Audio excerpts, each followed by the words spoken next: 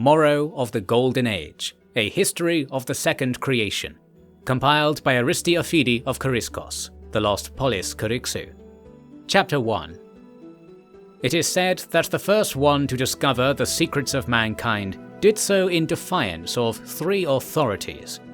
The offender's name was Prince Pairisates III of the Bosporan Spartakids, and the first defiance came against his patriarch emperor Hyenon of Chersonesus. This emperor forbade his sons from venturing into the steppe that crowned the Black Sea, and while his eldest Spartacus was proper and diligent, the younger Pairisates was forever absent from the palace, although his presence in the lower districts of the city was often known by the revelry his journeys inspired among the demos. The second defiance was of his companion Diotrephes. As a boy, this man had shown such skill at arms that he had bested his instructor in the presence of Emperor Hyenon. Since then, he had been the emperor's confidant, and it was for precisely this reason that he was placed into the retinue of Pairisates. On the fated occasion in the year 202, on which Pairisates planned to venture out into the wilds for an extended period, Diotrephes dutifully recommended against it. And it should not be said that Pairisates took Diotrephes to be a cynic on account of his connection to the emperor. No, Pairisates valued Diotrephes as a friend, and indeed as a bodyguard. Still, the prince heard no objections to his latest chase. He cited a teasing rumour of riches far upriver from the Black Sea. Rumours of the like abounded among the bloating caste of Scythians who rarely ventured beyond the walls of Chersonesus, of whom a great many were in fact refugees from the destruction of the eastern colonies once considered part of the Spartakids' Bosporan kingdom. The third defiance was inflicted on the gods. In the spring of year 203, there had been portents from all corners of the Black Sea with foul implications. For example, a man with 2 bodies is said to have come to the colony at Tanais begging for food, twice as much as a common beggar in fact. In the Caucasus, it was reported that goats were taking flight, entrained to passing clouds. Most dire was repeated news from merchants that long streaks of blood were crossing the Black Sea like serpents, causing no shortage of lost cargo to achieve their supplication. Oracles were taken by the chief hierophant, and the words of the gods were discerned. A prophecy was made known, whereby the blood of kings would run in such volume that the Black Sea would turn red, a fate avoidable only by careful preservation of such blood until it had dried from the water's surface entirely. That Pairisates knew this ultimatum is certain, for he is recorded to have spoken in affirmation of the oracle's decree at length, such that one writer who witnessed the scene recalled, "Although full on the meat of the morning's festivities, all present found their stomachs clawing at them by the time Prince Pairisates concluded his pious appraisal of the oracle." With hindsight, such filibuster was surely the product of the prince's ulterior motives. Pairisates wintered far north of the city, in a land for which the Greeks had no name. The Scythians leave no account of what they called the place until some years after the events set in motion here. He and his retinue of some 200 horsemen made their return to the city with the dark consequences of the shattered prophecy breathing down their necks. Thousands of nomads from the warlike camps of the steppe pursued the prince on their tireless horses, leading to a chase of such speed that no messenger could outrun the affair to deliver news on ahead. It was discovered instead by the clouds of dust that rose over the horizon, seen first by the acolytes who practiced in the eastern hills, then by watchmen on the city walls. By the time the King's Guard was informed and a general mobilization of soldiers was arranged, the vibration of hooves was chattering the cobbles of the market square in a terrifying chorus. Emperor Hyenon arrayed his 2,000 warriors in 2 lines across the road that flanked the aforementioned hills. Scarcely a fraction of a watch passed before Pairisates and his party stumbled down the road in disarray. Conversely, the bloodthirsty Scythians at their back made a point of gathering their horses into squares and parading towards the city folk, the shadows cast by their tall steeds falling like a curtain across the field. When Pairisates was close enough to receive word, Hyenon demanded to know what offence had brought this unheard-of response. Pairisates produced a bundle from beside his saddle, and revealed what appeared, under the grey sky and through frantic eyes, to be a rock of no discernible quality. There was almost an uproar, until the prince declared, "This is a treasure that moves 10,000 warriors to ride without food or water. Know, countrymen, what our enemy know in their hearts. Their valiant fortunes are forfeit to us now." These words cheered up the soldiery, yet did nothing to impress the emperor. A quick assessment of the force that approached was enough to divine the foregone conclusion to this clash. At first, Hyaenon seized the treasured rock from his son and threatened to use it as a bargaining chip to avert bloodshed. Paerisades begged with unseen humility and no sense of nobility, and pointed out that the rock was laced with runes of an inscrutable nature. Furthermore, he argued that by his gauge of the Scythians' present mood and intentions, even if the rock was returned, they would still assault the Greeks all the same. This was the demand of the shamans, from whom the prince had purloined this prize. Hyaenon faced defeat in one fashion or another, and returned the trinket to his son amid a spell of deep breaths. As the Scythians approached the blockade of shielded warriors, arrows flew this way and that, and shields spat splinters upon their wielders. A squadron of mailed riders appeared on the right flank, and thrust lances through 4 ranks of citizen soldiers. Seeing more riders dismount and advance with shields and spears, the city men were backing away from their foe to the front and battling the wheeling cataphract horsemen to the flanks and rear. Seeing this, Hyaenon ordered Paerisades to flee to the city, assigning 100 of the royal guard to ferry him and some of his chosen companions with fresh horses. When Paerisades asked what the emperor would do, Hyaenon gave no reply and took off towards the front lines with his footmen. Struck at this latest possible moment by guilt, Paerisades reversed his prior assessment and promised to make peace through returning the stolen artifact, yet already his father's men were dragging him to the city. Sensing that their homes and families were in close danger, the battle lines hardened against the growing assault. However, when they saw the emperor striding towards the very center of the clash, tearful appeals were hurled at him. In particular, one of his captains, Apollos, pleaded that the emperor flee, saying, "There is not a man among us who would be alive without you. How easy it is to see ourselves fallen upon by endless foes to return a small portion of that favor. Go and seek profit from the prince's boon, such that men like us might one day stand in awe of your achievements again." Such was the loyalty Hyaenon had fostered among his soldiers after decades of campaigns on the frontier of the settled world. Indeed, the emperor's reluctance to allow his sons free rein in the steppe was not a mere vice of coddling, but a wish that they might avoid the harsh life that he and his men had endured on those endless battlefields. Therefore, a portion of the army returned to the city, while the rest made a name for themselves on the road. The Scythians had lost their mark in the chaos, and once their ammunition began to run low, they regrouped and let the rest of the day go by in peace, although by that point 2 in 3 of the Chersonese men were dead, and the remainder were in a poor state. Those who could returned to the city, finding it awake with motion. At this time, the senior prince Spartacus was directing workmen in the project of hoarding valuable items and persons into the royal fleet. Paerisades found his brother to be entirely without composure.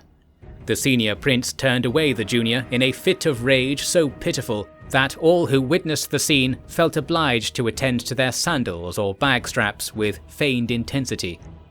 Paerisades and his fateful stone might have been left behind, had, on the first account, the people allowed his place in the making of this crisis to stymie their affections for him, and on the second account, Spartacus not been so faithfully devoted to his father that he would not dare take as much as a grain of millet without permission, let alone a son, no matter how profitable such a loss might have been for the kingdom in his eyes.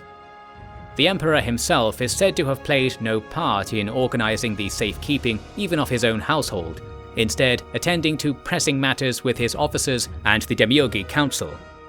By nightfall, the Scythian host could be seen lighting fires in a perimeter around the city wall, albeit it should be understood that more than half the city's circumference was against the sea.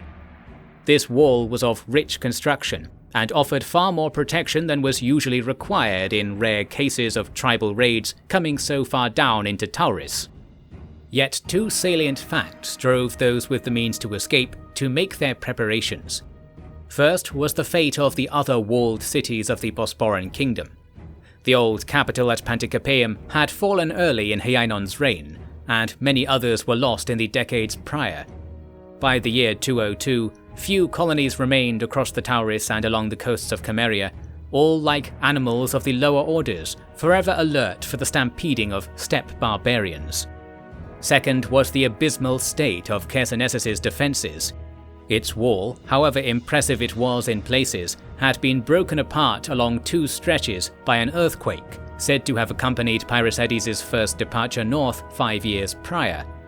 The damage went unattended to on account of the enormous cost, itself a product of the increasing rarity of good materials. Ordinarily, the work would have been funded via the sale of Scythian slaves to the merchants of the Black Sea. However, the city and its emperor had shown great caution about inviting retribution for raids of this kind. All that covered the breached portions of the wall was a wooden palisade, reinforced now with household furnishings. Indeed, it appears that in averting the dangers that had befallen other cities, Chersonesus had become weak, and thus invited those dangers all the same. It is no surprise, then, that while Pyrrhosides had instigated the ongoing raid, everyone had already been pessimistically expecting their downfall by this method for several years, alleviating the prince's apparent role in the disaster. At dawn, the Scythians requested embassy and had it granted by Hyainon. Little was achieved for either side, for the Scythian demands were scarcely less than surrender, and the Greek offers were treasures of value that surprisingly did not approach that of a stolen stone. Hyainon extracted from the envoys that the stone had been granted religious significance of immense proportion, the translator comparing it to the lyre of Apollo. Even this was an understatement. The negotiations were over before long, and preparations for the siege carried on. Many prominent citizens had left the city already. However, the majority of those planning to flee awaited the direction of the emperor. This enhanced and diminished the mood of panic in different ways.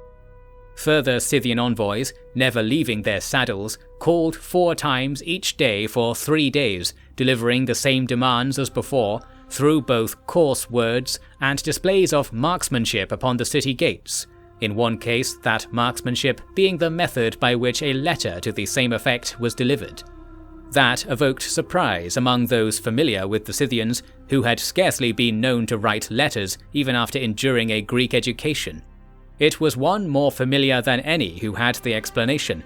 Pyrrhosides appeared before the Demiurgi Council in breach of his de facto house arrest, and explained that some among the nomads had recently seized upon the art of language and writing like a starving man upon an olive tree.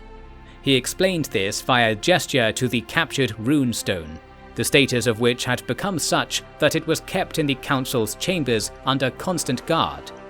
He went on to make many claims on its provenance. This writing was created by their distant ancestors from the time before the Trojan War. It is said to tell of a secret location where further writings from those times might be found, only they have lost all ability to interpret the script. Their thirst for knowledge of writing brought me close to some prominent chiefs, and it was through them that I came to understand that the messages they seek were written by the gods themselves. Those words could serve their cause more potently than any number of horses or arrows, and good citizens, I could scarcely sleep for the thought of that. I was not naive to the risks of pilfering this bounty from my hosts, and while this is no trial, it is still true that my case has not been made, so I make it now, where it profits us all most. There is a place that the nomads fear to go, where trees overshadow the land so thickly that there is no day and night. It is far from here, a half-season's ride on good horses. It is the oldest part of the world, save for the seas, and it is said that all gods have been there at least one time. There they leave their mark, these stones. There they litter the ground like pages of a book. Knowledge left over from the Golden Age. This stone lay in a tomb of a great king for 3,000 years, always telling of where the trove of Olympian script is to be found. That, friends, is the cause of this uproar. Unpleasant as it might be, I consider this a peerless gift to whoever has the will to use it. Let that be us lucky few." The demiurgi had hardly been quiet during this speech, and now their voices swelled to drive the prince from the chamber. Still, it would be wrong to say that those wishful words had no sway over them. It was decided by day's end that the rune stone be squared away on the royal octeries with other treasures. That night, too, Spartacus and Paereces were moved from the palace to take up residence aboard this ship. Seeing that Spartacus wore his father's cloak of Pontic turquoise, the embarked nobles moaned and flirted with returning to shore. Diotrephes spoke for sleeping Paereces to point out that the bequeathing of the royal cloak signalled that the former king was king no more, and that no one could justify leaving the side of the new king to attend to a single citizen, no matter how greatly urged they were. These words quietened the passengers of the Octeries, which was hurriedly cast off before word of the night's events in the city might upset the other ships. In turn, the other ships were wont to push off and follow the royal sails. No fewer than 10,000 left the city that night, and that is to discount any who fled by unofficial means. Twice as many remained though, and while Hyaenon had thrown off his cloak of command, the nearly depleted demiurgi hastily granted him the rank of Archon, while simultaneously stripping all others of it, such that in the sight of the gods his authority remained proper. With this authority, he levied workers to strengthen the palisade and stone throwers to attend to the walls. However, these assignments were made late in the night, so no work was carried out before the Scythians came alive at dawn. Their scouts had not failed to notice the sea of sail carrying their enemy's strength off eastwards, and hence the attacks on the city would now begin in earnest. For the whole day, horsemen raced up to the walls and loosed arrows upon the battlements. In return, the Greeks shot bolts, arrows, javelins, and pieces of stone. It is said that the invaders were treated unfavourably in this exchange, yet the intentions of their heartless officers may have been just that, for not only were they desperately short on supplies, but a battle of any kind was required along the walls so that their teams of slaves and sappers might assault the palisade unmolested. At these two weak points, iron nails were used to fix ropes to the ends of the beams. The rear of these ropes joined a strangely fashioned harness that allowed many horses to pull on it, not unlike the device used to transmit the speed of a beast into a riding chariot. While it was too barbarian to be called engineering in the common understanding of the term, its effect is recorded too firmly to deny. The palisades were taken away by these enslaved beasts. For the Greeks, the only consolation offered is that they observed many Scythians killed by missiles as they worked, and many horses break either their ropes or their bodies through their efforts. Furthermore, the nomads found that making use of the entry they had won would be harder still. There was not a citizen of Chersonesus who believed their life might be improved by surrendering, so all manner of assaults came from every house and corner the Scythian vanguard passed. These actions were so shocking that the horsemen fled to the walls and waited until the following day to carry out their sacking. If any of the townspeople had found sleep that night, it was to a gaggle of odorous burglars they awoke, and thus they gave their all to show the gods how much they had loved their life before it ended. Those best suited to resist on were gathered under Archon Hyaenon outside the council chambers. Its wider compound was arranged such that a line of shield bearers could cut off the only route in, and hence when the Scythians came, a fierce battle ensued. Drunk on the promise of the finest riches, many riders dismounted and tried to slip through the cordon, but hunting dogs and enraged refugees surged about behind the shields to punish fools such as these. This defiance lasted most of the day. Once their strength was spent and their wounds from arrow and axe many, the Greeks began to withdraw to the council chamber itself. Seeing this, Hyaenon took up his spear and anchored the line with his own shoulders. Renewed fighting carried on until dusk. It was then that Hyaenon witnessed the Scythians break down the door of the Temple of Hermes at his flank. This temple was built to fulfill a vow he had taken as a young man, where he invoked the speed of Hermes to escape his bloody first battle in the fields of Olbia. Indeed, while his father began to lose his empire that day, he was spared the loss of his son by the grace of Hermes, and in return, Hyaenon had honoured the vow there in pride of place within Chersonesus. Now, seeing smoke begin to rise around its flaking columns, he felt his fortunes deducted. So it was that he faltered, and the fall of the city was achieved. The smoke above the city was visible to those at sea, causing speculation on the fate of the emperor. His sons did not partake for obvious reasons. Instead, they busied themselves carrying out the emperor's last wish. Spartacus informed the fleet that their destination was Panticapaeum, or more precisely, its remains. This had been done to assuage various fears among the leading men. However, to one who understands the geographical disposition of this region called Tauris, it is clear that to seek Panticapaeum in this circumstance would be like fleeing into one's wagon to hide from robbers come to steal the same. By fortune, the Spartakids had prepared a figurative strong tower within reach, and when, in a private moment in which hate was overcome by brotherly kinship, Spartacus revealed to Paerisades their true destination, the latter jumped to life like a spark. The fleet's end was easily intertwined with the young prince's fateful plans, and it is a boon to all that this was achieved. Hence a cargo of precious people nested among their timbers at sea, believing their salvation would be wrought by morning. Alas, it would be a while longer, and it was not the horizon or the ruins of lost cities that would offer up their desires. No, it was something closer to their bosoms, a mere stone by the lights of some, held covetously by the adventurer prince. Indeed, without that tiny prize, all of the world might have been doomed to destruction. Morrow of the Golden Age, Chapter 2. At the eastern end of the Black Sea is a lake so large that it is said to take several days to cross by ship, although there are very few places on its shores a ship might ever want to visit. The Greeks called it Lake Maiotis. At the furthest point of this lake was the delta of a river called Tanais, and astride was a campground of the same name. Here some Bosporan colonists had seen fit to erect a few plaster buildings and a villa. This single row of permanent houses was always surrounded by the circular tents of the region's subject nomads, which were used as static dwellings by these people called Cimmerians. For defense, it had little more than an unfinished perimeter of stakes, relying instead on isolation and the banner of the Spartakid dynasty to act as a military deterrent. Space and foundations for a mixed-use temple had been provided by grant of a previous year, then left empty on account of the allocated quarried stone being lost in transit. This delayed construction indefinitely. Events like this are common at the ends of the earth.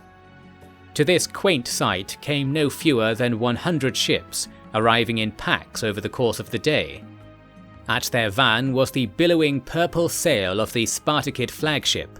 However, the largest craft of the armada passed by the colony and traversed the river mouth to reach a hidden dockside.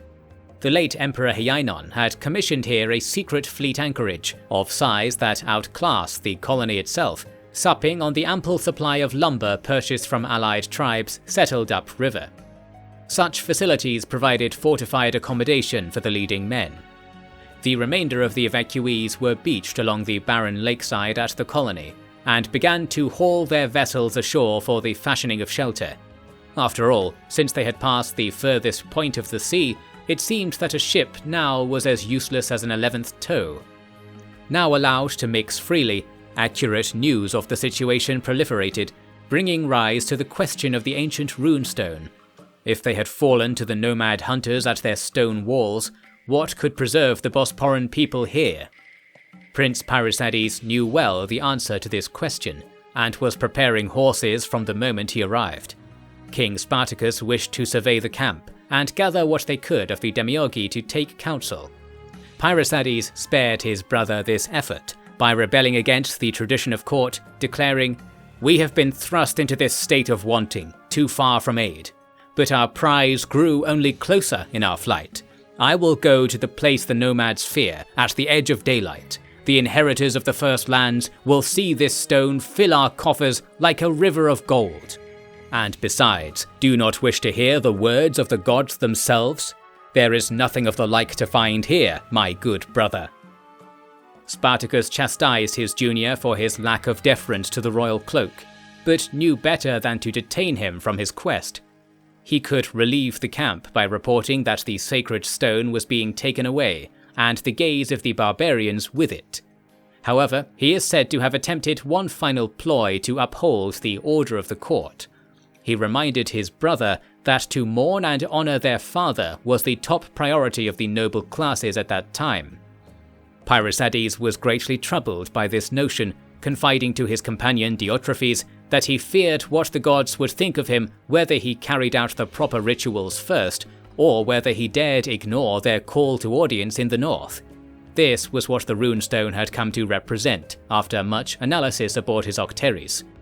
Diotrephes produced a brilliant and vital counterargument, claiming that since no one among their company had seen the emperor perish with their own eyes, what use would the gods have for a funeral that was in fact an act of speculation? Spartacus acted as if this idea had disgusted him, but most present believed he had been convinced, and indeed the matter was let rest for long enough to organize Pyrrhosides' departure. He brought many soldiers and materials across the river during the night, and departed at dawn of the next day. A crowd saw him off from the opposite bank, then turned to each other to wonder what their part in this odyssey was going to be. For the time being, matters of survival took precedence. The banks of the Tanais were near uncultivated, and the waters of Maeotis scarcely fished, so the project of colonization was to be greatly accelerated. Still, the anxiety to see the errant prince report back hung over the burgeoning town for the coming year. While the affairs of the city were well recorded by the unusual concentration of scholars the evacuation had gathered there, it is of ultimately greater concern what transpired among the party of Pyrrhosides, about which we unfortunately have only unfinished accounts and rumours from later times. By cross-examining many of these tales passed on from those present for the journey, I have unearthed what must be true of it, which I shall now set out. The prince rode with 100 royal guards and 200 Scythians along the northern banks of the Tanais. After 4 days, the river revealed a large tributary. Here the party traded with a caravan of Heloni, merchants of the rivers who were familiar with Greek coin and custom. Pyrrhosides traded his exquisite white horse for the services of a guide willing and able to approach a place called Semini Kefitodi. The prince claimed that this was what the northerners named the so-called First Lands, the place that occupied his mind entirely. A careful translation of the far Sarmatian dialect might be reserved lands. No matter what was understood in the exchange, the party gained passage, supplies, and good scouts to facilitate a long journey to the north, now tracing the path of the lesser Tanais. Here the danger of discovery by the Scythians lessened, as the scavenger nature of those tribes confined them to ranges close to the inner waters. The greater part of the steppes were instead the domain of the Sarmatians, for whom the ancient ways of herding and hunting were preferable to raiding. Still, there was profit in this party of Greeks and coastmen coming so far north. The merchants of the route were happy to take on the party as guests at every stopping point, but those comforts would be few beyond the first month. During this time, the party took consideration of the task at hand and saw fit to encumber themselves with the wagons and tents commonly used on the steppe, in order to travel in a Sarmatian style. While slow and requiring of superior orienteering to avoid disaster, to cross the far portions of the steppe, as Pyrrhosides boldly wished, was as dangerous a thing as to venture south in the African desert, and a retinue of sheep, oxen, and further adventurers was vital. To fund such purchases, promissory contracts were signed entitling the traders to goods of certain values from the Tanais anchorage. Therefore, eager men on carts and riverboats appeared before Spartacus in the weeks to come, whose fury that his brother was sending creditors alienated him from the common people, for whom the prince's expedition was not simply a strategic asset, but a chance at genuine spiritual insight. Since a proper price for the words of the gods could never be agreed upon, and the Haloni riverfolk discovered this to be the ultimate purpose of the investment, the debt's value was appreciated in marked steps until the time that King Spartacus put an end to the affair at Spear Point a few months later. This damaged all parties involved immensely, but the court considered honor to come before material needs. It is not hard to argue that they went too far in this case. Such were the main political affairs in Tanais during the year 202, which otherwise carried on like most of the other Black Sea colonies, including the reception of vessels from Greece, come to honor the transition of power and give condolences on behalf of various cities for the goings-on in Tauris. The funerary rites for Emperor Hyenon were held after the oracles indicated that he had already met the gods and made his case. Therefore, Spartacus was formally declared head of the household. It should be noted that Spartacus did not take the title of emperor, for he detested it passionately. This was likely the influence of Hyenon, who had never used the title himself. It was others who called him emperor, while when addressing his own person in official matters, he used king. Spartacus took this further, ordering that he was to be called king, and his chosen deputy, a former archon named Herodotus, should be called first citizen. There is more to say on the matter of Spartacus's political style, and it shall come later. Pyrrhosides and party were taken to the furthestmost camp of the nomads, a place their guides had to flee due to being unwelcome. It was called Gelonis, and was little more than a place where successive camps had been made over the centuries, leaving piles of refuse in an artificial landscape. These piles were put to use in recent times for the cultivation of crops, and as such a permanent garrison of the campsite had developed. It is noted that all kinds of cereals were seen in these primitive fields, damaging rumors to the effect that when nomads harvested seeds, it was only millet. On the other hand, it has been argued that these crops were spread by animals, and the local people had no notion of what was causing these things to grow. Since we have little to go on, I shall leave this to you to decide upon privately. The leading tribe here was called the Roxolani, and the gods saw fit to have some of them recognize the name of Pyrrhosides. They all at least knew of the Spartakids. At first it was found that the Roxolani did not speak the common tongue of the Sarmatians or Scythians. However, that was remedied quickly by the primary commodity these nomads traded, slaves. Captive interpreters from the Haloni were brought up, and both sides presented gifts and good manners. Pyrrhosides sought information on the nature of the lands further north, relaying the story that his guides to that place had scattered at the site of this camp. It was reported that the northern lands were barren and without purpose. This tribe did not consider them to be of religious or historic significance, which disappointed the Greeks. Pyrrhosides asked how far it was to the edge of the forest or the outer sea, and received the reply that no one had been so without love of their life that they had travelled to find out. This, though, was an exaggeration. Even the Bosporans of the time could tell the Roxolani were more adventurous than they claimed, and indeed it is likely that they simply wished to dissuade passage north without rendering offence, seeing that their position made them the foremost hunters of whichever parts of the first lands they wished to visit. The bluff was uncovered in full after the party was invited to browse the slaves held in the camp. After a first pass, any who spoke Greek were purchased at full price and assigned to a wagon that would return to the king, along with an embassy of the Roxolani's top families, who would also be tasked with extracting payment on delivery.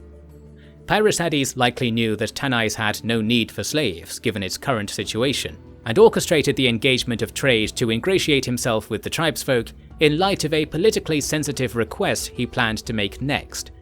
He and the other Greeks had noticed that two of the slaves were decorated with a different style of tattoo to the other nomads, in particular covering parts of their faces with wide ovals. Furthermore, their arms allowed no skin to remain bare, with patterns of horses, oxen, and winged beasts. This contrasted with the simpler patterns of chevrons and animal heads worn by steppe nobles, thus intriguing the prince. Of the pair, one was found to be deceased. The other was a grey-haired woman who was advertised as a fire crone, an occupation that perplexed even the Sarmatian members of the Bosporan party. Pyrrhusades demanded to purchase this slave with a sudden outburst of enthusiasm.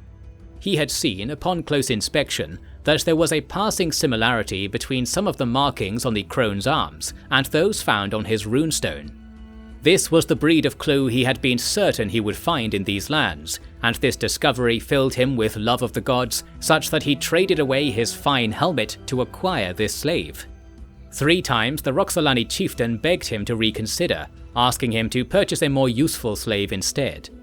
Pyrrhusades saw through the ruse, and refused so politely that no one dared progress their objections to force.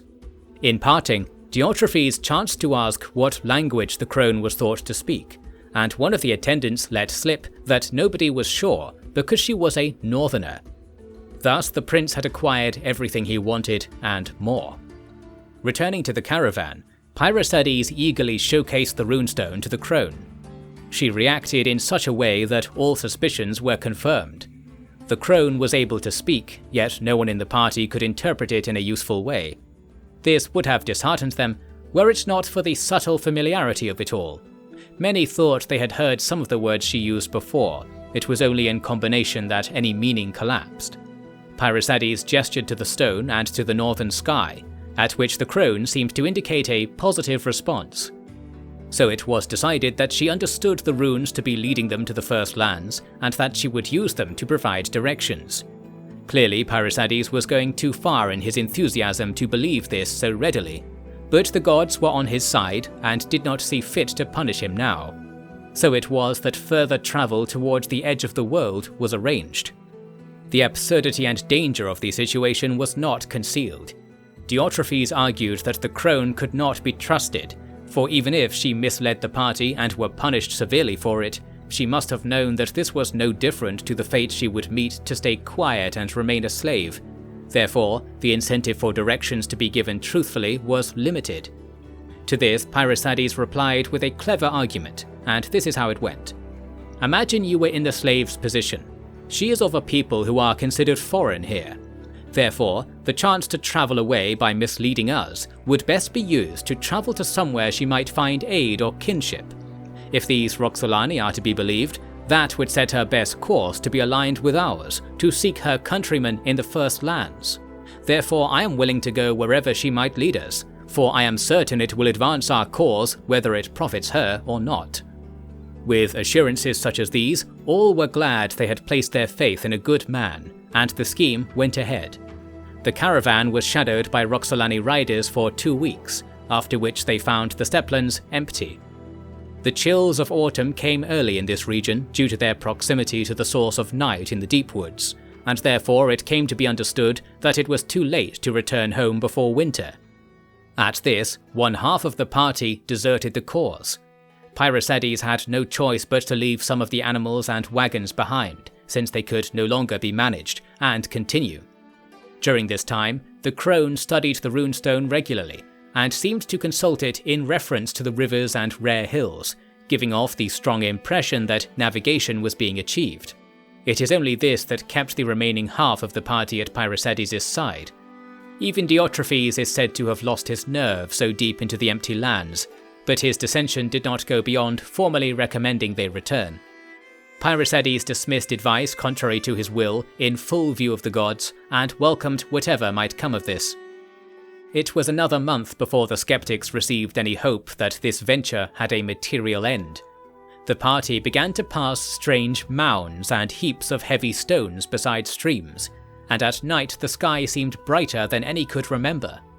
There were ditches that ran unnaturally straight, wild cattle that looked too large and strong to be breeds from the inner sea, and most tellingly of all, there were pairs of posts with carved reliefs positioned at certain points the crone in the leading wagon never failed to lead them to.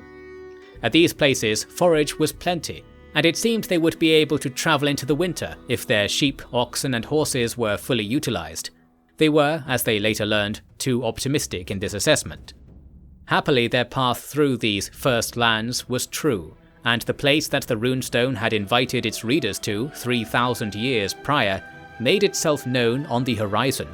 A place where many stone piles dotted a modest plateau, all ringed by waist-high fences of rock. Pyrrhusades raced ahead with some companions to investigate the area. He found that the long grass of the steppe had been meticulously cut away here, leaving bare the footprints of stone walls and roads. Charting their patterns, he found himself in the middle of the carcass of a city, crumbled away in all places but those under divine protection.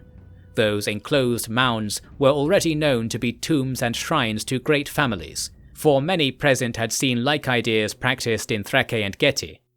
The bounds of the ruins exceeded the size of Chersonesus twice over, and there was no doubt that whatever this place had been, it was of vital importance to those that dwelt there. It was thought that the crone would be a person of this kind. However, it was obvious that no one lived in the ruins at that time. It was not people that Pyrrhusades had come to search for, however, and so he busied himself scanning the remains of this ancient city for more etched runes. Indeed, the area was rich with finds of this kind, such that a new mound began to be made of all pieces the party located. The prince's followers were eager to collect these pieces too, not only for their chance link to heavenly knowledge, but also because they might be sufficient spoils to satisfy the prince and allow a return to better wintering grounds. Diotrephes is reported to have said the prince was shocked that his own wild folly had yielded such profit, if profit it truly was. Others report the prince to have been self-sure from beginning to fruition, although I am inclined to believe that Diotrephes knew the prince's mind better than his other companions. The finds were presented to the crone, who now did not seem impressed by them.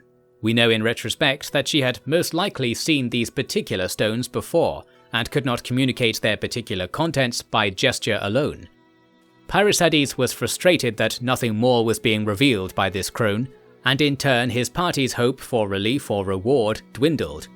They drew their wagons into an encampment beside the city at dusk, and as soon as horses were pasturing and men began to set their pots in the ground, an alert was raised. Expert listeners had sensed horses moving in large numbers nearby, and those of the party were clearly still in their feasts of grass. The culprits were seen in the last light of day, of which one observer wrote, "A dark snake, wide at the head and narrow at the tail, came along a twinkling path that seemed to quiver all the way from the black horizon."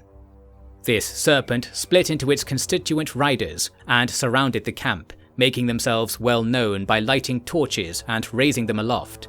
In the meagre light this offered, their ample tattoos revealed their allegiance to the crone, although they were said to be more finely dressed in smooth leather and round fur hats. None came forward to make demands. Pyrrhusades was advising the Bosporans to prepare for action. However, the fear struck by the sudden arrival of this otherworldly host had shattered what military cohesion the adventurers once had. Diotrephes made a case to Pyrrhusades. "Did it occur to you that we were not the first to steal the stone? And now how many more have we taken? Your father would be enraged by how you treat the fates, and it is only I as your friend that dares say it." At the mention of his father, Pyrrhusades became too flustered to give a reply. Diotrephes took this to be tacit permission to act of his own volition, and so he went to the crone and removed the binds that kept her confined to the wagon. The crone walked with a bowed head out of the camp and towards the circumvallation of horses. It was heard that the crone spoke to them, and after some agreement was made, she beckoned that Pyrrhusades might approach them also. Diotrephes demanded to go in his stead, and as a compromise they both went, with 10 guards each. This was still only a symbolic guard against the 1,000 or more horsemen spotted nearby, and the Bosporan party in total was no more than 150. The crone led his group deeper into the horsemen, and simultaneously the siege of the camp was broken off so that the host could follow along. The prince was taken to a pond close to the city, at which the crone repeated 2 sounds, ab and aspa, which the prince now understood to refer to running water and to forests. Once the prince sounded these words back with sufficient confidence, the event came to a swift end.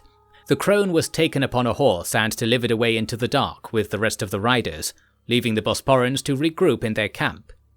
The result of this meeting convinced Diotrephes that the runestones were not invitations to trouble, although the night left them even further from being of use or profit. In the morning, they had lost one asset further, Pyrrhusades. The prince had taken 3 horses and set off alone before dawn. Since he had been spotted and his direction established, Diotrephes raised a band of quick riders to track him down. There was a clear guide to lead them hence, the white streak of water that shone out along the mysterious path. But catching up with the prince now would be challenging, especially as one rider with 3 horses travels further in a day than 3 riders making their horses carry their weight the whole time. This was a trick the nomads used frequently, so it was no surprise that the prince took to it as if he was born in the saddle like his foreign friends. By Diotrephes' later description of the prince's own retelling of his adventure, we can piece together a sensible, albeit third-hand account of the encounter that followed. Pyrrhusades rode for 3 days, seeing the river widen to maturity and weaving in and out of forests. He said that the way the riders before him had taken was clear from the trail on the ground, and that he was surprised how many narrow passages and rough embankments they had traversed. Then he came upon a worrying sight. The ground ahead rose up a measure, as if to display the sheer volume of trees it was host to. He was upon the world's end forest, and to mark the occasion with a little fanfare, Boreas blew down the first snows of the year. Supposedly, the darkness that dwelt in its far depths was visible in the air, although the Greeks who later caught up failed to attest to this. Not taking any portents into account, the prince resolved to explore forwards with faith in his destiny. Inside the forest, its darkness began to manifest, and navigation proved difficult. He did not go far before he couldn't see the plains he had come from. The river, though, provided a vital trail one way or the other, as did the impressions of 1,000 horses in the ground. It was unheard of for nomads to take their animals into woods of this density, which Pyrrhusades knew well, and this spurred him on to find what purpose there was in this strange pursuit. In his focus on the trail, he missed the other movements of his mark, for they now had come on foot to stalk him closely.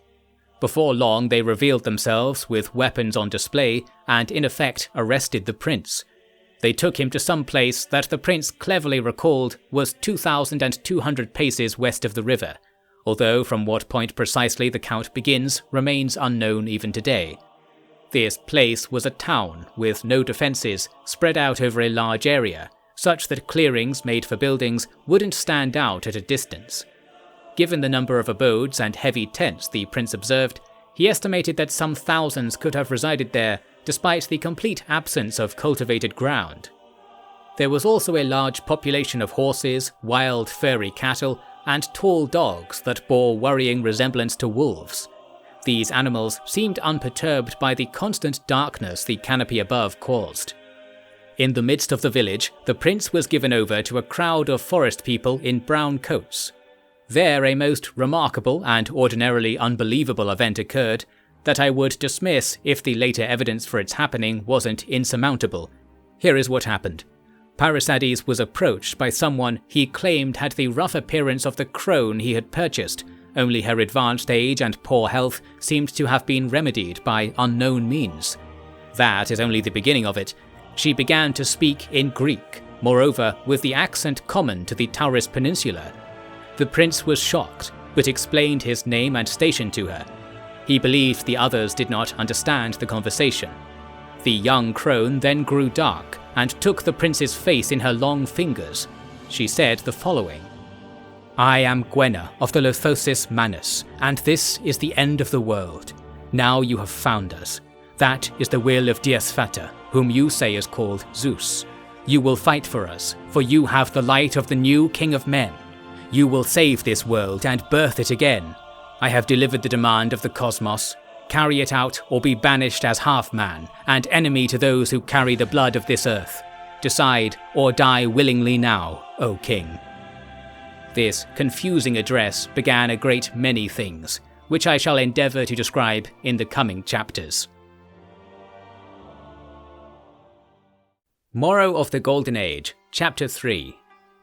The dwindling party of Bosporans encamped in the First Lands would have perished during the winter of 202 had it not been for the aid of the so-called Lothosis Manus, a name the forest people on the edge of the Daylight Realms claimed for themselves.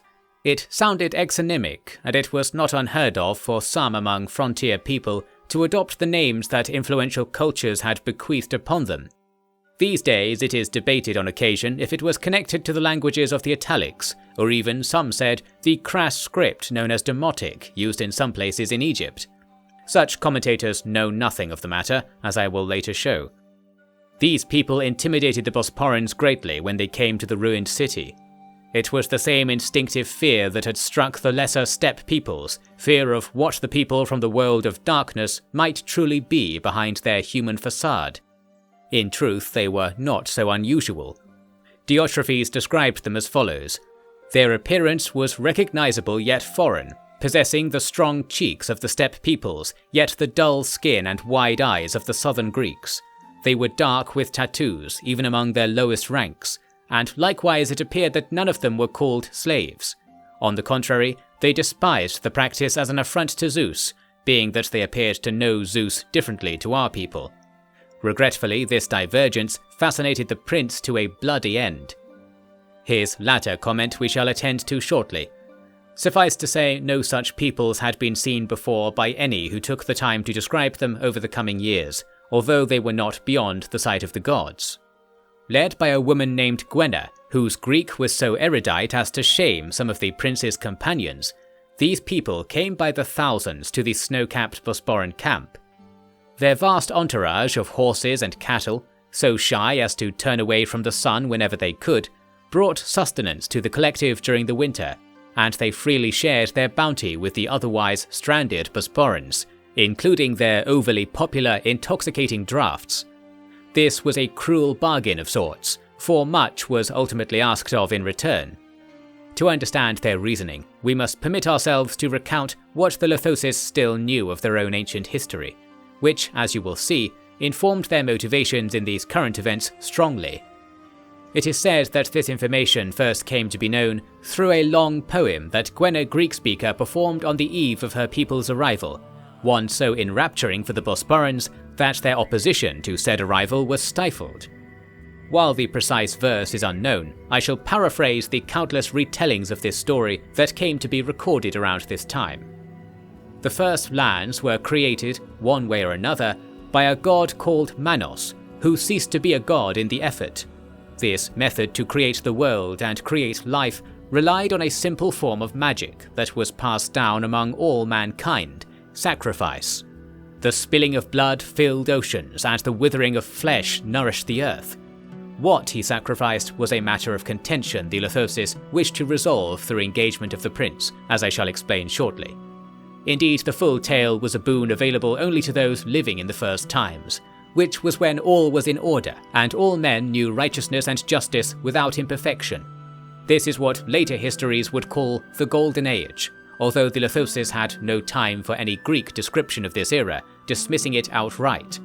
This was because of a strong prejudice they held against all cultures that deviated from their own, stemming from the shrouded events that caused the Golden Age to collapse. All that is certain is that humankind began to deviate from the path the former god Manos had set out for the earth, and that blood and flesh lost their powers to forever rejuvenate life.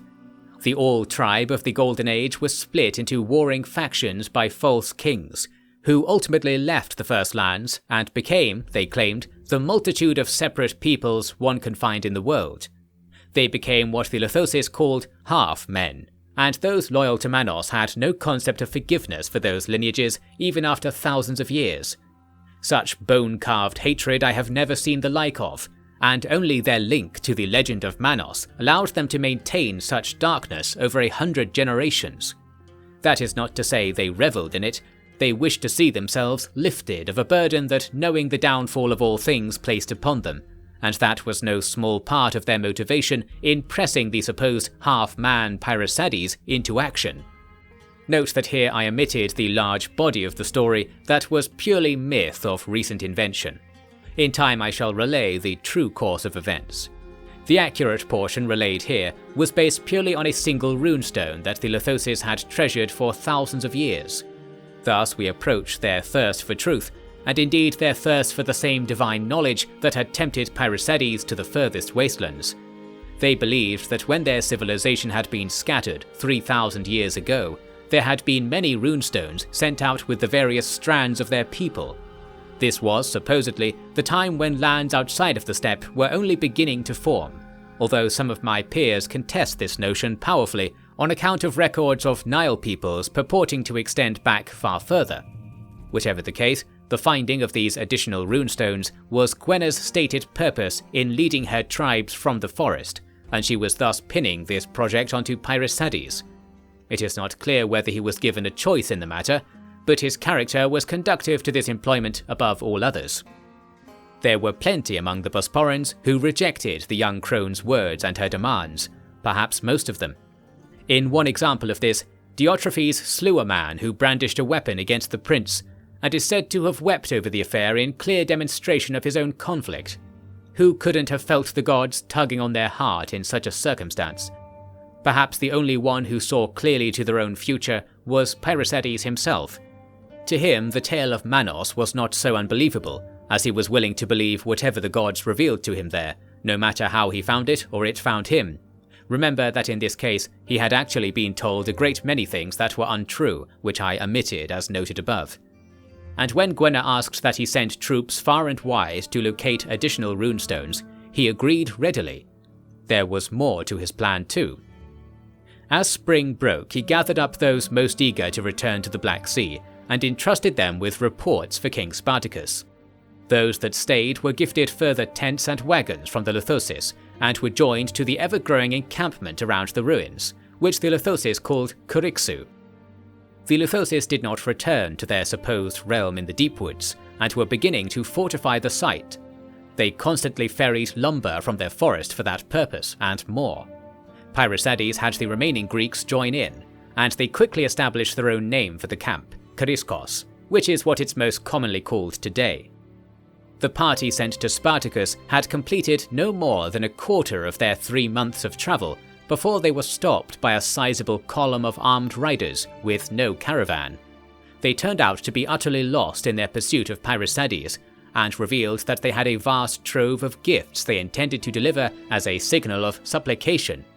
This surprising offer was the order of Eumenes, high chief of the Heloni tribes, the same peoples who had previously scattered in fear upon approaching the first lands. This new expedition had fared scarcely better. But trusting their intentions, the Bosporans sent them towards Chryskos. The later events of the expedition to Tanais shall be discussed shortly. Being purely on horseback, the Heloni arrived within 2 days, and immediately the ambassadors presented a spread of riches that had both Pyrrhusades and Gwenna instantly sold on anything they might request in return. The only request was to hear what Gwenna knew of the creation of the world, and she was more than happy to sing her myth song again. To explain this strange behavior from Eumenes and his people, we must first know that his intentions began in the simple desire for profit. Hearing of the Scythian horde hunting for a lost stone, the river folk had made considerable effort to ensure some dividend of the quest was paid to them. Through those who had defected from Pyrrhusades' cause in the autumn, they had learned not only of the rough direction of the prince's quest, but that it was runes on the Scythian stone that made it valuable, runes relating to the very essence of the world and the wishes of its gods.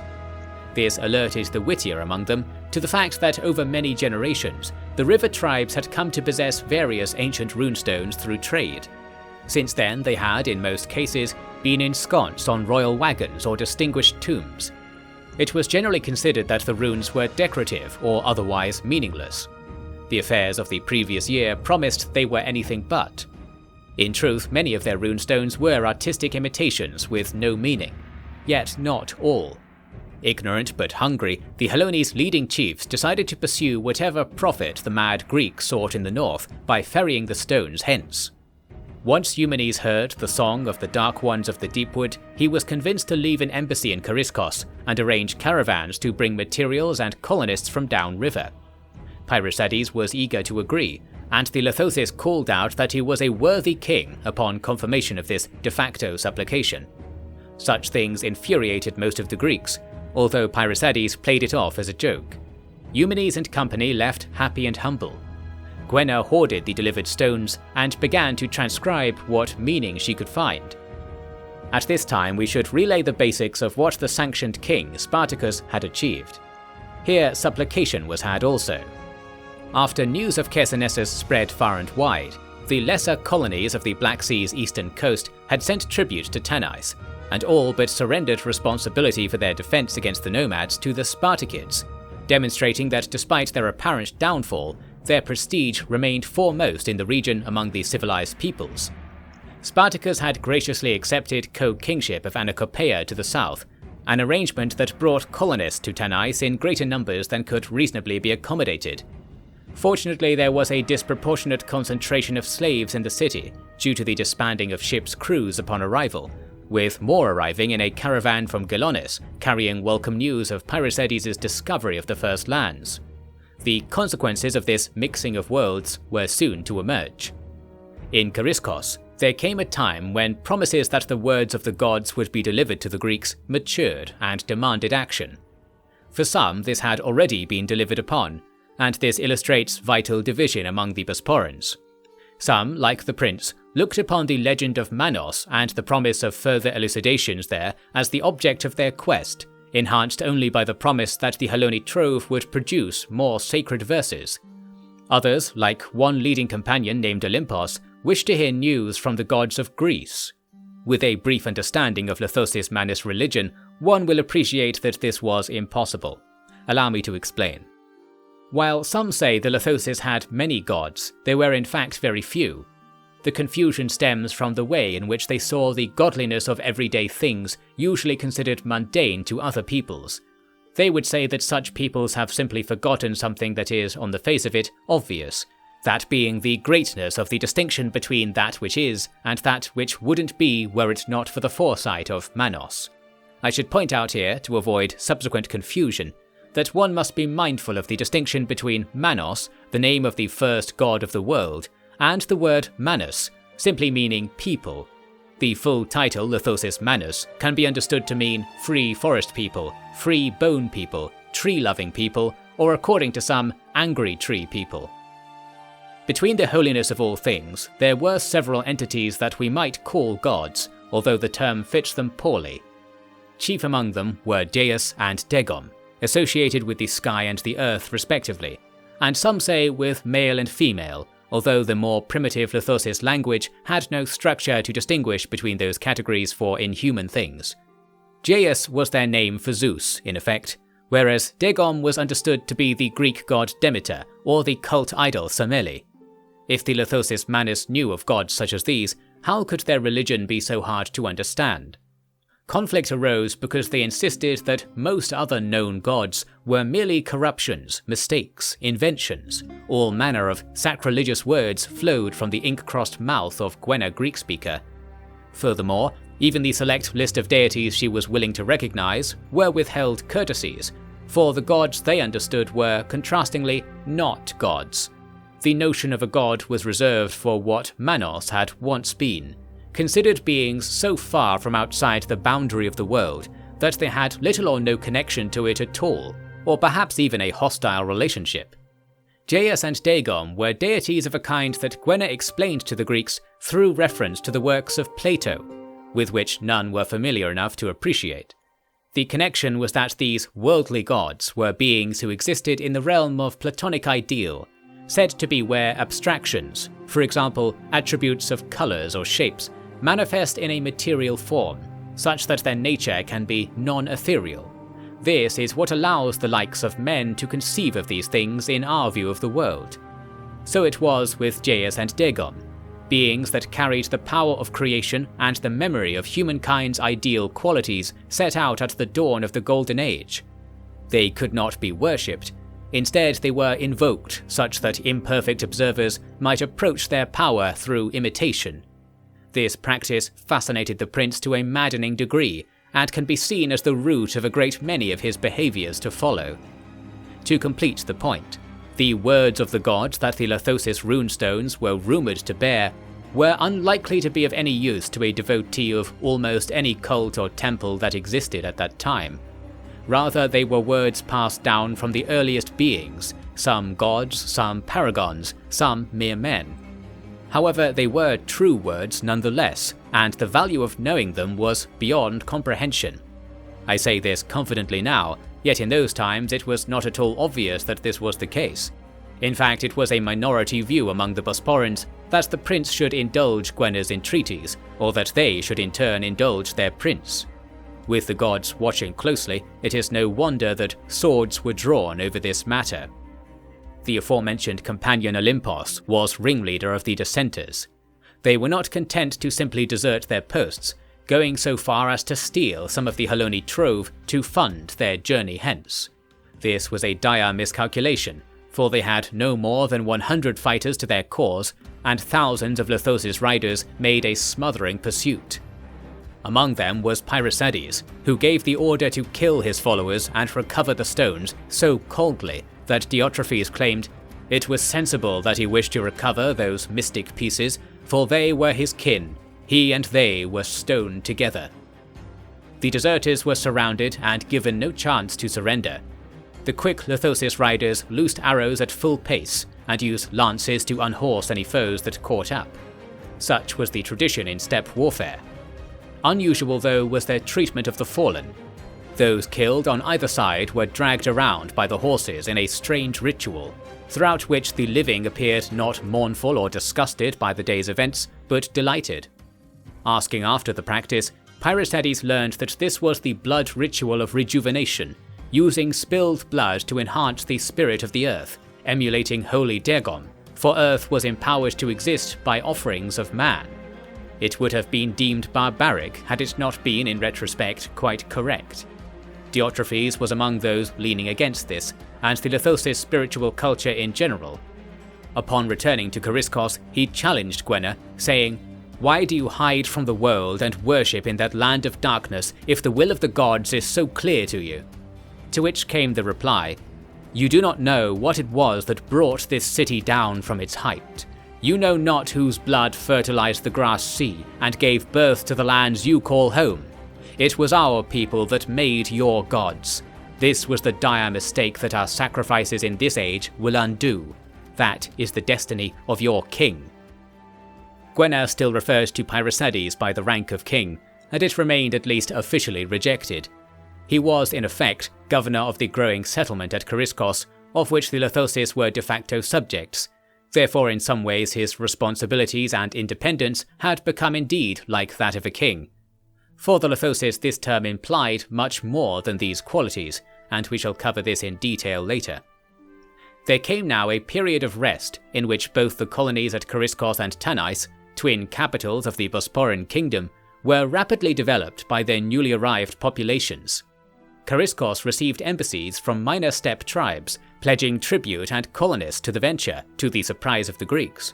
The influence that the emergence of the Lithosis into local politics had had was great, for it struck at many prophecies and fears of the lesser tribes, and perhaps awakened in them memories of the common ancestors they shared with those bloodthirsty and righteous forest people.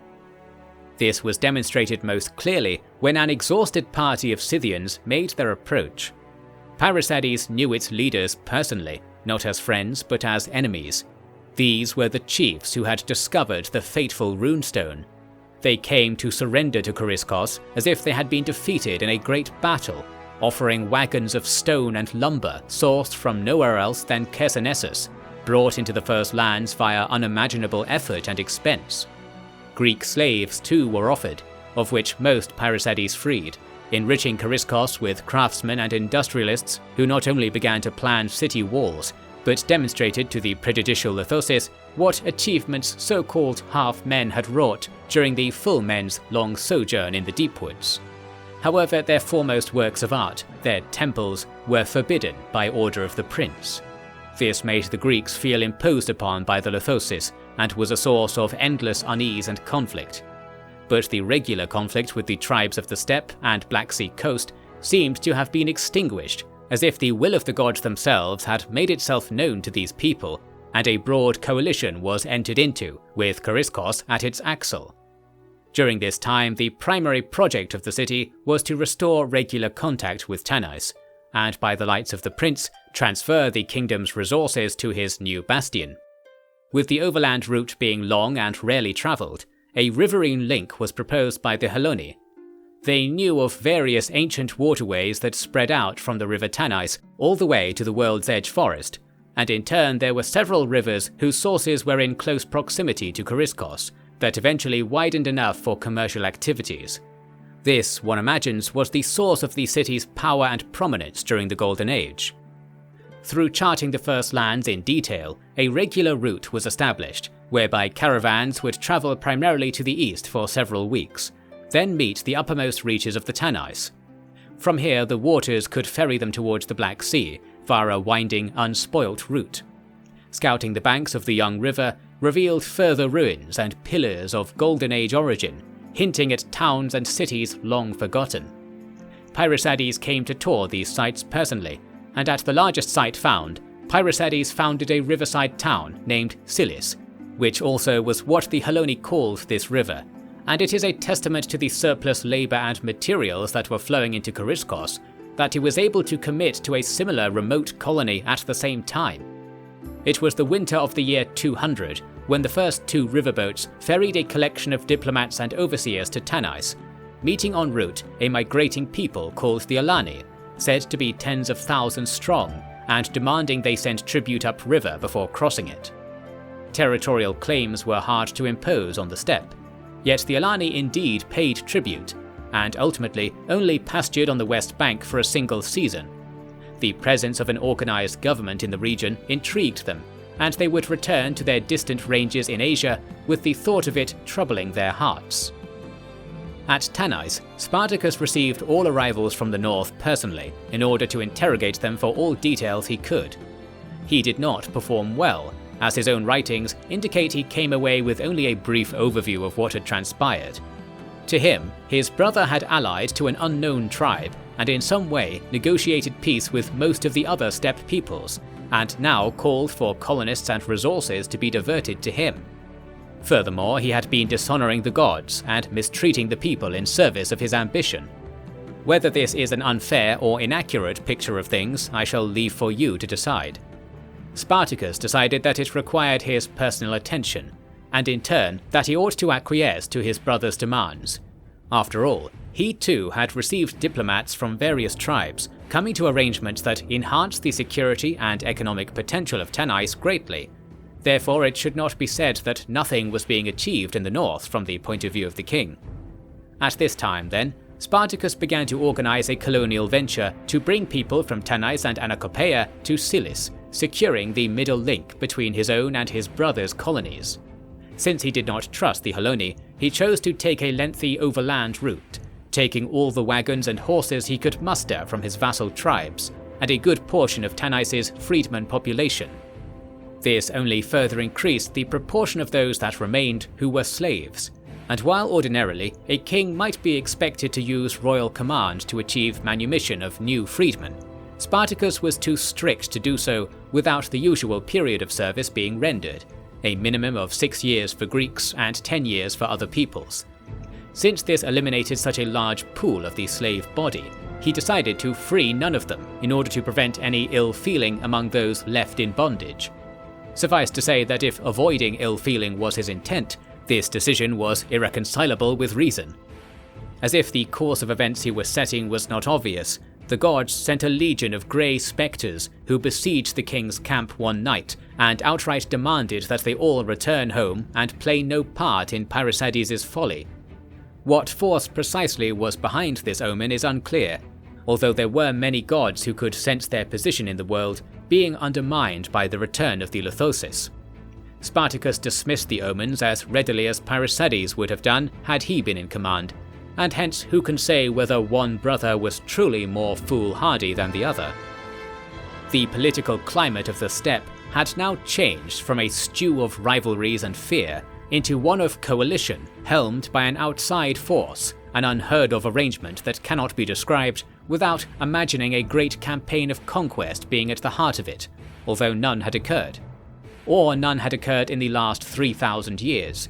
One might wish to claim, with a sense of irony, that campaigns fought at the close of the Golden Age could be said to be bearing fruit now that a like time was once again beginning to intersect with the world.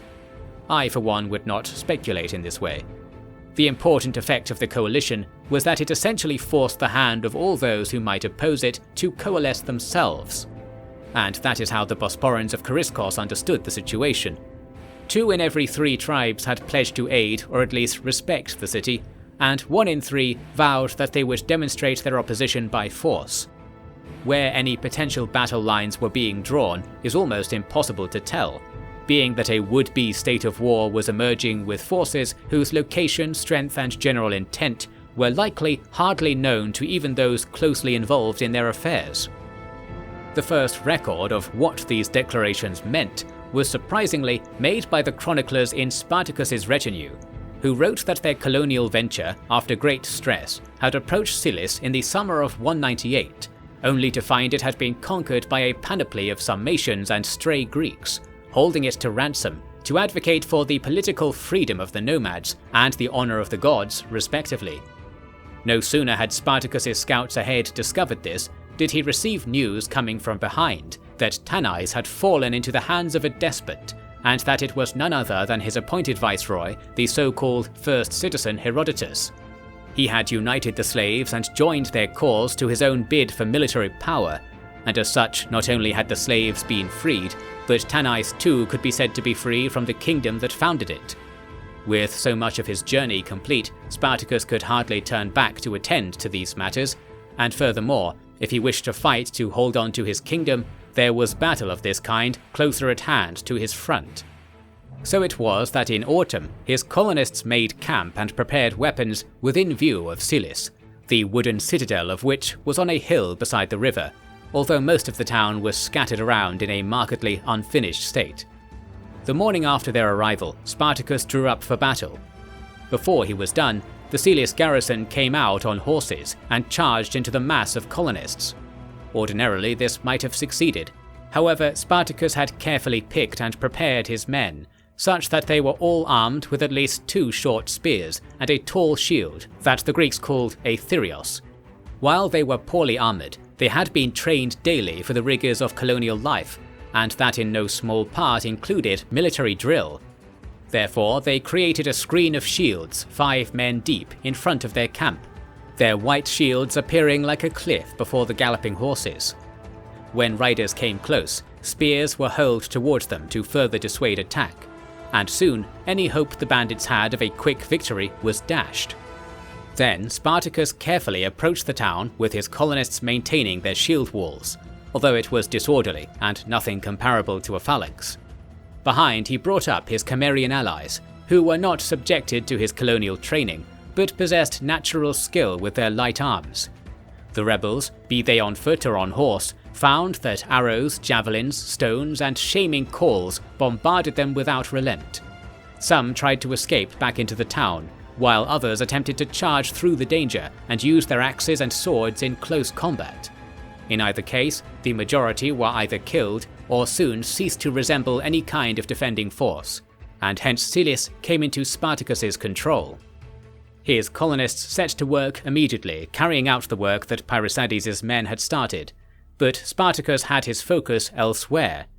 He wished to identify the tribal allies Pyresides had made, who had evidently been present at Cilis, and understand whether he could be at ease in lands that all tribes he had ever known claimed were too dangerous and barren to inhabit.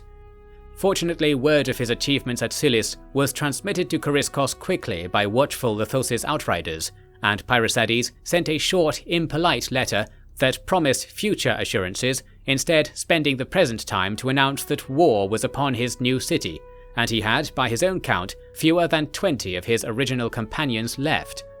This was not a request for aid, rather a boast. He was setting the stage for his victories in battles to come, and underplaying the significance of the thousands of Lithos' Manus warriors who might reasonably aid him.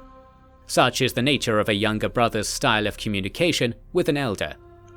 At this time, then, it was the case that any territories that might still be called the Bosporan Kingdom existed entirely in the abandoned First Lands, and their population was mostly foreign, not only to them, but to every other society within memory. The world was going to become more familiar with them shortly, and none faster than the gathering bands of steppe nomads, the anti-Golden Age coalition, some call them now, who were tracking their way towards Kariskos with the intention of seizing whatever power was growing there for themselves. if only they had known that Prince Parisades still had almost 20 men, and moreover the formula of worldly power. The first lands had been built by the flesh of Manos, and could be rebuilt with the flesh of man. Morrow of the Golden Age, Chapter 4. The population of Coriscos fluctuated dramatically from month to month in its early years. Accounting for inward flow was the arrival of colonists from a variety of steppe tribes, whose leaders had bought them entry to what seemed to be a promising city. They found, though, that the city was mostly rocks and the rudimentary fur shelters of the Lithosis Manus, and that further, there was hardly any among them with expertise to cultivate its surrounds. Thus we account for the outward flow of peoples, those who left with dejected hearts, overfed on the myth of a legendary city, those who perished of the illnesses that building upon long-dead ruins is always bound to awaken, and those for whom the call of the steppe was adequate answer to matters of hunger and home. Among this latter group we find most of the Lithosis, who decreased their allotted time for city business over and over until they were scarcely present at all. Most of them quested to the north and east, seeking further allies among the rest of their people. It was imagined that they might one day return, although cynics had the better of the public discourse among the Bosporans. Their aspirations for the colony were dampened only further when the masses below them began to break. At the close of the year 198, a gang of 800 Sarmatian colonists took up torches and committed arsenry against what few brick structures the city had risen. Then they broke out and fled to the south with all the horses they could capture. Diotrephes, the guard commander, took this matter to Parisades the next morning, demanding an immediate pursuit. Parisades had quite the reverse in mind, not only to avoid publicly agreeing with his confidant, but also to enact a stratagem that was, in the view of some, more clever. I suspect it was more cleverness than tact that brought this on, although to quote Diotrephes himself on the matter, the prince was too fascinated with horse wine and over-liberation to listen to good advice. How the prince's old friend would be humbled. From the writing of others we have the true extent of the prince's plan available for our consideration. Firstly, he had reasoned that if he left the city, then the problem he was seeking to solve would grow out of control, being that his royal legitimacy, from the perspective of Bosporan and tribe folk alike, was the linchpin of the city's revival. Secondly, he knew the nature of the band who had betrayed him. They were freed slaves, supplied as tribute by the Heloni, whose skills as horsemen were laughable. Therefore, their chances of survival outside of what industry the city could offer were low. Thus, and thirdly, he planned indeed to attack them and make a stark example of their wrongdoing, yet only when they had buried themselves in despair over winter. This included, as the prince had predicted, slaughtering the stolen horses to provide for meat. They would ultimately be forced to approach the city again in hopes of raiding for spoils, and when this time came, 3 months after their rebellion, Parisades struck. Ironically, this time Diotrephes advised against this action, as the coming and going of peoples mentioned above had left the prince with perhaps 300 warriors, only a handful being heavily armed. Yet when he saw the grin the prince wore upon the call to arms, Diotrephes was so moved to bold action that he clapped the prince on the shoulder and invited bets on their upcoming exploits. Such had things been in their younger days, and I would imagine that the companion had been waiting for an excuse to let his civic duty slide below his love of martial pursuits among brothers. This is not uncommon among accomplished fighters of great cities. This is to say nothing of his cunning in battle. It was matched only by the prince himself, and therefore, when the prince ordered that all his 300 riders dismount and release their horses forward, it was only Diotrephes who knew that this was a mortal blow to the rebel mob. Why? For the sight of horses advancing riderless towards them was too great a draw, be it due to hunger or greed for wealth, and a great many of the criminals scattered after beasts with twice the legs and thrice the mind to evade capture. Then the Coriscosi warriors ran out on foot, with axes, knives and short bows, and in a close melee turned the scramble into a slaughter. Those that surrendered were executed on the battlefield, so that their blood might mix with those of the fallen, forming a red marsh in the hoof-ploughed mud. The Lithosis warriors among the victors sang songs and praised the others for playing along. Whether the Bosporans truly appreciated this savagery is hard to say, for none were bold enough to record any thoughts running contrary to the prince's order that day. There were warbands all across the steppe making plans to move against Kariskos, but the city's victory in battle brought pause to these rogues. They would, in the end, be dissuaded entirely by either the sight of King Spartacus leading thousands of colonists into the city, or the simple sight of the city and its surrounding encampment thereafter. Be aware that on the steppe, to see an array of torchlights and unnatural moon shadows is a rare and awesome thing, likely never seen by the more poorly travelled pastoralists. The coming of the king that summer brought with it a reunion of brothers, who could at last mourn the loss of their father. With the emperors having passed at the fall of Pantikapaeum, the family was reduced to these two, their exhausted wives, and for each a collection of infant children. These wives were enduring the daily stresses of protecting the infants from the diseases that so many people and animals living together invited, and not always were they successful. Spartacus had also to report the loss of Tanais to the tyrant Archon Herodotus, which he admitted with an infectious sense of shame. The prince was unmoved and promised at once to return the situation to order, going on to further comfort the king with ambitious descriptions of what greater heights Kariskos would reach with all of the good men of the world's northeast quadrant gathered with one purpose. It was an exaggeration that the king did not see fit to challenge, though he cannot have failed to appreciate that the so-called one purpose of the city eluded definition. The sizable body of able colonists he had brought conducted a pitiful harvest in the autumn and prepared the city's fields with proper experience ready for the spring. Instead, sheep and crops bought from Olbian merchants were relied upon. A river route south to Olbia, historic ally of the Spartakids, had been charted in the summer, which would prove vital by the same time next year. Spartacus resolved a number of legal matters within the city by royal decree, and in his wake established a court system familiar to the Greeks and baffling to all others.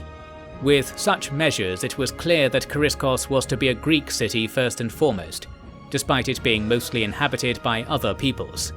Of foremost curiosity to Spartacus was, of course, the Lithosis Manus.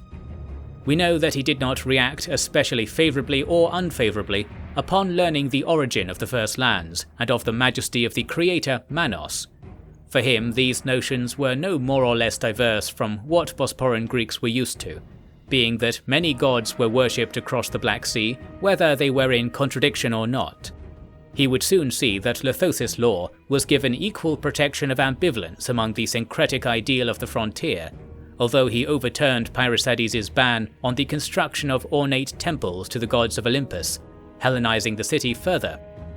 What bothered him immensely was that he heard Gwenna Greek-speaker refer to Pyrrhosides as a king during her sporadic visits to the inner city, not only through overheard conversation, but when speaking to Spartacus directly. Spartacus did not punish her for this, being that, despite her eloquence, she was a foreigner, though it seems not a barbarian by the way most wrote of her at the time. Instead, he took the grievance straight to his brother, who continued to insist it was a sort of joke. The flame was doused quickly at the very first meeting of the city's newly instituted council. For reference, in the beginning only Greeks were permitted entry to this council, the Lithosis being allowed in a month prior to observe with harmless silence if they so wished, and only much later did the full enfranchisement of the city lead to the vast sessions of assembly familiar to us now. Pyrrhosides begged the floor and addressed the leading men of the city, saying, "Those of us who hear these ancient god words and feel that we must act upon them have the need to ingratiate ourselves with these people, those of the forest where daylight cannot enter. They, having no kings themselves, use this term as if it was a name one might give to a dog. Feel no threat for they being so familiar with me that I am called Catcher, Blackfoot, Swift, or King. If you study their nature, you'll see that, to them, king means one who makes sacrifices for his people. Perhaps there is a link to our notion of king, I say, in honor of my father. Saying all this, I will now declare that I will waive any right to command my family grants me, and live as a private citizen, for whom the will of my elder brother of this council is inviolable law." To applause and the gracious acceptance of King Spartacus, Pyrrhosiades stepped down and took a seat at the back of the chamber. The nobles were so ashamed that they harried the prince until he agreed to sit in the front row instead. Yet the prince was serious in his declaration, and all but disappeared from political life for several years hence. This, most likely, was to attend to his young family with greater dedication, no doubt influenced by the memory of his father. However, one might also note that his distancing from the politics of the Greeks provided him opportunity to cavort with the rest of the city's people, as he was wont to do, and in particular made him better suited to be a bridge between the Greeks and the orbiting Lithosis. This bridge would be indispensable when the events of that winter came to be known. The tyrant of Tanais, Herodotus, had learned about the colony at Cilis, and that it had been left with only a small population after the king had moved his convoy on to Chariskos. It seemed to the southerners that this colony, being positioned on the same river as their capital, was not only naturally in their sphere, but could profit Tanais through undercutting the usual supply of materials purchased from the Heloni riverfolk. With this in mind, Herodotus and his right-hand conspirator, Herodes, had come to Cilis with a second wave of colonists. They were in truth soldiers, with their armour and weapons hidden on carts. The colony, while loyal to the king, had no recourse to repel Herodotus. Some fled west to Chariskos, carrying news of this further blow to the Spartakids. Now it was Chariskos and nowhere else that held their banner, and for each day that passed with this arrangement in place, the memory of the glory that banner had once invoked all around the Black Sea would fade. Of this, Spartacus was keenly aware, and it troubled him at all hours. Although it should be clarified that in Spartacus's speeches, he never failed to claim that Tanais and Cilis both were a part of the Bosporan kingdom. There was indeed an air of legitimacy to the arrangement, being that Herodotus had been duly appointed as the king's deputy. He was thus carrying out duties that might naturally fall to him, and it was only that he refused embassy and withheld tax that distinguished him from an able and active civil servant. This was a mighty gap to close, however, for his command of thousands of trained soldiers could not be glossed over with council chamber rhetoric. Dealing with them would be impossible without a measure of support from the Lithosis Manus, but they had their own demands to be met. In a like fashion to Spartacus's view of Tanais, the Lithosis viewed Chariskos, and perhaps the whole enterprise of the Spartakids, as a tool in their employ, vassals held on a long and slack leash. Most likely they would have driven the city from the first lands and resumed their isolation if they did not believe that their mission to protect the ancient magic of the world was not going to be advanced through the interest of the strange half-men who had come to them. Hence the adventurer diplomat Pyrrhosiades was in truth the leading man of the city. Our records of his escapades in these years are poor, for the chief witness to his life, Diotrephes, was tied to his post in the city.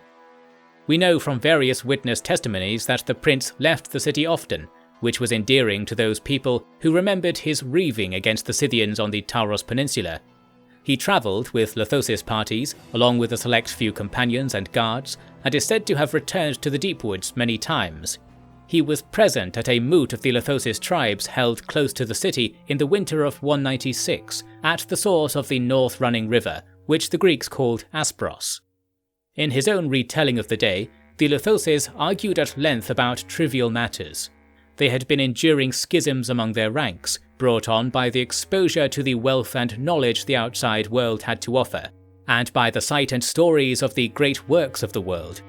It seemed to them that the world was not so corrupted by godless half-men as they had once presumed.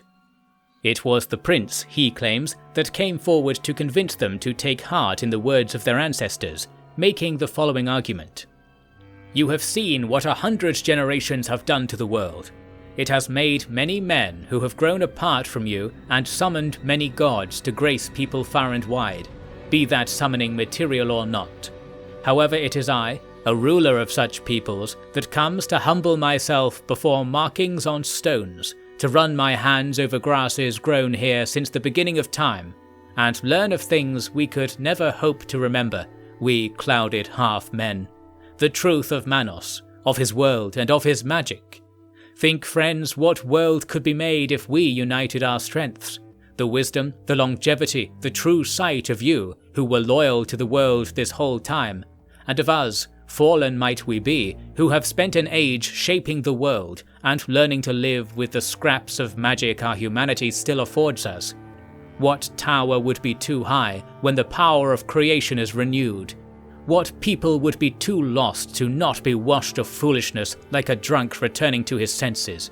And no matter the ends to our alliance, if we can collect and understand the tasks the gods gave to the first peoples, their purpose and cosmic history, of ancestors that both you and I share, would not even then the complete destruction of all we know and love pale in comparison to what we had achieved, the connection to the higher world we touched again? I say that matters like this are not to be taken lightly, and that all that is new to you is but a distraction that shall be forgotten quicker still. I say we form an army that can conquer the world as easily as the truth of the gods has conquered me. If much of this quotation is true, then the prince truly had been conquered, it seems. Or was the relationship in reverse? For the final result of the moot was that the prince received 500 warriors to employ as he saw fit, which he delivered as tribute to his brother and king without delay, and a further 500 women with all their children to act as guarantors of their allegiance. These would join the city, becoming the first permanently settled shard of the Lithosis Manus. Spartacus had the gifted warriors begin training with his own soldiers, and the beginning of a citizen army took shape. Spartacus was grateful for the raid, but wary of the silent debt he was incurring to his would-be masters in accepting it. Diotrephes reminded him of his duty to restore the dynasty's political position, and assured the king that many others would be willing to side with him should the Lithosis become unbearable. It was no surprise that this was the case, given the disdain the Lithosis citizens openly held for everybody else. To argue in their favour, though, the life they had landed in must have been terrifyingly unfamiliar, and they did, all records suggest, do what was asked of them in labouring for the city's survival. The harvests of 195 were especially bounteous, despite the limited daylight the region offered. While the Bosporans complained of such things, we know that other folk had been farming in lands with even shorter days in the far northwest. There it is the curved shape of the world that causes only peripheral exposure to sunlight, rather than the darkness-inducing qualities of the northeastern deepwood. The salient point is that the city began to see returns on the investments its masters and many donors had pooled, and began to establish itself as a political entity in its own right. This was cemented by performing a labour that sets a city apart from a common settlement. It deployed an army for war. In the campaigning season of 194, Spartacus fielded his citizen soldiers, numbering 3,000, with 500 Lithosis riders at the vanguard, and 200 allied tribal riders in the rearguard. With the army came a large camp of civilians, who were tasked with establishing a road and rest posts on the route the army was taking, although this segment of the force fell behind quickly to attend to their work. Both groups were aiming for Cilis. In the summer of 195, Herodotus had mostly withdrawn back to Tanais, being that Cilis itself was too small to sustain his army. He left 1,000 colonists to work the fields and riverboats, whose business was known to the Spartakids through constant Lithosis patrols of the region. When he also learned that the majority of the soldiers left behind were Cimmerians, Spartacus eagerly advanced on the town, expectant of victory. The town had not been improved a great degree by the rogues, due to them having removed many palisades the army had at first built in order to sell them as lumber to that very same army after they had returned to Tanais. Doubtless it was not their own recklessness that prompted this, but the recklessness of the demands placed upon them by the tyrant.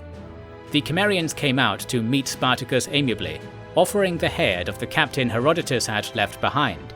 Spartacus received them graciously and said nothing of any punishment for their participation in the business. He had foreseen precisely this outcome because of his previous work championing the Cimmerians in Tanais.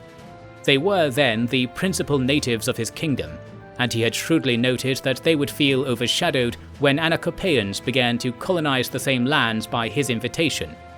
He had thus treated the Cimmerians as first-class citizens and ensured their rights equal to the Greek Bosporans, a move done for his own political survival at the time perhaps, which rewarded him amply in his campaign to restore Cimmeria now. That he is said to have had dalliances with Cimmerian women on several occasions boosted his reputation to those people, yet I would be remiss to say that no evidence of these things exists.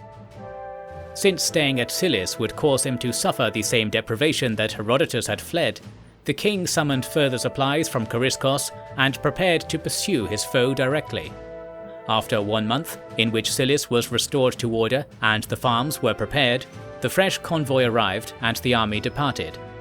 The route Herodotus had taken was obvious from the trails of debris his lax encampments had left. It led the Bosporans to the lower Tanais, which they turned to follow straight to the colony. At the height of summer they saw their prey. General Herodes had a force of Tanais men stationed several days upriver, camped on the southern bank with a vast marshland protecting their rear and outside flank, the river screening the inside. However, their front was simply open ground, with no defence works prepared, lacking even stakes to mark the boundary of their camp. By the assessment of most, they had been ordered to guard the location, but did not believe their guard would ever be tested. Spartacus camped on a nearby hill, and once the destitute nature of his enemy's formation was assessed, he attacked the very next day. Seeing the Spartakids coming down from their hill, Herodes led his soldiers out of camp to meet them on the open plain, partially robbing himself of the strength the marsh was lending him. Both sides presented lines of spearmen, who cautiously advanced at each other while arrows and slingstones whistled overhead. As the battle was about to be joined, the rebel formation opened to let through Herodes himself, who had what veterans call an Alexander complex. In short, this made him see fit to bring his companion riders up the centre and through Spartacus's lines in a headlong charge. Hundreds scattered to be away from the thunderous display, and Herodes hoped this would bring him a victory worthy of the conqueror he emulated. Alas, Spartacus was not easily moved aside from his path, being that once he considered one thing or another to be proper, he pursued that course with granite determination. He stepped out to stand with spear and hoplon shield, the very image of a warrior king, shunning horse and donning helmet. Coming to his side were hundreds of royal attendants, similarly armed, and in their numbers they reconstituted the line and drove Herodes away, with only half the riders he had brought. With order restored, the slower clash of spears came about. Here Spartacus was disappointed by the grit the rebels could rely upon. He is said to have thought that many of them would defect to his cause at the first opportunity. Regretfully, this is a tree that once plucked cannot be returned to. Those resident at Tanais at that time had petrified themselves against the strange ideas they had heard spoken of in the north, and detested what risks the Spartacid dynasty was calling upon them to take in hearing the old god words.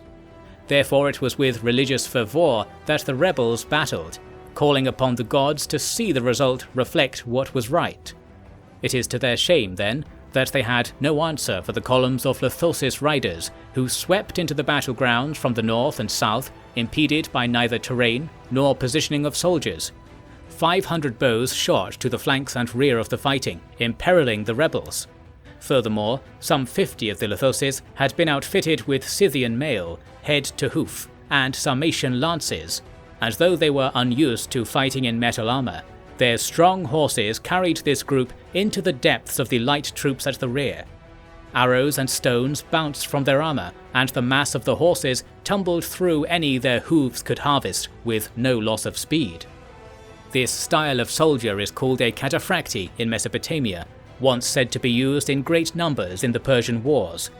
It was rare for such tactics to be used on the steppe, due to the fast and agile nature of their common opponents, yet the results against hapless infantrymen brought unending delight to the encased Lithosis. Once half the army was fleeing from these 50 stalwarts, the half embroiled with the Spartacid citizen soldiers began to disengage. It was not a rout, for as they withdrew throughout the rest of the day, they stopped to fight thrice more, having not thought the insults to the gods sufficiently expunged. Impressed by their endurance, Spartacus ordered that the pursuit be halted as night came, and both sides encamped by the river, now within sight of the colony. In the morning, the rebels had been bolstered with several hundred more men from the town, including a change in leadership. Tyrant Herodotus himself led 100 cavalry to oversee a fresh defence. His force was smaller than the one that had been defeated the previous day, and had no marshes to use in remedy to this. Seeing this, Spartacus was content to resume his advance in the same fashion as before. However, there was a ruse at play against him. Their proximity to the Tanais anchorage, on the north side of the river, allowed a few hundred crafty warriors to receive passage to the rear of the Spartacid force, appearing there after the two sides had engaged to threaten the rear. As before, the Lithosis had already left the formation to ply their trade in the depths of the battlefield, and so no force was spare to intercept this new advance, even though there was plenty of advanced warning. The brilliant purple sails of the Royal Octeres stood apart from the muddy riverbanks as clearly as the moon glides separate to the sky. In reply, then, Spartacus went with only a handful of guards and no weapons in his own hand to meet these arrivals in the fashion of one conducting business with a trader. So shocking was this display that the attackers stopped to hear what the king had to say. "Old friends," he called out, "how peaceful the world must have become that we find the time to fight with each other and let order fall away. I come here in sight of the gods, unharmed, ruling according to their will, and find that wherever I go I am told the gods are against me. Nonsense. We have come to be closer to the gods in our quest, that I can say without doubt, for here on these battlefields the gods are given ample time to make their course of things known. So what are they to think of you? You walk my lands, you sail on my ship, and you spit my name. Who is defying tradition here? Who is ensuring that all that is good must fall away? And to profit my good friend, first citizen Herodotus? He has no need of your support, for he has mine, and that he saw fit to turn to a life of crime from his position of great comfort is merely a reflection of the darkness he harbours, a darkness he fears will be revealed, and so he screams and hollers that it is those seeking justice who are truly dark. Hear nothing of it, good people. Today the madness is set to rights, and the kingdom whose wealth you enjoy will return to you what you are owed. Come, let us see this work done quickly." This speech reduced all who heard it to tears of shame and gratitude. The outflanking force came to the battlefield and protested against their comrades, imploring them to cease fighting. When considered alongside the way the battle was going, they were easily tempted to surrender. Victory flowed forth like water from a dam, although it is said that the Lithosis were overly bloodthirsty in their conduct and did not allow as many to surrender as had wished to. Spartacus intervened in time and began to argue through half-trained interpreters, eventually leading to the living being allowed back to the town, but the dead being subject to the ritual of battlefield purification.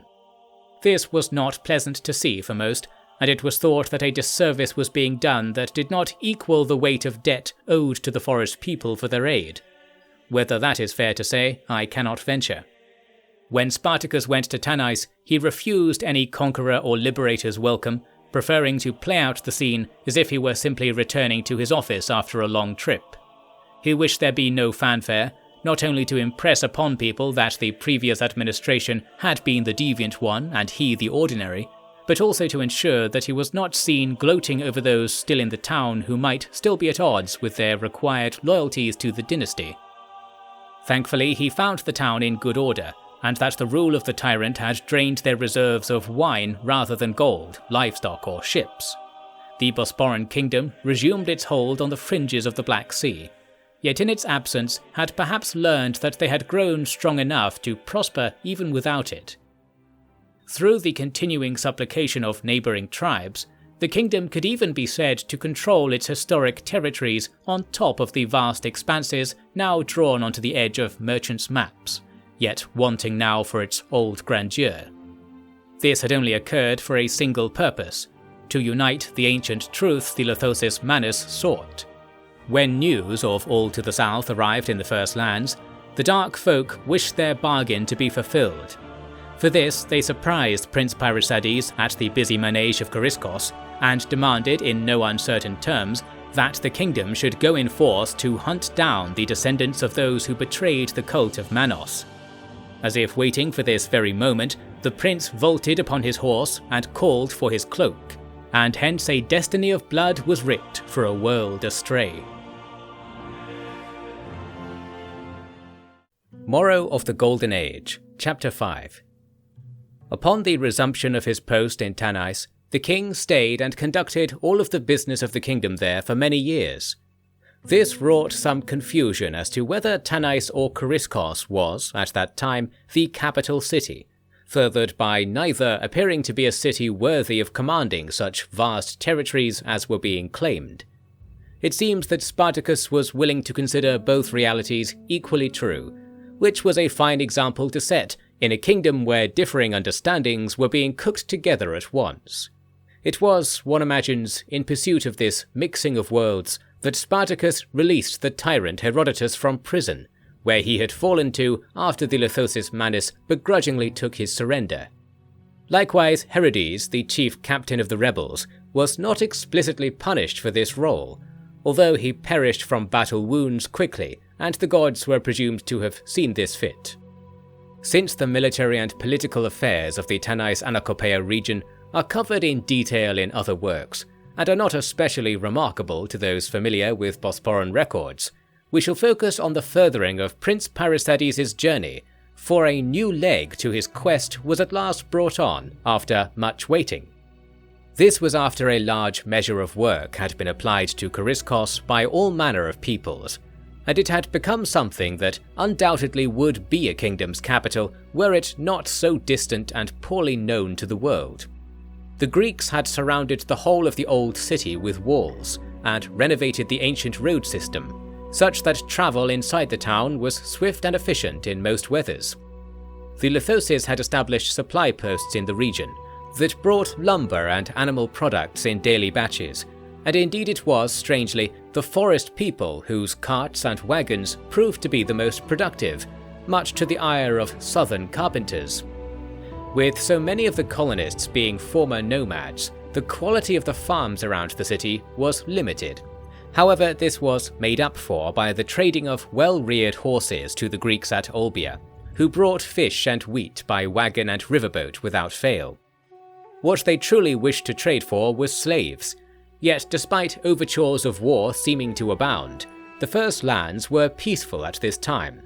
The mere reputation of the city had grown sufficient to shield it, and since nothing of particular note can be said to explain this, we must recourse to say that it was the ongoing fear of the Lithosis among the still outcast tribes of the steppe that kept the peace.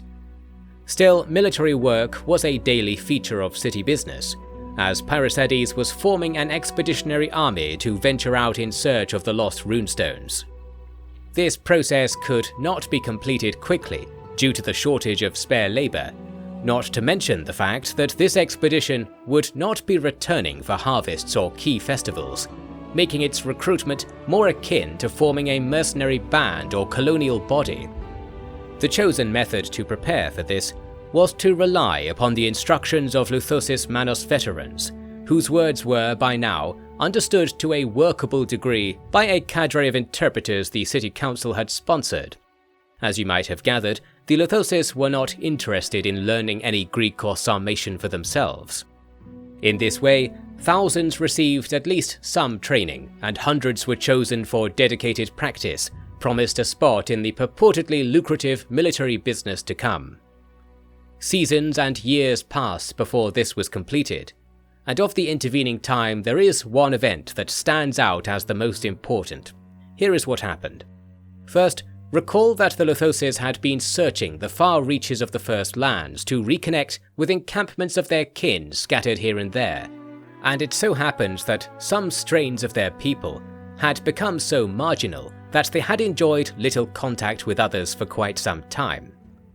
Notable among such groups was a clan that resided in the distant northeast, where the darkness of the World's Edge forest was more intense, yet did not extend so far south, allowing closer passage to the outer sea, although accessing it was still impossible via this route. Once contact was re-established with these people, a dispute prompted Gwenna to take a large number of her people to treat with them, and she invited Parisades to attend. After requesting that the city council mandate the journey, he had the Hierophants divine the will of the gods. It is said that no particular portents were found, and some took this to mean that neither good nor evil would come of the meeting. In fact, it was more likely that these events were taking mankind so far outside of the histories that the gods had imagined, that they had simply not yet decided how to indicate their desires on the topic, if those desires had even been formulated. For those who insist the gods never provide omens on events that have not happened before or won't happen again, this story will likely persuade them only further. Travelling quickly and without any wagons or caravans, Parisades and Gwenna led a few hundred riders to Silis, then to the north and east, at least as far in both directions again as they had come from Coriscos. They created a final encampment overlooking a curled river, from where the World's End forest was visible when the fog and darkness was not too great. They planned to venture into the forest, yet no such thing was required, for 3 riders in white furs approached the camp at first light, which was not brighter than starlight. They were pale, and their skin was decorated with red stripes running from their eyes and mouth to their jaw. The tribe of Gwenna found this humorous, for the pattern was associated with virginal girls in their tradition, and here it was in use on the faces of 3 mounted lancers. Presumably they kept this slight to themselves, for a greater meeting was negotiated in which the grand body of the northerner tribes emerged from the woods. Notably, they had a large unmounted contingent, wore thicker jackets, and on balance appeared less Greek than those seen before. Later it would be said they bore resemblance to mountain folk of Far Eastern Tarim, a people hardly known to those living comfortably on the inner sea, said to have been known to Alexander and later Eastern kingdoms. Having never met such a person, I cannot attest one way or the other. Since they spoke a similar language to Gwenna's tribe, and also called themselves Lithosis Manus, I shall, for the sake of explanation, refer to these new forest folk as Morrow, which is the name the Greeks used for the outpost they would eventually establish, meaning, if one transliterates with enough creativity, people from the sea, or people from the water. This outpost was located beside the young river mentioned prior, which was later found to stretch down into Sarmatian territories located between the Hyrcanian Ocean and the Outer Sea. In those lands the river is called Ra, and it was not known to them where it originated. So claim those familiar with Sarmatian pastoralists, who are the only people willing to live in those desolate lands so far from aid. What the Lithosis of Gwenna and these Morrow shared most strongly in common was their love for Manos, and what was most different about them was their view on whether this god worked alone. To the Morrow, there was no question that the source of Manos's power was not inherent to his being, as the Lithosis had thought, but it was brought about by a heroic offering by another force. There was squabbling here, and it ended in blood.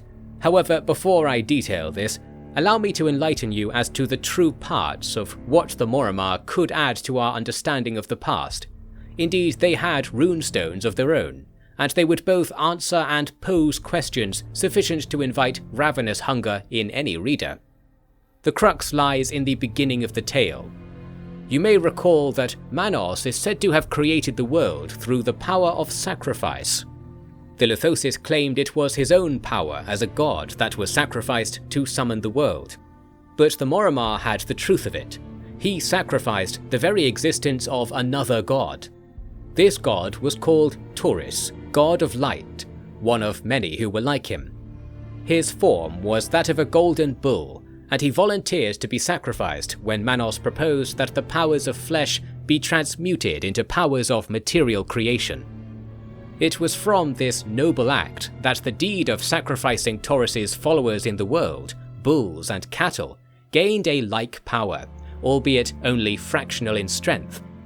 Indeed, there are countless peoples across the world who seemed to be aware that bull sacrifice was a source of magic. For example, in Italia, the word Taurus refers to bulls, and the Tauris Peninsula, upon which the Bosporans built cities, could be said in retrospect to have been named this by the local Scythians in half-remembered reference to their bull creator, which was done because the peninsula has a peculiar shape with elongations to the sides, evoking a bull's horns. Now we see that it was the Morrow who remembered the progenitor of this. Even the Lithosis, who had forgotten the name Taurus, were careful to worship cattle wherever they were kept, and used their blood often in their rituals of rejuvenation. Of course, they also had an interest in the use of human blood, and it is not that they were entirely mistaken in that tradition, for while the sacrifice of Taurus was attested to in the runestones of the Morrow, the wording implied that one other was involved in that first act of magic, one who was a human god like Manos. With the stones incomplete and scattered, this left an infuriating void in the most crucial part of the divine revelations that in time a new and budding alliance of Lithosis, Morrow and Bosporan would pursue with appropriate zeal. First though, allow me to account a remarkable incident from the first meeting with these peoples of the sea. The origin of that name, it is said, is in a quest they had undertaken to reach the outer sea in centuries prior, which is where they were cursed with their pale skin and dull eyes by the lost spirits trapped there. After some days of debate, and the addition of many new Morrow arrivals to the moot camp, Gwenna proposed that a sacrifice be made in order to restore the lost connection between the two tribes. She, it is noted, was already fully convinced that the Morrow had the right of it in the debate, and this is demonstrated by the fact she proposed the sacrifice be of a black bull and a white cow, decorated with blood patterns in a certain style. The stakes were raised when the Morrow instead insisted that it would be their opponents in the matter whose methods should be tested, that is to say, that a human sacrifice should be made. This caused an uproar of sorts, yet it was not disapproving. In fact, several youths came forward and appeared to be clamouring for the honour of losing their life in this way. Most were girls, and Pyrosades notes that this was of concern to the Lithosis, who preferred sacrifices to be men, and in particular those whose achievements to life and contributions to the cause were already many. Then there was disagreement on the method, for the Morrow seemed to wish to slit the throat of the offering in a manner similar to the bovine method. However, the Lithosis disapproved of this, and I'm sure you will wonder why, given their interest in scattering the blood of the fallen in battle. In other circumstances, they focused more on the loss of life itself, in particular of the cessation of breath. They would even consider a peaceful death of a sleeping elder to be equal in value to a battlefield bloodletting, although the logic behind this is hard to discern. Therefore, it could be said that loss of life in any circumstance was a worthy sacrifice, which is a pleasant notion for those whose coming to life is the only achievement they have to give show for themselves. In summary, then, the bickering carried on as lives were staked in the name of friendship, and none present seemed to pass any contradiction or irony in the scene, save the perplexed prince. Ultimately, a bull was sacrificed in an ordinary fashion, and a champion from the Morrow was attached to Pyrosades' bodyguard after a ritual in which this champion abandoned his prior life, a form of sacrifice promised for a future time, when the power of such an act could be fully utilized. It is not especially hard to imagine that all bodyguards, when properly selfless and dutiful, possess this power. Everyone seemed to be pleased with this outcome, and an embassy of the Morrow was established in Kariskos the next year to further this new connection. The addition of the Morrow to the coalition of peoples in the city only enhanced the need for further discovery of runestones, but through their supplying of warriors, powerful shortbows, and good horses, the time needed to prepare for this expedition was cut. In the spring of the year 190, Pyrosades sent a lavishly gifted caravan to Tanais in order to pay tribute to his king, and to deliver a full account of his military plans. Then, long before a reply could be received, he set off to enact these plans in the west. Notably, he did not ask for Spartacus's permission to embark on this grand business, although he had both the blessing of the Kariskos Council and had been drip-feeding Spartacus on his ambitions to seek more godwords without any explicit injunction against it being given. I think it is fair to say it was about as proper as adherence to authority can be between two ambitious royal brothers.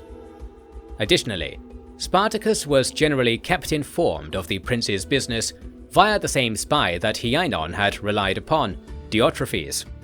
Now garrison commander of Chariskos, this stalwart had been absent from the prince's recent ventures, and it is surprising that when the army was forming to ride west in 190, he was not brought with it. He expressed his own displeasure at this in his letters, hoping perhaps that the king might use royal decree to effectively banish him from his lavish post so that he might take up the more exciting one at the side of his old friend. Had Pyrrhosides forgotten said friendship? We have little to go on, although the course of events to come suggests that he had at least some need for his reliable companion yet, and that the trust placed in him as garrison commander of a de facto capital city was not to be dismissed as ungratefully as Diotrephes did. The army formed for the pursuit of runestones and blood was, naturally, mostly a body of Lithosis Manus riders. They numbered at least 2,000. They were attached to a slow-moving caravan of civilians to conduct engineering works and provide the labour for upkeeping the expedition over its undefined duration. There were also a number of auxiliaries from the allied tribes, the Scythians, Sarmatians, Cimmerians, Roxolani and Iazyges from the east, and the Tauri, Carpiani and Bastani from the west. It is said that of the Moromar, only a single warrior was present in this group, that being the aforementioned champion, whose forfeited life was now in the hands of the gods. Their first destination was known to them already through the work of Gwena Greekspeaker, who had determined that there was a place to the northwest of Chariskos, where a city on the fringes of the World's End forest still existed. The people there had previously made themselves known to Chariskos, and were called the Helisi. They claimed that Chariskos could not exist, for the land it rested on was sacrosanct. The Lithosis Manus agreed. Only for them, that was the reason why the city must exist. Inevitably, the Helisi were members of the so-called anti-Golden Age coalition, referred to at the time by the term half-men, which the Bosporans had adopted from the Lithosis, perhaps not entirely appreciating that this term was meant to denigrate Bosporans and other civilized peoples in particular. Such is the way the meaning of words twist at the borders of cultures, and those changes can go on to make significant impacts, as you must be aware. At the cusp of autumn, early in the year as it was, recall, the Chariskosi caravan approached this ancient city. It was called Palteskia, a word from the west, for the people here, while ostensibly descendants of full men, as the Lithosis claimed to be, had been conquered many times by the innumerable wandering folk of the Black Forest realm that constitutes the frontier of Europe with the Outer Sea. This is where many people who have caused enormous consternation in the world, such as the Cimbri and Scodissi, are said to have been born. These Helisi, then, were enemies to both those forest people and the forest people from the world's edge, leaving them at quite the impasse. Surely they believed their own valour would see such concerns dashed away, for their reaction to the coming of Pyrrhosides and company was to deploy a large and fearsome army. They camped at strategic points along a river, named Hippanis by the Greeks later on, such that Pyrrhosides would have to challenge them in order to cross. They outnumbered the Bosporans by at least double, and the viable channels to ford the river were narrow and few. There were no bridges even this close to a large city, indicating the unsophisticated turn this city had taken since the Golden Age. After Gwena's scouts located the best of the fords, for its quality in crossing and slightness of deviation from a straight route to the city, Pyrrhosides brought everyone there into a single camp. The Helisi did the same, and it seemed that a battle would be fought at once. 2 days passed without action though, and it was obvious that neither side saw any advantage to crossing. Gwena Greekspeaker proposed a strategy whereby the river should be blocked upstream with earthworks and wooden gates. This was the sort of proposal an industrious people unfamiliar with the grand scale of warfare in the modern age would make, hoping to rely on their hands and crafts to achieve what a skilled command of soldiers can do more simply. Parysates provides us with clear demonstration of this in the events that follow. When the Helisi sent envoys forwards, bearing news from their king, who was named Atticus, their speech was surprisingly pleasing. Not only did they have some knowledge of Greek to employ, but they presented lavish gifts. These were, it was understood, a payment offered in exchange for the expedition going to instead trouble their rivals to the south, the Tauri. Not only had such rivals already pledged to the prince's cause, but there was no sum of money that could equal a runestone's words, so this surprisingly cowardly offer was turned away. Parysates was willing to let slip that it was stones he was after, wishing to see what reply he would get. Soon he received another envoy expressing incredulity on the matter, with further recommendation that the expedition go elsewhere. This was precisely the manner of reply the prince had hoped for. That same night, he removed his camp and pulled the expedition back beyond the Helisi's sight. The Helisi sent out their scouts and found that Parysates had not encamped again, but appeared to be travelling away. At this, they became convinced that their scheme had succeeded in one way or another and did not pursue. Furthermore, their force at the riverside began to withdraw in various directions, returning to the domains of lesser chiefs. This delighted Parysates, who proclaimed that not only was victory nigh, but that he was certain the city ahead really did have runestones, and further they understood their meaning. Ultimately, the important result was that he turned the expedition back around and returned to the river quickly. By leaving the slower elements behind, he was able to cross suddenly with 2,000 riders before the Helisi warbands could be recalled. However, this was not so much of a boon, due to the fact that he needed to secure the crossing to bring his camp with him, so he had to stay close by and battle with whoever came to challenge him. To begin with, only a small number of warriors on foot were nearby, and the prince had no trouble leading his horses in and out of battle to harry his foes with arrows and lances. The main body of Atticus's army was rallying close by, inspiring those already at the riverbank to try and hold out. Indeed, the river and its swampy surrounds allowed them to find good footing against the horsemen, and the skirmish carried on for most of the day. Parysates was not especially worried by this, for he knew that the Helisi fought on foot, and thus would not arrive to the battle soon or strong. But the tribe was able to wield a weapon that the prince had not anticipated. A band of several hundred tattooed riders who came down the river with lance and bow, and first appeared to be his own troops. No preparations were made to resist their coming. That they were actually in his enemy's employ was discovered too late, when he had already begun to approach them to receive reports. With a cry, the newcomers charged into the prince's entourage with lances levelled. With his cloak and helmet marking him out, Parysates made for an easy target.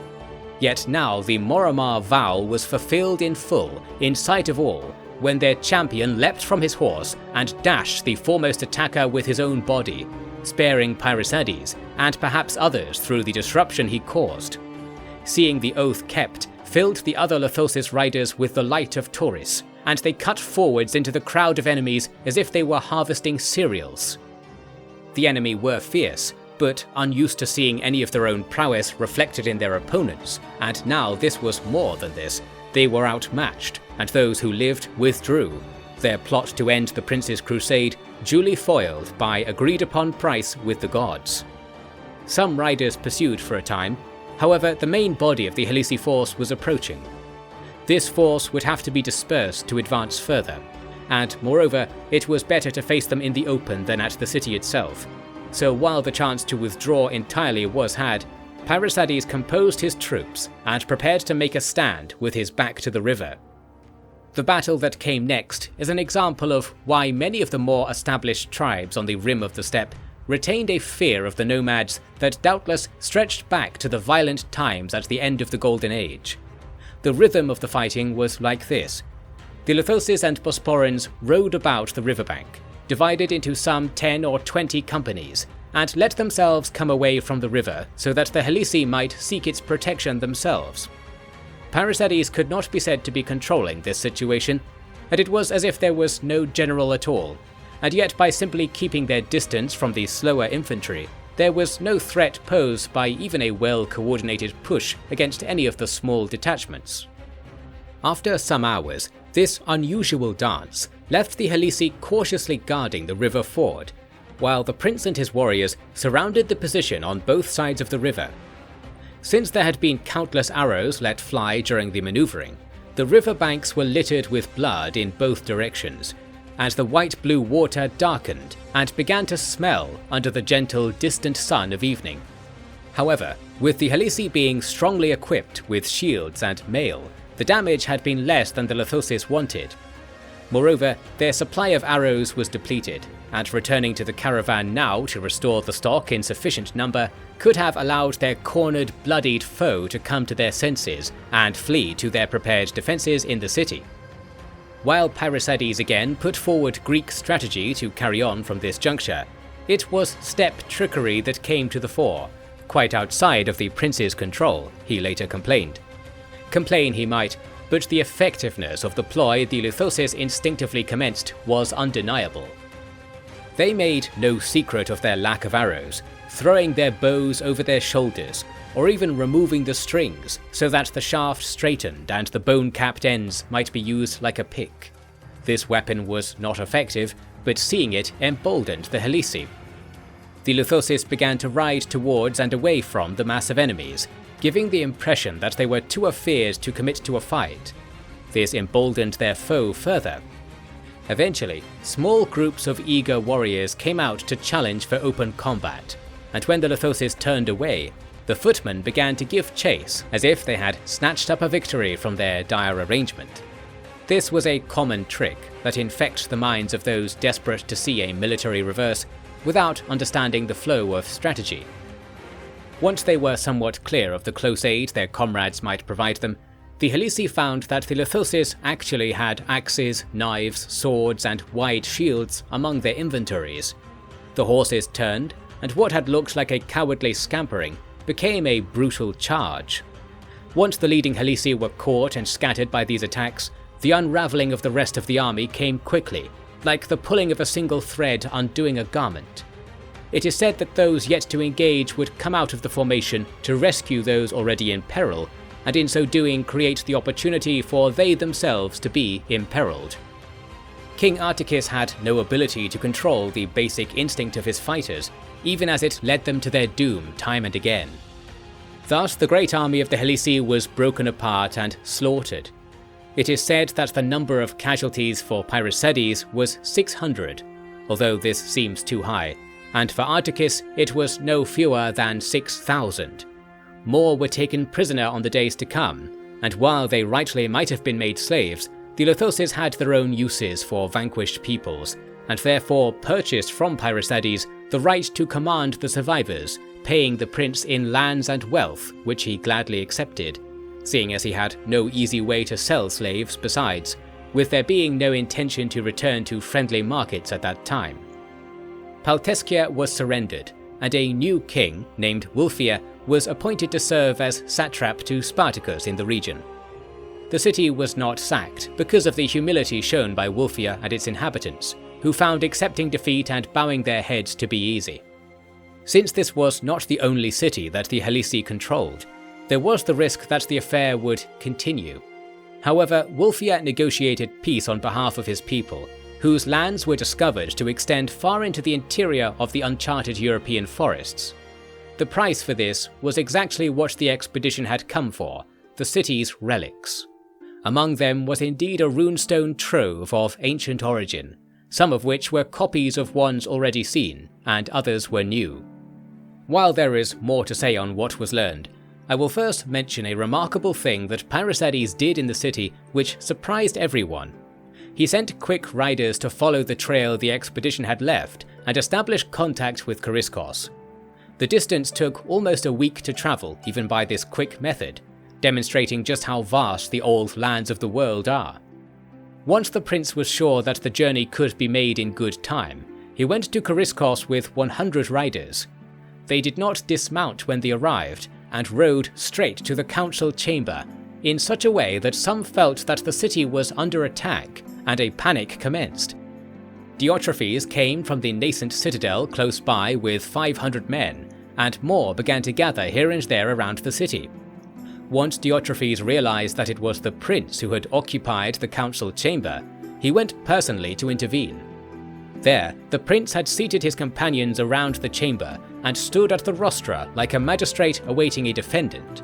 Diotrephes came in and unwittingly played his part in the scene.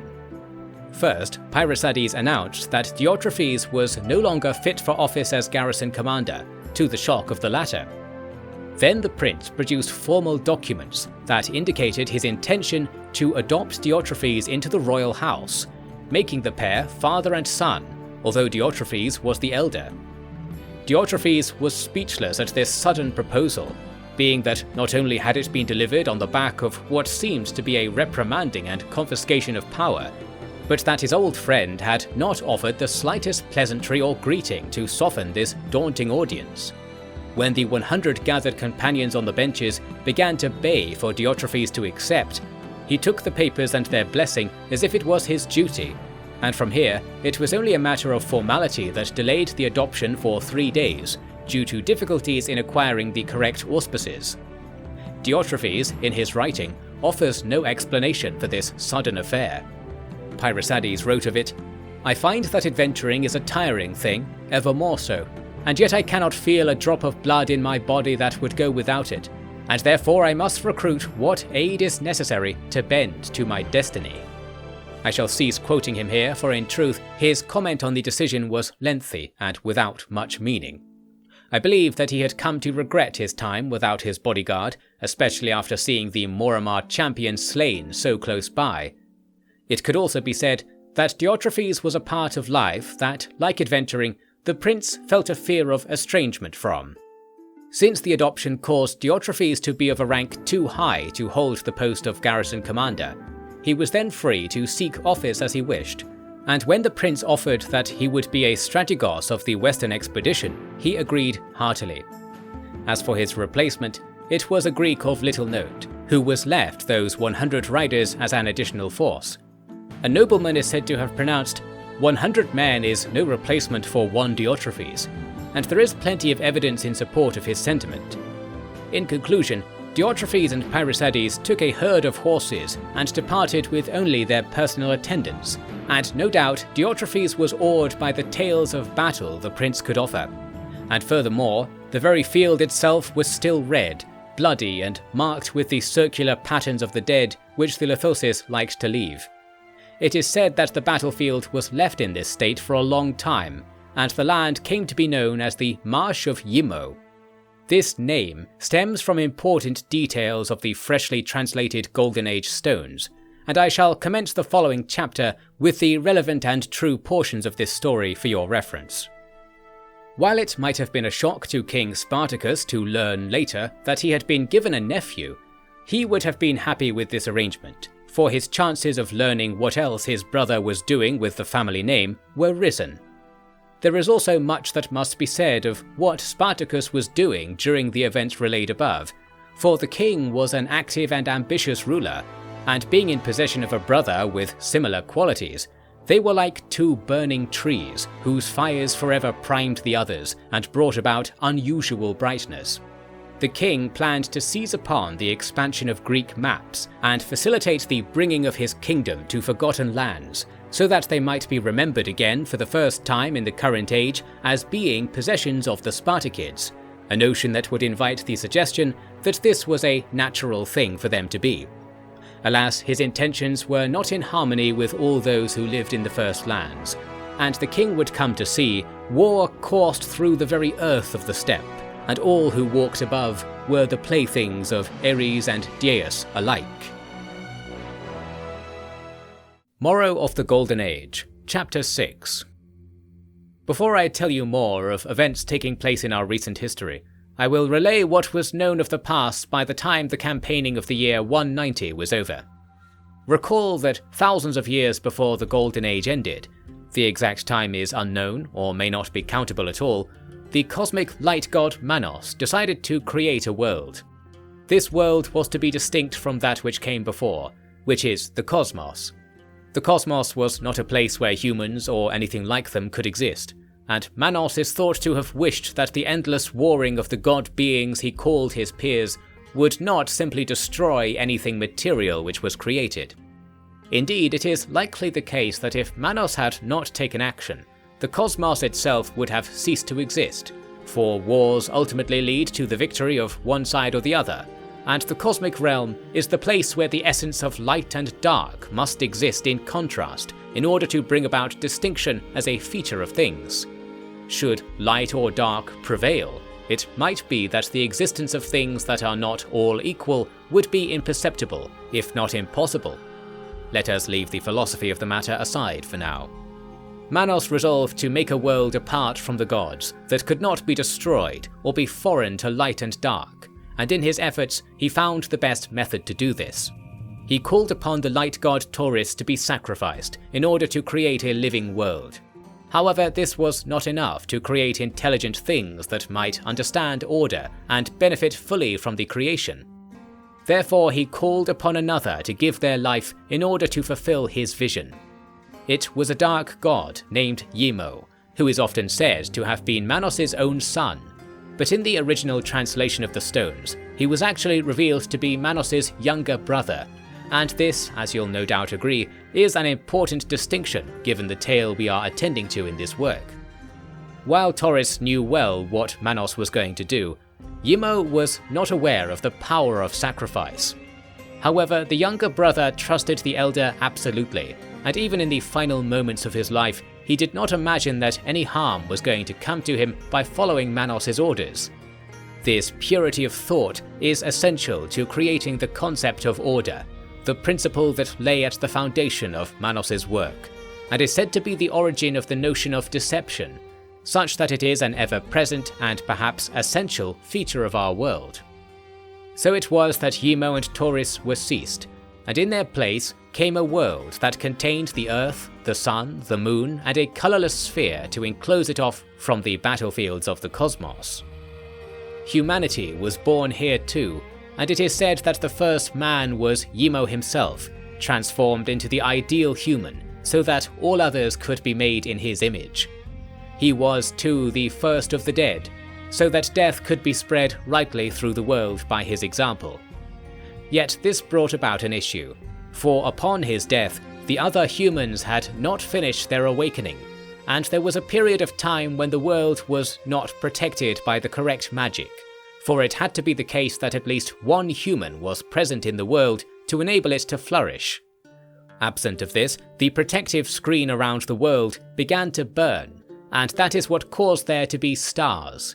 It did not burn entirely, of course, and that is because Manos put a stop to the matter by, in effect, sacrificing himself and transforming himself into a human, just as Yimo had been. Only Manos was alive, and is called in the runes the first man for this reason, despite being the second. There is more to this affair and its continuation that I shall reveal as our tale finds those shores, but we have now come to understand the threefold origin of things: Manos, Yimo, and Taurus, the three gods who were slain by their own design, so that order might come about and a world free of doom could be. This was the revelation that the Lithosis of Gwenna had to take in, having been recently rocked by the advent of Taurus to their pantheon. Yet they were prepared for this, and each new discovery was not taken as an indication that they and their ancestors had come to be wrong on these matters, but simply that there was much new to learn, and that all of it was worth learning. In effect, that meant that the places in the world that might hold these secrets were worth visiting, and if that could only be done by force, then that was no more or less concerning than freely entering a generous city. Indeed, after Paltescia, the course of the next war was already being eagerly plotted, for the Helisi knew of other forest folk-influenced places where old descendants of the Lithosis of the Golden Age might still be found intermingled with German invaders or the ice people of the Outer Sea. And it was the Outer Sea that cradled the next city of note which records bring to our attention. From the people of Paltescia, the Bosporans learned of a distant place named Duna, which was on the coast of the Outer Sea. This was on the edge of both the First Lands and the World's End Forest, both meeting with the Black Water of the North, where no more of the world had yet been created, although it is often said that there are islands here and there in those waters. This place was inhabited by the Aesti peoples, who the Helisi considered strange and foreign compared to most of the European forest tribes. Perhaps this was not enough cause for a long expedition to find and subjugate them, but the matter was settled when a messenger arrived in winter carrying a miniature spear. This was presented as if it was a gift. The envoy could not be understood and said little. After they departed, Pyrrhosides made this event known, and someone from the city came forward to say that this gesture was a symbolic declaration of war used in ancient times.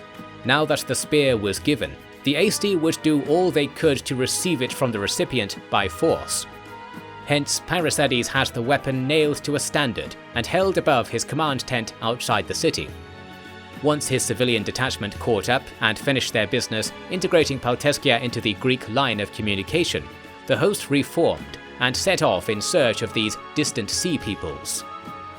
At this time, too, Spartacus had summoned a similarly large expedition for a task that would prove just as fraught with bloodshed. In the summer of 189, he had brought together the overflowing population of Tanais to found another colony. Only this time his eyes looked beyond the Black Sea. His time in the First Lands had alerted him to the potential profit of the place where the river Ra met the sea. The nature of this sea was unknown to begin with. Through further searching, Spartacus was informed that the sea was in fact the northern reaches of the Hyrcanian Ocean that reached all the way down to the mountains and plains of Parthia and Bactria. It had been thought very widely, and to some extent still is today, that the Hyrcanian Sea was connected directly to the Outer Sea at its northern end.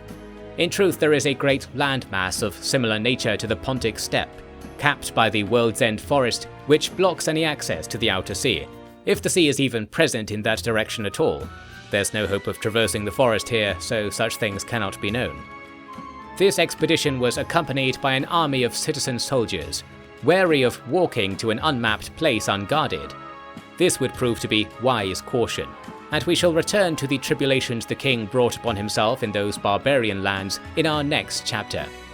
The many details of the western effort should concern us for now. By the autumn of 189, Pyrrhosides and company had followed the borders of the World's End Forest to the far northwest. Here the forest was even darker and thicker than before, and progress for the caravan was slow, with few daylight hours to use. But it was the darkness that revealed that others were nearby. The Luthosis scouts easily detected the presence of interlopers not far within the forest, for campfires still glowed, and torches hurried away from the sounds of horses. Knowing this, Gwenna took many of her people each day to investigate the forests close to the caravan's route, and they found many things that disturbed them. There were sites that had been forest folk villages, now taken by rot and ruin. There were few animals, yet many trails. Humans had been walking through the forest in considerable numbers, and without the discipline to conceal their effect. Then they came upon the place to which all those mysterious figures had fled, a camp on the forest edge where 1,000 or more Aesti men were gathering loot from the old forest villages. This was so enraging to the Luthosis that Gwenna took them off to raid this camp without even informing the caravan of its existence. Hence a battle was fought in which every man the Luthosis could find was killed, and assorted trinkets and materials were recovered. What was missing was clear: there were no runestones, either mundane or profound. Once Pyrrhosides brought the rest of the expedition up and learned of all this, he did not scold Gwenna for her insubordination, which she would not have understood, but instead offered an apology. Diotrephes recalled it thus: "Lady of creation, it is I who have made an error. Through us your quest has become so widely known that villains begin the quest themselves, perhaps to deny you your prize, or perhaps to turn cosmic wisdom to their own ends. It is we half-men who feel the need to race to undercut others so that an advantage can be preserved, for we have no ability to survive on our own. I then was too hasty to make demands, and I worry now that across this world it is privately known by many that a way to translate ancient runes has come about, and that, moreover, Doing so is to speak with the gods directly. Should our quest fail because we were not discreet and subtle about our business, it shall be my fault alone." It seems like Pyrrhosides would not speak this way, and that the words Diotrephes records are too deferential for a man of world-spanning spirit. However, the companion also records that Gwenna's reaction was one of shock, moved to tears, and that after relaying the apology to her tribe, they all came to Pyrrhosides and bowed in the Greek style, chanting Wenag, which is an ancient word that begot the title of Wanax, which the kings of old Greece held. In short, they were again declaring Pyrrhosides to be king, although I remind you once more that a Lithosis Wenag and a Greek king are different kinds of honours, and there will be a chance to explain this in detail once the action that followed this event is discussed. What should intrigue us is that Pyrrhosides understood this already, and his speeches in the Chariskos assembly hint that he had known the truth I allude to here for some time. Thus he was speaking with an adopted style in order to extract precisely the awed reaction from his would-be subjects that he received. What remains to be discussed by scholars, I say, is whether Gwenna had conspired with the prince to achieve the reaction of her people, or whether she was being placed under the prince's spell as they were. We must move on for now. 2 weeks passed, and further evidence of camps and search parties was found. Notably, any forest folk who had lived on these borders seemed to have been generations gone, which is not so long a time compared to the thousands of years they had hid there. Instead, it was the settled people of Dunna whom the expedition discovered, who came weeks from their city in the thousands to make battle, offering no envoys nor hesitation. They did make arrangements for a baggage train, though it was not with them when they arrived into the vicinity of the Bosporan camp. This may have motivated their haste to attack even further, given that baggage of all kinds were there for the taking. The expeditionary force had more civilians than soldiers by at least a factor of double, and of animals the count might have been double again. The attack came in so unconventionally fast that there was little time for the Bosporans to prepare. They were forced to deploy directly alongside their camp, which was positioned on a small hill surrounded by open ground. Its size, and the ranges of the nearby pasturing animals, created an impossible defensive challenge. One aspect of strategy that we lay people must come to understand, though, is that all factors on the battlefield can be played to one's advantage or disadvantage, and this is true no more or less for strength than for weakness. That is to say, Pyrrhosides had a method to make weakness his weapon. Here is what he did. The greater part of the Bosporan camp was on the reverse side of the hill relative to the hasty approach. Therefore, the hollering tribesmen knew that their best prizes awaited on the other side of the rise before them. Pyrrhosides took the camp's footmen to the crest of the hill to block any routes up it, while Lithosis riders went out of the camp in 2 columns to either side of the hill, such that they were like arms held out to oppose passage, or so it must have seemed. The left wing, at Pyrrhosides' direction, did not hold its ground, and instead rode out so far from the camp that there was a large gap through which the hasty might flow around the flank of the hill. Furthermore, the riders in this outriding group had their weapons hidden and clothing in disarray, giving the firm impression that the whole army must have been taken by surprise and was unready or unwilling to fight. Happily believing all this, the hasty began to round the hill. Shortly, they found the hillside swarming with light troops, who tortured those below with slingstones and arrows.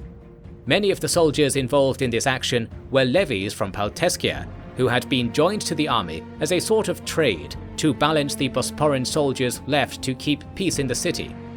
This is worthy of mention, since traditional reason would lead one to believe these levies would make for fearful or treacherous soldiers. However, here they gave shining account of the skills of their people, of which no Bosporan was afraid to note in their reports, for indeed it was those same Bosporans who had defeated the Helisi so recently. All told, the fierce attack from the hillside caused the flow of warriors around the base to halt. It was now too late for them to regroup, for the right wing of the Lithoses had cut a track through the rear of the army, like a tree root through dry earth. Seeing this, the left wing no longer shambled about on the periphery, and turned in to be an equal menace. Of the battle that followed, Pairicedes and Diotrephes both noted a curious detail about the tactical senses of the Lithosis riders. They were fully able to go about the field this way and that without any orders being provided, and never did they blunder so much as for this to not ultimately be of profit to their commander. However, they conducted this movement in tightly formed blocks, and each block rarely detached entirely from those nearest to it, such that when I describe their army as being like two arms extending from the hill, it is a close simile, with some units of the force being like joints, others like fingers, and all moving together and stopping together, every man responding to the movements of those around him, so that information on the state and intention of the formation was communicated without words.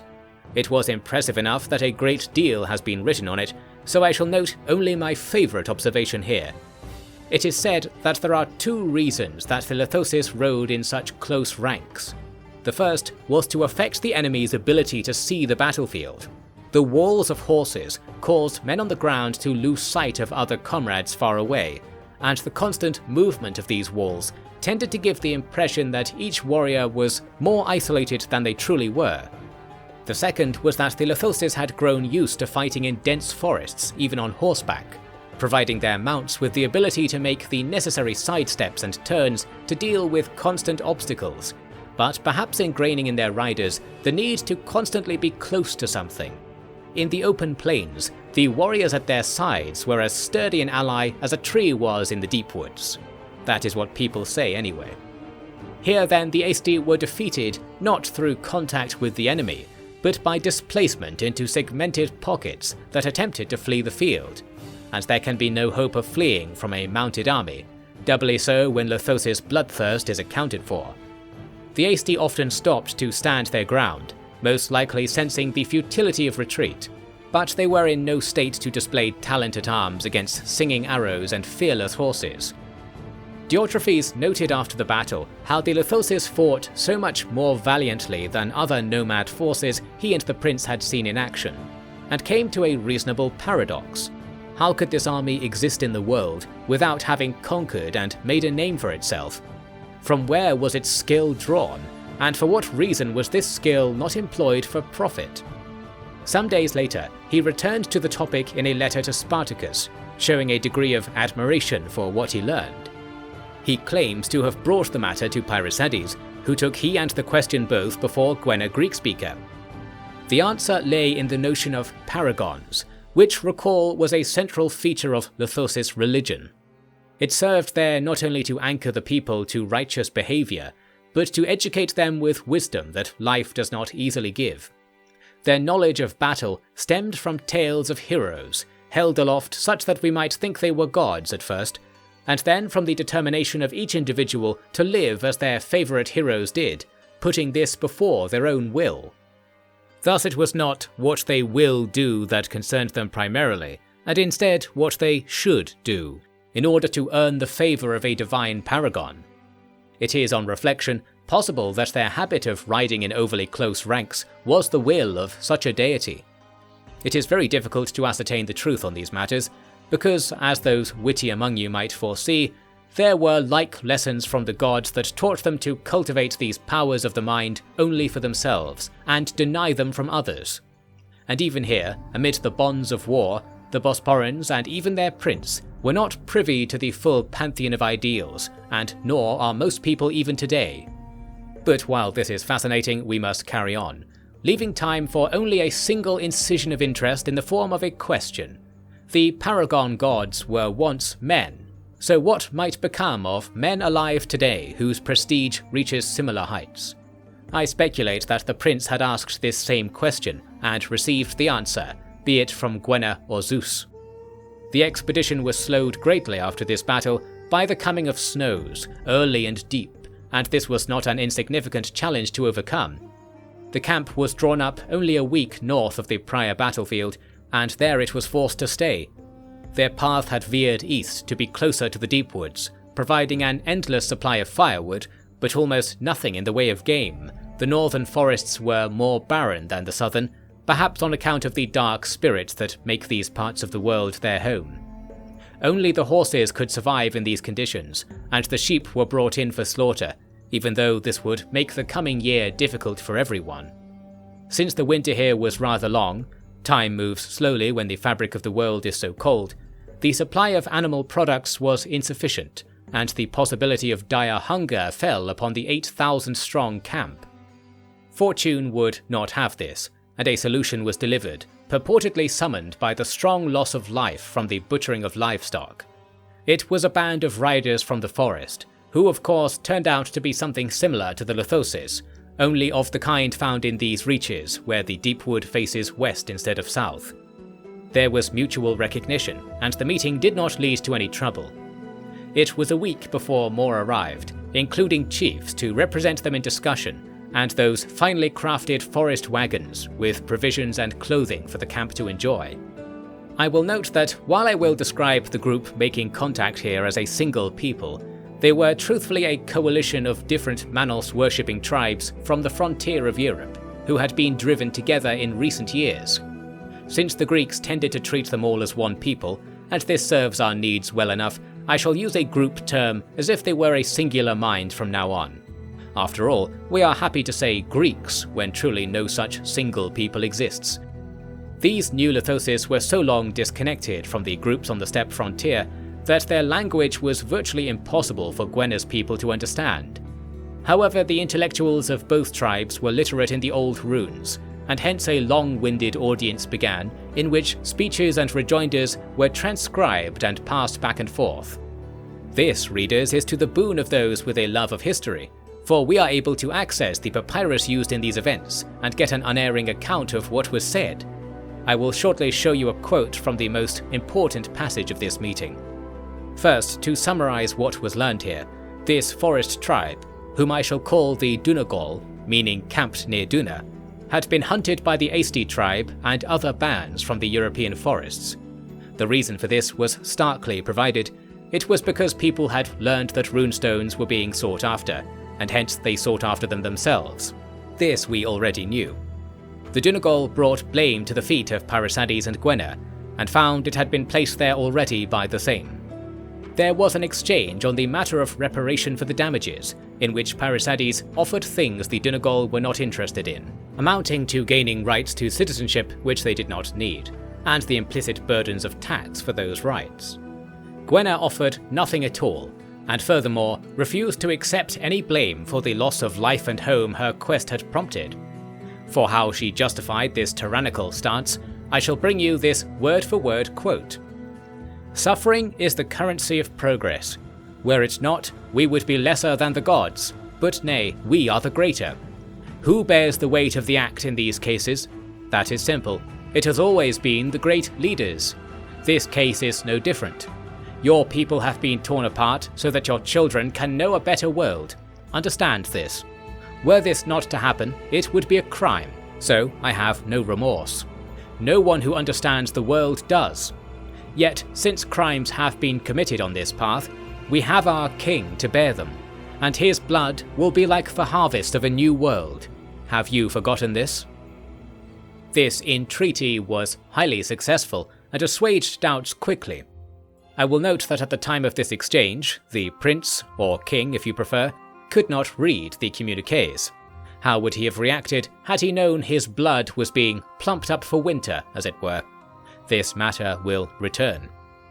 The answer to Gwena's final question, "Have you forgotten this?" was no.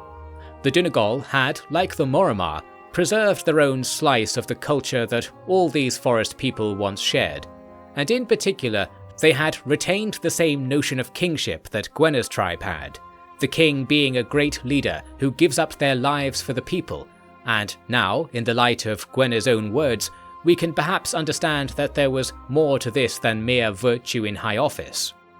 The Dunagol reported that their own piece of the runestone truth pertained to this topic, and so it was more than paragon memory or mere luck of cloudy cultural flow.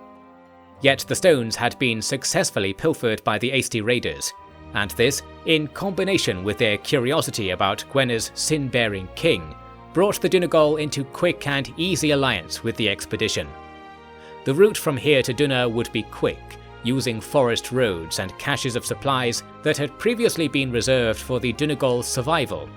That they gave these up to sustain this foreign horde for only a single season tells us that they were either entirely sold on Pyricedes' brilliance, or the vice of gambling had stabbed them in the heart, and stomach too.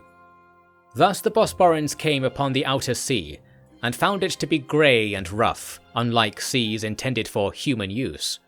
The city of Duna was a harbour on this sea, and while harbours often swell their cities to impressive heights, this place was lowly and wanting severely for worked stone. This goes to show the folly of obsessing over the outer sea, as some do today, although I have heard of places where these endeavours are not entirely miserable. This occurs when the waters of the outer and inner seas mix, such as in the far west of the inner sea, causing the outer sea to be purer and carry the warmth of life more readily. After waiting for the first day of the year in which the ground was thawed by the morning light, the military elements of the expedition went to challenge the city. They could not have gone sooner, for this place was host to an army as large as the one fought in the autumn, and composed of warriors of a richer class. They were often armed with shields from chin to foot, and wore chainmail of a Gallic style that one can most easily buy from the markets of Massalia. It is said that ships from this northern redoubt sometimes circumvented the world to enter the inner sea in the aforementioned western reaches where this is usually possible. This army marched along the coast to the fringes of the forest where the Bosporans were gathering, in an area that was not well suited to a pitched battle. The Aesti had learned to avoid open spaces, or been reminded of it in the strongest terms, and now sought advantage actively, awakened to their weaknesses. It is in these times, after a defeat, that armies can perform their best, which most commanders fail to anticipate. This requires active leadership and a pressing desire for victory that is shared between the highest and lowest ranks, which was achieved here by the thirst for wealth and knowledge the age of the runestones had brought to Europe. Therefore, no easy victory could be enjoyed, and the Lithoses would be compelled to rejuvenate the earth with their own storied blood. Morrow of the Golden Age, Chapter 7.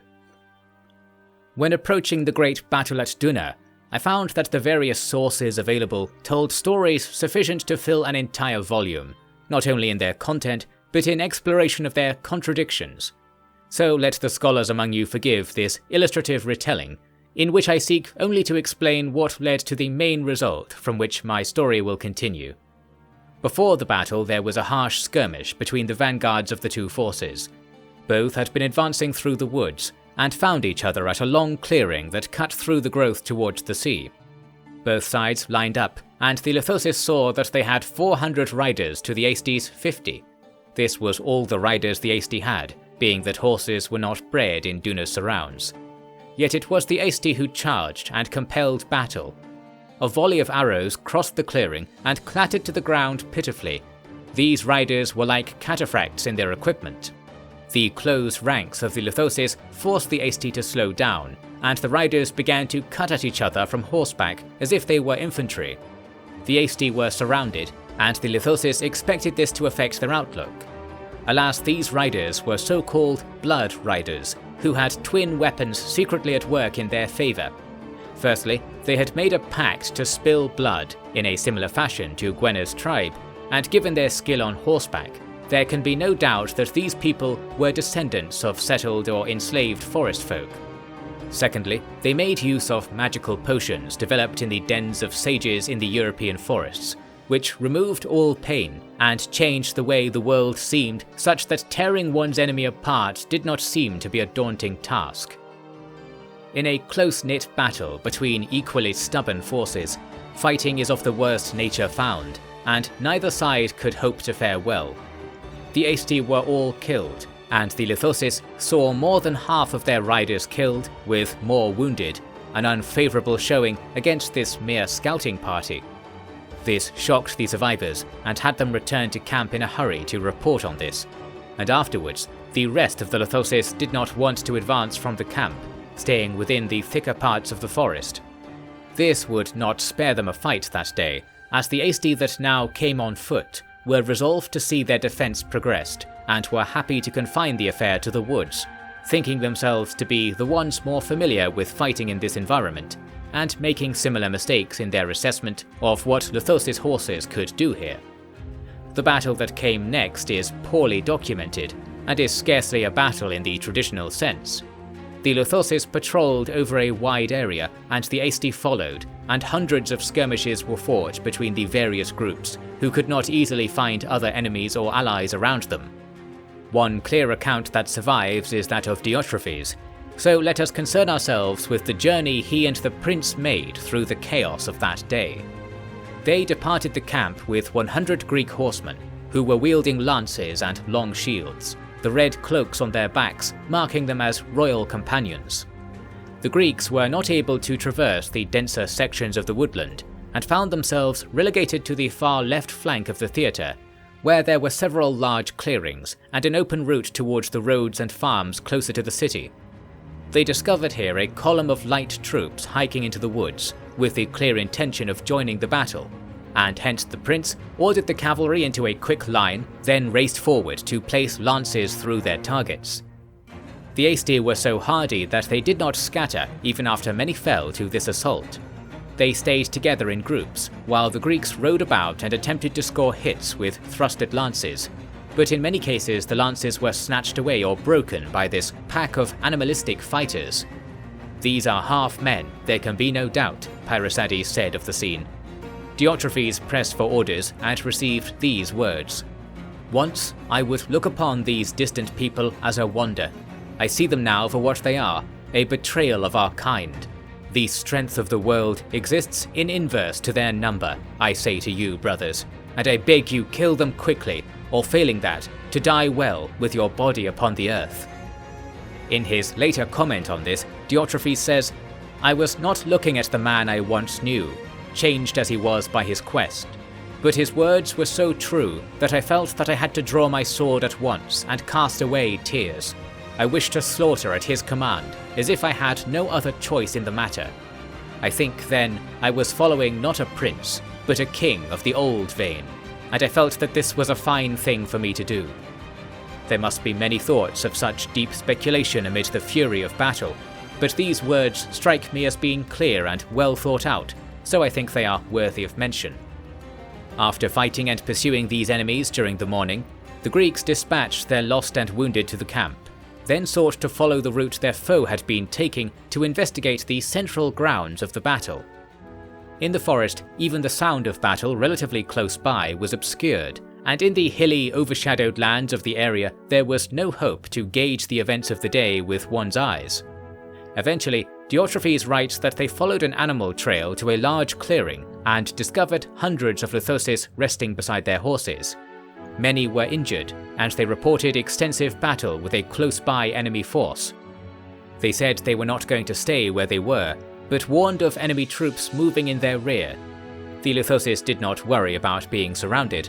However, Parysates, with what understanding he had of his army's deployment and positioning, was concerned for the main camp. Therefore, he left most of his companions to support the local fighting, and went with a band of Lithoses guides to pass through what appeared to be an impassable dell, thick with growth, via a trail no wider than a span, likely created by the small nocturnal pigs said to roam the European forests. Coming quickly to the camp, he saw that the Helisi levies and the camp staff were battling at the entrance against armoured men. These were wealthy heroes of the area, who could not be felled by arrow or sling in most cases, and made a severe impression upon those charged with holding the camp, despite only being 100 in number. Parysates bade Diotrephes to brave entrance to the camp to recover the royal standard, and at once the strategos knew what the prince intended. He snatched up an Aesti helmet from the loot carried by some of the Lithoses, and pulled it on, and also replaced his cloak with the thinner, dull material the Aesti nobles wore. The prince hid his party, while Diotrephes cantered out, appearing neither aggressive or unsure of his purpose. The Aesti warriors believed that one of their own had captured a Greek horse and was here to parade it about for their amusement. Because of this, their rear ranks came to cheer and congratulate him. In an instant he took his chance and raced through the gap in the battle line this created, turning aside the last few ranks to make it to his own side. He was almost pulled from his horse by fierce Lithoses women, but he cast off his helmet and cloak to make himself known. he announced to those nearby that the battle was favourable and that he was here to deliver a final blow. It is common for generals to make such statements in the midst of battle, for they are often self-fulfilling prophecies.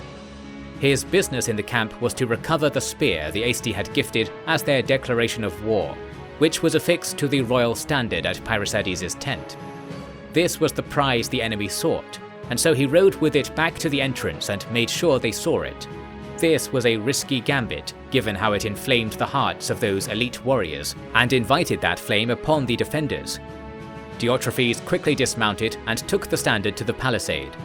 He located a wagon, and used it to quickly fly over the wall, tumbling into the thick mud outside. Then, with the standard waving above him, he dashed for the tree line and the prince. Naturally, the Aesti warriors were like lions racing after their prey, yet now their armour was their weakness, for they could not catch the man in mere riding clothes who mocked them.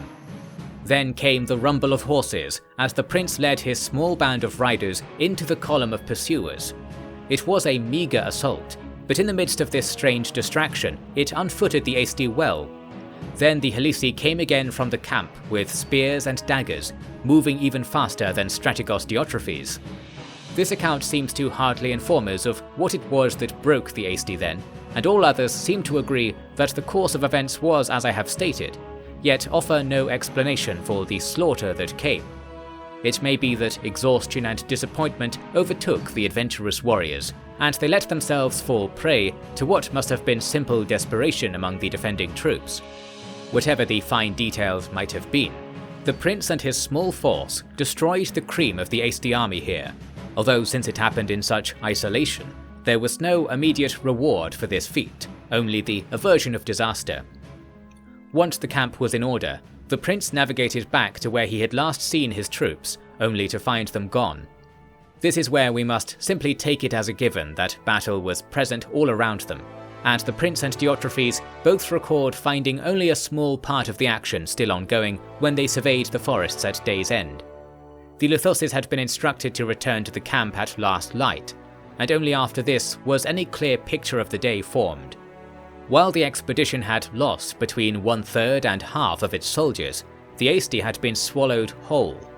Such was the intensity of the fighting that no captives were taken, even by the Greeks. Later surveys found that 3,000 enemy bodies lay in the forests, and certainly there had been more before those surveys were made. This number must have been the greatest part of what the Aesti could field, for when the prince took his riders to Dunna the day after the battle, he was received well and a negotiated surrender was made. The Aesti's higher ranks were enslaved and sent away, while the people and their city were left intact as vassals of the Bosporan Empire. But again it was the runestones that concerned the prince, and he found that the Donegal peoples had indeed lost many valuable and old things to the raids of the Aesti kings. From the discoveries made here, we can know some of the earliest history of humanity. An incomplete collection of stones was found to be a guide on the methods of achieving order in the world, and from it two primary methods were derived. Firstly, to quell disorder in the natural world, the power of Taurus should be invoked through the giving of cattle to the earth. Secondly, to quell disorder among mankind, a tireless and faultless ruler must be worked until his last breath. This was the task the Luthoses of Gwenna had remembered deep in their hearts when they saw the potential of Pairicedes. He was a king of the oldest kind, one who was not a king by nature, but by choice of those who saw that his efforts indicated a love for the destiny of humankind, and moreover, his achievements were real and efficient, such that everyone who was subject to his rule could count more happy times in their life than before. These are the things the rulers who came after Manos himself are said to have achieved, and it was the mission of the Donegal that such rulers be found again. In the Luthoses and the Bosporan Empire, they saw a chance at this, and equally the Luthoses rejoiced in the apparent correctness of their awakening instincts. For the year 188, the expedition stayed at Dunna and restored the region to order, briefly warring with former vassals of the Aesti, and establishing a line of communication along the vast frontier of the World's End Forest, from its southernmost point near Kariskos to its northern border with the Outer Sea. If one were to take mere distance from one border to another as the measure of an empire's achievements, Already the Bosporan kingdom was an unprecedented sovereign of the world. This, though, is mere rhetoric, and there were few people and fewer coins to be found in their lands. Their reputation among the other courts that looked upon them was strong, rich, and perhaps righteous. However, had any king or warlord decided to intervene, they might have found great success, for while half of the kingdom's strength was shivering at the outer sea, the other half followed King Spartacus to the Hyrcanian Ocean, as mentioned prior, and it is to their breathless tribulations that we now turn.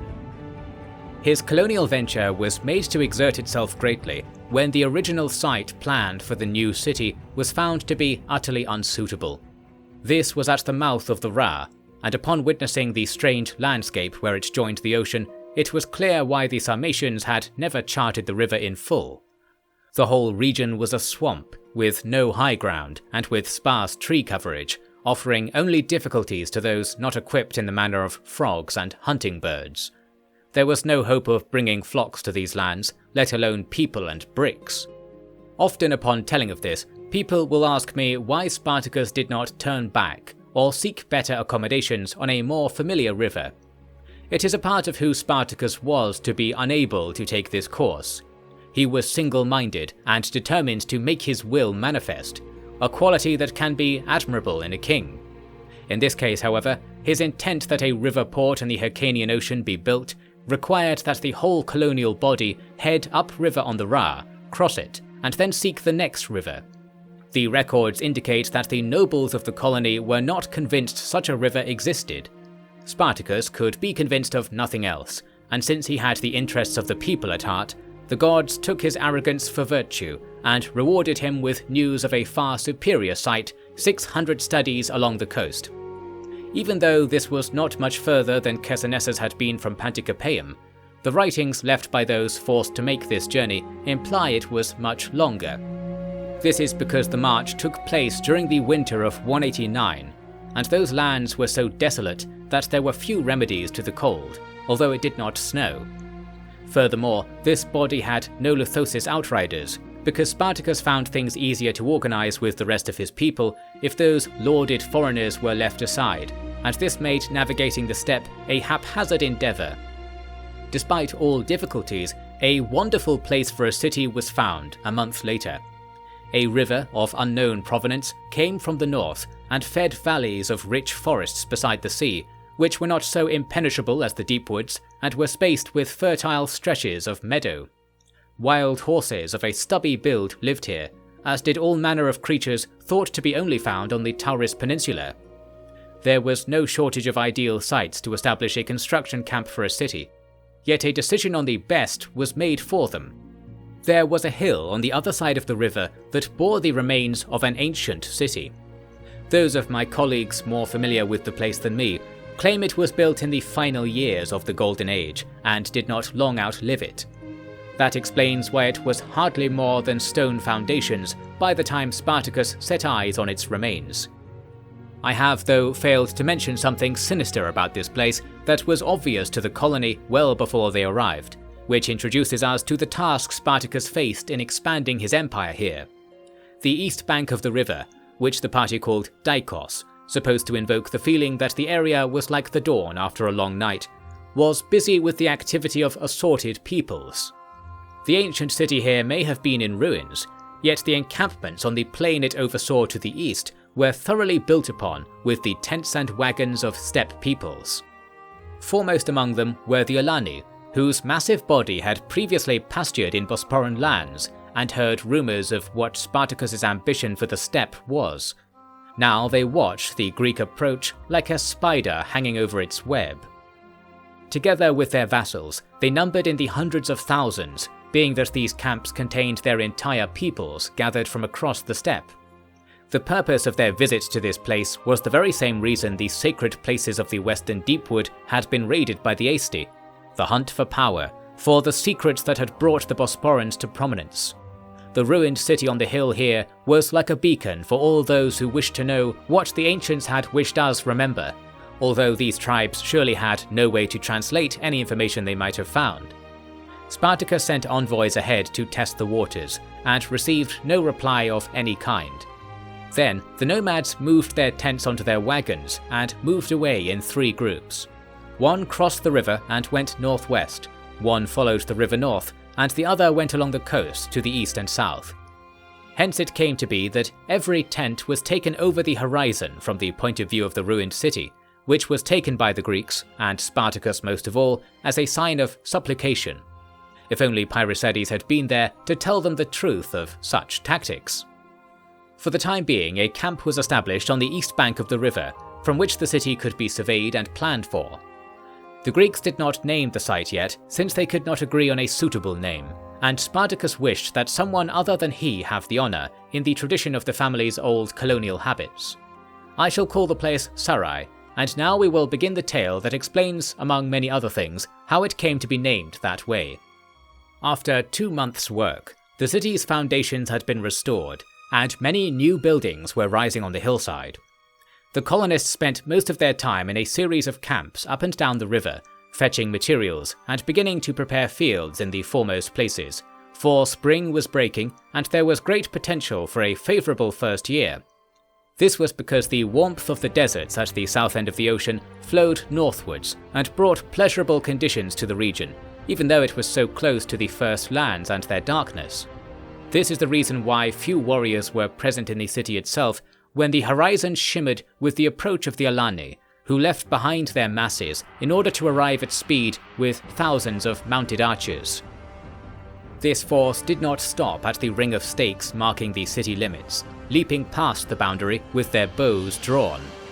Those people who were in the open were pierced with arrows and spears, and those who took refuge in the wooden barracks on the hills were made to flee again through the application of flame. Thankfully, they were able to reach the summit of the hill, where the 200-strong garrison was mustering, although with the numbers balanced as they were, this was only a brief reprieve from mortal danger. To flee the city now would be impossible, so a Hoplon shield line was presented. The Alani halted to take stock of this stand, and a siege of the hill began. The black smoke rising into an empty sky was all the signal required to recall the king's army from their various posts, but it would take a good portion of the day to achieve this. The Alani did not need to hurry, and so they assembled below the 200 hoplites and brought up large baskets with hundreds of arrows each. A bombardment began, with many Alani standing on their saddles while shooting to demonstrate their prowess, although it came across as a desperate attempt to reduce the difference in height between themselves and their target. Still, the nomads were in possession of powerful compound bows that utilize bones and treated woods to produce extraordinary power, and so even from the bottom of a steep slope, their arrows raced up and pierced the Greek armor with terrifying regularity. This would be the end of these stalwarts, were it not for 2 interesting features of Sarai at that time. First was the lay of the construction materials and stone ruins, which gave the impression from the north, the direction of the Alani's approach, that the fortified hilltop only had one route to access it, and furthermore, that there was no good route from the northern section of the city to the southern. Neither were true, and this oversight would prove vital in the hours to come. Second was the presence of curious stone obelisks at the hill's summit, to which the Greeks at first placed their backs. This was a ring of stone archways constructed from 3 or 4 pieces each, yet rising to twice the height of a man. You can imagine that the individual pieces were very large. This was the style of construction used in the Golden Age, and this ring was an indestructible monument anchoring the power of that time to the lands nearby. This is usually cited to explain the strangely vital and pleasant environment, but I personally wish to see the theory based on the interactions between the clouds and the Hyrcanian Ocean given more thought. As the rain of arrows grew perilous, the Greeks brought their shield line onto this holy site, so that the stones would provide shelter. The Alani were unimpressed and carried out their sport all the same. The sound of metal on rock rang loudly, in harmony with the piercing of steel shields, or the grunting of those made to shed blood. This was an improvement on the prior situation, and the Alani did not notice how few of their arrows could now reach their targets. This meant that the Greeks could sing hymns and taunt the horsemen without their spirit diminishing, delaying any decisive moment for so long that Spartacus was able to come and witness the scene for himself, along with at least 1,000 lightly armed citizen soldiers. The king's army approached from the south, and the hill at Sarai was wide enough that he and the Alani horde were not visible to each other. Now we see the importance of the Alani not coming to the south side of the hill, for not only did Spartacus gain an element of surprise by arriving like this, but the winding hillside path to the holy site there was unguarded. He took his men up this path, two abreast, and it ended within earshot of the garrison on top. By now, Spartacus had realized he had come this close to the battle while undetected, so he ordered his men to be silent and slipped forwards only a few messengers to explain his intentions to those sheltering in the stones. He sent his Greek horsemen to circumvent the ruin and make themselves known to the enemy rear, and then ordered his Cimmerian infantry to follow their lead. The Cimmerians were famously fleet of foot and followed along behind the horses as if they were in tow. The Alani saw this force gathering at their rear, and some of them turned around as if to make an attack, although none occurred. Likely there was no agreement among them whether this small relief force was planning on a feint, a strategy so common on the steppe that even the lowest warriors were aware of when it might be used. Their time ran out, and Spartacus now appeared to reinforce the hoplites among the stones. His warriors brought their white shields to triple the width and double the depth of the formation. Before the Alani could organize another rain of arrows, this formation moved forward at a walking pace, with shields held together, so that they were like a wall closing on the gangs of horsemen on the hillside. The lay of the buildings was such that the leading half of the Alani force could only move forwards or back, and with a fresh force suddenly and silently drifting towards them, like the spirits of those Golden Age stones manifested, they were inclined to go back. This would not be easy. Behind them, the Greek horsemen roared and galloped into the ruins with lances outstretched. Their horses were taller and better armoured than the nomadic steeds, and both those horses and their riders were taken by fear. Spartacus took the shield line upon his shoulders and brought his men at a run to stab the riders on the hillside, who were not taller than the infantry in this situation.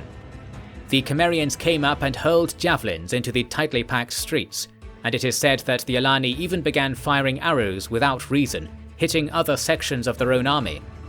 There were only 4 routes for the Alani to escape the city, and 3 were used by the Bosporans to slaughter those on the edge of the group. The Cimmerians attempted to contest the 4th, but were pushed aside by the wild stampede of horses that was emerging. It was like wine flowing through a narrow spout on a wide jug. The Alani's slow escape cost them dearly, and the city was further congested with the dead. The wounded did not last long if they fell to the ground, with hooves and entire horses falling about them. Those who made it clear did not regroup, and went far off to find their people. Spartacus claims that 500 of them escaped in this way, others fewer than that, from a total of 2,000. Of the Bosporan losses, it is agreed that there were no more than 50. However, the loss of civilian life in the city was dear.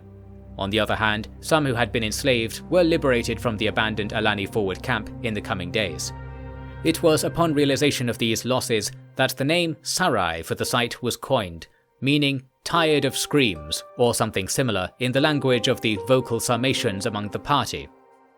It is a great feat that the colony remained intact after this assault, and an even greater one that Spartacus did not consider the position untenable even in victory, which is what everyone else who cared to write at this time seems to have thought. We are beginning to see the unwavering nature of King Spartacus, and the fate of Sarai was bound unbreakably to the king's will.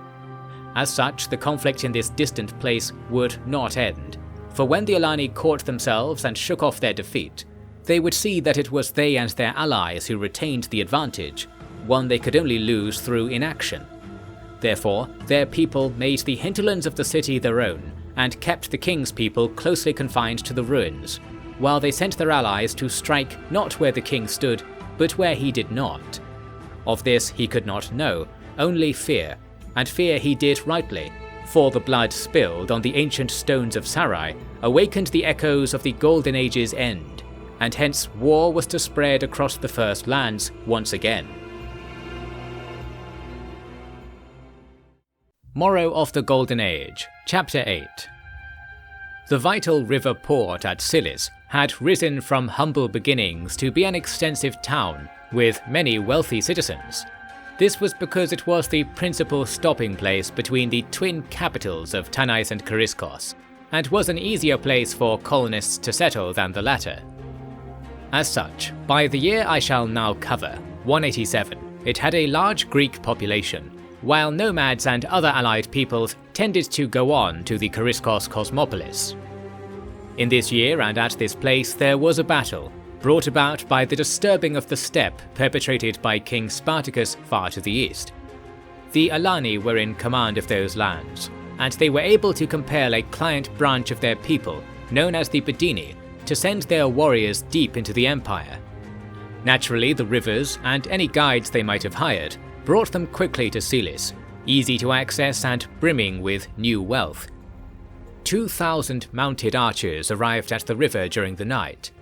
The Greeks in the town believed they had some time to prepare, since the river shielded them, and they were busy with a scheme that I shall detail shortly.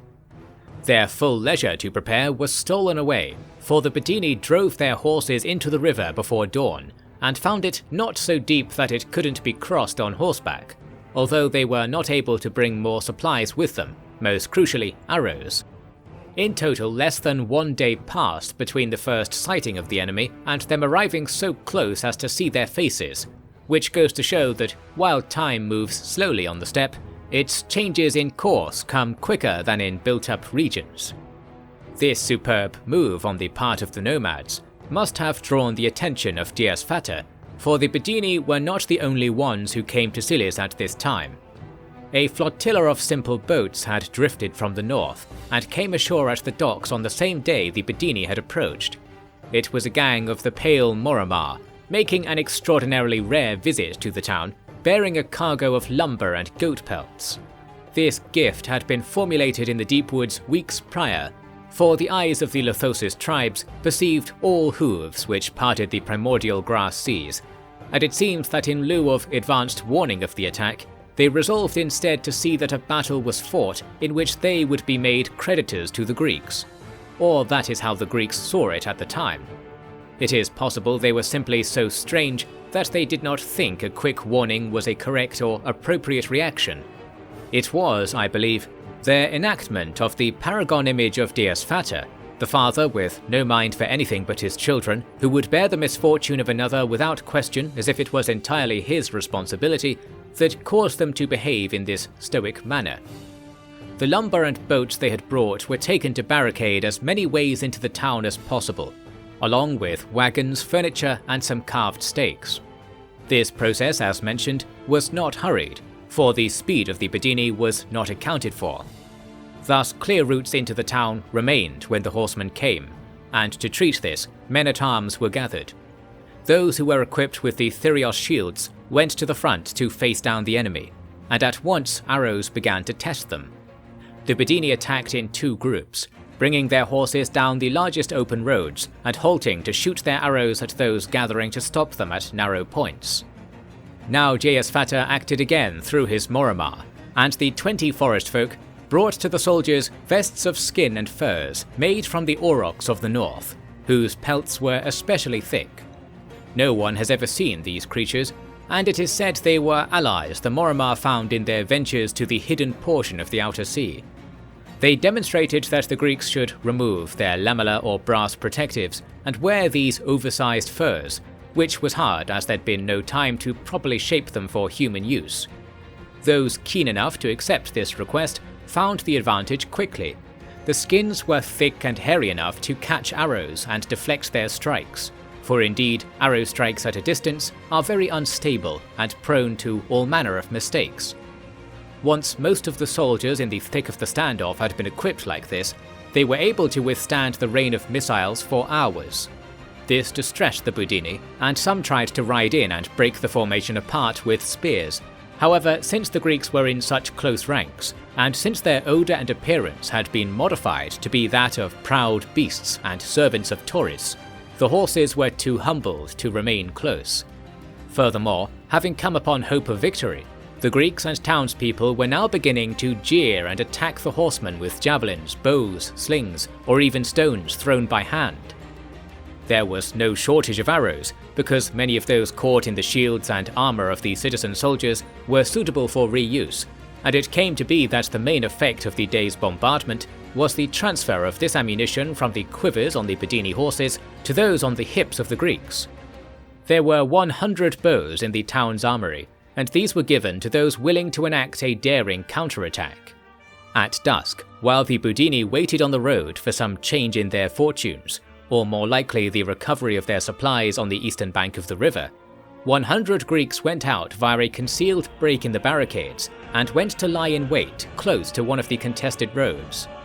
A fire was lit in the town on some high ground, so that the Badini could clearly see the sacrifice of a bull and a cow side by side. Then, with a gust of wind, their own arrows emerged from the rocks and trees around them with deadly speed. Horses moaned and panicked, and riders fell, and the situation seemed to change very quickly. The Badini again tried to advance, seemingly unaware of the direction the arrows were flying from, and they were not able to find their assailants. Instead, they challenged the shield walls again, with greater determination now, blinding their horses and ramming the Greeks. The Greeks used spears, taken in hand or thrown, to unseat the closest riders, and it was obvious that the assault could not make any progress. Since it was quickly becoming too dark, the Badini began to withdraw in small groups, although some became trapped by the movement of the Greeks and were taken as prisoners. Various buildings on the town's frontier were set aflame by the departing riders, yet each time this occurred, the Morrow tending to the fire at the sacrifice site would point their fingers at the light of the flame and demand that all be gathered together at once to honour the children of Tauris, and indeed the flames did come and strengthen the main fire instead, sparing a great deal of damage. This is the sort of useful thing that experienced practitioners of bovine sacrifice can achieve. The celebrations lasted until morning, but the Greeks were shocked to see that the Badini were still nearby at first light. As they prepared their soldiers again, ragged and useless as they were now, the enemy offered an emissary who pled for safe passage across the river of the surviving men. The captains of the town were happy to negotiate for such things, and it came to pass that the Badini were expelled from the surrounds of Silis, and that the prisoners taken would be released if all the baggage and equipment on the east bank of the river was left where it was, to be taken by the town as spoils. This proceeded as agreed, and thus the town was free of its siege and enriched by the taking of a large amount of horses, slaves, gold, and other goods the Badini had gathered on their journey to this place. The Badini are recorded again some years later raiding Olbian territory to the west, suggesting that they were too ashamed to return to their families in the east. Suffice to say, the grand figures of the empire did not need to worry about them anymore, although we should bear in mind that this victory was unknown to King Spartacus at the time. He, though, had a victory of his own. During the de facto siege of Sarai, foraging patrols from both sides had met in a lush valley a short distance to the southeast of the city, where the treetops on the high ridges looked upon both the would-be city and the extensive Alani camp. They were really quite close to each other, since the Alani had drifted closer and closer to the ideal grazing sites that were near the river. After arguing over rights to various places, the foragers had begun to fight, each side calling upon their comrades to come and settle the matter. More and more men arrived to the valley, and in the afternoon there were thousands of men facing off and occasionally brawling, with no particular goal or vision for a battle. Once Spartacus came to interpret the situation, he saw that most of the Alani were dismounted, staking their claim to certain places and features of the landscape. He ordered an immediate attack, and he was right to do so. The Alani were not used to fighting on foot, and scattered to fetch their horses. The Bosporans kept close and harassed the Alani, and the sight of this infected those further back with fear of a disaster, and they began to flee also, and the speed at which all this happened can only be described as astounding. And this was only the beginning. With only 1,000 footmen, King Spartacus drove the Alani riders away and killed all those who could not reach their horses, then followed the survivors into the large civilian encampment on the adjoining plain. The panic delivered by the routed men tore this camp apart as forcefully as a gale, and it is usually claimed that the gods must have poisoned the minds of the proud nomads to be so pitifully fearful in face of the king. One wonders if this undersells the reputation Spartacus had built for himself, for as much as his own troops disliked him for his callous nature and berating tongue, his enemies had come to know that he was a soldier first and king second, invoking the image of Greek legends that even these steppe peoples had heard. It was typical of steppe people to see one acting with exemplary traits to be naturally possessed of many more, which I can't help but compare to the notion of the paragon deities and their manifestations in the view of the Lithosis. There is likely a connection, but we have other things to progress to here. The Bosporans briefly raided the Alani camp while it was being packed away, and saw that approximately 50,000 people were displaced from the city's periphery, which was of great relief to the colonists. Many from the Alani camp even submitted to Spartacus, being not especially loyal to their nation. Indeed, the steppe people here were of several kinds. Sarmatians, Sakas and Scythians of rare breeds all mingled among the Alani proper, who were a peoples from even further east originally. As usual, this is something people often say, but no one can find where the claim arose, or what truth there ever was to it. This caused their loyalties to be soft, and the appeal of Sarai's fine land pulled hearts from their obligations with its echoing call from the old Golden Age. The rest of the nomadic population moved north to link up with another nearby camp, from which warriors came to ensure that Spartacus would not pursue. This highlights the difficulty the king faced even in victory. He could not venture far from the city, lest it be taken by a swift movement of the enemy, and nor could he compel the enemy to fight without strange circumstances, such as those he had discovered in the previous incident. Therefore, the wider matter was unresolved, and tens of thousands of nomads continued to utilize the fertile lands around the river Dikos as if it were their own. Spartacus and all the colonists were trapped in their struggling colony, and the Alani did not have to do anything at all in order to douse the Greeks' hopes for safety and success. Since the siege was not at all strict or complete, messengers and even caravans had gone to Tanais and revealed the tenuous nature of the project to the councilmen there, who in turn sent detailed reports to Chariskos. From there, the decision was made that Prince Parysades be informed of these developments, in case he wished to quit his quest and attend to the matter, which is what the nobles of both Chariskos and Tanais wanted, the former to exert control over the prince, the latter to build upon their safety and keep the war at a distance. This was not easy, for the prince's location had been veiled in secrecy to prepare for a campaign for the year 185, or that is what was said. The veil was cast, it could be said, over a straw man, for the new expedition had already left in the autumn of 186, bringing the Lithosis caravans from Duna on a southward course through the forests after learning of a place that the Free Halisi were using to muster a fresh army. This place was called Oyam, a city of unusual size for the barbarians of Europe, owing its success to the excellent farmland created on wet ground cleared shortly after the region was created from the bloodshed of the Golden Age collapse. King Wulfia had happily broken his treaty with Parysades to begin mustering an army here, surely hoping to recapture Palteskia, and likely unaware of how the Greeks there had established quarries using bodies of skilled colonists, thus prompting walls and towers to be cheaply erected in their defense. It was to that site of constant activity and construction that messengers came in search of the prince, and either no one knew that he had left for the wilderness already, or no one was willing to admit they knew. It was with no knowledge of his empire, then, that the prince took Gwena's itinerant people into the Black Forests, and from what I have read, I find it likely he did not even know that his brother had left Tanais. I bring this up to dissuade you from calling him careless or callous for pursuing his own ends while his dynasty trembled upon the edge of ruin, although there are plenty that do so. These critics may well point out that in his drive to appear surprising to his enemies, Parysades had almost ensured that winter would fall while he was in foreign lands, and correct they would be here. The expedition was slowed by snow, and really did not achieve very much surprise in their approach to Oyam. However, by arriving a year earlier than Wulfia had bargained for, the prince did face an army that had barely begun to muster, so the balance of his strategy may yet be salvaged. The city was spread over a wide plain, and it was found to have been largely abandoned by the time the Bosporans arrived. This was not much of a boon, for it was unwalled, sparsely built up, and all things of value had been carried away to the place where the people of the city had chosen to make a stand.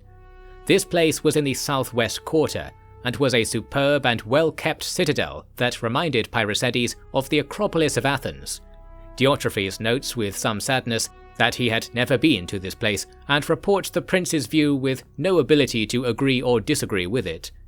It used the lay of the rocks to limit the approaches, and those that were possible were steep and easily blocked with gates or soldiers.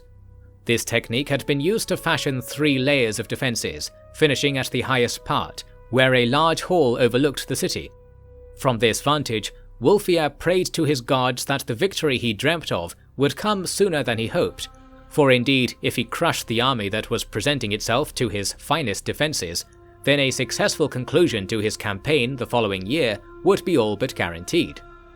He was right to be confident in the strength of his position, and there are those who will string you along at this point by explaining in detail the clever ways in which every part of this citadel was made with consideration for defence and mutual support, and some will even say that Oryum had a destiny as a city as great as the likes of Athens.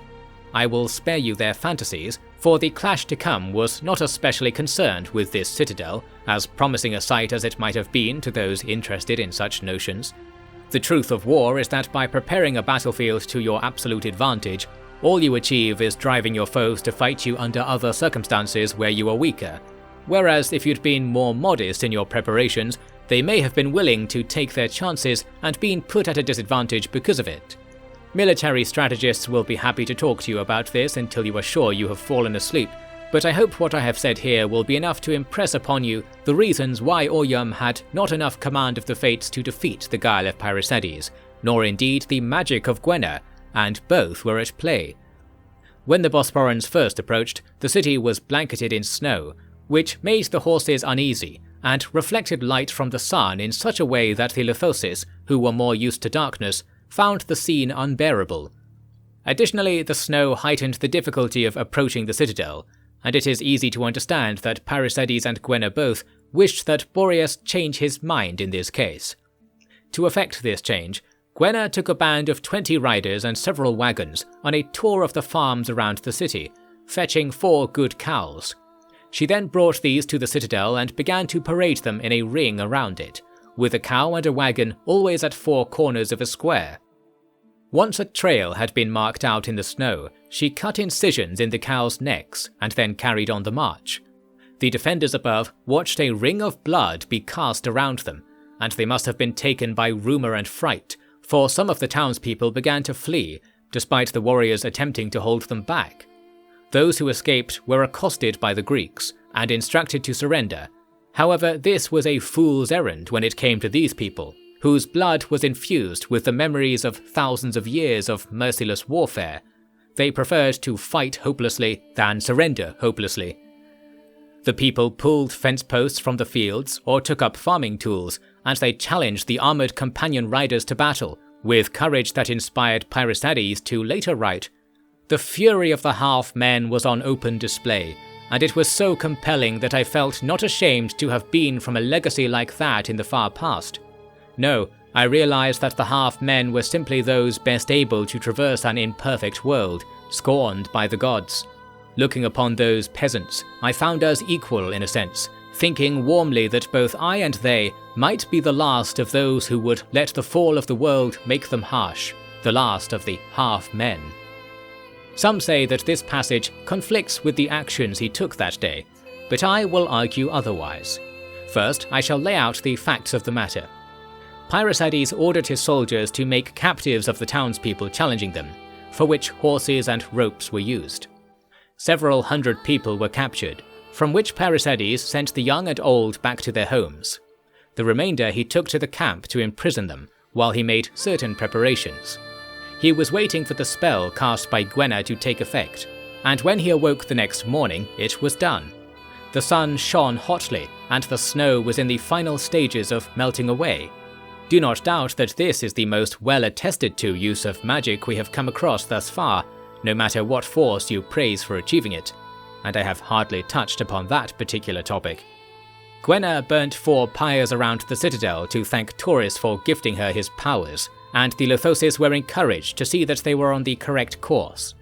This did not change the military situation very much, and that is why Parysades had to act as he now did. He retrieved his prisoners and took them close to the citadel. He divided the group into men and women, and handed the men to the Lithosis. These men were tied to trees around the farm fields, often high up in the bare branches, and some branches were removed so that those in the citadel could see the prisoners without obstruction. The women were subject to a game that the Greeks found highly amusing, and the Lithosis less so, in which basic armaments were provided to the group, who were loosely tied together such that they had to move about as one, and they were tasked with winning their freedom in combat against any Bosporan who wished to exercise themselves. The purpose of this strange game was humiliation, and its intended audience was not those who witnessed it closely, but those who witnessed it from afar. Wulfia's Halisi warriors were not able to tolerate the indignity on display, and they came out from the citadel to challenge for battle. The Lithosis stirred from their camp like bees from a hive, and battle was quickly taken. As the Halisi went between the trees to rescue their comrades, they were subject to a storm of arrows and cavalry raids that diminished their numbers beyond hope long before the task of ending the humiliation was done. As for the women, Parysades had them let out to return to the citadel, so that the Halisi would be further divided in their desire to protect this group as they went, and furthermore, so that the gates of the citadel would be left open for a time, in which a few hundred Bosporans were able to force entry and swiftly take control of the hill. Wulfia was brought out in binds, and what might have been a miserable siege had been concluded less than one full day after work began.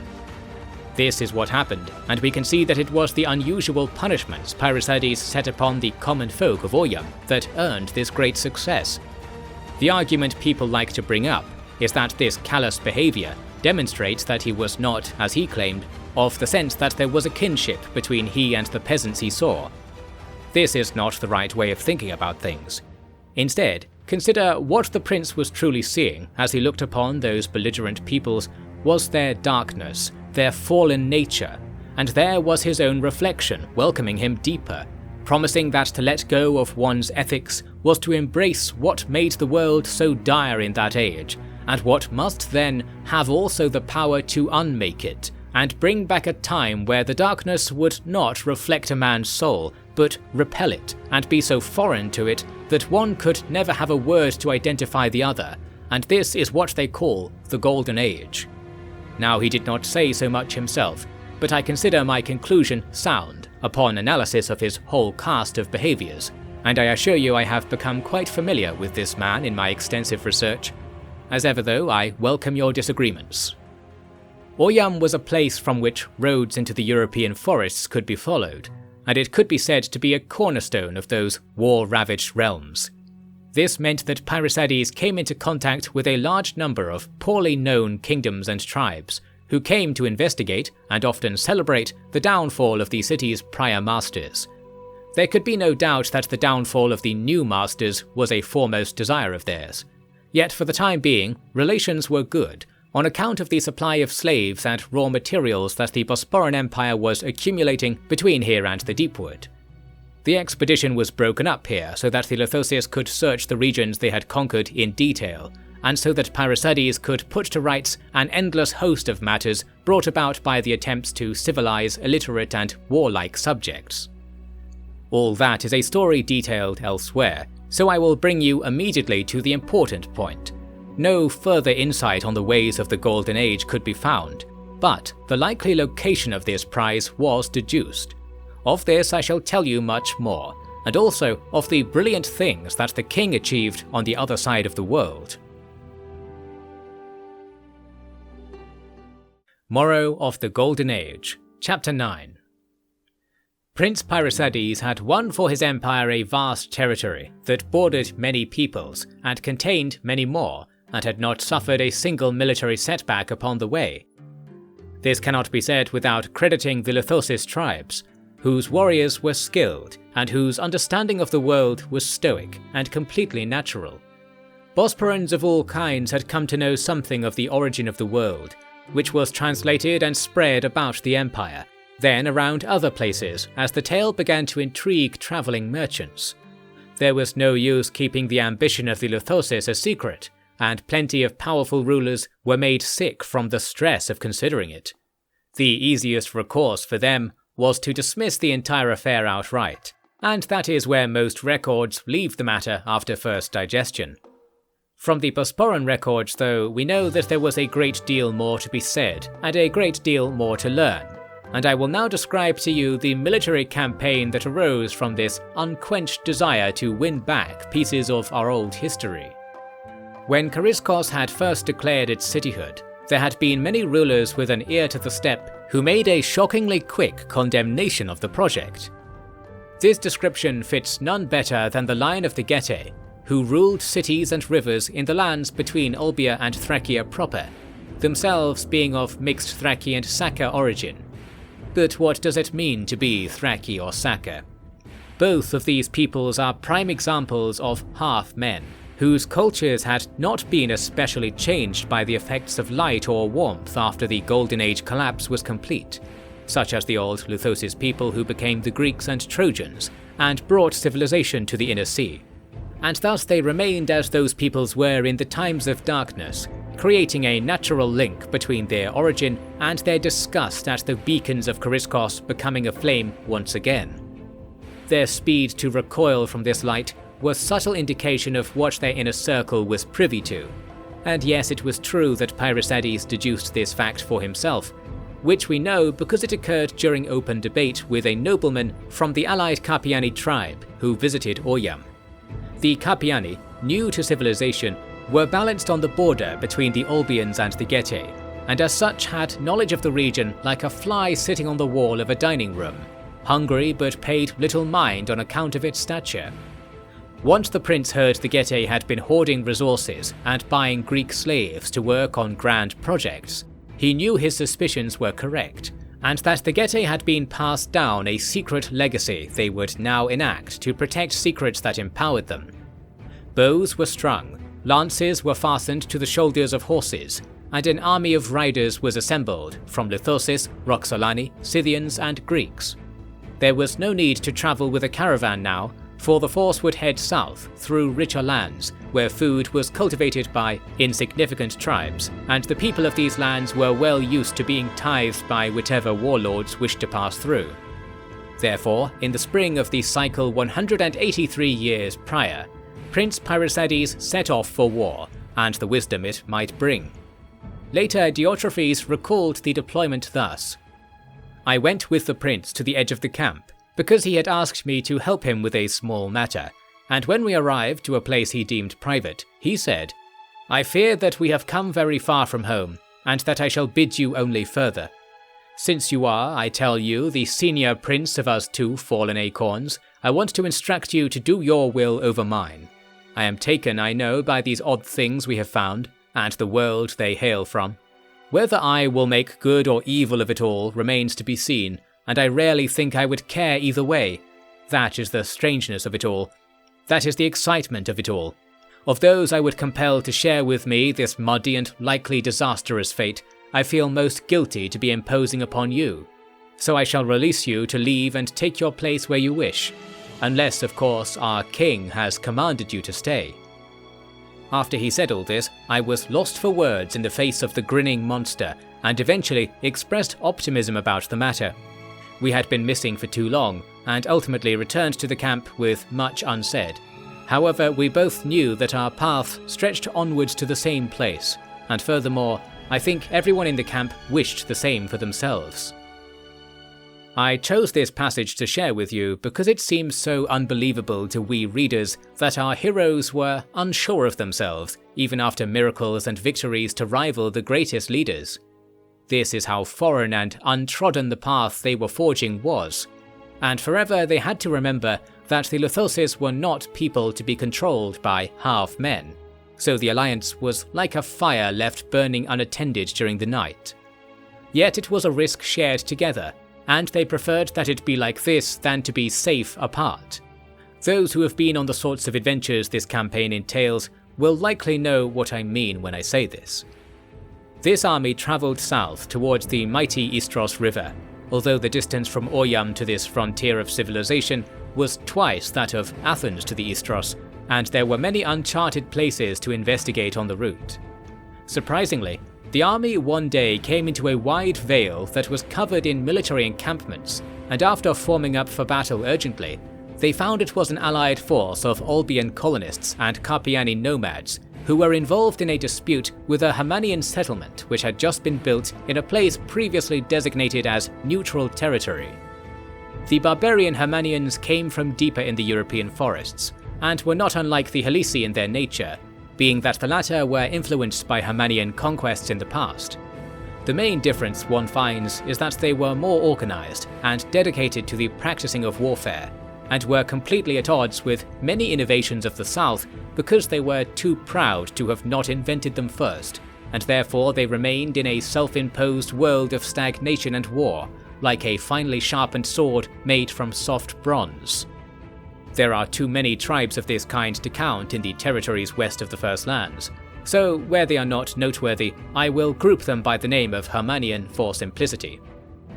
Parysades offered to mediate in the dispute, and was rejected outright by both the Carpiani and the Hernanians, and so instead he agreed to capture the colony for use by the Albion settlers, and renegotiate an agreement with the Carpiani. The Carpiani, whose wishes were ignored so thoroughly that we have no record of what they were, quit the scene and took their army to raid villages in the mountains that divide the steppe frontier from the better travelled world. This is something they did frequently, to the extent that the mountains are sometimes called the Carpiates, even though on most maps they are labelled as the Sarmatian Mountains. Since this settlement had no walls, Parysades intended to take it by storm in a quick manoeuvre. He attacked from the south and west, and when the Hernanians saw that the Lithosis were content to sit back and shoot arrows into the town, the former decided to come out and challenge for open battle. This suited the Lithosis well, but we shall focus on a less favourable element of the battle, which enchanted the prince with the notion of how easily life can be lost. He saw that some of the Hernanians were fleeing the town on horseback, heading into a nearby wood. He took his Greek and Scythian companions to give chase, and found those horsemen resting their mounts among the trees, supposedly oblivious that they were being hunted. This was their ruse, and the prince was drawn in like a crab to a cage. As the Bosporans roared to announce their raid, the trees themselves seemed to come alive with deadly action. Men had been squatting beside roots, or roosting among the boughs, with a layer of brown dye covering their entire bodies, and that it was this extensive was certain, for they were naked, the only item they had to their person being an axe or long knife to sink into panicking men and horses. The prince's party was surrounded and made to fight in close quarters. The horses could not be protected easily, and hence both Parysades and Diotrephes were cast down to fight on foot, further set upon by the alluring riders who now came with spears, swords and shields. The pair united with the other companions behind the Thyrios shields, although Parysades did not carry one due to his rank, and is usually reported to have taken to battle a hoplon and elongated coppice of the style used by junior cavalry officers in mainland Greece. Fighting to all sides, the companions pushed back towards the edge of the woods so that they could signal for aid. However, they were fortunate that some of the terrified horses had dashed from the wood in view of the rest of the army, revealing the danger. Thus, the Lithosis came into the woods with 100 more riders before the companions were able to signal their peril, and it was a joyous sight for those cowering against an onslaught of screaming axemen from all sides and above. The Lithosis made short work of the ambushes, and none of them attempted to escape. Once all were killed, it was found that half of the Bosporans were dead or mortally wounded, and Parysades was distraught at the quick and apparently arbitrary turn in his fortunes. So Diotrephes, and notably no one else, claims. On the other hand, Diotrephes notes that the prince returned to his usual countenance after only one day, even though it would not be uncommon for an event like that to change one's character for the remainder of their life. This quick recovery goes to show how the prince was utterly committed to the future and contemptful of the past, choosing hope above regret, assuring all who followed him that these dangers and sacrifices were worthwhile without even saying a word on the matter. That is what I think, while others will write this part of the story as a parable of vainglorious, selfish, or uncivilized behavior. I beg you wait and see what else the prince did before you decide which you will agree with, for it is the whole tale that supports my position and only chosen incidents that support others. Many tutors told me things like this when I was young, so please understand that this way of reading things is the finest sooner than I did, for you will become all the wiser. The remainder of the Himanian force was either killed at a distance or surrendered, and it is evident that their best and fiercest warriors had all been committed to their plot in the woods. To give thanks that said plot did not succeed, the surviving Greeks made a sacrifice to Dioscuri, the twin deities thought to be behind the speed of the Lithosis rescue. This is not an unreasonable theory, for the Lithosis possessed a paragon deity of their own, named Dioscuri, a two-souled man who shared his second soul with Equus, the king of horses. Together they rescued those in need and taught common horses to be noble and civilized, which is why horses tend to be of a caring nature.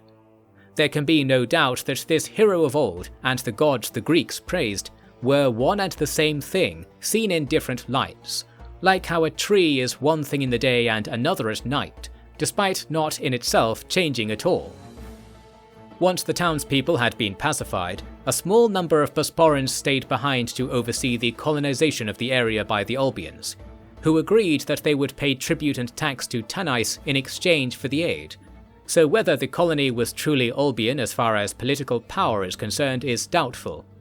There was not so much difference between Albians and Bosporans in this time, and I think that one day people will look on this time without enough care to make any distinction, as I happily do to the Hamanic peoples. Furthermore, no two individual humans are like. That is the most granular thing you can say in these debates.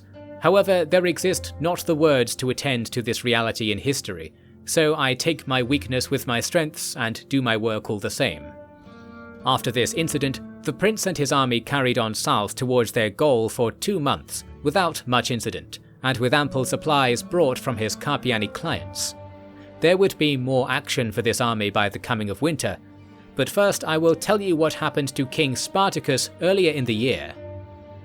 Because the world is so balanced by the forces outside it that fortune and misfortune seek each other out, it came to pass that King Spartacus was in receipt of disheartening news that spring, which ruined what first seemed to be a step forward in his freedom. He had managed to repel a raid by the Alani on Sarai, who had returned in force to harass his project ever closer. In the victory, a great many enemies were slain and horses were acquired, and all celebrated the brief clash as if it had been a decisive moment in history.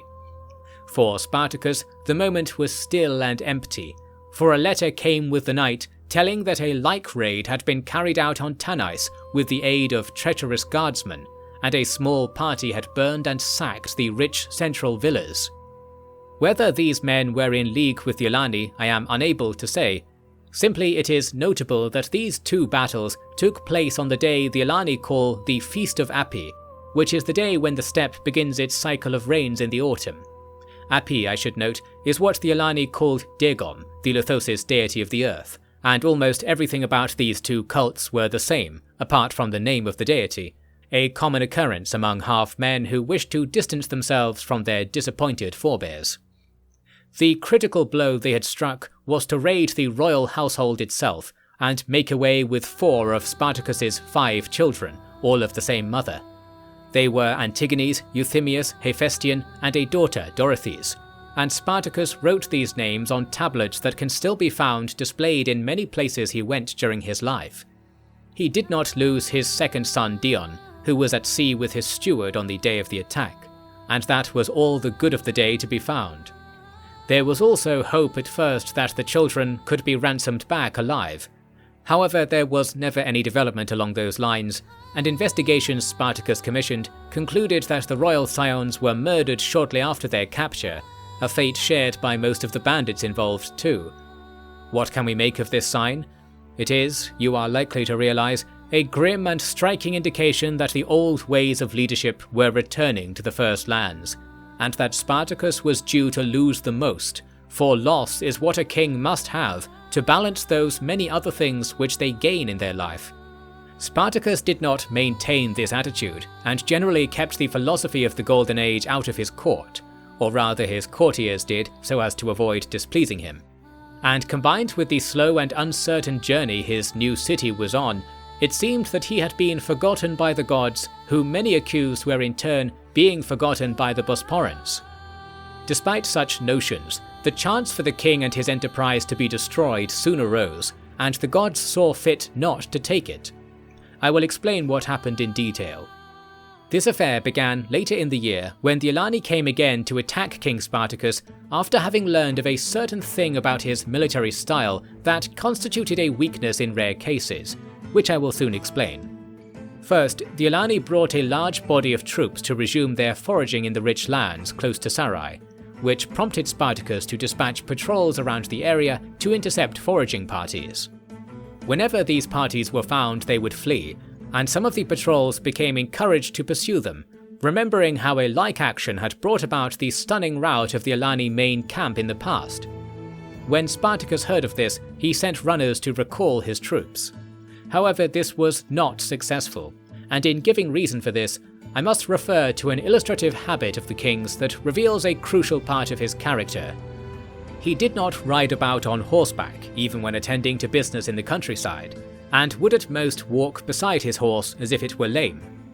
There are those who say he did this in order to demonstrate to his subjects that he was willing to live in the same simple fashion as they, and thus avoid a sense that he was of a different class to those who might be asked to die in his name. That is an optimistic view of the matter. The reality of it is present in many reports and rumours from those times, which state that Spartacus loved to approach his colonists and soldiers on foot in order to accost them about one thing or another, and that is why he did not like to be on horseback. There was supposedly not a single person in the world whom the king could not approach and immediately find something wanting, which he would point out quickly and harshly, bringing an implicit threat of military discipline even in cases where the law would not usually permit it. After the loss of his 4 children, the habit was likely strengthened, although since people were hesitant to write about these incidents, we cannot say for sure. This strict and direct method is, you might argue, the reason behind the high quality of his soldiers and the rapid arising of Sarai as a respectable colony. It is also the reason, I argue here, why many of his soldiers were eager to find someone else to be their superior, so that they could feel loved rather than guilty. That is why, when enthusiastic voices called for them to pursue the Alani that day, they agreed, and when the word of the king came, they could concoct a host of excuses to have not received the command. Thus the gods were given their chance at vengeance. Once it was known that a sizable body of the city's garrison was in grave danger of falling for the nomads' feints, Spartacus flew into a rage and went out in person to fall into the same danger himself, surely pleasing those who take the more favourable view of his mingling among his subjects. He rushed the remainder of his army out, and did not have any trouble finding where his patrols had gotten to, for they were perched on a hillside that ran down to the eastern plain, upon which the Alani's large camp was once again outlaid. Here they were being terrorized by the Alani riders further down the slope, whose arrows had corralled the Bosporans into a group that had to stand upon their own wounded. The reinforcements flattened the group into a coherent shield wall, and occupied a larger width of the hill. Still though, the Alani had riders enough to easily outflank them if they cared to advance. To discourage this, Spartacus sent the Cimmerians to shoot down the hill and drive the horsemen away.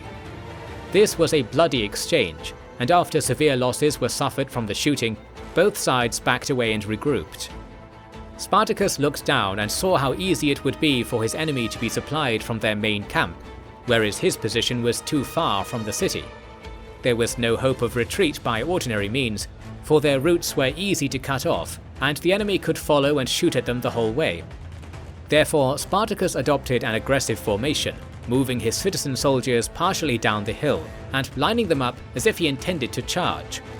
In response, the Alani opened up their ranks and saved their arrows, in anticipation of luring the infantry to be hunted on the plains like game. There was even a chance they would get their wish, for again there were those among the soldiery who wished to risk much to overcome the stifling judgment of the king. If they could achieve victory from this footing, they would be beyond criticism. It is fortunate that fear of death made an accord with reason to have them instead remain at the ready and then withdraw up the hill when Spartacus bade it. This withdrawal came in several stages, with such time between them that groups of the Alani returned to their camp to eat, and the leisurely pace of the day, while seemingly damning to the exposed Bosporans, was a key component of Spartacus's true scheme. His hilltop had upon it a sparse collection of trees, and the idea had been raised that some defences be crafted to protect the army or assault the enemy. After a brief assessment, Spartacus found that only a small number of the trees were positioned such that the enemy scouts around the hill would not notice them being cut down, too few to achieve anything substantial. Yet he ordered them cut down and fashioned into palisades and a rough gateway, as if he was establishing a secure camp. At the last of the day's light, he had those pieces moved into place at the crest of the hill, so that the enemy would see this camp springing up and conclude the Greeks were not going to attack or withdraw. Since this suited the Alani, they were able to leave the field in confidence and return with fresh supplies the next day to tighten the noose on their prey without much risk. Of course, the Bosporan wall was a facade, and once the troops withdrew through its gate, they were still utterly in the open. They did not even have tents due to the rushed deployment they had forced upon themselves. Spartacus gave some horses to trusted men and left them at this site to burn fires during the night and patrol the hillside, as if following the usual procedure for protecting an occupied camp. The rest of the force was made to grip the cloaks, weapons and satchels of nearby men so that a few scouts could lead the army back to the city through the overcast night. In the morning, the troops still at the false camp scattered as soon as they saw riders coming towards them, and it was the case that by the time the Alani had digested the entire ruse, Spartacus was at the city, having rescued the majority of his soldiers and gained for himself a great reservoir of rebukes to use upon them. And no matter what is said of his usual nagging, here his scorn was righteous and in keeping with all the advice of the gods, and it was his own great deeds that denied the gods their chance to punish him for his supposed transgressions. Remember this before you say he was without fortune. But I will grant you critics that his many tribulations were often of his own making. It was what he would ultimately make of these that I wish to champion in his defense. Coming away from this precipice with his people barely intact, Spartacus was surprised to receive an embassy from the Alani camp the following day. They brought gold in quantities it was thought these nomads could not be capable of possessing, and they gave it over as supposed recompense for their use of the city's hinterlands. Then, quite cordially, they announced that they would consider the matter settled and carry on to their next campgrounds elsewhere in the steppe. The Greeks were shocked, yet could not find the guile to ploy against the circumstances, and therefore an arrangement was made, and the city was, you might say, saved from certain doom by the mercy of the Doombringers. Such is the mercy of the gods of old and new. After all that had occurred that year, the enterprise at Sarai reached a happy rest for the time being. Therefore, we shall next concern ourselves with the ferocious battles that awaited Prince Pyresides when he, still without his king's leave or foreknowledge, pushed through the Sarmatian mountains into the anxious battlefields of the wider world, with the winds of Dies and Dagon at his back. Morrow of the Golden Age, Chapter 10. The Carpiani tribe was hard at work, driving mountain folk from the passes that divided the steppe from the belligerent Kingdom of the Getae, and it was their advance into which Prince Pyresides was drawn in the autumn of 183. Under ordinary circumstances, these passes were like open windows on a temple vault, from which any tribute the Carpiani owed the Bosporans were stealthily withdrawn. However, on this occasion, the harassment the Carpiani had been committing for the entire year, in a tantrum that their goals at the Olbian colony had been thwarted, had alerted the Getae to the coming of not only these raids, but Pyresides. Therefore, when Pyresides brought his army to camp at the mouth of the pass, he found that various chieftains responsible for its defense had come out to the Carpiani side and had slaughtered several small warbands trapped between the mountains there. They did not hesitate to challenge for battle, and the prince did not hesitate to accept. The engagement that occurred is a superb case study of how the old half-men from the time of the collapse were lesser than those that came before or after, which I can state because most people agree that the people who betrayed Manos at the time were most closely represented today by the people who live in this region north of the Istros River, whose culture was incredibly insular on account of their unique geography. I will expand on this later, for you no doubt have questions. The area is usually called Thracia or Dacia, with little regard for where that name should begin or cease to apply. Similarly, it was called Dacia by the Lithosis, who knew it from ancestral memory as the site of many battles from the era of the Fall, on which I beg patience of you to know more. The first event in the battle was the advance of the Getae horse, who were trained and equipped in a wholly different way to those on the steppe. Their shields were round and fronted with metals, a mark of civilization, yet they did not carry bows, and relied only on thrown spears and the speed of their mounts to assail their foes. They came upon the thick line of Lithosis and Bosporan cavalry, and despaired as the air filled with arrows. They were outranged and outnumbered, apparently having not believed this would be the case, and were scattered or killed as arrows found their violent rest amid the formation. This filled the Bosporans with joy, and the rest of the day would carry their mirth well. Not concerned with the rapid loss of their vanguard, the Getae army deployed in the pass. Do not imagine this was an impediment to movement, for this pass, called Petrodava by the Carpiani after the mountain of the same name that loomed over its northern slopes, was 2 or more stadies across. Only a mounted force could render it impassable to raiders, and such a force was busy fleeing or making their case before the gods. Without an order needing to be given, the Lithosis went out and surrounded the few thousand infantry in the pass. They had not even arrayed themselves in a line, perhaps hoping the forested slopes of the pass would deter the Lithosis, and we can laugh along with our heroes at the thought of this being the case. Once the archers began to shoot, the fate of the Getae was sealed. To explain this, we look at another military weakness that had been rendered by the degeneration of the first men. Getae warriors did not wear armour, and in most cases they did not carry shields, and this can only be explained by a disdain they held for their own lives that originates in the knowledge of their insignificance. They carried a weapon called a falx that has a long curved blade and is heavy enough to require 2 hands to wield it. In Greece, this weapon is known for cleaving through armour and bone alike, and it was feared by those not familiar with its drawbacks. The Lithosis knew not this fear, and saw the drawbacks clearly.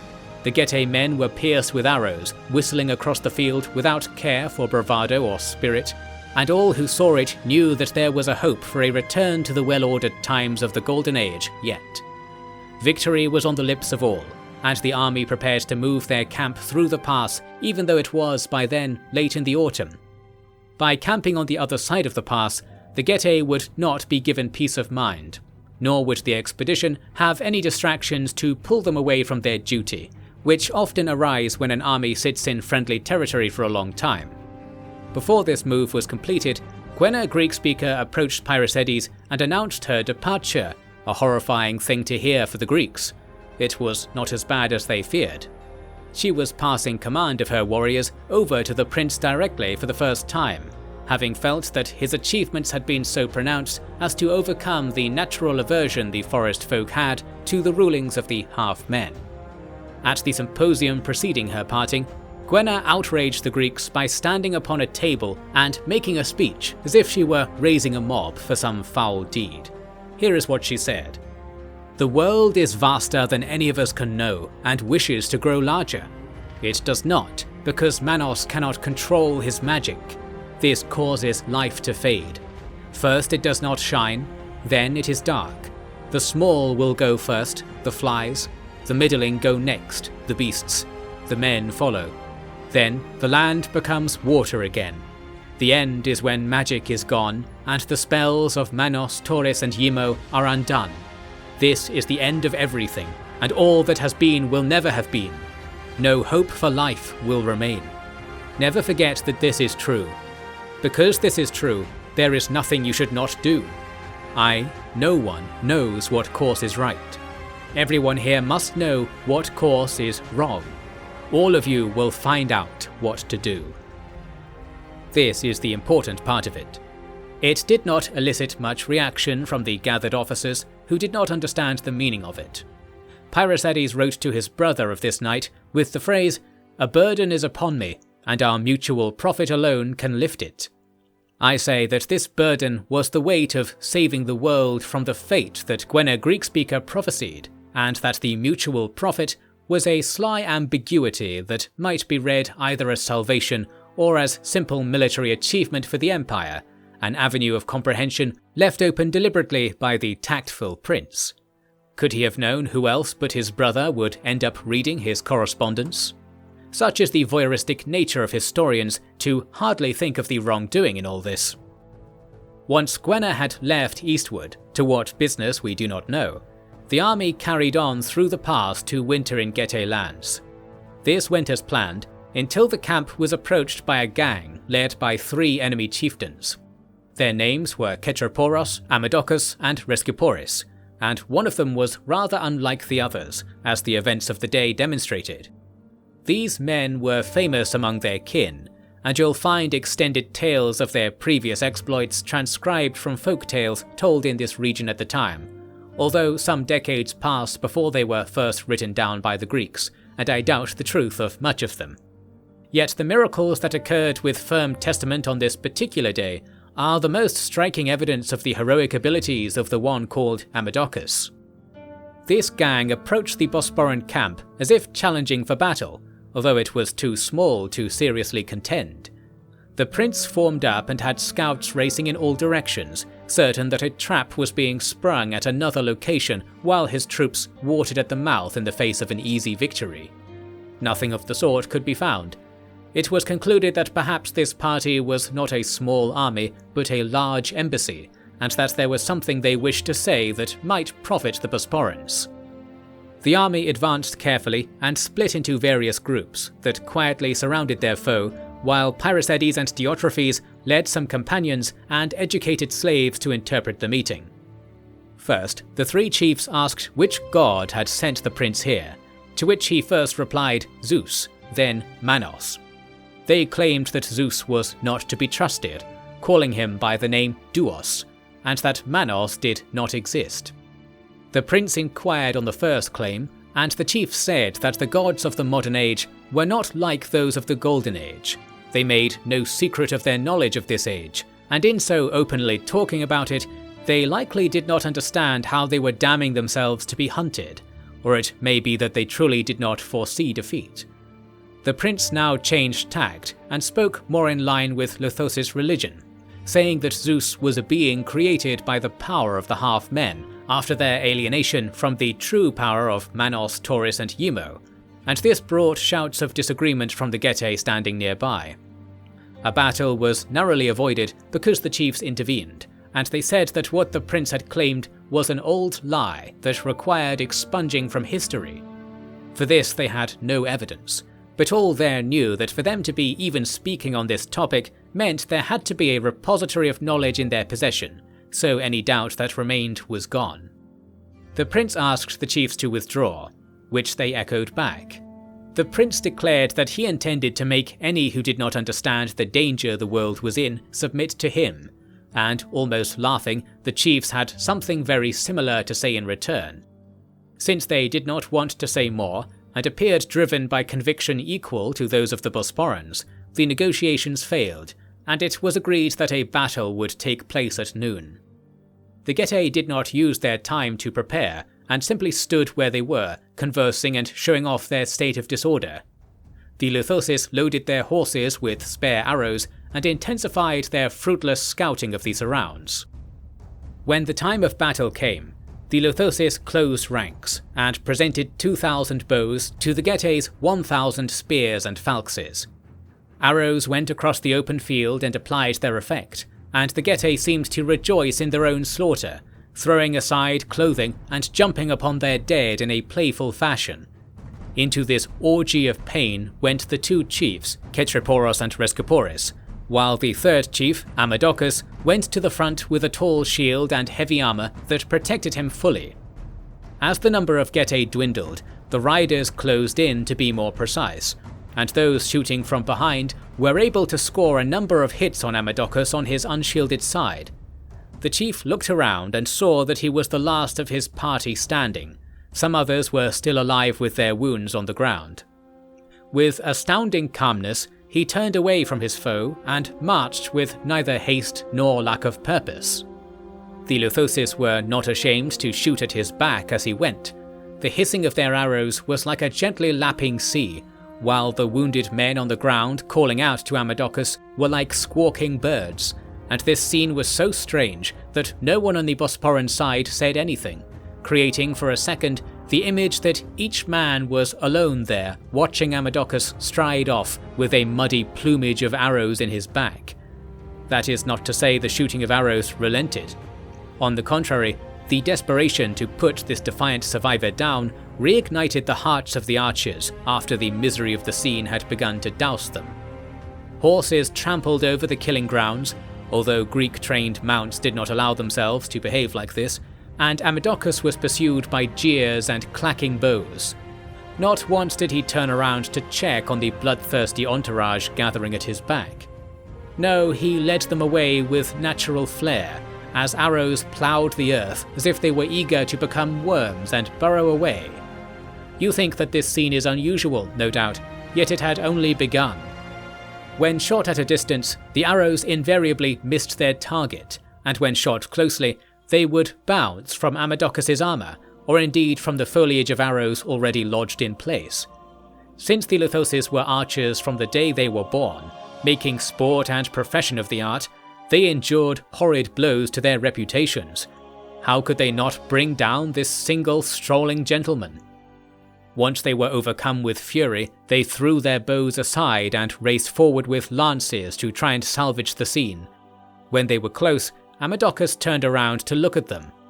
Given the incredible things this man seemed capable of, the Luthosis were now terrified by his very gaze. I have described before how the steppe peoples often made extrapolations into myth when they sensed greatness, and here Amadocus would have appeared to them no longer to be a man, but something more. A few riders were able to attack him, but he did not receive any blows. The most that was achieved was that he brought up his sword to turn aside one of the lances, and this small motion of his arm produced an audible gasp among the riders. After this they backed away, and with his exercise no longer disturbed, Amadocus paced away with his weapons swaying at his side. What was at play here? First I will tell you what was not happening, and then what was, so that you are equipped with all the arguments you need when someone brings this event up. Some will claim that Luthosis arrows are simply incapable of breaking through armour that is sufficiently well made, and since the Getae nobles were wealthy and their people skilled, the armour used on battlefields such as these was of quality equal to the Persians. Luthosis arrowheads in particular draw much derision because they are usually made from sharpened stones and not metal. People add that metal is hard to find in the deep woods, and that is why the forest folk do not use it. However, this is not true, and in fact there are metals of extreme purity to be found at the world's end, especially in regions where the woods rise up into wastelands and peaks. This is what I am told by those who know the Luthosis well. The preference for simple materials is because their people make such fine crafts that stones and sticks are enough for a reasonable hunting arrow. As for their armour-piercing capabilities, admittedly they are lackluster, and even the Aesti and Helisi showed this by defying Luthosis arrows for extended periods in prior battles. However, these things are not absolute rules, and it is not the case that arrows would veer off course or bounce from exposed places like wrists and armpits as they did in the case of Amadocus. Detractors will ignore or deny these points, no matter how well attested they are. Instead of believing in this narrow explanation, we have to take aboard the wider point the incident demonstrated, that the powers of the ancient gods are not exclusive to one man, one people, or one creed. It is like betting on two athletes in the same race, often disallowed by those who have been hurt by such practices, but the gods and their lingering after images that people seize upon are not subject to rules such as these. It is the case that the Getae had heroes of old magic among their ranks, and Amadocus was one such man. This is the simple truth, and let not the similar titles lauded upon Pyrrhusades and company distract you from this possibility. I will explain more about the inner workings of Getae magic later. To return to our scene, after a few stadies of ridiculous pursuit, Amadocus was still unharmed, and the Lithoses were trotting after him powerlessly. Their only remaining weapon was to hope he tripped on a concealed rabbit hole and was hurt by the fall. Diotrephes watched from among the Greeks at a distance, and wrote, "It occurred to me that while we were in command of this army, our soldiers were being led away by the enemy's strategos as neatly as a dog trails his master. When I mentioned this to the prince, he said that it was natural, and that the reason people followed him was no different. I think he was talking about the powers of the old gods, but I didn't want to upset the men by asking about it openly."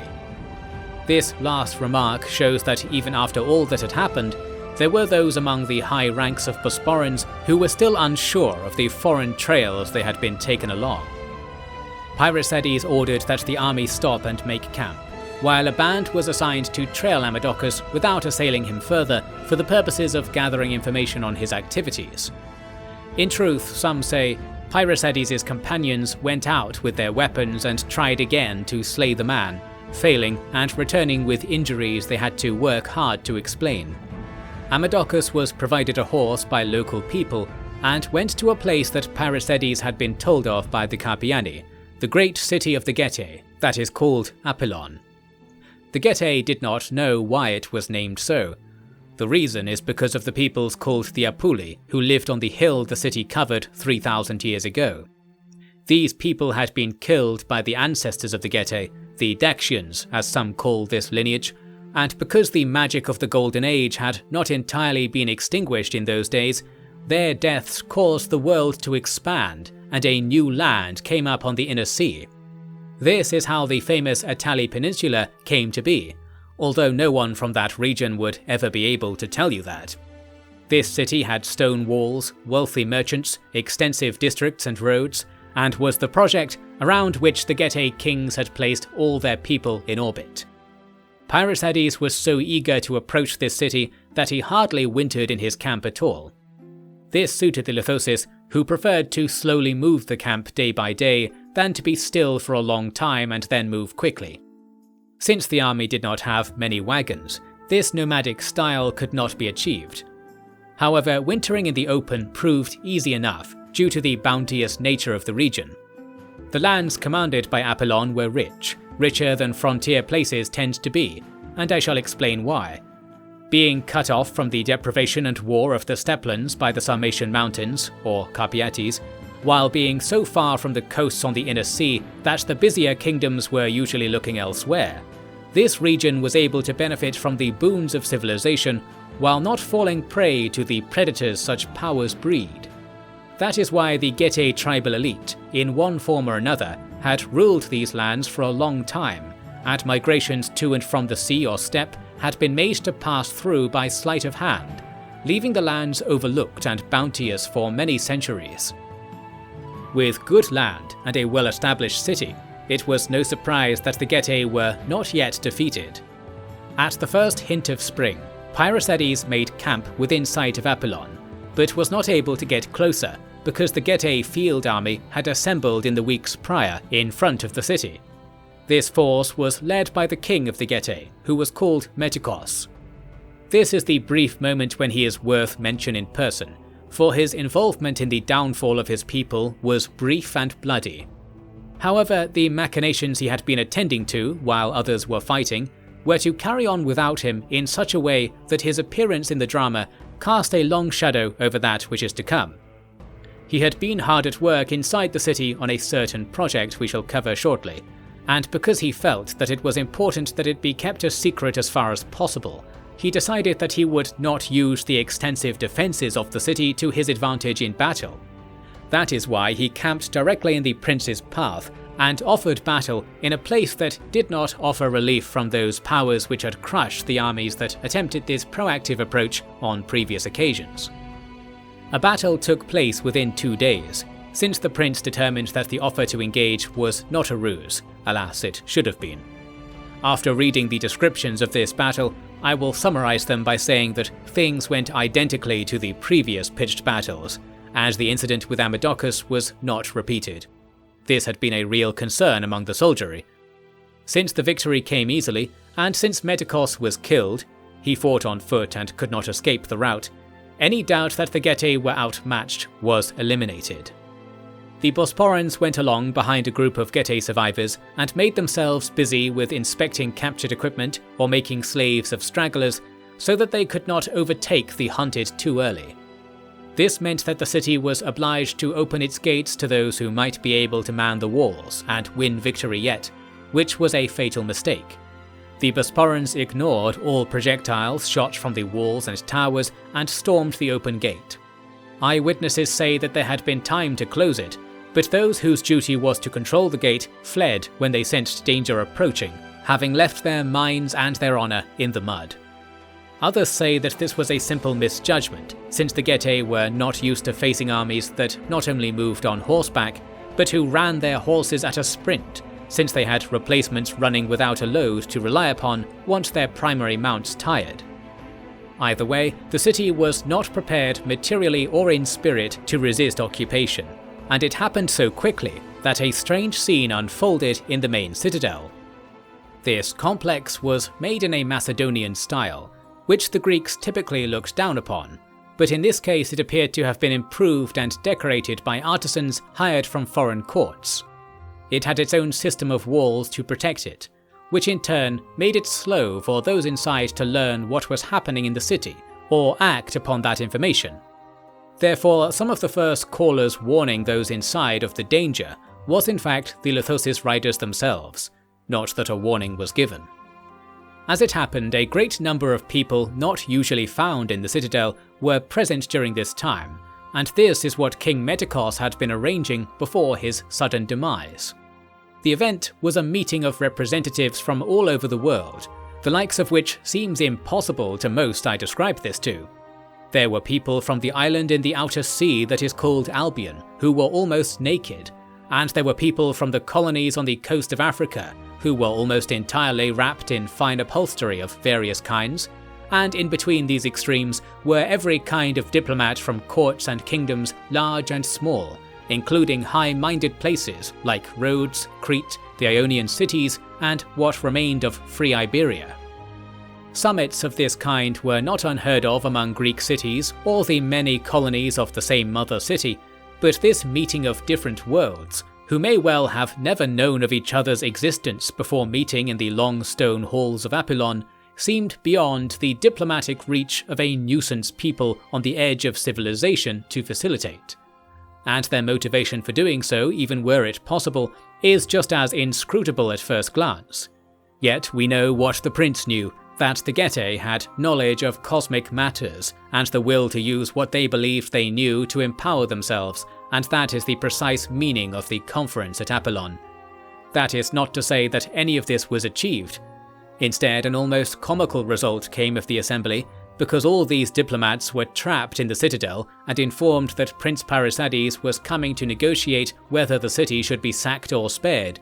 This was a practice the Getae would not have been familiar with, although it was usually not a mercy to negotiate fair treatment by the invaders, because the price to acquire this luxury was paid in permanent and precious things that a sacking would not usually take away, namely the rights of families to their titles.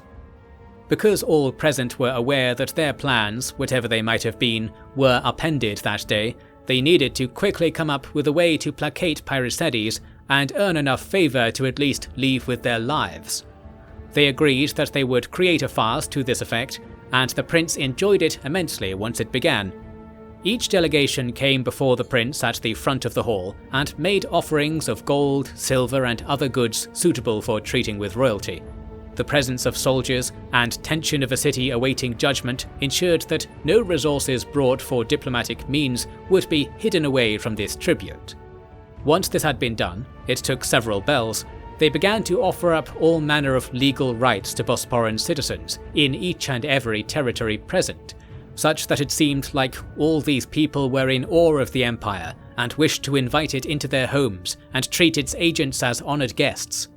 And in order to maintain their charade, they became legally bound to do just that. Treaties were hastily drafted that altered trade routes and supply arrangements between all the signatories in such a way that they became not only more dependent on each other, but more servile to the Empire, who were given first rights of sale on many goods in many places at the expense of native merchants. While the significance of this would not be clear at first, the Empire would become extraordinarily rich because of this, and in a happy twist, so would Apollon in particular. But that is getting ahead of ourselves. The city for now was filled with soldiers who were waiting to see if the citizenry should be considered enemies, and they did not appreciate that Parysades took a long time to decide this due to the level of entertainment he was deriving from the many sorts of people he could speak to in the citadel. At dusk he emerged and decreed the following. The city would be taken intact, and all those people who were willing to become Bosporan subjects may stay. Those unwilling could take what they could carry and leave the following day, forfeiting the rest of their land and possessions to the army. A section of the city was designated a Carpiati quarter in order to compensate that tribe for its lost land in the affair with the Olbians that occurred the previous year, and also to encourage some of their people to develop their skills and learning in a more civilized environment. This was not entirely to the satisfaction of the soldiers, so it is lucky that they were not accustomed to larger rewards after action. There are several large topics that we must stop to consider here at Apollon. To outline them, they are that the mystical Amadocus was present in the citadel and was able to negotiate and converse with Parysades on a number of topics, that there was a man from the ascendant Roman Republic in the assembly who would make a powerful impression upon Parysades, and of course that the capture of this city brought with it the largest hoarded trove of historic relics seen thus far. The Getae had indeed been collecting information pertinent to those wanting to bring salvation to the world. Now, after the quick and convincing victories the prince had won, he had the chance to peer ahead at his own destiny, and indeed that of the world. I shall do my best to explain everything that came from this turning point, because the next act of our history hinges on the day and the city we are discussing to an intoxicating degree. Morrow of the Golden Age, Chapter 11. Upon the throne of King Metacos, whose body was never found, sat Prince Parysades of the Bosporan Empire. His head was wreathed in flowers in a southern style, and his sword was placed across his bare feet, in a style he is credited with inventing. The meaning of this was that he should be dismembered if he tried to escape his duty. It was the third day of his rule over Apollon, and many of the leading families had come up from the city to bow before their new governor, whose kingliness could not be missed, if only because the city folk were used to kings and would not consider bowing to anyone lesser. By then, those who had no stomach for the political lurch the horsemen had delivered were walking out to find solace elsewhere, mainly to the Getae fiefs in the south. Thus the city was calm, secure behind its earthen walls and halo of round tents, and while there was disturbance caused by the Lithosis pasturing their horses on cultivated land, these dramas are common and usually fall away to one side of a sword or the other. Parysades had assembled the court to give public audience to a hero whom we have already been amazed by, Amadocus, one of the 3 old dogs who served below the late king. He came to the citadel at Apollon willingly, and was dressed in a Pergamese fashion, augmented with a sash of eastern silks. He was followed by 6 Ephebi carrying heavy baskets, all showing off tattoos that depicted feats of the Dacian gods. These baskets were placed before the prince as if they were a gift, when in truth, their contents had been looted by the captains of Gwena Greek-speaker from the citadel's royal cellar.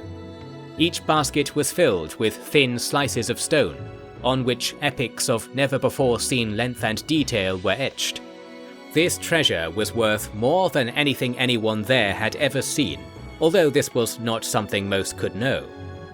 Parysades, well instructed in the field, knew that these 6 baskets were akin to boxes of Pandora, and perhaps he hesitated to go down the path the gods had put before him. let he be praised for crushing such thoughts, if they arose at all. Amadocus had the honour of turning these treasures over to the Spartacid dynasty, and of being the representative of the vanquished Getae in the court. He approached the prince and rose his hands, which stirred the room, since his magical abilities were well known. Nothing ill was afoot, and instead everyone saw that his hands were bleeding from open wounds. Seeing this, the prince bent down and drew his left hand across the tip of his sword, and the foreign dignitaries seemed to enjoy this pageantry as much as the local nobility.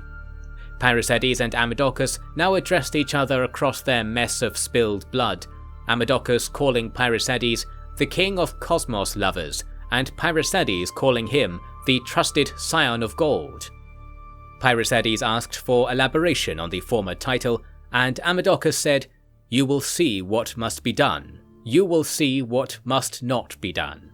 Then you will see what you have already done, and cut your hand clean off."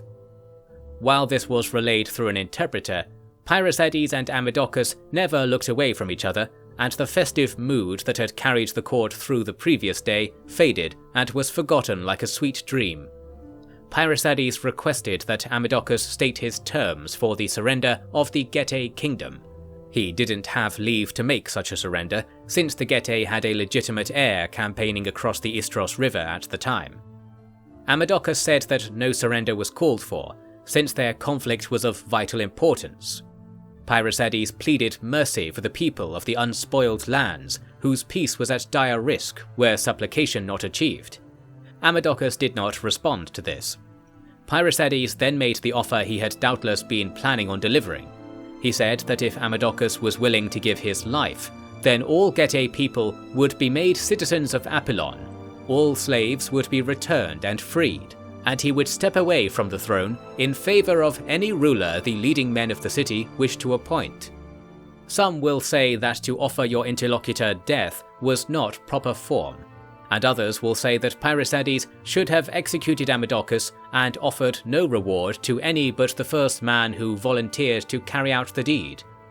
But see this exchange for what it was, a ruse to impress those among the nobles who knew what a king of the Golden Age should do. To prove this, we need only continue the scene. Amadocus said that he would not die because he had been visited in a dream by a god from the cosmos called the Brilliant Early-Born Child, and told that he must fight those who wish to destroy Manos's creation. The Brilliant Early-Born Child is what the Getae called Helios, which in turn is what the Greeks had derived, mistakenly or not, from Husos. This was a paragon deity ascended from a girl who lived in the Golden Age, attested to in many Lithosis legends.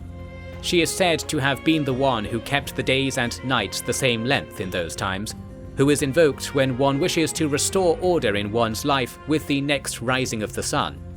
Since she was a paragon, not a god in the strict sense, Amadocus was wrong to say that she was from the cosmos, but details like that I must leave to explain later.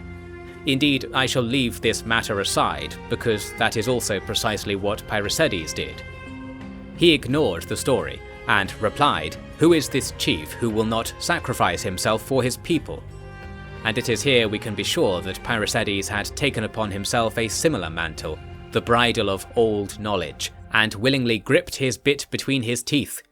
He wished to shame Amadocus, as did those who feared him, and I believe this act was a success.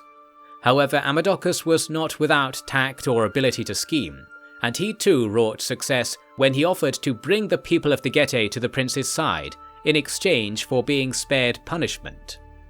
It was as if he invited further humiliation on himself, for he wished to wear such scorn as a cloak.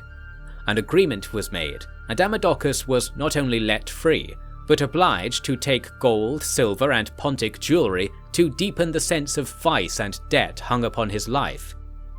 He agreed in order to leave quickly, and everyone got what they wanted from the meeting, both in the open and in secret.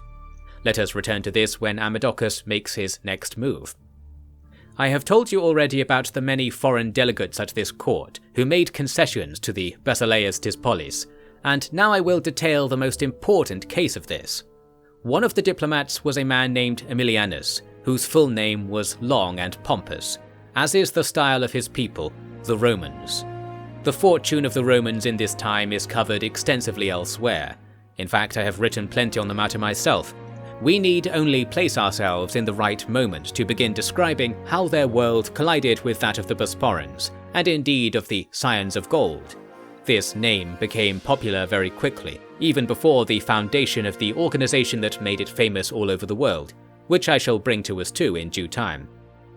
It was the time when the ruling council of nobles, called the Senate, was made to elect a dictator for several years in succession, due to the invasions of the Gallic people into the Itali Peninsula, which caused great damage to Roman vassal cities and defeated several armies under once respected generals.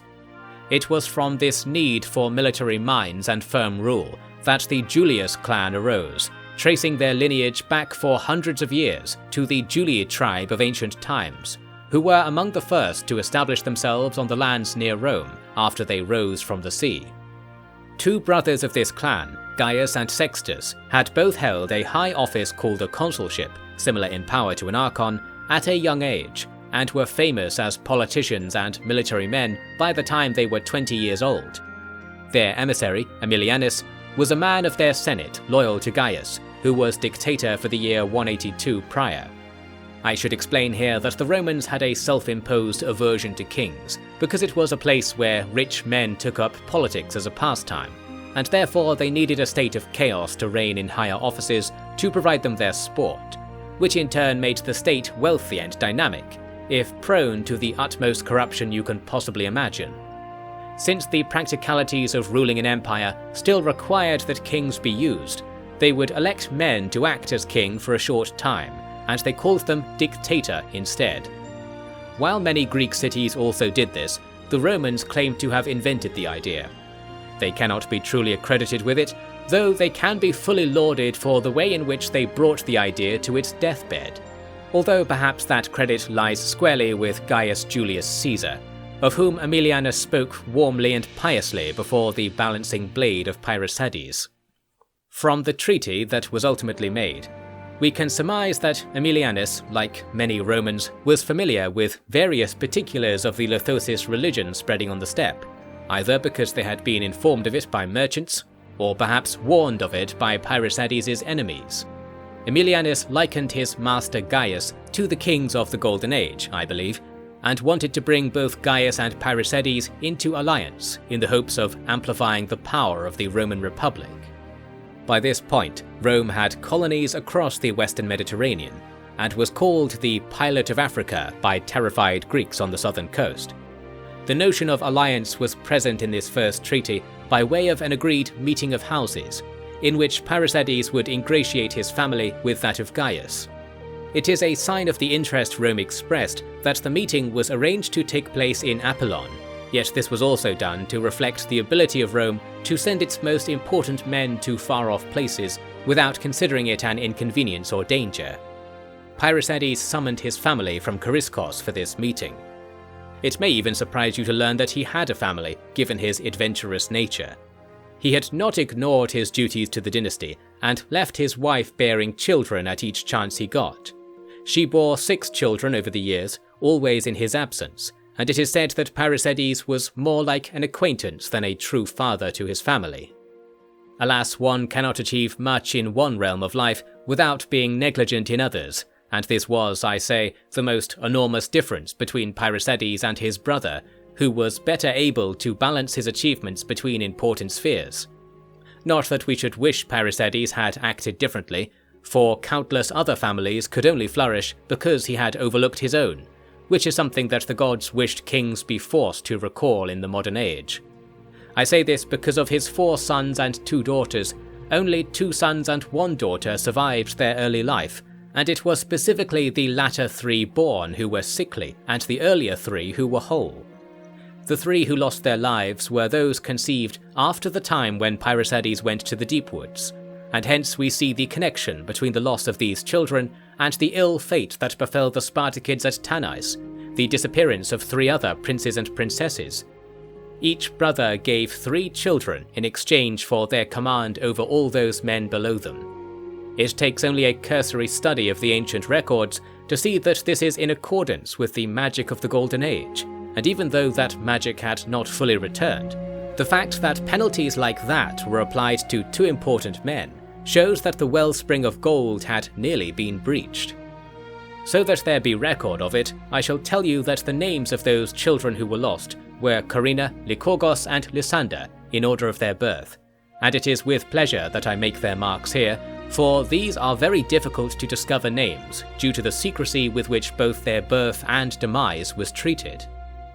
The three elder children were completing their education around this time and preparing to serve the dynasty, and that is precisely what interested Aemilianus, who was released home to report his success and arrange the planned conference at Apollon.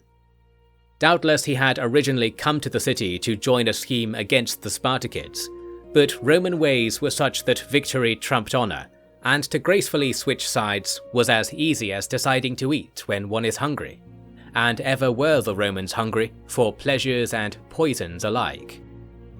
These were the main events of the days that followed the fall of Apollon. They were ultimately superseded in importance by the task of translating the Gete's vast collection of runestones, although simple interrogation of those court magicians who had done so prior helped hold fast the composure of those hungering for truth. We know that the Getae did not have a proper translation, and we know that pieces of the runestones were forgeries, and as before I will do you the service of bringing you only the vital information that was confirmed to be true in the decades to come. Although I shall admit that most of this work was done by scholars who are no longer around today to be assessed for their strength of mind or character. Such was the price of knowledge in that time, and knowledge, we know, is at the core of the Getae mystery. First, I shall tell you something that is heartbreakingly true. Knowledge is unlike things of this world. It is more like a god, in the sense understood by the Lithosis. That is to say, it can be produced and reproduced an infinite number of times. There is no limit to the people you can educate on a matter. And yet, amidst this infinite supply, there is never enough knowledge for everyone. It is, in fact, impossible to sate all hunger even from a bowl that never depletes, or any number of such bowls, for that was the detestable curse that befell our world when Manos died and ignorance was born. Recall that Manos transformed himself into a man in order to maintain the magic of the world after the loss of his brother Yimo, first of the dead. He walked his lands, of which then there were few, and he saw the things that the world was made of. He saw earth, water, stone, air, the sun, the moon, the plants, the clouds, and the aether of the cosmos, mixing and awakening, the legacy of Taurus. And on these grounds were the men, who bore resemblance to Yimo in their form, and were enjoying the sleep before the beginning of history. Manos sensed that the strength of these men was too little, and that the light of Taurus would overwhelm the world with unintelligent things. The world had to balance light and dark, for that was the condition of all existent things passed down to it by the cosmos itself. For this Manos wept, for he had dreamt of a different world. And yet his tears were like springs that burst forth rivers and awakened the children of Yimo, of the dark, who could not open their eyes in the light. Manos saw that he still had some of his power, and he decided to create more humans to bridge the light and the dark, and balance mankind against the world. He made them now in his image. Hence from each of his tears on the ground now grew women, until there was a woman for every man, which gave mankind a way to grow endlessly. After achieving this, Manos found that he no longer was a god at all, his powers expended. That was when he became known as Manos the Sage, the first king, the one from whom all of this of which we speak came to be known. This knowledge, in that time, was bountiful and satisfying, and there was no one who did not know where the world was from, or the serene value of a life lived in perfect order. Man and world grew together, and those who laboured hardest in this endeavour were granted the rank of king, who would keep the order and ensure that all was to their liking. And when they died, their blood would become a cloud that rained down sweetly and showed his people new things and new places that his devotion to magic had created in the world. And so during this golden age, there came to be many fascinating places and creatures, and all of them were given a place and purpose by those kings who then rightly rose anew. Manos the sage oversaw his people from a modest bench outside his home in Chryxu, until one day someone came to see him and found that he was not there. Another came and found that he was there for all to see and hear. Further investigation revealed that now and again someone would be born who could not see Manos, and could not understand anything relayed from the sage to their ears. Over time, those cursed so became many, and this process seemed to be unalterable. This was the beginning of the end of the Golden Age, and it was this story that Lithosis and Getae both shared and attested to, knowing it was true. So why did the Getae become so lost? It was because of the purported reason for this curse coming to be, and their runes spoke somewhat of this, but that did not come to be well understood until after certain events took place in the present. So let us join the distraction of the Bosporans by reviewing these important things. We must turn our attention back to Amadocus, for he drove the next upheaval with a scheme that twisted the divinity of the Golden Age to serve his ailing masters, a cause to which noble powers cannot honestly pledge. Here is what he did. After being released in humiliation and feigning love for his own life, he went to find King Casingus, brother of the late King Meticos of the Getae. This brother dwelt in the rich lands along the northern bank of the Istros, a passage between river and mountain that marks the edge of the developed world to most who write of it. I hope this account has convinced you already that this was an ill-assigned boundary. Amadocus begged Casingus to surrender to the Bosporans, and said that he pledged on his honour and his life to bring such an end to the war, so he would accept nothing less than this while still drawing breath. Casingus, new to rule and in awe of Amadocus, was willing to agree. He went to Apollon in a few weeks after its fall and accepted titles from Pyrrhosides, along with another embarrassing set of valuables that demonstrated the greed of his people to all who saw it. Many farms and small towns were made subject again to Apollon, which was at the time the largest and most prosperous city in the empire. This state of affairs would comfortably set itself into the tablet of history, for the wealth the Getae had once enjoyed was now at the disposal of Pyrrhosides. The prince had no plans to use it for anything other than rewarding his troops, being not at all civic-minded as a leader. However, others would come later who would make Getae gold into something of far greater worth, as I shall detail in time. The next stage of Amadocus' scheme was to ball up the humiliation he had endured and return it to the Spartacid estate as if it was an escaped slave. His love of his life was in truth not greater than his love for the people and his gods, and though he was misguided, his courage is hard to ignore. For next, he arranged his manor in such a way that it appeared to have been ransacked, which did not take long, for his home was modest and he was the sole resident. With the scene depicted to his liking, he slew himself without delay and fell among the detritus, his blood hardly pooling on his stone floor, for it was so desperate to make its way into the earth to find relief and reward. The ground quaked, and even Apollon itself suffered damage because of this. The danger of it brought concerned passers-by to call at Amadocus' house and ensure he was unharmed, thus coming to learn he was not a victim of the quake, but its progenitor. Thus died one who was blessed by the gods, killed by the only power permitted to do so, his own hand. As Amadocus had intended, the scene communicated treachery and foul play, and who else could be to blame but the jealous, vengeful and corrupt Pyrrhosides? That was the story of the night, and there was nothing the Bosporans could say to douse it. Within days there was no place it could not be heard among the territories of King Casingus. All were beside themselves with sorrow and fury, and there was no peace or notion of peace. The Bosporans in Apollon withdrew to the citadel, and the army combined their encampments into a fort, with so many sentries posted that one would expect a bloody battle was imminent, and one, indeed, would be wise in that observation. Pyrrhosides had to take great care to scout the region, knowing that his enemies were rising again somewhere close. Envoys rode west and east to delay the conference with the Republic, and it was not clear that Pyrrhosides' family was safe, for they could have already been close to the Petrodava Pass at the time.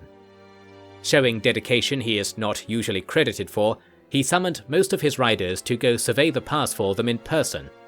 We have no record of the specific event that took place there, because our usual source, Diotrephes, was left to command the city, as he had done so admirably after the establishment of Coriscos.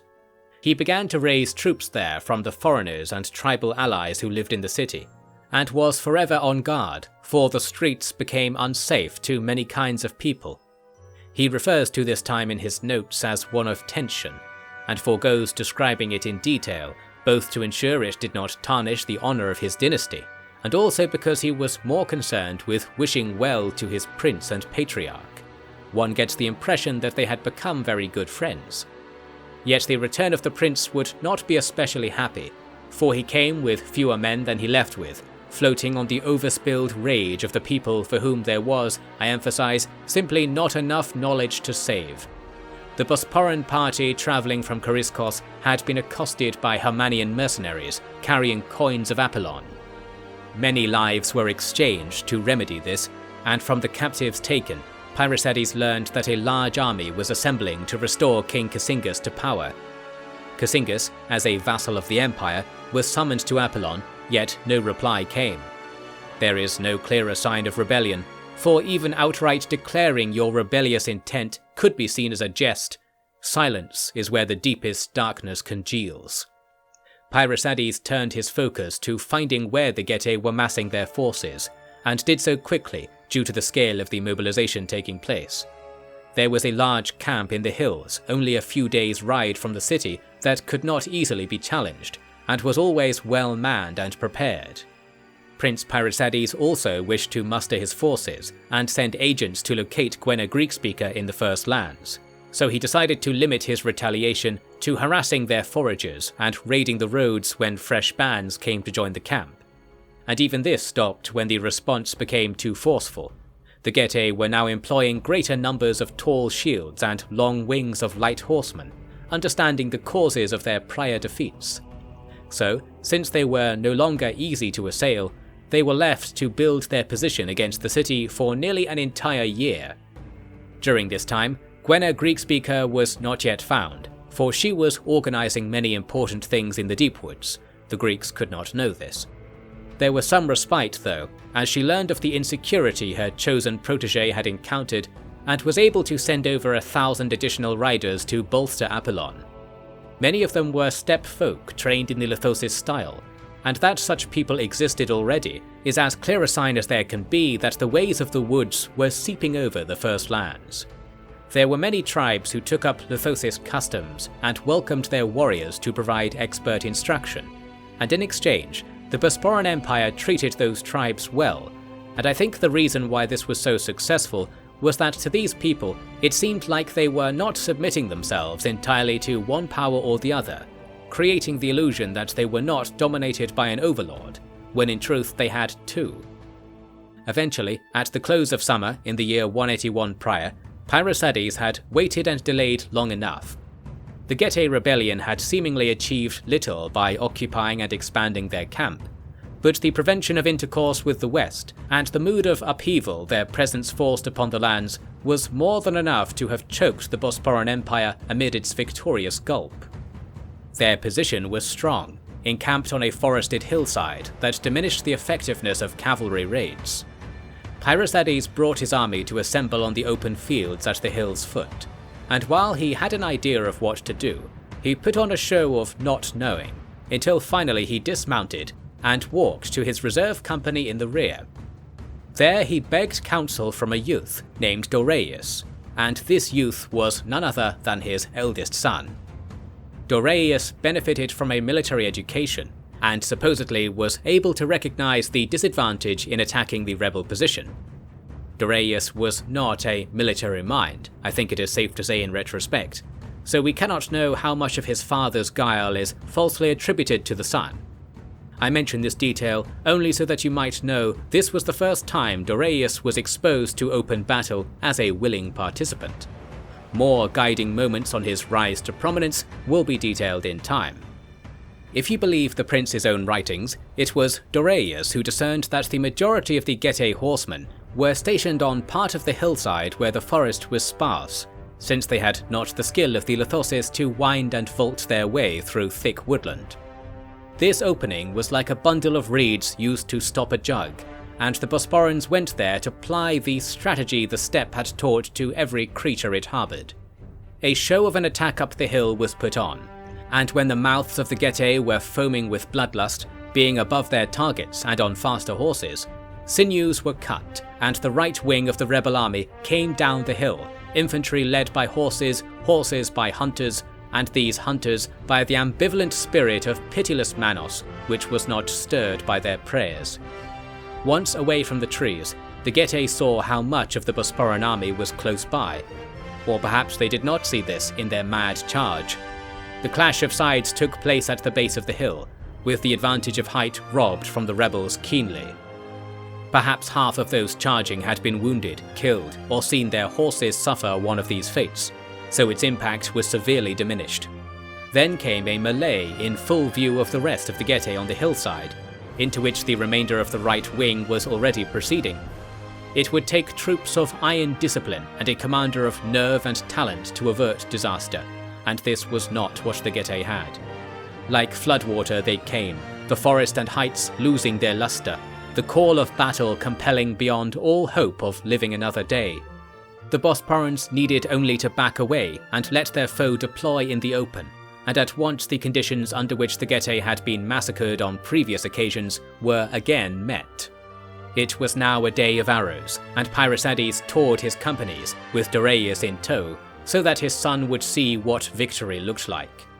Dorius, some say, was not so much interested in the battle as in the rites that should be performed with those who fell, and this would be consistent with his upbringing in the royal compound at Chariskos, where studious analysis of Lithosis magic was known to take place.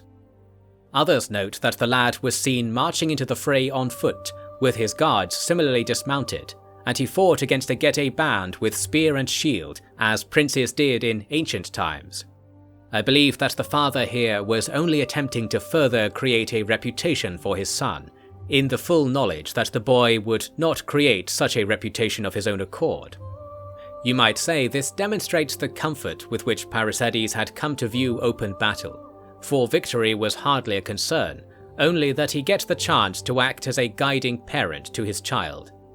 I will note though that after this event he did not try to do anything like this again, and I wonder if it was more of an experiment to see if such a role was to his own liking. I get the impression that is how Pyrrhosides thought about these matters, broadly speaking, but I am sure more careful readers of history than me will be able to disagree. By any road, the Getae who were equipped in traditional style were eliminated without much effort. The horsemen were driven away by fierce fighting and force of numbers, and then those infantry who were better prepared could be driven around the field like mice searching for a gap in the wall, while the cat prowls contentedly.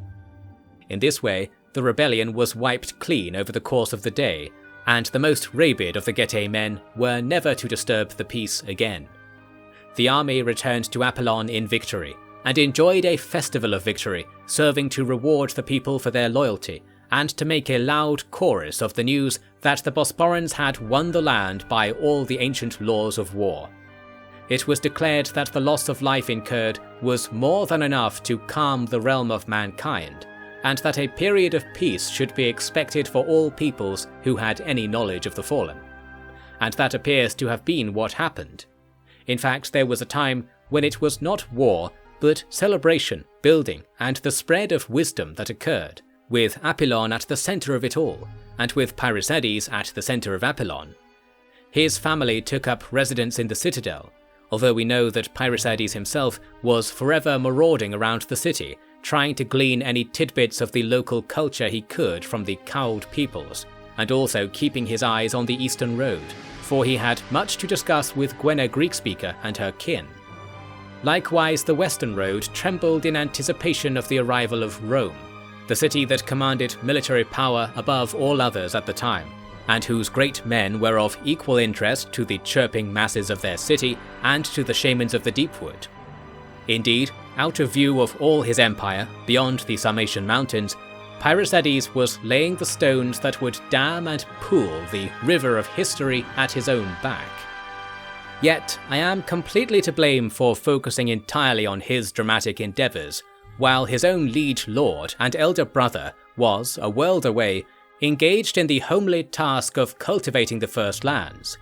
Or more precisely, he was dealing with its pests, and there were many battles that took place during these years we have covered in the East. So let us detour to learn how the First Lands were at last brought together under the brother kings, which will then take us to the time at which the matter of who was truly king would need to be addressed in no uncertain terms.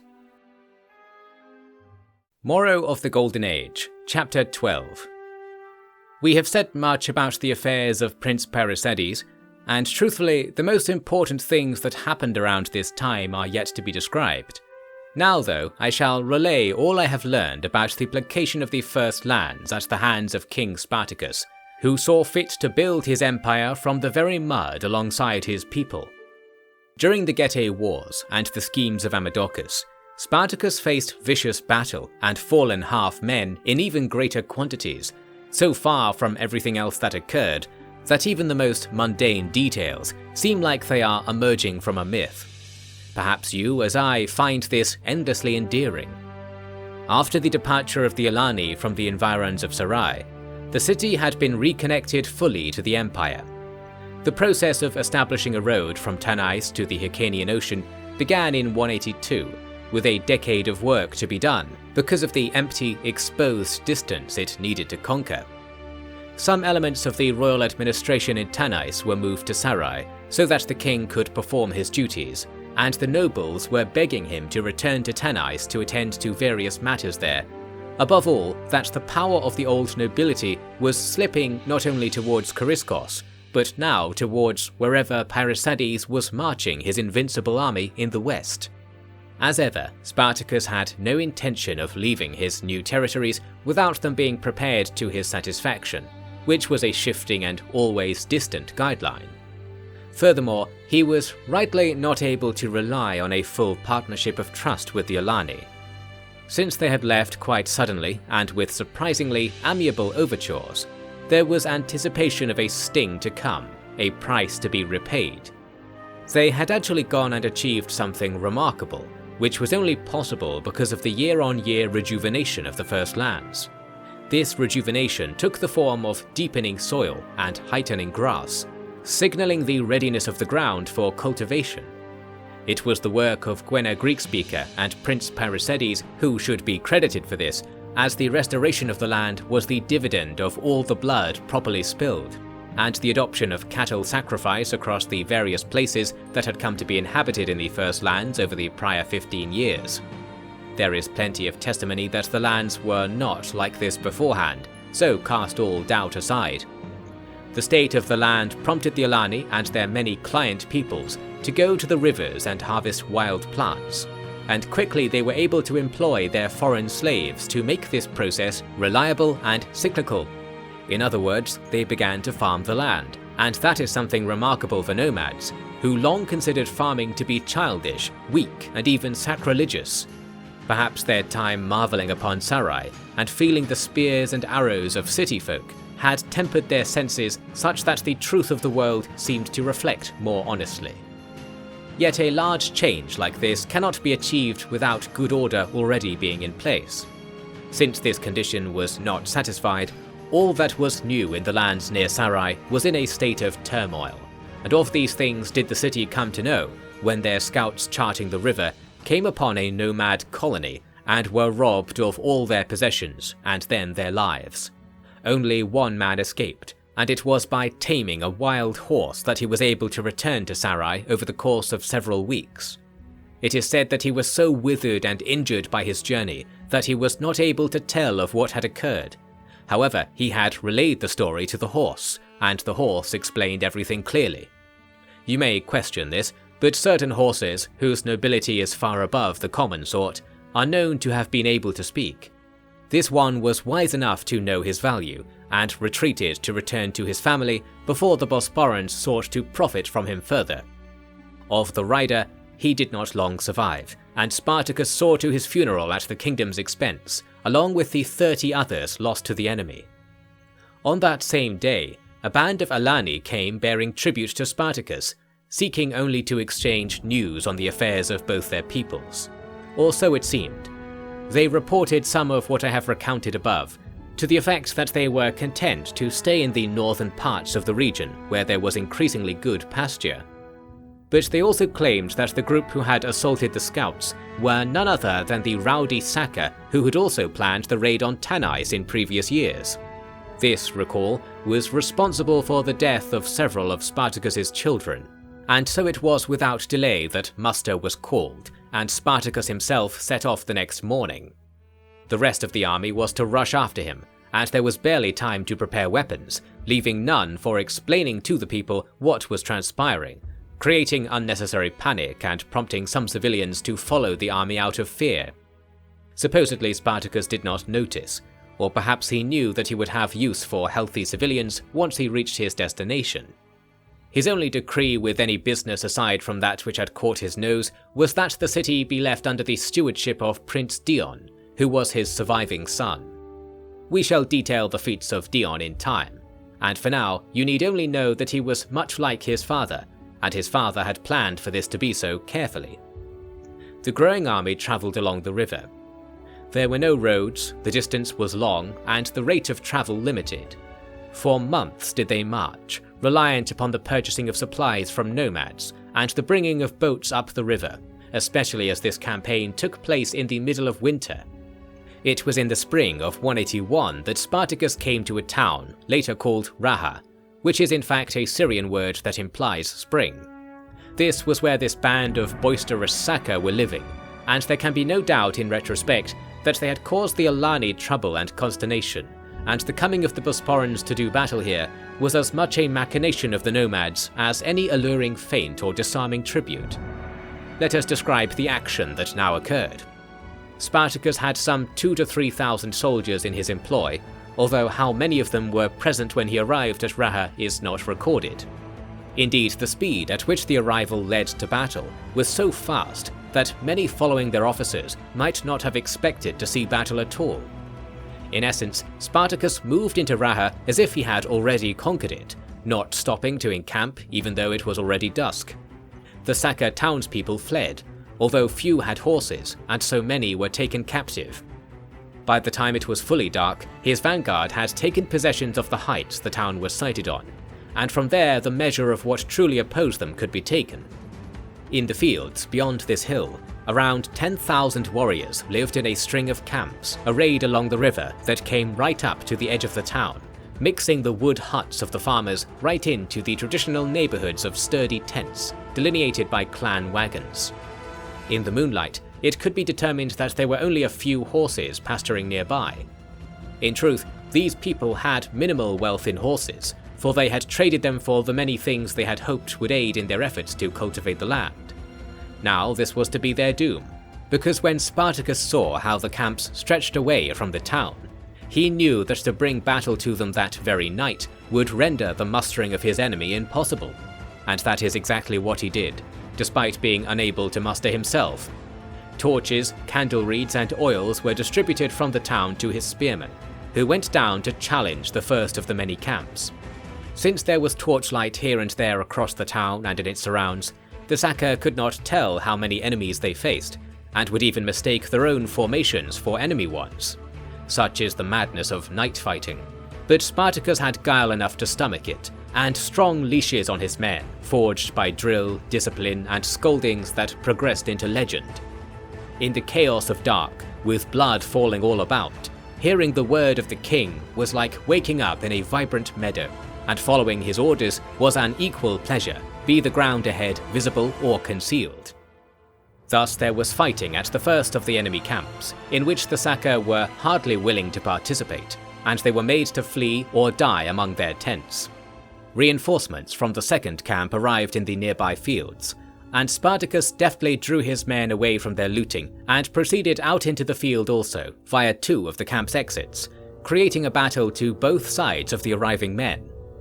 At first, the reinforcements thought they were being welcomed by their own troops, which goes to show how few of the original combatants survived the attack and took word of it elsewhere.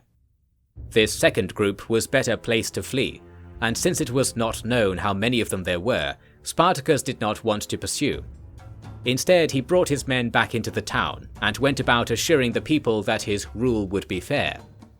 Yet this was not the end of it. There was a day of calm in which the troops slept and more Bosporans arrived from downriver. The coming of civilians here proved vital in replacing those who had been lost in the town. It was a fine offer for any freeman or enterprising noble to take up. However, it was contingent upon the final resolution of conflict.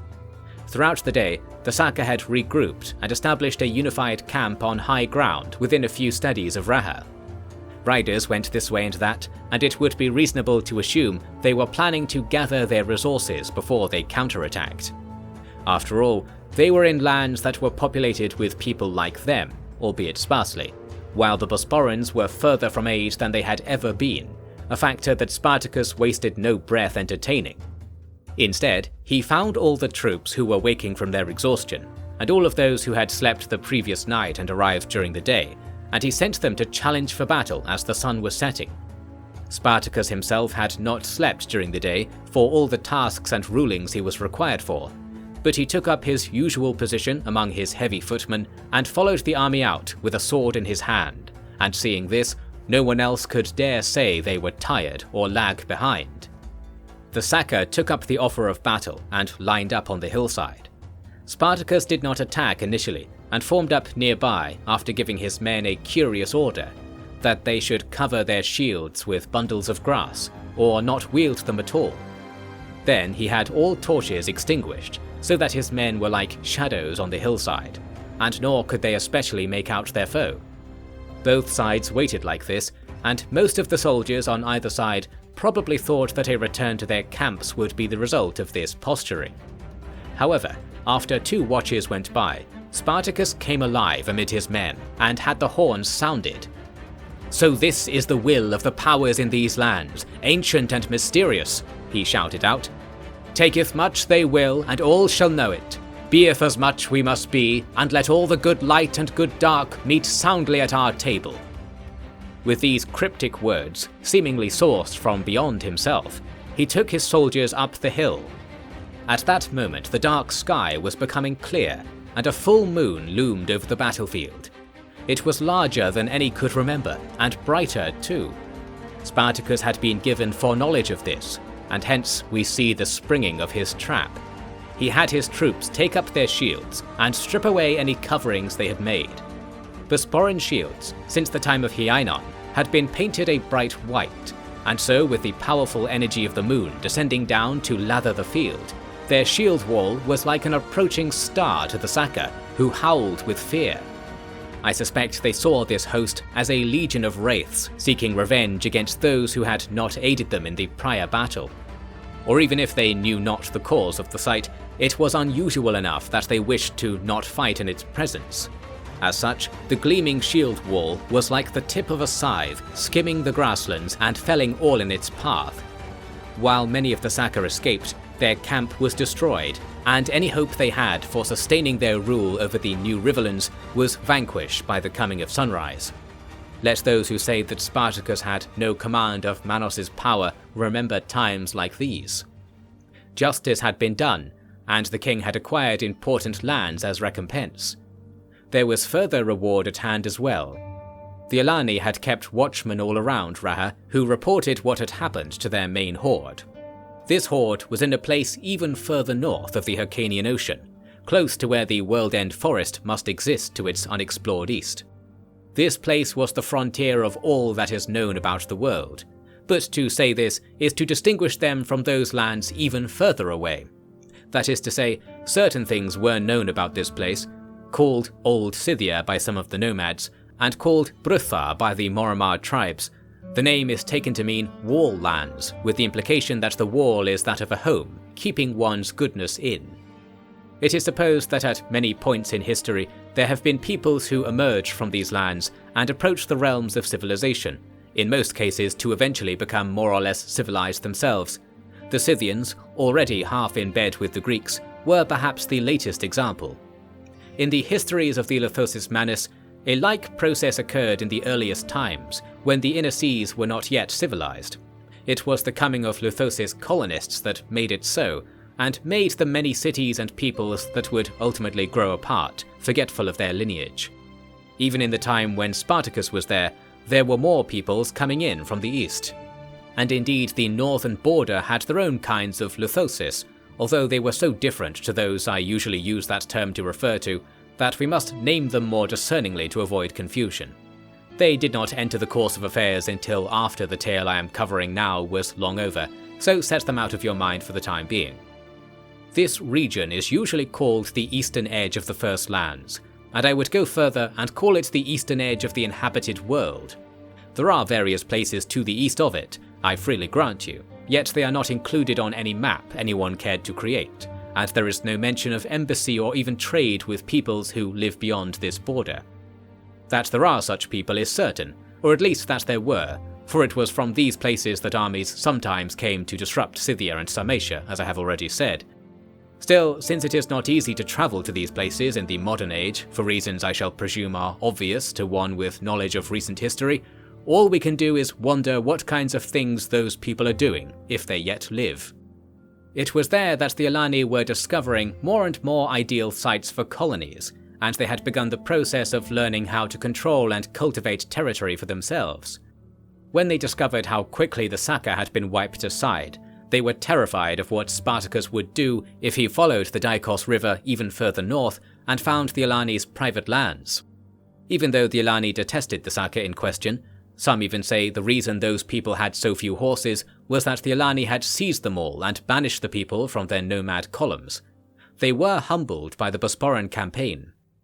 This only added to the humiliation they had suffered in their inability to displace the colonists from Sarai, and it seemed to them that the world was closing around them, their backs being pressed up against those figurative wall lands.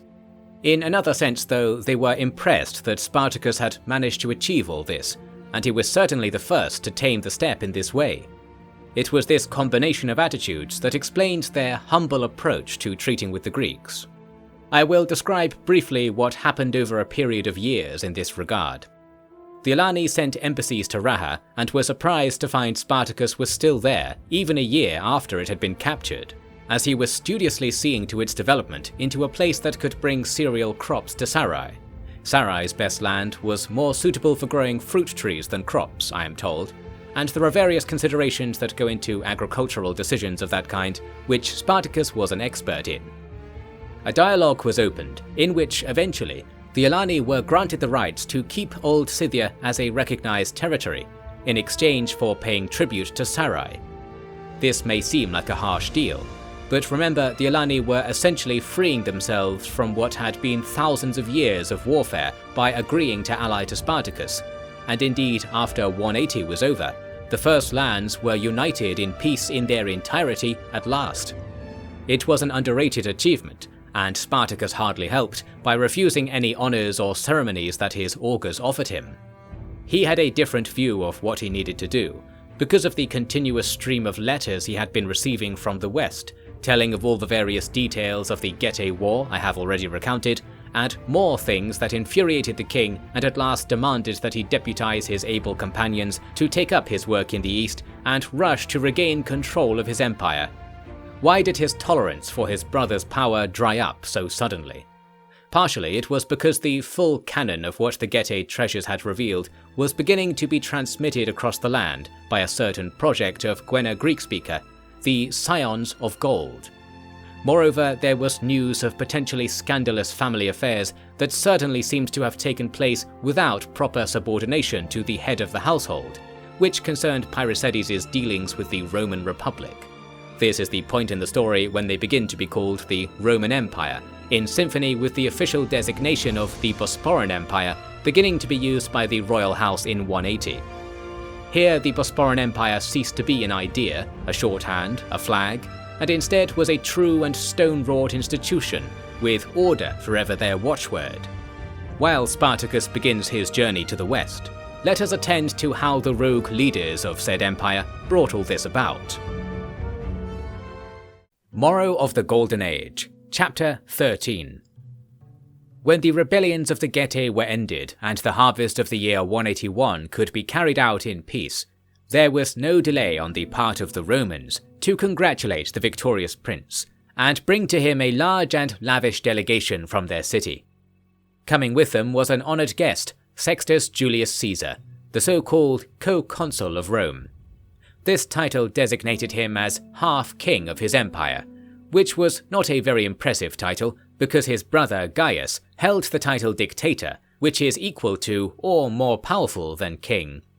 The self-ignorance of Roman politics is a matter for another volume entirely, so know only that Sextus was treated as if he was a high ruler, but he was not able to make decisions without consulting his brother. His coming to Apollon was marked with sacrifices and games, which the Romans and Getae both found indispensable when historic negotiations were due.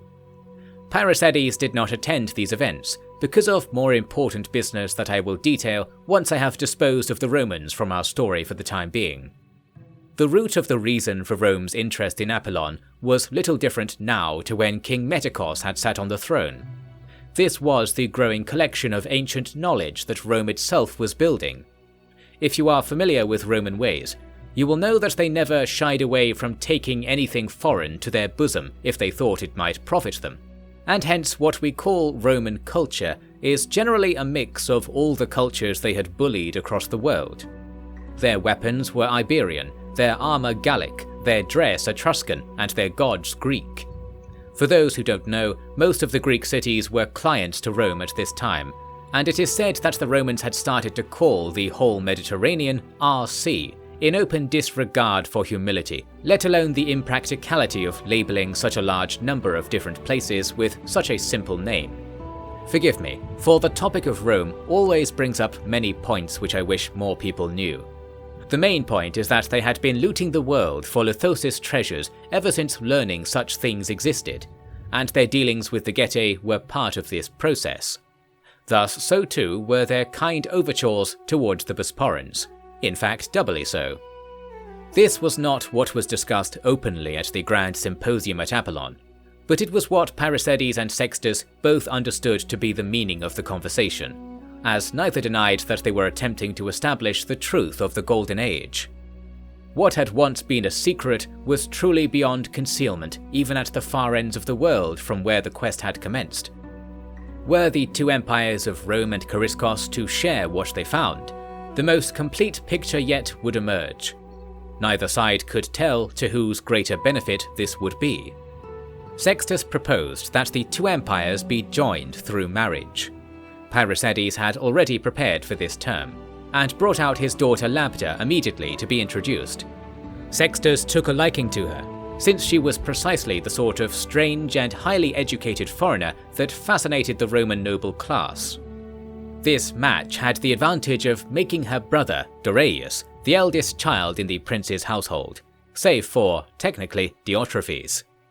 Doraius was a man of fine character who was an acceptable prince and would-be heir, whereas under the Lithosis tradition that Parisades toyed with, Labda would stand to inherit the dynasty, and there were few Greeks who could stomach such a notion in that time.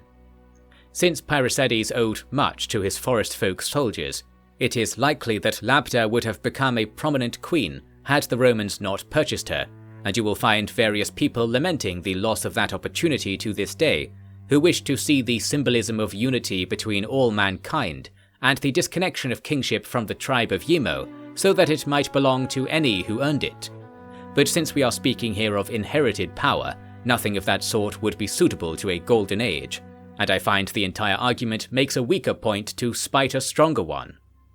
Labda stood to gain greatly from the match also, being once born in desperate times in forgotten lands, now entering the richest household in the richest city the world could offer. As a father, Parisades discharged his duty well here. It was as a brother to Spartacus where he failed, in that this entire affair and his treaties with Rome were all passed by his own decree, not so much as consulting the councils of either capital, let alone the king. For as long as I have looked, I have never found evidence that Parisades tried to inform his brother about any of this, and surely this is firm evidence that his mind was on a track entirely separate to that of common politics by this point. The reason for this was the recent arrival of Gwenna Greekspeaker and a wizened cadre of other Lithosis sages, the first of the Scions of Gold. These silent shamans were now to be in receipt of new stones that Sextus paid to Parisades on the acceptance of his treaty, all copies of stones held at Rome. The wedding was to take place in Rome, and none from the Spartacid dynasty would attend. Perhaps this saved their lives. There is little that does not happen in Rome, good or evil.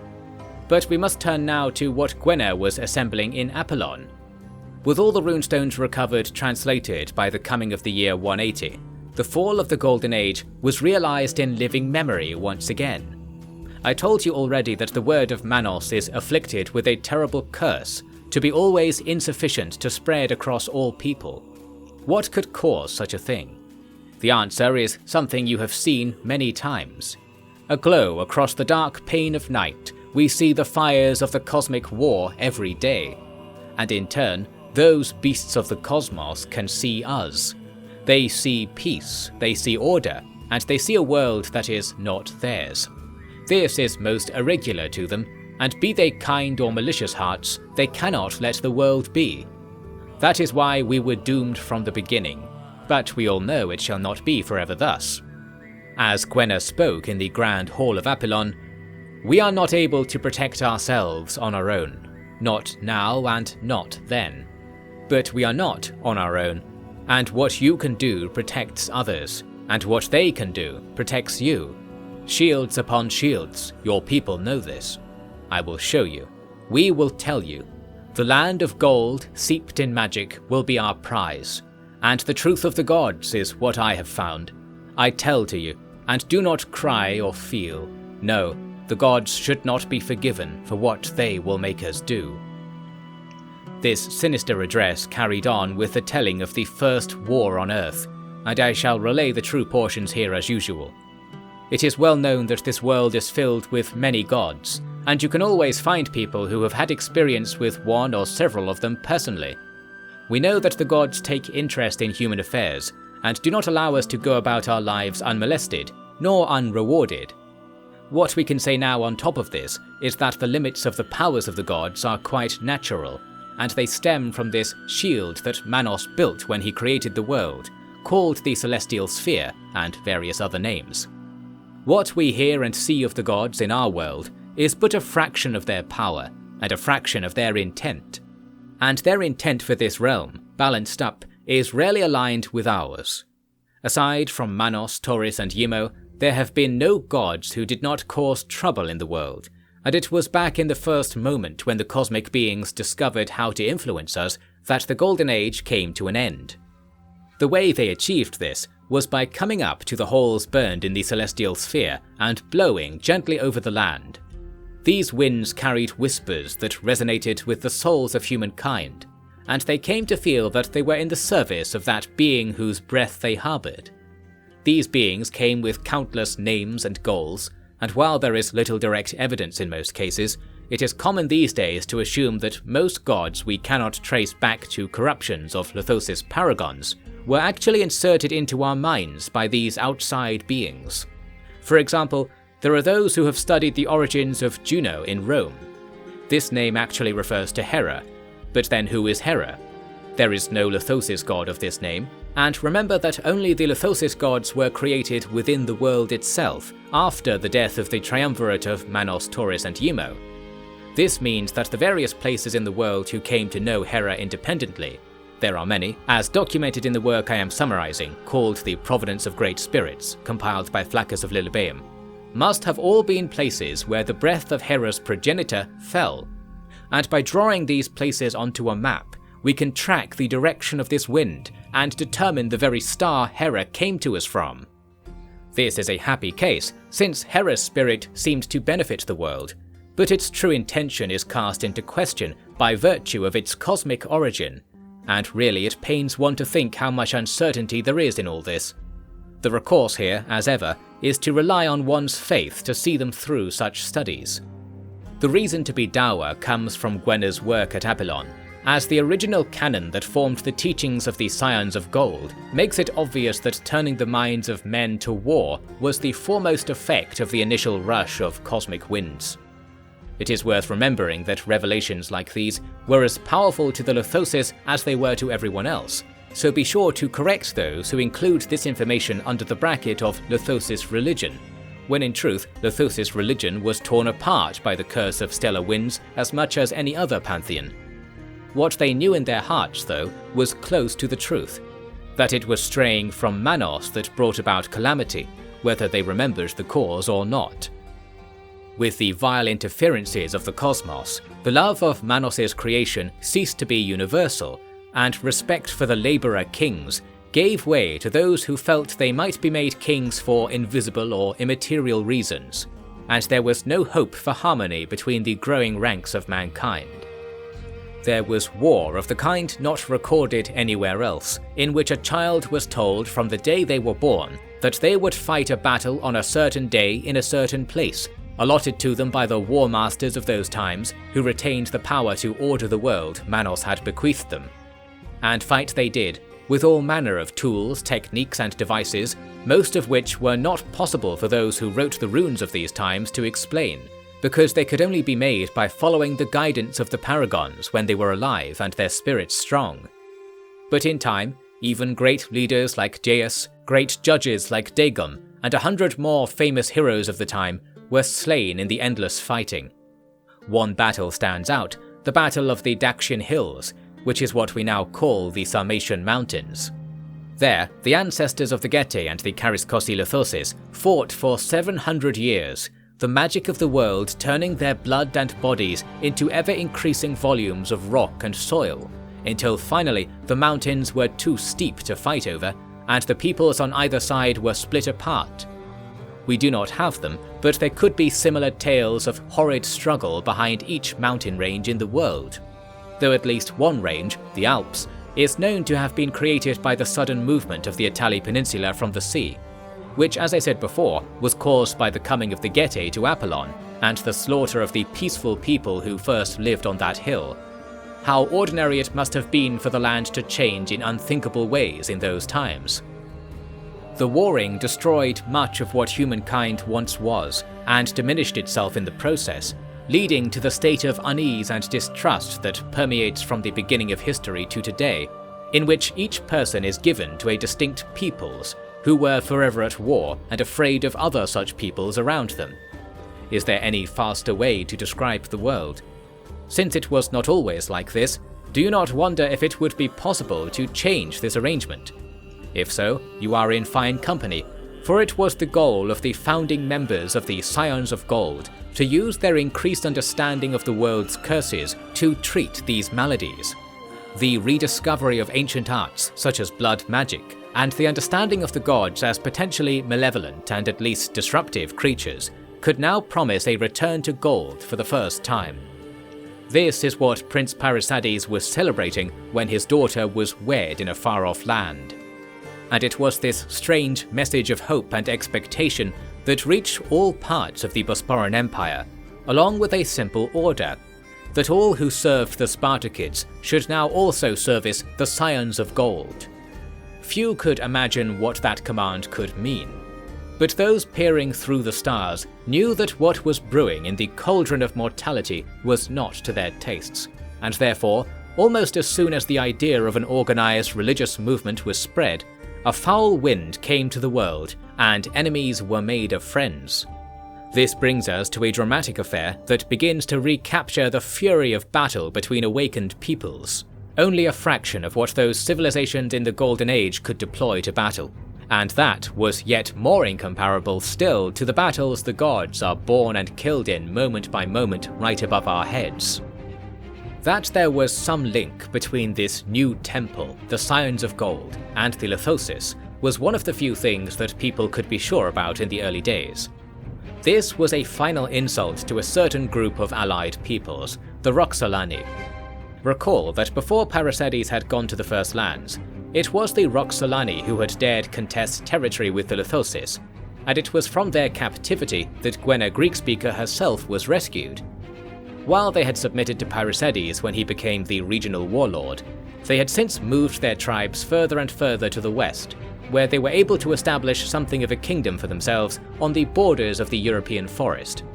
This was achieved by riding in the wake of their begrudged ruler Parysades. This is because when Parysades marched from Oyam to the Sarmatian mountains, there had been countless small towns and villages that submitted to him out of fear. He did not leave a garrison in any of those irrelevant places, since to do so would be to garrison his entire army before long. Since there had been a symbolic supplication though, Bosporan allies were free to enter these lands.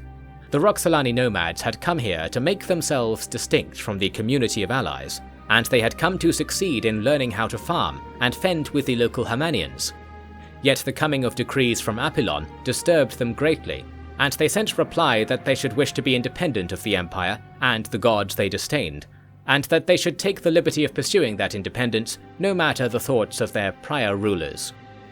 Even were there not matters of religion involved, this would be a case when the might of the empire should be used against them quickly, so as to set a legible example.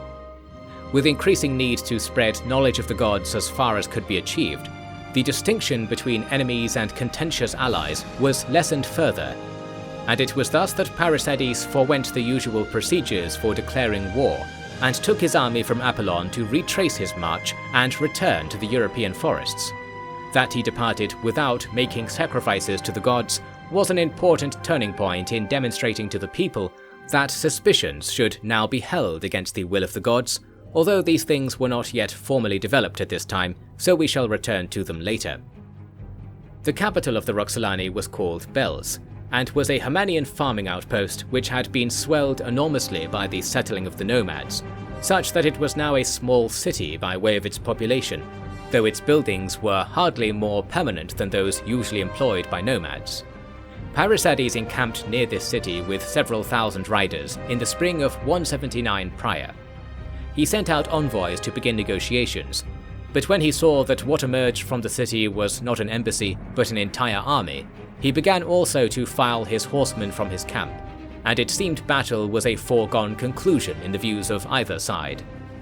Both sides were armed and deployed in a similar fashion, since the Roxolani were more influenced by Lithosis' methods of warfare than any other group other than now the Bosporans. The Roxolani thus advanced in a long column of mounted archers, moving to deploy on fields that lay between two forests. The Bosporan army was arrayed in the southern forest, since their camp was behind it, and when Parysades saw the enemy formation, he agreed with his captains that an attack should be made at once.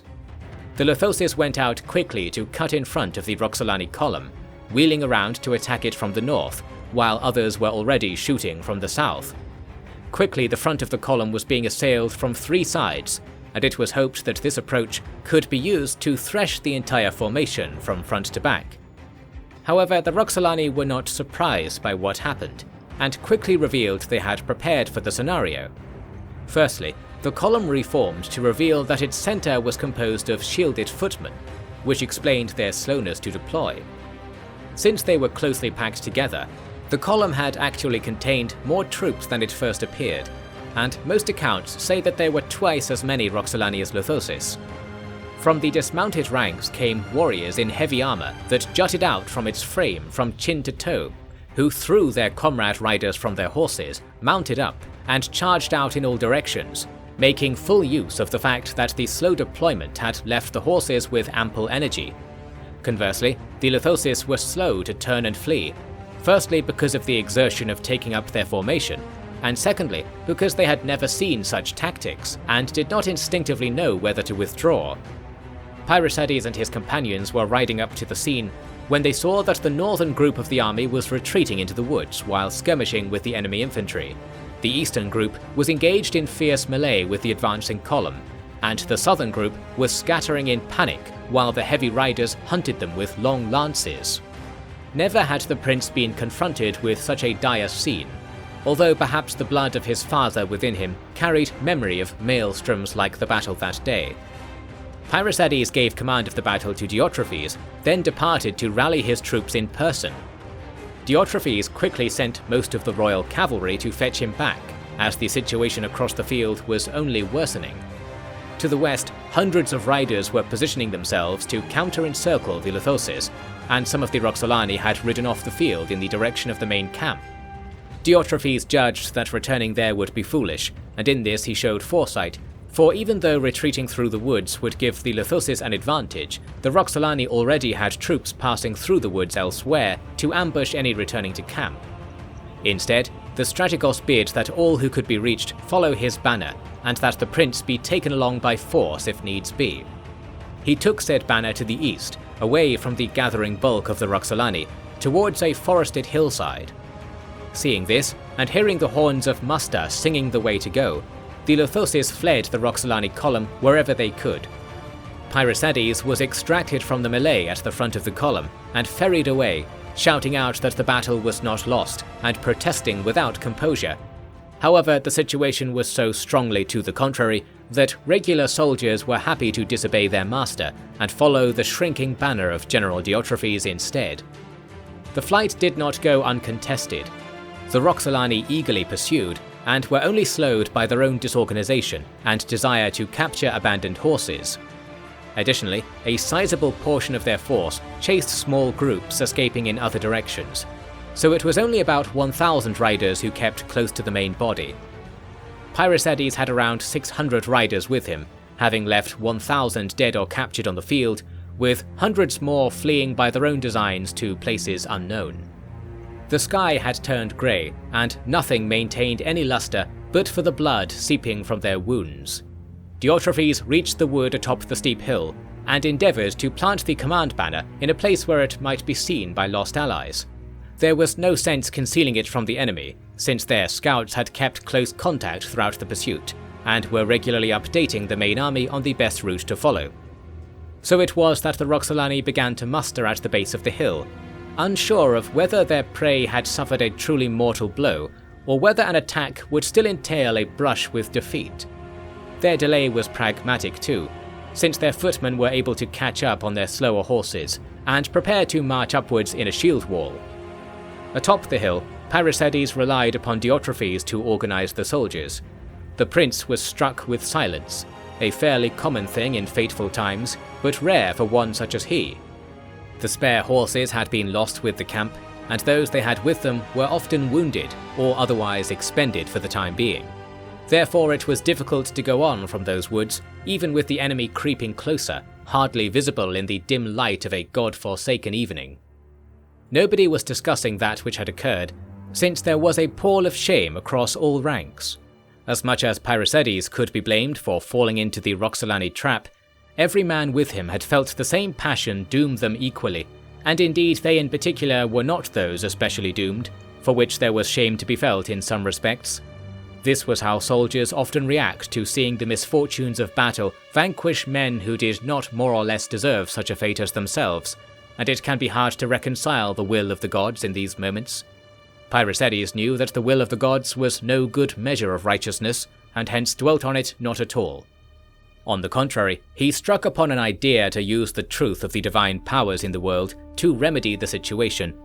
Let me tell you this story as Diotrephes tells it, and while there are few witnesses to confirm it, it is so remarkable that I cannot think of any other way to explain how the final result of this bleak day was achieved. He began by removing his armour and throwing aside his cloak and tunic. A group of experienced Lithoses came and helped him with this, and drew out stones, which they used to sharpen a Roxolani arrow. Its head was iron, providing this to the prince. Saying only that he was going to summon strength to aid them, the prince selected the horses who were most heavily wounded, and brought them to the edge of the woods facing the Roxolani. The horses came willingly, their comrades dipping their heads as they passed. Pyrrhosides proceeded to pierce the necks of one horse after another, so that he could have them drain a trail of blood along the enemy path of advance. At first, the horses would be panicked by the pain, but each time Pyrrhosides would then draw the arrow across his own chest and mix flecks of his blood into that dripping onto the soil.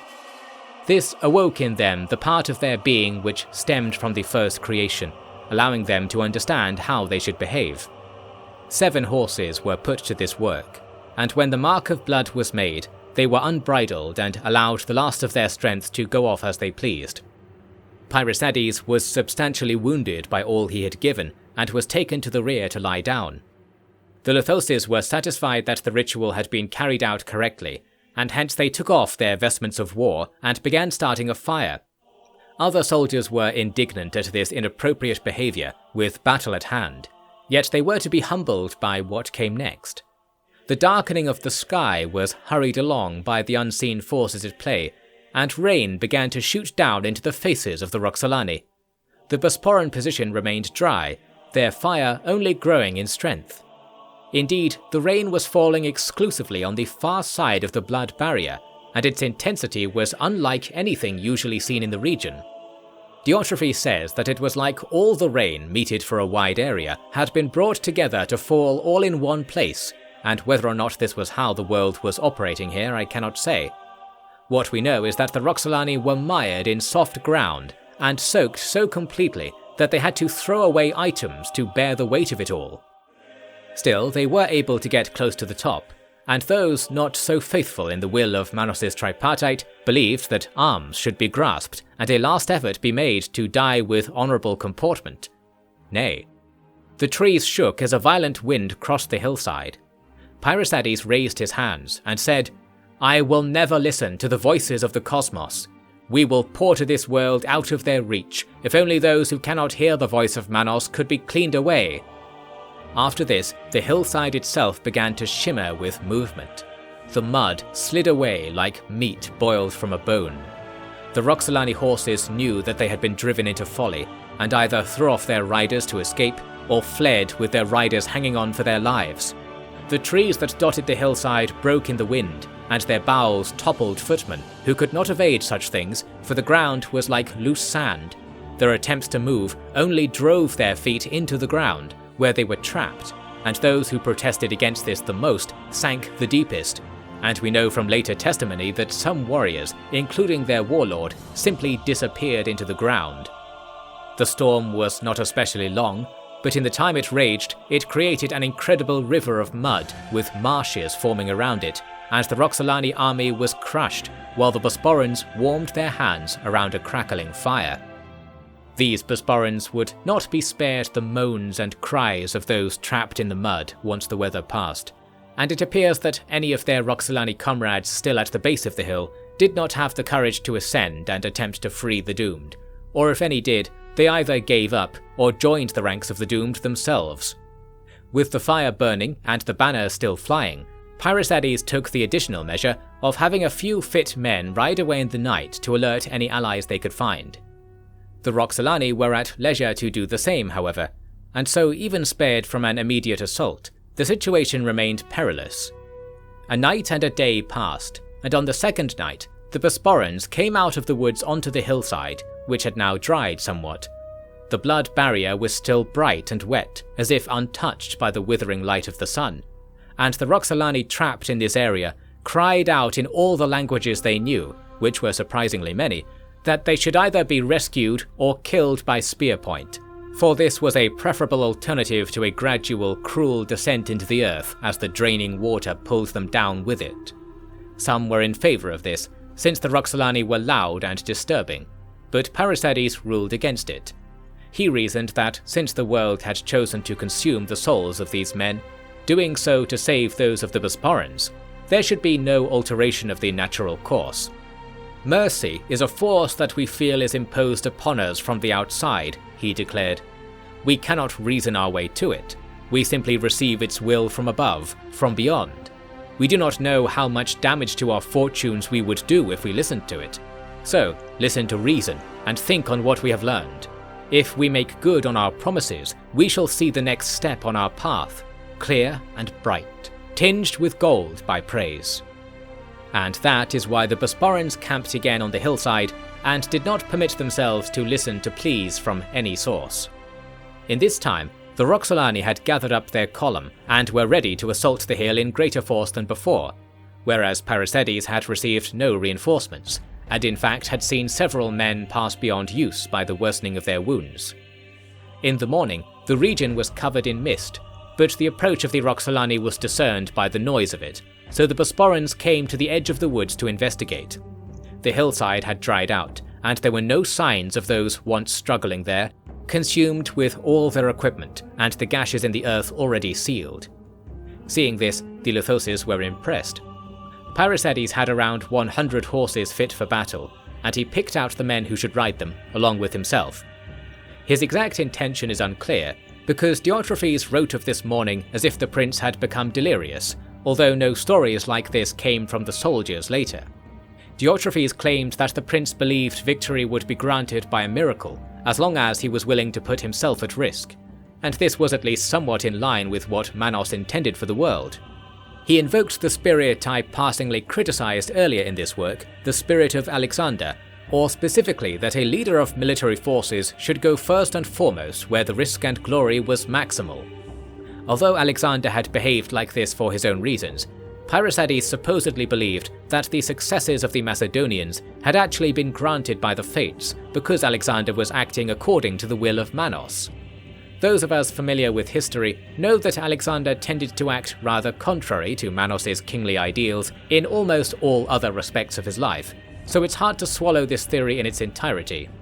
But it was something the prince was said to have been entertaining when he chose to lead a charge down the hill into the oncoming Roxolani army. It is said that when he set off, the whole hillside shone with a golden light, and the mist was cast away before him to reveal the disposition of his enemy. The Roxolani were not all together, climbing the hill in various groups so that they could stick to the driest routes. When the leading groups saw the horses coming, even though there were not very many, they ran back down the hill to join with those behind them. Since there were yet more further down, the race backwards continued, always searching for greater safety and military advantage. And then the Bosporans were upon them at their backs with arrows and spears. Weapons were thrown aside by those whose taste for running down the hill was now fully risen, and while braver warriors came up on horses to fight the Bosporans, they were ill at ease with the golden light on the muddy hillside, knowing that strangeness had visited the area recently, and suspecting strongly that the ordeal was not over. Therefore, the Roxolani performed poorly in battle, and left the hill to the Bosporans after suffering many hundreds of losses. Their army still had thousands of warriors to count upon in the region, and a continued siege of the hillside might have garnered them a satisfying conclusion to all these unusual turns. Yet one turn remained, most dissatisfying to those who would rebel against the Scions of Gold. From the north came another column of riders, flying a yellow banner, which the Roxolani recognized as being one of those flown in their stronghold at Bells. Seeing this, they of course thought they were being reinforced. Therefore, they were slow to react when this new force fanned to the flanks and brought out their bows to release arrows into the Roxolani without any stopping of the horses. Not knowing who they were, the Bosporans were happy to join the fray regardless, and attacked as soon as the Roxolani turned to face this new threat. It was here, in the bog at the base of the hill, that the migrant traitors were slain in the open, man by man, and since the bodies from that battle were never recovered, we can assume that the bog consumed them too, and that those who fell on the first day were reunited with those who fell on the last. The army which had come was of Scythian allies from the Tauris Peninsula, who had ridden far with the intent of winning territory in the same fashion as the Roxolani. Since they had come upon war and been informed of the situation by those men Parysades had managed to slip away, they promptly sacked Bells and came out to shatter the Roxolani claim in battle, and thus they hoped to take that claim themselves. Parysades was more than happy to give over the majority of the spoils to the new arrivals. They were all amazed when they heard the story of what had happened, and after the business of the day was concluded, the leading men of the Scythians came to bow before Parysades and offer him praise for his connection to the gods. They did not understand that it was his lack of connection to the gods which was now empowering him. An interesting note is that Parysades recognized some of the warlords who had come, for they were of the same tribe he had treated with in his younger days, and ultimately betrayed in stealing the very tablets which began this wonderful affair. It was indicative of their change of heart that they were now bowing before him, when in actuality they had the ideal chance to quietly take their revenge and be rid of him in those quiet hills. But after the display Parysades had put on, Manos would never allow such a thing. Not yet, at least. In the time after this drama, the original battlefield was taken into state ownership, so that it could be used for rituals and to commemorate those days. The rest of the region was proclaimed New Scythia by the questing nomads, which created an intriguing reflection in that the westernmost edge of the empire was called New Scythia, while the easternmost was called Old Scythia. What precisely the word Scythian meant was diluted yet further, and that has always been the way with peoples who came from the east. Politically, the fate of the Roxolani and the miraculous action of the battle was dragged above the news that the Lithosis army had been defeated and almost destroyed, and the objective of setting an example to those who rejected the new authority of the empire was achieved. The exact nature of this authority, of the Scions of Gold, I have yet to lay out, and that is because in these first years it was not the rigid and simple to describe force that it later became. However, important men were on the verge of learning all that there was to learn, and it would be put to the test whether they were able to hear the wisdom of Manos, or whether they carried the curse that rendered them blind to the truth.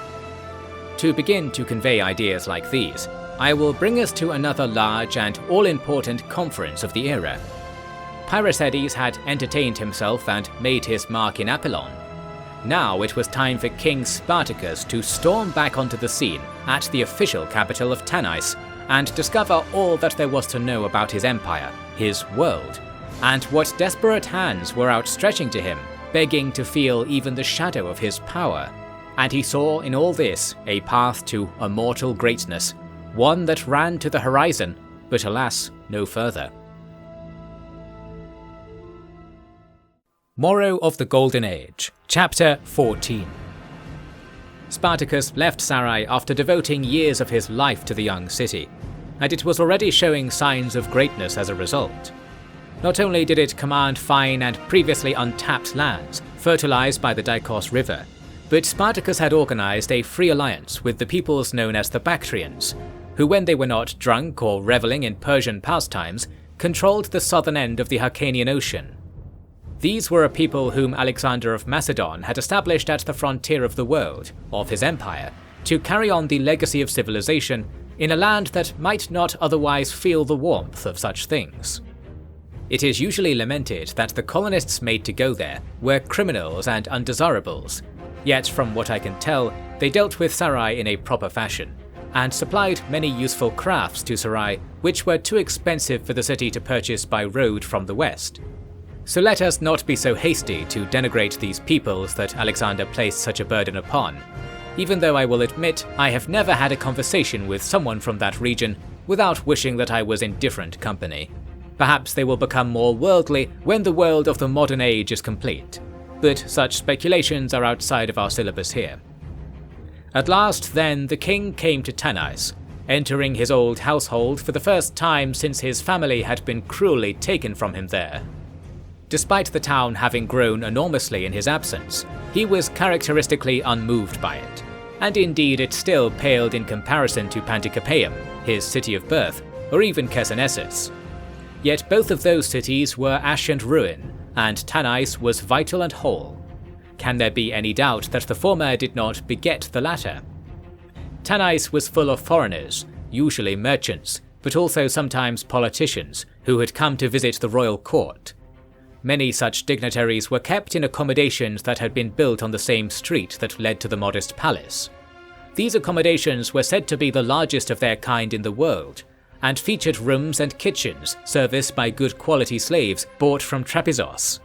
As well as being a point of interest in the character of Tanais, this building serves a purpose to our telling of Spartacus's fate, for from these guest houses came many wealthy and politically connected men with eager questions for the king.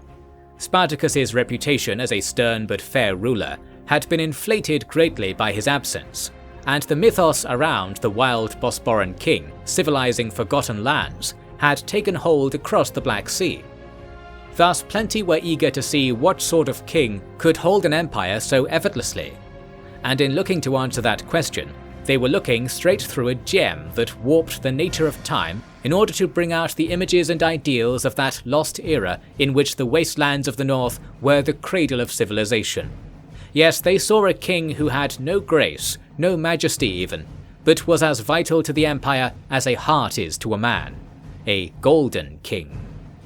but in the conference and symposium that was organised to mix these curious people, it was largely not foreigners looking to hear the words of King Spartacus, but Spartacus listening to words brought from places he may even have been surprised to learn were part of his own domain.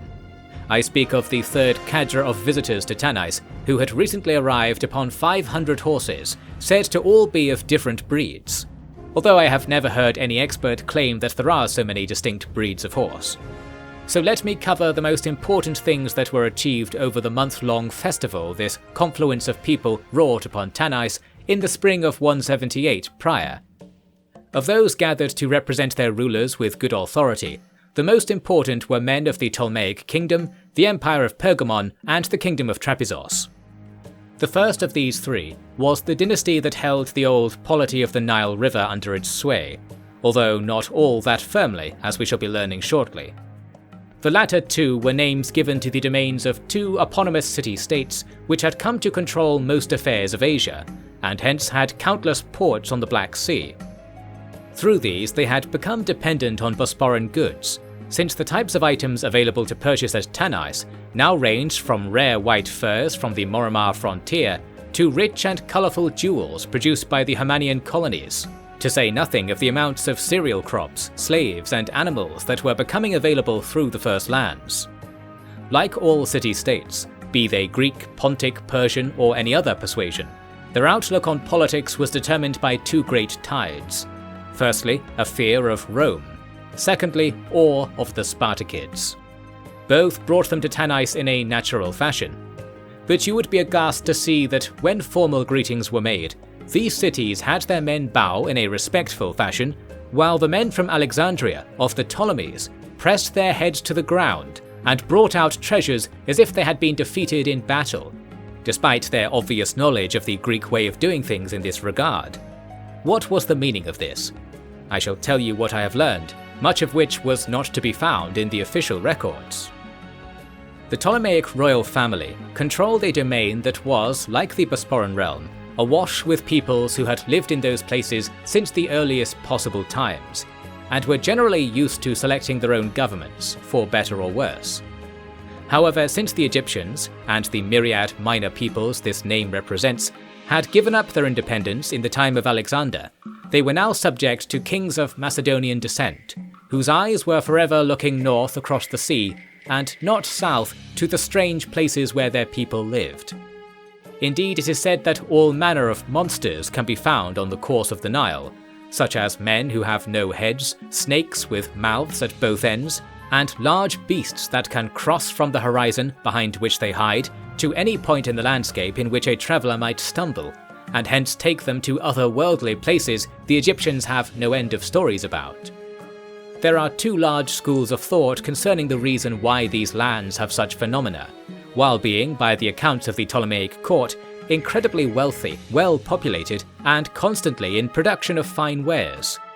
The first is the so-called Alexandrian heresy, as people call it today, although it was in those times called, more lyrically, the flow of history theory. This theory contends that the lands surrounding the Nile, and especially its little understood far reaches, were either present in the world at the same time as the First Lands, or even before. And the aspect of this that brings criticism from all corners is that proponents of this claim say humans were already living in these places before the time of Manos. Quite rational people have been convinced of this, so I feel obligated to tell you what the mistake they made was.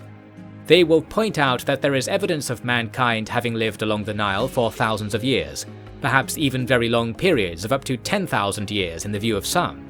They will claim that this places these people on lands that, according to the Scions of Gold, should not exist so early.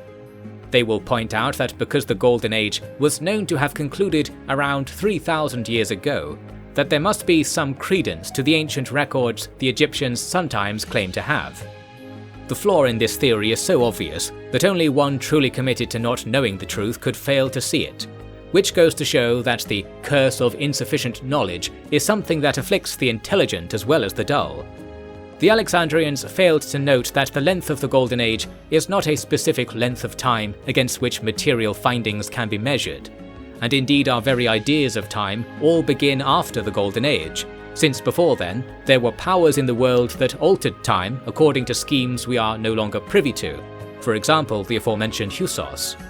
Therefore, all comparisons with uncovered records, if we grant that they are legitimate, are null and void for the reason that years of our age are as incomparable to years of the Golden Age as a taste is to a number, and indeed you'll find that when you subtract your favourite number from your favourite taste, you are not given any concept that sits still in reality, let alone possesses any practical use. In conclusion, while we might be able to grant that the Nile lands were among the first, their creation almost certainly did not come before the death of Manos, and all theories that rely on said chronologies are flawed in their conception of reason. You will find plenty of people who deny this, but they do so by avoiding my damning arguments rather than refuting them, and so we are safely beyond the point of considering their claims to be anything other than childish outbursts. So then I will tell you the more dependable way to consider Egypt, in light of its many curses. This is the second school of thought, and is called Illness of the Last Lands. As implied by the popular title, we believe that the Nile was among the last of the places to be created by the powers of the cosmic tripartite, and that it was in the latter portion of the Golden Age in which this occurred. The significance of this is that the power of creation was stemming not from godliness or passion for order, as it once was, but from the out-of-control exchange of life and blood occurring because of the wars all over the world. The confusion of souls being extinguished in this fashion created unusual places on the peripheries of civilization that can be found in all directions, with Egypt being only the most well-explored, since its river is wide and navigable. It is even said that the African desert itself was converted to be this way from a lusher state by the tribulations of the Golden Age collapse, although personally I find the evidence for this inconclusive. That aside, the lands of Egypt were the crossroads of ancient curses and access to civilized ways, and hence there was that great kingdom of misfortune that the Ptolemies sought to master, and in that search, they went from the last lands to the first, and put the matter to the conference at Tanais. It is fortunate for them, and Spartacus too, that answers to these questions and more would be forthcoming from the Scions of Gold, who were able to educate the foreigners about all the things I relayed already concerning the history and nature of the world. Records of these lessons were transcribed by all the literate slaves available in the city, such that they could be referenced in several languages once they were ferried back to the visitors' home countries. This was, I believe, the beginning of the modern written tradition of Lithosis lore, for which the Scions of Gold would become famous around the world. Since these early versions still contained many mistakes, I will not laud them too highly, yet the spirit of producing knowledge endlessly from a single source had taken root, and it was from this guidepost that a route to the truth of Manos was refreshed in the destiny of our kind. There is one aspect of the canon recorded at this time which differs from what I told you was true before, but which is widely considered to be true today. That is the matter of Yemo's relationship to Manos. I once informed you, in the original chronicles of the Lithosis, Yemo was the younger brother to Manos, but this relationship was changed by the Scions of Gold to be that of father and son. There are several reasons that I believe are behind this. Primarily, it is because Yemo was a god of dark and Manos of light. While this distinction is not meant to imply the good or bad of either, it was preferred that if Yemo and Manos were siblings, they both be gods of light. Because of the mistaken assumption that light gods are superior rulers, there was no wish among the Bosporan elite to denigrate their tradition of having siblings be of like status in noble houses by implying that one of the founding siblings might be evil. For example, it was Pyrrhosides who was heir to the empire after Spartacus, and not Spartacus's own offspring. And so how could such a tradition exist in a world that was created by beings who showed that siblings are not equally good? Again, this stems from a misconception, but like many notions springing from such sources, it became real and worrisome.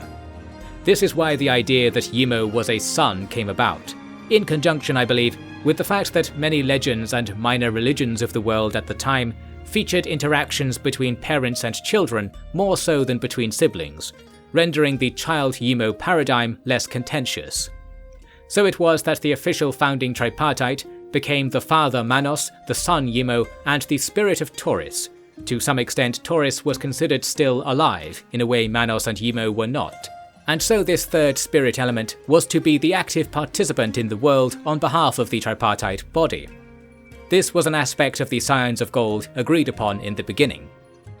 Now that you have learned what the foreigners and Bosporan royal court had learned at Tanais, I should tell you the material consequences of these days. The courts of the Asians were to be visited by the sages of the First Lands, and provided with embassies in Tanais, Kariskos, and later Apollon. This latter point arising from contention over where the most politically relevant ruling bodies of the empire were located. Treaties of alliance were signed, on the condition that the sages be allowed to carry on their work, although no state was obligated to give this religion any special treatment. Many Aegean islands, notably Rhodes and Crete, also joined the alliance, although they were likely simply looking to escape from Rome by moving behind Bosporan shields. The largest treaty was between the House of Ptolemy and the House of Spartacus, which was specifically not between the empire each ruled, between the states, but more akin to a contract between families engaging in legal business. It detailed that huge sums of money would be provided to the Spartakids in exchange for giving over one of their family to serve the Ptolemies, with the goal of recreating the miraculous unity of the Bosporans among the Egyptian peoples. This was not an especially important task, but one gets the feeling that since Spartacus was at last given sole discretion over an enormous decision that would decide the fate of much of the world, he preferred to act than to not act, even if the balance of things was a little sour. That is why ships and troops were prepared at Tanais, many veterans of Chersonesus and Sarai, and were given over to Dion, Spartacus's only son. He was not being dispatched for adoption, but the relevant rites were performed as if he were. Dion insisted upon this, and I believe it is because he was afraid of what might happen if traditions such as these were not given proper credence in times when strange men were being allowed to dictate many things.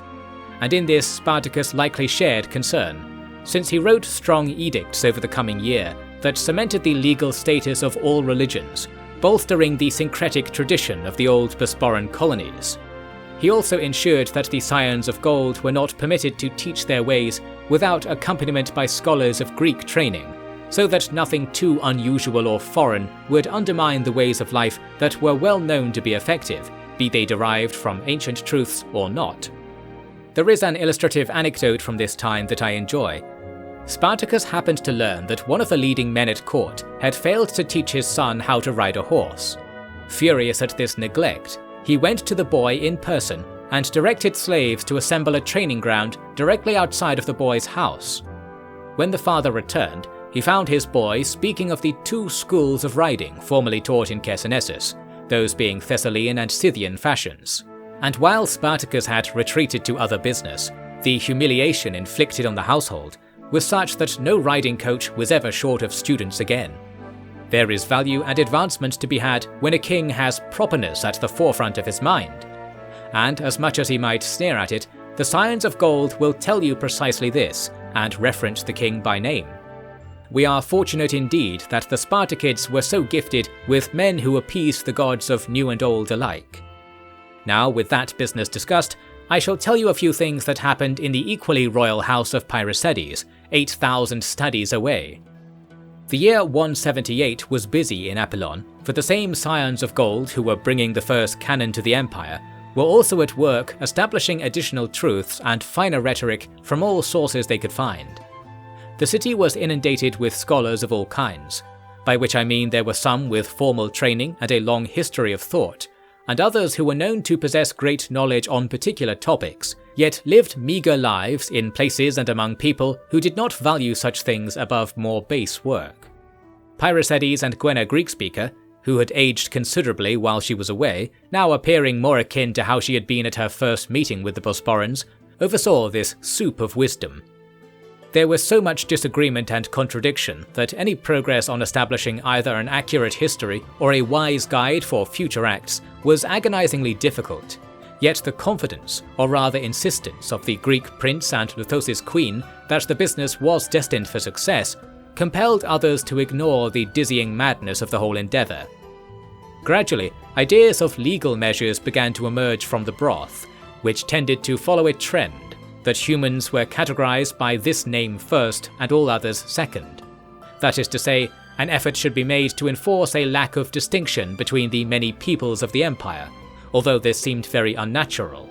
For example, to call oneself Greek was wrong, for what separates the behavior required of a Greek from, say, a Macedonian is not worthy of consideration when one focuses instead on acting as a human should act, in the vein of Manos and his creation. These ideas were not all that popular, and nor are they today, even if most have come to accept their merits. It is the liberation of finding yourself alone in the middle of a calm ocean, and one is forced to wonder why their own spirit protests against what is supposedly the way we were designed to live by greater beings. Most people feel this way about the will of the gods at various points in their life, but we know now that this was justified, whereas going against the scions of gold cannot be so, yet so often evokes the same dysphoria. Well, these troubles, admittedly lesser than those we had in the past, began from the thought that became popular among the scholars of Apollon when the scions of gold were being made, so blame or praise them as you see fit. Parysades was also made to take part in some business involving his son, and while many writers choose to alter the tale here so that it all fits into one scheme or another, I say to you that these proceedings infuriated the prince. I speak of the ambitions of his heir, Dorias, ambitions his father was blind to, for they seemed so utterly absurd. Dorias had come into his own as a prospector of common concerns, travelling around the environs of Apollon in a manner that mirrored his father, but while Parysades saw unruly people whose loyalty to Manos was yet to be determined, Dorias saw people whose circumstances were markedly worse than they had been in prior years, since so many families had lost their men to the war. He began to envision a method to provide recompense from the empire to its new people by building a new city and granting lands to the destitute.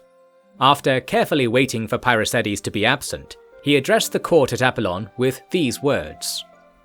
"When I was young, I was told that in my lifetime I would come to understand what the purpose of this world was. Alas, I was disappointed to learn that the answer was simple and always within reach: to be, to live, and be apart from a cosmos that abhors us. This was Manos's purpose, and he provided mankind with method and means to have this reality carry on in perpetuity, ever aside from the malice that defines all other worlds. The will of the gods, malicious or merciful, seeps in and corrupts that vision. How? Through us, through good men. How many heroes brought unimaginable suffering to this world? Who would dare even think of answering that? Are you shocked I would ask it? If so, then be not afraid, and do not reel as if my spear point has passed through your breastplate. This is victory, not defeat, to see these questions again, to hear words that once would have been on the lips of all.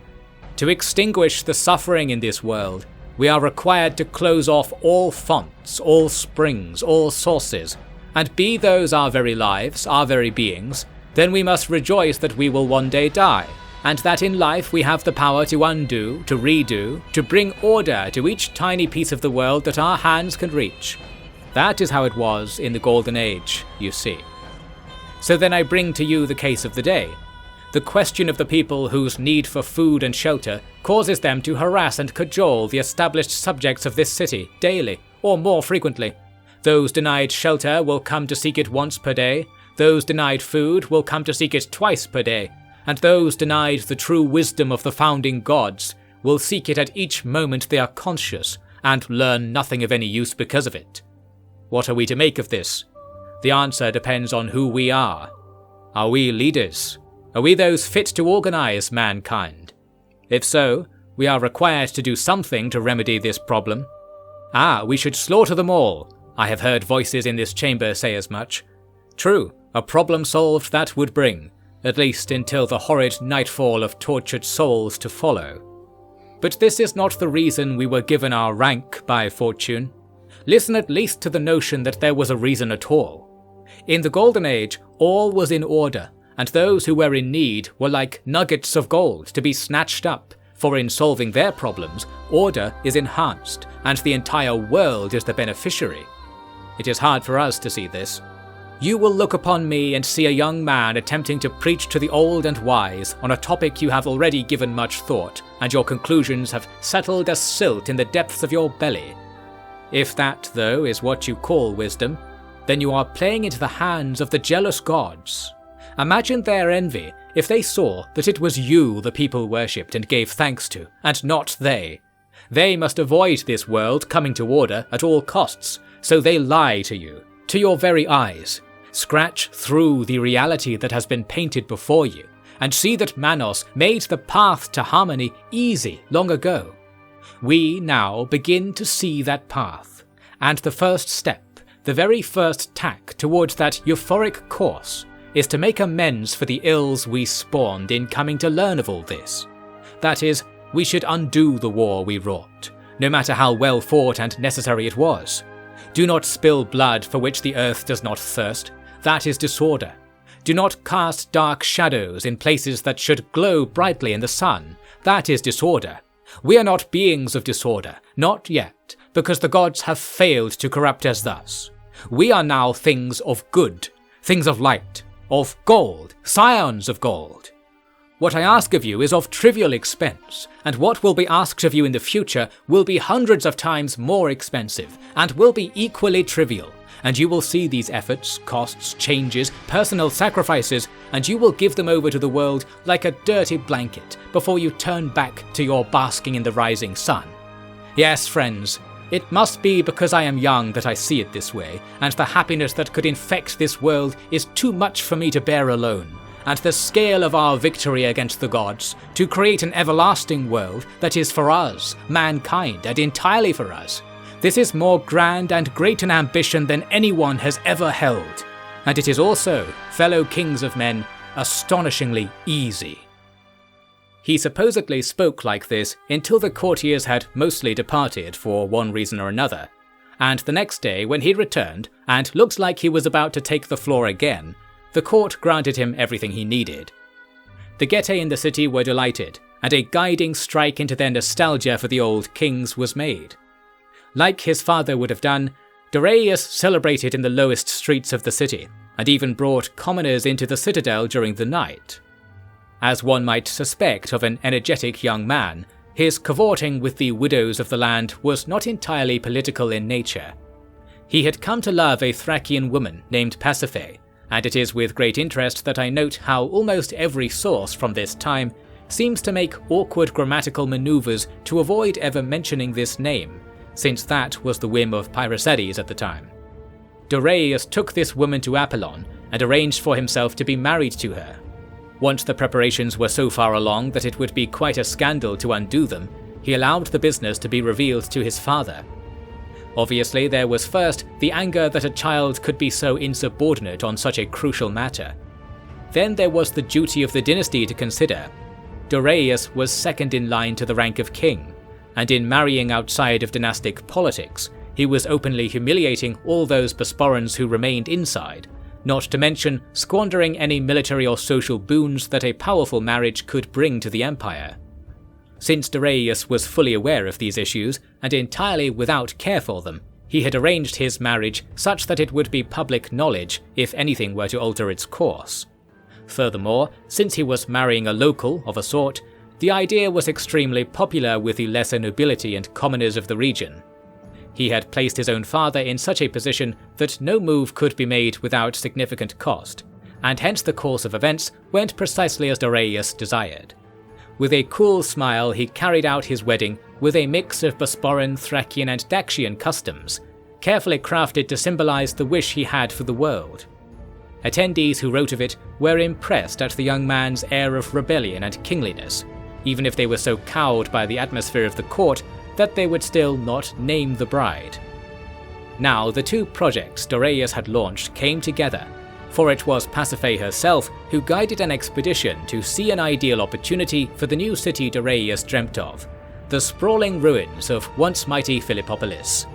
It was located in Thracia proper, on the southern side of the Istros, and was a place that once had been a city of mixed Macedonian and Thracian peoples who had drifted between the spheres of influence of Greeks, Odrysians, and Getae, until finally being made a mark of the Romans, who came and burned the city down to make an example while marching south to enact their domination of the Greek states. What was in the time of Philip II of Macedon considered Thracia's greatest city, then augmented to new heights by the renovations that the Macedonian Basileus gave alongside his name, was wiped out in a matter of days by killers trained from birth to follow orders no matter the damnation they would bring. Little was left standing, although the ruins still had plenty of worked stone to recover, and the hinterlands had trails and cleared farmland not far from being put to use once again. Doraius went to this place several times, and finally he stayed there with a crowd of those willing to trust the hand of aid he was extending to vanquished peoples. It seems admirable and enterprising to most who hear of all this, yet Pyrrhosides was disappointed by the outcome. We know this from Diotrephes' letter to Spartacus, in which he requests that the king come and make it such that Pyrrhosides could not be blamed for recalling his son to continue being groomed as a future heir. He was, I say, using an appeal to duty within the dynasty to try and enact his personal wish to have his son close at hand, to share in the great things Pyrrhosides was planning, and there may have been a bitterness to the realization that Doraius might achieve different things that would come to be called great if only he was not made to sit on the arm of his father's throne. And that, of course, is something that Pyrrhosides himself was deeply and keenly aware of, or was once, and I wonder with unending curiosity how he felt to see fortune give him this edifying experience. I think there is no conclusion to it that he could have felt was better than any other, and thrashing against a cage of regrets was all there was. Although I do allow myself to be carried away, since in truth we cannot know this. That appeal to Spartacus likely reached him promptly by the increasingly organized messenger relays the Empire was spending vast amounts establishing. We too are soaring with that message from hand to hand, horse to horse, all the way back to Tanais. Spartacus will have read of these matters with satisfaction, since he himself had full control of his dynastic affairs, as shown by the marriage that took place on the winter solstice of 178. In this case, the marriage was entirely to the satisfaction of the father, and at least considered honourable by the son. Prince Dion was married to the daughter of one of Spartacus's old friends from Cimmeria. This, I remind you, was what the Bosporans called the lands east of the Black Sea, including the allied colonial ports at Anacopeia. This marriage cemented the permanence of a long-standing alliance of peoples, and it can be rightly said that Cimmerians were as Bosporan as the Scythians or Greeks by this time, having always been the least boisterous and most helpful of the empire's frontiersmen. As for what these people were like, I offer you the report that the marriage itself took place in the snow-glazed wilderness with no care for the cold, as was the Cimmerian way. It is even said today that when someone is quiet yet seems to have bottomless talent, that they are an iron-legged Cimmerian, the iron leg part being a reference to Cimmerian people being fast runners, and hence often being relied upon to speed around the battlefield as if they were mounted. The solstice was chosen because in their custom, this occurrence symbolized the beginning of something new, while I, being of Greek education, paint this as the conclusion of something that had been developing for a long time. That it could be either thing to either people was, I say, the real lesson of the affair that Spartacus was offering his people by treating his inferiors with such friendly deference. That Dion be married at this time was important, for with the coming of spring, it was time for him to depart to make good on his father's dealings with the Ptolemies. A force of several thousand men and 40 ships was ready at Tanais, augmented with the same delegation of literate Lithosis I referred to prior, the Scions of Gold. It was hoped that this force would bring the empire wealth and influence in far-off lands, and hasten the coming of order to the world. It was an optimistic outlook, we can say now, making the best of what the politics of the time had sown. Doubtless, Dion had not much interest in Golden Age rituals, but the business of ingratiating himself with successors of Alexander had a golden sheen all of its own. After Greek augurs selected a good day to depart, Spartacus saw Dion off with regal poise, not knowing the torture he would ultimately be sending his child to endure, though I wonder if he had known, would he have considered it entirely unsuitable for a great man to be made to face these things. Spartacus inspected the ships in person, and when satisfied with the grandeur of the fleet, he saw it away, and then he addressed the royal court on the manner in which they should rule the growing city, aptly saying nothing of the empire for now, and then he ordered his household to pack all things away for a journey. It was time for Spartacus to make a tour of several months, heading west for the place on the lips of all, Apillon, the source of the Scions of Gold, the seat of Prince Pyrrhosides, and the table across which Roman devils eyed dishes they would make theirs. Spartacus left Tanais with fanfare that was insufficient for the gravity of his departure, since after all, no one then knew that they would never see their king again.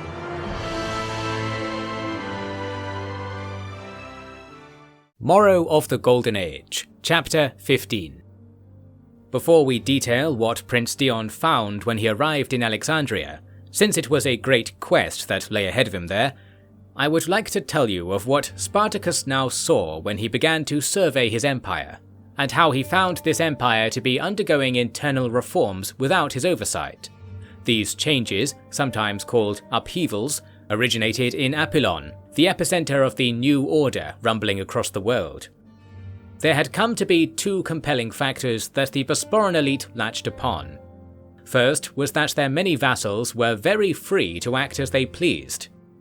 Almost all of the empire was in fact quasi-independent, with only a few colonies administered by the royal courts. This was displeasing and inconvenient for the state. Second was that in the Golden Age, there had been nothing that could be called a state at all, since everyone knew the natural order of things inherently. This arrangement would best be described as there being no laws, no state, only kings, and those who they had convinced to be guided by them. And since the process of selecting kings was good, this guidance never complicated people's lives or necessitated the pursuit of justice.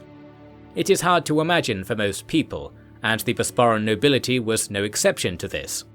Yet we can all imagine something that comes close to the ideal: one law for all people, one state with no opponent for war, one king who all are guided to follow because wise men had determined that the king was good. This twisting of the Golden Age dream allowed those who would benefit from such a kind of government to champion the new path with a righteous air. These things were true of Pyrrhosides more than anyone else, although in his case he was more eager to transfer control to his bureaucracy than himself, since he was busy with other concerns. That is why he began the long process of summoning all of the hundreds of chiefs and petty kings within the empire. In small groups or individually, he had his officers treat with these rulers and integrate them into an early form of imperial structure, which then was mostly based on the form of relation between colonies and mother cities. For example, the first major development was that the Carpiani tribe was declared Bosporan in the summer of 177 prior, and thus came to hold various legal and economic obligations to the city of Apillon. In return, the removal of various barriers to merchants and the opening of salaried public offices to Carpiani nobles created opportunities that a diminishing tribe could not generate on their own. This is when the distinction between lands that were ruled by the Spartacid dynasty and those ruled by the empire in the abstract sense appeared. Similar to lands being considered the public property of a city, here what was emerging was the notion of lands being owned by the central core of humanity, that being those who had learned of Manos and all those related matters. It is said, in rhetorical contexts, that this core would grow to encompass all peoples, and hence all people would own all the world, and then, to complete Manos's vision, the concept of ownership would be turned over to the so-called natural order that will manifest when the conditions of the Golden Age are met. This, in my interpretation, is to mean that considering land to have a certain group or people who are attached to it will not be relevant, as all will connect with whatever lands the bliss of life brings them to, and similarly disconnect if that be the will of the fates or of good kings.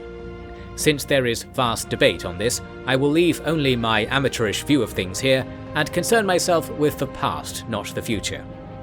The important political point is that the office of Witness of the King was created, which was to hold a mix of royal and imperial authority. It is similar to the Roman rank of governor, although in truth there are many different ranks in their system that all have this name, because they are more interested in the illusion of organization so that they might extract power from the state personally. Witnesses were more noble in their profession, and were subject to close scrutiny. there would be few people who ever attained this rank. Those who did ruled like kings in any part of the empire they chose to observe, intended to enact the will of the empire and of the Scions of Gold equally, and in turn to hear the concerns of the people and bring high authority down upon those who were blocking progress. Parysades first appointed 2 witnesses to administer his empire. One was none other than Diotrephes, who was not given any territory to administer since he was required for the army. Since the strategos was in the strange position of being legally a member of the Spartacid house, yet holding no legitimacy in that regard, this title was a new way to demonstrate his importance without the volatile politics of the royal family being invited into the discussion. More important was the second witness, who was named Cilix, and was a Bosporan of exemplary nature, in that he was not only extremely inquisitive and popular, but was from a lineage of mixed Greek and Scythian stock. He was the sort of man Parysades enjoyed to see among his staff, and that, I contend, was the primary reason Cilix was picked out for this important role. Others will note that his life had been bereft of achievements, and that during the initial days in Apollon, he was considered a ringleader of the reactionary Greek companions who wanted to do away with the lithosis. By 177 he was, at least outwardly, in line with Parysades' wishes, and hence he was sent to the Carpiani lands beyond the Sarmatian mountains to act as witness and govern here and there as he wished. To summarize his achievements, he didn't do much good or much harm, and acted more as a connected socialite who represented the good graces of the empire who sent him. People seemed to like him, but most must admit that if Parysades had serious ambitions of reform, he was the wrong man to choose. Those defending the choice will point out that the soft touch was helpful in allowing those more influenced by the Scions of Gold to take power later, so you might call Cilix and his rule by friendship to be the warm-up to a more serious effort at achieving new things. I think this is too generous, and that the positive aspect pointed out here occurred by mistake, although we cannot rule it out being instead simply a mistake on the part of the gods. One of the first leaders of the realm to deal with witness Cilix was none other than King Spartacus, who was leading a column of officials and their guards towards the Petrodava Pass. In his retinue was the Archon of Olbia, the elected ruler of that city. Since Olbia had been a crucial part of maintaining the empire's lines of communication, Spartacus had gone in person to thank their people for their work and lenience, and had been surprised to find that in fact the people cried out for him to become their master. After large sums of money were brought from Tanais to acquire the cooperation of the nobility, the city gained various rights and boons within the empire, and that it was within the empire ceased to be doubted. Now many of the leading men of Olbia were coming with Spartacus to Apollon to see the famous collection of ancient writings bringing such clamour to the world. With witness Cilix hosting what remained of their route, the journey was comfortable and quick, although the short time Spartacus spent with Cilix left a soiled impression. We know this because the records of Apollon's courts claim that the very first thing Spartacus did after storming in without being announced was to demand someone explain how this rank of witness had come about, and why supposed commoners were placed in a role that stifled allies of the king. To Spartacus, Parysades would have been almost unrecognizable.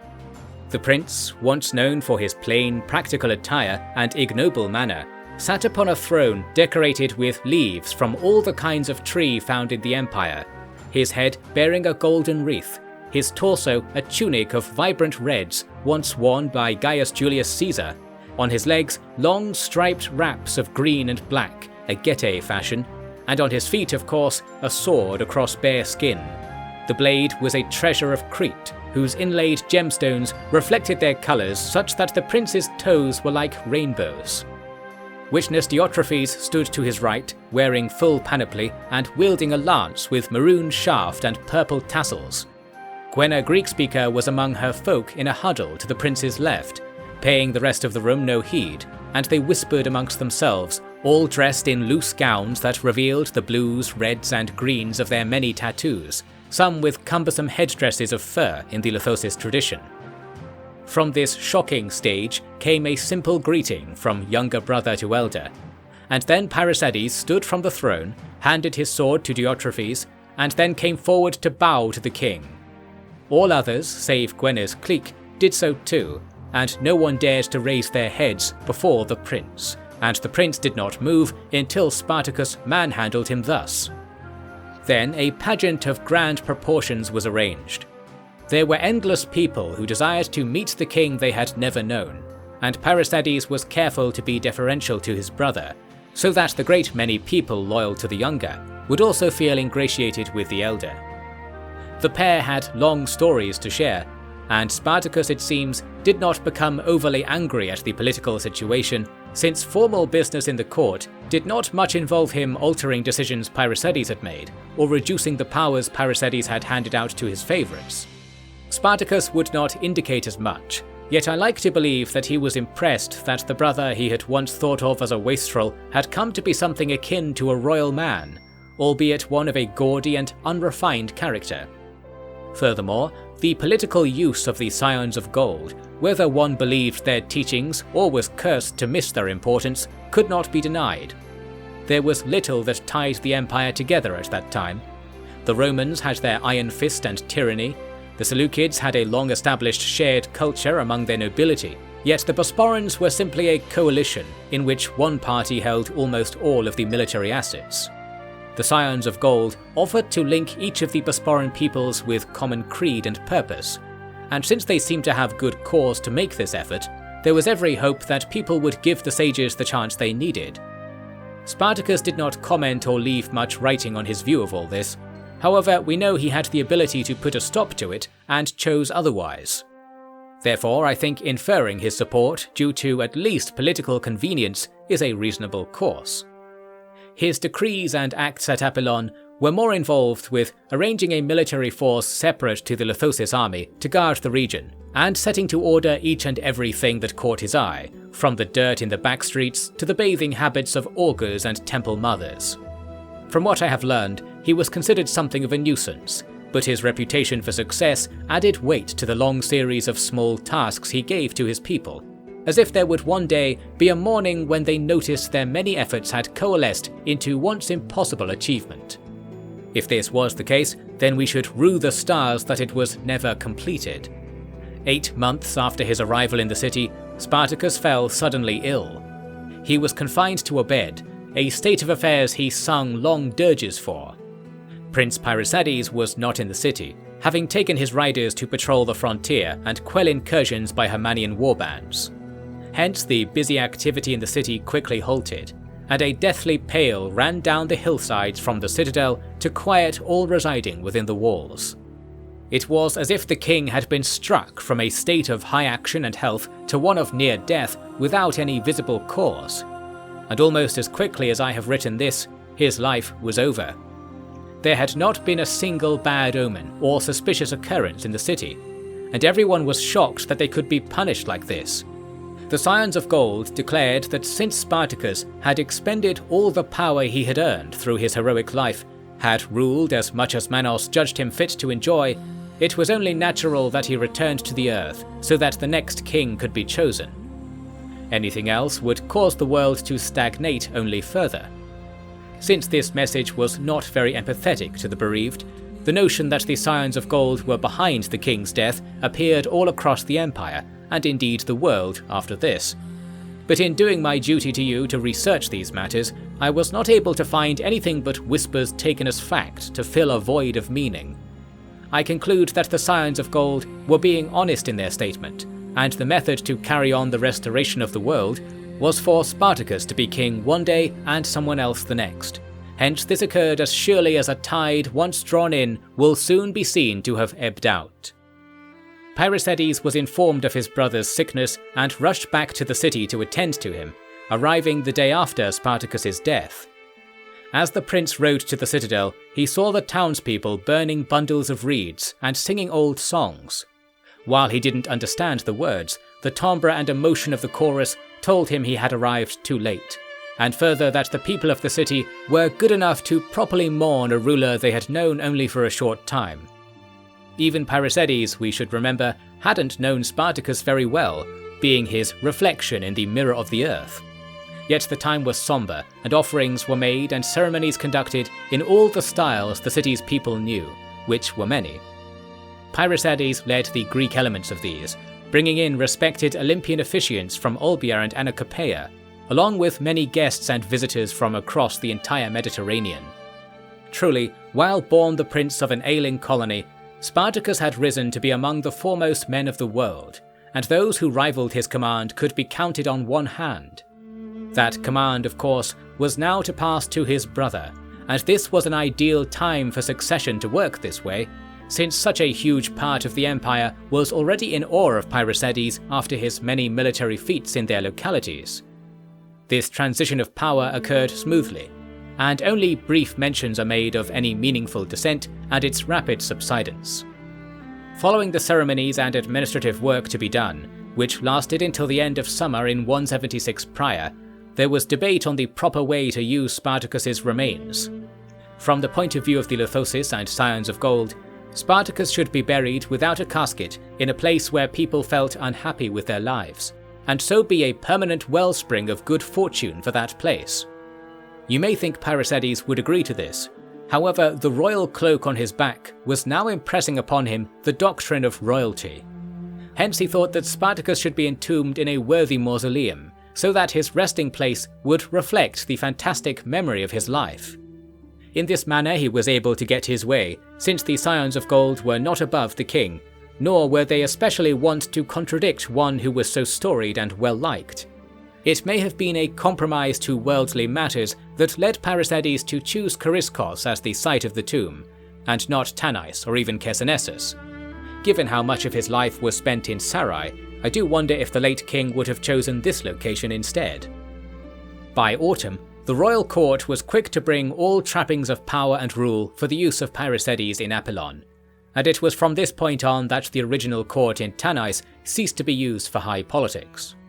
Chariskos remained the bureaucratic centre of the Bosporan economy, but politically and legislatively the focus was on the west. The demiurgoi class were assembling at Apollon to contribute to the king's court there. Since Pyrrhosides was making no secrets of his plans to further expand the empire in the west, many warriors of all stations were drawn that way too, which mimicked the exodus of people from the First Lands at the end of the Golden Age, in a way. Yet people also came to the First Lands from abroad to partake of the growing cities, and even Chersonesus was starting to be rebuilt by people arriving from the Aegean Islands. It is here, though, we must leave the theatre I have been describing for so long and consider one entirely different. For as news of Spartacus's sudden death spread around the world, it inevitably found the grand city of Alexandria on the Egyptian coast, seat of the Ptolemaic kingdom, and within the ears of his only son, Dion. He was supposedly in the Serapeum at the time, which is a large and opulent temple that overlooks the city. When the priests there realized how dire the news was, they fled the temple in fear of Dion's reaction. That gives us some idea of the reputation the young man had already fostered among his host people, and I have found that Dion is considered an especially harsh and critical person. This must have been out of respect for his father, only the son took these measures even further, and it was said that he often brought acts of military discipline on civilians, including arranging for their execution. There were laws in the city to prevent this, but Dion was ignorant of them, and the Ptolemies were not able to intervene due to the political sensitivities involved in doing so. There, in only half a year of his role as an honoured vizier to the Ptolemaic throne, he had seen the city bow to him. And his own men and retinue were not spared from this, being subject to arbitrary and extreme lessons in good discipline, whether justice had called loudly or softly. These lessons were not ingrained. When the army learned that the king had passed, they immediately began to disobey their officers and mingle so laxly with the city folk that they were deserters in all but their drain on the city treasuries. As for Dion's reaction to the news, there is common agreement that he either did not react at all, or had any information on the topic sought out and destroyed as soon as he could. For no historian has been able to point to any detail here, despite the huge amount of records the Greeks were keeping about every measure Dion took. I dare say the young man saw it as a test from the gods, and redoubled his commitment to fulfill his duty, whatever he thought that duty might be now. The matter of insubordination among the soldiers was dealt with in a telling style. Here is what happened. The Alexandrians aided Dion in rounding up the 3 most important ringleaders of the dissenters, and recommended they be executed. Dion, to begin with, did not appear to be convinced. He asked the 3 men to show that they had worth as officers by bringing 100 hand-picked men each for a show of military finesse on the main road. This was understood to include mock battles and feats of physical fitness, and when it became known that this was taking place, people lined the streets to view the show as if it was a circus. The officers brought their selected men, ensured they were dressed in clean armor, and even took the time to arrange the formations so that the various heights and builds of the men all together produced a pleasing pattern from afar. After a short session of parading and showboating, the units stood before Dion at the steps of the city's Royal Museum to honor him. He laughed and said, "You are not of the time you think you are." This was the strange way in which Dion spoke, which most found unwelcome. The intent was to flavor the order given with a throw of his arm, which brought out thousands of warriors from the crowd who threw spears and shot arrows with not a moment's warning, and the chosen warriors on the promenade were massacred. So too, some say, were many witnesses who attempted to intervene in the madness. The killers were soldiers from the city garrison, who were more loyal to Dion than his own soldiers because they were sympathetic to his ruthless attitude towards troublemakers and rebels. They did not imagine that such bloodthirst could just as easily be turned upon themselves. This spectacle had been organized in tandem with the Ptolemies, whose nobles came out to declare that the overall message should be that in creating true order of the kind enjoyed in the Bosporan Empire, the city should have no mercy towards those not in line with the will of their leaders and the gods. The distinction between these 2 things was as a feather on the wind. It is likely that this attitude was one they had already begun to cultivate before seeking foreign aid, since it is an obvious recourse to those who do not know much about leading men, and it is not without merit either. But it was the coming of Dion that strongly emphasized this doctrine, because it was, too, the way to lead that Dion believed was best, and his advice had been purchased at such a high price that its weight was multiplied beyond the speculations of an untested foreign prince. To Dion, to attack weakness was the purpose of leading, seeing the field as one of instruction and teaching first and foremost. He had even advocated to the Ptolemies that they reconquer their troublesome lands with a sort of military demonstration along the Nile. This idea was thrown out because the Ptolemies were much better educated in these matters, and recognized that bringing out arms to people who were currently concealing their hatred for their masters would be like lighting a fire under a pot of water. In other words, the Ptolemies would be defeated quickly if they wished to bring war to their domestic enemies. However, with Dion in their hand, they sensed a trick to mend this condition. I assure you they were thinking like this because we can read all kinds of records from their archives today, which were kept very well as a matter of pride in Alexandria, along with a great deal of other fine works that I have had the pleasure of viewing more than most, yet fewer times than I would desire. I press this point because it brings out a clear interpretation of what the Ptolemies did next. They asked Dion to take his army into the field and go to war with the most violent and disruptive of their subjects. This was not because they respected his abilities and believed that being in debt to him for rescuing them was fair, but because any possible outcome of the action benefited them.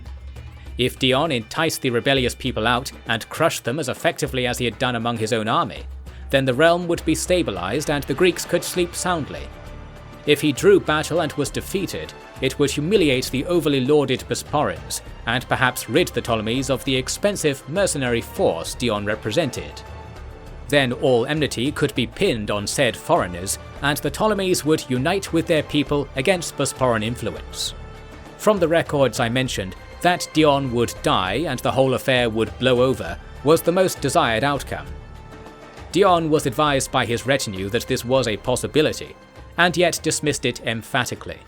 He was eager for battle, knowing the gravitas it offers, and so he took his army out of the city to march east towards Palestine, which is the region that joins Syria, Arabia, and Egypt at the far end of the Inner Sea. That territory had ceased paying their taxes the year prior, and many organized groups had threatened to rise up if they were challenged. After learning about the precise nature of the most powerful group, Dion realized that he would profit immensely from conquering them. Why was this? Because there in the land known as Judea, the whispers of all parties at his ears could be answered at once, be they political, military, religious, familial, and the quiet call of the earth to receive tribute in blood. We can only wonder what precisely these whispers were saying that inspired him to enact the tyranny that was now to come. Morrow of the Golden Age, Chapter 16. In the Kingdom of Judea, which had no living king due to the careful machinations of the Ptolemies, Dion was convinced that everyone looking to him for leadership and triumph would be pleased if he were to bring the sword down upon the local population. Before we jump to the deeds everyone likes to dwell upon here, I should explain why he thought he was correct.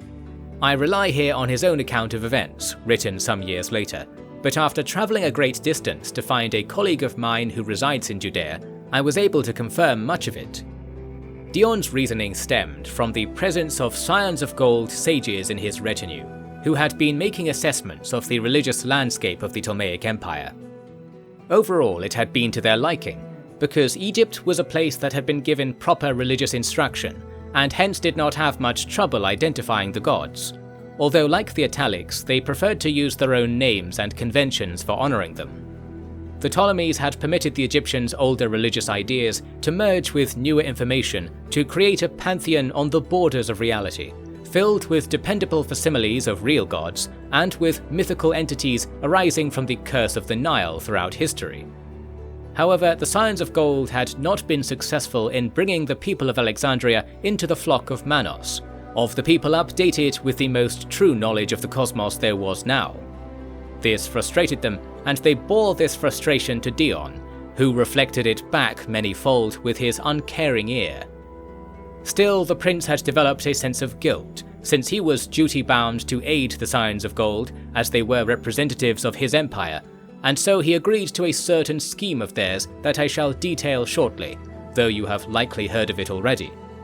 First, allow me to point out how it was his separation of national priorities from his own wishes that kept him engaged with the project of Manos despite his instincts, and that is one of his finer qualities.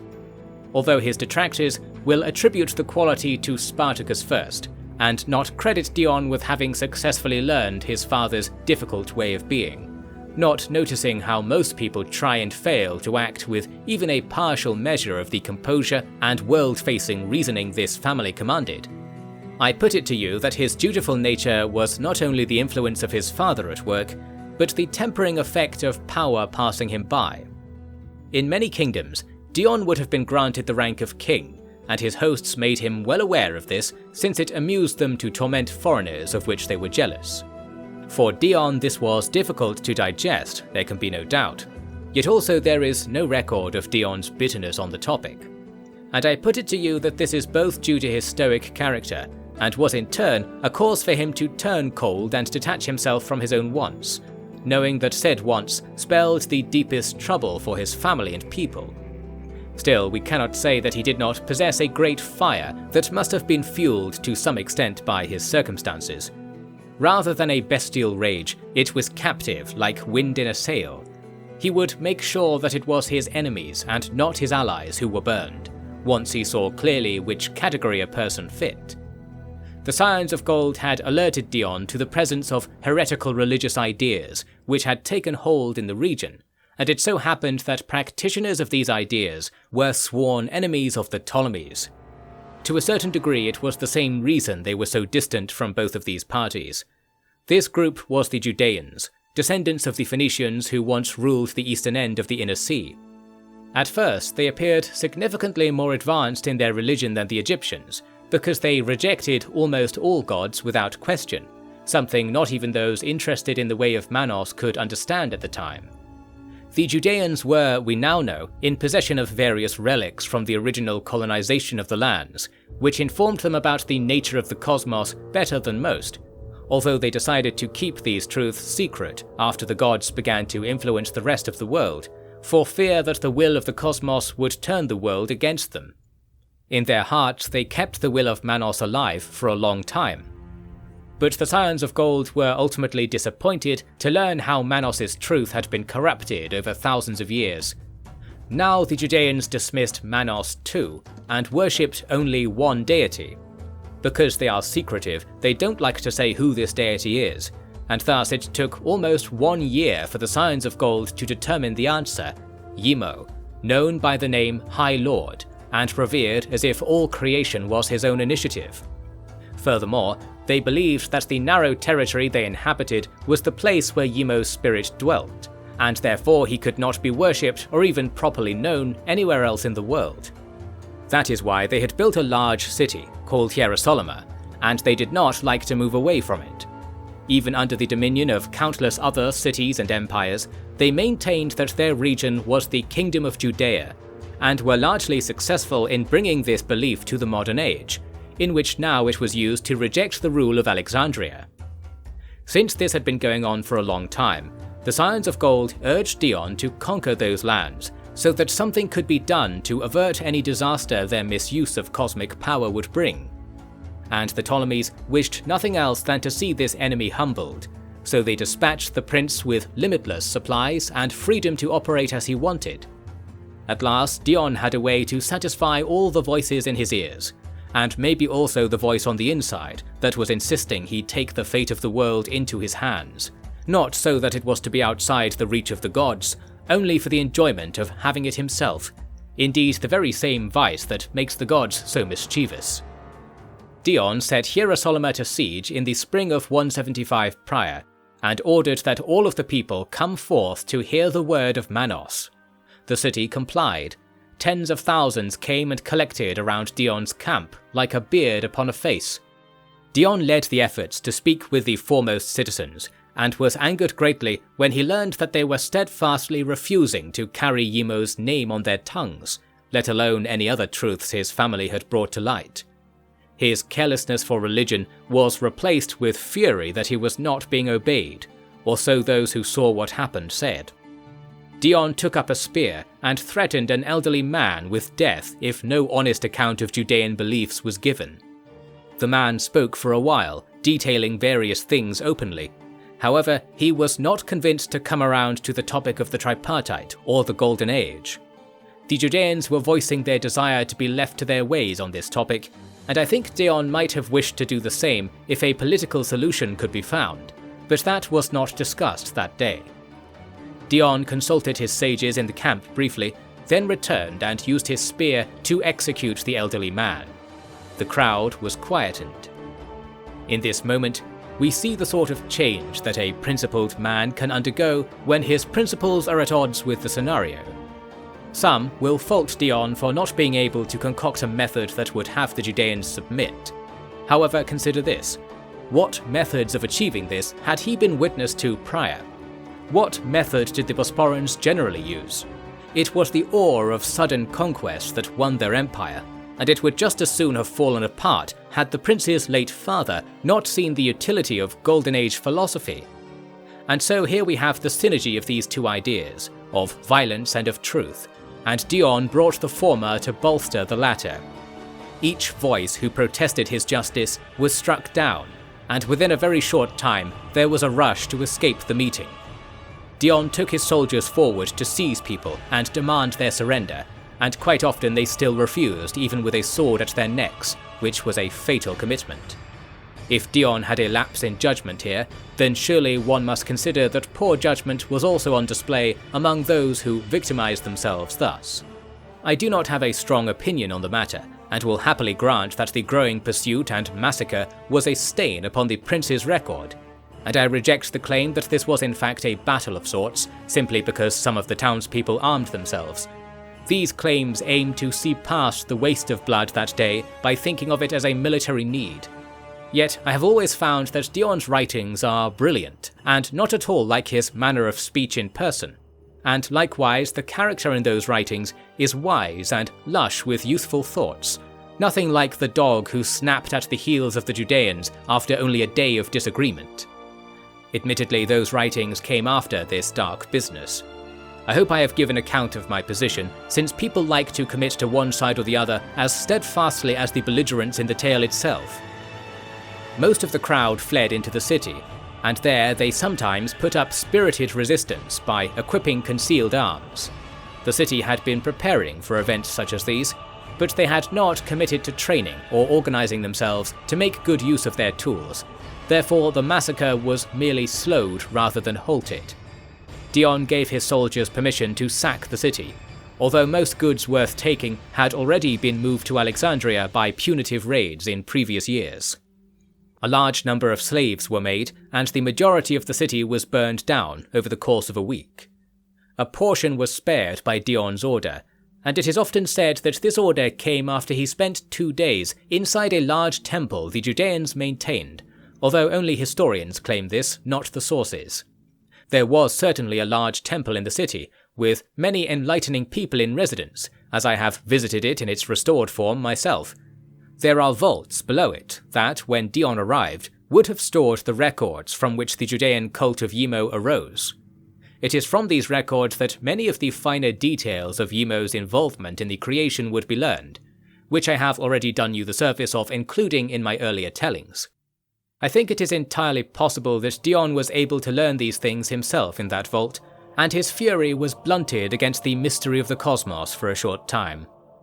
Hence the city stood in some capacity, its central district in salvageable condition, and since there was no specific order about what should become of it, Dion felt that he could claim the city as a tyrant and rule it himself. The envoys of the Ptolemies came to request a tributary agreement. However, they came upon a sight so pitiful that their only thought was to escape it. Indeed, Hierosolyma was now a place of burned fields and roads blocked with corpses, whose meagre remaining lands were worked by slaves under armed guard, and whose buildings were mostly blackened rubble. Furthermore, the slaves were rife with various diseases, and more died by the day. Inside the Judean temple, Dion never caught wind of any reaction from his would-be lieges at all. Some work would eventually be done to tidy the scene, but Dion was mostly content to debate politics with the survivors of the city's old leading men, who were experts at debating minor things in much the same way as Dion. Likewise, the army was so utterly committed to holding their diminishing prizes in check that they could hardly be used for any state business, especially with coinage in short supply. Furthermore, the city was not the only place that was considered a part of Yimo's holy domain by the Judeans, so there were several towns and villages who had received refugees and been inflamed against Dion and his company. These people would happily give their lives to retake Hierosolyma, and Dion, the man and not the mind, would happily take them. So came the war of 175 to 174, which is not well documented, although we know that the majority of Dion's force was retired by its dramas, either to death or to ingratiation into the city as its ruling class during Dion's reorganization. Attacks were regular, and while we can glean that none were successful, the fighting was desperate and bloody. Disease claimed more lives, and indeed coming to liberate the city only hastened the ferrying of sickness back to the outposts where the Judeans were still at large. There is no knowing how many were killed, but proportionally we are told by Dion himself that 1/2 of the region's entire peoples were killed during this single year.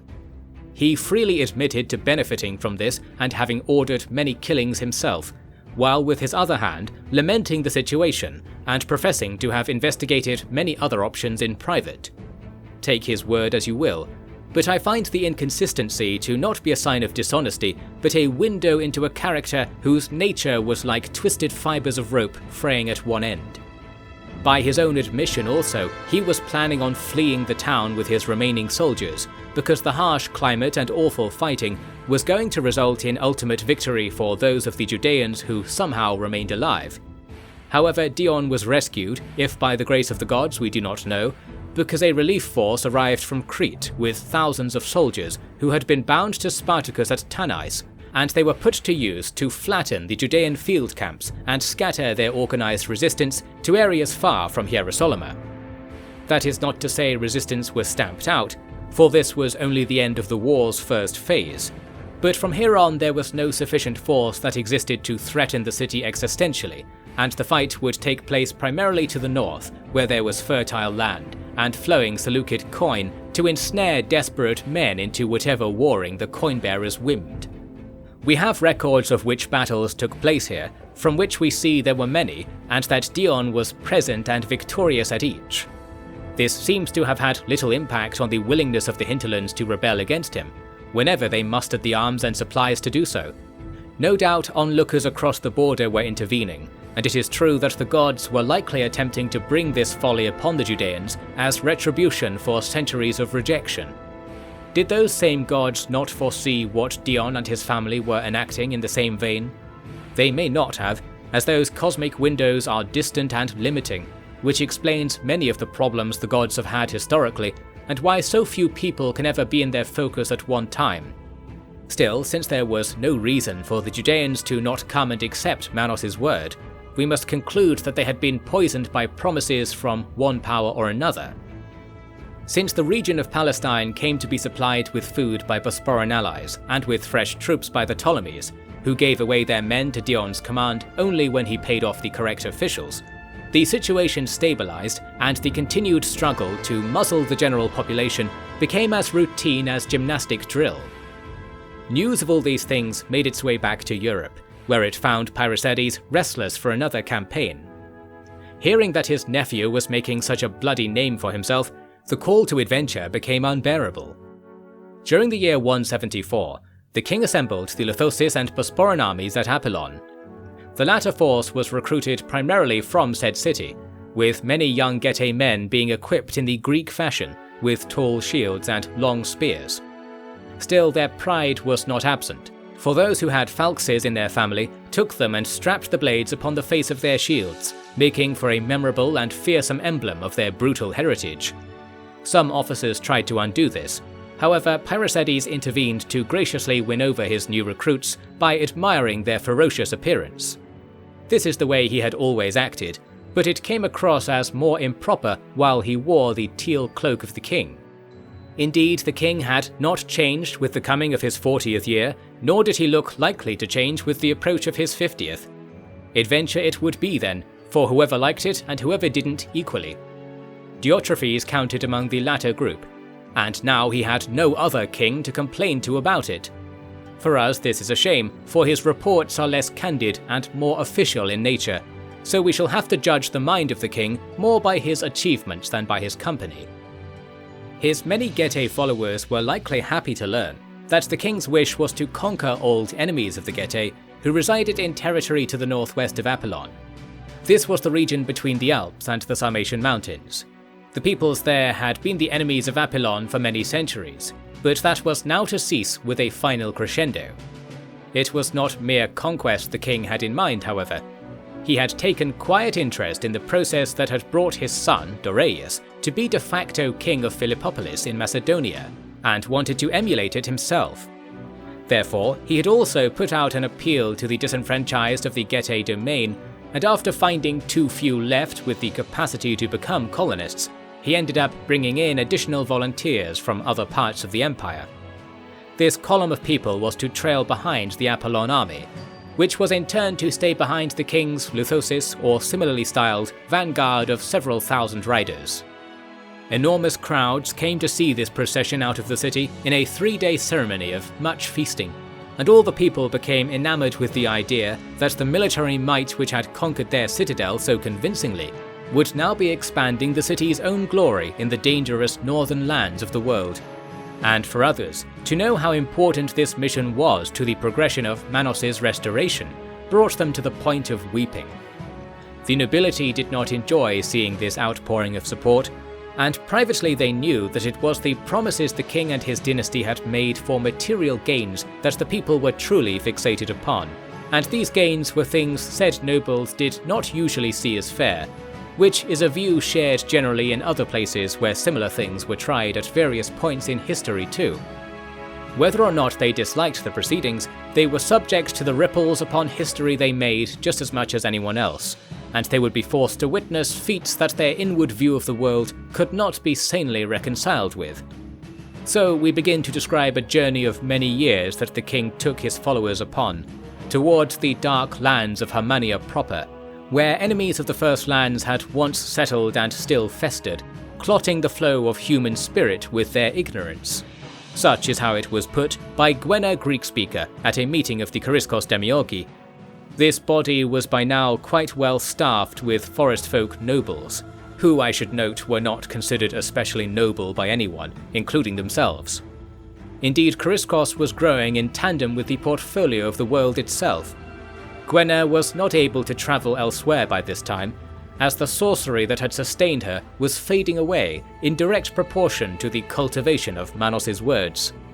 She had once set out from her village to search for signs of hope among the fallen humans of the world, the half-men, and over the course of 100 years she had at last found a way to make those half-men whole, giving herself up for this and diminishing away. This meeting provides the final official record of her sought-after sayings, so I will conclude here with my favourite of her remarks. Time is passing, still. We are not beyond the world. This reminds us of what we were meant to be.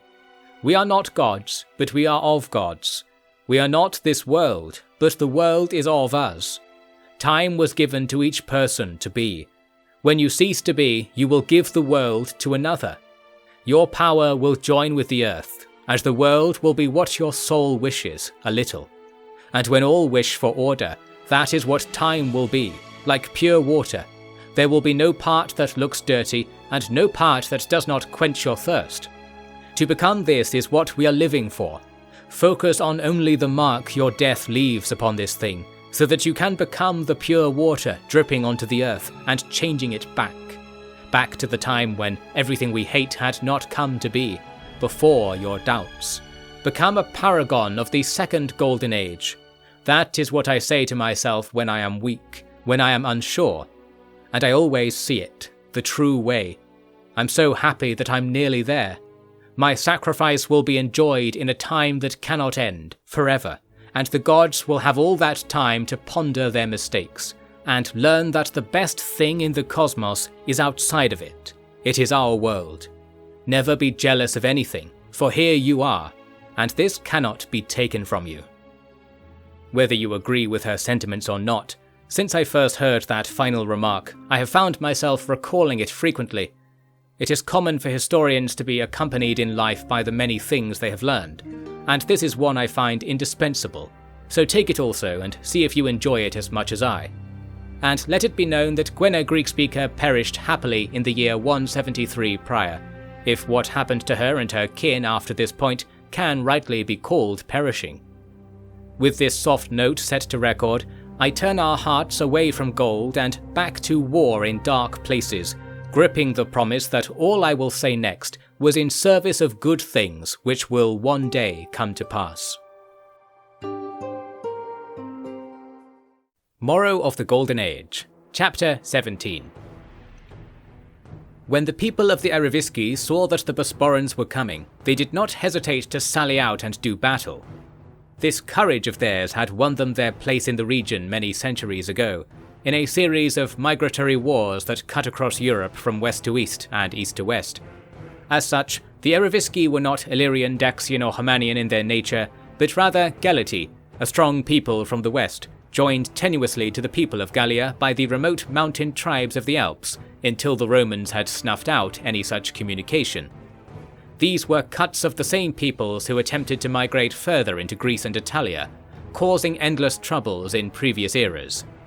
Since that time, the Galati had waned and others rose, so now they were like a pool of water left amongst rocks by the shore.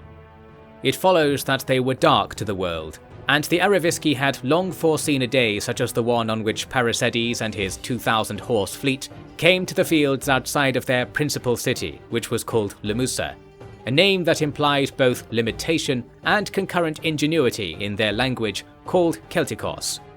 That is about all on the culture of these people that can now be known, hence we turn to the downfall that rendered this void of knowledge upon our records. The Eriviski stowed many thousands of warriors in a wood, without any subtlety in their march, so that the Bosporans would be drawn there also. The Eriviski were content that their chosen wood had a long hill to its flank for protection, and they surely believed the wood itself would foil the use of Bosporan horses. This goes to show that they were not in good contact with the Getae, and moreover, that even survivors of the Getae Wars did not see fit to warn their old enemies of Lithos' tricks. Therefore, the hill beside the wood was swiftly occupied by one half of Pairisades' force, and the other half, with the king, began to probe at the tree line on the opposite side. This pressure made the Aravisci attend to two potential battles at once, and furthermore, the woods they had thought were sheltering them were actually obstructing their own view of what was happening to their comrades nearby. This took the difficulty of staging a coordinated defense of the position beyond the faculty of the chiefs, which is why arrows pierced their men whenever they came to the wood's edge, and why rumours that there were riders coursing within the wood too were impossible to quell. The Bosporan host, despite being on open display below an empty noon sky at spring break, seemed like monsters of the night, coming and going from the dangerous points of the battle as they pleased, and gracefully avoiding spear, shield, and tree alike. By afternoon, the Aravisci had come to fear the forest more than open ground. They came out to offer battle in a formal manner, although no one among the Bosporan vanguard spoke their language, and so didn't know precisely what terms were being offered. Soon enough, a standard kind of battle took place all the same, in which the Aravisci formed a shield line and moved towards the king's company. They must have already resolved to give their lives to the field, since to venture into the Bosporan formation was as foolhardy as trying to float stones in the ocean, and like the sea, the cavalry enveloped and swallowed the useless warriors. The army of Apollon had intended to camp nearby, and when they saw the fires being made at the scene of the battle, they were shocked at how close they had come without realizing what had happened. Such was the king's design. Now though, they came and camped beside the vanguard, where they were witness to ceremonies that made good use of the defeated. According to Strategos Anakletos, there was already a path freshly cut into the forest to expose a clearing within, and the trees harvested were made into a series of rungs in a line. The corpses were hung upon these structures, and then a shallow pit was added beneath them, not even so deep as to trouble one to stride in and out of it. What blood remained in the fallen was drained into these trenches, while various songs were sung, and Anakletos was brought to tears by the way in which songs from Greece were performed so beautifully by people he had considered utterly foreign. The goal of the ceremony was to expedite the healing of the earth by the cycling of life, and demonstrate also to the spirit of Taurus and the eyes of the gods that the king had once again advanced the cause of gold in the world. The next day, the bodies were brought to Lemusa and offered up. This proved to be an unexpected courtesy, and many who might have fought to the death and resigned to join their men were humbled and dulled by sorrow. Some will say this was virtuous and thoughtful of the king, while others will note that by placing the bodies within the very city he hoped to cultivate, this was more an investment into the magic potential left in the empty remains. Either way, the people were busied by receiving their loved ones and performing whatever burials they enjoyed. With this, the small city the Aravisci had built was taken without much further violence, and Pairisades even had his troops camp several miles away so as not to be visible to the townspeople. A small garrison was made nearby to enforce Bosporan law, and the army stayed only long enough for the colonial caravan to catch up.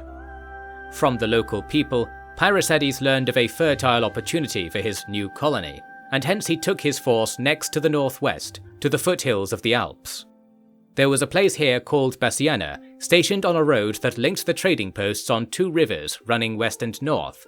This would be a fine place to monitor and amplify the trade for all manner of purposes. This idea had not been lost on the Romans, who had come out from Italy and massacred the people who lived in the area, called the Silurians. In fact, they had performed this extermination so efficiently that the Silurians were made an extinct race, including their buildings and possessions. This was completed because any survivors or similar communities in the hinterlands were made to flee to other towns who took the chance to enslave them, and some say that a few Silurians were among the colonial group from Apollon, if you like to believe that some meagre justice was restored in the end. That is how the king came upon a site where a large amount of worked stone had been piled up beside the road, and someone had begun the process of laying down foundations over older stones, most likely the major buildings of the Silurian town. The area had been deserted after this work had begun, as the Roman whims passed elsewhere. This presented the ideal place for the new Bosporan colony, if any misgivings from the Romans could be assuaged. Diotrephes wrote that the primary strategy to avoid conflict was to build the colony very quickly and ensure that people weren't coming and going from it until it was undeniably a part of the empire, although this latter stipulation conflicted greatly with the former. Furthermore, Pyrrhosides was not a king like Spartacus, who would fight to protect cultivated land until it was abundant.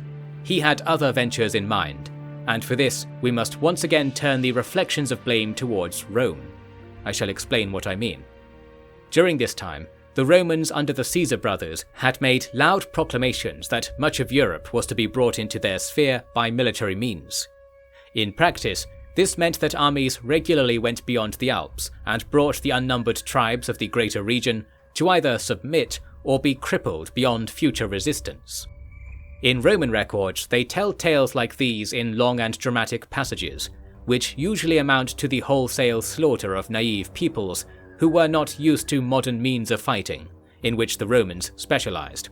I speak of warfare that does away with heroes and courtesy, and makes bloody produce with heavy equipment, trained leaders, and strict discipline. If the records on these matters which survive report anything close to the truth, then the scale of the massacre the Caesars brought to Gallia renders all criticism of Bosporan injustices as invisible as the cosmos in the halo of the sun. Dictator Gaius Julius Caesar himself is said to have led many bloody raids to slaughter whole villages like they were crops to be harvested. Everyone interested in the topic already knew that the Romans had discovered ancient knowledge which they were holding secret, and this behavior could be explained as a partial understanding of blood magic. However, since the true arts of blood magic were hardly a secret, he could have learned how to restore order among men in the proper fashion, that is, to let it be his own blood that rejuvenated Gallia. Instead, it was the blood of many, many others, and the order of men in that land was not rejuvenated, but almost entirely destroyed, save for the people the Romans brought in to build upon the barely cooled ruins. This is why it was important that the Bosporans conquer Europe promptly, and that the results they produced be finer, lest the world become so polluted by ill-practiced magic and people dangerously ill-educated on proper religious matters, that the overall goal of bringing order to mankind would be more likely to give this order over to unkingly tyrants like the aforementioned Caesars.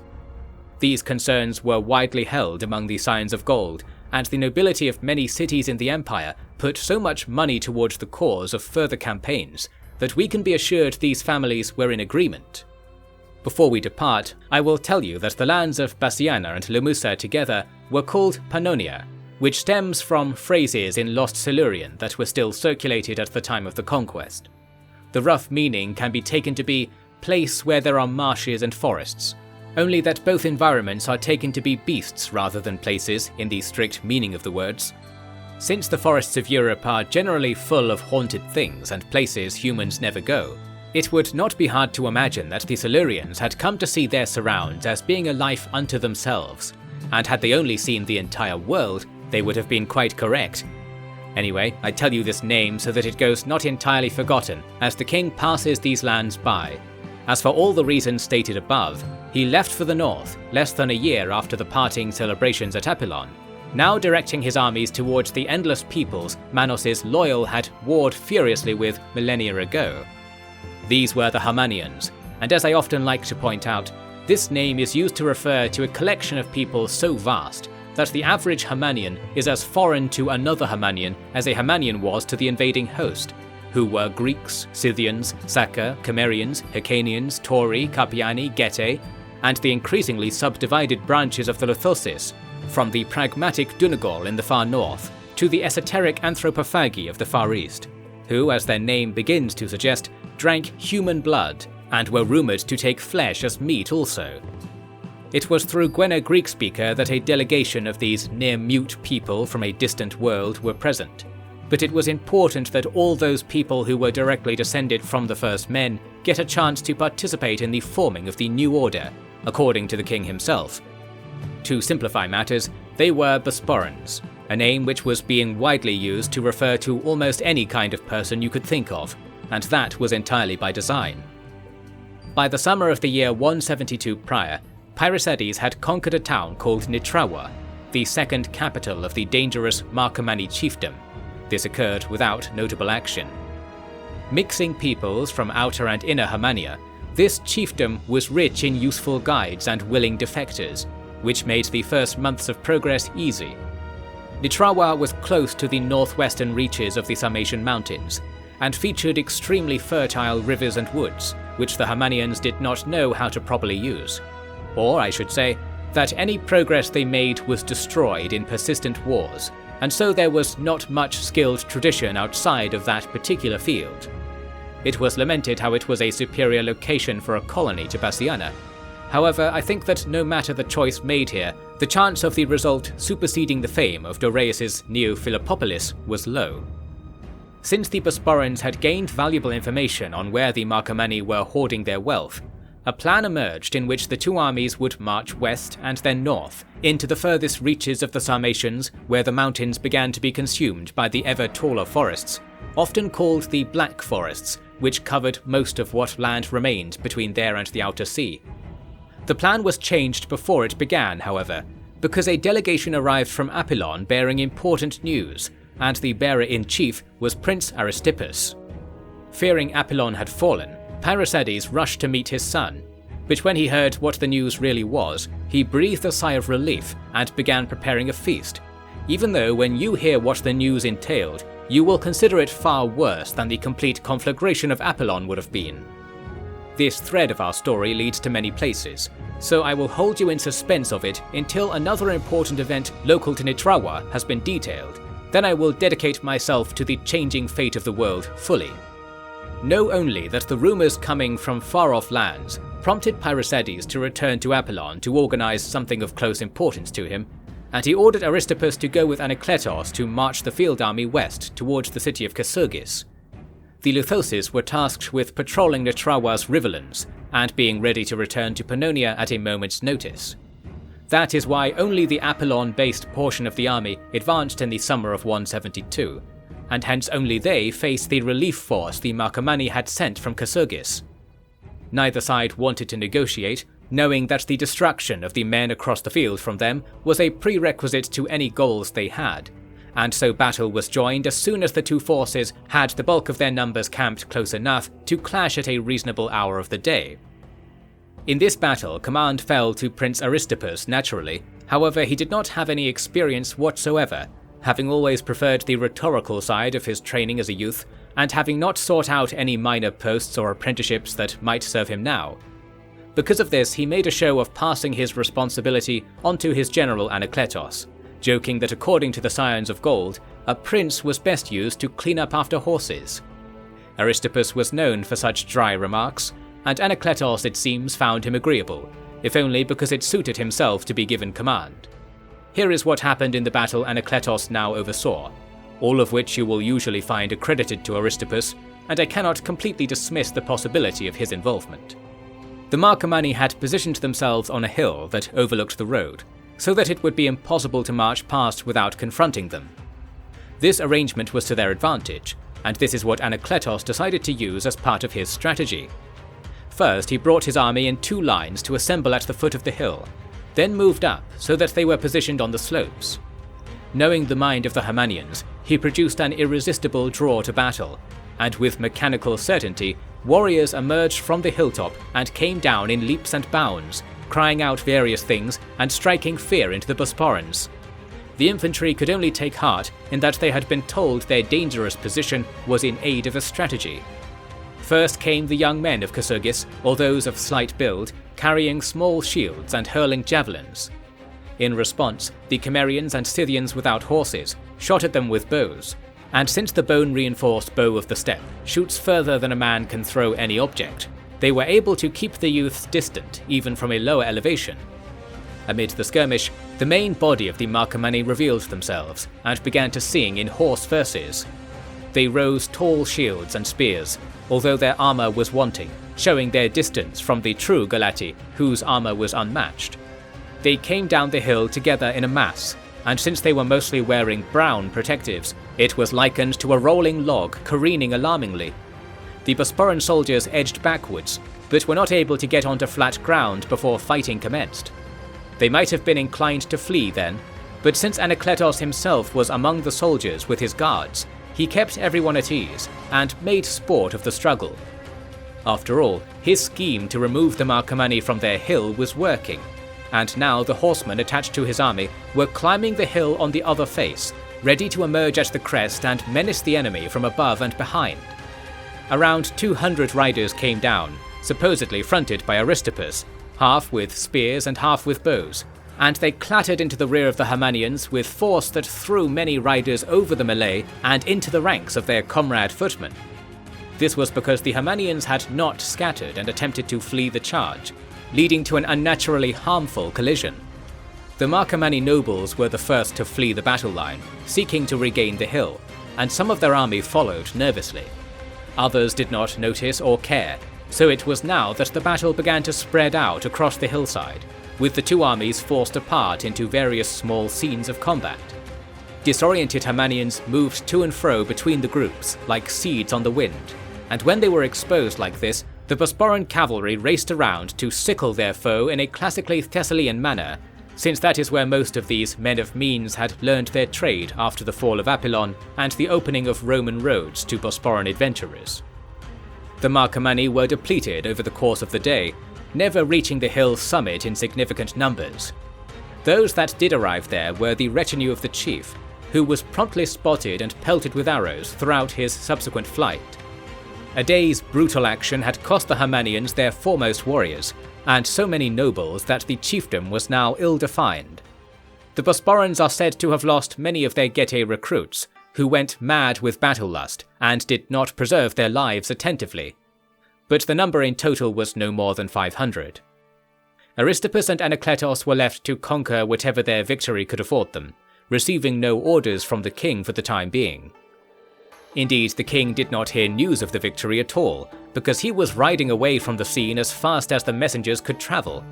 His destination was Philippopolis, where he saw that the money of Apollon had begun a great amount of building work, but completed little. The precise details were not of his concern. He went to the temple of Artemis, because he had heard that his son presided there, which was highly unusual, yet not entirely without reason, given the lack of temporal premises for government business. Dorius came out with his wife to greet his father, and was immediately, according to Diotrephes, handed the king's armaments by 2 squires. The king said nothing until the young man equipped these pieces, then, after inspecting the result, gave the same news that Aristippus had given at Nitrawa. There was to be war with the Seleucid Empire. The roots of this war take us back at least to the time of Alexander, so for the sake of brevity, I will summarize the story to the point of desiccation. For as many years as have passed since Alexander passed, the houses of Ptolemy and Seleucus have each been wanting to enjoy their old liege's legacy more so than the other. This created intolerable overlaps in their claims to monies and land, and it is so often the case that reasons like these cause states who would naturally be friends and flourish in their combined strength to instead wither each other to satisfy their pride. In 172 prior, the matter of the season concerned shipping in the inner sea. The Ptolemies wanted to control a greater portion of their extensive exports, and the Seleucids wished to carry on using only their own ships to conduct this trade, which had the effect of reducing the price of their wares, while giving their navy continuous excuses to loiter in Ptolemaic ports with troublesome intent. This trouble exceeded the calm of King Ptolemy XII, and it is said that the final straw was that the rowdy drinking of Seleucid crews in the ports of Alexandria was so loud that the king was unable to hear his evening entertainment in his home, and so he went out and confronted the louts in a state of dress not befitting a monarch. Realizing his mistake, and with little change of affairs at the docks, a war became a convenient and face-saving way to remedy the issues close at hand. That is what I've made of all I've learnt of this incident, since otherwise I have found no compelling reason why war was joined at this time. Although there is something to be said of my speculation about prior schemes to have Dion killed.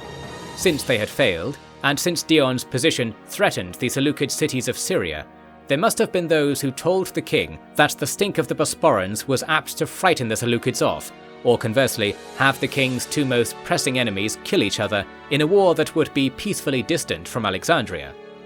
Dion received orders to investigate the possibility of attacking Tyre to instigate the fighting, and he was found to have completed preparations for the campaign already. Dion was, I believe, in possession of like plans for every city close by to Hierosolyma, should orders or circumstances make them useful, and to march on Alexandria was likely an arrow in his quiver even then. Yet he took the news of his treaty liege's warlike demeanour well, and war was to be shortly arranged. Since this was a politically extreme act for a visiting army to take, Dion knew better than to ask the king for permission. He simply sent out a missive on a small craft that went and began to spread news in Greece that the Seleucids had declared war on the Bosporan Empire without cause, and this was what King Pyrrhosides eventually heard.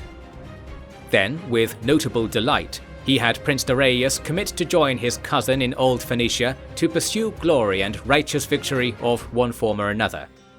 Thinking nothing of the exact military challenge, or of what could be gained in harassing very distant places like this at huge cost and risk, the king gave out his orders. Darius was made to leave his wife, with whom he was so close that she attended court with him below the idol of Artemis, so that he could go to Byzantion, an allied city on the cusp of the Black Sea, and assemble his expedition. He was openly appalled at the order, and refused to bring his retinue from Philippopolis, proclaiming, "If the duty of my line is to rule, then the duty of my line is also to die. So I will go alone to ensure that no one I rule dies without the fates first having my life to consider." Because of this sentiment, he took only a few trusted companions and left his people to carry on their business. However, there were those who took the new business upon themselves, and so Darius was obliged to turn back and join with a gathering force marching behind him. It was less an army of soldiers and more a horde of the unemployed, the gamble-prone, the desperate, and the mercenary, but also the pious, for there was a slant to the campaign which Darius himself bolstered with his fealty to Manos's ways, that being the chance to bring the knowledge of how to order mankind to a place that it would not reach quickly without a stately expedition of the kind the war demanded. And so, all these people for whom Darius had not planned came to join his venture, and their example would be followed by others in their path. The ailing order of old was to be challenged by the immortal order of older still, and a great war was upon the world of the East now, which hardly anyone knew the cause of, and not very many would live to see the end of. Morrow of the Golden Age, Chapter 18. The people of the city of Tyre were long known for their pride and lofty thoughts. 1,000 years ago, they had been the leaders of the world, who repainted the inner sea and repaired the banner of civilization in the aftermath of the long dark age that had culminated in the Trojan Wars. Their enterprises delivered countless cities into the world, and the wake of their passing lifted up a second unnumbered host of peoples, which is where various stone-wrought cities of the world came into being for our enjoyment hence. In the time of Alexander, their spirit was crushed and their defences mollified with such success that even today the city walls are low, and the island citadel they relied upon is connected to the land with a causeway so thick that you cannot witness the seas on either flank at once. Alexander became their master, and with his passing then came the Seleucids, who remained pinching at the city's once bottomless treasury for centuries after. Driven low and overtaken by fresh ports built in their image, the city was only of second rank by the time Prince Dion came to set eyes upon it. Yet this was no deterrent to the Ptolemies, who wished to seize the place and its many ships, and had ordered Dion to do as much. This was in the early days of the year 171 prior, and was marked with the slaughter of 1,000 hostages in Hierosolyma to purchase some reprieve from the quasi-siege state the city was subjected to by the Judeans. Leaving his wife and household attendants in charge, and trusting no one more official than this, Dion brought an army of King Ptolemy XII to support a naval thrust into Tyre. Surely this army was not at all dear to Dion, and still he did not see fit to deploy them into the outrageous disaster that he came upon. First of all, while a siege is usually conducted over a long period of time, at Tyre, the Ptolemaics had waited only until Dion's banners were visible to begin their assaults. One might attribute this rush to their desire to see no part of the battle's rewards go to Dion's detachment. We can only speculate, for there were no survivors of the day's invaders. Dion saw that Alexandrian ships had come up and were attempting to land their soldiers on a thin stretch of beach on the landward side of the island. This was where various ceremonies to honour the sea were usually conducted by the city, being that it was a spot protected from the weather, and so there is a small gate in the wall here that is hardly fortified. However, when the Ptolemaic ships coursed into the inlet formed between the island, mainland and causeway, they saw not only this weak gate with a gentle beach to land upon, but the city's own fleet tucked up against the causeway, and thousands of soldiers watching this beach with bows and bolt throwers. With the tide that brought them into their attack so swiftly now compelling that it carry on into this moor, the ships were thrown into chaos. Those which landed were bombarded with missiles and hot oils, and all but one of the 10 craft making landfall were set ablaze, with the final one hitting unreasonable sands and becoming lodged in a place too deep to disembark. From all these craft, men threw themselves into the water, only to find that the burning oil was not so afraid of the sea as they, and burned on without relent, while armours and gear longed to sink into the mud and sand. Those ships who had hesitated and remained at a distance were meanwhile set upon by the swift crews of Tyre, whose fresh rowers dug into the water like it was ambrosia, and there was nothing to be done but allow these speeding craft to drive their rams into their targets with explosive force. Since the water was becoming shrouded by the black smoke of the fire attacks, Dion could see no more of the awful fate immersing his allies, and nor did watching any further promise advantage, and so he was away to his previous camp without ever challenging the city. To his surprise, his camp was flanked by a fleet of 10 fighting galleys, 20 wide-berthed assault ships, and lesser craft of logistical purpose. And inside his camp waited Dolon of Alexandria, who was the man placed in command of the campaign. Although in command he might be, it was from Dion that he was to learn of the immolation of his fleet's vanguard. Blaming impudence and politics for the folly, Dolon promised to properly begin the siege the next day. Dion was hesitant, and he asked his famous 11 questions, which are: do you know where they will place their ships tomorrow? Do you know how many men will be able to come to the walls tomorrow? Do you know the movement of the tides and the places of the currents tomorrow? Do you know what each of your captains will do when they see the enemy tomorrow? Do you know what each of your troopers will do when they meet the enemy tomorrow? Do you know the probability of victory and defeat? Do you know the likely rewards and losses in battle? Do you know that there's no objective of worth outside of those walls? Do you know that you can trust me to give you good counsel? Do you know that you cannot trust the gods to give you good counsel? Do you know, able strategos, if the enemy wait in confidence, having already answered such questions? I should like to be hearing your answers before any man hastens to helm it by your word. Most tellings will say that Dolon stormed off without answering, although the records of the day actually say that he attempted to answer most lines of questioning, yet eventually withdrew on the promise that he could provide full answers at a different time. Still, this was the original of the meditative set of questions that Dion would expand on to instruct other generals, and it is generally held by those with experience of military success that Dion was making precisely the correct considerations in his thinking. Dolon must not have wished to admit it, for he carried on with the plan he had boasted of to his king before departing, which was that the city would fall without a siege by clever exploitation of its neglected landward defences. It is astonishing how much thought must have been behind the detection of this weakness and the formulation of the plan, and still the strategy that emerged was so much less effective than simply approaching the enemy in a straightforward manner. So then I will tell you what happened the next day. Dion marched his army back towards Tyre unopposed, shadowed by the fleet at such a distance as to be barely visible. Once Dion arrived, he deployed his army with enough space between himself and the city's causeway that the Tyrians could come and challenge for battle if they wished. Dion's view was that since the beach and vulnerable inlet was now clogged with debris, the city's garrison would not guard that place, and might, in their confidence, come out to prevent a siege by land. This would allow Dolon to come over the horizon and engage the city or army unexpectedly. This was a sound plan, which again produced no material result, since the city's gates remained firmly shut. However, Dolon came up to the coast all the same and attacked in force via the same approach as the vanguard. The hulls of new vessels clattered against the flotsam and arms left behind by the old, to say nothing of floating cadavers entangled in rope. Even at this sight, Dolon carried on, unafraid of Tartarus or any other machination of the gods, and so doing, he brought himself low by the machinations of men.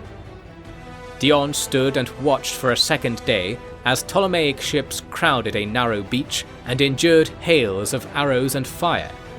Surprisingly, the result was not as abysmal, for the troops brought to bear were more numerous and better drilled, whereas the Tyrian ships could not intervene with the landing as the currents were against them. These ships ultimately had to beach themselves on the mainland to avoid capture, whereupon riders and chariots from Dion's army came and routed them in short order. This minor victory was mirrored in the city, as Dolon's troops seized the gate while it was still open and scattered the nearby defenders, taking sections of the walls, but at a cost so immense that the piles of their corpses could be called siege defences in their own right. The city did not surrender as Dolon had hoped, and Dolon himself was killed in his attempts to signal Dion when part of the wall he was stood upon was collapsed by the heat of a burning building at its base. To some degree this achieved his goal, for what clearer signal of the progress he was making could there be? Dion withdrew for a second day, and the city took slaves and loot from what remained of the fleet and its crew to reward their cultivation of enticing weaknesses. This was not the end of the fighting, but Dion quit the scene for the winter, as he faced other battles in Palestine. In particular, he had prompted a large uprising on account of having executed many hostages in Hierosolima before his departure, a measure designed to buy him some peace that immediately stoked the flames of rebellion further. Dion notes that this was a mistake of his that he regretted, having known and respected some of the leading men of the city who were killed in this stunt. To remedy the mistake, many more would be killed in another crackdown over the coming year, yet this was hardly different to how business had been conducted ever since his arrival, so I shall not dwell upon it as other writers do.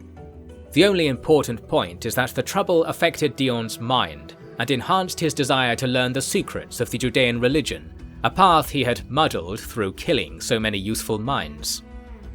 He was diligent in finding out more, and his reports on the so-called cult of the High Lord remain the best description of what was believed by Hierosolimites in that time.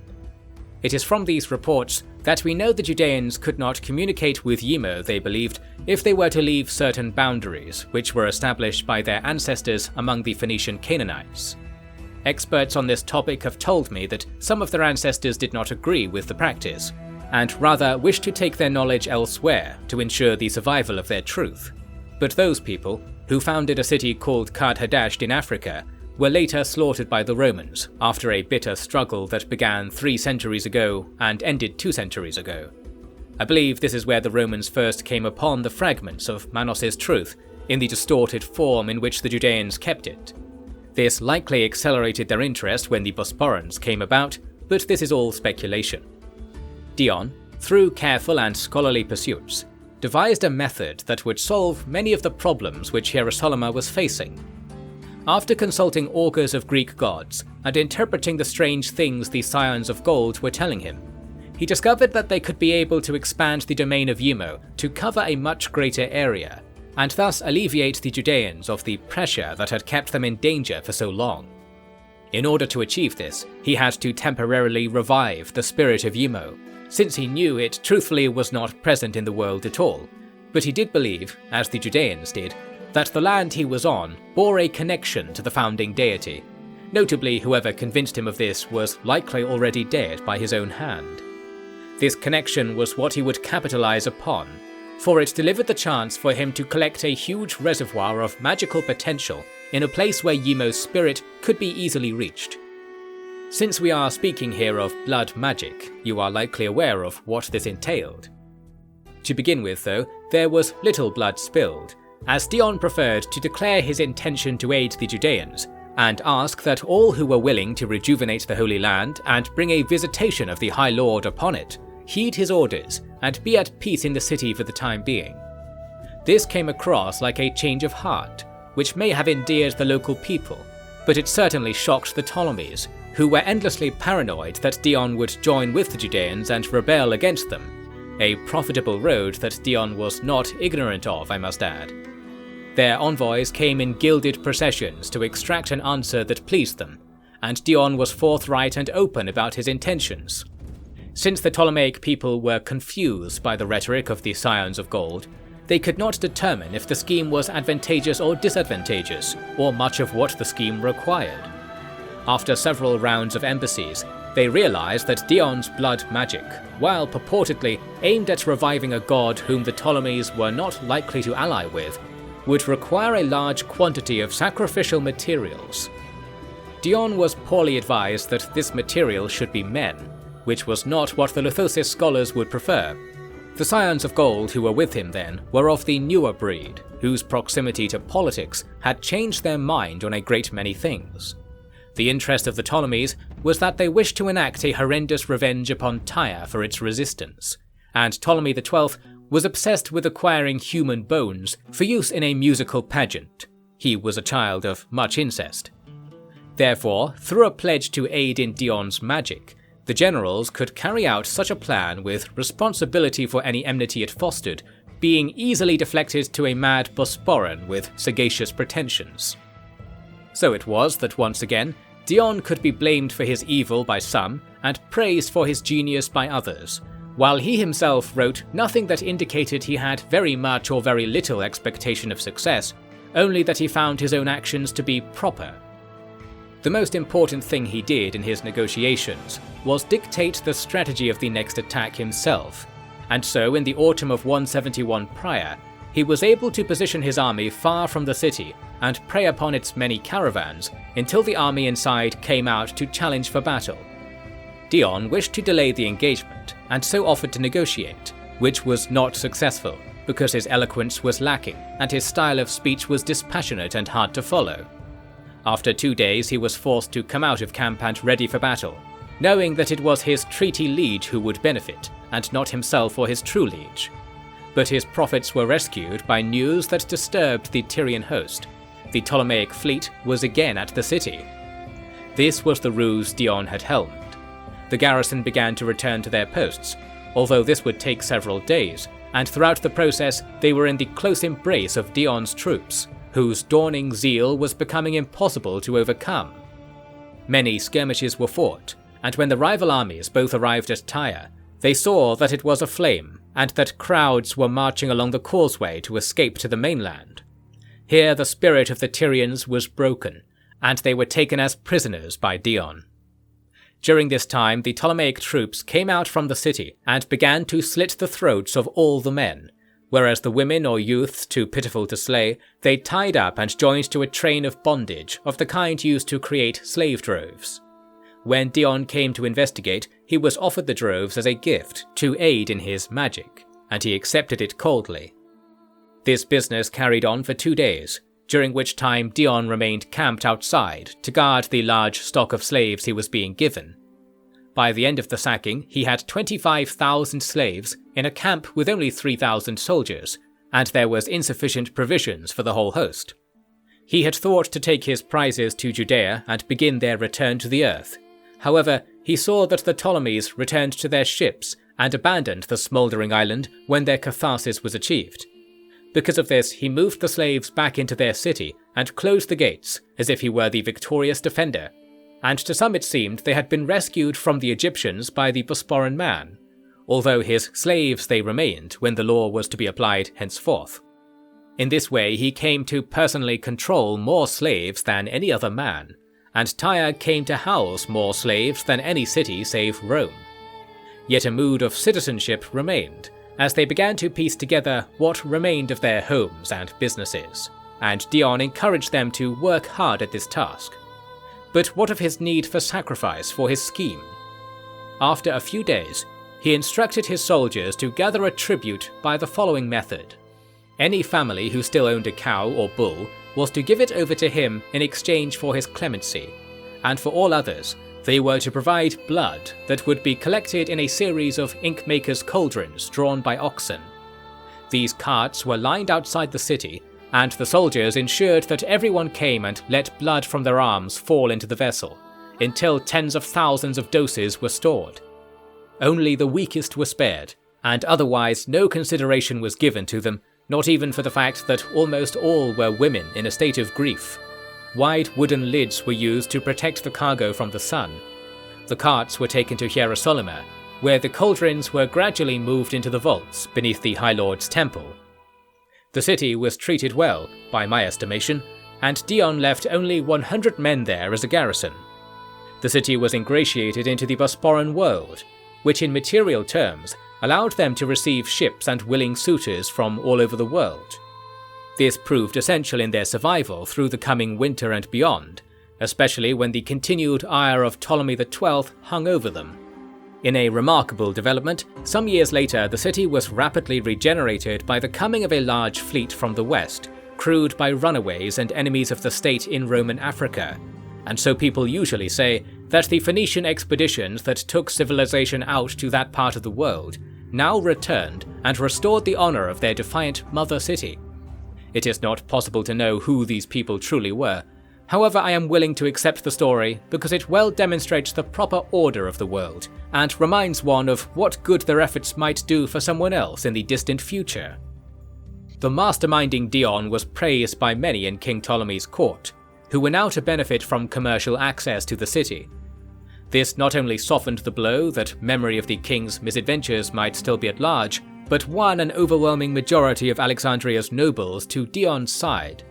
No longer was he a foreign liability, but a capable man whose strange methods had demonstrable merit. They began to scheme to thank him for his service in the way that they thought best, and one that their king and their duties to the newly war-ridden state could both be appeased by. The Scions of Gold were at their ears, their magic now greater than a curiosity. We shall return to this, as this was only the prelude to the Seleucid War. Briefly, I should detail what happened at the same time as the fall of Tyre, under the eye of King Paereces, who had returned to the far north. Following the trail of allied villages that Aristippus had left in his wake, the king found his way through the darkness of the forests to the place called Casurgis. This was where the Marcomanni had built their stronghold, served well by 2 hills guarding a modest river. It was ringed with palisades, which had been reinforced with earthen ramps behind over many decades, so that now there was an unnatural cliff topped with warriors that guarded any approach, or almost any. Let me tell you how this redoubt fell in a single night, and take the chance to contradict many of my peers, for I believe I am the only writer who will tell you the story in the format I am about to present. I do this strange thing because I am aware that no one else has written a true account, and I cannot abide this, because sour truth is not less desirable than sweet fiction for one who would see a golden age come again. When King Paereces had visited Philippopolis and committed his eldest son to war, he had also taken stock of his allies in that region. The Thracians, not under Roman dominion, were naturally under his, and we already know that those who had served the Getae were in this category. Along the eastern coast with the Black Sea is a place called Odrysia, whose peoples were always more sophisticated and independent than the rest of the Thracians, and who spoke Greek extensively. They had been early supporters of Spartacus during his time at Tanais, and had always been keenly interested in what Paereces had found in his expeditions onto the steppe, to the point that these developed tribes were among the first people outside the empire to invite the Scions of Gold to share their message. By the end of the 170s, they were firm adherents to truth and order, and formed an essential piece of the mosaic of allied peoples who shared the Black Sea. A large body of these people had been practicing under the tutelage of a scholar who was hoping to gain entry into the Scions of Gold. This scholar was familiar with the gods and with certain techniques for drawing their attention, which the Getae had practiced since ancient times. The Thracian interpretations of these had come to be improved greatly by modern knowledge, and so the spells at the disposal of this scholar were powerful. Paereces met with this scholar and his followers, and was delighted with the dedication he saw. Therefore, he brought a large number of them with him to the front lines at Casurgis. The usual tale will say that Pyrrhosides trained a Pythikos, a man-like beast from distant Indiki, to surpass the walls of the fortress in the night and cause a ruckus to induce an opening of the gate, after which the action of the night was swift and bloody. This is a mere tavern tale which has been negligently set to tablet in many academies. The truth is that the Odrysian scholar was named Ithikos, which in the rasping fashion of speech found in their towns is easily mistaken for Pythikos. It was Ithikos, then, who disabled Casurgis against Pyrrhosides, and I have found testimony from a squire to Aristippus that provides some details. Allegedly, Ithikos went to the river that bisects Casurgis and waited there until night. He pretended to be drunk to explain his idleness to passers-by. In the middle of the night, Ithikos seized upon a fish that had been entranced by his presence. Lifting it from the water, the fish was interrogated until it revealed the name of the river in the language of the cosmos. Riverine fish are permitted to know these things because they so frequently die that they easily retain memories of cosmic matters they witness in their spiritual transitions. So I have been informed by wild men who look into these mysteries. Ithikos was able to use the name of the river to make a plea to the minor deities who were custodian to the waters there. This is the form of magic the Getae invoked regularly before Pyrrhosides came, but it was this Thracian revision of it that saw true understanding. We know this because the river was stopped, its waters waiting in place until Ithikos had directed 1,000 of his followers, richly armoured by the wealth of the Black Sea, to proceed along the river and through its passage under Casurgis' walls. Therefore, these men enjoyed a refreshing stroll like one relaxing in a bathhouse, and then merrily opened the gates of the town while still dripping wet. Before alarm was raised, Pyrrhosides and his men were already in the full action of an assault. The town was taken during the night, as per the usual telling from here on, but Ithikos made another contribution in the battle's aftermath that can be used to explain certain things.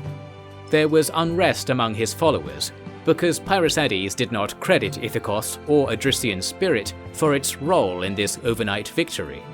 In Diotrephes' official account, the assault was serendipitous, and in the account supplied to the archive in Chariskos, we find the story of the beast I mentioned above. Therefore, it is fair to say that Ithikos was overlooked even in the very moment of his triumph, most likely because Pyrrhosides had political concerns in mind, and this was often the case when Aristippus was present. Think not that Pyrrhosides wanted glory for himself, but rather for his son, and so great achievements were better attributed to no one at all than to one who did what his son could not. Regrettably, this petty assessment has convinced me of its veracity in many discussions, whether any like to hear it or not. So, with this being the case, Ithikos and his men sacked the town the next day and made off with great wealth and burned many places in the surrounding countryside. This caused the main army to be deprived of reward for what they had done so far and supplies to enable any further advance. Ithikos went away and deserted the king, but since the Odrysians were not subject to the king's orders at that time, there was no offence committed in this. But their rampage of departure weakened the Bosporan position to the extent that a large amount of the army had to be used to maintain Casurgis' integrity, and certainly no further march into the Hermanian territories could be made. Furthermore, the battle had not been especially decisive or bloody, resulting in most of the Marcomanni warriors still mingling among the population. They would take what chances they had to slip away to join rogue nobles, and cause the Marcomanni to be less defeated than the fresh paint upon their chief's dining table would suggest. Prince Aristippus was placed in command of the city and given the primary task of quelling rebels and brigands. For this he relied extensively on informants, and was said to have sold his own helmet to help pay for the scarce interpreters this business demanded. I do not wish to give the impression that he was desperate or haphazard. The work of gathering the hired guides in one place and pooling their wisdom into documents for the officers was something that Aristippus excelled at, and I must say that this was not because of any merit on his part.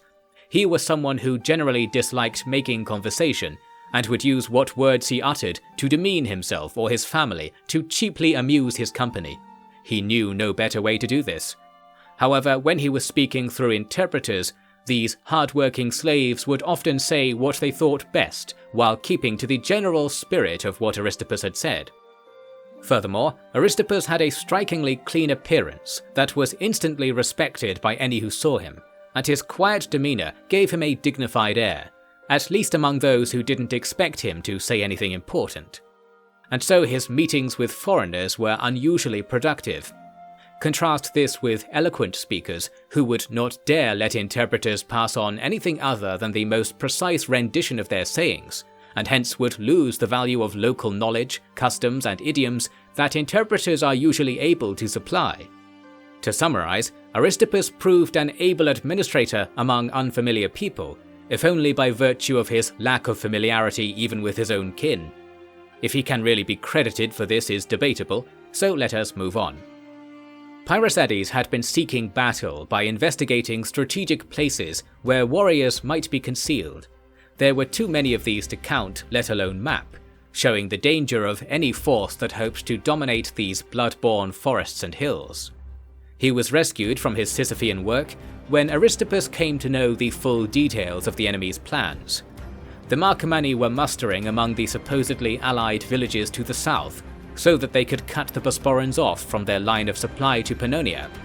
These cunning methods were well known to the Hernanians, as were the practices of pretending to submit to invaders and reneging at the earliest opportunity. The only thing that prevented an enormous army from gathering was the stunning speed at which Pyrrhosides arrived, travelling lightly with the expectation of taking the enemy's camp to replenish his horsemen's saddlebags. This was made more impressive by the weather. It was winter, and snow fell every day. As I have said, Pyrrhosides' army still had many Lithoses who had been raised and trained in the World's End forests, where the conditions were not much different to those on this campaign. Thus the Marcomanni found their forests and sky to be incompetent shield-bearers. It was the dead of night when the killing blow came. Having located the Marcomanni, Pyrrhosides endeavoured to rush for a day and a half without rest, so that his riders suddenly appeared on a ridge flanking the camp. His tired force was brought to life by the brilliance of a full moon that set the snowfields aglow when it rose at their backs, making shades of their men and horses to those sentries chancing a look at the ridge from below. Diotrephes asked Pyrrhosides if, in the hurry of arriving here, he had taken the omens of battle. Pyrrhosides said firmly that the omens were to be made by men, and repeated as much to his soldiers during a brief inspection of their disposition. If you think that was a careless attitude, then mayhap you will see the result of the battle as evidence to the contrary.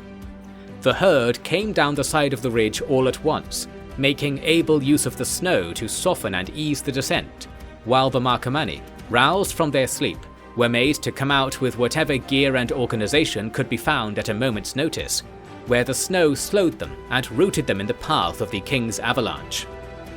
The effect of the Bosporan arrows was doubled by the casting of blood about the snow, shocking those not yet hit with the colourful violence of their imminent fate set against the silver world of that ghost-graced night. All drums and howls seemed too haunting to bear, and although in truth the Bosporan horses became mired and weak in the snow at the ridge's base, their sweeping arrival had prompted the camp to be torn apart from the inside by fleeing rebels. This camp was taken with its stores intact, and so the peril the Bosporans were actually in was removed. Diotrephes made the camp his own, while the king went and hunted the scattered rebels.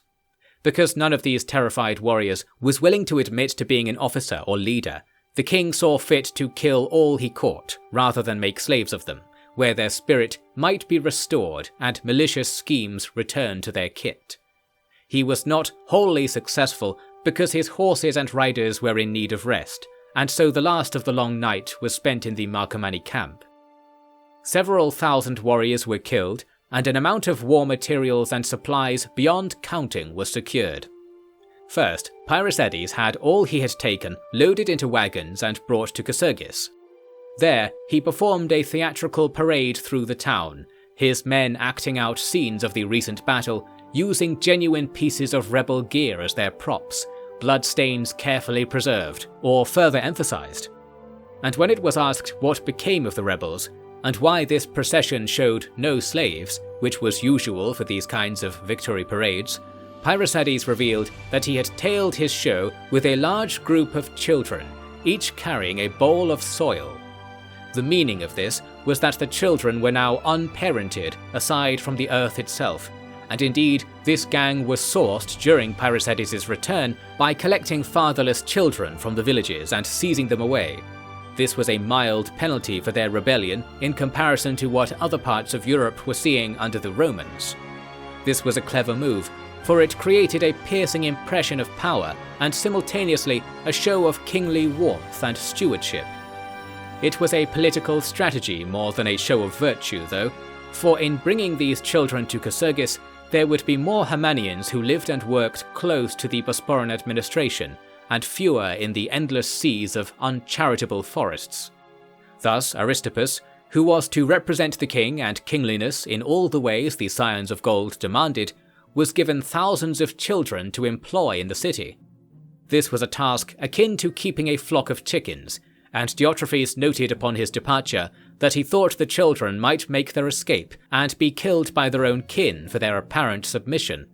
He was too cynical, we can say now, for Aristippus took to the task well, and as a good farmer makes coops and fences to manage his fowl, he added new halls to Chrysergis where the children might be all parented at once by chosen matrons. As for their likelihood of escape, there is no doubt that many did take that chance, and their fate falls beyond our view. But it was not as if the new halls were ever emptied, and those that stayed are said to have been amused by Aristippus coming and attempting to speak with them in the local language. Here he was not aided by tactful interpreters, rather by the fact his strange way of conducting a conversation was very suitable to the minds of children, and they came to associate the foreigners who had conquered them with a certain kind of delightful intrigue. Or at least there were those who attested as much in later life, and it can be argued that the circumstances of the town in later years affected the way those growing up in those times would speak about the Spartakids. Since this is a minor matter, it remains on the frontiers of our study for the time being. So then we shall attend to major matters in place of that, only imagining what imitations of socialization Prince Aristippus underwent in his tenure on that far frontier. The true business of the time was what the king swiftly returned to Apollon to seek news on. News I shall deliver even more comprehensively unto you next. The Seleucid Empire was awoken at last to scenes of blood and gold. Morrow of the Golden Age, Chapter 19. The Seleucid Empire extends from the eastern shores of the Inner Sea to the western border of Indiki, this latter place being the civilized but ignorant land which rests in the corner of the world. This vast territory is a beast of grand contrasts. On the one hand, you will find the richest nooks of civilization that you could imagine, with supreme soil and wondrous conditions for enjoying a long life. On the other hand, you will find long stretches of arid, dusty land that is too hot to be of use to man, and is not popular with most animals either. It is from the former that huge and powerful empires operate, such as the Persians or Parthians of old. It is from the latter that the fragility of these empires and their tendency to fall suddenly originates. Thus the Seleucids, a band of monarchs with a shallow legacy, sat upon an immense tower that swayed to and fro in a wind that blew from both west and east, and the bricks of their redoubt began to tremble. I have detailed already how Tyre was lost to the Bosporans, or what remained of it. Against the might of the Seleucids, the 200 soldiers Dion left to police his slaves were unlikely to prevent the conquest being overturned, and yet not even a single rider came from the north or east to witness this state of affairs. This is because the Seleucids were unprepared for a war in the west, having delegated responsibility for this frontier to their client kings from Armenia, who in turn were afraid of the Bosporans and wished to be separate from the muddy war that was unfolding. Further to this, there were matters in the east that commanded Seleucid attention, and it is time I laid them out so that the war can be understood to its full breadth. At the outset of the war, word eventually found its way to Sarai at the northern end of the Hyrcanian Ocean. Since the Seleucids controlled the southern end of this body and serviced the majority of the ships used in merchant business, the matter was of vital economic importance. Any disruption to the network of traders Spartacus had carefully raised might return the region to the chaotic state of a civilizational frontier, if you will grant it had moved beyond that state, and not all do. That is why the people of Sarai took up arms and fielded an army of several thousand spearmen. They served under a strategos named Aeneas, a student of Spartacus from those heady days of the city's birth. He marched away to traverse the eastern descent along the Hyrcanian Ocean and sent messengers to seek out orders on what sort of approach he should take when he encountered the enemy. These messengers returned with only the authority of the Chariskos Council, since the king and his court were out of reach. The message was that Aeneas was to ensure that all sacrifices had been properly made, after which he would spread order to all of the Hyrcanian Ocean's shores. This directive could be interpreted in almost any way Aeneas pleased, and so his character was tested here via the style of his response, and it could even be that this was the intention of Chariskos in their lax approach. Aeneas' character was one of eagerness, to the extent that he was improper at times, because he was completely unafraid of death, being more so afraid of living without exposing himself to danger. I would judge him to be an effective but undesirable leader, whose abilities were sharp enough to empower himself beyond what his righteousness could cover. Alas, with the Golden Age not yet returned, men of superior faculty and authority were not at hand, or were but children then. So Aeneas took up his spear, chosen by the late king, and not by the tripartite. He marched without incident down the full length of the ocean, supplied by the Bactrians, who also hated the Seleucids and warred with them constantly, despite having a shared lineage only recently diverged from in historical terms. Not that this matters much. Think of how brothers from the same parents will war even more remorselessly than complete strangers. There was a Seleucid-controlled city near the southern coast called Hekatompilos that had its hands in all business that travelled to Sarai, and held the Bactrians hostage through tariffs that left them only the choices of poverty or death. Naturally, they were used to the Bactrians coming under arms to try and overturn this, and never did the city fail to defeat their foes and harshen the terms of trade in punishment. This is what they mistook Aeneas to be doing when his army arrived, which was in the spring of 171 prior, before the fall of Tyre I covered previously had taken place. The city's men arrayed themselves on the road and waited for 2 days for Aeneas to approach. Aeneas detected this well in advance, and was as eager to reach the battlefield as a thirsty man is to reach a stream, not seeking any course other than directly into the front of the enemy. We don't have records of the Seleucid view of the matter here, but I believe that they did not realize they were in fact facing an army from Sarai that day, because even when the armies were within shouting distance, the conditions in the arid hills were dusty and harsh, as if a fire somewhere was suffocating the land in smoke, to the point that the armies could not entirely see their own formations, let alone the details of the enemy's standards. This arrangement favoured the Seleucids, for they fought as their founders did, in the closely packed pike phalanx that all newcomers to warfare cannot fathom a remedy to. Alas, the people of Sarai were veterans and children of veterans, and they had for company hundreds of riders from the Anthropophagi lithosis, whose hunting instinct viewed the armoured phalanx like a lumbering beast of the plains to be tormented into death and prizes. Therefore, the soldiers inspirited Aeneas with confidence as much as he did to they, and this was as ideal a way to conduct a march to battle as there can be. There was no meeting of leaders to discuss terms, or halt for a conference of strategy among officers. Aeneas had briefed his men in small groups as they marched, like a teacher shepherding children, and the Seleucids likely didn't expect anything of note to emerge from the storming dust, so took to the battle as standard drill. We know that the Seleucids had 2 lines of battle, neither visible to each other. The first was a light detachment of spearmen and young javelin throwers, and they charged when they realized that the Bosporans had marched right up to them through the dust. The Bosporans were arranged in the fashion designed by Spartacus, with white-shielded citizen soldiers in a 5-rank line, and archers speeding forwards and back to strike where openings were given. The Seleucid force was thinner and improperly manned to face this line, although when they threw their javelins, it was with force and range that the Bosporans had not seen before, and the injuries sustained from it were dire. Still, the Seleucids suffered more in the clash of shields and spears, and withdrew after many lives were lost and many arms were robbed from panicked companies. The Bosporans surged after them into the dust, and Aeneas reeled them back with Spartacid discipline, knowing the day incomplete. Indeed, the true force that faced them came out of the dust to which the first men had fled, looking not afeared but fearsome. The sarissa pike lined their being to the front and above, and they chanted as they moved to keep their steps to an inevitable rhythm. This was the line of battle that had conquered the world, and the tips of the pikes came to knock on the Bosporan shields.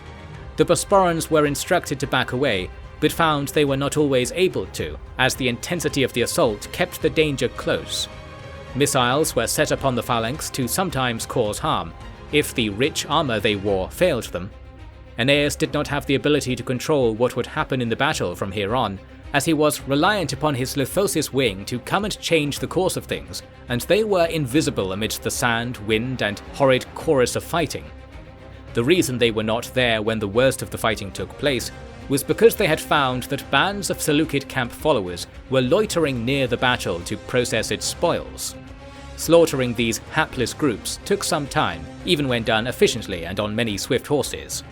Eventually, the riders followed the trail of wounded men returning to the road and located the place of the battle.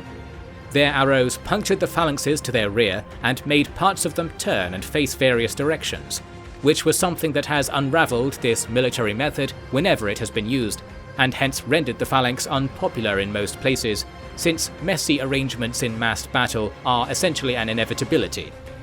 This weakness can be overcome to some extent with the employment of first-rate equipment and training, and the Seleucids had this on their side here. The Anthropophagi depleted their arrows and went away to fetch more, distressed at having not scattered the enemy as they were planning, and the sandstorm delayed their return. Therefore, the battle was not won, and hours more fighting took place after the pikes were turned aside and a general melee was achieved. The Phalangites bore round shields and short swords that had no problem cutting through the leather and light panoply the citizen soldiers trusted in. This shocked the Bosporans, while the Seleucids were not obviously shocked even when completely surrounded, and made aware that their rearguard was in flight. The only way to smother their will to fight was to destroy their bodies. This was a quality they shared with the Bosporans, and it had the same cause. Both groups were picked out for their qualities as colonists and sent to do great things in dangerous places. Therefore, the fighting was exhausting and inhumane. Aeneas came to blows with many opponents in person, and he reported that 2 he slew immediately, 4 after exchanging 1 or 2 attacks, and the rest withdrew for respite before he or they was sufficiently wounded to claim a true victory. He praised the experience for its edifying qualities, and recommends it above sparring for making meaning of one's life, although I am not entirely sure what is meant by this, and most who go through these kinds of trials will recommend otherwise. This goes to show what the character of Aeneas was, and why he was able to win without possessing the talent of a leader who could share his heart with all men. After the battle, 4,000 bodies were counted on the field. 3 and 4 were of Hecatompilos. Not many troops had fled, so there was an unusual calm after the action, with little to be gained in further searching and exertion. After resting for one night, Aeneas took his men to the city and received gracious welcome from the leading citizens. He did not mock their meek and supplicant nature, and took himself in as the city's new governor, with well-received promises that he would keep all goings-on regulated as they had been before. This was not a promise he could keep, of course. Still, it is remarkable that there was no long siege or violent holdout action. I would judge that the nobles of the city held the health of their enterprises above those of the empire, and so there was little loyalty to the state among them. That is why one empire supplanted the other, like a night watchman relieving the man of the previous bell. Often it is said that Aeneas walked continually from the watchtowers of Sarai to the gates of Hecatompilos, but for a single morning on which he forgot to pick up his shield and was obliged to go and retrieve it. as untrue as this is, the impression it gives describes the resolute conquest well. After the city was quietly removed from the Seleucid roster, Aeneas organized the Hyrcanian fleets to his liking and sent requests to his people in Sarai to ferry him future commands. The campaign had lasted only 2 months and had achieved its objective well. Aeneas gathered large amounts of tribute that were supplied by nearby towns and villages seeking favour with the Bosporans, and he let it be left aside so that the Chariskos Council, having shown interest in the expedition, could decide what to do with it. When he did not hear back after several months, Aeneas chose to build a large library that the Scions of Gold might use to organize their canon there in the east. It is not what the Chariskos Council wanted, but as I have said, Aeneas was a leader who was improper but effective. Since the distances involved and narrow avenues of communication create a lethargy for a state wishing to coddle its governors with specific guidance, the best approach was to forgive insubordination when it was fortuitous and punish it when it was damaging. The Seleucids and their predecessors already knew this, and the machines of city life happily carried on. This takeover shocked Alector the Humble, the Seleucid king, who went from Antioch to convene at the Euphrates with his generals. Hearing that Hecatompylos had fallen without a siege, and that the Bactrians had been supplied experienced allies from the north, they were terrified that their state could be threatened by enemies they had considered timid. Notably, the record of these discussions implies that not all of the officers understood that the Ptolemies and Bosporans were in league, and were horridly surprised by the assessment of how much power was being tilted towards their court. To take control of the situation, they resolved to organize themselves against Aeneas and crush the dissent in the east as their first priority. That decision is why all I have said here is important. The Seleucid response to it forewent response to the far more serious threat that lay in the bloody ambition of Dion and the Ptolemies. Therefore, we shall later hear of more grand yet misguided battles in the east, while horrid and history-altering things were taking place in the west. With such a claim made, I must return us to the affairs of Dion, so that you can learn what I am referring to, and not believe I am exaggerating. In the summer of 170 prior, a patrol was dispatched from Hierosolima to investigate a rumour that the Seleucids were moving towards the city along the coast, and as always, Dion went out with the men in person. He discovered that this raiding party was in disarray and not properly armed or supplied. It was not an attack but a retreat. Dion took the men captive, gained from them what information he could, and then sent them to Hierosolima to be ransomed. I suspect they never were. From this he learned of a surprise attack on Antioch, the royal docklands at the Inner Sea's northeast corner. An attack which had been catastrophically successful. Calling for more horses and chariots to catch up with his party, Dion began the journey there at once. When he set eyes upon the city in the distance, it was obvious that the waters nearby were crowded with ships. They were low in the water with their loot, and the city smoked and echoed with the pains of loss. The banners raised on the masts and walls advertised the master of this scene, the Ptolemaic kingdom. As Dion and company neared the city, a delegation came out to welcome them. Some of this group were military officers in Hellenic attire, but more notable were the men in robes and tattoos who came most eagerly to the front of the pack. These were the Scions of Gold, whose banner was not planted upon the devastation, yet a truer banner it would have been there. Dion was greeted with royal deference, and all might have looked ordinary had so many of the welcoming party not been bloody with the signs of their work. Dion was quiet and withheld judgment, wishing to be taken to receive reports of all that was happening. Here is what he learned. The Ptolemies had taken his strategy from Tyre and employed it here, first engaging Antioch's huge army to the north with their expeditionary force from Asia, then striking into the city's waterfront with all the ships available. The Seleucid troops were not well led and could not manage this assault calmly. Victory was had in all quarters quickly, and a surrender was taken to prevent any desperate fighting or attempts to flee. On the latter point, the invaders were quick to secure and bar the city gates, wishing to have their prizes penned. I have mentioned before how Ptolemy XII was an unsound man whose interest in death magic was not especially pious. Still, his directive had been influenced by the foreign ideas of the Scions of Gold, and that entailed the lightening of death in his mind to a point when his reason could agree to his whim. That is why he ordered the people of Antioch to be massacred. The ships, now beginning to pass away from the city, were laden not with money but with the deceased, for they were to be a tool with which Prince Dion would supposedly bring an end to the rebellious history of the Judeans, and more broadly, bring order to the world in a way that would benefit the order makers most. That is what Ptolemy XII told his court. His court was not permitted to disagree with him, so there are no records of what they really thought, although the anecdotes I have heard from Alexandria suggest they were won over by the spiritual drunkenness that victory brings about. Similarly, if Dion was shocked or appalled by all this, then he did not allow it to be known. His entourage reported to scholars in later times that Dion's questions were primarily in regards to the fall of the city, of the military details involved.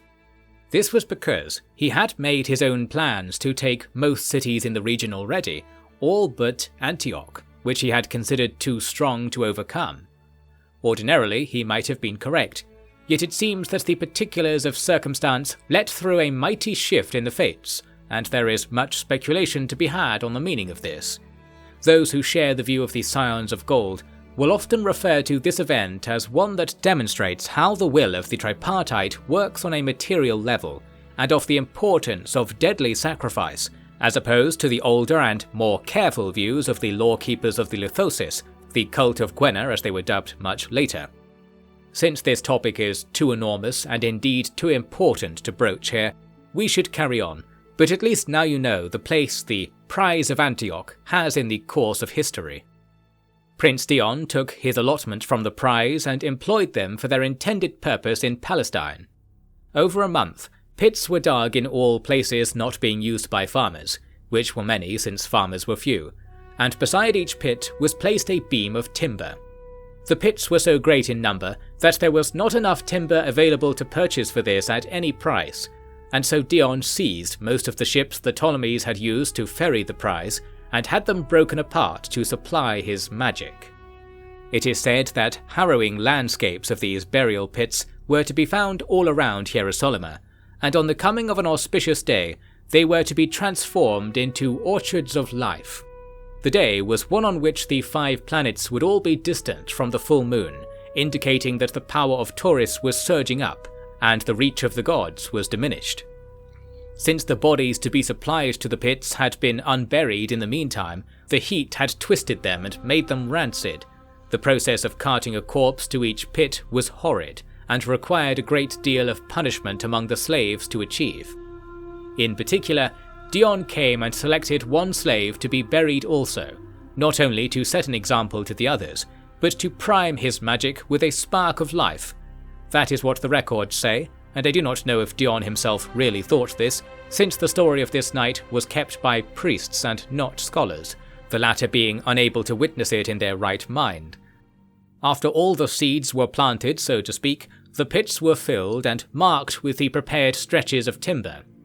In a single night, tens of thousands of these posts were erected below the full moon, so that it turned the arid wastes into a woodland, albeit of a dead and weathered appearance. The Scions of Gold went and burned a large amount of the deceased's possessions in a ceremony in the city, and they did not record the details of how they carried this out. That night it is well attested that the sky began to turn yellow, and this is not only above the ritual grounds, but in any place one cares to ask.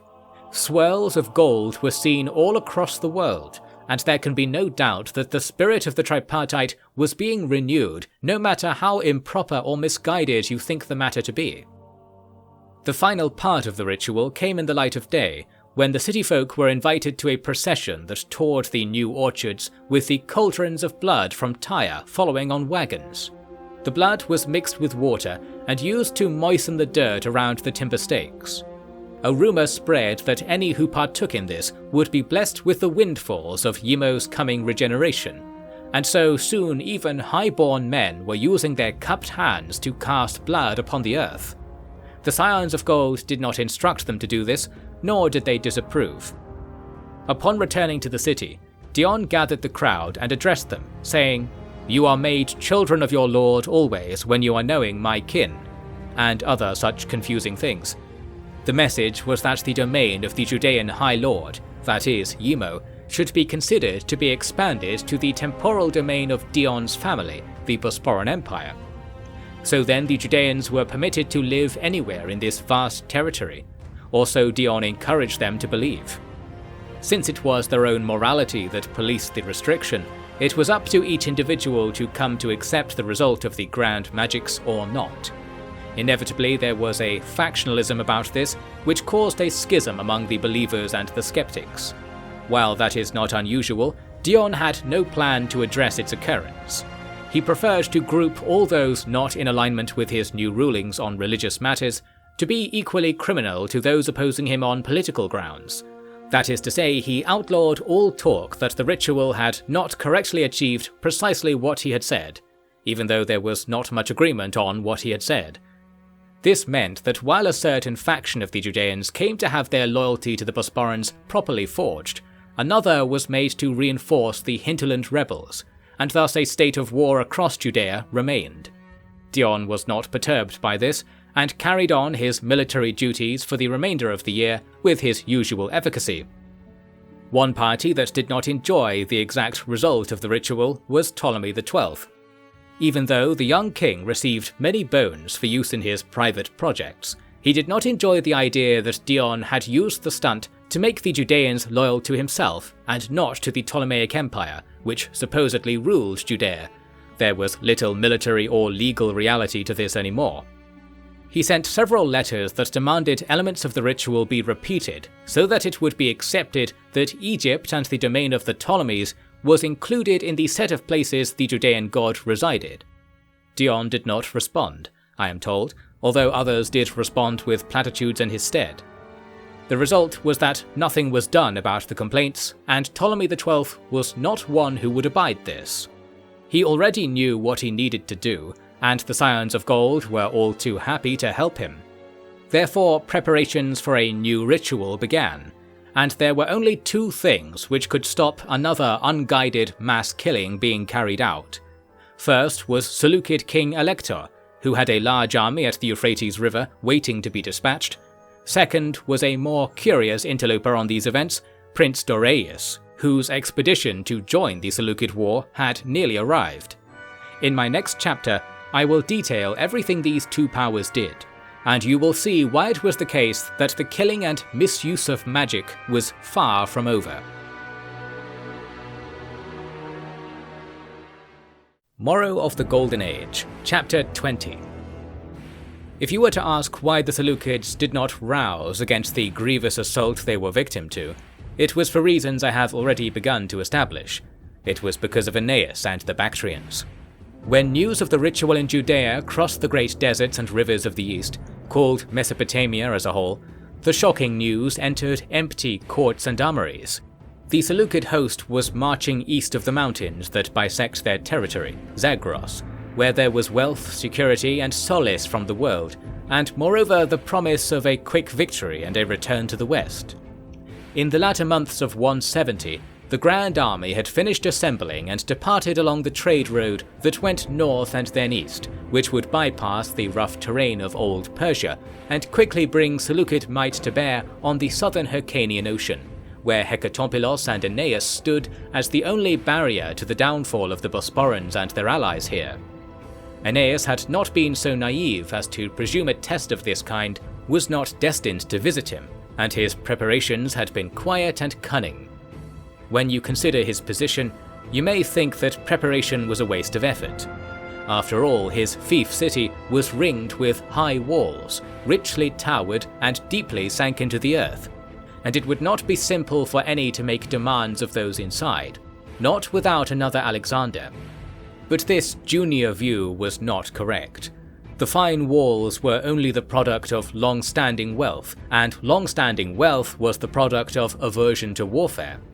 The mix of Parthians, Medes, Persians, and Greeks who lived behind those walls were not well placed to profit from war because they had never led their city themselves, Always it had been under the dominion of another city or a court that commanded many soldiers elsewhere. Aeneas understood then that the reason he had come to rule this city on behalf of the Bosporan Empire was the very same reason that his citizens would throw open the gates the moment it seemed the Seleucids might cause trouble. There could be no siege of a city that refused to fight, and was too valuable to kings to worry about a sack by common soldiers. Therefore the walls were to remain untouched, and the city needed to hear only of the Seleucid plans after they had already failed. Aeneas was wise in these things, it seems, although others will happily argue that his strategy was far worse than bricking over his gates and taking his chances as an urban warlord. Here is what he did. There is a place 1,500 stadies west of Hekatompilos, where its sturdy merchant road passes close to a forest.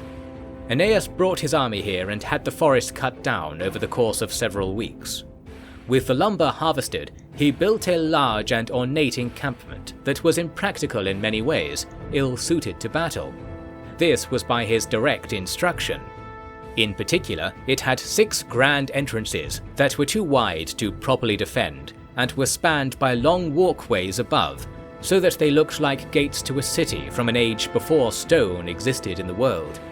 Yet there were stones in its structure, not on the outside or in the foundations, but stowed within the high places and shadows of these defences, seemingly to use in throwing over the sides had the defences been made with room to deploy soldiers upon them. Instead, the stones themselves were the sentinels, and Aeneas had faith in stone more so than iron, which, while a little comical to most, could be said to be a view that those from better days than ours would have praised. Once his unusual camp was completed, Aeneas built a second camp that was the absolute opposite, small, unassuming, concealed, and protected in a practical manner. This camp was where all valuables were kept in preparation for the upcoming ploy. The Seleucid Grand Army approached down the road only a few days after preparations for their arrival were completed, thus gifting Aeneas freedom from supplying his force in this remote position for long. The army was led by Ampelios, and if you read Seleucid histories, you will know all about him. For our purposes, we need only know that he was to be credited with the Seleucids' survival in the prior decade against many uprisings, and he had never been defeated in any battle of any kind. His prestige was clearly on display. The Seleucid column had in its vanguard not riders but musicians, who blared horns even on the long empty roads with no one to announce their presence to. There were so many tall banners hung from the footmen's sarisse that the whole thing looked like a hairy caterpillar crawling eastwards, and I believe this was supposed to strike awe into any who saw it. There may have been hillmen or travellers upon whom this effect was achieved, but Aeneas and his entourage laughed at the surplus of linen and wood the enemy had brought, because it would only strengthen the Bosporan scheme. There were 2 days of negotiations before the battle. Aeneas acted in a brash and ambitious manner, boasting that his camp was of higher quality and finer design than the Seleucid one. With this line of argument deployed, he had all the excuses he needed to show Ampelios his camp in person.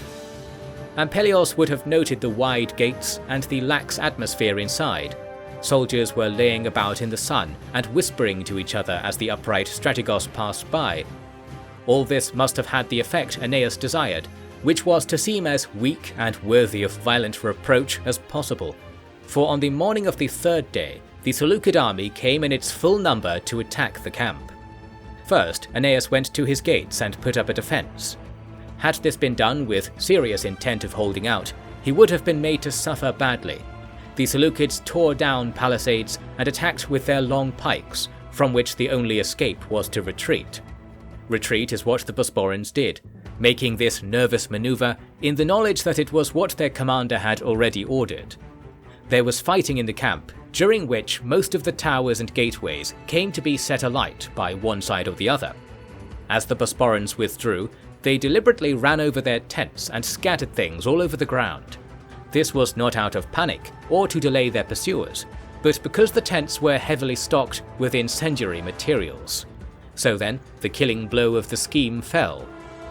The Bosporans followed Aeneas out of the easternmost exit of the camp, which the Seleucids, driven to a hasty and confident assault, had not sealed or set watch upon.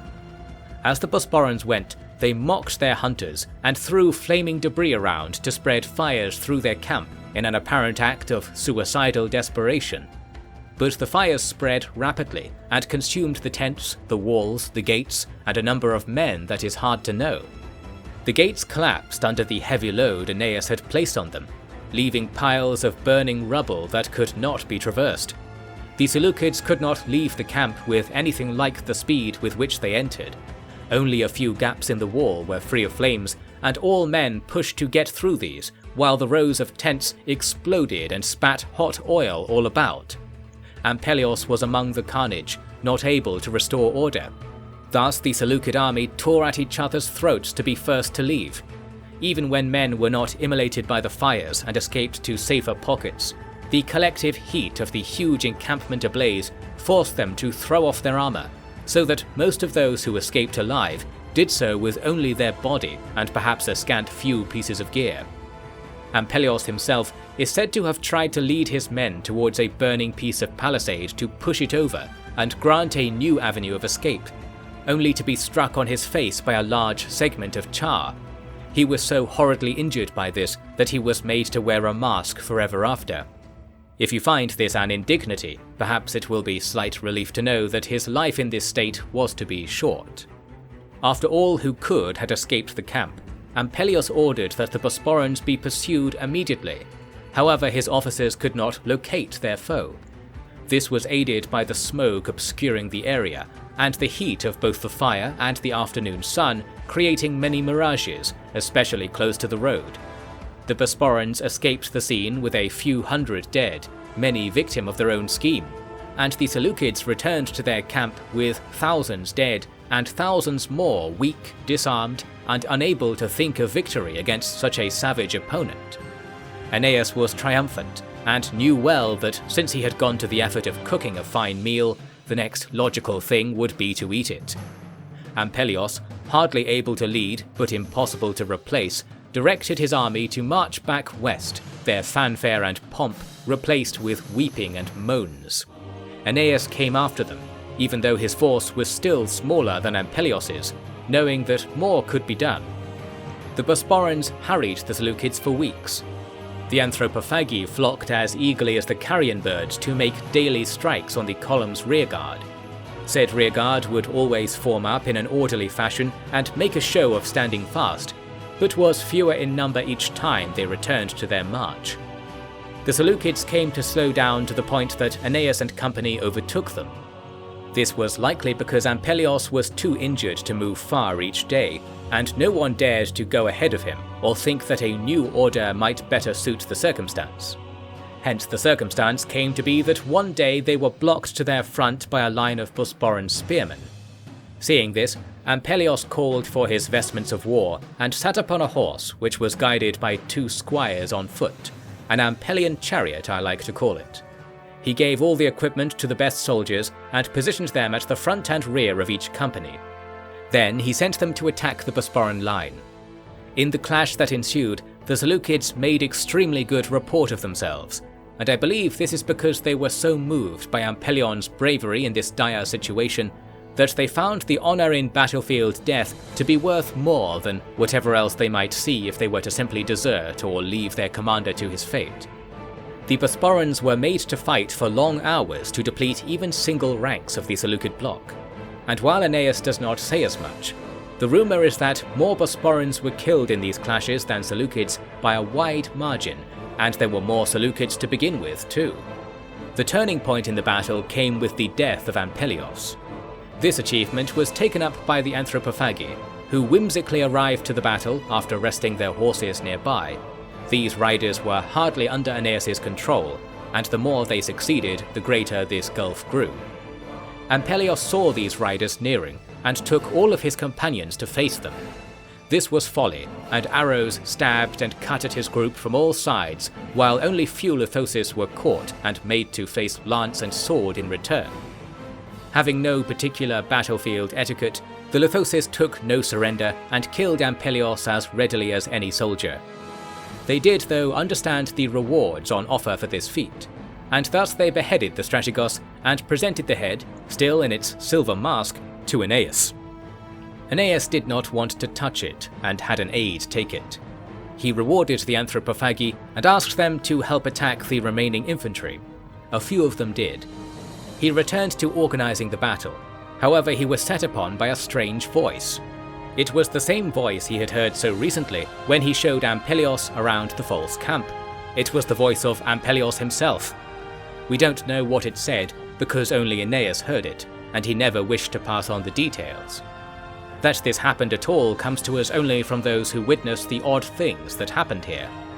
Aeneas is said to have gone away from the battle with his aide so that he could speak to Aeneas, and after they returned, the battle was won, and Aeneas was now holding Ampelios' head.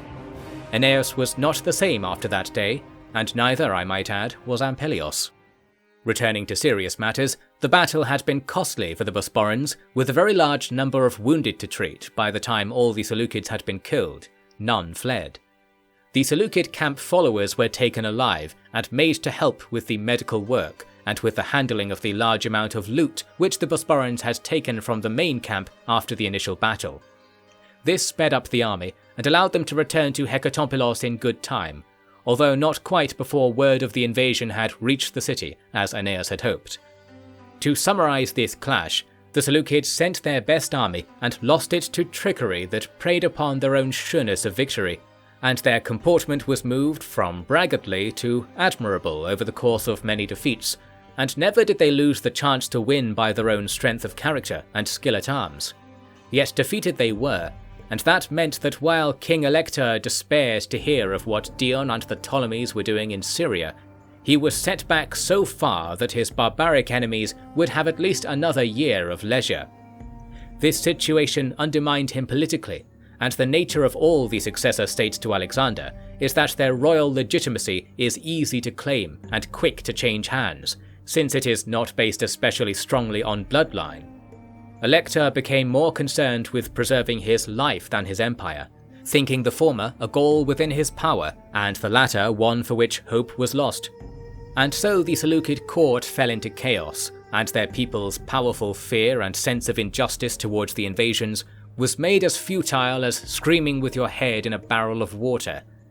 It was not the Seleucids who would save the remaining people of these lands, but a man we are familiar with already, Dorius, prince and heir to the empire. His arrival brought about a change to the unfolding madness, stemming from his many kingly qualities. So it will be with great ease that I discharge my duties next in describing to you the prince's campaign of redemption. His party had taken over a year to travel from Macedonia to Syria, with several diversions along the way. This is because the size of his party continually increased on account of his reputation as a promising leader of the many hopeless people that abounded since the rise of the Romans, and finding ships and legal rites of passage became impossible. For this reason, the expedition went overland through Asia for much of the distance, where Doriaeus stopped at each city to ingratiate himself with the local elites. The area was under the control of the king of Pergamon, and where this was not the case, Doriaeus committed his soldiers to aid in the spread of his Bosporan satrap's domain. In exchange, he laid the foundations for many Scions of Gold temples, with mixed results. His final escapade of this kind was in Tarsus, which is a port controlled by the Ptolemies on Asia's southern edge. This is the same city that is sometimes called Antioch Kidnus, which is what the Seleucids called it before the Ptolemies gained the city in the conclusive treaty of a prior war. Since this led to much confusion, being that a more important city of the same name was in close proximity, the Tarsites wisely had the law altered to return to their traditional name. They claim today that the name Tarsus stems from a Golden Age paragon who was struck by lightning and killed when the city's first stone was laid, and hence was worshipped as a deity for a time, although there are no such stories from earlier times to confirm it, and lithosis records are too far removed to have such a paragon officially recorded, as far as I have found. In this wealthy city, the Scions of Gold had already begun to enlighten the local population.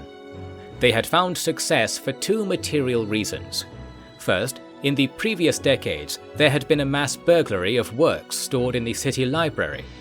This library was famous in scholarly circles for containing many works concerning a people called the Hittites, who were prevalent in Asia before the time of the Trojans, meaning they were the first organized state to emerge after the chaos of the Cosmos Wars that ended the Golden Age.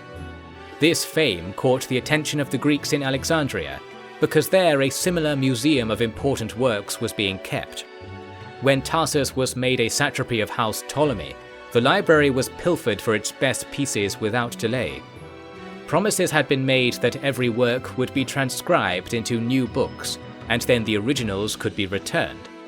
That, inevitably, was more expensive than reneging and ignoring all complaints, leaving the Tarsus library bare. A number of donations and recent finds had begun to alleviate this pitiful void, and then began the mass transcription of Scions of Gold records at Apollon. Copies of these records, which mostly detail things I have also included in this work, were used as diplomatic gifts in some cases, or were imposed upon various collections around the Bosporan world through bribes and private arrangements. The exact details of these were not recorded, with the same care to avoid doing so as was taken in ensuring other things were recorded at length. The Scions of Gold are mysterious in this way, but we have a clear window into what they were really like, because we have their foremost member as our current protagonist, Doreus. He was raised with the first generation of settled Lithosis, as were most of the leading religious officials attached to government business, due to the simple rule that Chariskos was where these officials were trained and housed in the time before Apollon began to share that work. And since Chariskos was so isolated, almost all of the officials had to be drawn from the city itself. Being a brand new city, filled with people who were not especially ingrained to the traditional ways of the various lands they had left, except the Lithosis you could say, the Scions of Gold that emerged from this generation were quite sacrilegious and zealous, if the usual critiques of them to be found elsewhere are to be put tersely. Doreus was more measured since he was educated in the Greek style, yet this comes hand in hand with having greater foresight and ambition for achievement as a leader. And so, there in Tarsus, he paid for scribes to translate the Scions of Gold's works into several languages and ensured that many copies in Greek were available. Then, in an often praised stroke, he gave a stipend to the library so that they would retain an orator to give voice to the truth of Manos to any who wished it. Even slaves were encouraged to learn where the world had come from, since even the smallest everyday action has a different spirit when you know what role it plays in the holistic scheme of salvation from the gods. That is what people say on this matter anyway.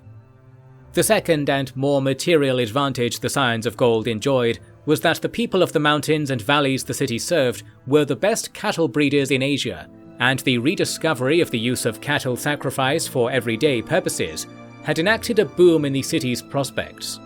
Furthermore, Egyptian religion had not entirely forbidden this, so the full and proper practice from the Golden Age returned here swiftly and peacefully. The problem they faced was that unscrupulous officials were levying increasingly bitter portions of the hoard for their own use, and it is the case that if only people with particular interests are employing the power of the natural order of the world, and only renewing the parts of life which pertain to the power of the strong over the weak, then disorder becomes an automatic result. This is because common people wish the world to be lawful and ordered out of fear of what others might do to them, while powerful people wish the world to be disordered and full of opportunity for them to inflict their power upon others, likewise fearing being returned to the plight of their would-be victims.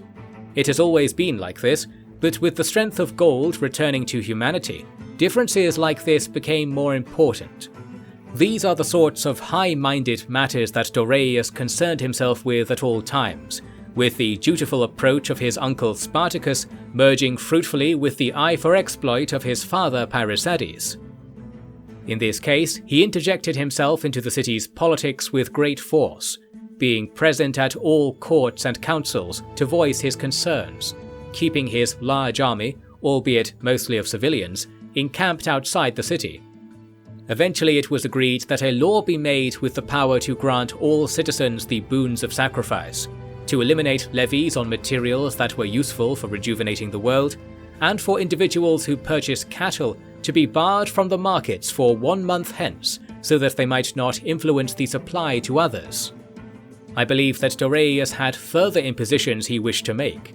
However, around the time this was happening, there came news from Antioch, which is the nearest city to Tarsus, both being close to the junction of Asia and Syria. It was news of what I have already described, the news of mass death. These events brought about a change in Tarsus too. First, the people were terrified that the Ptolemies would come and enact slaughter upon them too. This fear was heightened by a blockade which the local military force made on the eastern road, not permitting travel by land to or from Syria. This inconvenienced Dorius, who had resolved to go to Antioch immediately. Instead, he was made into a magistrate of sorts, because the fearful people of Tarsus were now turning to him for reassurance. His reputation in this department was, in my opinion, greater than was warranted. Yet the cultivation of hope for sagacious leadership is common when the fundamentals of everyday life become uncertain. On one occasion, a rowdy crowd had gathered on the hill within the city where there were many rich households and temples, and the city leaders were at a loss for how to disperse them. Dorius came into the city once again and addressed the people, saying, "This world is made from the same things as we, and we from the world.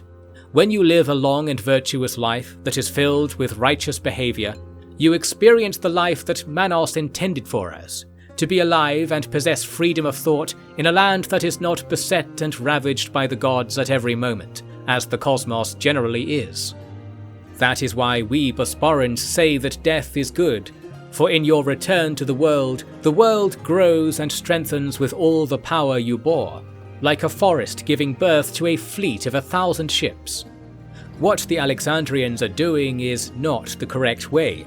One can spill blood to summon goodness where evil is great, and one can use evil blood to do good. These things are true. For all I have heard, this is not what your masters have done. They have disordered the world such that any magic they achieve through it will not undo the damage. They will not do this to you. I will never allow it. I condemn the monsters who arranged this, be they of my own kin or not. And I say to you, remember that there is never enough knowledge, never enough truth, never enough calm, and never enough virtue to go around, because we remain yet cursed in this way. Heed me, and know that this will not be so forever. I vow to go and make this right. Although I was sent here to war and conquer, I see that it is salvation these lands need. Listen well to what you will be told, and know evil when you see it, no matter the face it shows you. Let us be to our business, friends, and I will away to mine, so that when you die, it will be after everything you ever needed to do is concluded, and a return to the tripartite's quiver will be a welcome and deserved reward." These words were successful in calming the crowd and earning the prince yet more followers. He was so popular in the city that the nobility wished to see him gone quickly, knowing that he was likely to further meddle in politics and cause them trouble. To achieve this, a large donation of ships and supplies was offered so that Dorius's party could speed off to their business in Antioch. However, the number of people from Tarsus who volunteered to join his army was very large, preferring to be close to the man who had promised to protect them than to live in a city under the crunching thumb of Ptolemy XII. Therefore, the actual transfer of people from Tarsus to Antioch took several months. Let us go with Dorius in the leading ships to see what he did in Antioch. After an uneventful voyage of 4 days, the prince set eyes upon the city. Smoke beckoned them over the horizon and into the royal docks even months after the sacking. Since then, the city had been occupied by all manner of rogues. Dorius scattered them with his arrival and began taking inventory. As he had been informed, the city was without people, although some in truth were still there in small numbers, living on the scraps of what was left. He had expected to find officers under the Ptolemies he could reprimand, but nay. The fleets which had taken the docks had already returned to Alexandria, or been employed in Dion's ritual, and the army this fleet had ferried, along with the troops used to ensnare and slaughter the Antiochian army nearby, had received marching orders and gone away. The local people gave indication of where they were going, east, towards the next large city in Syria, Edessa. When it became clear that Darius was not in favour of the crimes that had been carried out, people begged him to go and save Edessa from like treatment. Darius wrote of this that he had discounted the fears of these people, who could not have helped but to have had their senses robbed from them alongside their lives and futures.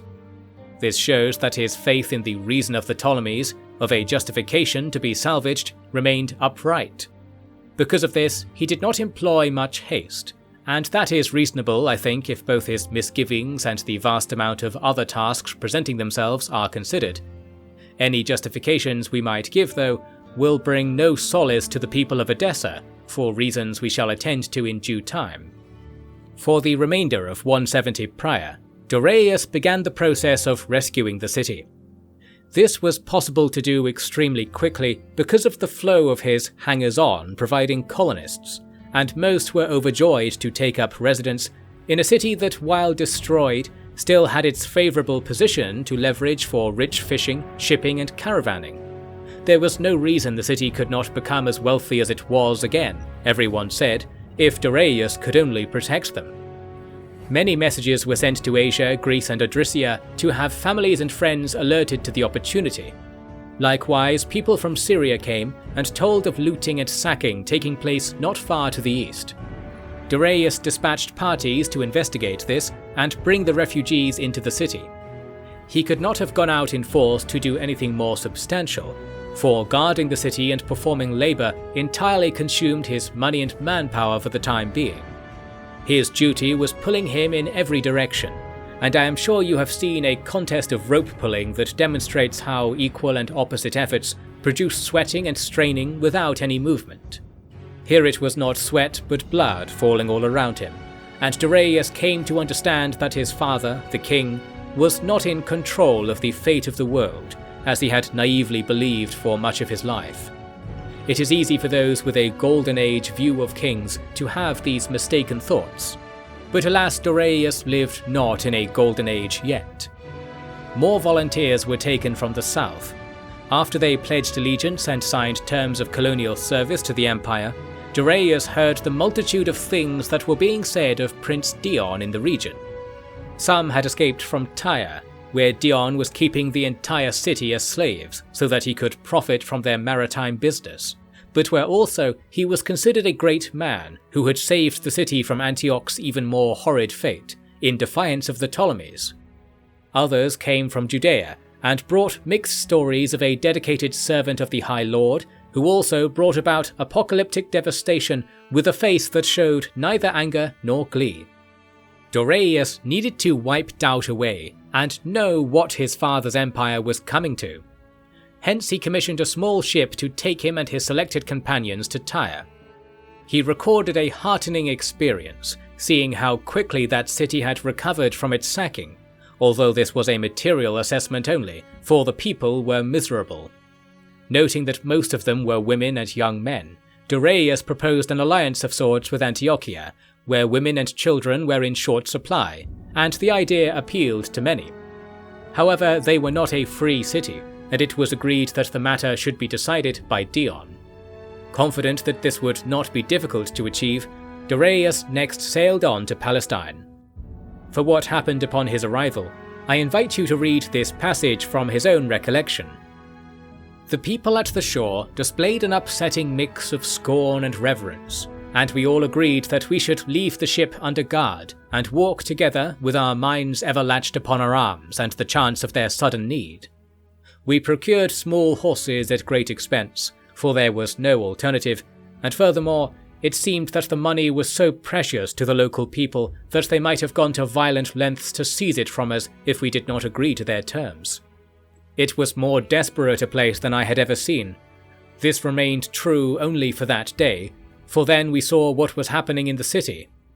Outside, we were perplexed by the so-called orchards of life, which is what the rumours had called them. They were as we had heard them described, that being rows of wooden posts set up in places that had once been farmers' fields. There were people here and there picking things out of the soil who stared at us with unknowable intent. I was even more upset than before, and wished our horses were stronger and faster. The city did not have a stable we could use, so I decreed that we should take the horses all the way to the inner complex that Prince Dion used as a court. The city was mostly in a state of decay and ruin, and this was Dion's doing, as we already knew. More recently, he had blockaded certain districts with piles of bricks to demark areas where diseases lay in wait, and I thought that I was witnessing another world to wander through such a place.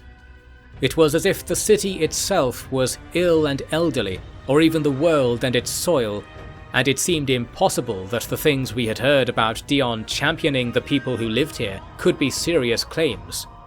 At last we reached the hilltop temple where his soldiers were stationed, and we could be relieved of a measure of our anxiety. The temple was beautiful and quiet, despite being crowded with people.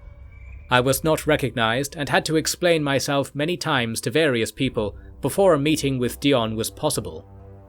I went to a lower chamber of the temple, where the commoners were not allowed to go, and Dion received me there in a small court he had manufactured from a collection of heirloom furnishings. He looked as I remembered him from our youth, and he did not think that of I, as he said at once in his rude manner. He went on with this lack of reverence, and when I challenged him on it, he scoffed and began to list his many military achievements. I was able to confirm some with reports I had received from others.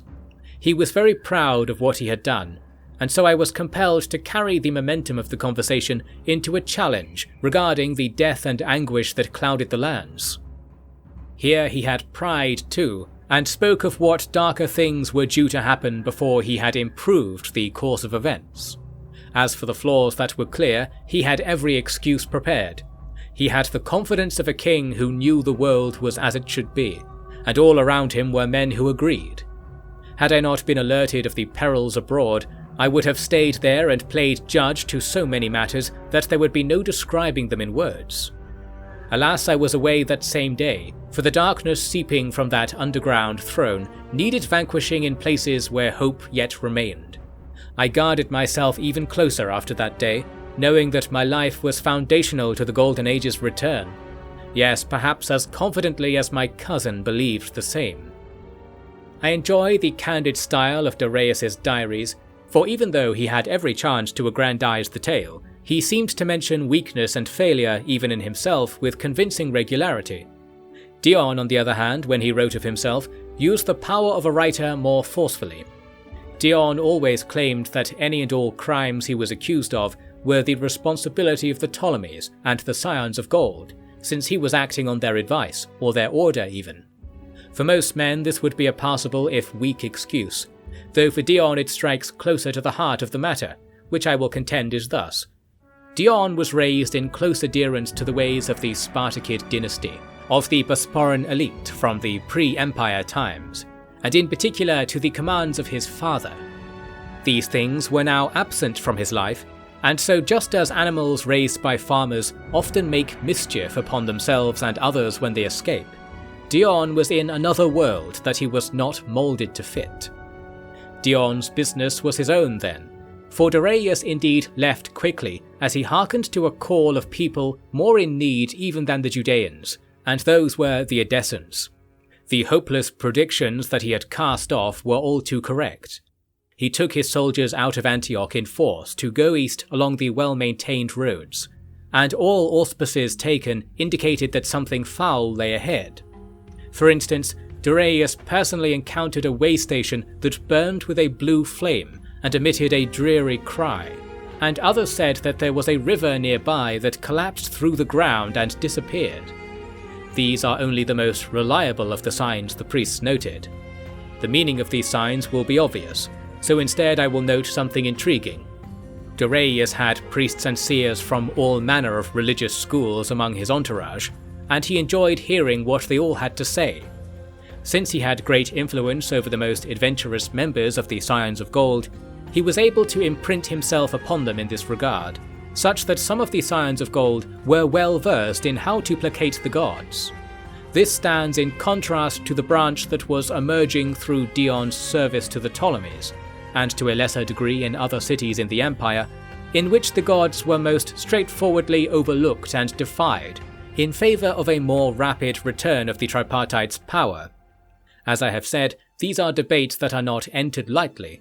I would only like you to see that the seeds of the long-standing disagreements appear to have been germinating in the time of Darius and Dion's campaigns, and perhaps because of these campaigns. To conclude, with speed that completely undersells the weight of what happened now, I will report that Darius found Edessa had been treated in the same way as Antioch, only the deeds were just recently completed.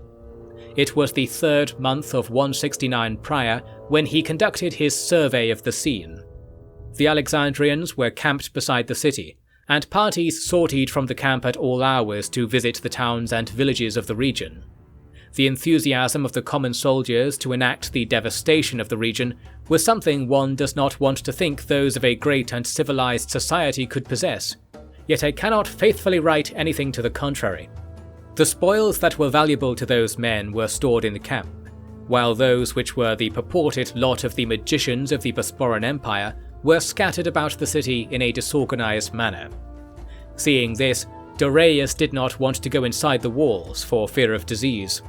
Since the Alexandrians had not moved on, nor completed their work, the prince could at least take command of the rogue campaign through the powers Spartacus had imbued in the Spartacid bloodline through treaty, and I am pleased to say that the worst of the crimes were set to end because of this. The consequences of them, though, were barely beginning to be felt. Morrow of the Golden Age, Chapter 21. Of all the things I have said regarding the Seleucid War, if war is the correct term for what was taking place, only a distilled and faded impression was able to travel as far as Apollon. Most readers of messages and cultivators of rumour were looking for a simple point. Was the war going poorly or well? What was happening could only be interpreted as the latter, for the war could not be going poorly if people were actively colonizing the front lines, and if magical rituals were enlivening the spirits of all men through the patronage of Yimo.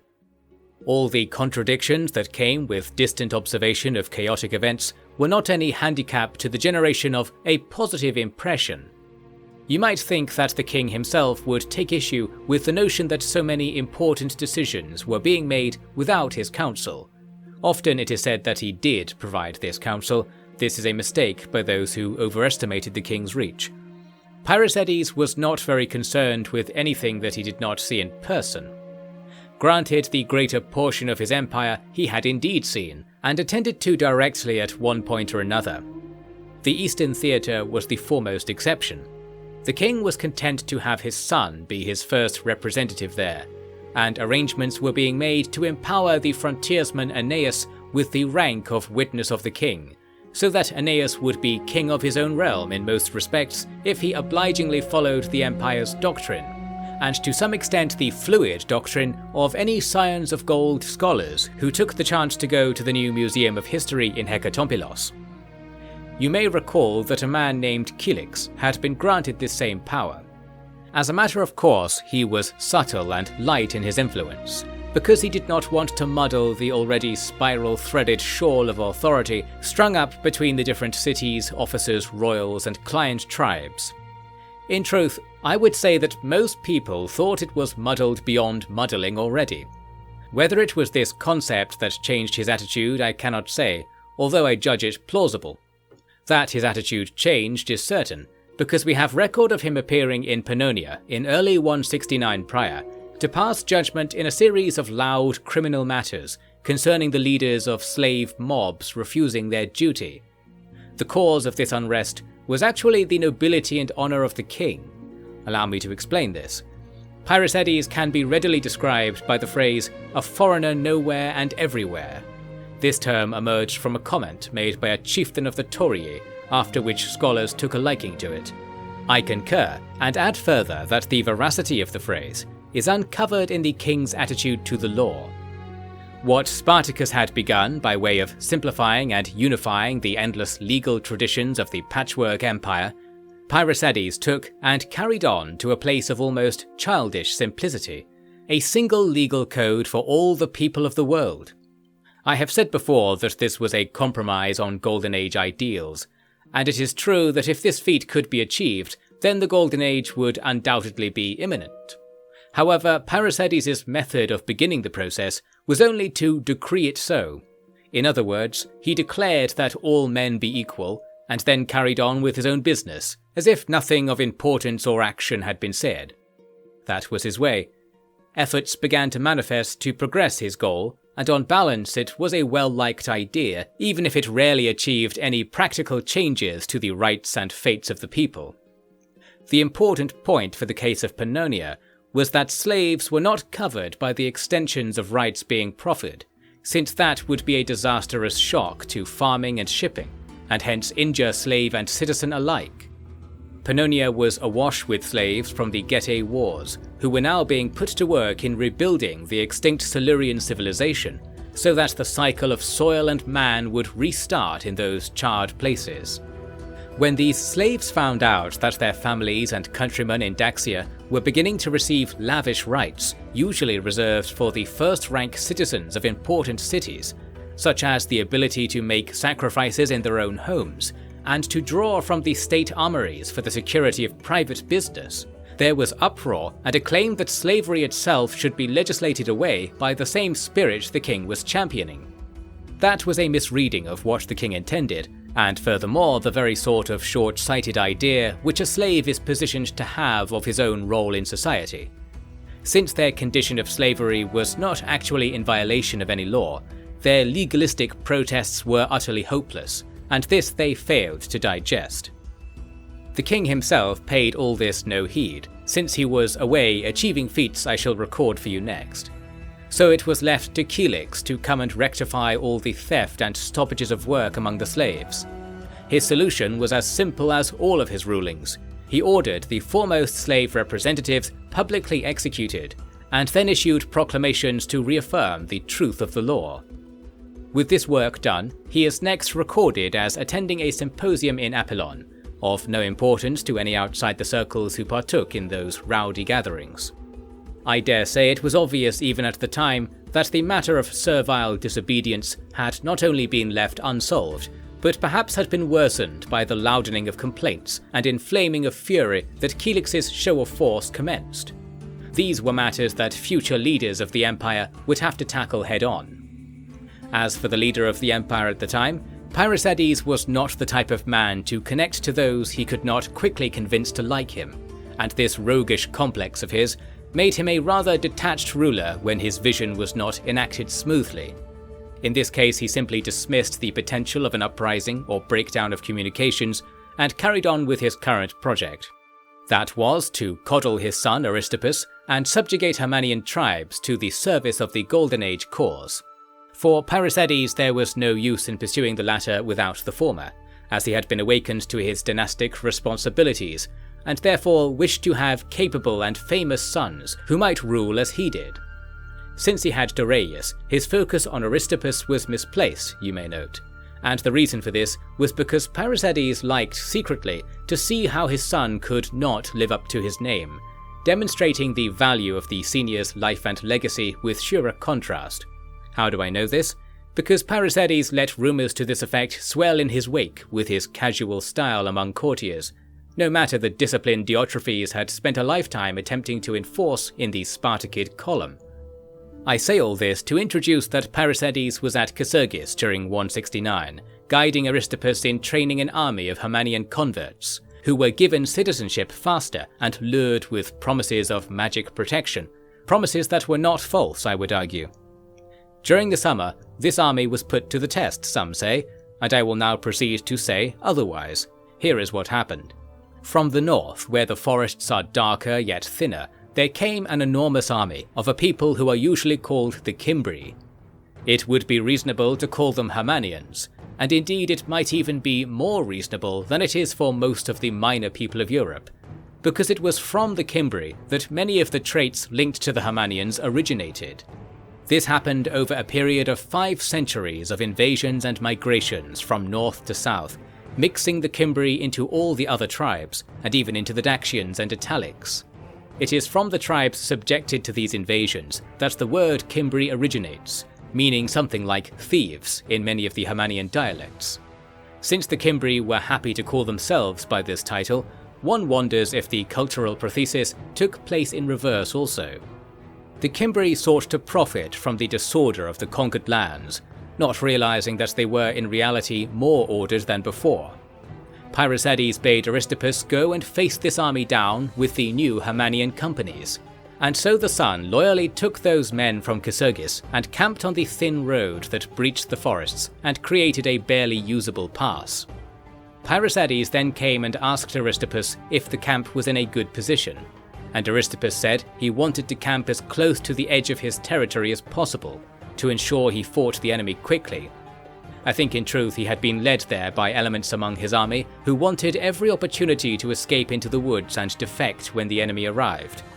This is only my speculation though, given the scheming nature of the Himanians.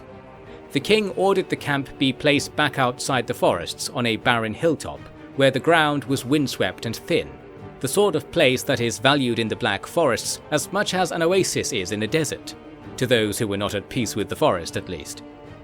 The reports from the time will say that the Cimbri came upon the Bosporan camp, trembled with fierce terror, and scattered into the woods where animals and natural maladies claimed too many to count. As I have told you before, this is the sort of thing Pairicedes arranged to be written, and each time one encounters these things in the sources, it inflicts a loss of respect that I hate to experience. I think it is part of analysing any person to constantly realise that they are lesser than you had hoped, and if you want proof of this, simply try assessing yourself with perfect honesty. What actually happened comes to us from Aristippus himself many years later, said by accident to a scholar named Tissaphernes, who is memorialized in Kariskos outside the very building I am currently writing in. Pairicedes had taken the chance to deploy his cavalry in the forests, using the occasion of going to assess and warn Aristippus there as an excuse. Those of his riders who were not accustomed to forest combat, like the true Luthosis, had still used the forest to hide their presence, watching the Cimbri come out towards the hilltop camp. When the Cimbri stopped to rest before the battle, Pairicedes attacked them in the middle of the night, quietly killing those in the forests and loudly assaulting those outside. Hence the Cimbri were startled and tried to recover their camp by dragging their things into the trees, but there of course awaited an even harder battle than in the open. And so the Cimbri's army was withered and robbed of its spirit by the true thieves of the night, although perhaps Pairicedes committed his thievery for a noble cause, to gift a victory to his son. The invasion force was dispersed, and Aristippus was seen to have returned victorious for a time, although his troops revealed their lack of glory and gold soon enough. People were willing to believe Aristippus had won the day because he was such an unusual person in the eyes of the Himanians that having strange and great feats attached to him was entertaining to them. That is my only explanation for how easily the history makers came to chronicle this brief war in such a staggeringly inaccurate vein. Pairicedes stayed in Kysogis with his son to organize strategic matters. He made treaties with some tribes and sent spies to find the weaknesses of others, all the while encouraged and amused by Aristippus's humorous impressions of the people who came to court for this business. Pairicedes, unlike many of his own companions, or most high-minded people, did not find acting to be an especially unsuitable hobby for a royal man. I will not tell you what they schemed, because none of it came to pass, and new plots for war were forced upon them later, so I will allow us to come to those points naturally as we progress. Instead, I shall tell you what was happening to Doraius and the fate-quaked people of Syria. The prince had summoned a council of the local Ptolemaic generals, who were many and ill-mandated, so that he could imprint on them the new rules of war. He confirmed that they were under orders to supply the materials of life to Alexandria, because King Ptolemy XII wished to make Egypt a part of Yimo's domain. This was for his own satisfaction rather than any demand of the Judeans, and certainly not by the demand of anyone else. The young king would have to learn that Doraius had pilfered his prize for the conduction of natural magic instead. Wisely keeping this outside of his emphasis, Doraius explained that to invoke Golden Age power and restore a paradise to the earth, the Ptolemaic men would have to do exactly what he said. They did not go quite that far in their obedience from what I can tell, but their campaign became marginally more reasonable, perhaps calming to the point of only the usual and expected level of violence from an unsophisticated force, raiding villages and towns while leaving temples and important cities intact, this kind of approach. That was an improvement by many accounts, and conversely, it was no different to those who were fated to die to its callous indifference either way. With the affairs of the war returning to the boundaries of what is regular, Doraius next turned his attention to Edessa. It had been dreadfully ruined and almost emptied of people, although some were beginning to return. The people of the hinterlands were not sure who Doraius was, only seeing that he appeared to be not unlike the men who had ruled the city before. This brought a measure of acceptance to the new status quo. Doraius also did his best to express his sympathies and scorned the Ptolemies for what it was worth. It was soon revealed that he was closely in league with them, dispelling his clean reputation. The most practical service he could offer was to remove the bodies of the slain from the city. After all, they had been promised to his cousin and ally. Doraius did not intend to satisfy such a delivery. Instead, he ordered his few soldiers to prepare parties who would transport groups of the deceased to the outlying villages. There they would be interned in important places, such as sacred groves or near springs, and become a source of good fortune and rich life for the region in the coming years. Many of the soldiers wished to return to Antioch, where business which was almost as hard awaited in spheres more relevant to themselves. Doraius was wont to let them go, since this benefited him also, and this harmed and delayed his project in Edessa greatly. The prince went out in person to perform labour, so dire was the need for even one more set of hands, and this was seen as both appalling and admirable by the various people who commented on it. From such comments I draw an important anecdote that is usually said to be a myth, but I see no reason why it should not be true. It goes like this. Doraius had recently taken on a follower from the court of Antioch who had survived the sacking, and this follower suddenly began bawling like an animal when the party entered a certain street. This man ran out and attended to a body in pauper's clothing, and it seemed unlikely that a courtier would ever have met, let alone cared for, the well-being of this fellow in particular. Doraius pressed for an explanation, and the courtier revealed, through moans and wails, that the body was none other than Alector, king of the Seleucids. How could this be?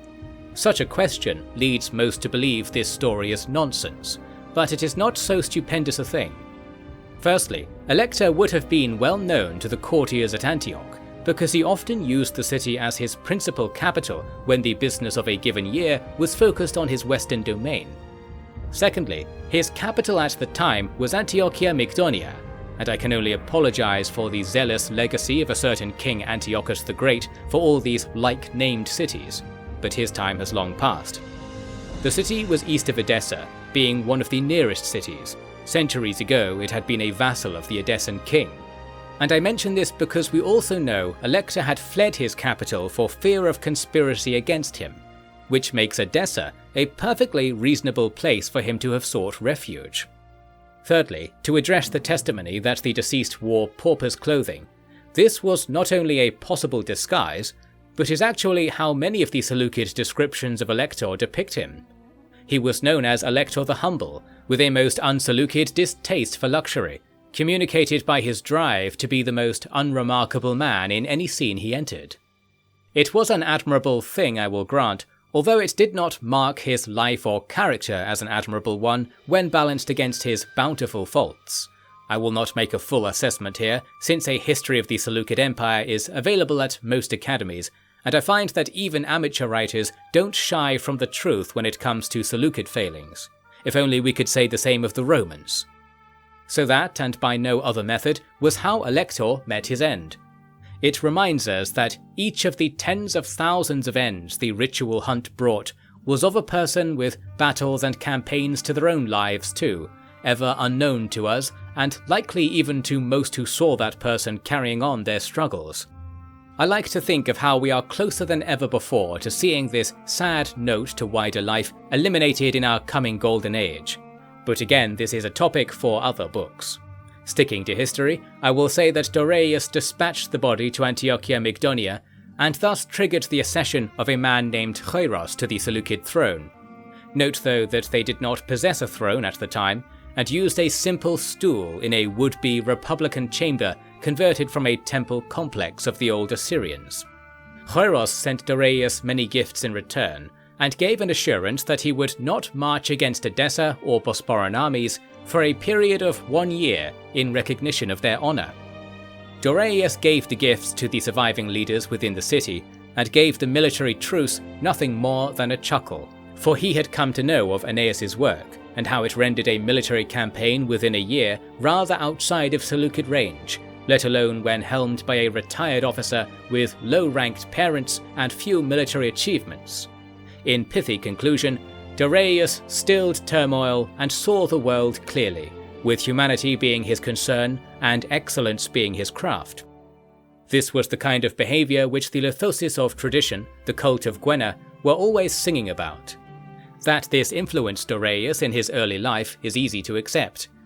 The notion of paragon deities is fascinating in that it fundamentally posits that men can take on the role of gods in the material world if they study their ancestors well and come to rule their own will in a seemingly supernatural way. Things like this have always been known to all peoples, more or less. The significance of the paragon deities, as the folk of the Deepwoods understood them, is that they were not venerating a great man or attempting necessarily to generate greatness in themselves inherently. Rather, to see individual traits, attitudes, or even single achievements of legendary heroes as aspirational and attainable.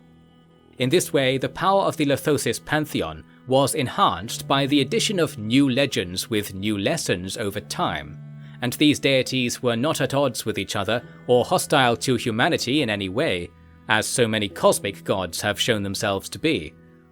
It would be wrong to say that recognition of these paragons was popular, because the foremost aim of the Scions of Gold was to inform people of more basic information, such as the origin of reality. And even then, the Scions of Gold could be loved in one city and hated in the next. But I would like to note that we see emerging from the masses of written records being made in the Bosporan Empire many references to common songs and sayings that the writers relied upon, and these are dripping with direct or influenced reference to the paragon deities. Alongside the names of Dies and Dagon, would the likes of Darius ever be invoked as a holy example? My view is that this would not be detrimental. Any road, I wished only to tell you that the song-singing traditions that are found everywhere today were already beginning in the writings of the Bosporan Empire in the later years of King Parysades, and the heroes venerated then were fewer than those now, which is not to be considered a matter of dilution but of deepening. This, though, is an argument that must be made in person to those traditionalists who insist otherwise, and again I am straying from my duty in this writing, so let there be only these crumbs of useful information to arm you against the famine of ignorance others will invoke. In the terms of a chronicler, these were times of change. Changes I am hardly discussing for all the important details which demand full attention. Beginning with the law, and extending to rhymes of children playing in the street, the roughly defined thing that was the Bosporan Empire was carving its footprint into the world day by day. There was the beginning of a plan to restore the Golden Age, the beginning of an understanding of the need for such a plan, and the first already nearly tyrannical means to enact it upon mankind. Indeed, a hand grandiose enough to offer you all the gold you might ever need must necessarily be grandiose enough also to crush you and torture you into any fate it wills. This is the link between power and morality, and these are things that the emerging generation of Scions of Gold priests had not yet agreed a course upon. It is like trying to generate the teachings of a spirit whom you cannot hear, and you cannot hear them precisely because you do not have their teachings. This is how the world often tumbles along its way, but if you are reading this work, you already have the methods and arms to overcome that woe. So I pray to you for the good of all, you had best read on. Morrow of the Golden Age, Chapter 22. The chieftain's hall at Casurgis was incredibly busy during 169 prior, I would judge, for clients and cases were noted in the records many times every day. Aristippus presided and heard all manner of ludicrous cases where the lack of evidence did nothing to lessen the fantastic nature of the claims being made or requests being submitted. It could be that the Himanians wished to test the limits of the young governor, or it may indeed be, as is usually cited, that this was precisely the same type of spurious dispute the Himanians usually took to the authorities, whereby it would be solved through combat or political favours, with no sense of material justice. Since the Himanians do not seem to be like this today, I wonder if this was an invented tale of earlier times. These I find often, and rarely can they be relied upon. Parysades was often present at this court, although not as an authority in an official capacity. He was there to quench his own thirst for local gossip, and to show off the lavish clothing he had acquired, demonstrating the Himanian style. Combined with Prince Aristippus's attempts to speak the Marcomanni dialect, it invokes one to imagine quite a farcical scene. It sounds like the discipline needed to maintain a distant imperial possession was not enforced in the standard way. This had no effect on the outcome, however, so one cannot be quick to criticize it. Also present was witness Diotrephes, whose principal responsibility was overseeing the army camp outside the city. Evidently he was not always present there, because he had a family who lived in Apulon that he regularly travelled to see, a week's ride.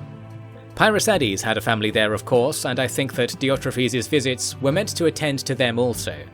Recall that Diotrephes was officially a member of their family, yet hardly anyone speaks as if this was a legitimate arrangement. One day Diotrephes returned with a matter he took straight to Parysades, and this turned out to be that the strategos had realized his eldest child, a daughter named Enyo, was past 16 years of age and was harassed daily by potential suitors in the city.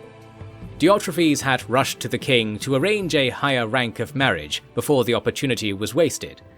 Parysades asked what Diotrephes' wife had to say on the matter, and Diotrephes confessed he was not sure, since he was not in the habit of consulting her.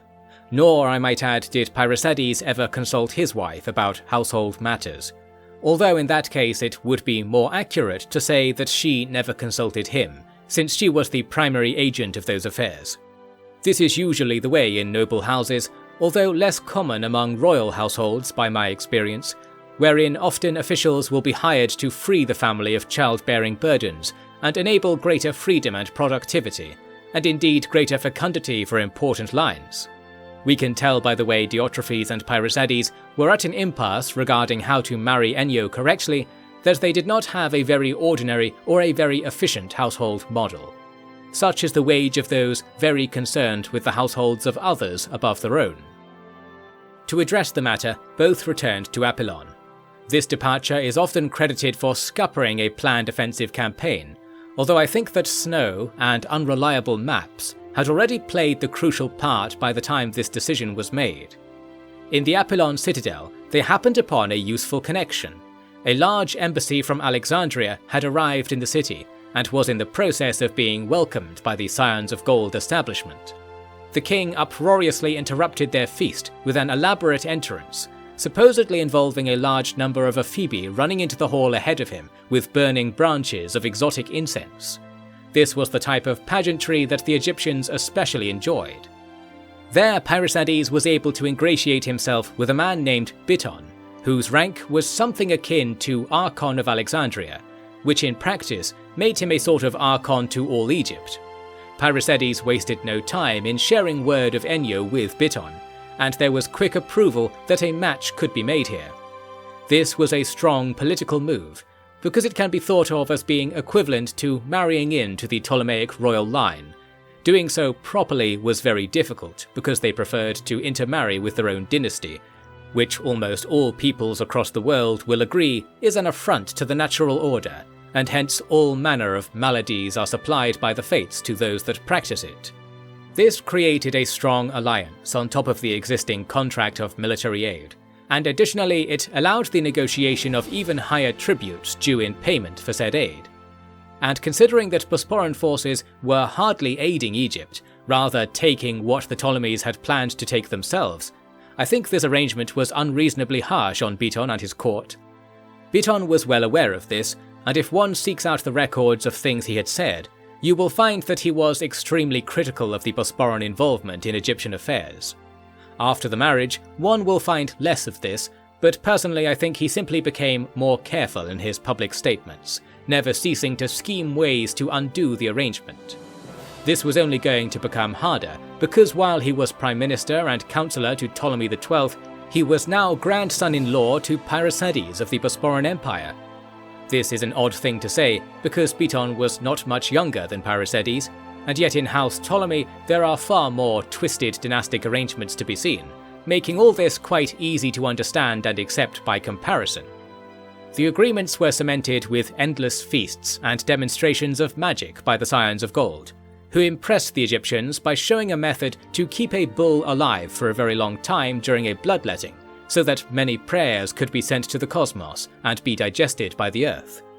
After several weeks, the Alexandrians were permitted to leave, with Enyo added to their retinue, alongside her 30 household attendants, tutors and guards. The people of Byzantium gave them a large ship as a wedding gift, easing their travel back to Alexandria. Let us go with them and see how the news of this development affected the mind of Dorius, the man whose niece, who he had never met, was now pinning the Bosporan cause to the Ptolemaic one with inconvenient clarity. As the winter of 169 prior fell, the success of the prince's restraint on the local Ptolemaic men was evidenced through the bypassing of a city called Amida. This city was to the northeast of Edessa, and was known for facilitating trade caravans transitioning from the mountains of Asia and the plains of Mesopotamia. Since the city was allied to the Seleucids, attacking this region was justified at first glance, but strategists will tell you that it is usually better to take a city quickly and without offending and wounding the citizens so much that they become compelled to stand against you. The Ptolemies had taken to raiding the farms and villages in order to fulfill certain requirements that their young king had placed upon them, those being that this or that amount of loot needed to be returned to Tarsus for shipping each month. Since the soldiers still delighted in taking this loot, I'm using a euphemism here to be clear, no matter what Dorius said to them, there was much violence in the hinterlands, which drove people and resources to the city. There they were armed and trained quickly. All people who lived there felt that warfare was their best recourse, in which they were likely correct. So it was that Dorius became aware that a fresh army was suddenly appearing close to him, forcing him to rally what troops he could to maintain parity. Ordinarily, raising troops from recently conquered lands would be difficult for most rulers, yet Dorius was popular enough that his brilliance attracted former enemies to his side.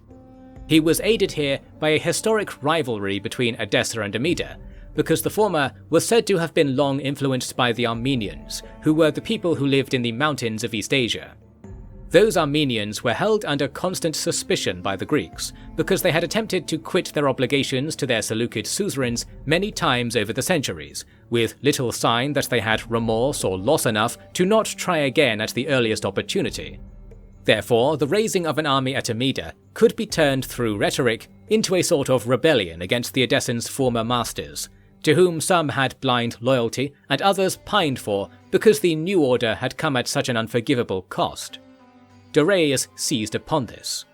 I think it was not especially true that Amida was linked closely to the Armenians, from all I can tell, especially as there is no close link in modern times, nor any sign that this state of affairs was different to what people's ancestors spoke of. However, the hinterlands that the Ptolemies were happily plundering were packed with Armenian clients and informal settlements. Attacks here brought news and calls for aid to the court of the Armenian king Ubalnu, where they were impossible to ignore. In this way, then, the events at Amida really were a sign of stirring Armenian militarism. It is only the idea that this was happening in a dishonourable or treacherous way which was invented. Dorius took his army and set Amida to siege, preventing any further mustering for the time being. He received embassies from Ubalnu's servants, who made clear that they were under the obligation of vassals to oppose this siege, and further under obligation as rulers to oppose the general encroachment of the Bosporan alliance. Dorius thanked them for their forthrightness, and dispatched the envoys back with gifts. Then he sent word of this to his cousin in Hierosolyma, who was very exposed to the way in which the Armenians had arranged their garrison towns in Syria, although we shall discuss this in detail later. As for the Ptolemaic reaction to all this, once they heard that the Armenians were planning to come out of the mountains, they recalled their outriders and began to march west and south to escape the theatre, their baggage trains so full of loot already that it would be mad to risk battle for any further potential prizes. Of course, this was a violation of their military obligations, but I think to expect that level of propriety from men like those is too naive, so I will not even criticize their failings in this regard. That is not to say Dorius disapproved of this course. In fact, he had ordered them to make this withdrawal for months prior. Whether it was fear of the Armenians that changed their minds at last, or whether they respected that Dorius was now family to their own supreme commander Beton, I shall leave you to speculate. The siege was several months long, during which time Dorius kept his troops busy with drill, scouting, and most importantly, the engineering of several siege towers and wheeled ladders with which to threaten the city. Indeed, there was no time for a long reduction of the city, which would not surrender or cease to be a menace otherwise. Therefore, all work was being done in anticipation of a large-scale action to make the city the prince's own. It might be the case that some inside the city were interested in the idea of being subject to the prince over Kairos or whoever else the Seleucid court claimed was king from their anonymous roster of oligarchs. I make this claim because what I have read of Antioch and Edessa indicates that the people were enjoying a new sort of justice, one that I believe was enabled by the very horrors of the prior destruction. Since the cities were being remade without many of the established households, it was not only easy but natural for a universal system of laws and justices to be enacted, very much in accordance with what Parysades and Dorius had been wishing to do to all lands. This was a system in which it was very hard to be exempt from laws, or for laws to be adaptable to circumstances in such a way that one who could be inconvenient for the state to criminalize was able to enjoy freedom in cases where lesser men would be punished. To put this more bluntly, the rich of the city were not immediately able to break the law in the way they would have been used to in other cities. This was the central notion of citizenship under the Golden Age model, although the actual goal was to eliminate the need for justice outright.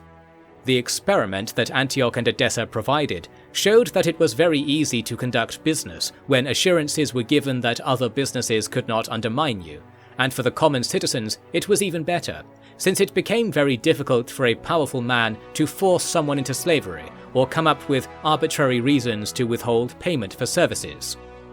I think it was not as good as I make it sound, really, but there is much agreement that something good was being achieved. That is why I think other cities might have heard rumours that prospects for Darius' cities were good, whereas it was hard to hear that coming from other cities in that part of the world, while other rulers were so sick with men of degenerate pedigrees of many generations. To achieve these things, Darius had appointed a man named Eutychius to be witness of the king in Syria. Even though Darius did not have the power to appoint someone to this rank, Eutychius was imagined to have the power to ratify his own accession, defeating the legal challenges that arose among the Kariskos demiurgi when they heard of this much later. Eutychius had been instrumental in the reconstruction of Philippopolis, acting as magistrate and judge with such a calm and wide-ranging sense of justice that Darius constantly relied on his counsel. The experienced Scions of Gold priests found him pious, noting that he was respectful towards the cosmic gods, while being entirely devoted to the gods of our world, the tripartite and the paragons.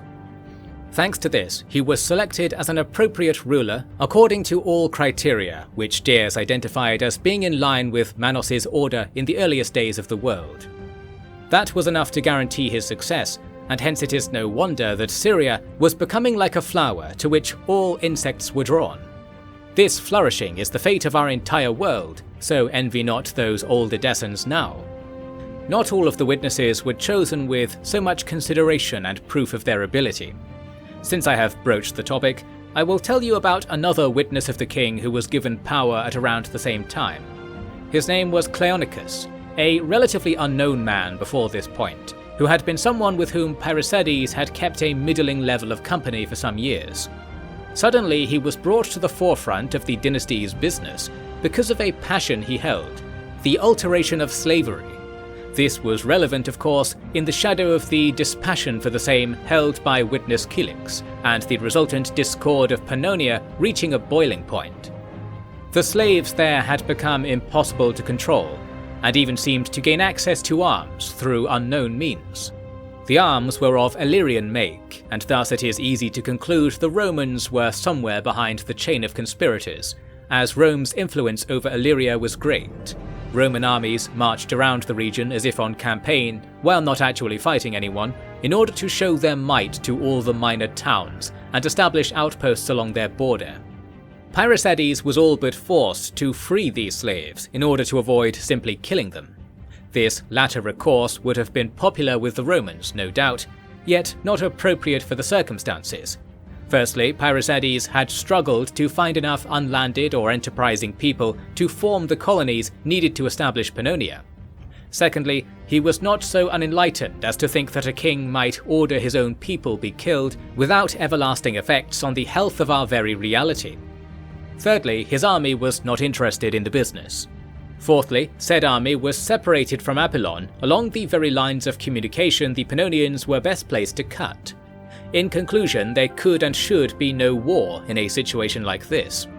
Hence, Cleonicus was sent to speak with the slaves and find a way to free them that would not interfere with the cultivation of the land. This sometimes was thought to be possible, since there had been no slavery in the Golden Age, and Cleonicus was the least skeptical of all the officers in the king's company. It proved rather easy, for him at least, because of a similar reason to the success of witness Eutychius. There were not many rich families established yet with rights to challenge the king's directives. Slaves could be freed without a great outlay of money or consolation of offended parties, but that was not the part of the process people were worried about. Would the work of the yearly cycle carry on properly if the management of the labour involved became difficult, or in conflict with the so-called rights of the citizenry? In the short term, failure was expected here. However, since the attempt at this approach was able to calm the civil unrest in the region, Cleonicus was left to follow his own course. Such was the right of one named Witness of the King, after all. In retrospect, I can report that his measures were a success. This is not debated now, but in previous decades, when similar issues arose elsewhere, scholars could not agree on whether being free is fundamentally a more productive state of being than being a slave, or whether something about the specific conditions of the Pannonian colonies created this effect by overriding the expected decline. I think the former school has won out after repeated experiment, although there is ground still for use of the latter school, and I have been convinced here and there that certain tasks simply cannot be left to those with full legal rights without making a mockery of those rights by guaranteeing their violation or watering down their universality. This can be left aside, and one need only know that the Pannonian situation began to decline from a dangerous peak thanks to Cleonicus, allowing Pyrrhosides to return to Kysugis to oversee the frontier before spring. There he was to monitor rumours of enemies and write many messages, implying that the Kysugis army could not be trusted, and I'm sure he had good reason to think this. At least there was peace, no matter how uneasy it was, for the people attempting to acclimatise to the new and superior ways the Bosporans were planting. There was action in Syria for the spring, for both the princes engaged in that theatre. Firstly, I will cover Prince Dion. He had won 2 large battles against the outcast Judeans in the previous year, bringing that unrest to the point of being materially impossible to carry on. Foreign powers would ensure otherwise, yet for a time there was pause and a semblance of order. With this in hand, he deployed his army into the field to face the Armenian garrisons that surrounded Palestine. His army was filled with Egyptian levies who had been paid handsomely to switch their allegiance to him. Supplementing this were fresh colonists hired from Greece and the Black Sea, including the Cimmerian companies once commanded by his father. Their loyalty to the Spartakids was as perfect a thing as a subject people has ever achieved. As I had mentioned before, Dion had been maintaining plans to capture several inland cities because he thirsted to build himself a private domain from the seeds he had been gifted by fate. Therefore, he was quick to organize a march on his first and favored target, Palmyra. Palmyra was a city that controlled the overland trade between Palestine and the rich lands of the east, and to a lesser extent trade from Antioch. Additionally, it was itself a rich city that had been sovereign over its lands in the past. Long ago, it began to be traded between empires, as many cities of the region had, and the Seleucid Empire was only the most recent occupier. In the time of Elector the Humble, the city had been passed over to the control of the Armenians, along with all towns and cities along a line south that cut the western coast of the Seleucid Empire from the main body. The intent was to ease the burden of the anticipated war with the Ptolemaic Empire, and the actual outcome was that fewer troops were under a single commander, and thus able to quickly react to the incursions when they came to pass. Now, many years after the danger crested the coast, it was seeping into the Empire's satrap shield with force that would be hard to match. Since all that happened at first was that Dion besieged Palmyra, I will tell you of a grander military feat that took place in tandem, the storming of Amida. Darius recognized that the best fortress he could hope to man to answer the threat of Armenia was the very city in his grasp, and that was part of the reason he had not broken the siege when word of war found him. Once he had built 3 siege towers and assorted ladders, he moved to scale the walls and take the city intact. Ordinarily, commanders might opt to sap the walls to gain entry. However, there would be no time to rebuild them if danger was to be close in the assault's wake. Amida lacked any geographical advantages, being situated on a hill so modest it could easily escape notice when viewed at short distances, lacking rough terrain, marsh or rivers that might simplify its defense. It was only in this place because ancient roads had passed by a spring here. It was good luck which had prevented the city being razed in the wars which had visited the boundary between mountains and plains on a regular basis. When Darius came, there was no direction from which he could not instruct his men to approach. Here is how he apportioned the assault. Against the long flat wall guarding the north of the city, he sent his Greeks and Bosporans. Bosporans in the pure sense, in that they were from the Bosporus region of the Black Sea. This attack was made without any of the towers, relying on quick-footed light infantry bearing ladders to suddenly appear at the walls. This attack failed dismally, because the Amedan troops rushed to meet them. In particular, they had several hundred mercenaries from Crete who were master archers, and so it was impossible for many attackers to get close to the walls. Of course, Darius had not expected the walls to be taken by his first thrust. It was simply a move to impress upon the enemy the need to defend that area, while in reality, Darius had many troops hidden in the siege towers located elsewhere. First of these was the one moving in from the east. This tower held warriors from Tarsus and parts of the kingdom of Pergamon, while the men pushing it were Daxians Darius had bought from slavery, from his own father no less, when he had founded Philippopolis. They quickly brought the tower to a jaunty part of the wall in the southeast of the city, which had been left barely defended in the panic to stop the main assault elsewhere. Therefore, the whole contingent mounted the wall with only a few missiles offered in objection, and none dared stand on the walls to forestall the capture of the nearby gate and roads. The Daxians set the roof of the gatehouse on fire to signal their success, and it is said that an accident in arranging this killed more men than the action of capturing the mighty stone fortifications in the first place. The 2 remaining towers moved together against the jagged, irregular southern wall. This wall had been collapsed and repaired many times over the centuries, bearing the brunt of attacks from the great civilizations of the plains since it was closest to the stone road and flat camping grounds. These towers housed Egyptians and Syrians, whom Darius considered his least reliable troops. Whatever motivated that misgiving, they appeared to have performed well, quickly capturing 2 gatehouses and facilitating the movement of all remaining troops into the city streets.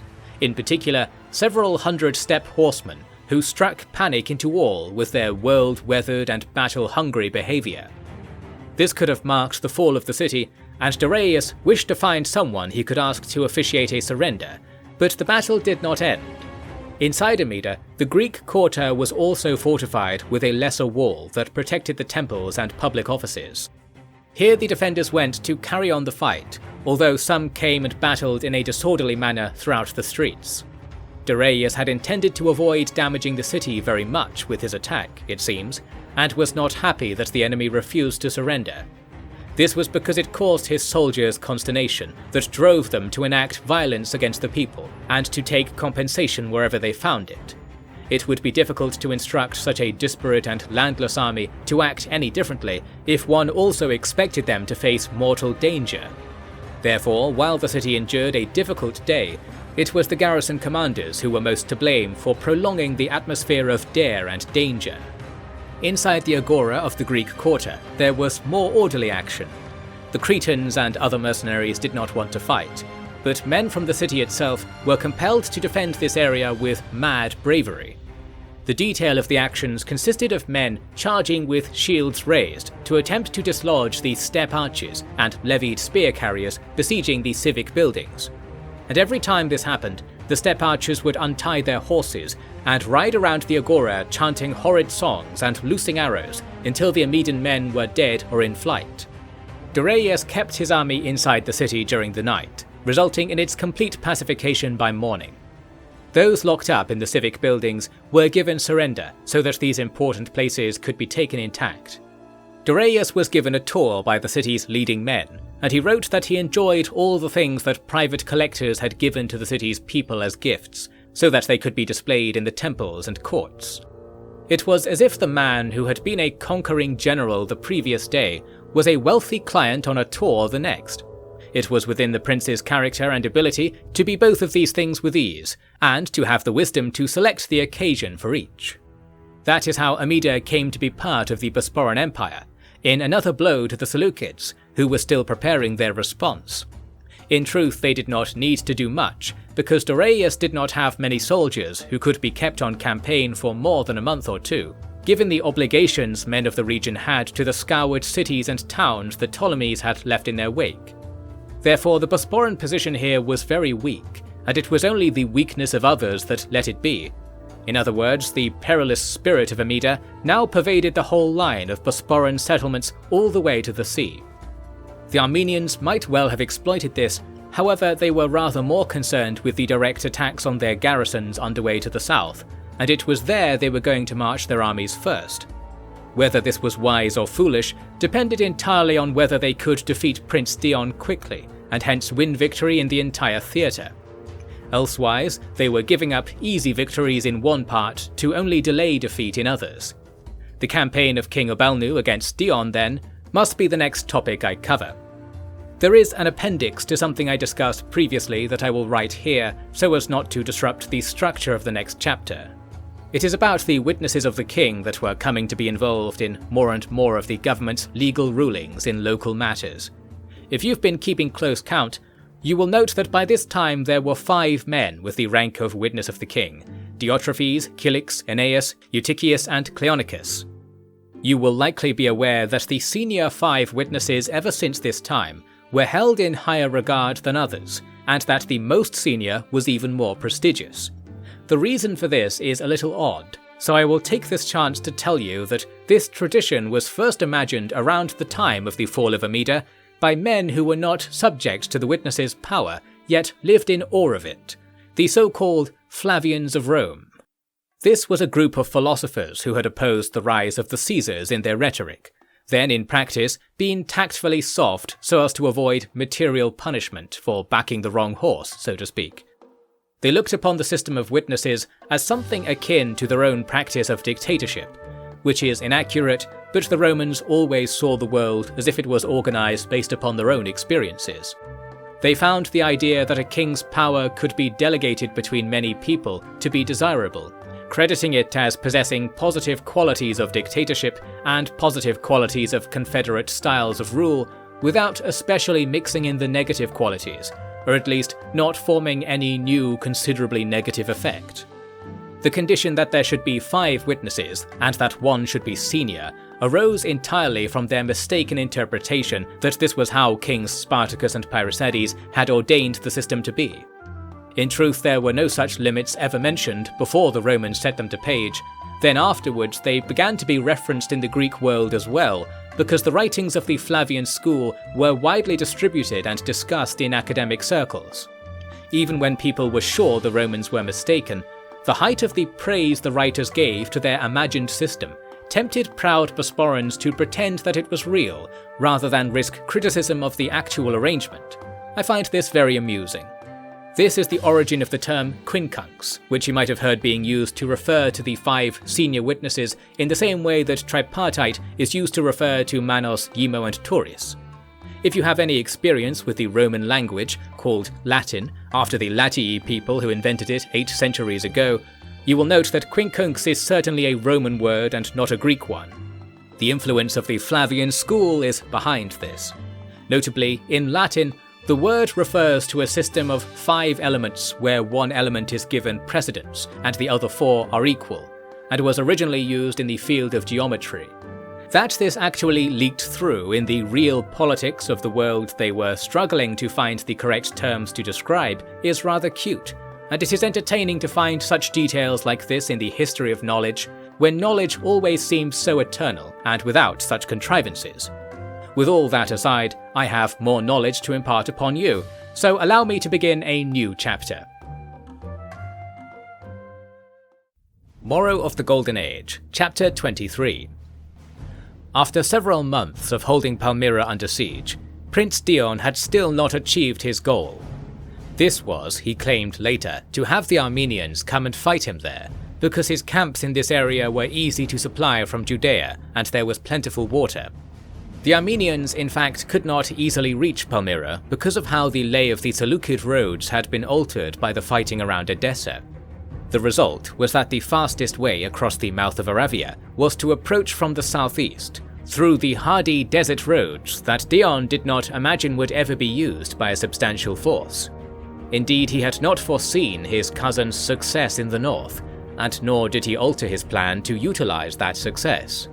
Still, the siege came to an end when Bosporan reinforcements arrived and broke the hearts of the sentries atop the wall, leading to the city's swift capitulation. This reinforcing army consisted of several thousand infantry of Egyptian training and 400 steppe archers of Luthosis training. I would like to note that while Luthosis fashion horse troops were a key part of Bosporan military tradition, if such a newly established thing is really a tradition, almost all true forest folk warriors went west to fight with the king. Those sent to arm other generals were the ones bought through the thriving military industry of the steppe. To elaborate, the empire paid steppe tribes handsomely for cavalry trained in the quick and deadly style of the Luthosis, and the Luthosis had people happy to provide this training for a cut of the huge sums of precious metals being carted around the open plains. To export warriors was a surer way to build a tribe's economic position than to farm sheep or visit seasonal pastures, and so military business was becoming the cultural mesh of the Bosporan steppe, especially in the First Lands. This support army under Alcestis, Dion's Alexandrian strategos and would-be liaison with King Ptolemy, was sent back to Judea because it was very dangerous to have weapons not be brandished against the rural people regularly. Dion did not linger in Palmyra and sped away after securing terms of surrender that left the city freer and richer than they'd been as an Armenian tributary. He rolled along the Armenian border with Judea and Palestine, where there was a single main road serving all the garrisons he needed to reduce. Since news of Palmyra's fall went ahead of him with the camel-riding peddlers, these garrisons decided to abandon their positions or surrender at the first opportunity. This carried on for weeks, until the army reached Bostra. This city was actually closer to Hierosolyma than Palmyra, only the distance between them was impeded by a body of water which everyone called the Dead Sea. One might think this was a reference to Dion's own doing in the area, yet the name is older and of clear origin to any who saw the horrid water for themselves. It was always still and clogged with obscuring, albeit sometimes useful sediments that formed a film on the surface, as if the world itself was attempting to close a wound. Some say when the world was created, it was first created in an inverse fashion, after which it was turned inside out like a headcap, and that this Dead Sea was the axis around which that folding had occurred, leaving it not entirely transformed to a place of life. Was that why Yimo had made the region his personal domain, if the Judeans are believed? You'll as soon find out for yourself by gazing upon the waters and thinking of all possible histories that ever could be than get the answer straight from a highly trained man of Hierosolyman theology. But the only point that concerns us now is that it hindered Dion's return home, and its salt and other minerals enriched the local city of Bostra to the point that its tall walls and many towers hindered Dion's advance. And hence the army halted near the city and built an extensive summer encampment to base the raids on the city surrounds. Dion had a most devious plan already in place for the capture of the city, but it was one that could not be enacted quickly. Just as well, for quick action in the summer heat of the Aravian frontier was possible by those for whom sand was as familiar a thing as dirt. People like this lived all around the city in nomadic droves and isolated villages, but there were no warriors among them to employ because the Seleucids had killed them all only 10 years prior. I am told the reason they did this was that some of the tribes wished to unite under a king and call themselves the Nabatios after a lost kingdom from the ancient times. An ill-fated proposal, although I am happy that people even in the harsh desert had some knowledge of their own history. Dion's scheme at Bostra began so slowly that hardly anyone could fathom what it was going to be. He blockaded the roads as per any siege, but also sent men constantly to inspect various things close to the Dead Sea. I will tell you later what he was doing, because it was a delightfully interesting approach to warfare. You might be worried though that a lengthy and overwrought scheme might expose him to danger. Well, to that I have two retorts. Firstly, that Dion wished danger come to him so that he could fight the Armenians decisively. Whether or not the balance of forces suited that attitude I am unsure, and it may well be that he was being foolish in his desires. And secondly, that the Seleucids remained paralyzed by all that Aeneas had done to them. And with this, let me tell you something else the witness of the king did at the same time as the siege of Bostra. He had mobilized his men from Hecatompilos and cautiously moved down the spice road towards the Seleucid lands. It was so cautious a move, in fact, that 3 months passed before he covered a distance that a good horse might traverse in mere days. Witness Aeneas of then and Strategos Aeneas of before were like different people, and the reason was that Aeneas was afflicted by the curses and vengeful visitations of the men he had slaughtered so mercilessly in his prior battles, most of all the great Ampelios, whose honour and adherence to Golden Age ways, little did he know, had earned him powers that I think are similar to those displayed by the paragons of old. He was undying in spirit, and his material existence was tied to that of Aeneas, such that the single body was sometimes overflowing with 2 personas.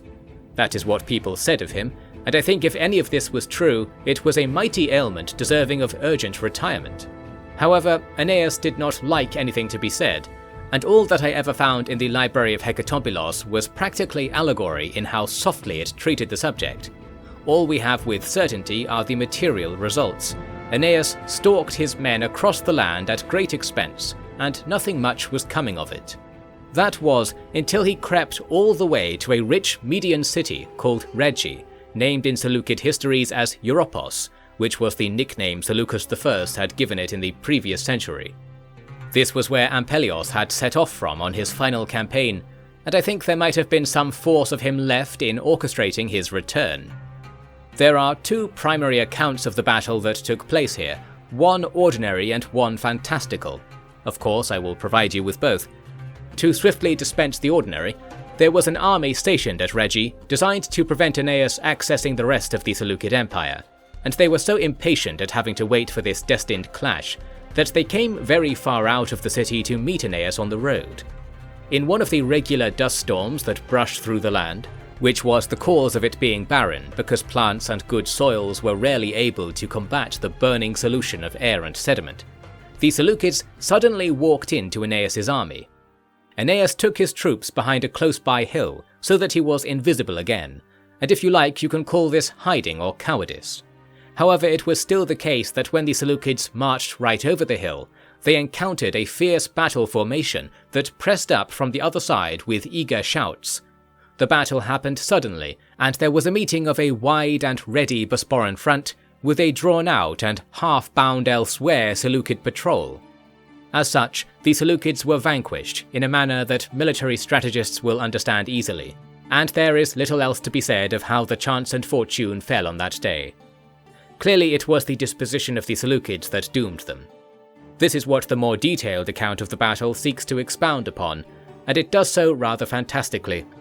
In the most hidden scrolls of Hecatompylos, it reports that Aeneas, after concealing his column behind that hill, went up in person to negotiate with the enemy commander.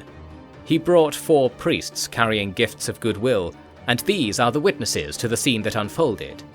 When the Seleucids came close, Aeneas called to them in a loud and odd-sounding way, and at once the priests found that his accent of speech was altered. After he spoke for long enough that they were sure this was not some trick of the desert wind, they concluded he was speaking in a voice the Seleucids would find familiar. This was no mere stroke of diplomatic grace. Aeneas was appealing to the enemy by recounting tales of military feats that they would supposedly appreciate, pertaining to the security of the Seleucid Empire. Then he began professing his dual loyalties to the kings of his realm and the brave warriors that it harbored, during which Aeneas began to weep, ultimately kneeling and carrying on with a hand over his face. The Seleucids who were close enough were as confused as you must be.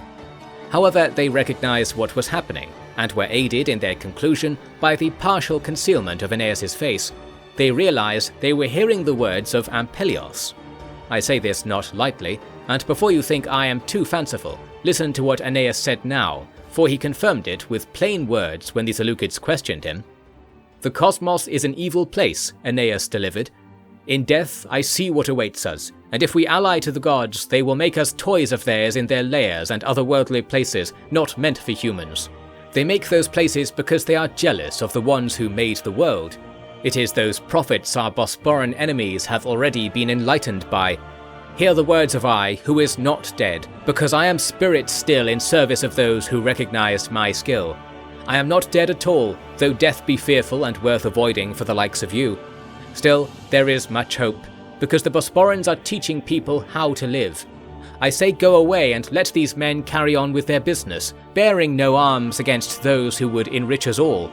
Go away and await a golden age, my brothers. Think nothing of any command that comes from one still enthralled by the meddling gods, and do anything one in possession of the creator Manos' power, the first of the dead Yimos' power, and the spirit of the world throughout time Taurus' power demands. That be I, friends. Make way, I say, swiftly and without pause for what you once knew. I will see you all again. I will." Having said all this, there was uproar among the Seleucids. Firstly, they were reacting to what they had just heard, debating the obvious retort that could be made against the trick it may yet be, and secondly, they had noticed that battle was beginning around the hill because the Bosporans were charging everywhere. Aeneas repeated his entreaties until he was pulled behind a phalanx by his salaried lifeguards, and the priests either drew their metal clubs or retreated to a safe distance.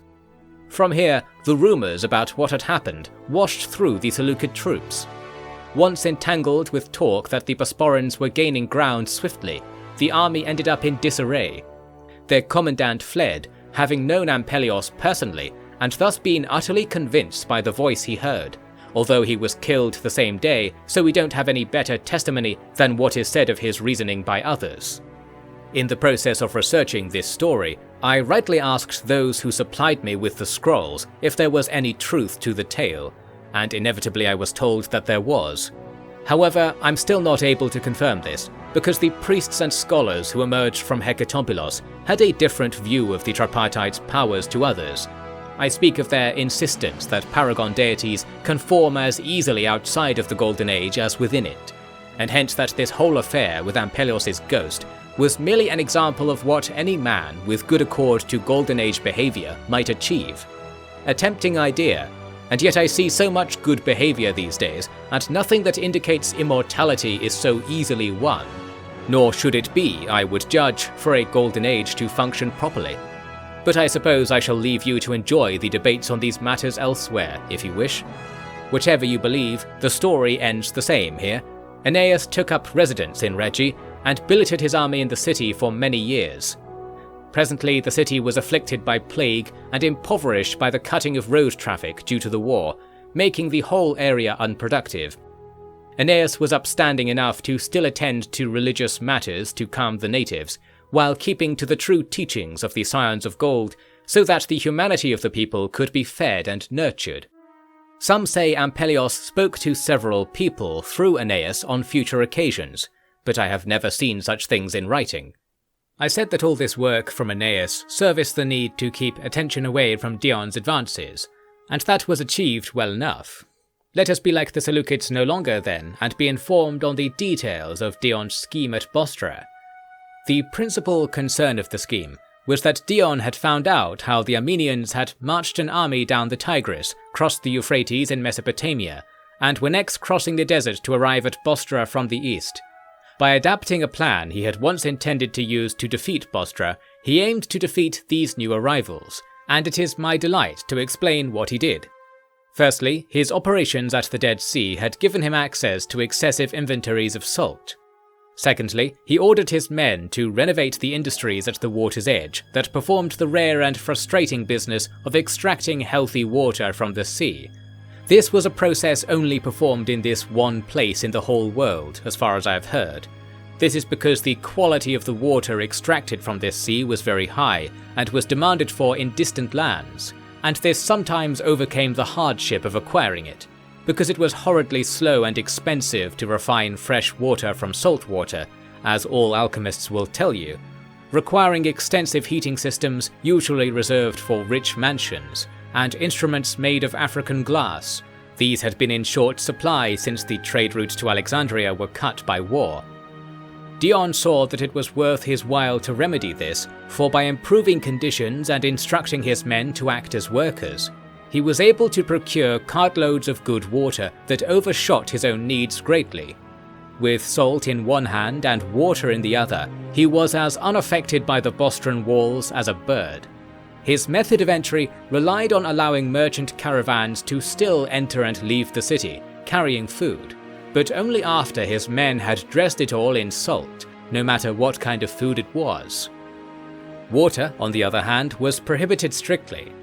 Thus, the people of Bostra were not to starve, but the food they were being forced to eat was so horridly salty that they were either made ill through poisoning or furious thirst, heightening the danger of the siege by shattering all attempts at rationing their water. Some were clever about it and purged as much salt as they could, although this was difficult and not widely successful. The presence of increasingly vital water nearby was widely known, for Dion's produce was paraded before the walls of Bostra in the same cart-mounted cauldrons that once held the blood tithe of Tyre. The people and the merchants alike were naming outlandish prices to receive even small volumes of this water, indicating to Dion that the plan was about to succeed. A few weeks after this manipulation began, he allowed several nights to pass with no sign of the water being presented. With the aid of a company of fast camel riders, he confirmed the day on which the Armenian main force would arrive, and set out with a portion of his army to encamp in their path the eve before. His troops wore civilian clothing, concealed their weapons, and laboured greatly to move the huge water cauldrons to the new camp being established. The entire premise of this move was that the troops were to play as water merchants seeking to exploit the siege, and they would simply claim to have purchased the water from Dion. This was not a simple or hard to unravel ruse. However, the circumstances the Bostran people were in, those being of near delirium from lack of water, meant that only a passing attempt at securing their trust was needed to secure the next phase of the plan. Rumour of this merchant caravan tore through the city, and after the most desperate came out to investigate and returned with full jugs of what might as well have been ambrosia, the civilian body swarmed to Dion's new camp. Here the robe-veiled soldiers did flying business, for any price was satisfactory to the Bostrans now. In this way, the sacking of the city took place quite voluntarily. The only care Dion needed to take was to not sell too much, for only the next morning would his bait truly be useful. Shortly before midday next, the army of Armenia approached. It was led by two storied warriors named Martik and Jerea, the so-called Sword and Shield of the King. They were hardy and statuesque men who had never once hesitated in single combat or in command of many thousands of men.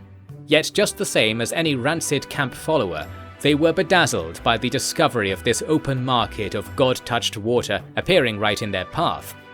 Once incredulity was overcome, this did not take long because the desert had imbued these men with desperation also, the Armenian army went forward in barely tamed mobs to get to the prize before the locals had availed themselves of the lot. The crowds of civilians were pushed aside so that the army could reach the cauldrons. Tasters were used, and Martik and Jerea stood restlessly while waiting to see if anything obviously malicious was going on. Since all the civilians present had drunk from the water, this was an overly strict measure, yet I said these men were known for their prowess rather than intelligence. Dion greeted the generals, acting as the caravan's senior, and signed offers to drink for free. Dion was experienced with sign-talking to foreigners, and even used gestures to give orders to his own men frequently due to his lack of affinity for speech. He presented to them a chryselephantine flask of Judean design and offered it as a gift. This enamored the mountain generals even further. Once they had taken the water for themselves, an atmosphere of cheer gusted about the camp, and the Armenians sat around to discuss the situation with the civilians. Rumours abounded that the Bosporans had withdrawn to fetch more water, because the merchants had paid them so handsomely for it, and it was easy to believe that an invader tinged with Greek decadence was so simple-minded. In this merry congress of refreshment, Jerea was the first to realise something was wrong. This came as Dion turned his robe aside to reveal a leaf-shaped dirk and ran it through Jerea's neck in the same motion. With a bestial howl used as a signal, the prince had his many disguised followers begin slaughtering Armenian men and smashing their weapons. The spilling of blood prompted the genuine civilians to disperse in horror, creating the backdrop of chaos that left only Dion and his conspirators with true knowledge of what was happening. Approximately 2,000 Armenians were killed in the rout, and endless amounts of military gear were stolen or abandoned. Martik was taken alive and forced to persuade some of his footmen to surrender. Others successfully escaped the scene and went to find the rearguard of the army out on the road. Many civilians went to the city, surely aware that some of Dion's men were still hidden among their own number. The gate guards were too sympathetic, or did not understand the danger, so everyone was let back inside, with the spies unaccounted for. This would pay dividends for the Bosporans in the days to come. For the present day, Dion mounted various captured stores and weapons on his carts, and prepared to return to his camp in the north. Regarding his captives, he laid out a gruesome scene that some have described as pious, although I think it is only the Alexandrian school of thought that is likely to agree with this. He lined up 300 prisoners before one of the cauldron wagons, and then dragged Martik to the cauldron's lip. With everyone's attention true on his blade, he slit Martik's throat so that his blood mixed with the dregs of water left in the vessel. The body was allowed to fall in with a ringing splash that erased any composure the soldiers had preserved up to now. Then Dion said, "Please tell me what you will give to make the world again." This line is repeated by some even today, albeit in calmer circumstances, to invoke the giving of one's productivity to the worldly cause of the Golden Age. In this case, though, it was interpreted by the translators to be a call for death. The soldiers were in tears because of their love of their general, and because of the hopeless situation they had been thrown into by their own error. Some volunteered to come up to the wagon and be thrown into the cauldron also. Dion happily sliced the throat of each man and praised them with barked titles like "My King" and "Worthy of the Gods." After 15 men were killed in this way, no more were willing to come forward. At this, the ceremony was ceased, and Dion transported his prize back to camp. The remaining captives were likely astounded that they were not punished or tortured for their choice, but I believe they were actually being taught, in the most unmistakable way, that Dion had a sense of justice. There were many he wished death upon, however he had kindly offered his enemy the option of life or death, and been very diligent in seeing their choice honoured. This is an interesting quality of his, and one that he did not always display, rather being a behaviour he chose to show when it suited his mood. I cannot decide if this improves or detracts from his character, so I cannot recommend a course of action when it comes to studying him. What we can say with certainty is that the ploy was a resounding success. The Armenian army was brilliantly diminished. Bostra was filled with men eagerly awaiting a signal to throw open the gates, and the development of industry that the scheme nurtured was a clear example of the rejuvenation of the world, in line with the taming of a world that is ultimately a mere extension of humanity, and should not be left to work against us if we in turn should not work against it. Most will end the story here, however there is a blemish to the tale that casts a shadow on Dion's genius, such that many stop at the final milestone. Since it in reality is hardly as bad as Dion's acolytes believe, and is as real a part of history as anything I have described, allow me to complete your knowledge of the Siege of Bostra. The objectionable event was a battle that took place a few days after the slaughter on the Eastern Road. I mentioned before that the Armenian rearguard had not fallen prey to the water merchant ruse, having marched one day behind the van and centre. Fleeing men alerted this detachment to the danger. Since retreat was impossible without resupplying, they had to carry on forwards all the same. This detachment was disproportionately rich in heavy knights and experienced soldiers, among whom strategy and battle sense was common enough that they detected the present weakness of Dion's position. By racing across the desert at an angle, they could approach Dion's original camp via a direct bearing. This method of passage brought them to the camp one day before Dion. They hoped to ransack it, seize provisions, and perhaps even turn the situation into an overall military victory. However, the camp was not unguarded. Dion had summoned Alcestis and some of the Egyptian soldiers to come and carry on the work at the camp, in case more material was needed to conclude the scheme.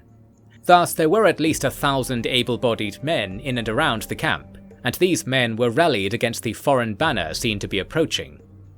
As the two sides formed up for battle, Alcestis was unhappy to receive word of further danger.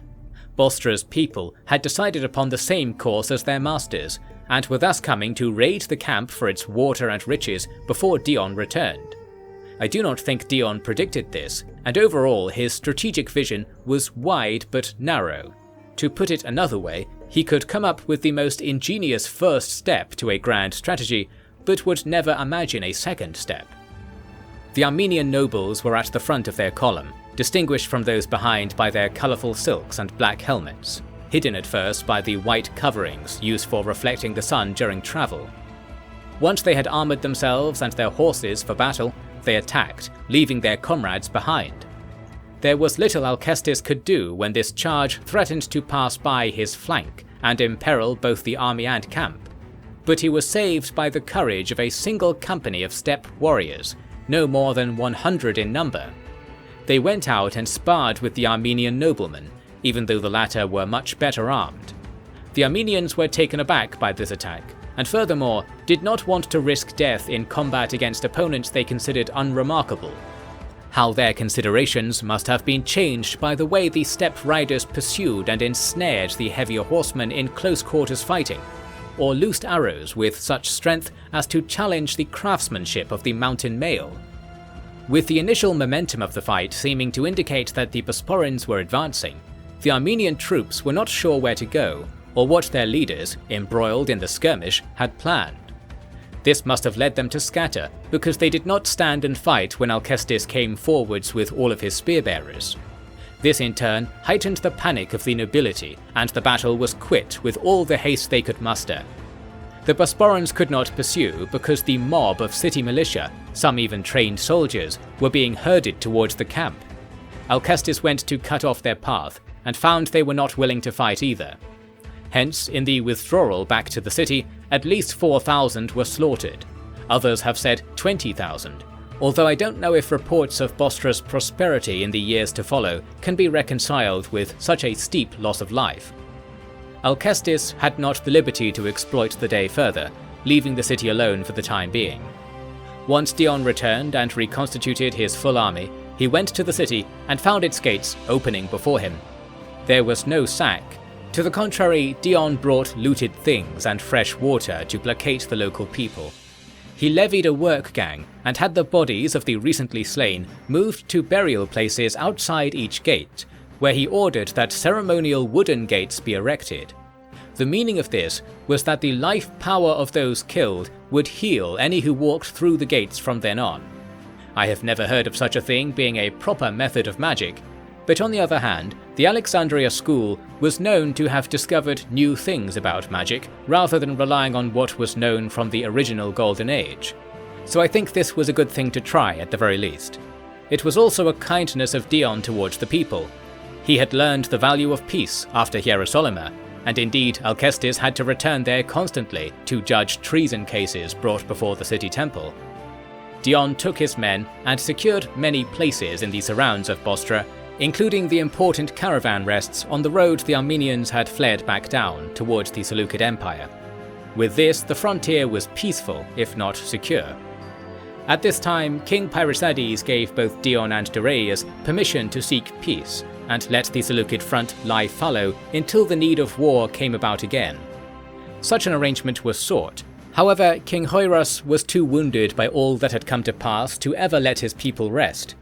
The original cause of the war was long forgotten, and the Bosporans had no cause at all, but that a state of war couldn't be ignored. There was no ancient wisdom to procure, no great injustice to right, and no reason why the people should be denied their peace and wealth to please the wants of kings. Indeed, it was not very different to the kind of war that ended the Golden Age, so bitterly far from the hopes that a new Golden Age might be nigh.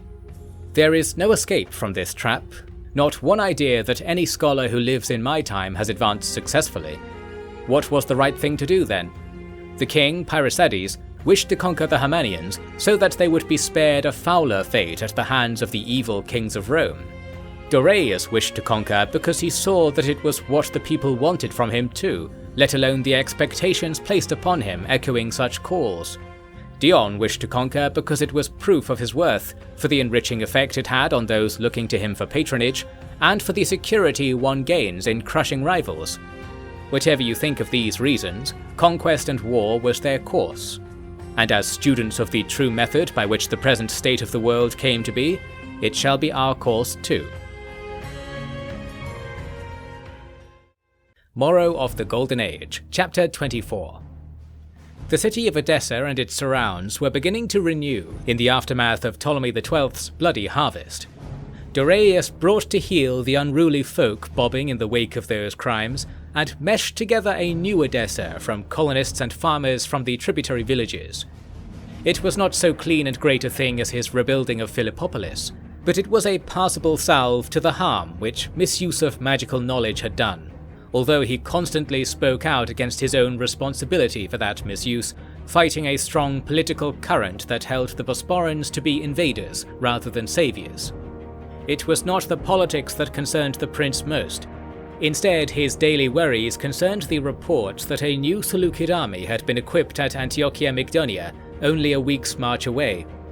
Dorias's instinct was to keep his new lands free of war, and hence he gathered an army and went to encamp close to Antiochia Mygdonia, a bold statement that would demand the enemy's attention.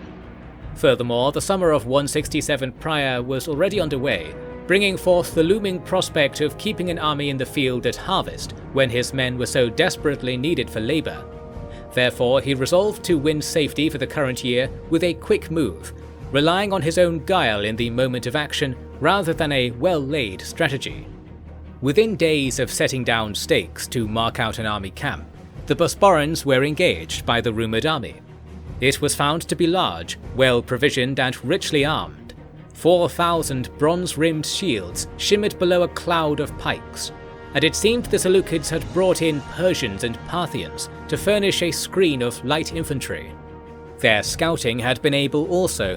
They wheeled along small siege weapons, including catapults, that would stymie any attempts by the Bosporans to remain in their camp and deny battle.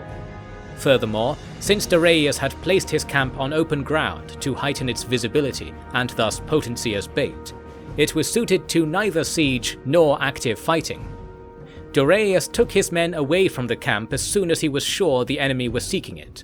In his own account, he says that he intended to fight in the open field so that a way past the Seleucid phalanx could be charted.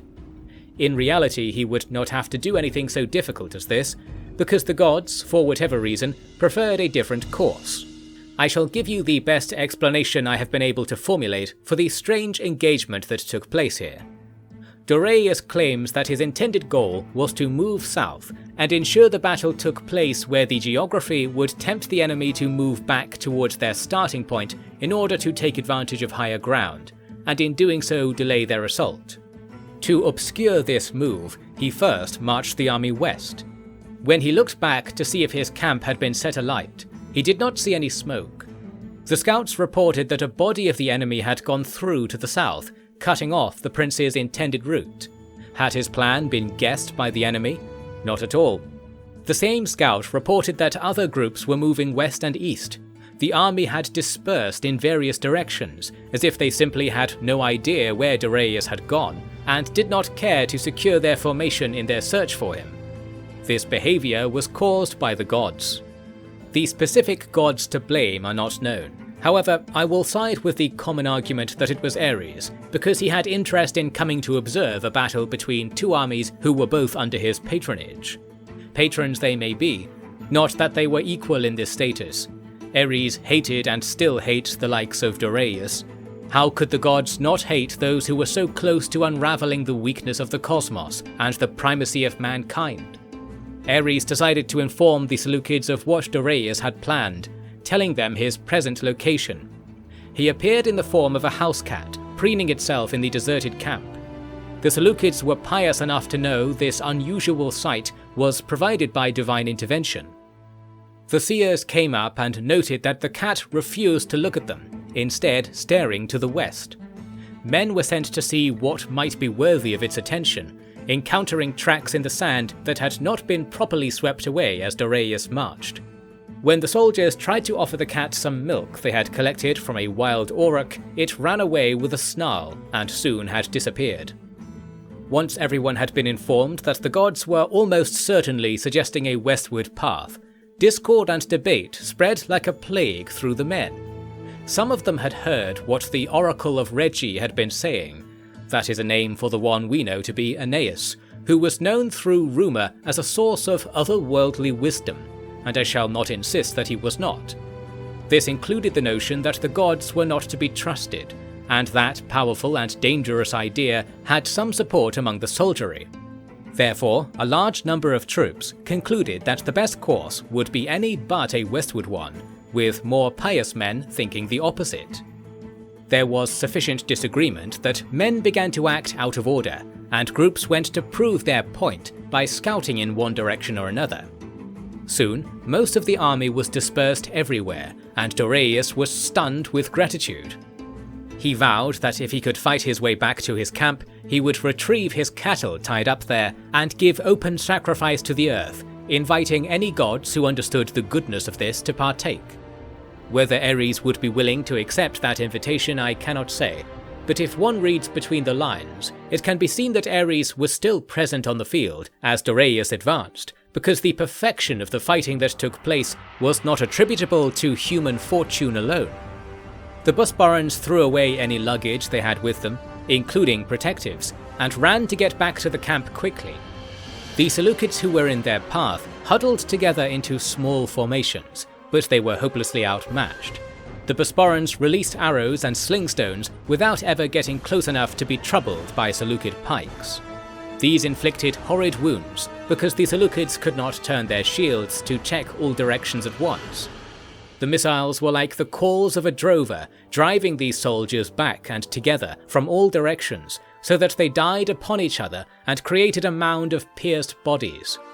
Dorius brought up priests to kill the wounded and place stakes around these mounds, so that spells of rejuvenation could be done, properly returning the warrior's strength to the world. He had a few Lithosis of pure breed with him that might have helped with this, but they had departed on their horses to scout for the enemy. On these ventures, they found and destroyed the catapults set up to threaten the camp, aiding in Dorius' return and scattering the enemy's civilian followers loitering in ignorance nearby. By the time the cattle in the Bosporan camp were being prepared for their righteous purpose, the Seleucids had suffered several thousand killed, and as many more detached from their officers to wander the desert. The land here was not especially harsh, so it is likely most returned to Antiochia Mygdonia shortly.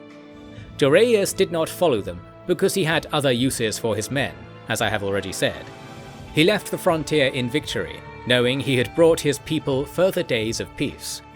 The number of days in question were surprisingly few, because the Seleucids still had many troops yet to complete muster, creating the effect that the defeated army was larger when it got home than when it had been set off, despite their humiliating defeat.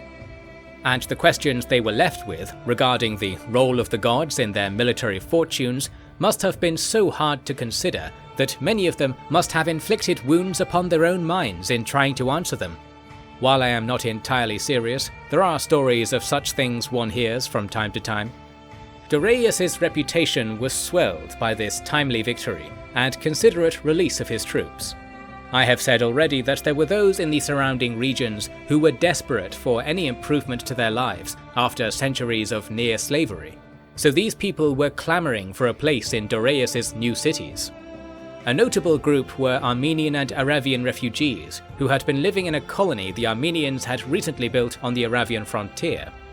They said that men had come from the desert and destroyed their town without mercy, and it was obvious from the description of the event that Prince Dion was the perpetrator. Indeed, the prince apparently treated the frontier peoples of Arabia very harshly, wishing that none would dare disturb his tenuous and hardly defended territories there. One cannot argue that it was not an effective approach, as ever is the case with Dion, although one feels inclined to argue against it all the same. This is the duty of others, so let us move on.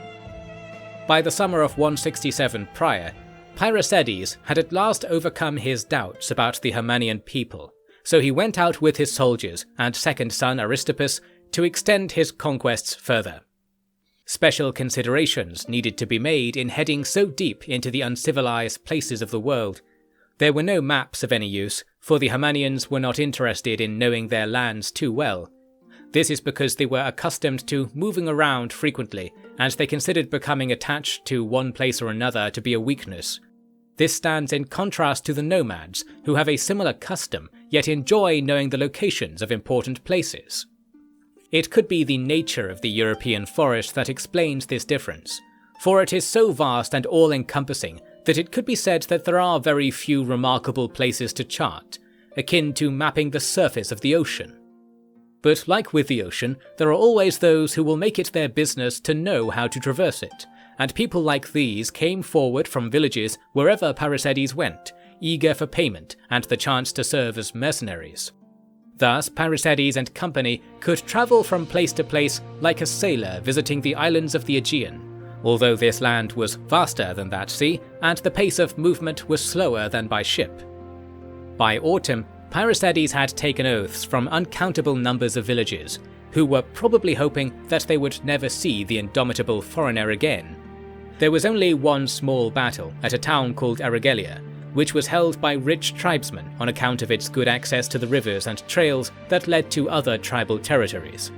Since it was a fine strategic point, Pyrrhosides had Aristippus establish a garrison there and begin teaching the local people about the truth of the world. The king wished to carry on sailing the Green Seas, as it were, and was able to use his knowledge of the stars to have his scholars determine their actual location. He realized he had strayed very far from Kysurgis, and there were certainly places closer by to his home base that he needed to take submission from. For that reason, he began hiring guides to take him east, towards the part of the forest called Suabia, after the Suebi chiefdom that had conquered many of the people there. They stood apart from the general label of Cimbri given to the northerner-led alliance of other tribes who wished to conquer south. It would have taken only a few weeks to wipe this small chiefdom from the border, had there not been a savage intervention on the part of the gods, perhaps seeing that a stronger hand than that of Ares was needed to waylay the destiny of Manos's creations. Before departing Erigelia, the king dispatched witness Diotrephes to properly mark the trail back to friendly territory, and to summon engineers from Apollon for the proper attachment of the people to civilization. It was not a certain thing that the party would complete this journey successfully, given the treacherous nature of the people to be found nearby, let alone the geographic difficulties. This concerned the king greatly, and only with substantial effort did his officers convince him not to take the entire army to escort his good friend. Instead, he conceded to the military expediency of going east to secure a shorter route of communication, and to take more ignorant people into his domain quickly, so that they might be put to use in building the Golden Age. The various journeys began with the coming of spring, very late in those dark places. After several days, the king was almost killed when a tree suddenly fell across a trail in front of him. It was judged to have been affected by disease. However, Parysades was in a state of absolute alertness for any news that omens carried. Omens were hard to find in the forest, as birds were overly numerous, and other beasts that the gods used as messengers were quick to escape in the rare cases that they were even spotted.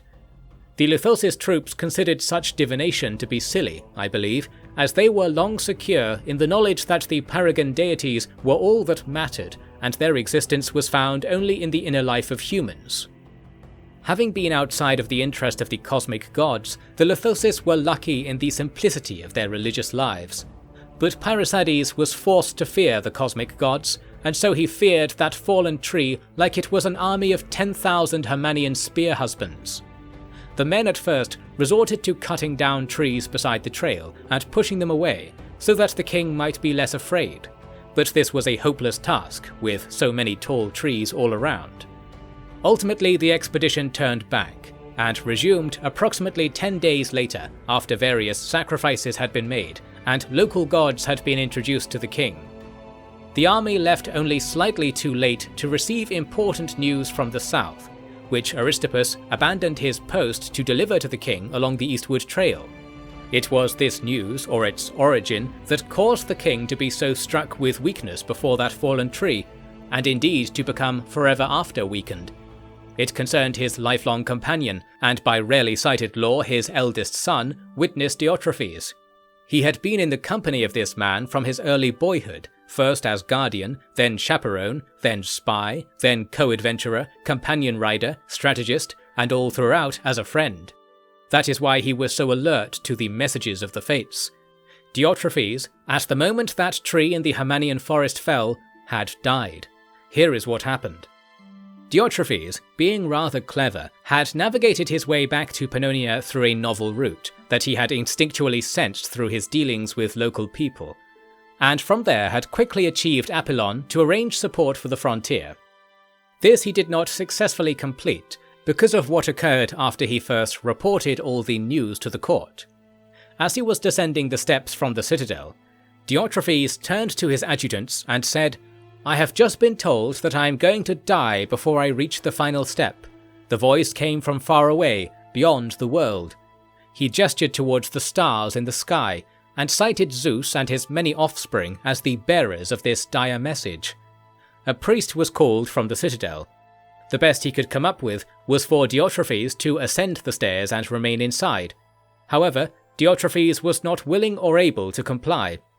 Instead, he paced back and forth on the same stair he had halted on, and behaved as if he could not hear the protestations around him. Seeming to hit upon some private idea, he turned to the sky and proclaimed, "Even I cannot return to the earth?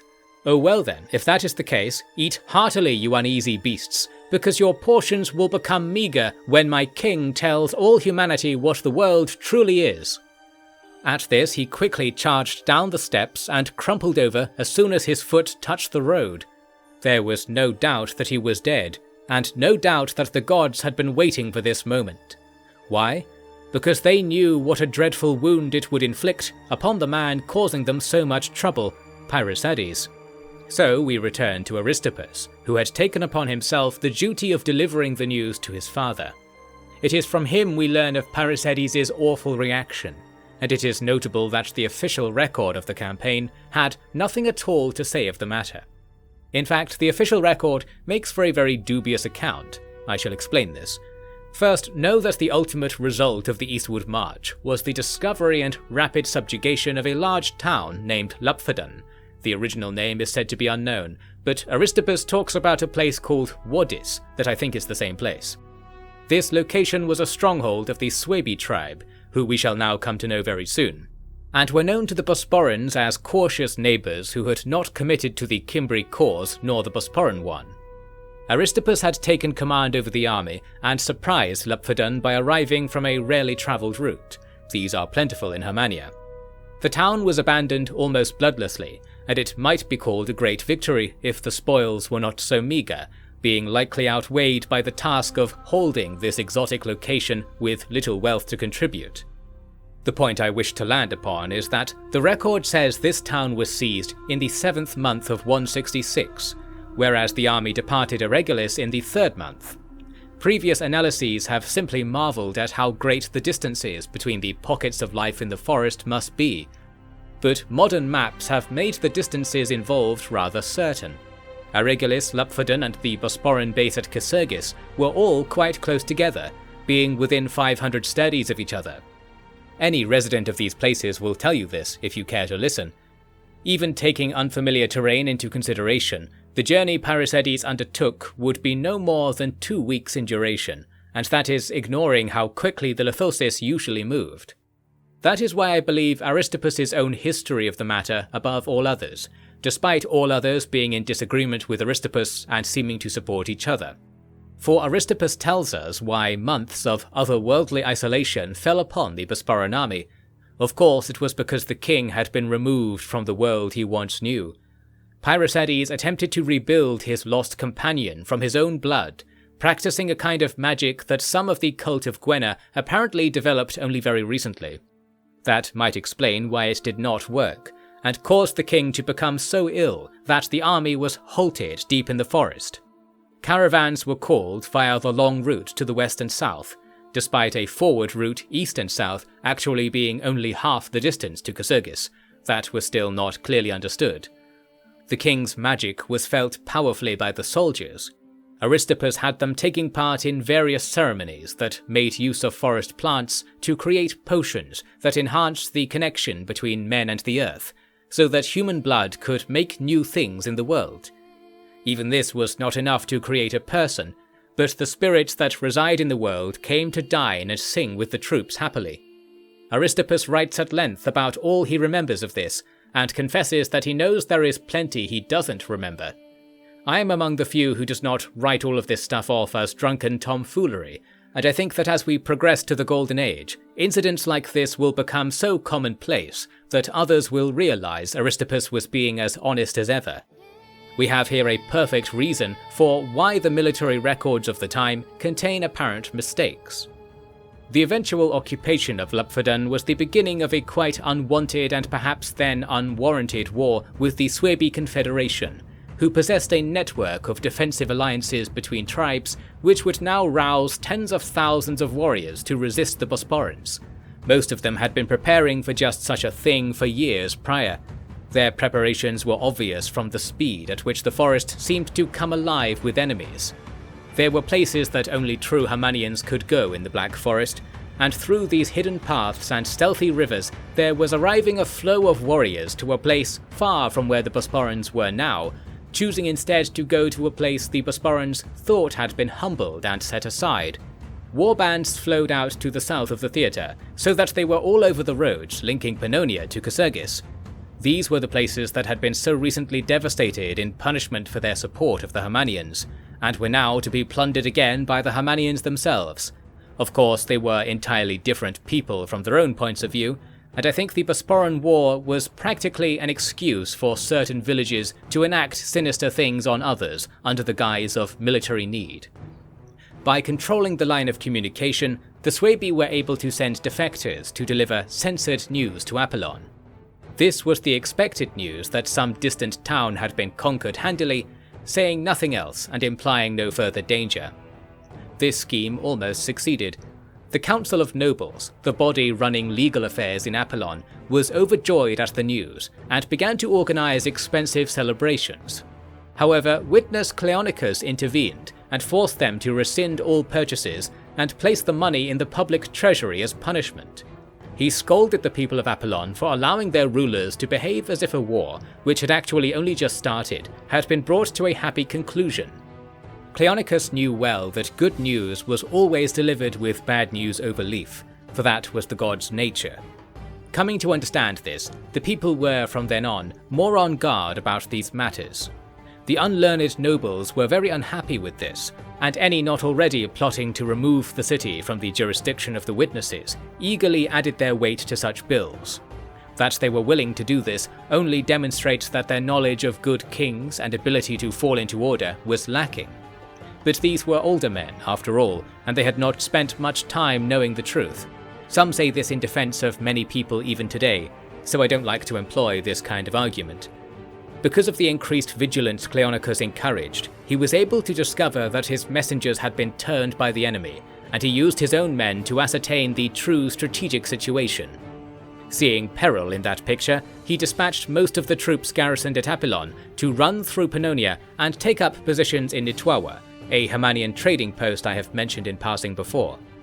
It was more significant now than then, because the Bosporans had surrounded the place with walls and consolidated several surrounding villages into a single urban centre for the purposes of overseeing the people's labours and exposing them to the words of Manos in a straightforward way. This made it an ideal place for the Himanians to raid and for the Bosporans to make a stand. The only other useful location would have been the walls of Apollon itself, for all of the land in between was undisciplined colonial tracts worked by men who, by Cleonicus's orders, were not permitted to own weapons. This policy was a compromise to the nobility of Apollon and the two Pannonian city councils of recent birth, who all held their stock of foreign freedmen to be of doubtful character for no reason. Overall, it appears Cleonicus had invited danger with one hand and uncovered it and repelled it with the other. He was not unlike the fates he played against. Perhaps his most important edict was to have Lithosis' riders navigate past the enemy and alert the king to all that was really happening, and indeed that any news he had received recently was probably written and distributed by their devious enemy. There had been a great deal of this, but it had not affected very much, because the king had refused to read news from the south, fearing such an avenue of new developments now. Always having been lucky, the king remained so even in his anguish, and that is as much as I need say about the strength of fortune in aiding those who follow good men. The messages in question were a variety of misdirections, attempting to make the king take his army west. Instead, he went east, though it was Prince Aristippus in charge of most things by this time. Once word arrived that the messages had been falsified, the king took the army with greater confidence to approach the one place it seemed those messages had not wished them to be, that being even further east than Lupforden. Hence they came to the capital city of all the Suebi, which was called Bedorgis. This was where the Suebi were mustering a new army to hunt the Bosporans once the latter had lost themselves in the forest. Instead, those Bosporans arrived in good order before the muster was complete, and terrified the leading families of the city. The city was not walled because they had been burned down, and furthermore there was a martial spirit about these people similar to the city of Sparta, in which wealth in defensive measures was taken as an admission of defeat, so to speak. Do not seek a rational explanation from such people who believe this. Because the king did not seem interested in commanding his men, Aristippus ordered his 5,000 soldiers to go and challenge for battle on a hillside close to the Suebi camp. It was a finely chosen site, with a forest to guard his rear and open ground in front, with a river further on that would pin the enemy if they attempted to escape. In fact, it was so strong that there is a chance that the Suebi would refuse to attack it, which was a subtlety that the prince did not appreciate, since he was learning these things bit by bit between the things that interested him more deeply, such as comic verse. We do not know what the strategy the Suebi had in mind was, and it hardly mattered in the face of what actually took place next.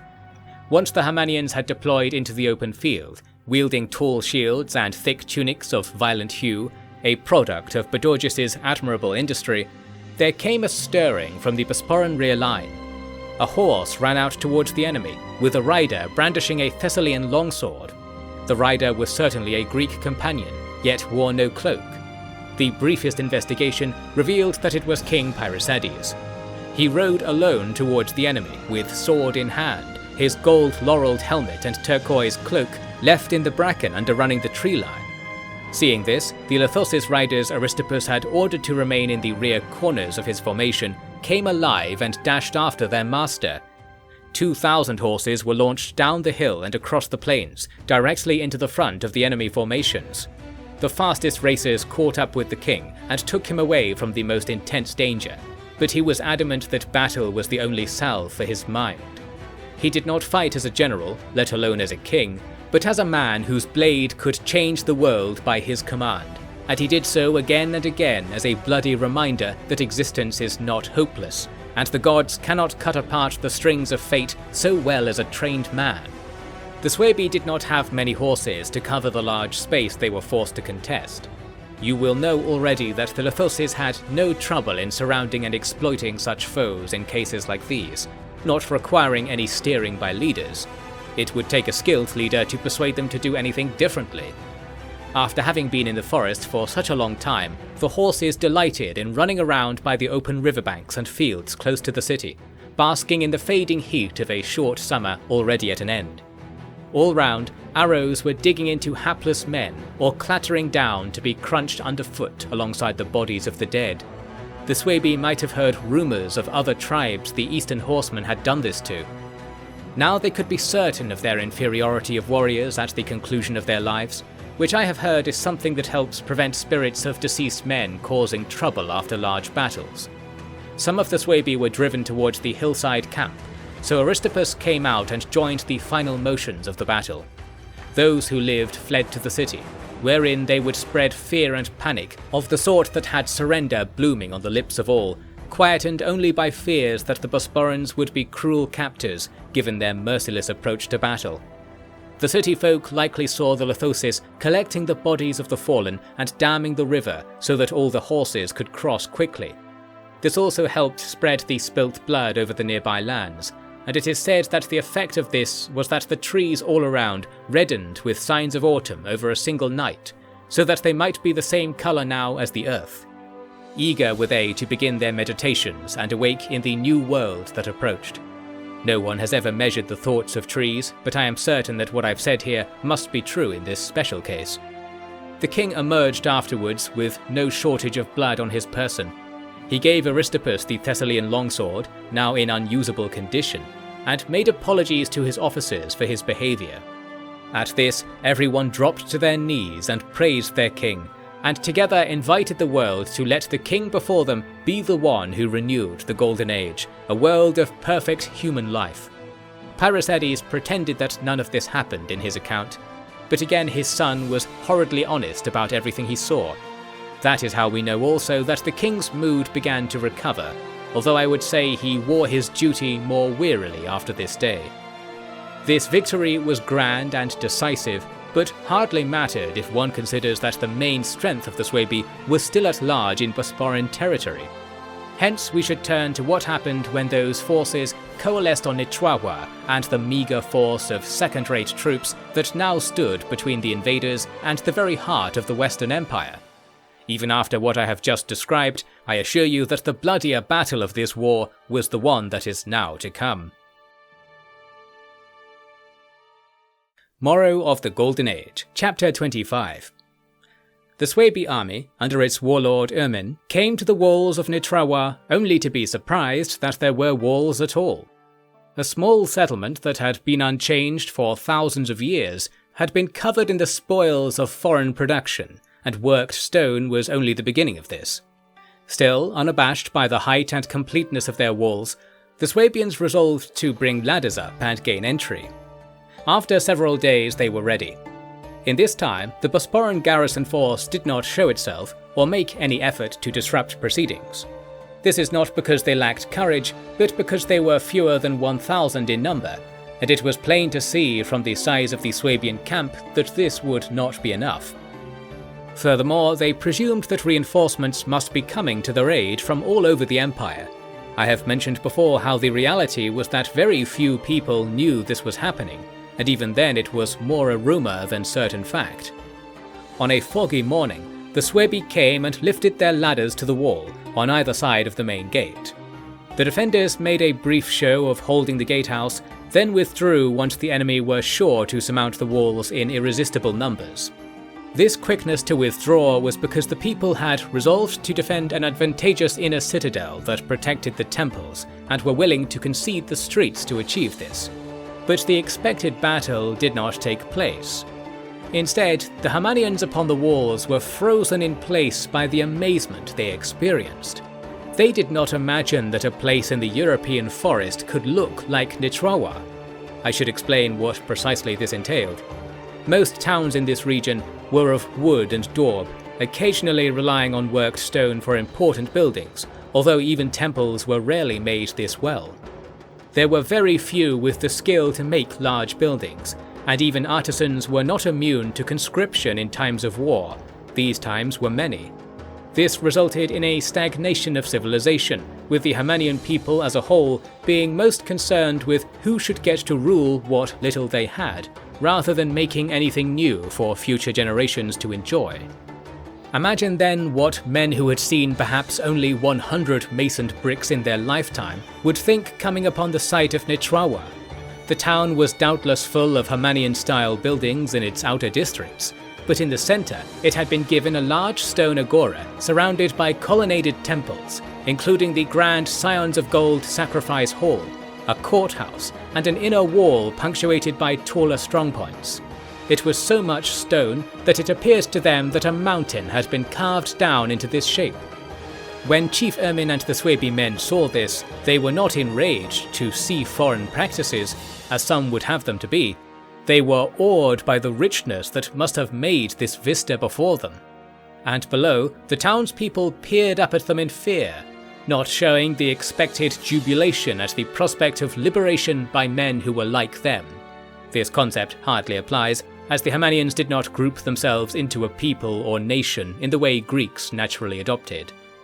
I think they must also have suspected a trap was being planned for them, since a town that built such grand walls was unlikely to give them up without a fight unless something even more potent had been prepared instead. In this way, a combination of military experience and utter astoundment at what the world was really like in the Southlands gave them enough caution and pause to prevent their advance. The men contented themselves to tearing down the gatehouse, which they found difficult and could not completely achieve, and after the day had passed they withdrew to their camp. The next day they moved the camp to be more distant, although they carried on harrying the roads so that the town remained in conditions of siege. From here, a full month passed. Witness Cleonicus had already stocked the town for longer sieges than this, so a semblance of regular life carried on inside, with the presumption that the king would come and rescue them. Regrettably, this was not the case, for the news had far to go and many obstacles to overcome. Indeed, it was during this month of pause that the king was winning his victory deep in the forests, recorded in my previous chapter. Finally, the Swaby elected battle as a desirable approach, and what mad conferences they must have held to have been stuck in deliberation for so long, we cannot know. Most reasonable would be the hypothesis that they were gathering additional warriors, not knowing what strength the Bosporans could get from their stone citadel, but at least knowing that this deficiency warranted caution. Lesser men would have thrown their lives away to serve blissful ignorance, so I think we should praise the Swaby for their strategic insight. The strategy of the Bosporans was rather sound too. As before, they did not contest the walls. They were also not fully repaired from the previous assault because no one still living there knew how they'd been built. The people were evacuated into the citadel's buildings, while the soldiers lined up on the wide staircase that separated the raised citadel from the town at large. The Swabians could see this formation at the main gate, and at first ignored them. Once they realized that this was the only place the townspeople could be found, Chief Ermin had to whip his warriors into the attack, since the warriors preferred to loot the town instead. Soon a battle was organized, and here the Swaby found themselves at a disadvantage. They came up the staircase and had to fight from 1 or 2 steps below the Bosporans. Furthermore, the Bosporan men could protect their whole bodies with their shields held low, whereas the Swaby had to strain to hold their shields high, not only because of the immediate fighting, but because the rooftops and towers of the citadel were lined with townspeople wielding bows and hurling projectiles. For most of the day there was fighting in this one spot, and every push against the walls of Bosporan shields, the colonial Thyrios design, resulted in bodies adding obstacles to the steps. The Suebi tried to move these out of their way, yet even while this was done, there were stones and javelins falling down at high speeds.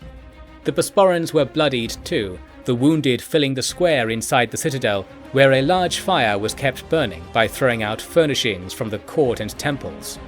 But on balance, the Suebi lost half of their men after the day's attempts and went away miserable.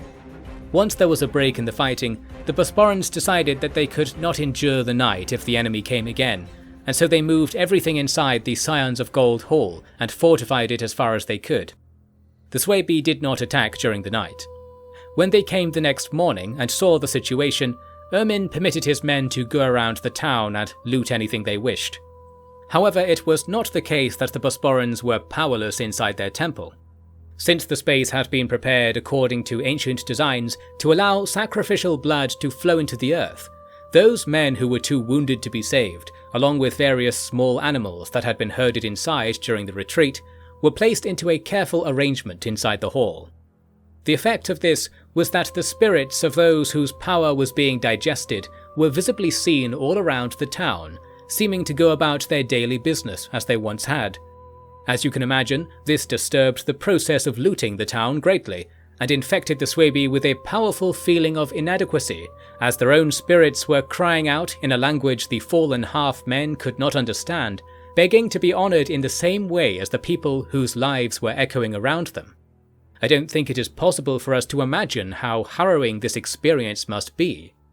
Since it was simple enough to deduce that the Scions of Gold Temple was the source of these unsettling things, the looters were rounded up by their masters to gather again as a military force in the main square.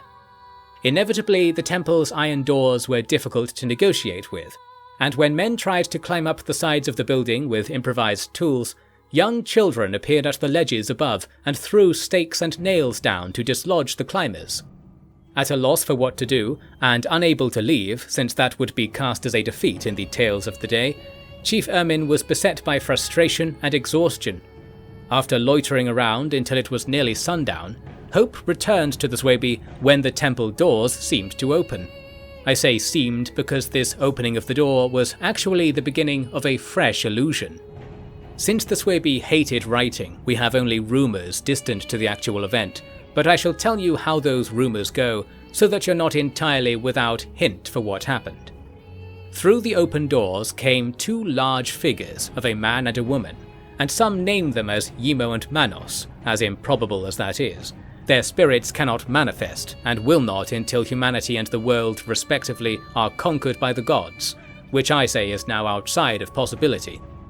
These spirits instructed the Suebi that they were descendants of ones who had been corrupted by the jealous gods, and all of their problems would fade away if they only realized what they were supposed to be doing in life.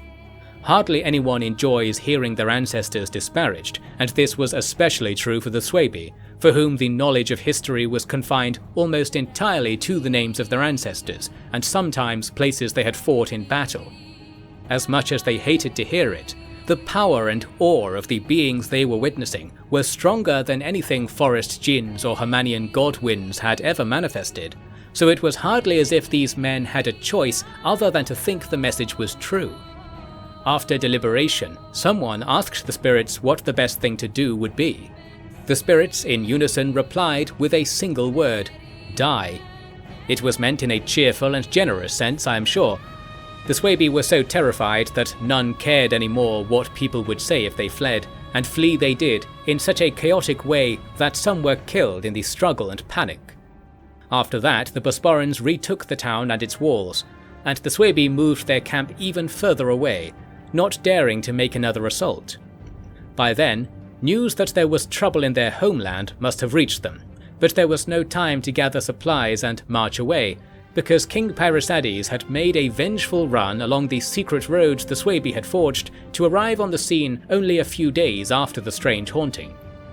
Having left Aristippus to continue his best efforts winning the graces of foreign tribes with his theatrical court presence, the king was racing south so that he could go to Apollon. The Suebi, for all their well-planned strategy, had now made the mistake of being in the fiery king's path. First, they had been impressed by the defensive works the Bosporans had put up. Then they had been amazed by the craftsmanship and permanence of their important buildings. Then they had seen firsthand how even Himanian peoples were passionately fighting on behalf of the self-righteous foreign gods. Finally, they had seen the images of those gods themselves. To now see the battle-hardened Lithosis wielding the captured heads of their recent victims bearing down upon them, the Suebi must have realized that their lives had been ones of the most guilty errors the world can harbor. So it was that they hardly fought back as the arrows fell and spry horses danced among those begging to have their spirits saved.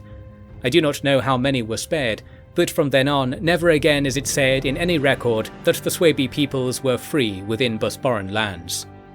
To summarize the conflict, the Suebi had inflicted only superficial wounds on their enemy and had been forced to give up their capital city and at least 10,000 warriors in exchange.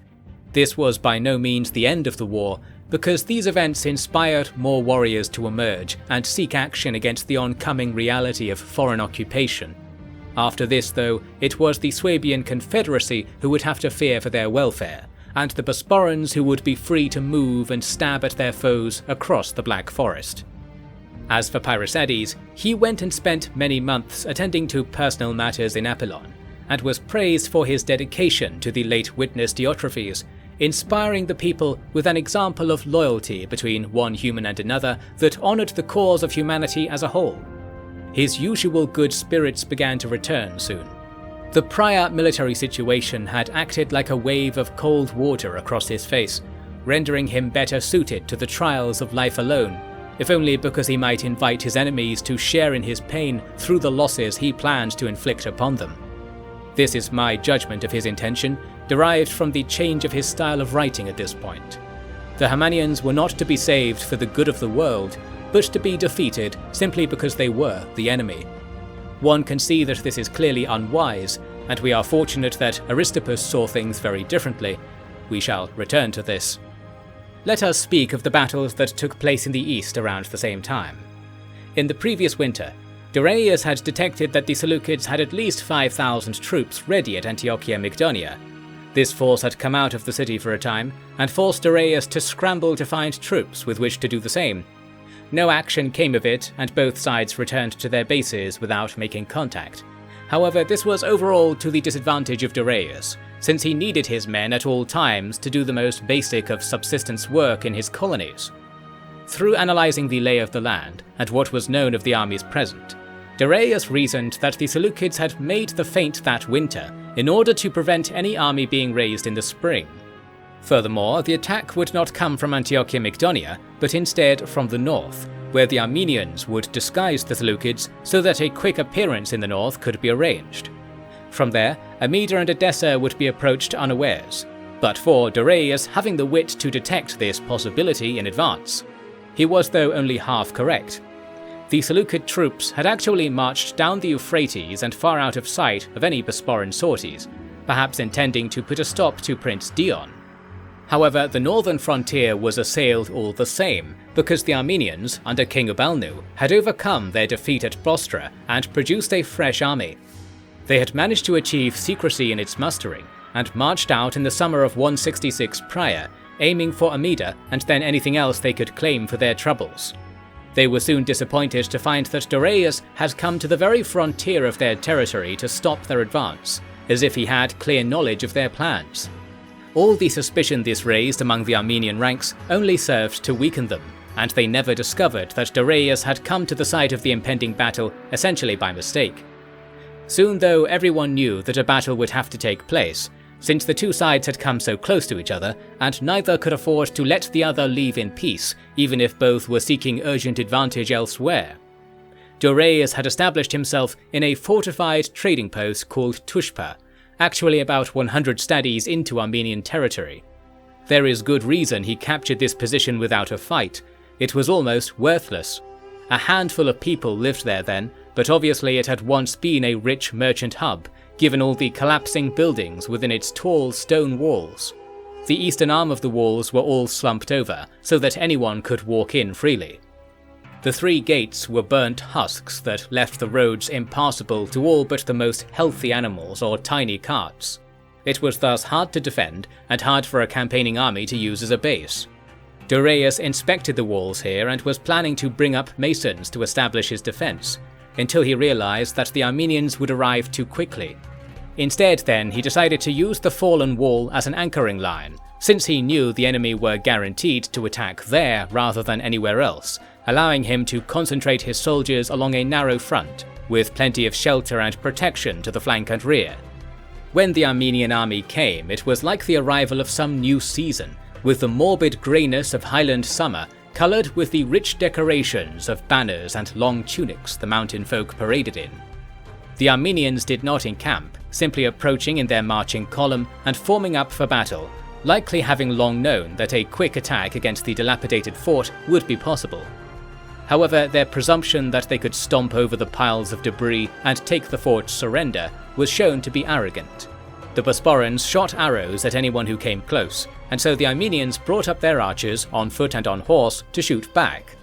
An entire day of this combat saw both sides bloodied, though the Armenians had the worst of it, since they were in the open, while the ruined fortifications were not completely useless to the Bosporans. The Armenians occupied a small village nearby to regroup for the night. At night, though, the Bosporans saw more and more troops arriving to this village, because the Armenian column had been enormous in size. Dorius knew well that there was no place behind him that would survive the arrival of this army, and so his entire body of achievements came to be staked on the performance of a fort that not even bandits bothered to use, let alone respectable armies. It was not too late to retreat. However, Dorius had sent out certain orders which would be spoiled if Tushpa could not be held, and I shall reveal those to you as they become apparent. Arriving with the rearguard of the Armenian army was a siege train that featured Pontic bombardiers. These men built catapults from pieces in their wagons and aimed them at the breach in the wall. There was no shortage of large rocks in the area with which to terrorize any men who stood in the breach, or any who were hiding in the buildings behind. In tandem with this attack, infantry came up to challenge the wall while the Bosporans were disturbed by the bombardment. Dorius was so concerned by the potency of this attack that he took half of his horsemen, around 100, and suddenly rode out of the fort in person, vaulting debris and shouting wildly to catch the enemy's attention. The catapults were positioned off to the side of the enemy's main route of advance, so as to have better sightings to exploit. So it was the case that actually there were no men standing directly between Dorius and the artillery line. The bombardiers stood fast at first, probably believing that the infantry would fan across and protect them. Quickly they realized that those men were too slow-moving to achieve this, hence the catapults were abandoned before Dorius and company arrived. Because of how these devices work, it is simple to damage weak components, such as ropes, to render the whole machine disabled. After quickly achieving this, Dorius ran after the fleeing crews to harry them away from the scene, and further draw infantry away from the battle. After this, he left most of his men in the field to carry on dashing about in a confusing way, while he himself ran to attend to an important matter which will become apparent the moment I'm able to describe it. Before then, a serious battle for the fallen fort came about. The Armenian body of soldiers were divided between heavy mounted warriors and the massed ranks of spears, who were also carrying very tall shields, which they used in place of armour. When these men came up with strong will to advance, the barrage of arrows the Bosporans could offer was useless. Since what remained of the wall was impossible to defend, the Bosporans ran back into the streets. What I call streets were more like alleys between the old buildings, but they functioned ideally for what the Bosporans had in mind. This was because Dorius had enjoyed the previous combat performance of his Egyptian troops so much that he'd gone out of his way to pay off deserters from the Ptolemaic campaigns to join him, giving him a few hundred heavily armed men who were trained in Alexandrian warfare, that is, the use of the sarissa in close quarters battle. This weapon is almost unbeatable when the formations wielding it are approached from the front, and by blocking the alleys of the fort, the Egyptian men ensured they would have this advantage.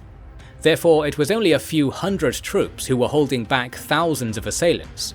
The Armenians did not find it likely that the enemy could resist their tide, so pushed forward until it became their turn to face the gory channels of dead. By then, there was no way to turn back against the weight of the advance behind them. Chaos and death abounded, But it was not entirely hopeless, for men with good armor or fine fortune passed forwards into arm's reach of the Egyptians and slew them with swords, or broke the weapons so that more men could pour in and be a danger to the Phalangites. As the fighting drew back deeper into the ruins, other Bosporan colonists came out to block off the flanks of the battle with their shields, and those with slings and javelins climbed up to high places and inflicted such enormous damage that the enemy commanders were forced to come and rally the troops in person and oversee the battle in its close detail. Of course, this made them targets of the archers still prowling about, and casualties only continued to mount. That is not to say the Bosporans were not losing the fort, step by step, and it reached the point that almost the entire Egyptian force had been trapped in corners and killed through valiant last stands. Then Dorius returned. At his back were some 2,000 fresh troops, and these were not colonial troops, but trained soldiers from Western Asia. It is often forgotten that the Bosporan Empire, if one counts up all the signatories to its military order and allies drawn in through the revelations taught by the Scions of Gold, amounted to a territory that contained twice the number of people and soldiers as the Seleucids and their allies combined. It was only that the war was not fought with strong coordination on account of its slow and underhanded initial course. However, the Bosporan Empire had tens of thousands of men who were obliged to follow the Spartacid cause, from the rich cities of the Lower Nile to the remote camps of the distant wall lands in the northeast, where the once belligerent Alans basked in Manos's creations. Only the Romans considered this reality, and hence their knife was always held behind their back. For the Seleucids and Armenians, the enormity of the task that lay before them would be revealed with bloody alarm in the moment that Euryalus of Pergamon stormed Tushpa from the west with his satrap army. Had the Armenians pressed their attack on the first day, they would have taken the walls and had both positional and numerical advantage to repel the Pergamese, surely ending Bosporan hopes in the region. Instead, on this second day, the Pergamese came in to bolster the fighting with great cries, and cavalry, Dorius at their head, swept along the southern expanse of the fort's surrounds to destroy all the groups of Armenians scouting about there, then proceeding into the flank of the rearguard waiting outside the collapsed walls in the east. This broke the morale of the Armenians, and they began to flee from the scene. First, they tried to get back to their encampment at the nearby village, but since the Bosporans and Pergamese were invigorated by the turn of fortunes and pressed heavily upon the retreating groups, the movement lost coordination. Men ran in all directions to try and escape the vengeful tide that approached, and by and large they did not succeed. The slaughter here was great, although Dorius took many men prisoner so that he could indenture them as slaves to the southern colonies, where labour was direly needed. Firstly, though, the captives were used to repair the fort at Tushpa, and nearby villages were made to submit to this fort as the new regional centre of power, depriving the Armenians of this borderland for a time. The Armenian king reacted swiftly and with wisdom after learning of all that had happened. He came in person to visit Dorius, who treated the enemy king so well that it raised complaints from the soldiery. An agreement was reached in which the Armenian kingdom would be permitted to lease back the villages the Bosporans had conquered, but only if a list of military conditions was met that all but prevented the Armenians from interfering with the Bosporan affairs of the Seleucid War. Ubelnu, having lost 4 large armies to the Bosporan princes, and with the kingdom of Pergamon now seeking to push east at his expense, had no choice other than to break his oath to Kairos and take advantage of Dorius' mercy. In doing so, he also formally granted ownership of the places Dion had taken to the Bosporan Empire, although these were really places that the Seleucids had loaned to Ubelnu as matters of military practicality and organisation, so he may not have had the full authority to make this concession. Still, it was hardly like the Seleucids were in a position to contest this new development. Hence, the result of the battle at Tushpa was that a large number of Bosporan enemies were removed from consideration, while the addition of Pergamese men meant that Dorius had a real force with which to press against the Seleucids to further the general war his king and father had ordered him to conduct. The fragile nature of the frontier he had won was eliminated through careful planning, adherence to secrecy and discipline, and such great luck that one could easily understand how the gods were losing their power over the fates of men, once their playthings. Dorius would return to Edessa to attend to other matters in the autumn, and his troops dispersed to their colonies, but he would not dispose of the Pergamese. With more satrap men arriving from the wider empire every day, a just result to the war, shaped to the advantage of all humanity, could be pressed by the great strength of swords wielded in true kingly service. Morrow of the Golden Age, Chapter 26. At the first signs of winter in 166 prior, there was an exodus from the city of Antiochia Mygdonia. King Hoiros of the Seleucid Empire was at the head of the procession, with horses drawing a screen of dust along the banks of the Tigris as he fled south to Seleucia, the old and grand capital of the empire from its founding, and indeed of prior empires in the age before Alexander. This flight was the prerogative of all who feared for their fates when the Bosporans would arrive, and this would be soon indeed. The Pergamese army marched on the city from the north, with Doraius contributing a smaller body of horsemen and his own astute command. Having crushed the Armenians in the summer, this worldly union of peoples, from colony and satrapy alike, formed an army that would require a serious outlay of force to divert. And such an outlay was not in Hoiros's power, since he had sent the army he had raised in the city to march south and destroy Dion in Aravia, before said prince could cross the desert and cause trouble in the rich lands of the lower Euphrates Tigris. What shocked King Hoiros off his newly crafted throne was the news that the ill intent he had sent to Dion was returning in kind with dividends included. Or to be more straightforward, Dion was on the march, and his target was Hoiros. The army which had gone out had been made to face the grand army of Ptolemy XII in open battle close to the Dead Sea, orchestrated by Dion. In this, half the Seleucid men were killed, and the others retired to remote posts west of the Euphrates in the hopes of avoiding detection. We know they were there though, because later they would negotiate surrender with Dion under the rather different circumstances that we shall get to shortly. Doraius did not know that he and Dion were converging on the same target. That is, until he was visited by a rushing scouting party that was led by Alcestis, the Alexandrian royal guard commander who had essentially reneged on his duties to Ptolemy XII in order to serve as Dion's foremost henchman. Dion had written to his uncle Pericles to have Alcestis made into a witness of the king, thinking too little of the rank to understand this outsider whom the king had never heard of was not a suitable man.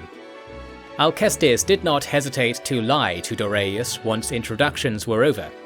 The former claimed that Hoiros was marching north, and thus Doraius should halt and allow Dion to come to trap the enemy from behind. Doraius knew this to be bluster, but could not understand what purpose it served. Tactfully, he asked after Dion's progress in courting the love of Imo and coming to understand worldly magic, and Alcestis replied with a smile that such things were coming along so well that Dion would arrive much more quickly than a normal analysis of the geography standing between the armies would allow. Hearing this, Doraius grew very suspicious indeed. To entertain Alcestis' scheme while finding the truth of the matter for himself, Doraius deferred command to Eurylaus of Pergamon and went out with a few companions to scout ahead. After only riding about 10 stadies, his companions petitioned him to return because they had seen a cow attempt to drink from an irrigation canal and then collapse in hopelessly. Doraius understood the different styles of divination in use at the time, and also, most keenly, the approach that the Scions of Gold should recommend. Therefore he took a detour to rescue the cow in question, and instructed the herdsman to take the cow's next calf to Edessa's temple as an offering. The herdsman asked a great many questions about the religious importance of these things, and Doraius could not help but answer.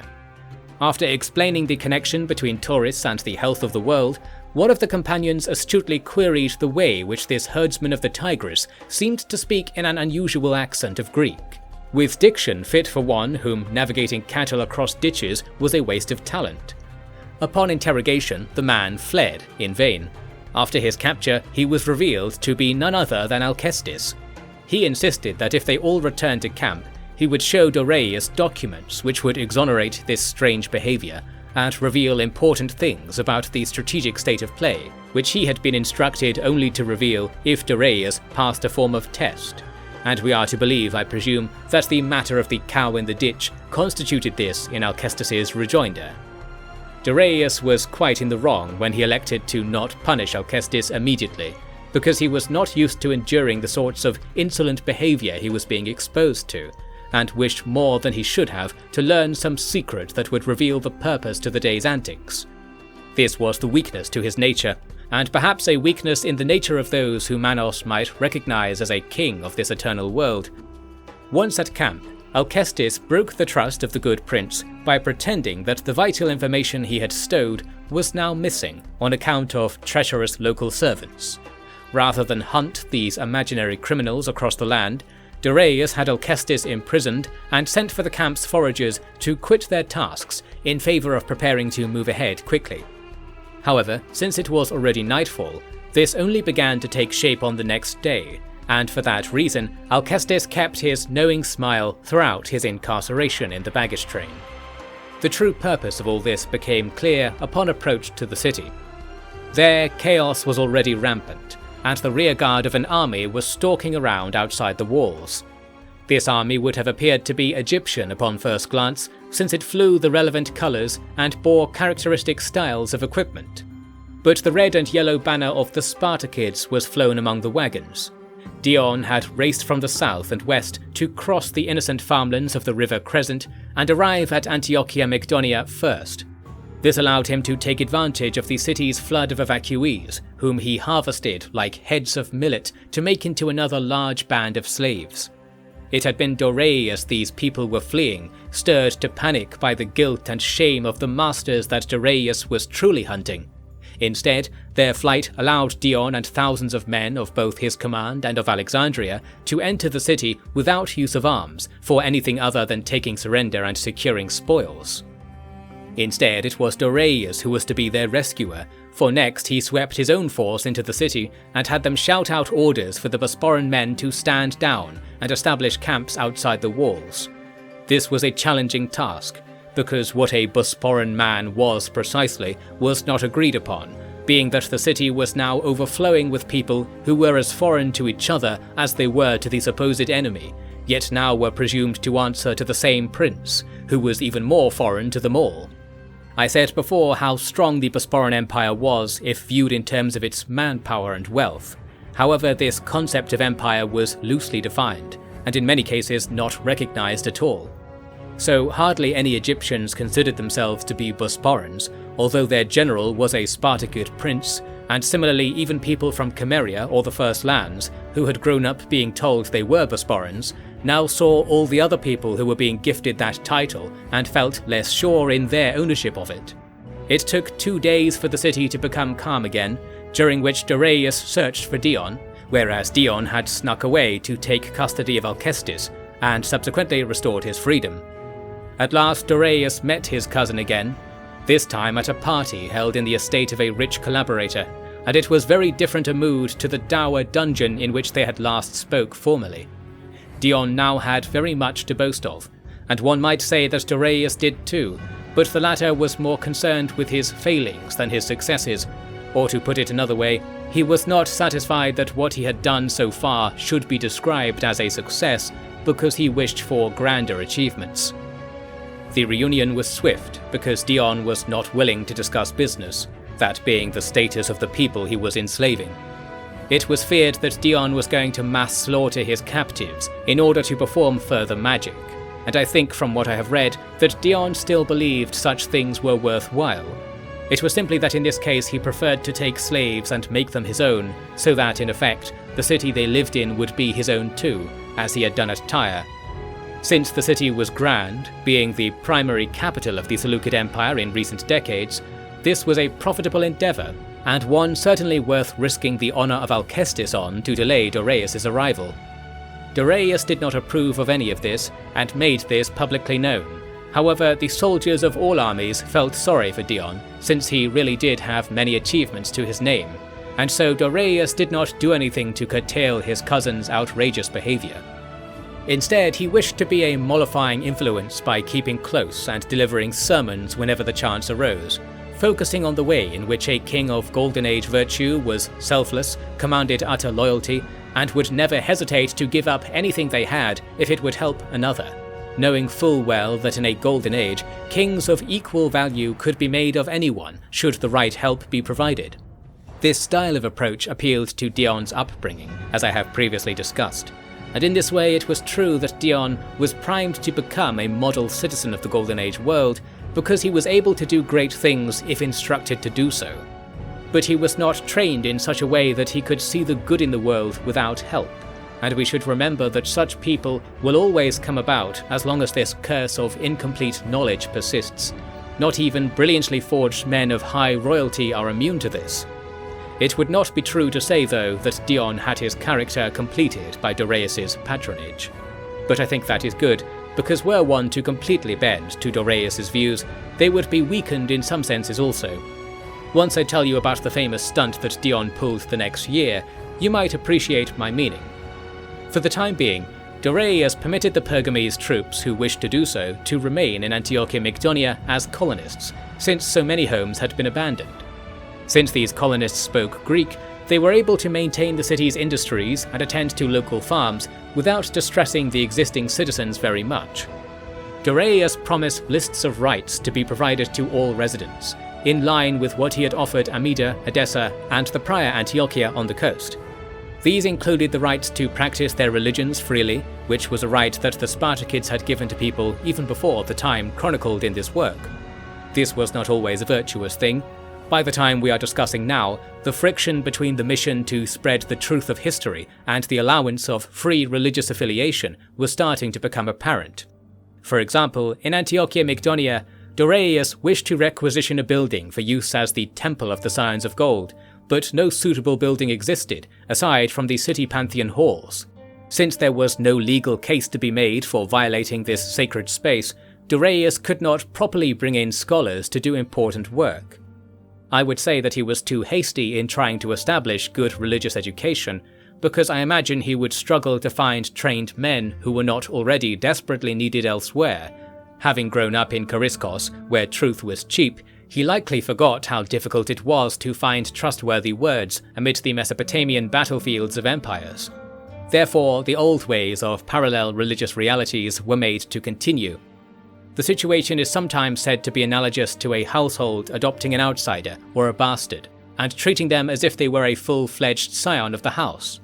In this way, those who listened to the gods and those who listened to the pulse of mankind lived side by side, and most often their views never particularly clashed or raised ire, and so things could carry on well in the practical sense. Of course, in the spiritual sense, this state of affairs benefited the gods and injured humanity, as properly educated scions of gold were well aware. To return to the war, the collapse of the Seleucids was now afoot.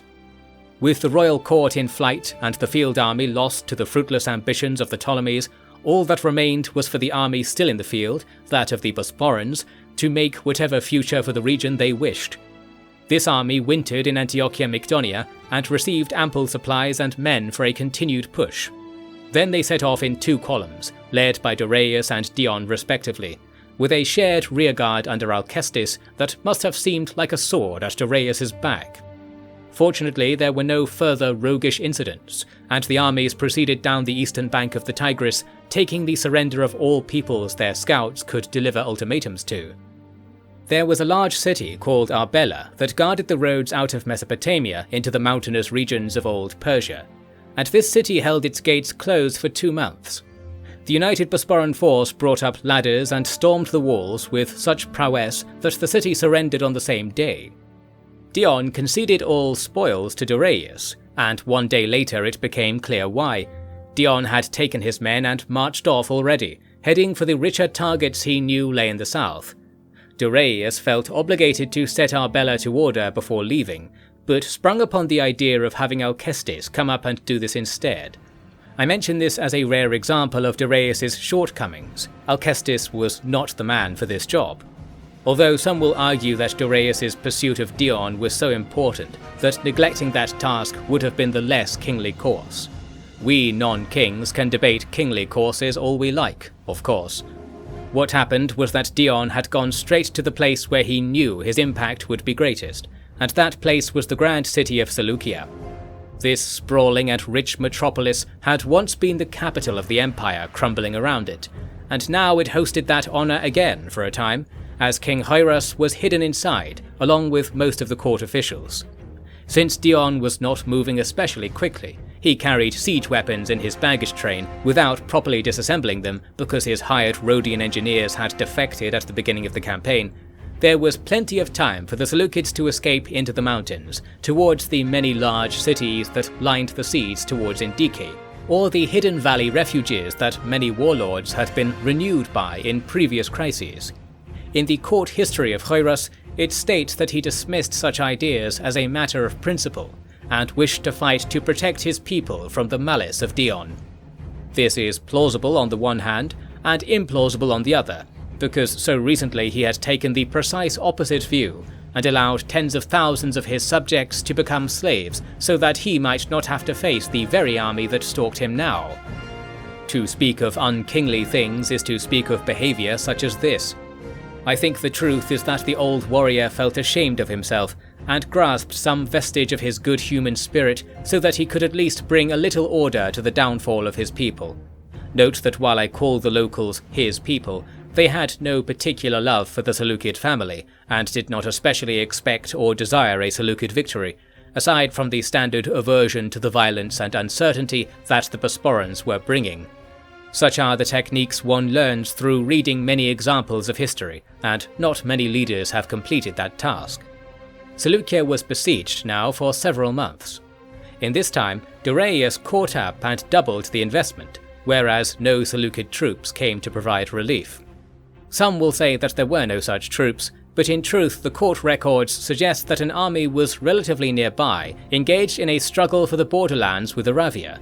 In that area there had been an uprising of Armenians who had been settled on low-value land as part of prior political dealings, and now they wished that they have at least their independence if they were not to enjoy the livelihoods of other peoples the Seleucids taxed. What happened in that minor war we don't know, although later Darius organized an alliance with the Armenian diaspora and provided them with support in exchange for expanding the reach of the Scions of Gold, so the Seleucids cannot have succeeded. The important point is that their efforts were wasted, no matter their achievement, because their base of operations was soon to be lost to the Bosporan onslaught. Despite being an overgrown and indescribably wealthy place, Seleucia simply did not have fighting men available to fight off the 10,000 men the Bosporans had gathered in their siege camps. I say this naively, because people will counter that good leadership can allow any number of men to defeat any other number by one method or another. So then it becomes sufficient only to say that such a method was not employed. Once the Bosporans undermined the walls and gained entry, there was nothing left for loyalists to do but lock themselves in the citadel alongside the royal family. Since the citadel was very old, having been built on ruins from over 1,000 years prior, it was unlikely to last long against even rudimentary techniques of arson and mining. Dion was prepared to assault the complex, but Darius was able to intervene and negotiate for Choiros to surrender. Choiros came out and took part in talks, however he was incredibly straightforward in his reasoning, which was thus: it would not be appropriate for him to surrender while his army was still in the field and his royal navy was preparing to come and fight for the city. It was in this boast that he revealed such a large navy was in play, and this brought pause to negotiations. Inquiry of captured documents brought full understanding. The navy in question was garrisoned at the massive docklands of Charax, where ships from the hardly known lands of the world's virgin exterior arrive laden with gold and unusual spices. This trading hub was in the middle of a large-scale marshland created by the meetings of the Tigris with the sea, very similar to the situation of Alexandria beside the Nile. As such, it was very difficult to siege by land. Now that I have told you this, what do you think would be a good approach to check the Seleucid gambit? Of course, it was to attack overland, and that is what Dion struck upon immediately. After hearing that Choiros was drawing confidence from Charax's fleet, Dion set off along the paved merchant road to defeat the city. He did not take his siege weapons and moved as quickly as he could, and in fact achieved such speed in his departure that it was 2 days before Darius realized his cousin had left. This will also give you some idea of how large Seleucia was, such that a movement of thousands of people was easily disguised among the usual business of the region. This time Dorius could not pursue, sending only messages that begged Dion not to be reckless in his use of loyal men. Dion was indeed going to be reckless, but that should not be taken to mean that he did not understand what there was to gain in his celerity. His army's hired Cappadocian cavalry were released to go and assess the city's defences. They returned saying that 2 large armies were encamped in the marshlands outside, but that both of them had no scouts posted and seemed to be in derelict condition. We now know that these armies were reserve forces the Seleucids were holding as hostages, having once belonged to Abalnu of Armenia. Realizing that the dereliction could only be tolerated if no royal authority was present close by, Dion deduced Charax was defended only by the illusion these armies were supposed to create. With the illusion broken through, so too did the Bosporan army reach the city walls without so much as a shout raised in opposition. We don't know if the Armenian reserves even knew what was happening, and they were disbanded in the treaty this mad dash to the sea helped achieve. The gates were secured by storm, but there was an extensive battle that took place after this, because the navy roused its marines to defend the docks. They poured from their ships to fill the streets, although a large body were taken aside from the fight because the civilians were trying to bring themselves and their belongings on board the ships to make an escape, and the officers began to violently repress this initiative.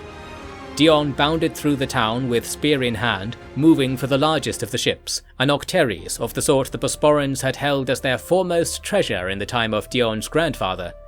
He was followed by strings of shield-bearers, whose colourful designs, styled on the gods of the Nile, intimidated and confused onlookers. Soon Dion was deep within enemy lines, although he hardly had to fight to carry on driving forwards.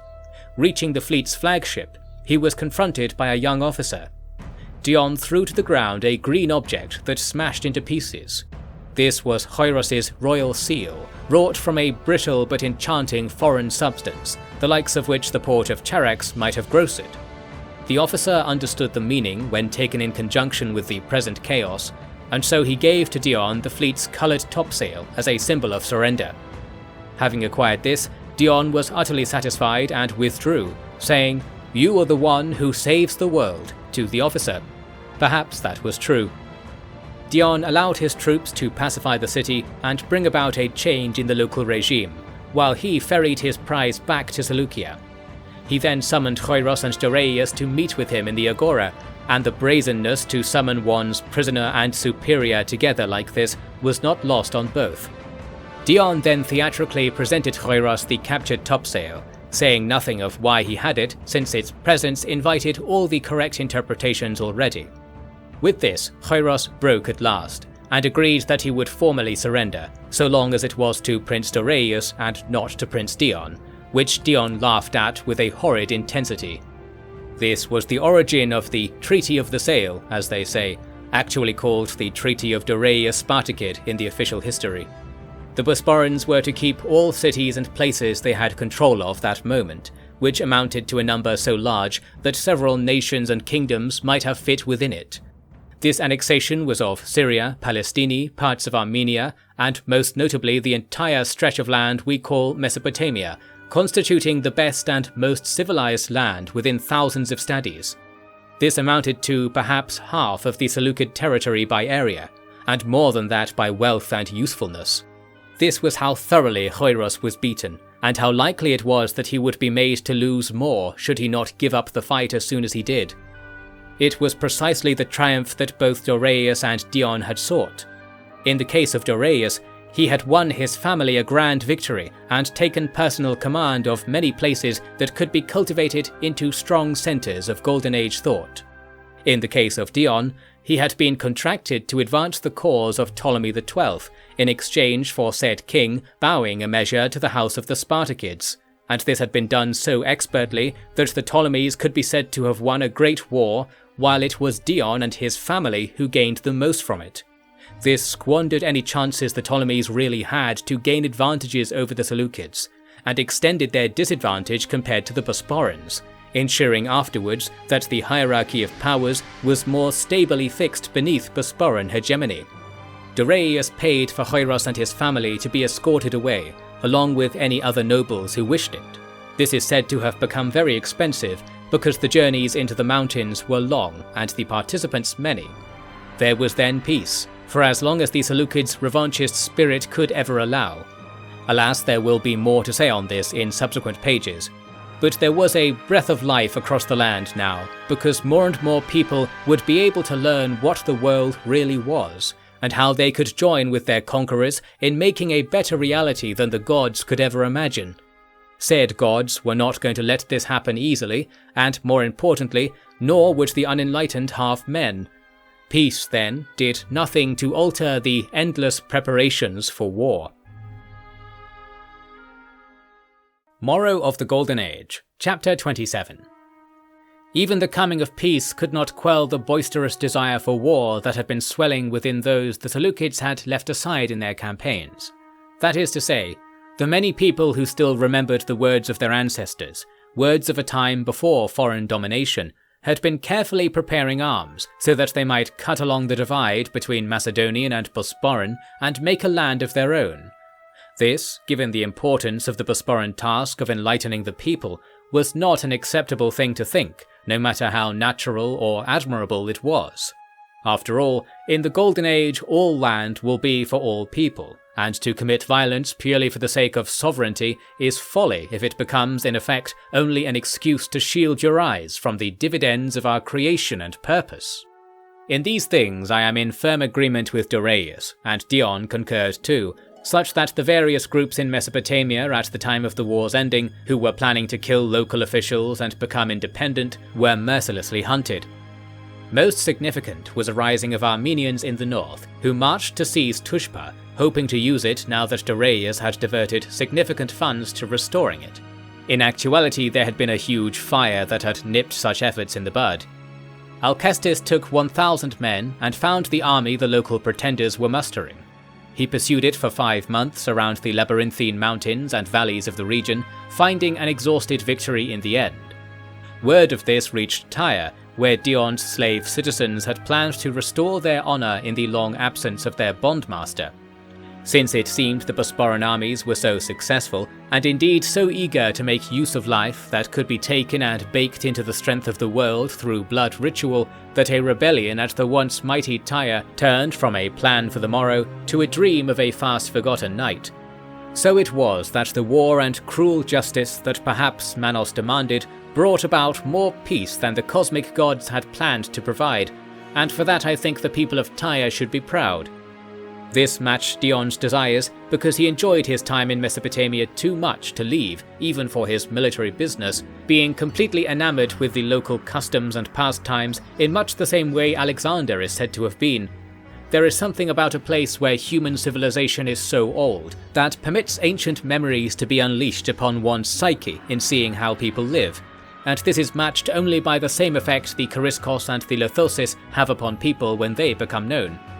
Dion had always known the latter, so the former was the next best thing he could enjoy. Contrasting this, Dorius found Persians to be despicable, which is what many people who visit them seem to conclude. I think this is because Persian successes make them easy enemies of most who end up meeting them, and that was as true as it was for the companions of Alexander as it was now for the Bosporans responsible with establishing instruments of the empire in these ancient places. Like an Ephebi trying to instruct an elder how to tie their cloak in some better but different new fashion. These two approaches were quite complementary to each other since they attended to each other's deficiencies, and so I think it was useful to have both royal men be made to work in tandem. Indeed, is that not the destiny of all humankind with the coming of the Golden Age? We now turn to Hamania, where the summer of 165 prior was one of quick and cautious moves on the part of King Peiresedes. He had returned to the front lines of the ill-defined war with the Cimbri alliance, finding that his staging post at Aragelia had been overrun. He first went out to see if he could quickly retake it, but when he saw how substantial the barbarians had made their army, the king withdrew and summoned the frontier levy under Prince Aristippus, which was not able to arrive until the leaves had reddened and only a few weeks of the campaigning season were available at most. Aristippus reports the king had become a quiet man with all that had happened, and it was quiet that defined the military challenge that was to come. The king provided Aristippus with a detailed plan by which their armies would converge on the enemy from two directions, necessitating that they move entirely separated in the meantime. Placing faith in his father, Aristippus took his men, half of them supplicated warriors of the Marcomanni and the other half young colonists from the south, and went to challenge the Cimbri camp close to Arigelia. He had expected Pyrrhosiades to slip a few Lithoses through the woods to report on the situation at regular intervals, yet received no such courtesy. We don't have any information on what the king actually did, but I have surmised that he became misguided and actually wove his Lithoses column towards uncharted parts in the west, where lands were hardly travelled even by the Himanians in that time, because to go too far west was to encounter vicious headhunters who sold body parts of all they found to the Romans. Of this sort of business I shall apprise you fully at a later time, and there are many other works on the details of Roman culture that explain all they were doing to darken the world in the west. It is possible also that the king had some scheme in mind by deceiving his son as to the true plan, although we cannot easily speculate on such things. The salient point is that Aristippus ultimately faced the Cimbri army, from which the king had previously fled on account of its unprecedented strength, alone. The place of the battle was a river whose properties were little known to Aristippus, which would give the enemy a key advantage. Still, the prince was wily enough to know that a river was a better place to be outnumbered than anywhere else within reach, so when the Cimbri approached, he lined up his men along a stretch 2 stadies long. There were 2 fordable points along this distance, one easterly and one westerly. Aristippus divided his men equally between each, whereas the Cimbri seemed to focus on the easterly crossing, although they did not cross when they first arrived, and for half a day the 2 sides jeered and simmered in the tension of impending action. What had been happening, entirely outside of Aristippus's notice, was that the Cimbri had detached 1/3 of their men to cross the river elsewhere. The hesitance to cross was in fact a careful staying of blades until their trap was in place. At midday, there was a roaring to announce the woods close to the westerly crossing becoming alive with savage stalkers, and they burst out to run into the rear of the Bosporans. The Bosporans were apt to split into 2 portions to counter this, because they were already divided between Himanian and other peoples. Hence the Himanians, the Marcomanni specifically, took their heavy arms and secured the crossing, while everyone else had to face the coming onslaught. Fighting in the river was light, since the crossings were narrow and most men on either side were forced to spectate a limited, waterlogged brawl that was more akin to sport than battle. But the struggle in the rear was intense and flaked with heroic acts, for there were thousands of Cimbri men battering the shield line of southern colonists who had spread out to check the enemy advance to such a degree that the formation was 2 or 3 men deep at most. Aristippus came up with some men fished out of the riverine engagements to add 2 more ranks to the battle. Then he himself led his entourage of 100 mounted Greeks to arc around to the rear of the horde. The Cimbri had light troops still shuffling through the woods, and these were easy pickings for the horsemen. However, there were also mounted warriors throwing javelins and slashing with longswords. These men kept Aristippus locked in constant danger as his men tried to overpower their practiced foes. Seeing this peril taking place downriver, some of the men holding the crossings ran to their general's aid. Notably, it was the Scythians who did this, having the combined admiration of their commander to risk themselves without prompting, and indeed the lack of discipline needed to presume to go and rescue him without orders. Aristippus was grateful for this and issued no punishment, speaking highly of the decision later on, which only empowered his subordinates to take the general's power into their own hands, but such is the price of Aristippus's endless honesty. Hence saved by some 200 volunteers, Aristippus saw the rear of the Cimbri flankers scattered, and then turned to the main group. This group was surrounded on 3 sides, with Bosporans to the front and back and the river to their left. When mixed with the reality that the Bosporans were not breaking and exposing the rear of their river guards, it dawned upon those men in the pocket that they were cut off from the rest of their army and couldn't rely on any outside force to relieve them now that their attack had floundered. And with this, some began to move out through the open flank to the right. This was taken to be a retreat by those more close to the action, and with their leaders having been among the riders already chased away, there was no way to control the growing clamour. Soon, the whole group was divided between one of 2 courses, rushing out to the right to escape the fight, or pushing violently forwards to try and get close to the river's shallower parts. Those that tried to swim across where they were presently were swept away quickly, and furthermore the river had a revolting smell and appearance because this was downriver of battles in the fords. The Cimbri here were slaughtered quite quickly, being without formation and sometimes throwing away equipment to run more quickly, only to be blocked by ally and foe alike. By the time the fierce and rage-driven hunt was done, the Cimbri had mostly been killed. There were no captives, although some did escape. The Bosporan colonists had seen half their number killed, which is an astoundingly high rate of loss for a formation that did not break, speaking to the intensity of the fighting and the determination of the colonists to deny the Cimbri the victory their strategy had seemed sure to achieve. They were also impressed by Aristippus, who had not been expected to fight so hard in person to see the situation resolved. I judge that Aristippus himself had not expected this either. With all this done, the men could return to the two crossing points, where the strategic situation was now rather simple. If either side could manage to cross at either ford, the other would be doomed and the battle would be over. Since the Cimbri were weak in the west but still strong in the east, Aristippus personally directed the battle to cross by the former course. Since this required the enemy in front to be defeated, this was no easy task, because they were veteran warriors of stubborn spirit. Yet so too were the Himanians under Aristippus. The Marcomanni had the luxury of not requiring victory especially quickly, since the threat to the rear was vanquished, and thus they stood still with their shields held firm. Conversely, the attacking Cimbri were bogged down in the mud and water they had to lunge through to make their attacks, and always they were forced to reckon with how disadvantageous it would be to step up to their enemy. Exploiting this, the Marcomanni were mocking the hesitators constantly, using pride to reel in additional victims to the bloody bog at the river's edge. This carried on until 3 and 4 attackers were dead or fleeing, and suddenly the rest decided to make best their escape too. At last the advantage fell to Aristippus, or I should say that at last he received the reward he had rightly earned. The crossing was quick because the water was now partially dammed upstream by the fallen, and before any reaction could be organised, the Cimbri at the eastern ford were being pressed from behind. This drove them all into the water, so that the whole army was either struggling against the current or immobilised by the grip of wet, bloody mud. From here, the release of life into the world was very easy. The Cimbri knew that they were doomed, and some tried to swim away, only to be dragged back by their own comrades, who were determined to die together.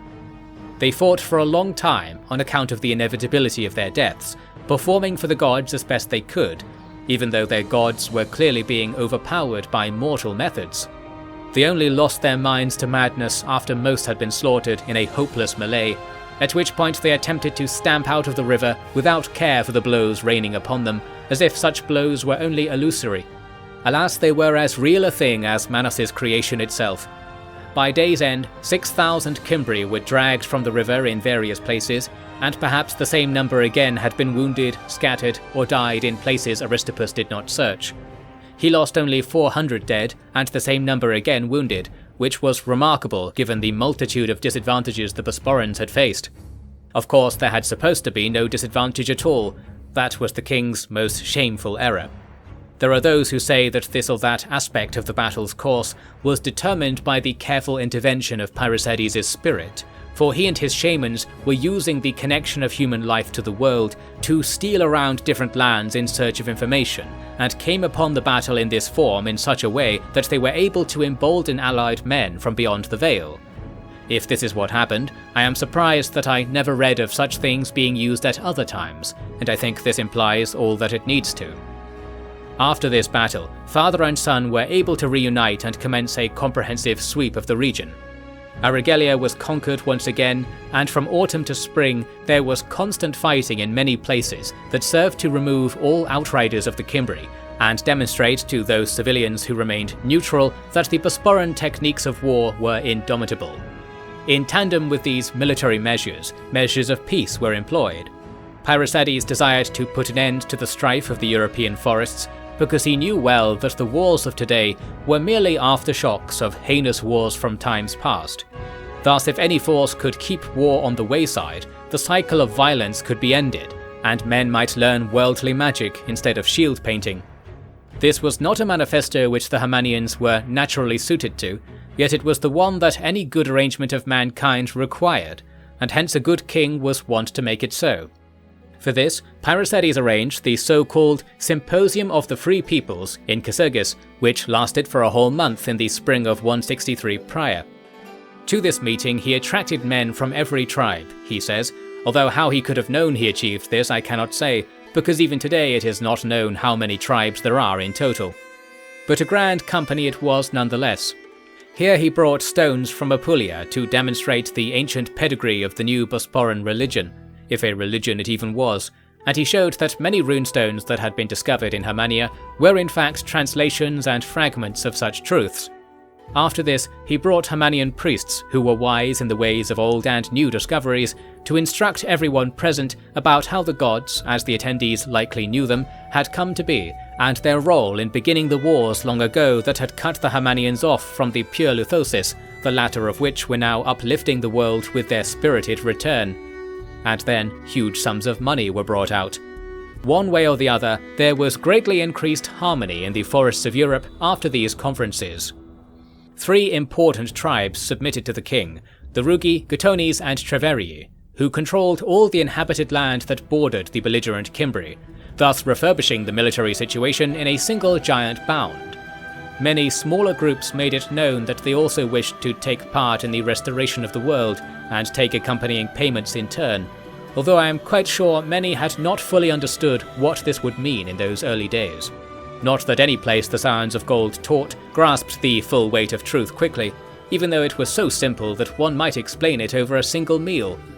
The Symposium of Free Peoples had been attended by men from the collected Cimbri tribes. There were many, mostly from the sparser northern coast and the more distant Grey Lands, where the sea had consumed the world's end forest and left cold and barren pieces of land where barbarians among barbarians had been exiled to for thousands of years. Despite all being in alliance under shared chiefs, they did not even speak the same languages. But knowledge of languages was tediously rare on the edge of the world, even when people were somewhat civilized, such as at Duna to the east. The Cimbri men had watched on and had their people give them a good impression of what the rest of the men were saying, after which they left without much comment. I think from this we can see that the Cimbri representatives were already privy to secrets they thought would vindicate them even in the face of the more complete truth the Bosporans could offer. This is what unified them with the people of Rome, making them the 2 known cases where people outside of the Bosporan Empire of the time had access to wisdom that was not contained within the official records of the Scions of Gold. Indeed, any peoples who were not victim to complete removal or replacement in their native lands were, upon investigation, able to find the written wisdom of the lost Ancient Ones who ceded their lands in ancient times. In almost all cases they were assessed by Apollon or Choriskos and found to be duplicates or forgeries. Yet the Cimbri possessed the rare advantage of having a flake of truth that only their minds could know, and for that we can perhaps forgive their instinct to fight as fiercely as they did. And fight was what they assessed to be the best reaction to the Symposium of Free Peoples, despite having attended it in a quiet and dignified way. You will appreciate that people able to behave this way exist even among the most troublesome groups. Many war leaders were recruited for this task, because the success of the Bosporans at the Symposium was an indicator that they were going to prevail in the long stretch of history. Therefore, even those warriors not roused by previous raids were pressed into making a statement of arms. This could not be done in secret. Paerisades had spent the year visiting and inspecting the many places in the forest that had allied to him, mapping their domains and assessing what contribution they might offer. He usually asked for nothing, for there was so little to give among the northerners. However, they did offer up precious information on movements of Cimbri men they had been privy to. Merchants had extremely accurate assessments of the military situation of certain towns they had visited, because among the Hermanians, even merchants had military training and experience, making them excellent spies on those topics. Paerisades thus knew the exact time and location of the Cimbri's ultimate assault, knowing they would aim to make Lupfadun their staging post, and from there sack Kysurgis and revel in endless rewards from earth and gods alike. Alas, the only road by which this journey could be made with so many thousands of troops as they had was watched day and night by the Luthosis, who had haunted the nearby forests. Let it be known how completely their defeat was wrought now, because the king had taken counsel from his friends and people and discovered a superior way to go about his business, not relying on his own intuition nor ignoring it. This was the kingly way, and when a king raises his hand, his enemies are destroyed, and when he raises his other hand, his friends are granted perfect health. This effect was only diminished by the incompleteness of Manos' truth in the hearts of humanity, but it was not diminished beyond notice by careful scholars. So then the Cimbri's vanguard of 4,000 men on foot was surrounded on open ground by a force half the size and wiped out in complete silence, as if the Lithosis warriors were dolls acting by the world's will. No one was spared, with victory achieved within the quiet confines of the regular fogs that coat the region, such that it happened invisibly to the men still on their way. Hence, the next day, the central portion of the army came to the site of the battle and saw that the corpses of the previous day had been lined up on a ridge, so that their blood was washing down that ridge as a banner to declare Bosporan victory. Upon drawing close to investigate, the walls were tipped over and the Lithosis appeared over the ridge, charging down with unlimited vigour and gases of spilled blood driving horse and man into a frenzy. Anyone who stood in their way was crushed without second thought, and no captives were made. A great many of the wider Himanian tribes who had not supported the Symposium of the Free Peoples and its aims had contributed men to this force, so it was not only the Cimbri who we see crushed in this charge, but many other enemies of the king. The number of people killed was sufficient to begin rejuvenation of a massive region of the world, which meant that after the Lithosis performed their rituals after the hunt, there was caused a sudden fall of winter in the lands nearby. We have seen before that this often occurs when magic is used, and the reason is that winter is how things began when the world was unfurling in the heatless void Manos had created aside from the furiously hot cosmos. Thus winter is the state many things in the world will prefer when they are restored to a pure form that experiences grateful love from mankind. The Cimbri rear camp had 4,000 more warriors, and as many again in camp staff following the army. They had been immobilized by the icefall, their metal tools and weapons becoming weak and brittle, and their clothing, what little they bothered to bring, was made rough and chilling to wear. Their wagons were crumbling as if the cold had been 10 winters at once, although the air was still warm on the skin, and the king reported no discomfort when he went to treat with this camp.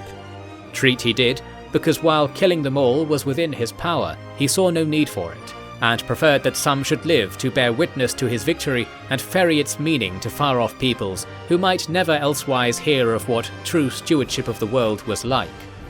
The Cimbri High Chief, named Gunnar, and henceforth Gunnar the Merciful, was among the camp, and he was completely astounded and ashamed by the scale of the loss that his hated enemy was calmly reporting to him. And so a treaty of the highest level was made surprisingly fast. Its speed was in part because it was a simple agreement that neither side would harass the other further, and all territory would keep whatever obligations of service and taxation to the side it currently considered to be their sovereign. This, like the conclusion of the Seleucid War, was in effect an admission of the impossibility that the Bosporans would be made to give up what they had won, and the victory was inscribed in law as true and fair by both sides. We cannot give this negotiation undue weight, because we know how brief the peace was to be. And as I said, to some extent we should not blame the Cimbri for the strength of their conviction that war was the right course. We cannot say the same of the Seleucids though. While 163 prior ended with the Cimbri peace accord and the king's removal of his army from the frontier, 162 prior began with a declaration by King Hoiros that the domain of his ancestors, in spirit and not in blood, had to be restored so that order can return to the world. We see how the influence of old wisdom was being misused by the enemies of truth. Therefore, I shall have further warfare to chronicle before we can see how hope for the quadrant of the world island that the Seleucids vied against could be ultimately secured. More importantly, perhaps, I must tell you what Pyrrhosides did next, because with his quitting of the Himanian forests, he had something important on his mind. It was a topic that would bring him to do something he had not deigned to do for many years, to be a father to his eldest son. That he felt this was suddenly necessary prepares us for what he knew and what he feared to know, and so we press close to a modern chapter of history with alarming speed. We must learn to fear these things not. Morrow of the Golden Age, Chapter 28. As I began my last chapter with a rising of arms around Mesopotamia, I must do so again, and this time I will not give the perpetrators the benefit of pointing out their honourable intentions. It was only the whim of Seleucid King Hyrros that his disgrace of recent years could be undone and then cast as an evil overcome. So eager was he to bring this story about that the true ending of such rousing he did not foresee. Indeed, he was far from the battlefront, having fled to Arabia, where Seleucid treaties brought out new men to fight from the merchant posts that fostered adventurous sorts. There was a long war here that I will describe in pieces, because it was characterized by a lack of leadership from the aforementioned Hyrros, leading to a general state of hostility with no particular campaign being pressed. The Seleucids had an army stationed close to Charax at the Tigris Delta, and Dion searched and sleuthed for them across the marshes for months at a time. Comparing the records of each, it seems they passed by each other several times, and the one time Dion found himself in position to advance into battle, he was waylaid by the drunkenness of his men.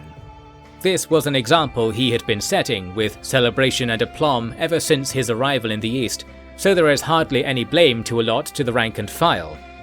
Witness Aeneas made a reluctant march to secure all of the trade routes south of the Hyrcanian Ocean, and did so easily.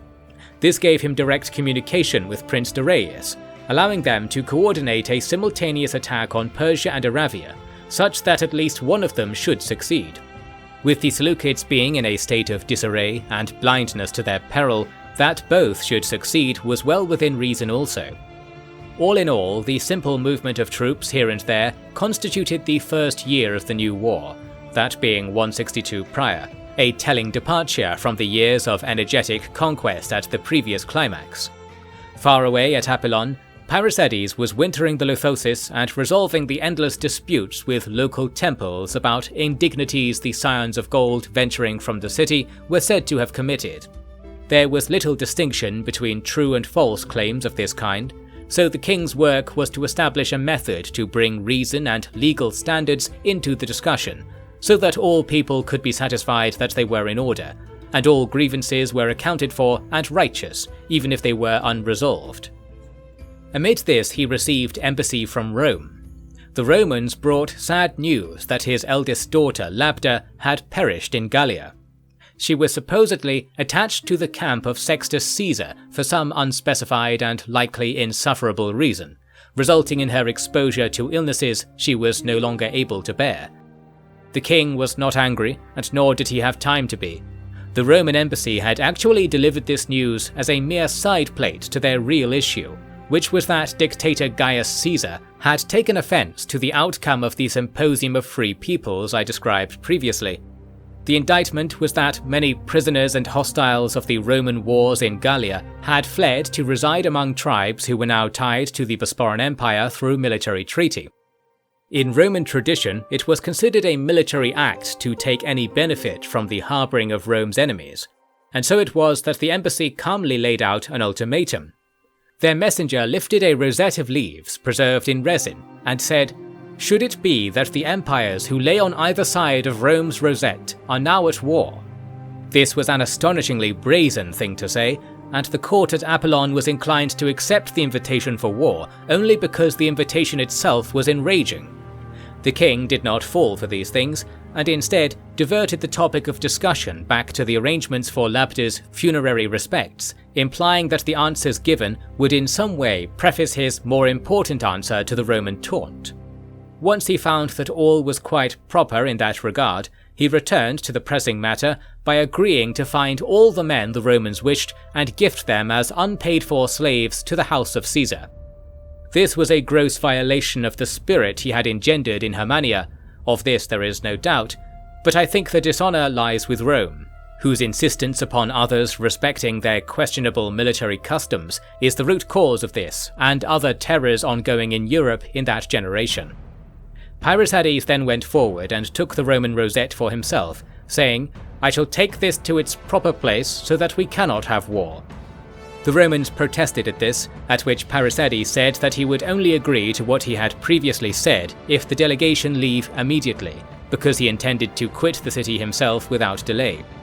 Thus there was little hospitality offered, and the coldness of these events awoke those sleeping through history to the nature of the world as it was then, divided between two huge and purposeful empires, albeit the Roman purpose was a strange and violent one.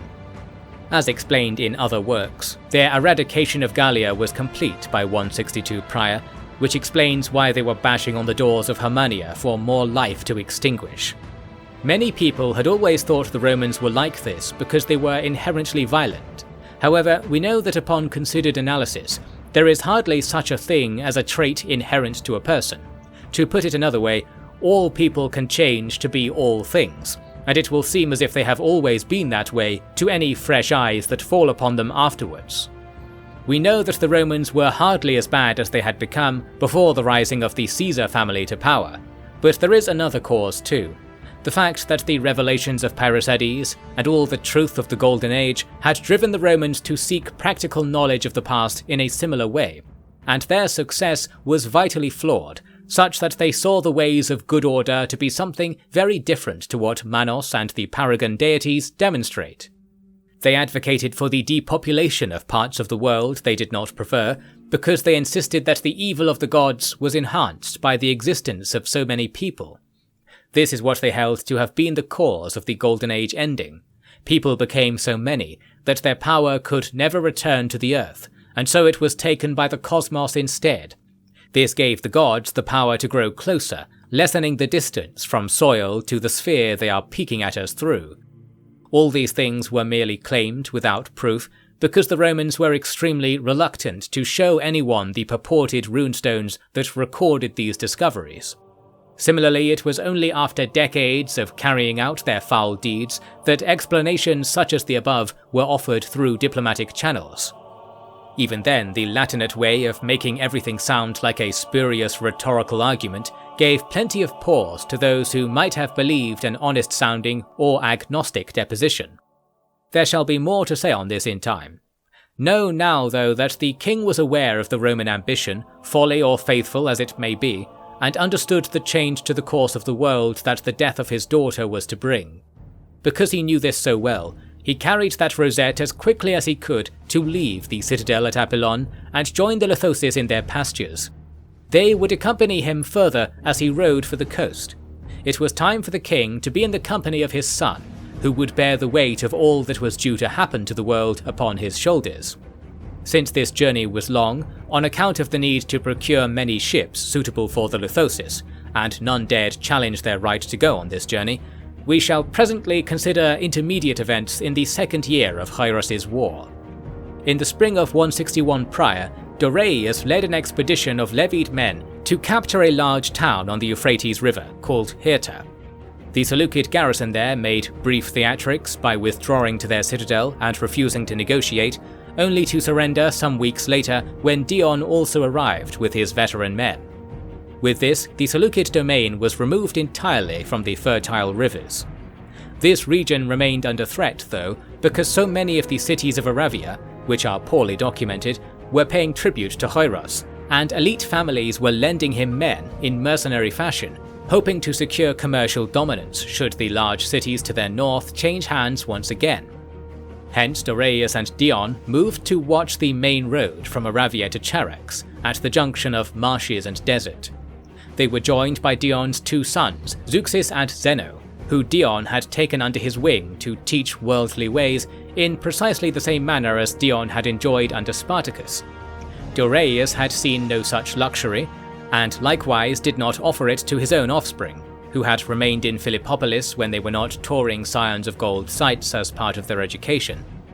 Zeuxis was married to a Seleucid noblewoman in the autumn, providing some festivities for the otherwise unengaged soldiers who disliked having to guard a road devoid of life for most of the campaigning season.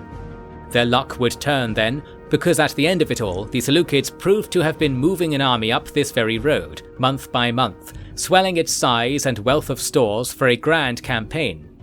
Most likely they were aware that the Bosporans would meet them at the figurative gates, so both sides were committed to a large battle to decide the matter before the winter. At Dion's behest, the army was moved to encamp further south, such that the enemy would encounter resistance earlier than expected. The effect of this is hard to judge, for the Seleucids approach the battle in a stoic and professional manner that conceals their opinion of their fate. We know that in the clash that came, both sides adopted the same strategy. Firstly, they stationed their main forces on the road that linked the opposing camps. This was a path of compacted earth with waystones sometimes placed beside it, so do not imagine something more significant. While these groups of roughly equal size were made to endure the heat of the day, both armies deployed contingents into the sandy hills that flanked the road. These detachments could not see the main battlefield, and the regular oscillation of dunes blocked their view to the front also. All must have been surprised to find that their opponents were suddenly coming at them from the other direction. This surprise was more bitter for the Seleucids though, whose men were mostly on foot and rather lost, contrasting the Bosporan men who had steppe horses or camels. 2 large skirmishes took place on either side of the main battlefield, and the Bosporans won both so easily that the reports of the day scarcely mention how it was done. Notably, the Seleucid account would have it that the whole Bosporan army had been involved in this maneuver, criticizing them for the indignity of this. I dismiss this as lightly as they claim it. In short order, the nearest Seleucid camp was taken. However, Doraius went personally to repurpose the troops for a menacing approach on the enemy's rear in the evening. With this arranged, the Bosporans were happy to commit to battle. The Seleucids must have deduced that their gambit had been checked and overcome, and that was a damning prospect, for there was no place they could reposition to in hope of restoring advantage. So then their phalanxes were hardly employed amid a chaotic tide of Bosporan attacks, and their commanders were caught and slain. Some say Dion killed the leading officer personally and gifted the torn armor of his foe to Zeuxis as a celebration of his manhood.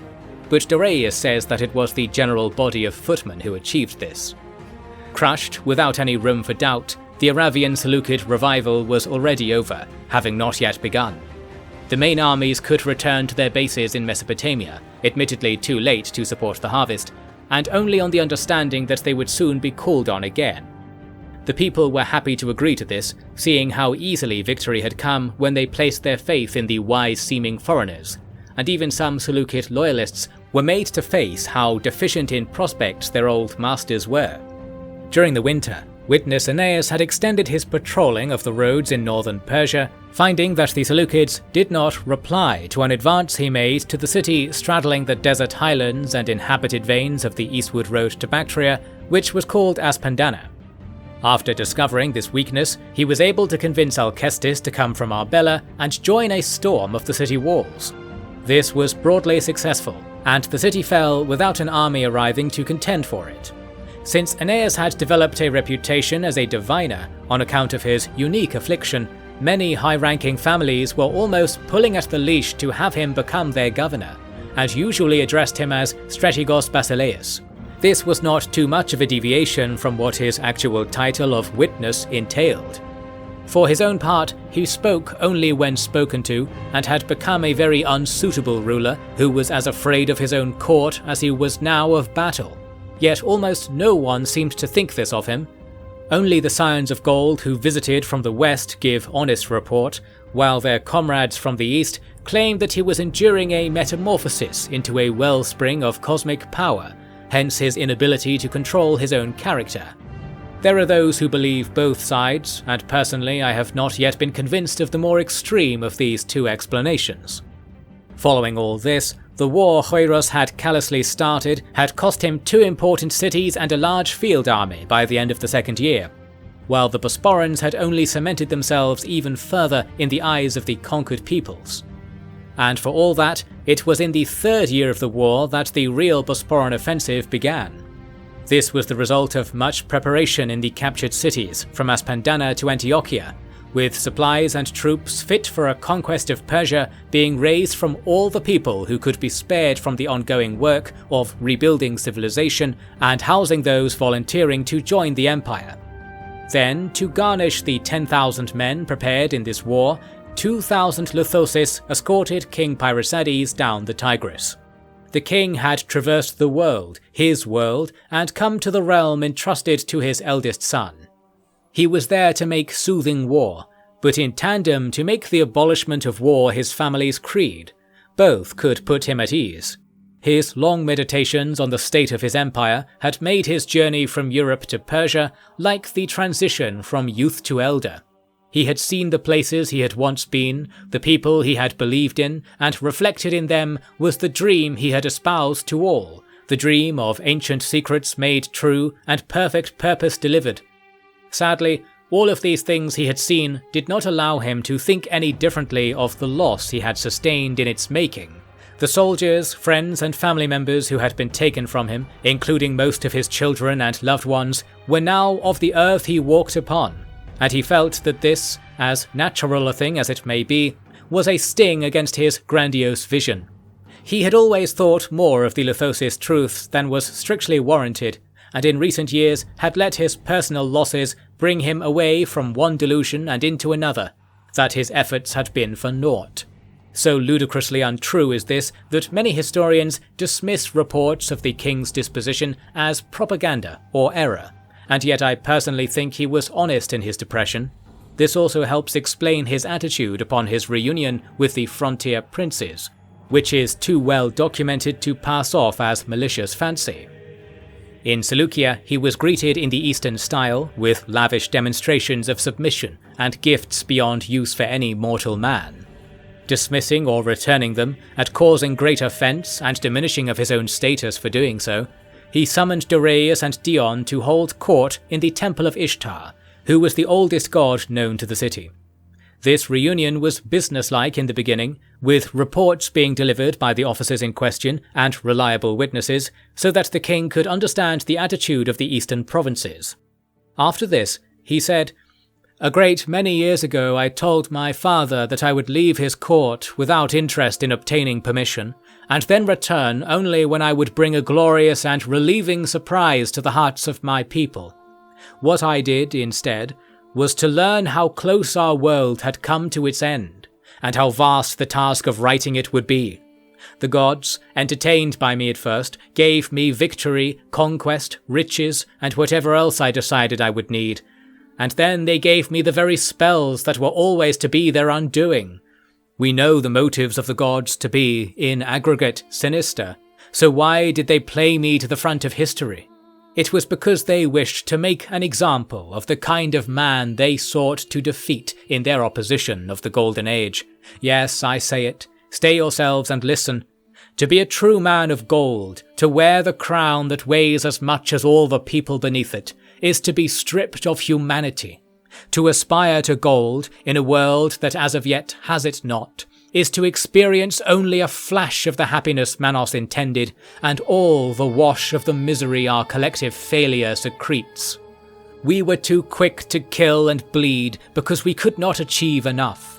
To even begin to restore the world, we must be ready to restore it entirely, all at once, for the misery of being touched by magic and then abandoned in turn is too much for living beings to bear. I say this to you with every moment of my memory intact and flowing freely to my tongue. We have defied the gods and adopted their many curses as tattoo marks upon our bodies, and the world remains in utter disrepair.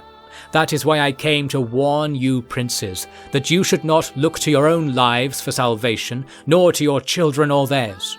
The conditions of a golden age are not ones we are any longer disposed to adopt, and it will be the finest tyrant in all of history who manages to bash us into the final blissful sleep the tripartite prepared in the beginning. I wish I had been that tyrant, knowing I would never have come this far if I had. And so, I warn you to hold that spirit of tyranny in your hearts if you are serious in your work.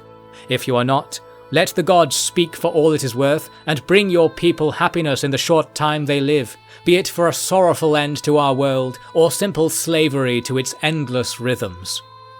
Darius, who had already been eager to rise from his seat and speak, immediately took the floor and pushed others away to achieve the rostra. He proclaimed, "If every person in the world knew what kind of future is possible, they would work alongside us without any regrets. Nobody fully grasps where this world came from, where we came from, and what we were always meant to be. We struggle against that and listen to the gods because that is all we have ever known. And you, Father, you are not immune to this. You do not know what the Golden Age will be like, neither do I. These are not things we can know. All we can know is that we have our human nature, and that nature is to be orderly, to be kind, to be as the paragons were, to value life above all else, to cherish death for the life it carries away, and the strength it gave to those who still fight for our world. This nature tells us what we always were, and it screams at us because we are now striving to be different. That is folly, and it is the sure knowledge that we were created by loving beings that lets us fall into the blissful knowledge of life's simple truths. And to all skeptics I swear, one day we shall defeat the gods, and we shall suddenly, all at once, realize that this whole drama of history had a grand purpose after all.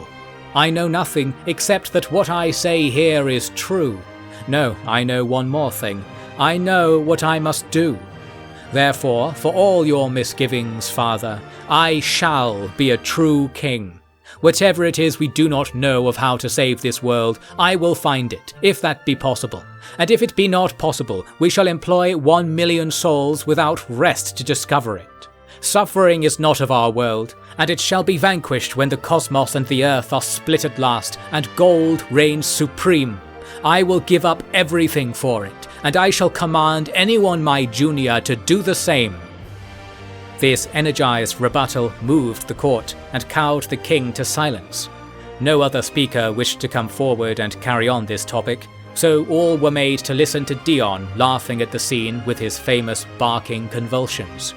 I include this exchange here to illustrate how close the Spartakids came to experiencing doubts, and how it was rejection of the veracity of doubt itself that propelled Darius to surface above it all and cement his convictions so firm that his own father and king could not assail them. Some will say that the engendering of this spirit in Darius was the purpose of all the misery and distant regret that Parysades was enduring as father to his fiery heir. Since the gods were involved in shaping both, I do not think we can say what they intended, only that human spirit seemed to be keeping history on a course the gods abhorred. The most notable rumour surrounding this meeting was that Parysades had intended to return the primacy of the royal line to the side of Spartacus. In other words, he wished Dion to be the heir, because Dion had qualities that would make him a fine tyrant of a vast empire, and I do not mean that disparagingly. He was also, in the king's eyes, the embodiment of his elder brother, for whom Parysades had always felt guilt for replacing, no matter how proper it was. The most important lesson from our perspective is how Darius handled this delivery of trauma, because it was Darius who was best educated on what the Golden Age rulers had been like, and who knew the most of the paragons.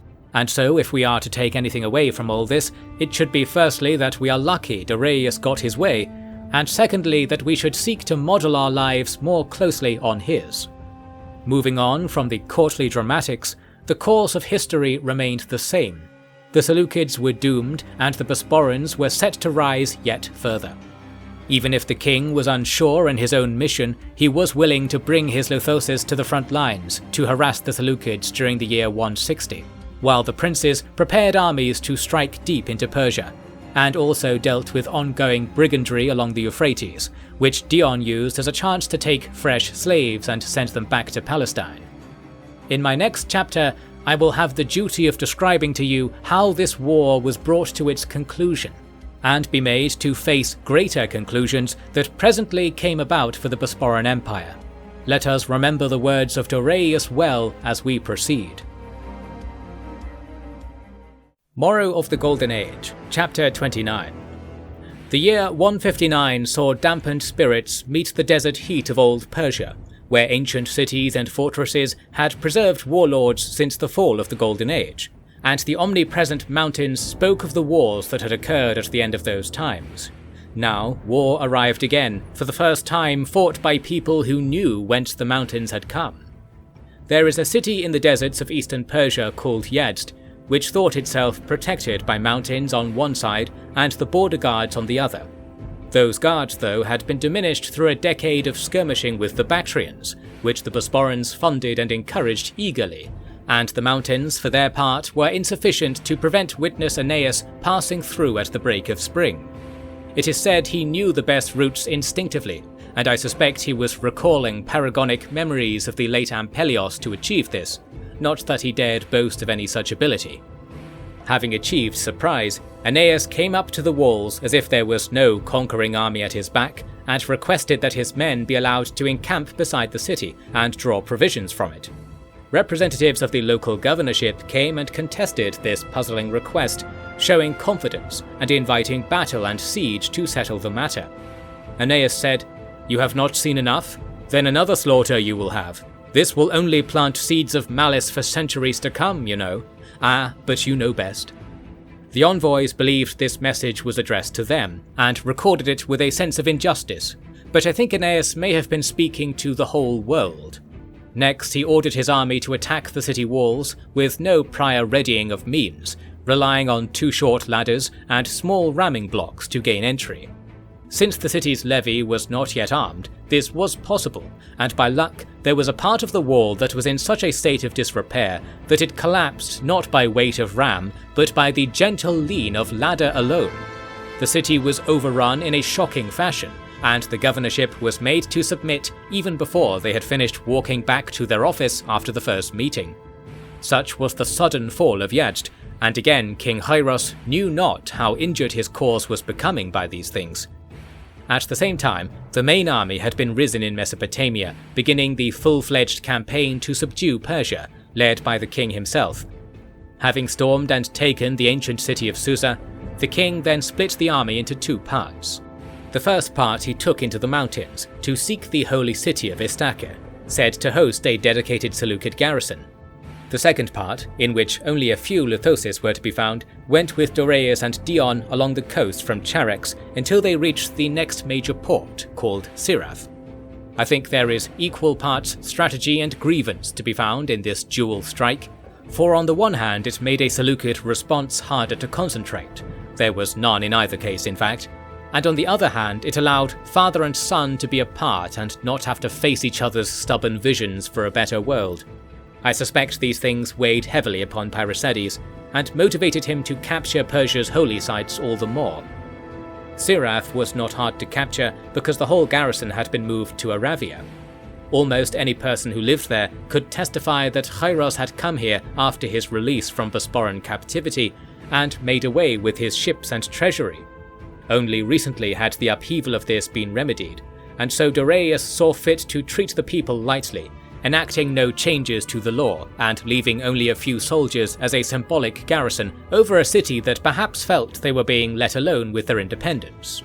The army rested in the city for a month before departing, following Dion's vanguard, which had set off 10 days prior, with the aim of securing nominal allegiance from all the coastal regions of Persia.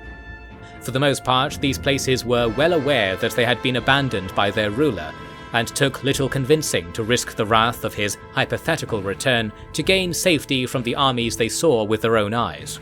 Armies whose cosmopolitan makeup implied the breadth of the territory they commanded already, and it follows the madness of opposing whatever cause commanded them. Likewise, Pyrrhosides found that taking Istaka was as simple a thing as inviting collaborators to profit from his arrival. The gates were open when his riders came up the road in column, and the violence inside the city was more akin to a spree of criminal acts than a true battle. Therefore, after very slowly approaching the city and carefully scouting its surrounds, it fell in a span of 1 or 2 days. Such was the ease of taking great cities in a land ruined by useless kings, while not being permitted to produce kings of their own. Istaka had a rich temple district in which deities from a wide stroke of the earth were all honoured, and it was a place where people who did not usually worship gods they were not familiar with were exposed to different aspects of the cosmic caste. The king established a sort of encampment in the largest agora in the district, decorated with the many fine materials the Persian artisans produced, and then layered again with surprisingly unique fineries that caravans brought from places so distant that there is no use me telling you the names, for there is no map that I know of that even mentions such obscure frontiers. In this camp he prepared a proper sacrifice site, insisting on doing the labour of this himself. As his vast gang of ancillaries watched, He made sacrifice of a white bull, then a black, and finally he looked like he was going to spill his own blood onto the altar as well. Instead, he cut an incision across his left bicep and placed it to his mouth, drinking his own blood in the image of the Ouroboros. Then he said, "Amid all the airs of the world have I lived. Every point in the sky has seen my face. You await my coming with eagerness, gods, for your entertainment is always at hand. Like a man who gnaws his fingers with inalienable glee and feels happiness the critical onlookers are not equipped to know. You are certain humankind cannot overcome its woes, and that I am going to prove it to you. I have been certain of that for some time now too. But I know that you and I are both weak, not strong, so why have faith in either? You cannot destroy this world, and I cannot destroy yours. Nay, it would take humans to destroy this world, and that is why we are your hammer and chisel, because you would make our world the endless torment of the mind that yours always is. I feel your pain. I sense the horror of immortality, powerless immortality, and the anger you felt when Manos found how it needn't be so for all. You said to yourself, there was another way, then all my suffering so far was for nothing. And you curse not yourself then, but the innovator who sees how your state could be bettered, and you become not better but worse. That is what you're doing to us, gods. That is what I truly believe. And I believe in the ancient words that you foolishly let me know, in the truth of what the world was made for.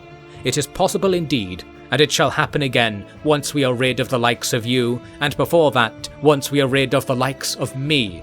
All this madness will end for me, and my people will make sure that you never need look upon us in drowning vitriol, free from all doubt. The Golden Age, we will find how it was done, again." After this, the king was dragged away by a crowd of Lithosis wrapped in white sheets. Some witnesses say he was unconscious, others that he was overcome by a fit of tears. Either way, there is no doubt that the king had found a victorious place in his heart. It always brings me joy to tell people about this, because in the story of humanity's uplifting, the king was the primary instigator and among the foremost crusaders, and we have been experiencing his many exploits throughout this entire work. Therefore, it is nice to think that he was able to overcome the losses this story inflicted upon him in his final days, and that, sadly, is what I must record next. This punctuating moment in history was to take place not in Istaka, but in neighbouring Kaman, another of Persia's interior cities. After selecting this place as his ultimate destination, Pyrrhosides wrote many letters and important documents for distribution all across the world. Most importantly, he had word sent to the Persian coast to seek out his son and inform the heir of the ruler's plan. Once all was accounted for, Istaka was quit by the whole Bosporan force, but for a mere 100 men, under Arcadios, a close companion of the king, for he was the son of the late witness Diotrephes. The king arrived at Kaman at the height of summer, and quickly took the prearranged surrender of the leading men, whose wisdom was sufficient to break their allegiance to Khoiros now that he had been absent and negligent for all his years as ruler. Kaman was sister city to Istaka because the regulations preventing impure activities in the holy city allowed Kaman to provide these things doubly. One should not expect that by deeming an activity unsuitable for good people will not seek it out all the same. This is especially true in Persia, Egypt, or any place with old-fashioned peoples. As such, Kaman had an oversized racing track, with many ranks of stands for spectators, a stone perimeter, and tall towers with commanding views of its elongated course. This location had caught the king's attention, because it was large enough to assemble the whole Lithosis army and still have room for the horses to cycle around the track, like fish circling a pond.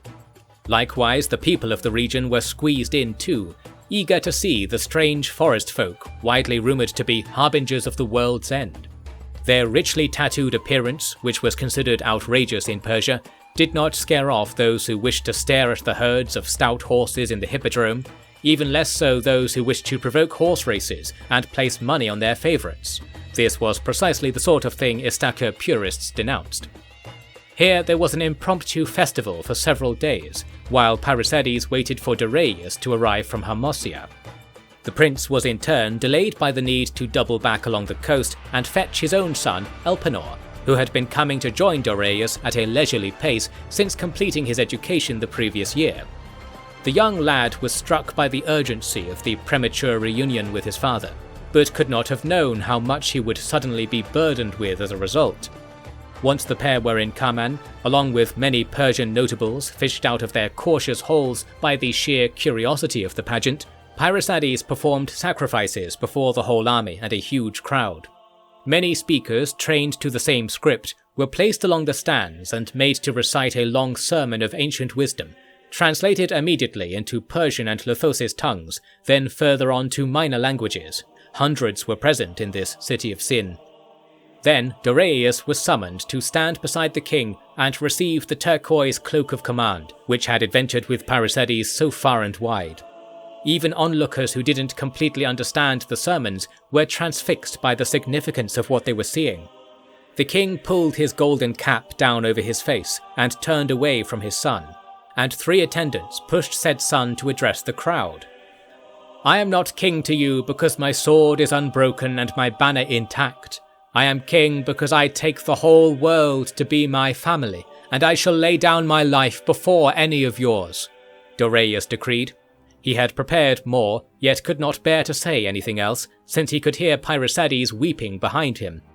The onlookers were moved to tears themselves, and the Lithosis sang loud and sonorous prayers that mixed sorrow with synchronicity. This heightened the effect on the natives, whose latent memories of their ancient roots were pried open by these Golden Age verses. It should also be noted that it was a rare thing for anyone to witness the abdication of a king, and Doriaeus recalls that as the point he was most proud for this ceremony to have made.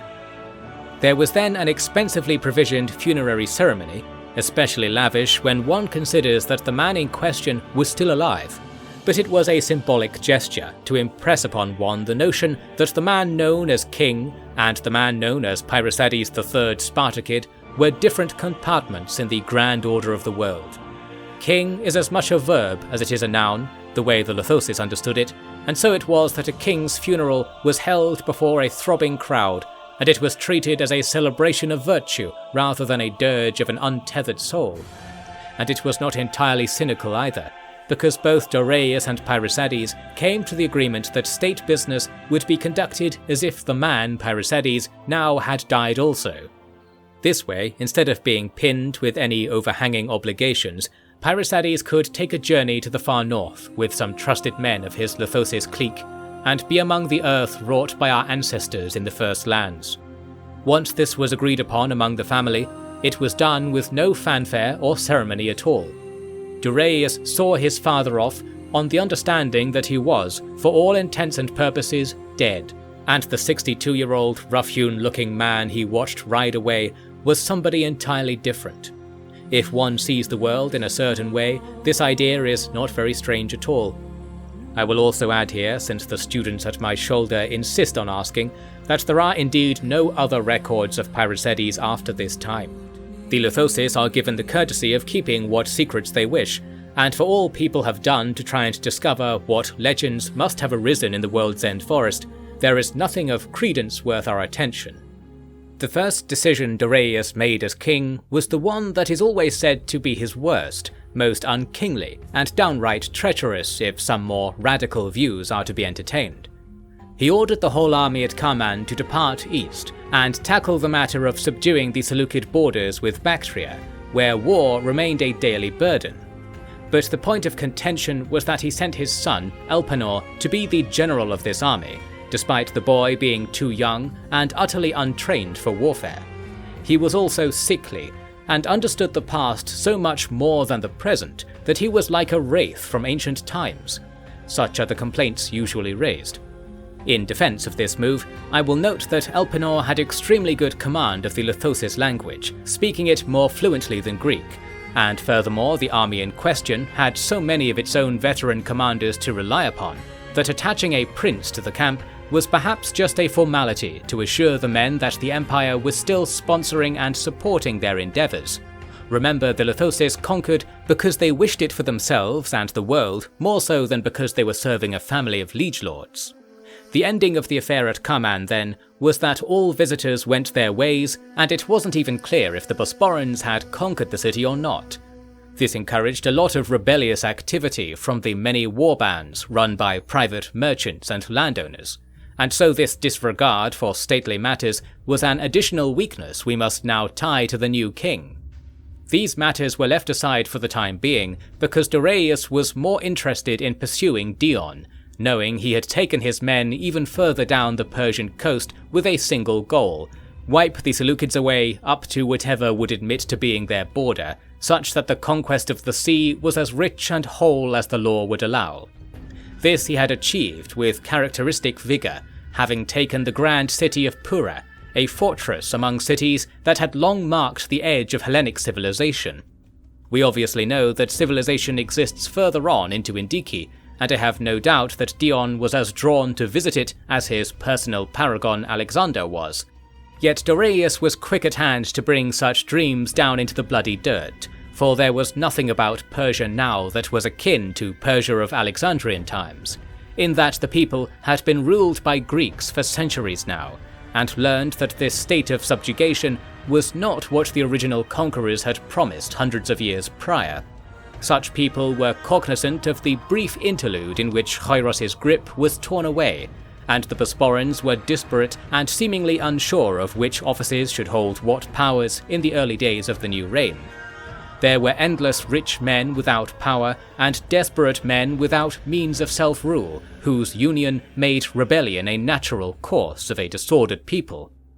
This, then, was the greatest obstacle to conquering the Seleucids, not the men of Khairos, but those of 1,000 landlords, cult channelers, and self-proclaimed nobles who exploited their familiarity with the land to form considerable armies in close proximity to the field armies of the huge new empire forming around them.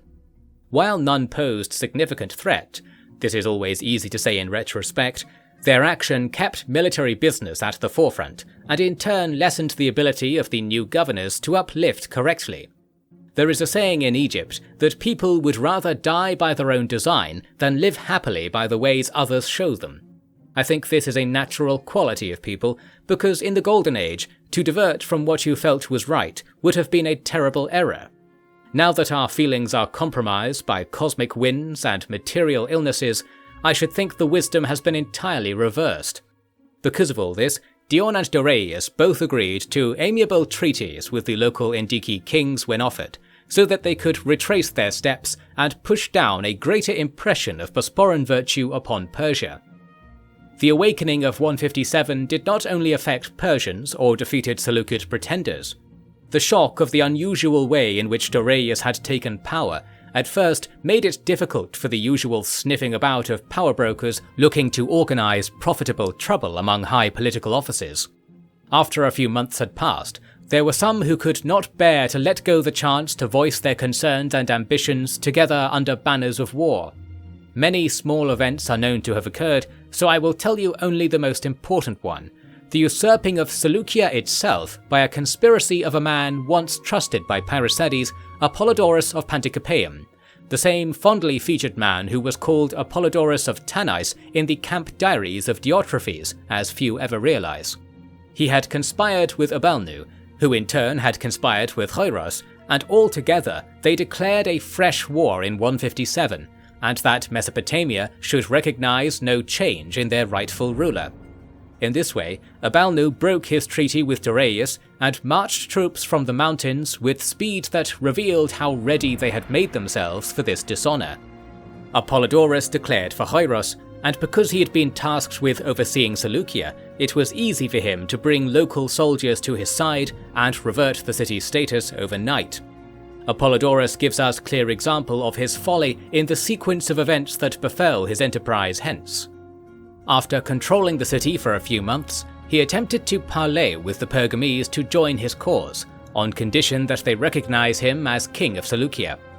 Instead, they accepted his invitation into the city and then promptly killed he and many of his supporters. The relevant heads were delivered eastwards so that King Dorius could be satisfied that order was restored. In return, he permitted the Pergamese to control Seleucia, an extremely generous move that is widely viewed as desperation for good leadership, Or perhaps, in the spirit of the Golden Age, Darius really did not mind giving another royal family ownership of such an important city that he had spent so much to acquire for his own kin. Kin is a notion that arose after the Golden Age, after all, if it did not in fact drive the very fall.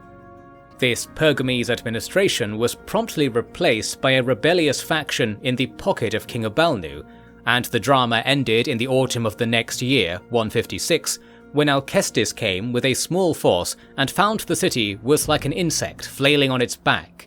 He restored things to how they had been the previous year, and Bosporan law quickly righted the city's course. Such was the injury Apollodorus inflicted upon the world, and no one, especially not he, benefited from it at all.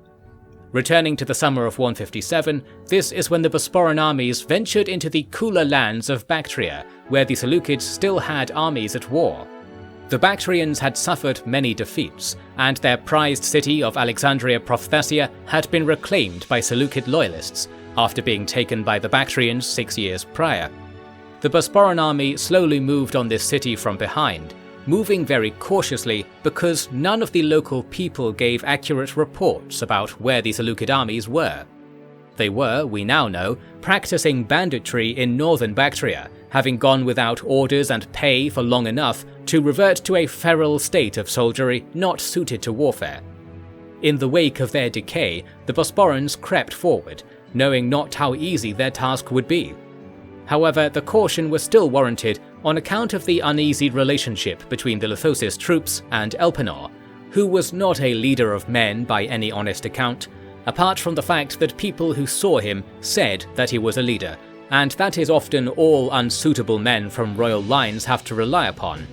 He, being aware of his own weakness and unable to qualify any cure, was driven further into sickness by stress. Even his horse, it is said, grew tired of his moaning. Then again, he was scarcely a grown man, and had grown slowly because of the many luxuries and fair consideration of his Lithosis teachers.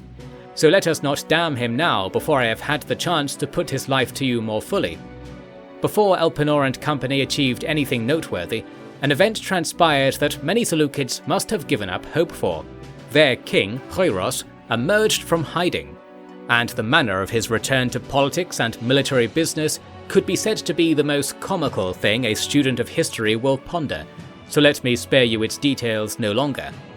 This affair took place in the autumn of 157 prior, and the stage was the aforementioned port city of Sirath, from hence Choiros had fled previously. His inglorious return was made in a fleet 1/10 the size of that which departed, because so much had been wrecked at sea in recent years, or sold to fickle and thin allies come enemies on the Arabian coast. The fleet approached the port, but upon witnessing the townspeople rushing to their boats to defend themselves, Choiros bade his flotilla to shore elsewhere. The Seraphians went out all the same in 4 light craft, and harried the flagship that Choiros had been on almost as soon as he rowed away in a small boat. This was because Choiros had been so cautious in staying behind the rest of his ships that he was left alone while the landings were taking place. We know that the leading naval officers of the fleet had all been transferred to this single ship to oversee a would-be blockade of the port once the troops were ashore. Instead, all were lost to the warm ocean, and the transport ships soon realized that something was amiss. They took to the wind and flew off east, leaving the army screaming with open-jawed rage at how it seemed only 4 small boats had scattered their 30 ships without a fight. To their relief, the city walls were not defended. After all, the men who had been tasked with defending them were those same ones now returning from a wasted venture to attack their home. And yet there was little gratitude or anticipation among the townspeople. The same spirit that pushed out those ships to harry the lost officers had kept people up all of the night prior, and in that time they had fortified their agora and stored many valuable and useful things there. Hence the Seleucid men, who were desperate for pay, could not gain much relief from a violent spree in the city. No, they would have to overcome their former comrades, and that was so distasteful that even the desire for coin or conquest was shaded. This cannot be said for King Choiros, of course, who ordered that an assault on the barricades be made. When this proved hard to organize, he went himself. A bold move, some say, if only a desperate one in reality. It is hard for soldiers to say that they have grievances with their commander if said commander is so openly performing brave and valorous acts. Hence an attack was made, and the people of Siraf, bolstered with a handful of Bosporan soldiers, made a stand on the basis of their own grievances with Hoyros. I hope you already understand that such maddening and wasteful situations are the direct result of ill-mannered kings of his image. There was reason behind Hoyros' bravery this day, when normally he would have waited far away for the danger to be resolved. This is explained by what supposedly happened next. Amid the fighting between the two sides, Hoyros came to the front and appealed to the people to lay down their arms and resume their place in his domain. Some of the people said that they would rather negotiate than fight, and welcomed the king to come sit with them. Filled with illusions about the love these people held for him, Hoyros went through their lines with only a few bodyguards. These guards, some claim, were killed and dragged away without Hoyros noticing. Only after he sat did he take in the scene. Then did he realize his guards were gone, and he was instead surrounded by those people whose families he had plundered for manpower and whose wealth had been ferried to Aravian kings in exchange for naught but the very disruption his return created. Still, he believed that their distrust in him would be reversed with words. Instead, he was set upon in a most undignified manner by furious people. Even elders joined the scrum. The goal, I surmise, was that the king be stripped of his fine armour and clothing. This had military use. It was shown to his men at the barricade, who now realized their master was no longer at their backs, and hence withdrawing was a simple task. As for Hoyros, he was subjected to a large number of theatrical humiliations because the people realized that this fallen king recognized no dignity worth keeping above his own head. It is said he was made to perform local dances, made to converse with statues as if they were real, and was asked to preside over a mock courtroom in which a dispute between chickens was arbitrated with absolute seriousness, with Hoyros beaten if he failed to address these questionable clients with the customary deference. I think this would be less amusing if the townspeople did not ultimately keep their word. Yet they did, and true to their claims, the reward for completing an evening's entertainment was freedom. Hoyros was let go from the town in mere pauper's clothes. He went to find his army. However, that night the army was in full retreat in all directions and was difficult to locate. The reason for this scattering was the arrival of military patrols from the Bosporan allied armies, namely the Pergamese, who had assisted across the region extensively.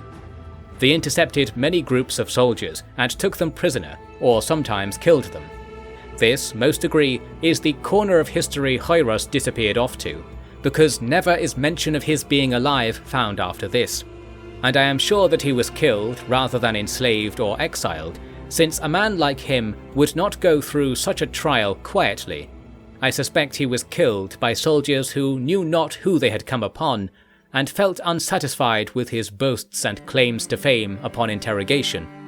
I think we could say more, yet I think it is fitting that a man whose life took up so much of the world's attention already suffered a completely silent and pitiful demise, without master, servant, or ally to mark the occasion. It took over a year for wide belief in Hoyros' death to spread through those below him in the state apparatus, because it had become standard practice for those officials to not hear anything from the king for long periods. This practice usually means one of two things. Everyday life is being managed without the need to appeal to higher ranks for justice, such as in the case of the late Parasides, or that delivery of justice is not the concern of the state, as in the case of Hoyros. Even though the people of Persia had to put up with war and the excesses of foreign soldiery, the coming of justice and truth was both a material and spiritual windfall that, I contend, demands gratitude from the living and forgiveness from the dead. Coming to appreciate this in the deepest recesses of our hearts is a challenge that all of us, once alien to truth, must approach with enthusiasm in our lives. I find that knowing our history aids in this task, as you might have guessed from my chosen vocation. And if you are in agreement, I invite you to read on and see how this war was formally ended, and the interim period of peace that came to grace the whole empire. Be warned, of course, that a return to sour and sacrilegious topics will be my course, For that is the truth our forebears lived through for our benefit. Thus I shall write of it unerringly, for the sake of living and dead alike. Morrow of the Golden Age, Chapter 30. Everything we have learned recently should bolster us against any surprise when I tell you that the Seleucid Empire was at its end. One could argue it was over already. Another contender for the final day of the empire, if a final day must be assigned, would be during the winter of 157 prior, in which the only large city under Seleucid control was taken by the Bosporans. This was Alexandria Prophthesia, once a thriving colony in which the Bactrians had a strong stake, and more recently a place where Persian and Bactrian had warred fruitlessly by Seleucid order. The infantry army of the east, under witness Aeneas, captured this place, while the Lithosis army of the late Pyrrhosides patrolled the region under their new steward, Elpenor, son of Darius. This patrolling was dutiful, since there were still armies in Bactria who might return to save the city in their charge. It would be a full year before anything of the sort would be attempted, and even then it would prove no cause for alarm, as we shall see. For now, I will only note that Elpenor remained a controversial commander, most of all because he believed that the Lithosis should not be employed for military work. This was because they were most strongly connected to the world through their lifelong observations of magic, and anything that diminished their numbers was tantamount to burning down a temple or shrine. This was the sort of thing that people who grew up in Kariskos tended to think. I can say little of its correctness, but I will at least concede the notion not impossible to fit into a sensible model of mankind's relation with the world. The salient point is that the army's level of military discipline and readiness plummeted, and therefore it is a good thing that the Seleucid remnants hardly cared for their duties in those fading days.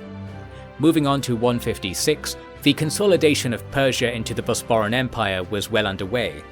King Darius was busy attempting to open the minds of the people to the truth of the world, and increasingly resorted to violence to check instances when it seemed unruly folk were going to do the same.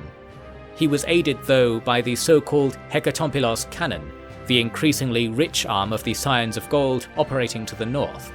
They could provide places of learning and itinerant priests to begin opening the Persian people to their forgotten stewardship of worldly power. As for Prince Dion, he enjoyed parading around the Persian coast, making himself a key player in all manner of business ventures, since he was personally exceedingly wealthy. This ingratiated him with like-minded men doing the same all over Persia, Arabia, and even Indiki, and I would credit this friendly attitude towards anyone with coin enough to earn his attention as being part of why the region transitioned so quickly from war to peace. The nobles had something other to do than war and enjoyed the prospect. A notable move he made was to marry his daughter Iera to the king of the Nabateans in western Arabia, which secured lucrative trade routes from Hierosolyma to the Red Sea and beyond, along with many trained warriors to guard the region against anything that remained of the old Judean kingdom. No skirmishes with this group are on record since Dion marched out at the beginning of the First Bosporan-Seleucid War, although other accounts imply they still took place regularly up until the conclusion of the Second War.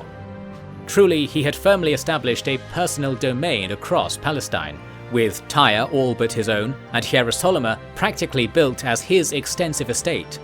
I think this was only tolerated because he was so well placed to dissuade the Ptolemies from jealousy, and equally well placed to force them away if they ever reneged on their alliance to the House of Spartacid. There will be more to say on his work there, as those who have made pilgrimage to the modern worship grounds will appreciate. The military business of the year was only brief, and occurred at its very close. For the whole period, 3 of Hyros's generals had prowled around Persia and Bactria, fleeing at the first sign that the Bosporan armies under Elpenor or Aeneas were nearby. This went on for months, until one of the generals found himself overrun by his pursuers. Bosporan men easily finished what the long period of poverty and exposure to the elements had begun, and went on to make good use of their deaths to energize the eastern cities with promises of new fertile grounds. I do not think the rituals were very successful because the Hecatompylians kept suggesting changes to the procedure. There are raging arguments about this today, of course, so I shall only report these rumors and move on. The rest of the Seleucid loyalists somehow held on until the summer of 155, effectively besieged in the open country since there was nowhere they could go to receive supplies or friendly treatment. When they dared approach Yazd to desperately beg for victuals, they were ambushed and destroyed by the well-relaxed and provisioned Bosporans. Hapless as the Seleucids were, this was more akin to herding slaves to market than a battle, and slavery was the most common fate of the defeated. Still, the last gasp of organised violence is what I consider the end of the war in Persia. If you like though, you might call Darius' treaty with the Arabian holdouts the end, and I shall concede that in the formal sense it was. Although this all took place only days later, so the precise date is hardly different. To summarise this, Darius had journeyed the long and dangerous road from Mesopotamia into the heart of the Arabian desert. Most of the thinly spread people who lived there were world-worn nomads, to whom the affairs of armies and cities were like clouds passing by, to be noted and soon forgotten, for they always were to change and come again with utter certainty. I shall not argue they were wrong. However, there were strange but industrious people here who formed cities of their own, primarily concerning themselves with organising caravans to and from the different coastal regions. The foremost city was named Zafar, and sheltered Horus's family. Therefore it sheltered whoever might be king now. No one agrees upon who of the dozens of scions present might actually have claimed this title. Darius came to this city, forced to move through herds of unusual-looking slaves to reach the den of his foe. He distributed coin to the local notables to ensure their support. No words had nearly so much effect, and so he wasted no time on utterances. Then he met with a group of at least 100 people who all claimed to be of the Seleucid house, who came practically as chattel under guard of 100 masked warriors in braided, jeweled protectives. It was again money that did all the work in this case.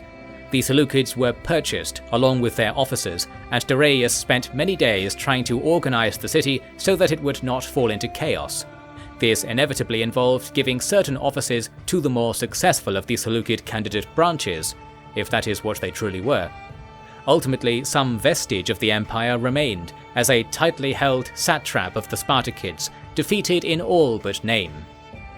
The king received many envoys at Zafar, from warlords of the local region, and from kings of the distant and chaotic Lower Nile. All of these groups had no choice but to submit to whoever was master of Aravia, for the money of the cities and favour of the government officials was their lifeline there on the edge of the world. Hence Darius made treaties with so many other chiefs and leaders that his time in Aravia, no more than a month, made him king of territories that outdid pharaohs of thousand-year dynasties. And moreover, the people here were furtive in their uptake of tripartite truths, being in need of improvement to their lives more so than the Persians, and more in need of a wide-ranging authority to provide the training and materials for performing magic. This, I believe, contributed to the quick and peaceful conquest of this corner of the world in the aftermath of the wave of war that had lapped upon its shores. We are now very close to the end of the war for the Eastern world, so allow me to detail how its final blows came about. Quitting Aravia, the king travelled north to Armenia, gathering troops and mustering his allies along the way. King Ubalnu had been slain by his own confidant, an archon named Ara. This Ara faced a dire military challenge. He was besieged on all sides by either the Bosporans or those who had pledged to the Bosporans, with all attempts to shatter this union now falling on ears deafened by the trumpets of constant victories. The alliance came to Armenia now to coddle those trumpets again. When the snows melted in the year 154, the steppe peoples crossed the mountains to enter Armenia from the north. The Pergames of Asia made a coalition with the Pontics of Trapezus to deploy a lavishly equipped army from the west, and from the south came King Darius. Leading the king was Dion's man, Alcestis, who was only present to place down stakes on behalf of his master, the latter being busy with his work corralling the brigands of Mesopotamia to join his legions in Hierosolyma. Within 4 months, all Armenia was overrun, and territories were given away to whoever might have been there to contribute. All that remained was the eastern stronghold of Patikaran, an old mountain city with a fierce, rebellious population. This was where Archon Ara had found refuge, and his walls and depth of stores were such that he had scared most would-be attackers away. Then came the king. When Dorius brought up catapults in the summer, Ara mustered his army and fled north to a secret fort in the mountains, appealing to a local spirit said to reside there. This spirit was called Pandora by Greek and Armenian alike, referring to the woman of old legend who we now know was actually Manos. The legend of her use of a box bringing the end of the world remains as a reminder that our ancestors once knew the Golden Age and lamented its ending, even if all the details have been corrupted by the loss of writing and the whispers of the gods being woven into human history as if it had always been that way. So, given that appealing to so-called Pandora and appealing to Manos held similar powers, it is no wonder that the long-preserved power of the mountain shrines was of genuine use to the Archon, which explains how he was able to return to the battlefield with such aplomb. First, he was challenged by warbands from the north. These were the descendants of the Alani peoples that the late King Spartacus had bound to the empire, now coming from their lands for the first time in a generation to make war again. And it went dismally. With effortless ease, Armenian troops brushed aside arrows like they were weightless wisps, and with wind-guided arrows of their own, they unhorsed anyone who came close to them. They hunted the Alani back to the mountain pass on the shores of the Hyrcanian Ocean, returning the bodies to the shrine of Pandora to regenerate their strength. It is said that a tree grew on the site of each man killed in those days of massacre. I have visited this place and found that trees and furthermore large rocks are common on the supposed trail, so that is quite consistent. Archon Ara came again from his shrine because the local people had been risen in rebellion by the promises of the king that they would be made free should they aid in achieving victory. Pater Karen had fallen bloodlessly, yet now the blood of its people was made to be spilled in the open field. Alcestis went out with the levied force and challenged for battle, receiving it so enthusiastically that, like in the case of the Alani, he was astounded and awed by his foe's prowess. Thousands were killed in the opening bouts of the day, and there was only terror and cries to escape on the lips of all. Alcestis himself was slain early in the affair, and it is said that not one single man escaped the field alive. Fortunately, the king himself had not gone to the field, staying behind with the main force to root out other smaller bands in the countless dells of that land. His success was spoiled entirely by the news of the disaster nearby. But when he heard of the shrine and the use of ancient magic, he went at once with his whole army to challenge for battle, completely fearless. Why was he so brazen in the face of this unprecedented menace? Because in the appeal of worldly worth and the love of the cosmic defectors who made us, Dorius was by far the more pious and more proven, which gave him the coveted power of a true Golden Age king. It is only natural that a good king defeat a bad one, and if two leaders happen to be blessed by the oversight of the Creator, as Dorius and Ara were, then the outcome of any confrontation will be the one that ordains to the natural order. As such, Dorius simply walked his forces into battle, finding that his foes were beset by illness at his very approach. Archon Ara had degenerated into a muttering madness, and committed suicide on the altar of Pandora to try and relieve his pain. One might say he was successful in this. Hence the king captured the shrine and made sacrifice of his own camp animals to purify its alignment, and also for a second celebratory cause, to mark the end of the war. Armenia was subsumed into the Bosporan alliance, and there was now not a single legal way for one commander to be at war with another over a distance spanning from the northern extremities of the Black Forest in Europe to the brilliant yellow fields of the Persian coast. Yet, while this was celebrated in many places and praised endlessly at the time, writers from later times hardly mention this coming of peace in the same era-defining language. That is because they know what King Pyrrhosides had come to know and fear, that the world had only now been placed into the initial conditions for a war so vast and violent as that which caused the fall of humanity 3,000 years ago. Furthermore, the peace of the world as it stood was tenuous, because the world was still filled with people who did not want peace, with half men indeed. It was the task of the Scions of Gold to inform the masses of what a peaceful vision of the world would be like, and convince people not of what precisely a perfect king would be like, since that was easy enough to understand, but more simply that such a person can and would exist if only the principles laid out by the founding deities were adhered to. The principles of harmony, of faith in humanity, ignorance of avarice, in which the highest ranks can bow and follow the order of the lowest when they are true and righteous, and then when the lowest ranks follow the highest, it is with unlimited obedience paired with boundless skepticism, knowing that a single flaw in a single king is more than enough reason to seek replacement, yet no reason at all to spill blood over it. And it is kings more than anyone else who must obey this, to bring about the endless regenerating order of the first men, and indeed to replicate the society that lived on in the World's End forest for all those thousands of years, falling more gently than the rest of the world, and so preserving something of what our progenitors were like. It is simple enough that these words are all one really need to understand what they must do, yet to actually become like this in a world that is so different to the ideal is extraordinarily difficult. This too is something Pyrrhosides had come to appreciate in his later years, advising slowness and caution for those alive today. But perhaps he underestimated the joy that connecting to ancient humanity can automatically engender in the heart of any good person, regardless of station or lineage. This was not enough for full appreciation of the truth to arise, but enough for gods and kings alike to have their ways questioned by hopeful sorts. This tends to be the birthing method for useful knowledge in all fields of life. In short, over the years that came next, the Scions of Gold found remarkable success in attracting audiences wherever they went, and soon enough they went everywhere they were allowed. I am forced to make this qualifier of allowed because in our tale we have principally concerned the right-hand side of the world. There is indeed a left-hand side, the side under the Roman millstone. The Romans had their own view of the cosmic world, and I shall describe it more later.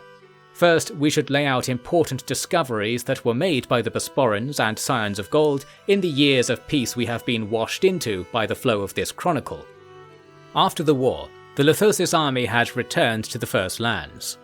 The most veteran warriors had been all over the world over a period of some 30 years, and as a result had come to understand what they called the realm of the gods, that being the places outside of the First Lands as they defined it. And in gaining knowledge of all these gods, there had arisen disputes about their role in maintaining the afflictions of the half-men. Specifically, there was talk that certain gods seemed to help humanity, and others to hinder us. This is, as always was, the view of most half-men after all. The debate was on whether some of the cosmic gods were of the same mind as Manos, and wished that the world be preserved as a place of peace, apart from the cosmos. This is an easy argument to construct, because we know for a fact that Manos arose from the conditions of the cosmos, so there is no restriction on any number of other beneficent entities coming upon Manos' work and wishing to champion it. Some of the gods might be classified as such, however the act of classification here was too imprecise for a debate on the matter to be finite. The debates spread across the entire world, since it was only natural for people who had loved the gods for their whole life to try and reconcile the truth of the cosmos with the notion that their protectors and idols might be on humanity's side in this ancient, secret struggle. In fact, this notion, I would say, was essential in allowing people to hold their old views alongside the new, that being the official, if increasingly ludicrous policy of the Bosporan courts high and low. Furthermore, I think the evidence we have today is more and more convincingly speaking of the truth in this arrangement. The instincts of those who knew the gods honestly and wholly is nothing to be ignored either. But that is only my view, of course, and there are other views available from every person in every agora, as you have no doubt found firsthand on your path to scholarship. Now, among those seeing that we have supporters among the gods was Prince Elpenor, who had come to reside at Chryskos after the war. He was still the nominal leader of the Empire's Lithosis soldiers, until of course in the autumn of 152 prior, in which he resigned his post amid hails of applause from his own men. He had taken it upon himself to discover whether the allies of humanity, who reside now in the cosmos, could be contacted, and for this, the Lithoses had convinced him the only course of investigation was to leave the world of the gods and go to the forest. Elpenor took little prompting, wanting this course for his own pleasure also. Thus, when King Doreus came to formally relieve the retiring Lithosis riders of their duties, he was forced to retire his own eldest son too. He did this with a sense of joy, all agree, because Doreus had also become intrigued by the topic of human cosmic interaction, and had absolute faith in his son to achieve the goal he pursued. It was perhaps the faith he had wished his own father had given to him, and it is also a sign that each successive generation of House Spartacid was becoming less kingly in the old sense, and more kingly in the golden sense. In this way, a prince quitting his duties to follow some curious instinct was a natural delight. The king took over his son's role, attaching the newly formed army of recruits and younger veterans to himself, knowing that it would be needed. To that end, he began to move all the men he could bear to raise from east to west, towards the camps and forts his father had built in old Daxia. The strand I was following through thickens with the knowledge that came to the Scions of Gold with the capitulation of the distant Cimbri coalition. I shall explain that to you now. This concerns the topic of whether our worldly activities can affect or touch the cosmos. The Romans, for example, had always believed this to be the case, and freely killed people they came across on the basis that the weight of life in the world was in some way to blame for the overall downfall of humanity. They had their reasons to embark on that horrid venture, but were not forthcoming in trying to convince the Bosporans of this, or I should say the leadership so strictly controlled access to knowledge that even local people had little chance of receiving it. Something similar could be said for the Cimbri, whose hatred of the Bosporans was driven by an ideological divide only explicable by deep-seated cosmic information. And that information was at last fully disclosed at the same time as the debates were going on in Kariskos over the course of 152. The way this came about can be credited to a princely father and son pair, Aristippus and Cineas. Since 160, these two had been touring the European forests, becoming familiar with their layout, and at last properly establishing roads and stables for commerce. This was not a peaceful affair, for the reason that the forests had become stuffed with refugees fleeing Roman madness, and indeed with headhunters and rogues who took advantage of this. Some of these refugee groups became so numerous and were so well organized that they were armies unto themselves, and through the fighting their banditry necessitated, both Aristippus and Cineas came into conflict with the Cimbri in 4 recorded cases. In each case, victory came easily, because the Cimbri were also besieged by the Romans from the west, and had few good warriors available. Therefore, Aristippus led the allied Hermanians to crush northern strongholds, while Cineas came from the east along the coast of the world, travelling with Dunagol warriors he had raised during his customary tour of Lithosis lands upon his coming of age.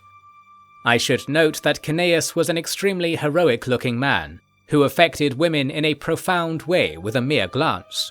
Therefore, it is indicative of his tastes that he chose to marry a ghostly Lithosis girl named Maiandria, without his father's permission, let alone the king's.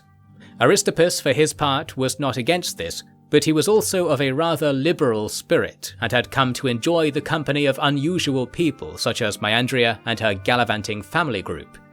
In Cineas's own writings, there are claims that the Dunagol had recently constructed large settlements deep in the woods, and I hear rumours about these places even today. There is hard evidence too, because there are buildings in Hermania that Cineas supposedly oversaw the construction of, which have unusual architectural flourishes. These are said to be of the style used in the private domain of the Western Lithosis. Once all our worldly business is done, I hope to investigate this matter in person. Returning from that aside, a few brief engagements saw rumours of Bosporan might turn quickly into terrifying fact for the Northerners, and their chiefs came forward to ask for peace. They received far more, as Aristippus was interested not only in peace but friendship. And so it was that, with a certain sense of disbelief, the war of decades-long pedigree was sealed away by written agreement. This agreement brought with it the Cimmerian runestones, and that is what refreshed the understanding of the Scions of Gold, and indeed the world. The stones were copied and taken to Apollon. Aristippus kept the originals in Casurgis so that he could permit Himanians to see them, and hence be exposed to copies of the Eastern stones, fostering unity of understanding in a dignified and comradely manner. The Scions of Gold were rather embarrassed by what they found. The stones contained information they had previously dismissed as forgeries when presented by enthusiastic Getae and travelling Greek mystics. This was information on the nature of the Paragon deities. In short, it stated that while Paragon deities had once been human, their extreme adherence to perfection in one aspect of their lifestyle or another had inflamed the power of Manos and Imo that fuels all human life, and hence made them something more than human. This caused them to be unable to properly die, because their spirits could not be recycled to future generations, having been so changed by this internal kindling of brilliance. Therefore, when their years were spent, they did not return to the Earth, rather they began to return to the cosmos. This, as you might have already noticed, is similar to what the Romans believed at the time. However, the Romans contended that all humans were doomed to a cosmic grave. The truth is that only those with paragonic characters possess this destiny. Another important distinction between Roman bluster and reality is the nature of the barrier between cosmos and world. While Romans would say that spirits are transferred to the outside, and hence shrink the total space allotted to our reality, the Cimmeri knew that paragons actually remained on the border because they are of neither world. We know that this is true because their presence is detectable in astronomical records. It has long been known that certain stars can only be seen in certain places, and that some stars have changed in position or intensity over centuries of observation. This can only be explained by the work of the immortal Paragon deities, whose activity on the border of the cosmos sometimes enlarges or shrinks the volume of cosmic power visible to us, and in turn the influence or even knowable existence of certain gods. Since you will be familiar with all this already, I shall not press the matter further. These discoveries had lain dormant in many frontier peoples who lacked the sophistication to ever measure and confirm their validity. This was solved quickly with the spread of this new truth through the academic establishments of Greece and Persia, and there was a delightful synergy of philosophies now, because the truth of material things and of magic seemed so obviously linked when the entire scene was established in wizened minds. It is here that modern knowledge of our cosmic engineering efforts began to first take shape, and almost immediately the so-called Golden Paradox was hit upon. To be a perfect citizen of Earth is to impregnate yourself with an inhuman energy which might curse you to be not human or god, seeing the boons of neither, and in fact draining the world of the slice of power you inherited from your less paragonic parents. If all mankind was to behave in perfect accordance with what our founders intended, would humankind thus be eliminated? It would be some time before that panic was overcome, and the opportunity it presented fully harnessed for the work that now takes place today. But that field of philosophy was only larval in the time I am charged with chronicling, so let us look to the more prominent matter people were talking about in the late 150s prior.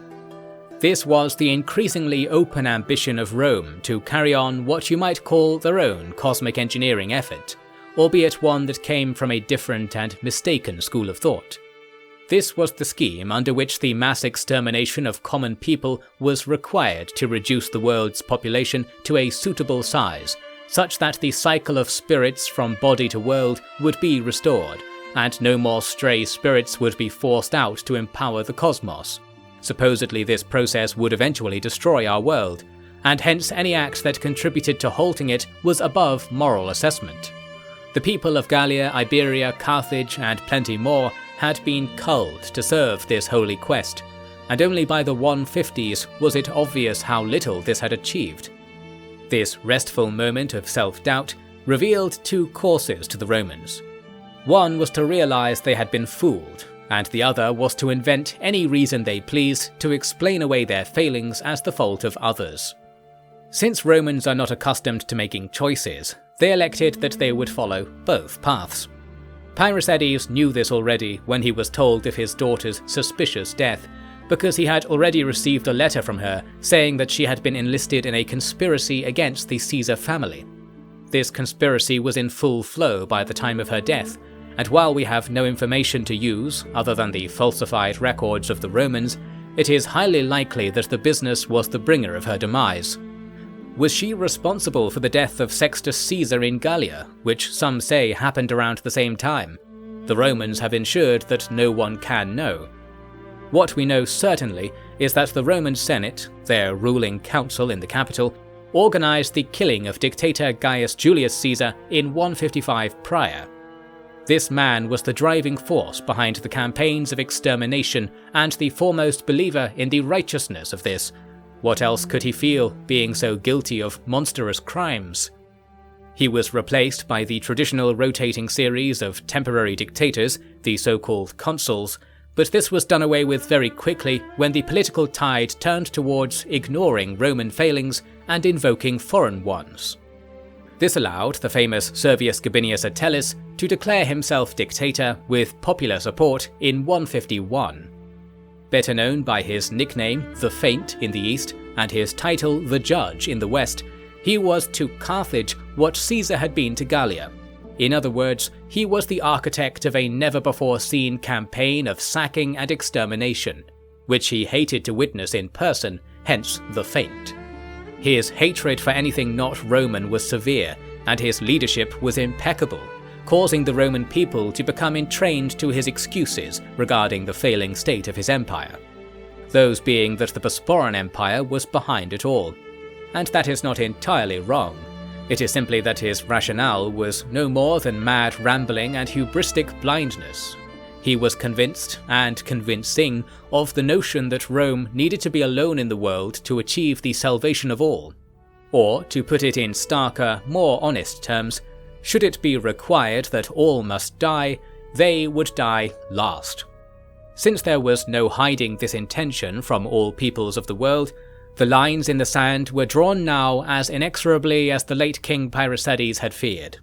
For King Dorius, presiding at Apollon in those days of 151 prior, it was a simple challenge with a simple solution. Kill one killer, spare 100 victims. With a scale that had never been seen before, because the rulers who were squaring off were in command of armies that drew their men and supplies from the entire world. It was a conflict for the very soul of our species, and this can be said with not a speck of poetic flourish. It was to affect everyone in pursuit and outcome, and there was due to be little about it that resembled any age of gold. But Dorius had already promised to overcome this prospect, come what may. And so I shall begin next to describe the enormous work that went into the new world war for our future, and how the blood began its course to the earth. Be not afraid, for if the Golden Age ended with such a war, it is not impossible that the age of half men should end in this fashion too. To what end precisely shall be up to us. Morrow of the Golden Age, Chapter 31. The frontier between the Roman and Bosporan Empire extended from the outer sea in the north to the Great Desert in the south, saying nothing of the potential points of conflict across the inner sea. However, when you consider that the whole of humanity on either side of this border was being employed in preparation for war, creating a battleground of this unimaginable size was feasible. For years, both sides had known the places where the battles of their eventual clash must be fought. The Romans in particular had established a series of stone-wrought forts that housed several thousand men each, positioned all over Greece, Illyria, and in the final years of peace these had even been added to the wastelands of Gallia. Needless to say, Italia was protected doubly so, with hundreds of thousands of men ensconced in strongpoints. This was economically achievable because they were poorly paid but heavily armed, and under equally heavy duress to serve without possibility of leave until their retirement. The Romans' main weaknesses were that their hinterlands were devoid of human life, and hence not defended in the slightest, but there was no feasible way for the Bosporans to go to these places in force without detection. King Darius knew most of the details of the Roman disposition because refugees and defectors came to him every day. Because he had a reputation as a man who settled those who submitted to him fairly, he was able to attract a large amount of talented people, including wealthy families. Most of all, he attracted those whose religious dedication obliged them to make pilgrimage to the Signs of Gold temples, whereupon knowledge that would bring about a forsaking of their old masters could not be ignored. This drain of the Roman people was known to their leader, dictator Attalus. It drove him to redouble his efforts to prepare for his people's so-called repatriation, and was a source of constant embassies insisting that such criminals and spies could not be harboured by another power in peacetime. Since the king had officially decreed that refugees may enter his father's extensive program of citizenship, and were therefore protected peoples like any other citizen, these threats from Rome were illegal provocations. With this, he was able to justify huge increases to the money and resources cities provided to the empire's war treasury, and these resources were spent quickly on two main strands of preparation between 151 and 148 prior. First was the defiant step of reclaiming the city of Segestica from its pall of death. This is a large area of good land in Illyria, which chieftains used to rally their people and establish industries. The Romans had deported and likely enslaved or slain everyone living there in 162 and burned the city to the ground. They did not treat other cities in Illyria like this, but I believe this is because the resources required to actually execute vast numbers of people are considerable, and the late Gaius Caesar had focused his efforts in Gallia and Iberia. At harvest season in 151, King Darius led a large band of newly sworn citizens to come and cut down all the crops still naturally growing in the abandoned farmlands. For the purposes of storing these crops efficiently, he established warehouses in the ruined city, and of course housing was needed too. After a month, he had clearly begun settling the workers there permanently, generating an explosion of bile from the Romans. They considered the abandoned land their territory, and as I have said, knew that many of the peoples being placed there were defectors and wanted men. Darius knew of this also, and flaunted it brazenly. He was showing what it meant to be a true king in the face of brutish threats of danger, doing what was not only right for his people, but stepping in to take the risk of doing it even for the people of his would-be enemy. In fact, for the years to follow, the king made his court in Segestica, and even erected a long, voluminous guest house for the endless Roman envoys to make use of. This also had the advantage of keeping travellers to Rome from seeing the second strand of preparation being made in Apollon. This was the training of an army that could suitably contend with the Roman way of war. The Romans preferred to employ infantry in massed ranks, trained mercilessly so that they could carry heavy loads of armour. They would then come forward together and use their tall shields and steel mail to press in close to their foe and chop and stab with short swords. All who witness this kind of fighting agree that it is a terrible thing, with the wounds of such battle being difficult to recover from and visually disgusting in the moment of their infliction, contrasting with the more reasonable effect of arrows or spears.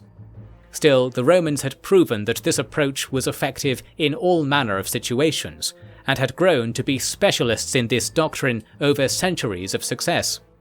Since all this was well known, Darius ordered that an army of that type be raised. These men were called the Gold Guard, draped in armour even finer than that of Rome, supplied from the east, and trained in the use of great shields and stabbing swords. Moreover, they were trained in the basics of strategy, so that they could understand battles and not be afraid of innocuous things happening around them. Many thousands of these men trained for 2 years at the huge garrison complex of Apollon, where they were also given religious education so that the burning meaning of the task they were training for could be swallowed. Upon completion of their long courses, they were settled in strategic places such as Pannonia and the aforementioned Segestica, so that they would be available for use when the moment of fate came. Also adding to the forces at play was the return of many of the soldiers raised in the Seleucid Wars, who had been gathered together under witness Aeneas at Philippopolis in Thracia. While other generals were in command of these eastern men, the men were wont to follow Aeneas in particular, essentially requiring that he be present on the front line. He did not enjoy this, and made no secret of his desire to return to Persia and attend to ordinary business among ordinary people. However, he was a witness, a rank with similar demands to a king, and so he was not permitted to commit any dereliction of duty, and nor do I think he seriously intended to, since he was well versed in the importance of the example he set, and was a good man plagued by ill humours rather than an ill-humoured man. That brings me to Prince Dion. He was granted leave from the affairs of most of the interwar years because he was committed to a self-made project of religious reverence, or this is how it is generously described. This is the Garden of Yemo's creation in Hierosolyma, a display of hundreds of fine statues that are unusual in their composition, being not of ideal or heroic form, but of ordinary and often despicable build. This is because each piece is infused with the worldly energy of the dead, in the same fashion as the orchard of life that surrounds the city. The source of the beauty is that they are products of understanding of the truth of the world, rather than mere human conceptions of aesthetic interest. That is what everybody says about them. For my part, it is the city of Hierosolyma itself that intrigues me, because even today it remains a model for all cities to follow, and that was established in the time of Dion, contrary to what any student of history would assume. He did an unusually able job of seeing that each part of the city worked to support each other, and in tandem, they all thus did the work of one unit while receiving the support of many, profiting all more than a disharmonious approach can allow. This thought is a topic for specialist tomes. Know only that Dion, for all the criticism he received, put great care into his pet city, and I think his strange way of seeing the world merged with his strange way of speaking to provide designs for social order which were strikingly close to what the tripartite ordains. He remained in close contact with the Ptolemies, and together they did make some preparations for the war with Rome, because the Ptolemies were greedily eyeing Roman possessions in Libya and Carthage. Dion agreed to march with them when the time came, otherwise content to await that time as a patron of arts and wielder of slaves like no other before him. He could not have known when this time would arrive, but able strategists might have judged it to be sooner rather than later, for the Bosporans' advantages would compound over time due to their heightening prosperity. Therefore, it is not unusual that the Romans came up with an excuse to begin the conflict as early as their laws permitted. Here is the scheme they employed to achieve this.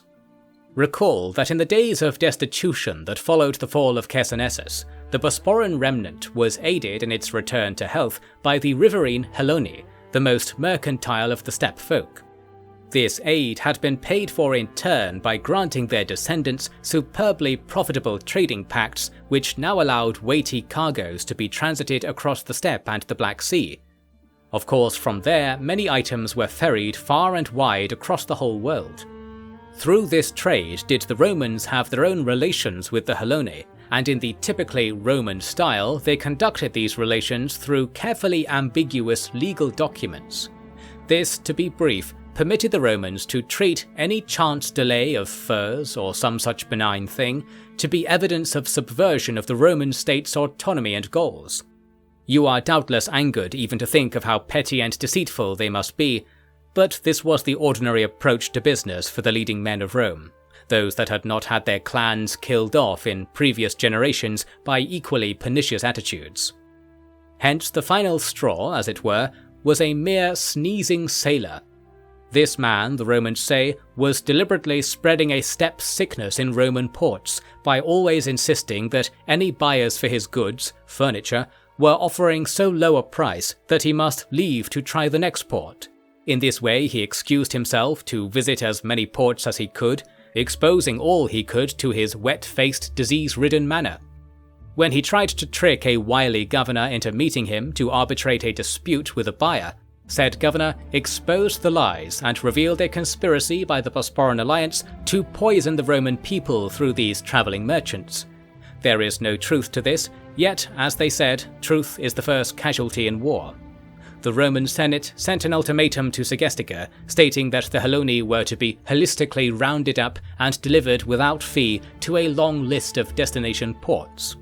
Even birds chancing a view through the window were aware that this was an impossible demand, put to ink and tablet for the sole purpose of destroying the order of the world, and in that it was entirely successful. Darius had no reply be given, as was customary when responding to deeply offensive embassies, and the Romans in turn granted dictator Attalus permission to wage war without any further consultation of the civic bodies. Attalus in turn dispatched riders with the command that war would commence on the first day that the mountains of Altinum were free of snow in the year 148. This mountain pass in the Eastern Alps was the shortest route from Italia to Pannonia, and hence the shortest distance between Roman and Bosporan armies. There were perhaps 20 days of rest, in which no legal state of war existed, in which Darius nonetheless moved as if not only war had been declared, but he had declared it himself. For his plan to address the Roman threat was to cut off the very pass of Altinum that all eyes now watched with hand on hilt. Close to Altinum was the highland city of Noreia. This place could be reached via gentle slopes from the northern side of the mountains, and even had a substantial road the Romans had built that ran straight to Pannonia, the purpose of which had been to approach and exterminate the Silurian peoples of that region as quickly as possible. This made the area easy for the Bosporans to attack, but perilous for the Romans to reinforce until later in the year when the southern approach saw its higher reaches thawed. As such, the king himself went with the Lithosis army to approach from the north. Meanwhile, he mustered his Golden Guard legions in two locations. The first portion was to gather at Basania, the nubile freedman colony in Pannonia, and then follow his army into the mountains. The second portion was to garrison Segestica, and then advance to cut the road to Altinum and reach the coast. This would break all overland communication from Italia to Illyria, Macedonia and Greece, and make full use of the narrowness of the Romans' grip on that area of the world. After all, if these places could be made to rise up against their masters, which they were utterly desperate to do, the Romans would become like wine flowing backwards into the jug from which it had once poured. To enact this strategy, he appointed Zeusis, son of Dion, to follow him with the first Golden Army, and Phocas, his own son, to command the second. Of the former, we know he was a commander in the vein of his own soldiers, obsessed with discipline and military techniques. It is said he never lied, and no one ever dared to lie to him, which made him a reliable, if overly predictable, general. But he was, of course, primarily there to cement the presence of the Spartacid name in this most decisive of military dramas. Of the latter, Phocas, we know he was an outdoorsman of some repute, albeit with little experience abroad and supposedly weak talent for organising men. He, like his absent elder brother Elpenor, was extremely able when it came to magic and foreseeing the outcomes of material events. For this he was loved by the people he had briefly ruled over, and was a noble credit to his family's reputation. Clearly, Darius gambled, if he and these two men were at the spear point of the empire, then there would be no limit to the number of people who would follow them into the throes of arduous endeavours. With all forces in motion, the day of the war's declaration came and went uneventfully. No envoys were used to officiate the beginning of the war, because everyone understood the situation was too serious for posturing. The Romans, for their part, were still gathering their army at Altinum, having been slowed down by trailing legions encountering disobedience among subject peoples. Therefore, they had to abandon any plans they might have had of reaching Noreia before Darius did, precisely as Darius had hoped. Noreia was abandoned as soon as the king's trajectory had been confirmed. Therefore, the first clashes of the war were not between the main armies, but between the auxiliary force under Aeneas and the garrison of Serdica. This is a city in western Macedonia that had the honour of being mentioned in the earliest Lithosis records. While there is no strict agreement, many will say this city existed before the Golden Age collapse, and revealed to us the presence of land masses in the region prior to the earth-making wars that rose up all the rest to their mountainous heights. The Romans had gone there to plunder crypts and temples for ancient wisdom, and they had indeed found some of their collection in this city. as the Romans closed their border, witness Aeneas was driven to the walls of Serdica by a swell of Odrysians and Thracians who had been preparing armies for this war since the time of Spartacus, some say. Once savage raiders, the Odrysians had stolen so many fine things over their history that they had taken on an attitude of refinement and made for amiable allies to educated Greeks. And their taste for foreign luxuries made them ideal companions for a venture into Roman Macedonia, and indeed Greece itself. Reports say that tens of thousands of them came to Aeneas to join a united front against the enemy, all but forcing Aeneas to provide them with enemy targets, if only to plunder supplies and sustain the horde. As such, armies of many different descriptions moved west along the Danube, settling old grudges and fulfilling old desires. The Bosporan contingent naturally went to Serdica. The Roman army here, under one Publius Vespasianus, had been preparing defences for many years. However, they were forced to come out and fight Aeneas as soon as possible, to avoid the possibility of Odrysian warbands mustering in overwhelming numbers. Killing Aeneas was their firmest bet to reverse the upwelling tide. Vespasianus's plan was simple. They would challenge the Bosporan army from the front with lines of heavy footmen, while a few hundred fast runners bypassed the battle to search for the command staff in the rear. It was known, even to the Romans, that Aeneas was a man with a tight spiritual connection to his warriors, often being called a paragon of high soldiery by those that believe in such kinds of earthly paragons. Therefore, the expectation that his elimination might have a devastating effect on his army, and even of those armies not yet arrived to the war, had basis in true magic. Vespasianus was foiled doubly.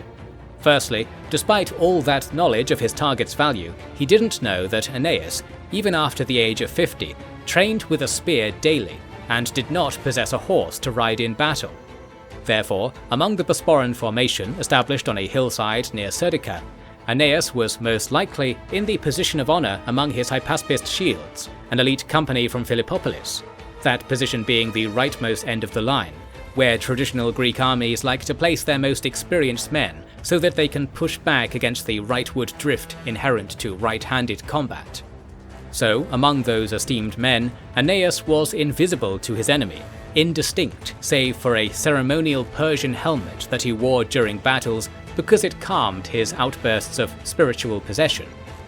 Secondly, the men Vespasianus sent to perform the rear attack were held up by a series of strange rope fences that seemed to extend along the Bosporan flanks. These were the work of the small group of Lithosis riders from Aeneas's entourage. They had soaked long stretches of rope in cow's blood and parcelled off nearby areas. This alerted the earth to be wary of these places, and indeed as the Roman troops came upon these boundaries, they were suddenly set upon by stinging insects, slippery mud, and dizzying noises that came from the sky. The noise alerted the Bosporan cavalry to the flanking attempt, and shortly they went and slaughtered the dazed Romans. This calmed the world, and the lines where the Romans had been paralysed are now marked by a mountain of flowering plants with rather superb public markets. I have only visited once, but I forever dream of the wine I had before that wondrous memorial to this victorious day. And a victorious day it was now to be, because the Roman plan had been utterly foiled. The cavalry were now behind them, and the Bosporans began to step forward in front. There was still uncertainty, because no Bosporan had ever clashed with a Roman battle formation. However, this formation was curling around at the flanks, because the Bosporan line was longer. Indeed, Aeneas's company was lunging towards the flank and rear from their exposed position on the end of the line, their fearlessness pushing the Romans away just as effectively as actual arms and legs. Aeneas supposedly begged his soldiers to spare the enemy so loudly that the Romans heard these unusual implorations and took to heart that their foe was not only certain of victory, but had mercy for those already destined to be his victims.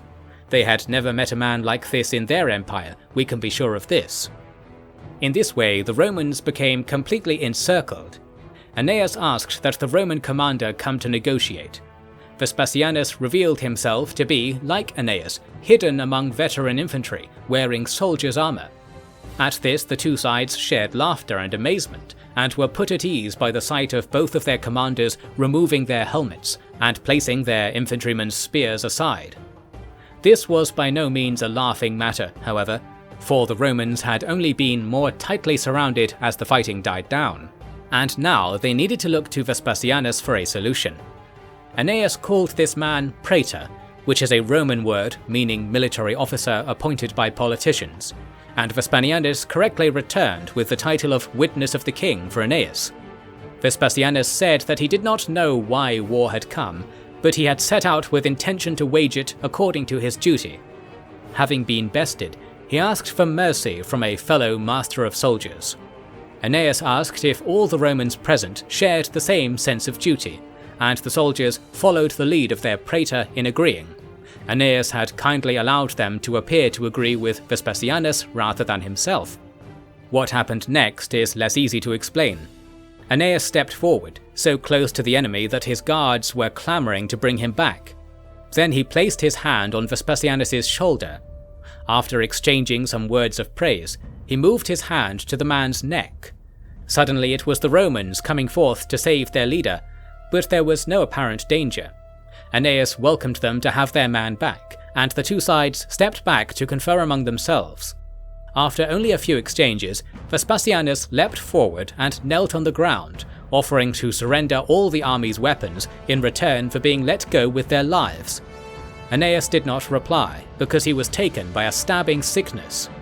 Instead, he wrote a message suggesting that the Romans keep their weapons and return to their city as allies of the Bosporan Empire.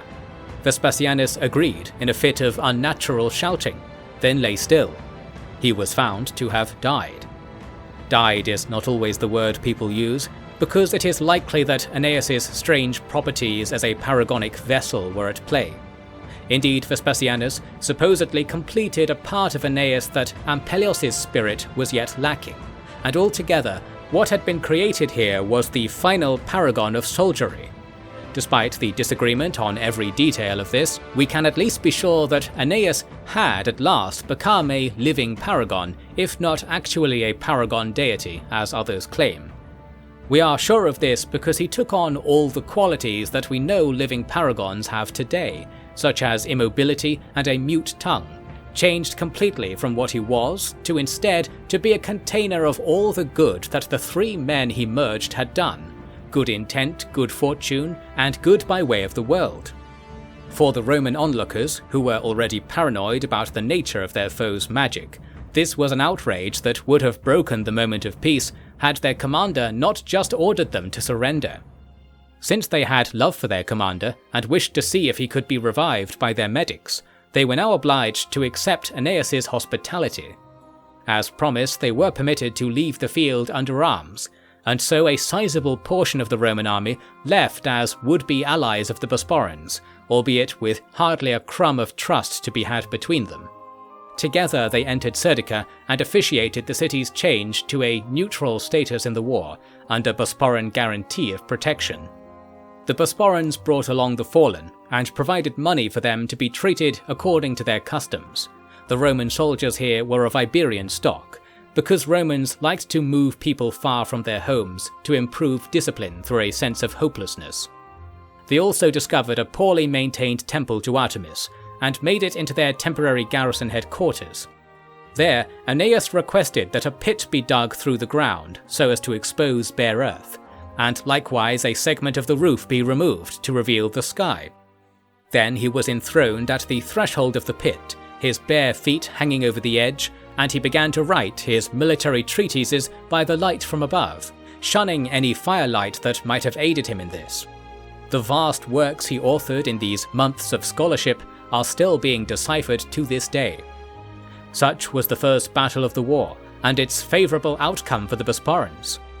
Of course, it was of little consequence in a conflict so vast, and next we turn to a battle that had quite the opposite effect. At Altinum, the Roman army had assembled by the summer of 148, and the question of when a decisive battle should be fought plagued the military minds of both sides. The Romans at first presented 20,000 men against the Bosporan 10,000, and that was leaving from our count the 5,000-strong vanguard that had left Altinum before the muster was done in order to block Phocas and his Gold Guard from reaching the coast. There was no engagement, and the Romans built a fort which they occupied for 2 months, awaiting orders. Elsewhere, Prince Dion had been recruited by the Ptolemies to escort an army to Cyrenaica and Libya along the warm southern shores of the Inner Sea.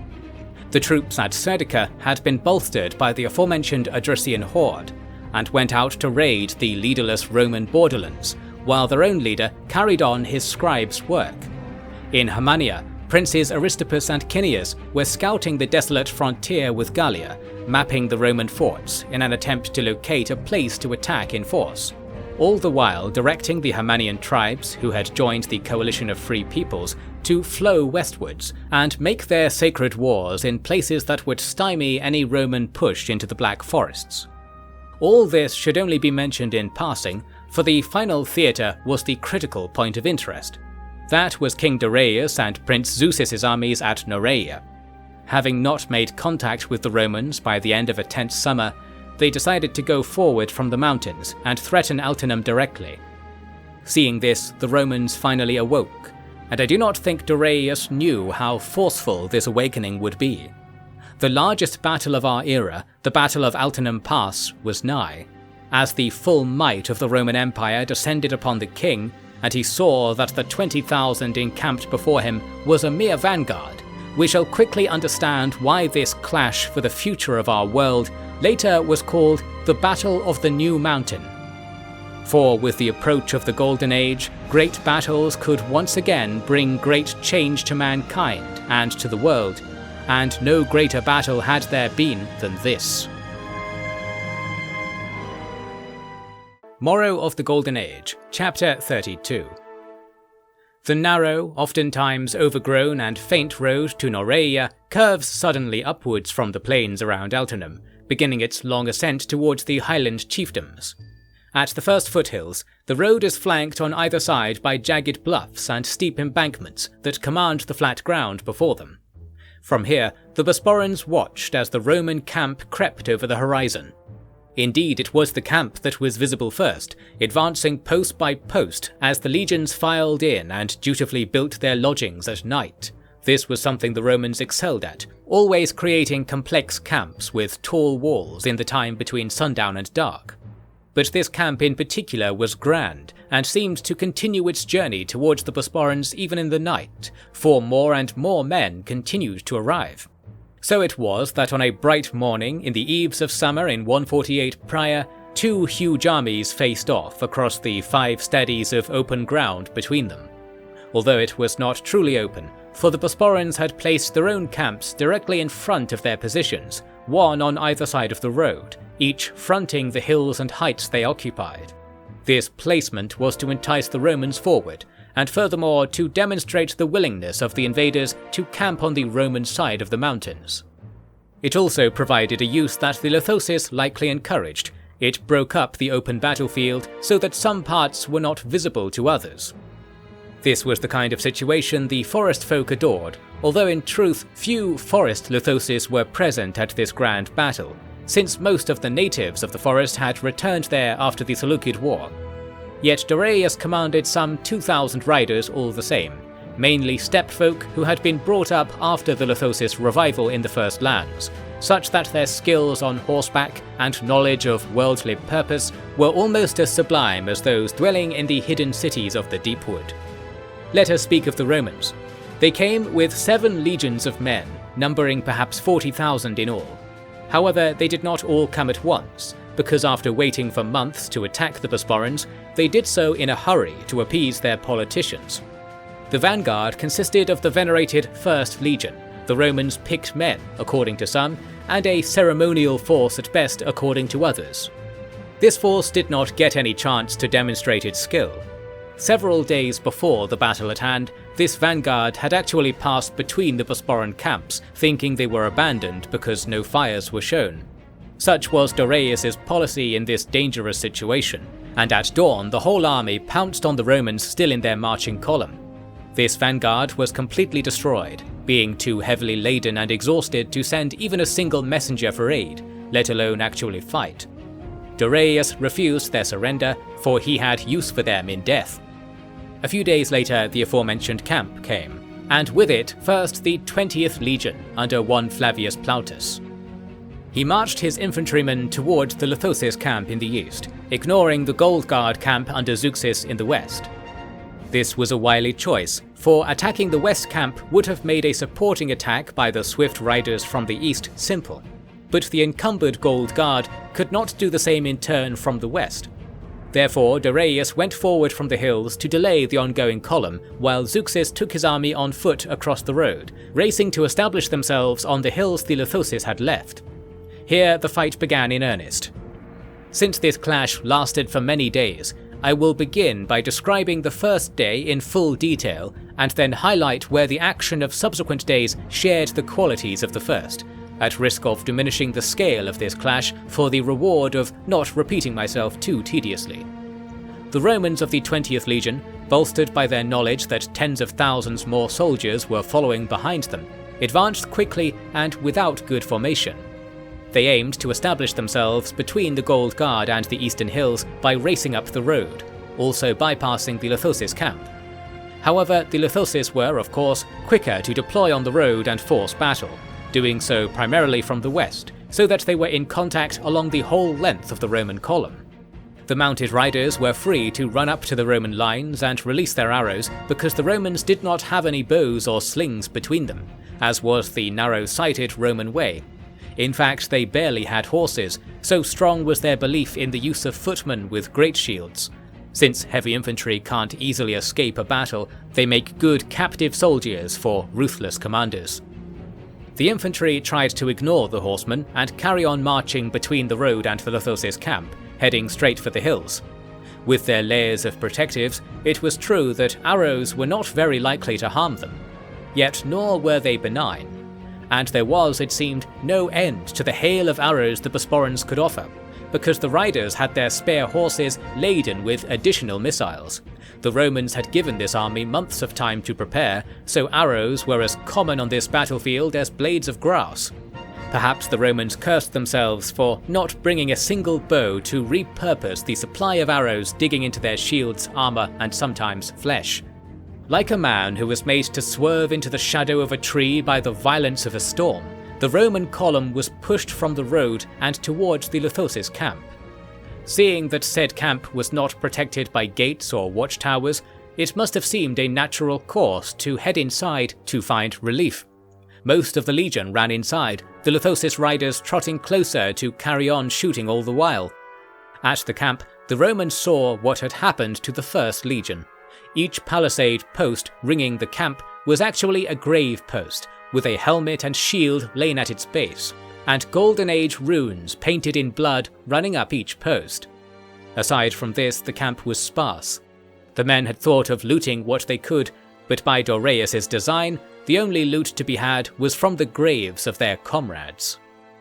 Seeing the camp had fallen, the 18th and 19th legions veered from the road and made straight for the camp from the south, unimpeded by the Bosporans. During this time, the 20th Legion had been trying to go out to the north, towards the hills, as per their original orders. This was impossible, since now the Lithosis were hammering the exits with arrows as soon as anyone approached. The two fresh legions squeezed into the camp, leaving hardly enough room for everyone within the protection of the grave palisades. It must have seemed absurd to the new arrivals that forward progress was so difficult. And yet all that went to try their luck at an advance north were met with the same wind of arrows.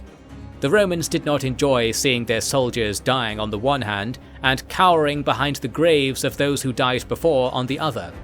Conversely, Dorius and his riders enjoyed this sight immensely. So did Zeuxis, who had used the long delay at the camp to occupy the commanding heights close by, robbing the Romans of their quarry.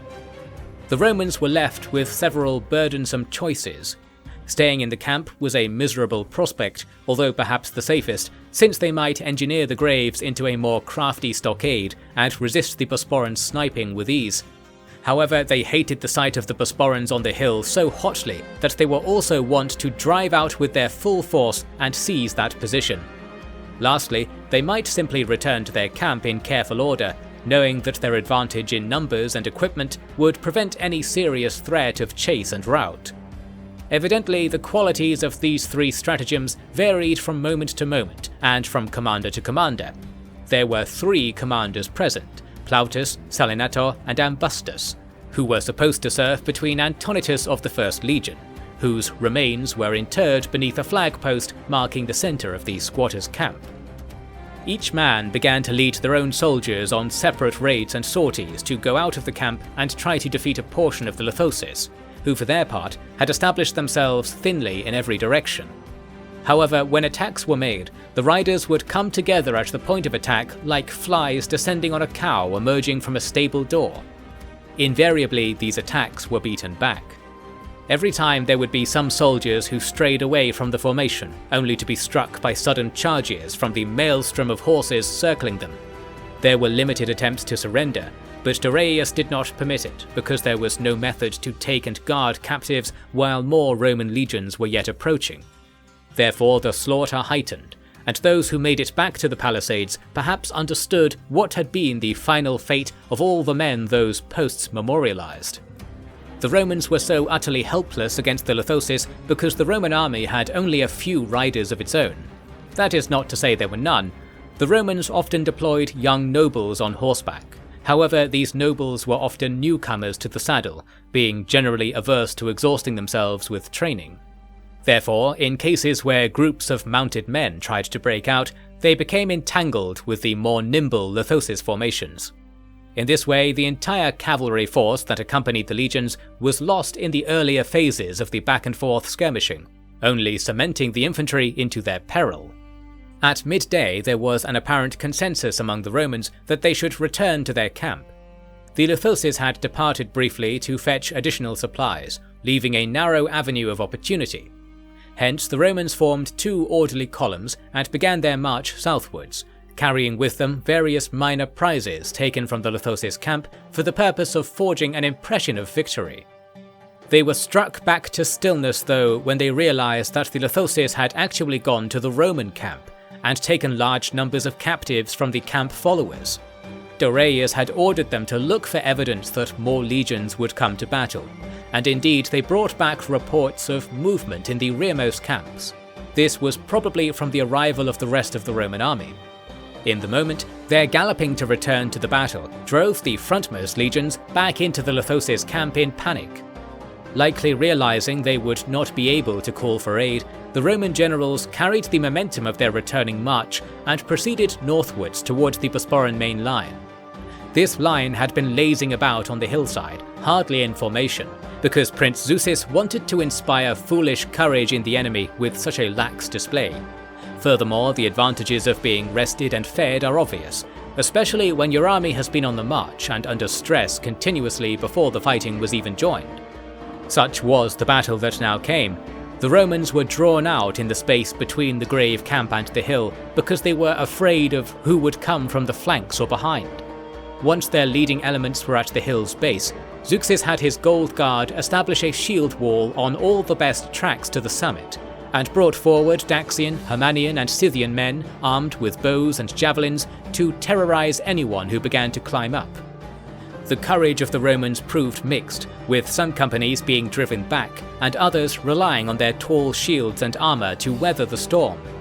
A few hundred were able to make contact with the Gold Guard. Recall that in fights like these, both sides were trained in the same deadly art of close-quarters butchery with short swords. This is a strenuous business, and this left the Gold Guard in command of not only high ground, but high alacrity for talented bouts on account of their freshness. The Romans had not fought with men who were as well provided for as themselves, counting all their prior victories against foes who were not aware of very much military academia. To encounter a firmly placed wall of highly trained killers was an experience they reserved for their foes, rendering the current predicament utterly chilling, not because it was novel and unseen, but precisely because they had seen it before countless times from the other side. Seeing the attack faltering, the Roman generals came up and tried to inspire their men with passionate pleas. After they too were harassed with arrows, they submitted to reality and ordered a retreat. Those too closely engaged to retreat were left to fight under their lesser officers, who saw themselves surrounded by the returning Lithosis or surging Bosporan infantry, most of whom were yet to fight and came out eagerly. Hundreds of the best Roman men were thus killed on the high ground for all their comrades to see as they trudged back to the grave camp, if they had time to make such observations between the resumed volleys of arrows from the Lithosis bands prowling all over the field and even the camp itself. After this, the Romans tried to barricade themselves in the grave camp, but found that the palisades were too firmly held in place to be moved. Such is the strength of a properly made foundation of human power mixed into the world. The rest of the day was passed with the Romans held under siege by the Lithosis, unable to see their own camp to look for aid, and in fact only able to see the Bosporans on the heights resuming their infuriating afternoon of leisure, replete with captured Roman arms and garbs. In the evening, the Romans finally made concerted effort to retreat. Seeing that the Roman camp in the distance had been fully occupied by fresh banners, Dorieus did not allow pursuit. Instead, he had his infantry rebuild the Lithosis camp so rest could be had, and the horses were taken to graze further north, out of the enemy's sight. The first day of the battle was over. The Romans had lost 7,000 of their most experienced soldiers, around half the number present on the field. The Bosporans had lost only 200 men between both armies. Against an ordinary foe, this day of valiant effort and victory would be enough to end a war. Here, though, it was merely one head of the Hydra. After a night of pain and regret, the Romans came out of their camp again on the second day. Now they had the fully manned 12th Legion under Servius Rufus marching in the vanguard, and the 18th Legion under Gaius Ambustus in mostly good condition in the centre, and the combined remnants of the 19th and 20th under Flavius Plautus as a rearguard. As on the previous day, the Lithosis streamed out of their camp and assembled behind it. Seeing this, the Romans surged forward to take said camp, their vanguard not dissuaded by whatever survivors of the previous day had told them about such a strategy. As readily as a man cups his hands to catch a stone he has tossed into the air, King Dorieus let his riders loose to surround the Roman vanguard. Perhaps General Rufus was wiser than his predecessors, for he ordered an immediate withdrawal when he saw the cavalry on the move. Even though hundreds of Romans were caught in their attempts to leave, the majority of the force escaped and linked up with the other legions.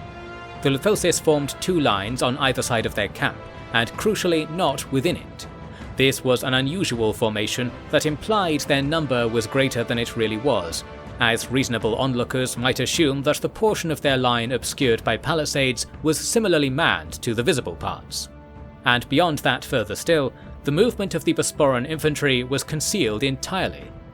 They had been marching forward on the road to join the battle, and only now, after the Roman chance to rush for the heights had been squandered, did the Gold Guard begin climbing those heights to resume their overlook of the previous day. Now a familiar pattern repeated. The Romans advanced and found the camp was easy to take, but there was little use for an increasingly well-stocked museum of the Roman dead. The Roman horsemen were able to rush into battle and trade blows with the Lithosis up close. The men were eager and able, yet so few in number that their courage can only be called outrageous, and perhaps even impossible to explain without resorting to assuming will was being provided to them by the gods as a punishment. When the infantry came forward to challenge for battle, the Lithosis simply withdrew and continuously shot at anyone who went after them. In this way, the Romans secured the contested fields to the flanks of the camp, then despaired at how they could go nowhere without being attacked, except for back into the camp itself. And so the entire force of 4 legions was forced into the pen the Lithosis had prepared, whereupon it was hard for them to sally out, and easy for the Lithosis to loose arrows inward. Many sallies were attempted, and like on the first day, there were some pushes that even challenged the Gold Guard on the heights. But always the danger was too great, the Bosporan flanks too bustling with aggressive sweeps of horse, and the fortified Roman camp far to the rear calling out as the only pale of safety. By evening, around half of the Romans were dead or too wounded to escape. The rest finally were given leave to return. They might have expected the Bosporans to let them go, as they had on the first day. Nay, Now King Doraius had no reason to hold back, and he permitted a slaughterous pursuit by all his forces.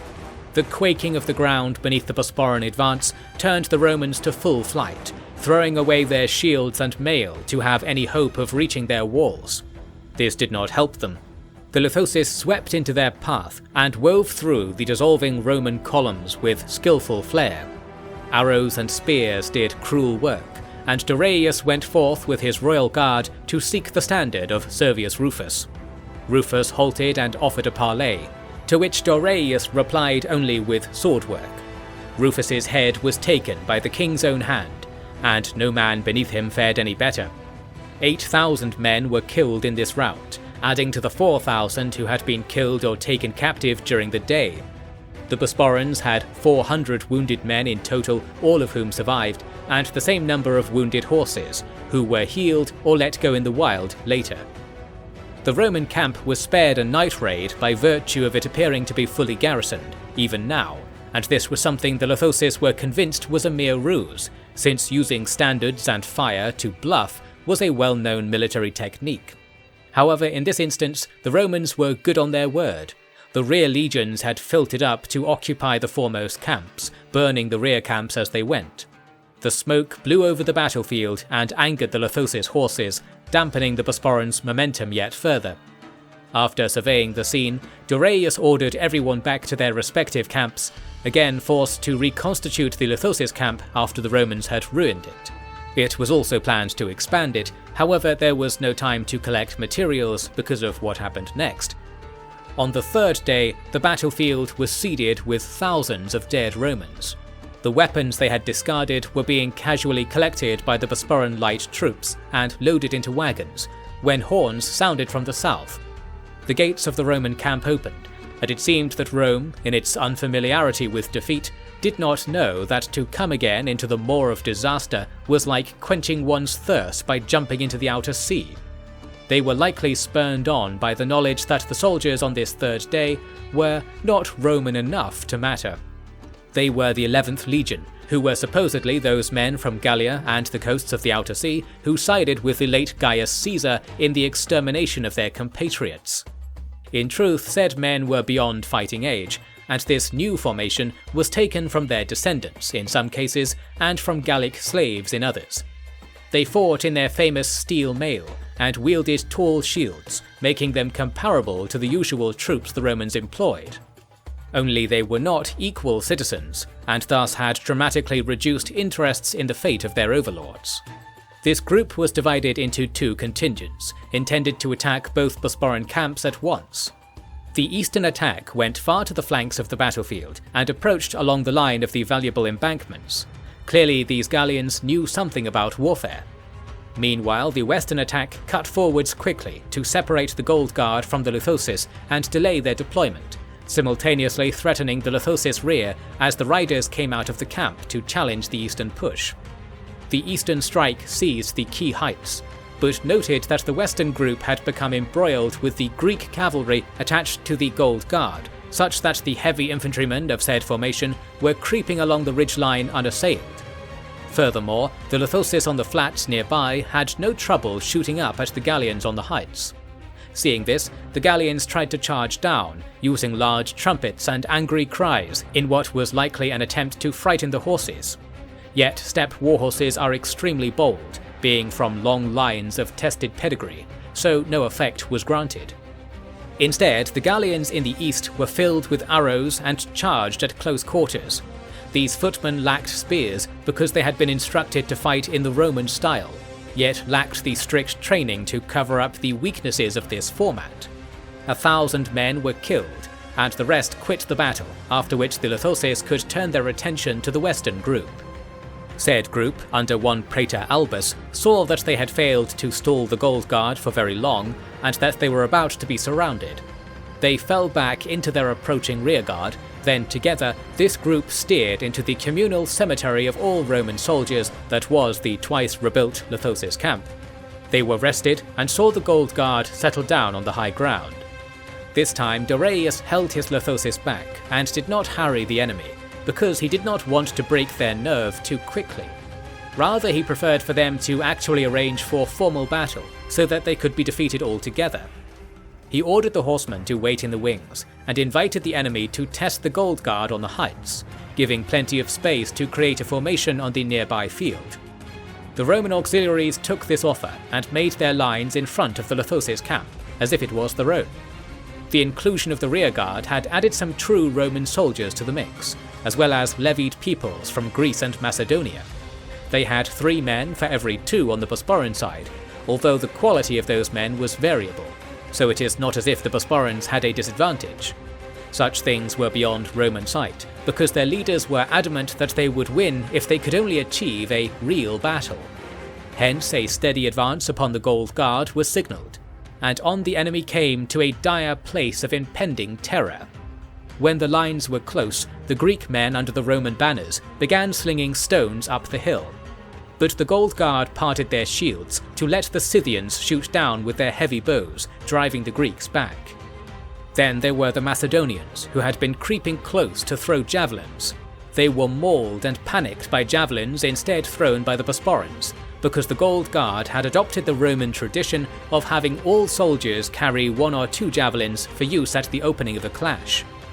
Finally, the main body of armoured infantry roared out their battle cry and assailed the hill, Albus whipping at their behinds. In return, the Gold Guard made a show of all drawing their swords in tandem and holding them with the face of the blade pointed towards the enemy, so that the steel gleamed in the midday sun upon that south-facing slope. Then they sang a war verse in the Lithosis tongue, with their shields tilted so as to funnel the force of the sound towards the Gallians. The lines were, "Good warriors, you face our test of skill. Those who shine shall not be killed. Reach the cosmos and serve our cause, or perish as fruit of worldly laws." Battered by the sound of this heavenly command, which was repeated a few times, the Gallians clustered together in their centre, distending the flanks fearfully. Then the Gold Guard at last charged in unison, their swords beaming above them, sweeping down the hill as a dark wave of death. The Gold Guard, despite the name, generally had their shields and armour painted with dried blood, which was a deep hue of red approaching brown or black. Not a single Gallian was still facing forwards by the time the Bosporans reached them, and the butchery was total. Praetor Albus and a few riders attempted to flee, yet the Lithosis had already set out on faster horses to screen the rear section and prevent any such move. Therefore, of the men still on the battlefield at this time, not one was able to escape alive. To the Romans, what was the purpose of this hopeless attack? It was to prepare another, for by keeping the Bosporans at a distance for 1 more day, they were able to organize their 2 remaining legions of superior troops. Yes, despite all I have said, the Romans had some 7,000 men still not committed, and some amount more left over from previous battles that is hard to estimate, but likely did not exceed 1,000. On the Bosporan side, the number of Lithosis riders had to be reduced, because now even the spare horses were absolutely exhausted or too injured to use, reducing the effective count to perhaps 1,000. The Gold Guard, on the other hand, were at full strength, and were even being reinforced day by day, since new recruits were being sent forward from the Bosporan garrison at Noreia as soon as they were available, arriving in groups of 100 each day. Numbering around 4,000 now, recall that half of their total number were in Illyria, I think it might finally be said that the balance of forces on either side had been equalized. Given what we have seen so far, a fair engagement bodes very poorly for those Romans still to take their turn in battle. Naturally, I must now describe the 4th day. At dawn, the 13th Legion was spotted approaching from the east, following the good example of the Gallians, whose many bodies they had to pass on the way. Because it was the case that either side might claim the heights, and Doraius did not want to have to contend with an enemy at height for the sake of the horses, the Bosporans on this occasion did not attempt to use the advantages of the terrain. Rather, they stood in open battle formation on the road, reminding the Romans that no matter what they did, this was the road into their empire, and it was an insult to their perilous gods and yet more perilous state to have a foreign army sunning itself on the road unmolested. Inevitably, the Romans diverted their course and came to line up in front of the Bosporans. The Bosporans were content to do nothing, because the Lithosis were coursing around the area, ensuring that the rest of the Romans were still guarding the camp, and once satisfied of this, they were taking up positions of malice in all directions around the impending battlefield. By the time the Roman troops were stepping into their final advance, they could not have missed that they were surrounded on 3 sides, albeit loosely and at a polite distance. Now there was a meeting of shields as the heavy infantrymen on both sides got to grips with each other. The Roman soldiers of the 13th Legion, and indeed the 14th manning the ramparts of the camp, were what the Italians call socii, which might roughly be interpreted to mean people, but more accurately means other people. This is because the Romans had a pompous attitude to citizenship that precluded them from letting even those who had lived in their lands for centuries and fought as their closest companions from actually being called Roman, for that status was reserved for the natives of the city itself and a few select colonies. Therefore, even the lowest man of Rome was Roman, and the highest elites of other Italian cities were mere allies, relegated to a lower rank in military affairs. So these armies we speak of now were those components of the Roman military, being raised from Italian cities not fitting of the Roman legacy. That is to their credit, I say, for who would wish the Roman legacy upon their friends? The socii were trained and armed in the same way as true Romans, although they were aware that they were being committed to battle as a last resort, having been fully privy to the defeats of the previous days. Their only hope was that said defeats had drained the Bosporans to the point of near defeat themselves, and once the fighting began, they saw that this was not at all true. As you must have expected by now, the Lithosis closed in and began to shoot at the Romans from all sides, forcing the Roman formation to peel back at its flanks to protect itself, in turn letting the Gold Guard press forwards and cut into the emerging gaps with ease.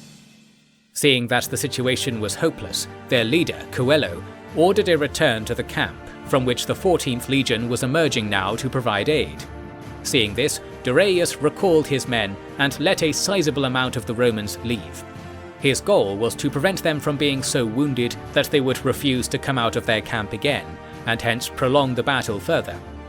In addition, little did the Romans know, the Lithosis were finally reaching the dregs of their prepared supplies of arrows, making the Bosporan army unsuited to assaulting manned walls. In all, the 4th day was the least destructive of the lot, seeing only around 1,000 Romans killed, although this did include all of the 13th Legion's horsemen and many officers. Doraius got his wish when the 5th day came, because at last the Romans rounded up their entire force and abandoned their camp, committing everything to battle. This force was perhaps 5,000 strong, although witnesses of the day claim that some were camp followers and slaves given armour and made to fill out the middle ranks of the formation. The Bosporans did not empty their camps in return because the Lithosis were without horses and arrows, so they barricaded themselves inside and deployed only a few hundred riders to open battle. The Gold Guard sent out 3,000 men, 1,000 of which were light troops and 2,000 the Guard proper. Their Greek horsemen were dispatched to investigate the Roman camp, and were not present for the battle. This final day of fighting proceeded in the ordinary way. The armies lined up on the open ground astride the road, and for the first time sent men forward to negotiate. Doraius tasked Zeusis with this, and his famous act was to stand on a cart and simply sweep his hand over the battlefield, then glare at the Roman delegation. This message was simple. What had occurred already says more than he ever could. The Romans did not have any answer, other than to claim impropriety on the Bosporan part and insist that their struggle was more just for it. Then the Roman envoys returned to their lines. Zeusis stood still, which was usually a sign that more could be said. However, he simply snapped his fingers and let the Romans witness the resplendent shield line of the Gold Guard sweep in and claim the ground the Romans had stood upon. "If you can't kill me, there's no use walking away, friends," Zeusis called out, and the Bosporans laughed uproariously. Zeusis was paraded about on the shoulders of his bodyguards in a childish fashion, drawing cheers, and the men mocked the Romans by throwing captured helmets into the air. The Romans were quite ashamed, but in the Roman way whereby the only recourse was violence against others. Thus the Romans, composed mostly of socii again, came forth for battle along the Bosporan line. This time they were spared much harassing on the flanks by the horsemen, and it was more a test of martial skill on the part of the individual soldiers. This prospect enlivened the Romans, who were finally permitted to fight as they had been trained and accustomed. Yet their opponents were those who had the same advantage, bolstered to greater heights by constant victories and a passion for the fate of man. This was compounded by a growing numerical advantage, as in the throes of the utterly violent and practically uncivilized kind of fighting that arose, the Bosporans saw perhaps one of their number fall for every 5 of the attackers. Once a cursory attempt at threatening the flanks and rear was made, the last peak of Roman bravado was harpooned and dragged back into the ugly mix of reality, whereupon to flee the battle was the only hope of receiving mercy, and a slim hope still. There was no further restraint or tactical caution on the part of the Bosporans, for it had been reliably spied that the Roman camp was no longer guarded. Thus, the mass of men on the battlefield all flowed towards the expansive forts and neat rows of tents that some 40,000 Romans had left empty. Here was victory in its full measure, and it was almost comical that a Bosporan army of a few thousand was ransacking a camp so large and confidently emplaced. The Romans who made it inside first did not stay, and the cause of the Roman Empire as a whole was best represented by the smoke beginning to rise over that city of wood and canvas. Prizes were taken worthy of the 5 days of effort, and hence no man who saw action would ever hunger, even if their king did not provide for them. On the eve of this day, great ceremonial dances were arranged. The grave camp of the Lithosis was fully repurposed into a sprawling pyre, practically a temple in its complexity and scope. It wasn't until dawn was close that the draining of blood was completed. From the heights, this looked like a huge boil upon the land, and indeed that observation is apt, for this pyre was to have the same purging qualities. With the rising sun, the blaze was set, and the Leviathan column of smoke resonated with song so robustly that it is said that the Roman Senate was awoken by hymns of a new age that shook them to their bones. Doraius went among the jubilants and thanked his men for their efforts, partaking in captured wine and overseeing pledges by those who wished to thank whichever gods they thought were their patrons. He did not concern himself with military matters, for the blinding light of his victory pyre had any would-be enemies chasing their shadows into the far distance.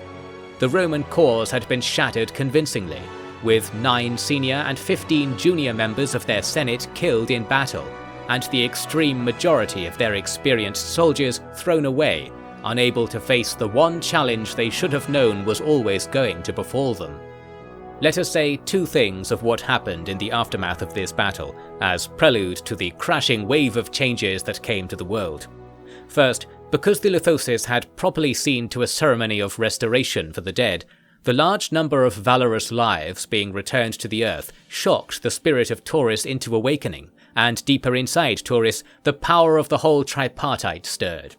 We know this because the battlefield today is nowhere to be found.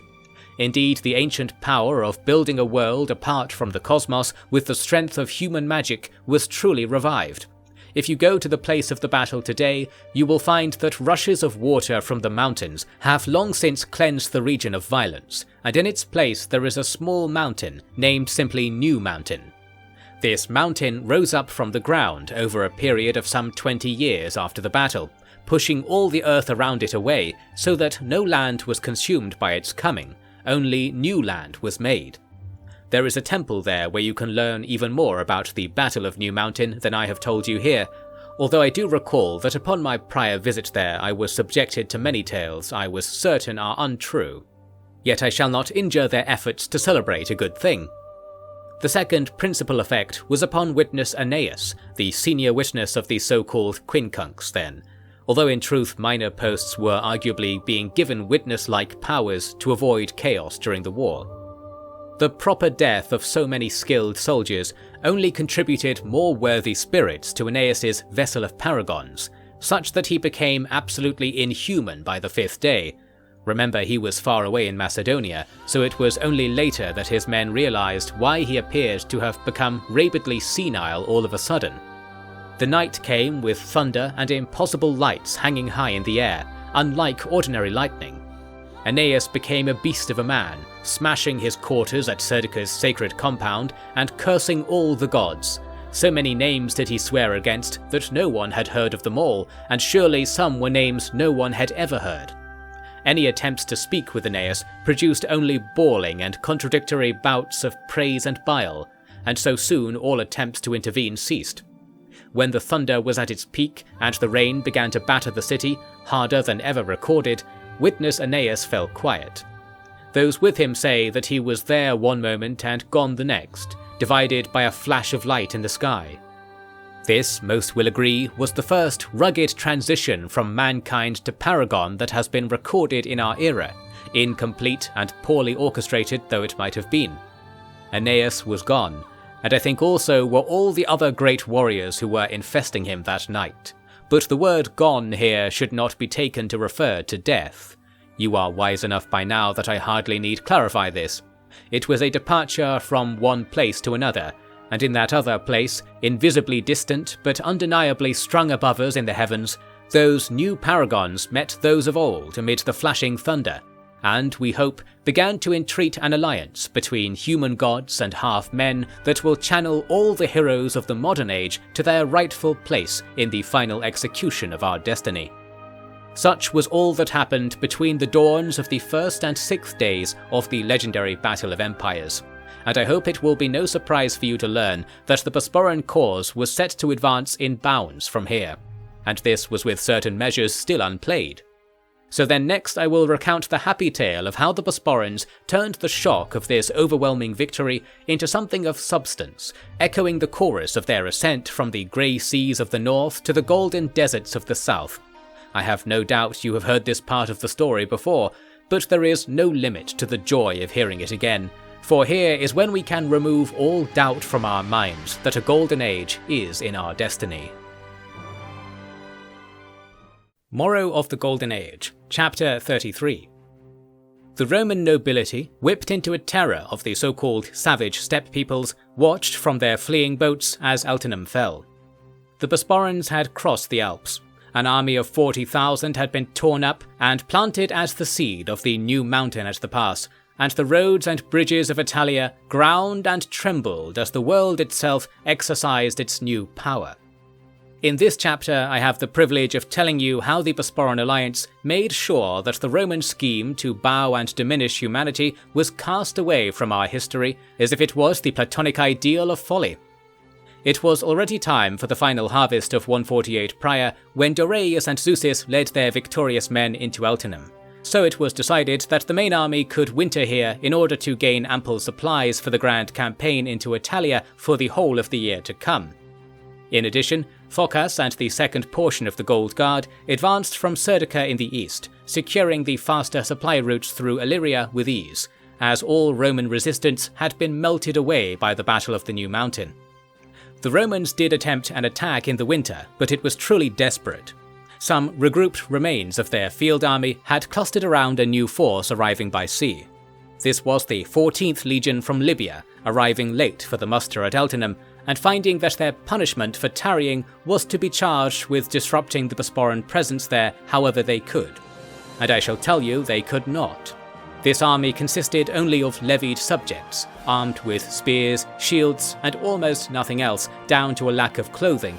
These were desert men, effectively kidnapped for the purposes of this war, forced to abandon the horses that made them formidable soldiers. Naturally, they resorted to terrorizing the Roman people for supplies and shelter, practically forcing even loyalist holdouts to turn to Doreus for rescue.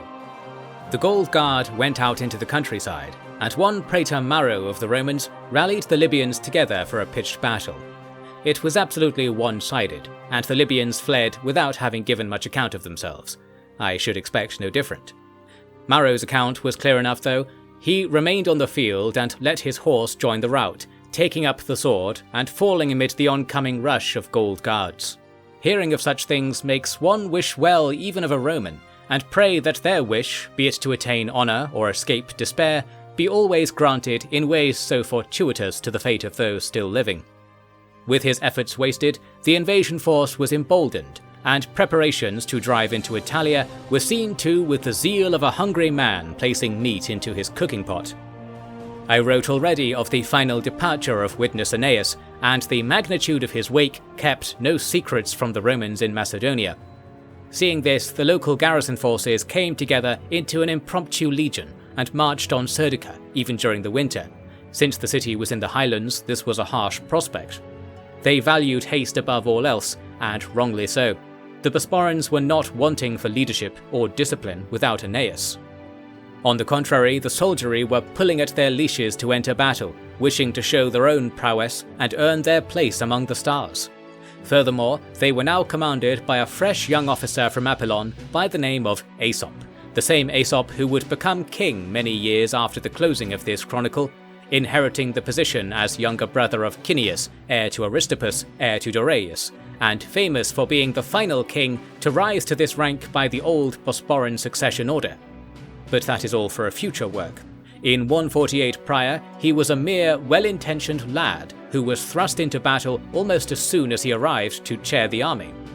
He was athletic and renowned for his prowess with a bow, a reputation earned on ritual hunts around Old Dacia, and hence he had a certain sense of lethal strategy that served him well now. Here is what he did. He went out of his fortifications at Serdica and met the Romans on the road as soon as possible. The Romans had no scouts, so this was a shock to them.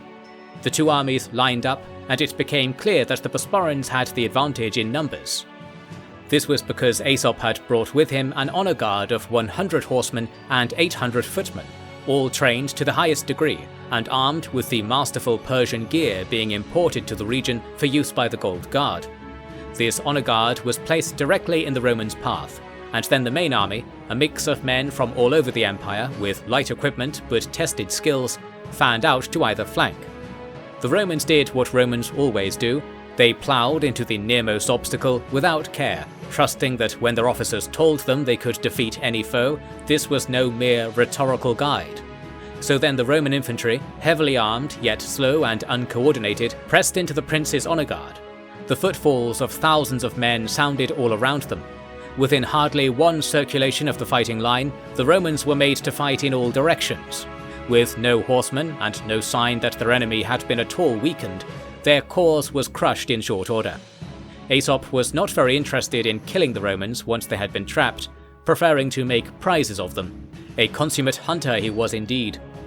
In the coming spring, he took the men he captured and toured the nearby region to ransom the men back to their families, earning not only large sums of money, but winning over the hearts of the oppressed Macedonians, mountain tribes, and Illyrians. The city of Bilazora invited Aesop to be their governor, and he accepted, finding the offices of their prior Roman stooge thoroughly cleared of all Italian ornaments by the time he arrived.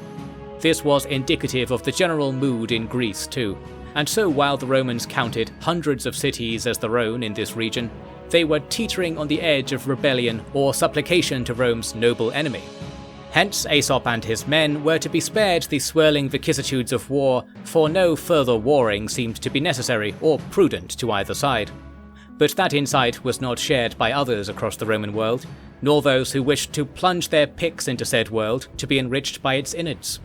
I will finally tell you what Dion did when news of war uprooted the armies of Egypt.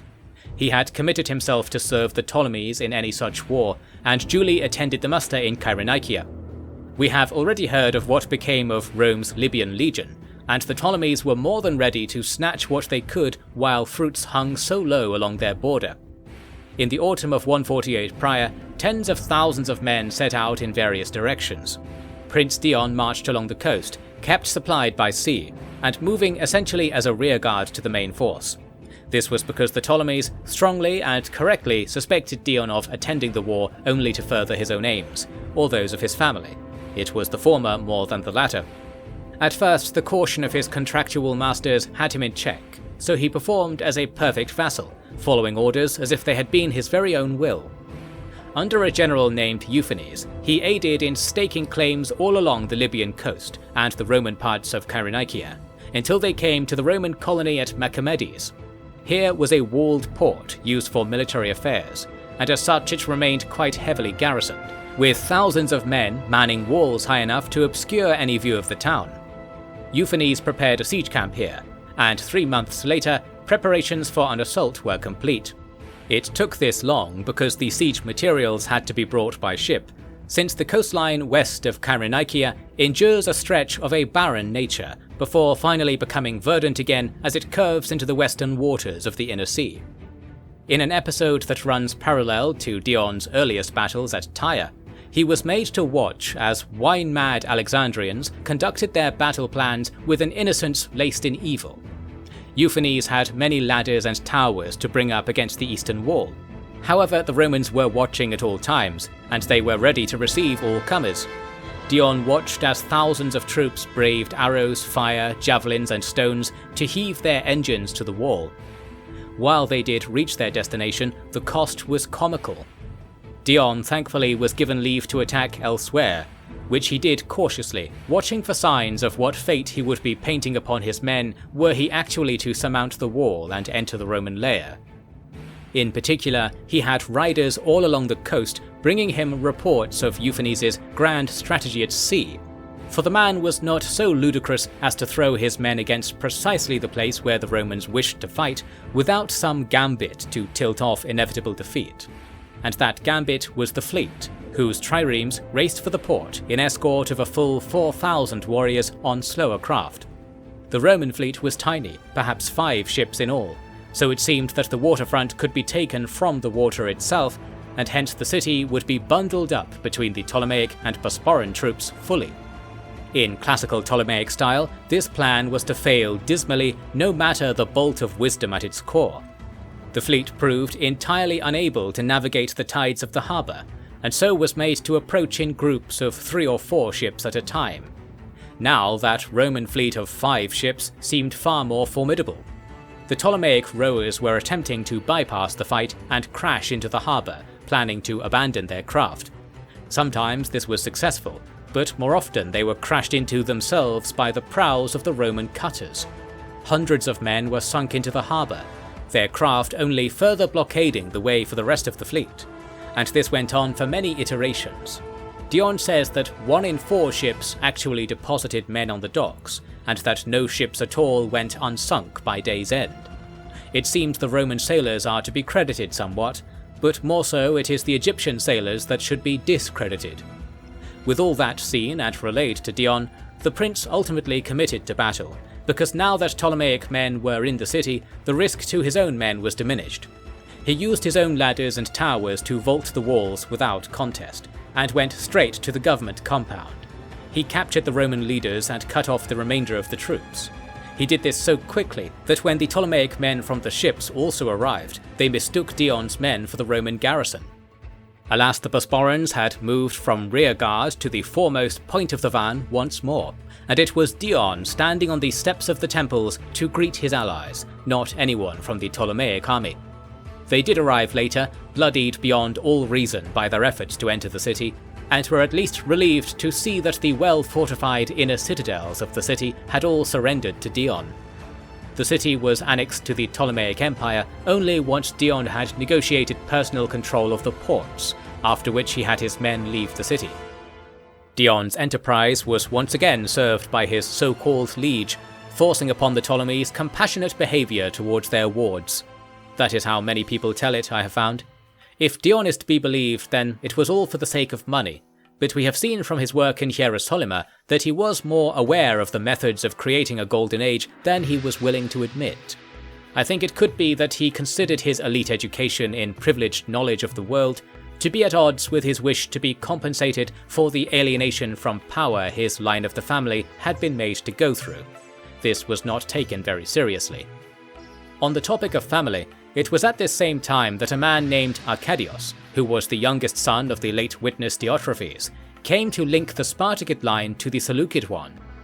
Arcadios became the head of the Seleucid house through the robust marriage of his own family line into what remained at the Seleucid core, although this is often a wellspring of confusion because there was another man by the same name, Arcadios Seleucid, who was regent for a young child named Arcadios Yeman Seleucid, who is sometimes called the legal head of the house through succession conditions established in treaties with the settled peoples of Aravia.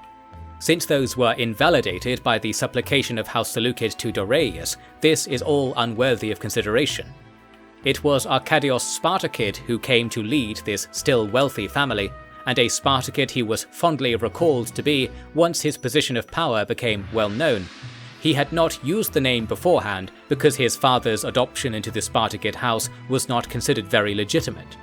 Now though, it was too valuable to discard, and Diotrephes was enshrined as a son of the late King Pyrrhosides, having his rank of witness revoked from certain memorials because royal scions were not permitted to hold this rank, or rather they were presumed to outrank the post. This is not important to understand in the grand scheme, but if you seek to deepen your understanding of the Bosporan-Roman War, you will find various references to Seleucid men storming islands in the Aegean Sea. This was all by virtue of Arcadios' newfound wealth being put towards the good cause of the Spartacids.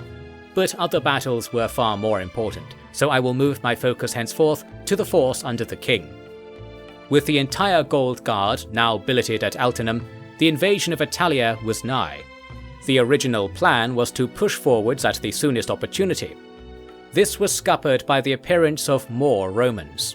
A pair of men named Gracchus and Lentulus had been given leave by the Roman Senate to pilfer all the best men from the garrisons of the peninsula to form 3 new legions, likely below the usual size. This army came north to the city of Patavium, where preparations were being made for the Bosporan attack, since it was the nearest major city to Altinum. Instead, Gracchus and Lentulus stripped the men away from their work and went on the offensive.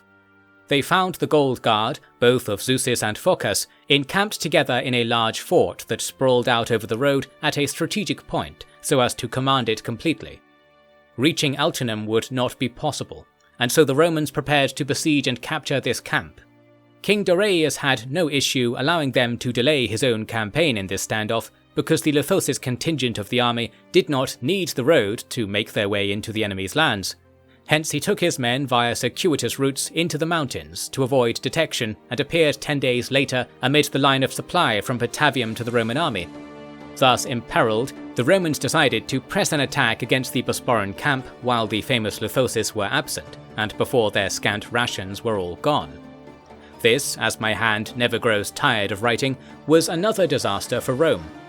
All of their men went together to tear down the Bosporan palisades, and were encouraged to see that little in the way of projectiles were offered to stop this. Soon the entire western and northern reaches of the fort were laid low by hook and rope. But what was within this box they were trying so hard to pry open? Lines of Gold Guard, 10 men deep, who stepped out with rested sword arms to face those who had been exhausted to open what was not actually a breach into the Bosporan camp, but merely a new gate for the Bosporans to more easily march out. This was by no means some total trump that ended the battle. Instead, it was merely a fine way to begin a long and drawn-out clash of heavily armed, hard-to-kill soldiers. A long day of battle saw the Bosporans pushing the Romans back from the ruined palisades cut by cut.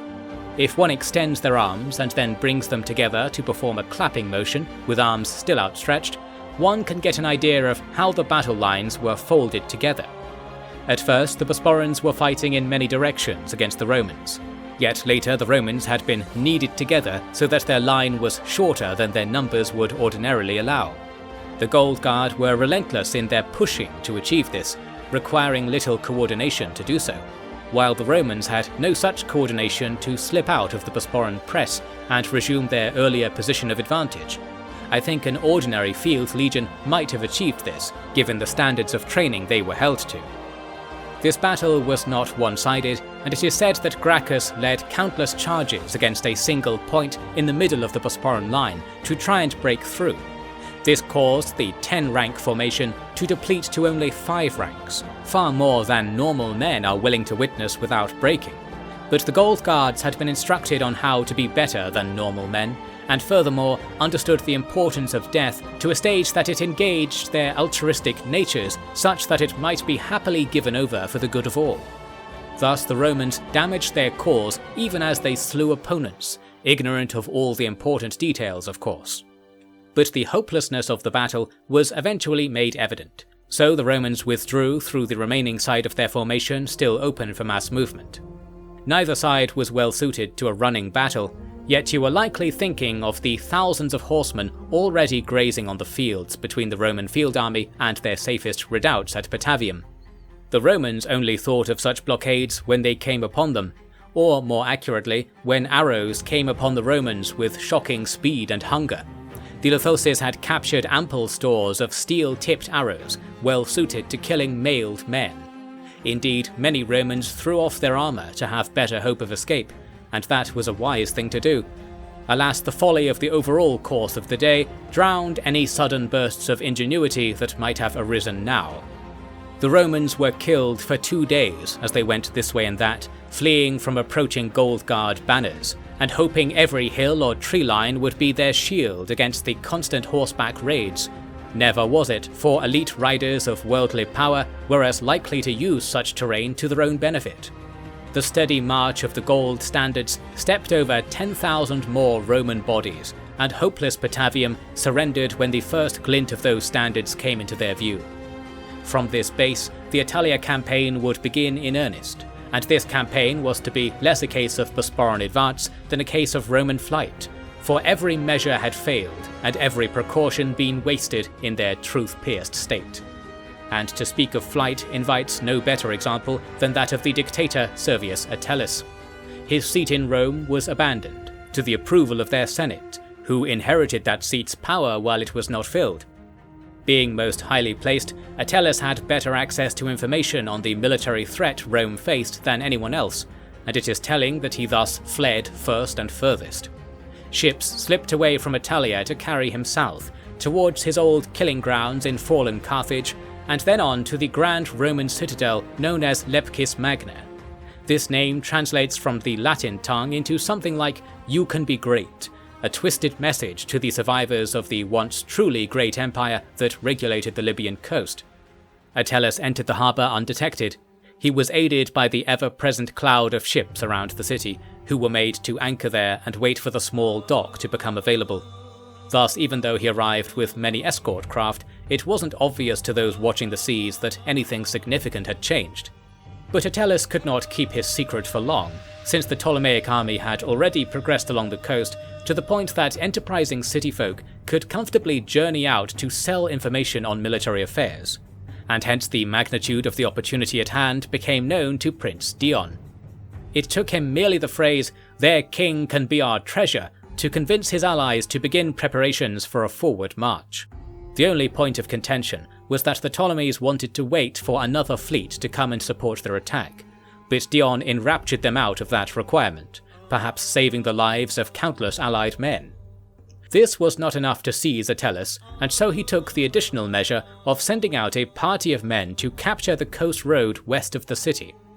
Ordinarily, the army of several thousand Romans at Lepcis Magna would crush any such attempt. However, Dion used a curious detachment of what you might call desert Lithoses. These were men he had recruited from Aravia, and drilled in the style that Darius had drilled into his younger cousin during the Seleucid War. That is, the Lithosis style of horseback archery, spearmanship, and in particular the use of many small horses for every warrior. So while they were not at all attuned to the proper ordering of the world, they were a good imitation of such men. After all, good men of today are only imitations of the paragons of old. A band of 300 such men traversed the southern deserts with impossible ease in order to establish a checkpoint in the west. From there, they took care to inspect all travellers for any sign of the slippery dictator or likely associates. In the meantime, the combined allied army marched upon the citadel's walls, bringing up as much of the siege equipment from Machamedes as their supply of wagons allowed for. While we cannot know if Attalus wished to flee when he saw what was coming, he must have heard that a strange group of desert folk were looking for him personally on the road, and that every merchant stuck waiting in the tiny harbour would stand to profit immensely from taking his money for secret passage, then the Bosporans' money for a quick betrayal and delivery into custody.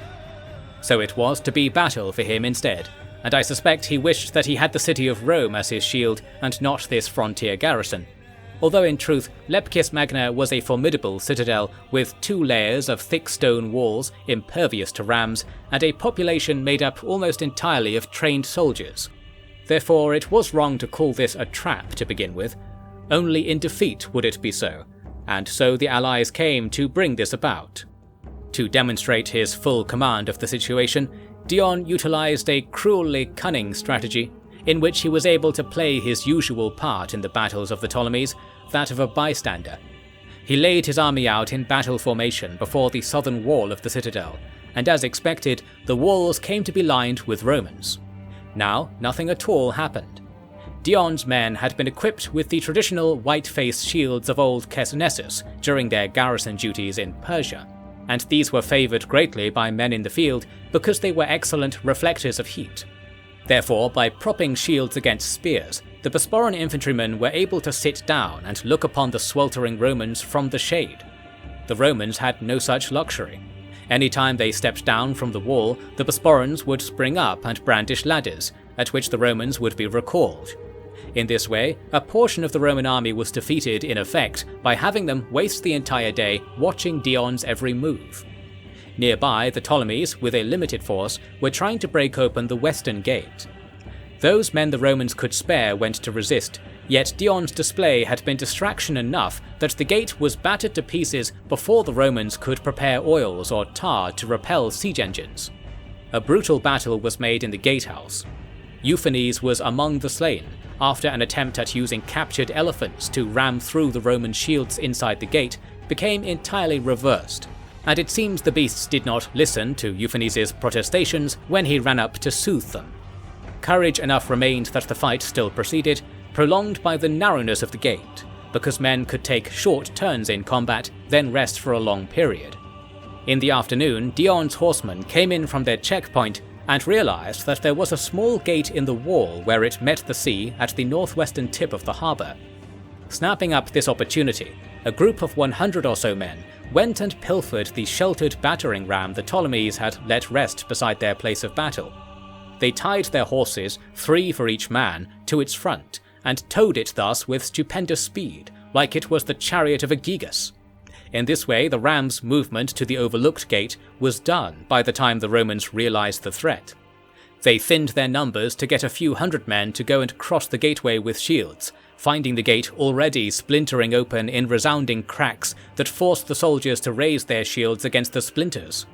And when the gaps in the gate were large, the horsemen outside reached for their many packed quivers. Splinters of more deadly refinement sang through the breaches, while a few men used short axes to finish removing the gates in detail. This gate was so small that hardly 4 men abreast could traverse the tunnel through the wall. But when just 2 men rode through, their horses growling fiercely, the 100 men assigned to guard the road beyond were scattered away like they'd never seen a horse in their lives. Perhaps they had never seen a horse whose spirit was so webbed with man and earth in union. It was only a momentary lapse, which proved 1 moment too long.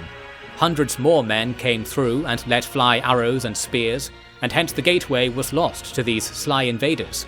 The nearby Romans fled and gave free passage to those storming into the docklands. The rest of the mounted troops came to exploit this prize further, and soon hundreds of men were riding about the citadel interior with hardly a raised voice to challenge them. By now, Dion had caught word that his men were attempting to enter the city, and he saw that the plan had worked from the reaction of the Romans on the wall in front of him. Seeing their panic and obsession with whatever was happening behind them, he at last gave the order for ladders to be set against the walls. Quickly, a large section was secured, and more gates were opened. The Romans gave way into a general retreat, rushing back with decent order to line up for battle in the marketplace before the temple district. There, dictator Attalus himself was present to command the men, and the lines were made steadfastly. As of yet, the Romans had not suffered very many losses due to the limited scope of the fighting, so it was not a simple thing to dislodge their wall of shields once it was set in place. Gradually, all of the soldiers from the allied armies came to the marketplace and began to assail the shield wall. The Roman shields were tall enough to see off most attacks without much finesse from the wielder, and could be raised as a ceiling over the soldiers in the rear ranks so that javelins and arrows were rebuffed. Attacking men like this makes for difficult fighting, but it also comes with a measure of safety, because the Romans were like a phalanx that couldn't break forward to attack when the chance arose, nor were their short swords long enough to force a blow upon anyone able to take a step back from the front. You shall, I know, debate the merits of such things among yourselves, so I will simply tell you how the line was broken. 2 measures were used. First, the Ptolemies had recovered a handful of elephants, who were brought up to menace the very flank of the Romans, so it was hard for the men the elephants swiped at to dodge away. Soon a substantial amount of the shield wall had been twisted and surrounded at its edge. To remedy this, Attalus rode over and called to his men, reminding them of their many hours of training, of their superiority to all other soldiers, of the glory of the Roman Empire and its destiny to rule the best of men and cull the rest to calm the wrathful gods. It is not worth examining the details, being fallacious, and being cut short by a sudden journey of a thrown spear. The weapon flashed out from a group of Bosporan hoplites and unmounted Attalus with deadly force.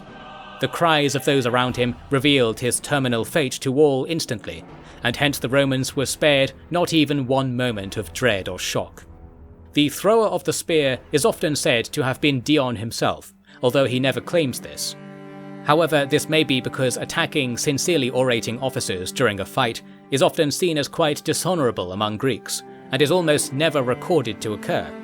That, I think, makes Dion an all the more likely perpetrator, and you'll see no judgment of his transgression from any in the Chryskos Academy. The battle ended here with the killing and enslaving of the Romans, since their position so deep in the citadel would make any escape impossible, even if the allies had 1/4 of the numbers to command. From captives taken and from civilians, Dion discovered his comrade's success in breaching Italia. He had the perfect celebratory gift. A letter with a ring-jeweled finger was sent on a fast craft to secretly traverse the Adriatic Sea and deliver the missive to Altinum. It was addressed to Dion's son Zeuxis, who saw that despite all he had done so far to bring himself renown, he had yet to secure a similarly decisive achievement. Such a prize existed, and it was a prize called Rome. Since by then the pacification of the northern reaches was over, Zeuxis begged the lead for a push south at the end of summer, and Darius granted it. It was a very long way to Rome, yet that was precisely what made it weak. The garrisons of Italia had already been defeated in the field, and a swift move might avoid the raising of replacements. In truth, the Romans had a shortage of coin due to prior levies and due to rich men taking their wealth away from the orbit of the hungering state treasury. It is actually the case, believe it or not, that I am practically done relaying to you the major action of this war. No battle matters as much as those laid out in my 2 most recent chapters.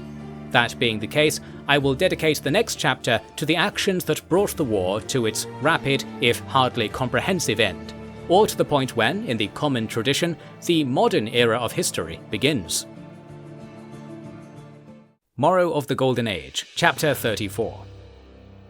The Italian peninsula is divided by a branching spine of mountains that parcels the land up into its old kingdoms and cities. The Bosporan invasion was proceeding down the eastern coast, and their goal, Rome, is close to the western coast. But one cannot simply take an army from one coast to the other without traversing many passes and being confronted by many cities. In this way, the Romans had seen extensive defeats in close proximity to their capital over and over throughout their history, yet always it seemed that a battle in one pocket of the region did not quickly achieve anything in the adjacent pockets. It was this same phenomenon that allowed Rome to gradually defeat all other cities on the peninsula without any group of them arranging an attack on Rome. I preface my description of the Bosporan advance with this geographical context because you might question why I am about to tell you that it took 5 months for Zeuxis and Phocas to lead the Gold Guard only 2,000 stadies, perhaps a few days on horseback if one is not overly rushed. The reason is that the number of cities, passes and fortified checkpoints that existed on the route was large. Fortunately, they were not well manned, because the Romans expended their best men in the action I have already described. The Bosporan army crept south at a very relaxed pace, because segments of the force were always dispersing to find towns and small cities in need of prompting for surrender. Only one city did not yield when the Bosporans arrived, and it was Arminum. This was, like Altinum, a major trading centre supping on the traffic of the Adriatic, and it was considered the principal Roman city of northern Italia, discounting Mediolanum, a larger and more northerly but far less Roman city according to those from the south. Perhaps they were right, as the city remained defiantly neutral in the current invasion. A full 2 months were spent preparing to storm Arminum. Here, the Roman habit of patronizing carpenters and engineers brought the Bosporans a boon. The territory conquered so far was wealthy with military engineers, whom the Romans employed day to day to drain roadways and prepare forts with unbelievable speed. This was actually done not by the particular talent of these men, but instead by the sheer number of them Rome tended to employ. Because they were unusually intelligent and practical men, they had no reservations when it came to serving Darius. Hence, catapults and ballistae became as common as trees around Arminum, and resultantly trees as common as two-headed horses. The city had been so greedy that it had spilled out of its walls in the preceding decades, providing shelter and ammunition to the turncoats for 20 days, during which time the walls were systematically dismantled from a distance. Prince Phocas led his men to the wall and saw that there were hardly any Roman soldiers, and the townspeople were practically begging for mercy. Striking upon a novel idea, he did not enter the city at first, instead calling for negotiations to be held outside the walls. The city sent representatives eager to avoid a sacking, which they overly feared because of Roman lies about such things occurring in other cities. During the talks, Phocas had his engineers clear a neat path into a chosen breach in the wall, and then promptly built the sides and roof required to make it appear like a fully fledged gatehouse. Then, he had the delegation join him in heading inside the city via this new gate, and of course they were astounded to learn that their city had a new gatehouse. But Phocas made everyone halt outside it so he could call up wagons from his camp laden with Eastern textiles and bronze fixtures. With these he decorated the gatehouse until he finally was able to declare it fit for the leading men of the city to use. Only then did he allow them inside, taking applause from those willing to come out of their homes and see the procession. Peace was signed without delay, and if you visit Arminum today, you'll find they have maintained that makeshift gatehouse and added countless new decorations and sacred oaths to its walls. That is all there is to say of Arminum. With the city pacified by the end of summer, the march on Rome began in earnest. As I have implied, no more cities wished to offer resistance, and so now the march went smoothly. In fact, Arminum was the terminus of a wide road, so wide that 2 wagons or chariots could pass by each other without alteration of course, that went through the shallow mountain pass to the south and on towards Rome.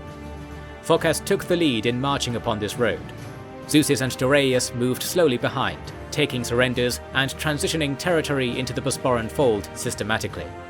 All 3 armies were overwhelmed by appeals from slaves to rescue their brethren from all manner of places, although not always was this rescue synonymous with liberation, for there was much that Zeuxis in particular wished to achieve when it came to laborious projects in the region. Yet I shall spare you this, for the culmination of all of it is what need interest us. Rome at the time, and for decades afterwards also, was the largest city in the world. It possessed walls which served not to protect the city, but delineate its most important core, nestled within so much other urban development that it was as if there was another city in every direction beyond the city gates. But it was all one city whose aura of superiority is undeniable. This was the product of 1 million people's wealth being brought to one place, coin by coin. Although most of the people living there were poor themselves, because simply being close at hand to the Romans means your coin was easiest to take. However, over the centuries, an assortment of legal protections had brought the Roman citizenry to a place of safety from overly foul treatment, and all Romans are proud of this. We should not look down on them for discovering through accident and arrogance what our ancestors knew from the very beginning. The point I wish to make is that you will hear much of how the Roman people violently resisted the coming of the Gold Guard. This is like a dog barking at someone because its master was doing the same. There was no grand battle and not even a closing of the gates when the Bosporans came, because all who might bear even the slightest responsibility for the city's crimes had already fled. It was mere street violence and desperate expression of regretful loyalty to absent masters that constituted the struggle of the great city's fall, an end more pitiful than most nameless villages or mist-veiled outer sea redoubts. The loss of life was, in a darkly Roman spirit, absolutely wasted, and if the Roman theory that deceased spirits cannot return to the earth is true, it is in cases like these where the world might be justified in rejecting its children, with the exception of the Bosporan lives given to quell the fury of this twice defeated people. once in allowing themselves to be ruled by tyrants, and again in having those tyrants expunged. Let this dour topic not distract from the achievement I am relaying. Rome, the keystone of an empire with half the world in chains, was taken. There was not a Roman living or dead who had imagined this would be the outcome of their sanctimonious warmongering, and across the world there were people throwing back their heads in joyous laughter to hear that the dreadful city had been humbled so convincingly. The Roman Empire was like a stool whose legs had suddenly disappeared. There was only one thing that could happen now, whether the one sitting upon it noticed or not. I do not claim that this was the total defeat of the empire, because the Roman government had already been moved away. This was the luxury they were given by the slow approach of the Bosporans. I think, though, that as the people of the warring empires endured the winter, there was no doubt that everything about the fate of the earth would be different by winter next. This would not be a repeat of the grand war that befell the Golden Age. It was a neat and masterful war that honoured the ways of gold, an exercise in corrective violence that defies all the usual bemoaning of the wages of conflict. Prince Phocas received Prince Zeusis and King Darius in the large temple which the Romans called the Curia, a temple to Rome itself rather than its patron gods, which may reassure some. In ordinary circumstances, councils of several hundred would sit in a large chamber surrounding a rostra, and from there they would mandate the lives of all peoples. Indeed, it is often said that in their furious rejection of the natural notion of kingship, Rome traded one for 500 kings, and I can assure you that when a citizen receives dire tidings from their masters, it matters not to them whether one hand penned the writ or 1,000. Equal were the Romans in their powerlessness, for all the power was made available to the chosen few. And where were those few at this most important time? They had fled south, where more than one new senate was made to harbour them. But there were not many people willing to listen to them without their armies. Other leading men of the city came to the Curia, but fewer than 20 people were bold enough to sit and receive the formal embassy of the conquerors. Seeing this, Darius had the city scoured for any men of minor note who spoke Greek, so that they could hear his words and pass them on to their compatriots later. Once the Curia was full, and battle-scarred shields made sturdy compulsion to stay, the king took to the rostra, the first true king to do so in almost 500 years. He delivered these lines: "It does not take a philosopher to notice how this chamber bulges with men of talent, but how many talents more are there within a shout's hearing outside these walls? Ordinarily, those who line these benches would say that my question matters not, for we are full up inside here. One cannot consider improvements from without before we are emptied of those unworthy within. Such is the way your noble senators encourage you to see this entire world. You and all people are going to learn in the days to come that joyous news that so many have already been blessed to rediscover, that our world is limitless. It is here for us.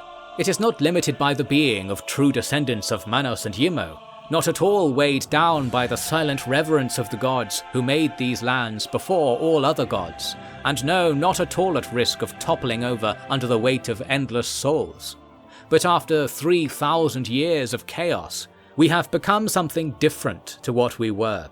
We have listened to the gods, and they have bickered over our fate without halt, muddling us towards happiness and sadness in uncountable strands. Now every man has their own idea of good and evil. Everyone listens to their patron gods, and many of you do something more foolish. You listen to men who are not kings. I say kings in the ancient sense, those set apart from humanity in order to lead them, and in turn not permitted humanity of their own. That is how I see it. A king sacrifices everything for others. There is no privilege to it. It is simply to our merit as an animal of the world to be organized and ordered, and that is a labor of the mind from which good men recoil, for it is poison to us to be made apart from all others through power. A king wishes not that kingship had burdened them. A king, as you understand it, a half-man king, makes others wish he was not a burden to them, for the poison takes him and asks him to be ruinous upon others, to gamble at happiness returning for fleeting moments, never to be secured. This is the most important difference, and more you shall learn, because you are like lands denied water by a great floodgate. We open the gates now to let flow the truth that bathed my father, Pyrrhosides III Spartacid, once king of the first lands, and I do believe, within the veil of the oldest places, king still. The stones of the original population of this world still exist, and upon them are sly engravings of all knowledge that we need. This was their gift. This is still their gift now.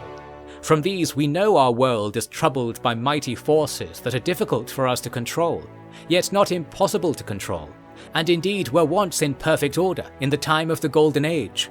That time, friends of mankind, is both in our past and our future. You are not Romans conquered by Bosporans, or by Greeks, or by Scythian barbarians. You are none of these things. You are half men, that is the term. You will come to know what that means, and how to be different. And when you are whole, you will see Roman and Bosporan as childish fantasies dreamed up by the old masters of you and I, who sought to treat their poisons of the mind through our suffering. It is not Rome I conquer, but this foul obligation of doom. It is the reins of human history that I seize, and I ask you to seize it with me. And I know that when you see the truth of our world, I shall not even have to ask you. I welcome you all, forever citizens of what they call this Bosporan Empire, and I call for every toast and cheer to be done in the name of a golden age, for all mankind, for us. I do not know if many people listening to this were convinced of the sincerity of the king's speech. Certainly it was an influential enough oration to have been transcribed immediately, because the earliest Latin versions you can find are from the very same day the Gold Games began. This was the 10-day festival Darius held to give pageantry to the scions of gold and relief to the common people, said to have been announced for immediate effect in the same session of the Curia as the above speech was delivered. And when we must speak of Roman resistance to Bosporan government, it was not the Roman Romans who caused any trouble, but instead those on the frontier. Altinum arrested and threw out their Bosporan governor 3 times before Zeusis arrived and pacified the north. It may be that because Rome itself was already entrained to the cosmic fate of the world, albeit with mistaken interpretations, that they were more easily converted to support the noble cause. That is part of the reason why these final blows of the war came so swiftly, for resistance seemed to be broken. The Roman people and Socii alike were overawed, and their leaders were in full flight. Let us speak of 146 prior, when the result of all I claim comes out in detail. The Bosporans in Italia concerned themselves with conquering the remaining cities whose gates were not formally open to the new masters of Rome, of which there were perhaps 3 or 4. Most notable was Neapolis, the location of the bulk of the Roman Senate at the time. They took to the sea and went to the large island known as Sicilia, where other Roman forces were beginning to muster too, a sign of life amid the ruins of Roman power. In the south, the Ptolemies were now marching with Dion and company in their vanguard, capturing the hook of the coast that leads to Carthage proper, another place the Romans were trying to regroup. These conquests were hardly contested. Dion was able to take personal dominion of a port named Sabatan, which was to become like a new Carthage, sharing the relationship old Carthage had with its mother city Tyre, and Hierosolima added to the parentage for an even surer bevy of mercantile support. In fact, this work began before the war was over, as Dion's men were expended by the long trek across a large amount of the world, and an inhospitable stretch at that. Still, to Rome, all they saw was their border being rolled up, their dictator killed, and if this pained them to see, it was a dire thing that they could hardly look away from the south, for to look north was to abandon all hope entirely. I write not only of Italia but of Gallia now too, for in 146 the princes Aristippus and Cineas had begun unravelling the Roman strongholds in the quiet dead lands. After almost a year of careful mapping of these ravaged places, they were able to bring the strength of Germania under their new union to trap the Romans behind their walls, whereupon death was the only permitted exit. And all the lands which were abandoned by the living could now be walked upon again in security. Aristippus declared that these lands be made available to all heroes who fought back against the Roman Empire, wherever they might hail from, inspiring endless unrest among Roman captive peoples. Now all the world was throwing stones against the stumbling giant. Illyria was overrun by Thracians, Adricians, Getae, and then Luthosis, when the king quit Italia to come cut off those escaping across the Adriatic. City after city was taken, and Roman banners tens of thousands of stadies apart were falling on the same days. The last hope to steal a breath above the waterline came from an auxiliary legion of hillmen and Ligurians, hailing from the lands straddling Italia and Gallia. They had remained undetected and uncommitted in the prior invasion, and suddenly reared their heads in Italia to begin a march on Rome of their own. The soldiers firmly believed that the man named Praetor Bibiculus, who led them, was to be the next dictator of Rome, and hence to flatter his ambition was to have a chance at unbounded rewards. Perhaps that explains why they did not turn on their oppressors, as other peoples of Europe were doing. What reason they had is hard to discern, for their fate was so violent that no scrap of written intent could have survived. Here is what happened. Bibiculus did as the Romans usually do, and built a walled camp every day. This protected his men from attack, but one more in tune with the spirit of the scenario will see that really this is done to make it very hard for soldiers to leave camp unnoticed. Thus, trapped by their employers, the men were extremely vulnerable when Zeusis and a band of picked men wheeled catapults into position in the dead of night. As usual, the Romans had no outriders, for now anyone who owned a horse had long since used it to flee Roman service. This allowed Zeusis to establish himself within range of the camp on open ground unchallenged. Only when the catapults began to launch hot oils and burning bushels did the alarm sound, and the fires bursting to life in the camp lit up the shadowy Bosporan shield line fronting their fleet of machines. The Roman camp was engulfed by heat and smoke, and men abandoned their posts even as officers stabbed and chopped at their comrades for doing the same. Those who made it outside were assailed by invisible arrows, for Zeusis had deployed the unit his grandfather, Spartacus, had always favoured, Cimmerian hunters, whose speed and aim were unmatched, and now were impossible to discern from the grasses waving in the hot winds as they pierced the panicked. Then the few hundred gold guard let the catapults lie and charged with swords aloft, driving all Romans nearby back into the camp and to their demise.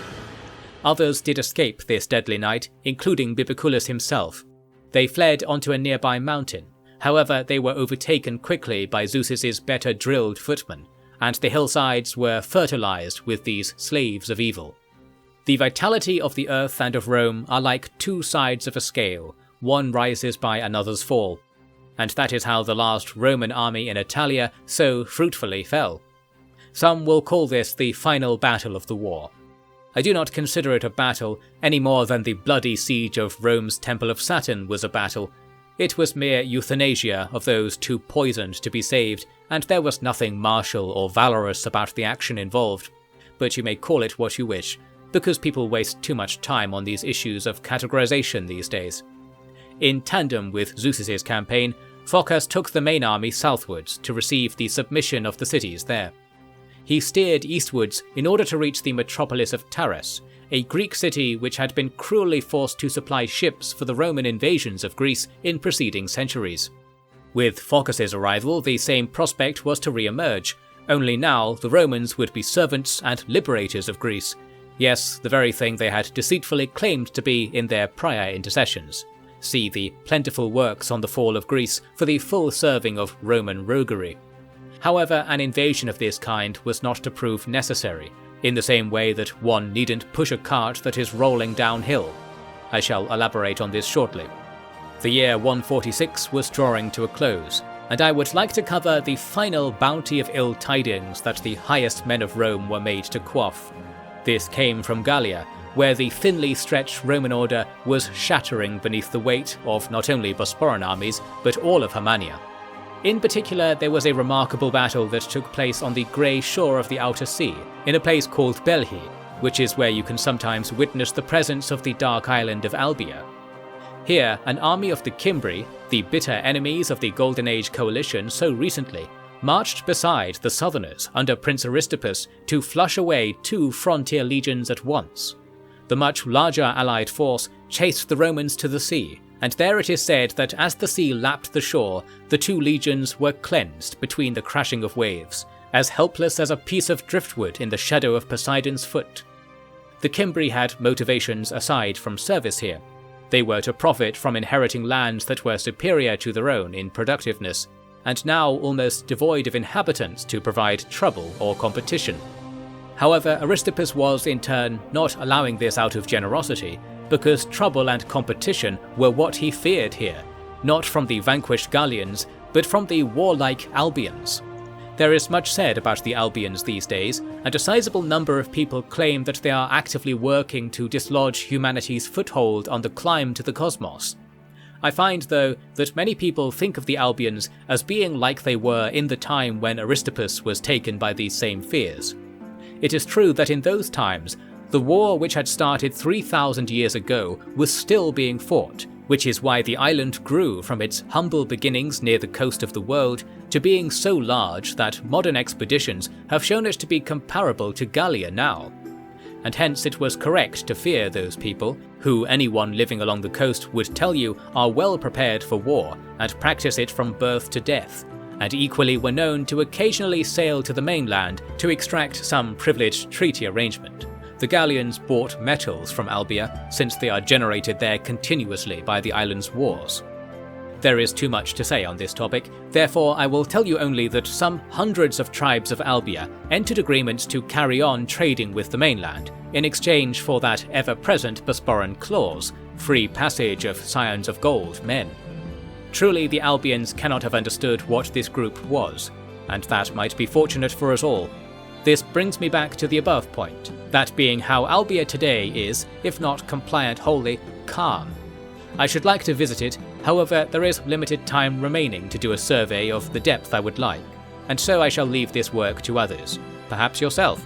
You shall have the golden age to spend on such things, of course, so please keep in mind that academic work will become an ideal pastime. Once a peaceful border was established, and a warlike people left there to ensure it remained as such, the Bosporan armies were to turn into the interior of Gallia and capture one of the few inhabited places the Romans maintained for the purposes of wintering. This proceeded smoothly, and by winter's end, Aristippus and Cneus would be in possession of joyous news, so give me the pleasure now of relaying that news from its source. The close of winter 146 brought a message to Apollon, to where King Doraius had returned after carefully arranging changes in government in Illyria, such that the people, who were not very friendly with the Getae, did not feel overly that Apollon had become their ruler. They did not yet understand the merit of this. This message was authored by one Consul Traianus, who had come to chair the largest extant part of the scattered Roman Senate. They were based rather close at the port of Dyrrachium. This is what Greeks now called the once famous city of Epidamnos, after the Romans conquered the Epirote people. Now this diminished yet still wealthy city was host to what must be considered the seat of the Roman Empire, nestled anxiously now in that often campaigned through region which adjoins Greece and Illyria. Arising to the intent of this message, King Doraius summoned a large entourage from as many different peoples as he could recruit in Apollon. This included almost the entire academic host of youngsters, as they hailed from across most of the world, a fact obvious by casting a glance across their varied faces and garbs. He procured wagons of food and wine, and sent forward runners to have all places on the road to Dyrrachium, be they large or small, prepare a festival for the day of his arrival to each. When asked which gods the festivities should be dedicated to, Doraius replied, "To those that are your allies, and to spite those that are your enemies." Already the king was looking to the negotiations that would take place when his business with the Romans was over, the appeasement of the cosmic gods at the close of their reign. After the liberal spreading around of money and cheer, King Doraius arrived with an even larger band of supporters that might easily have been mistaken for an army. Not stooping to claim they were a threat, Traianus invited a portion inside, and went against the will of his senators by allowing for a parade to be held in the city at the king's expense, which was outrageously brash, yet indicative of the material superiority the king enjoyed in this parley. I think Traianus probably intended for it to be he seen as the benefactor of this, but everyone knew the truth. I have not said it plainly so far, so allow me to leave nothing uncertain. Traianus had called this meeting for peace. Admittedly, he was not so badly beaten that the word surrender might be used. It was rather a very harsh peace that was predicated on freezing the war in place, since otherwise the Romans were set to lose more and more. In turn, the king was both happy to avoid further conflict and privately aware that the Roman army and navy was busily regrouping on Cilicia outside of Bosporan reach for the time being. The Bosporans had only a handful of captured ships, as the Romans had carefully moved all craft to safe harbours.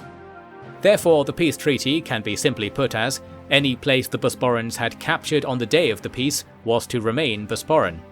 In this way, Gallia, Libya and Illyria were indisputably dismembered from Roman power, to say nothing of Italia. The Romans were permitted to keep colonies in the southwest of the peninsula, and it is often said that this is more insulting than taking the whole landmass from them, because a starving man is worst served by standing in the door of a bakery forever serving others.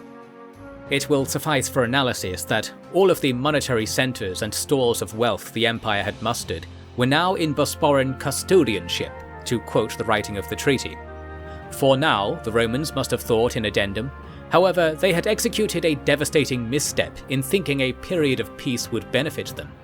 It is easy enough to explain. The Roman state, to describe it in the abstract, had been scattered across different territories, along with the men who carried the power of this state. This caused the effect that the provisional capital at Dyrrhachium was not in good command of other would-be capitals, such as New Carthage, Syracuse, or even Athens. All of these places had their own men eager to take the reins of day-to-day business, and some also had men who might brand themselves with the cause of Roman restoration to make the remains of the so-called Republic into their personal kingdoms, a moral path the dictators of Rome had burned clear over decades of civic decline. Furthermore, the legitimate wielders of power in the legal sense were the senators, and they were whizzing about the inner sea with animalistic madness. To net these prizes, Darius sent an edict to Prince Phocas to be enacted in Rome itself, whereby the properties and land of high-ranking officials of the enemy were to be transferred over to the state, with exceptions made if the land appeared to be productively employed by the owner. Hearing of this measure, 200 senators crept back into their luxurious homes and estates in order to plead their case before Phocas's bailiffs. The pleas were always accepted in order to lure in more and more nobles. This was not a trap with any particular purpose in mind, and in effect these men became private citizens of the Bosporan Empire by the same precedent that made even slaves partially enfranchised by merely living under Bosporan law. Importantly, a huge amount of wealthy and experienced elites were rendered unavailable in places where military uprising and active pursuing of war were the agency of the Roman remnant. In turn, with no practical government power, the people were not enthusiastic about pursuing this course. Overall then, the Roman gambit of peace was to tear them apart and grant hope to its most rebellious subjects, while others ensconced the spirit of peace so deeply that the rippling mirage of leadership had no chance of persuading folk to enter the worldwide struggle the rhetoricians continuously squawked over.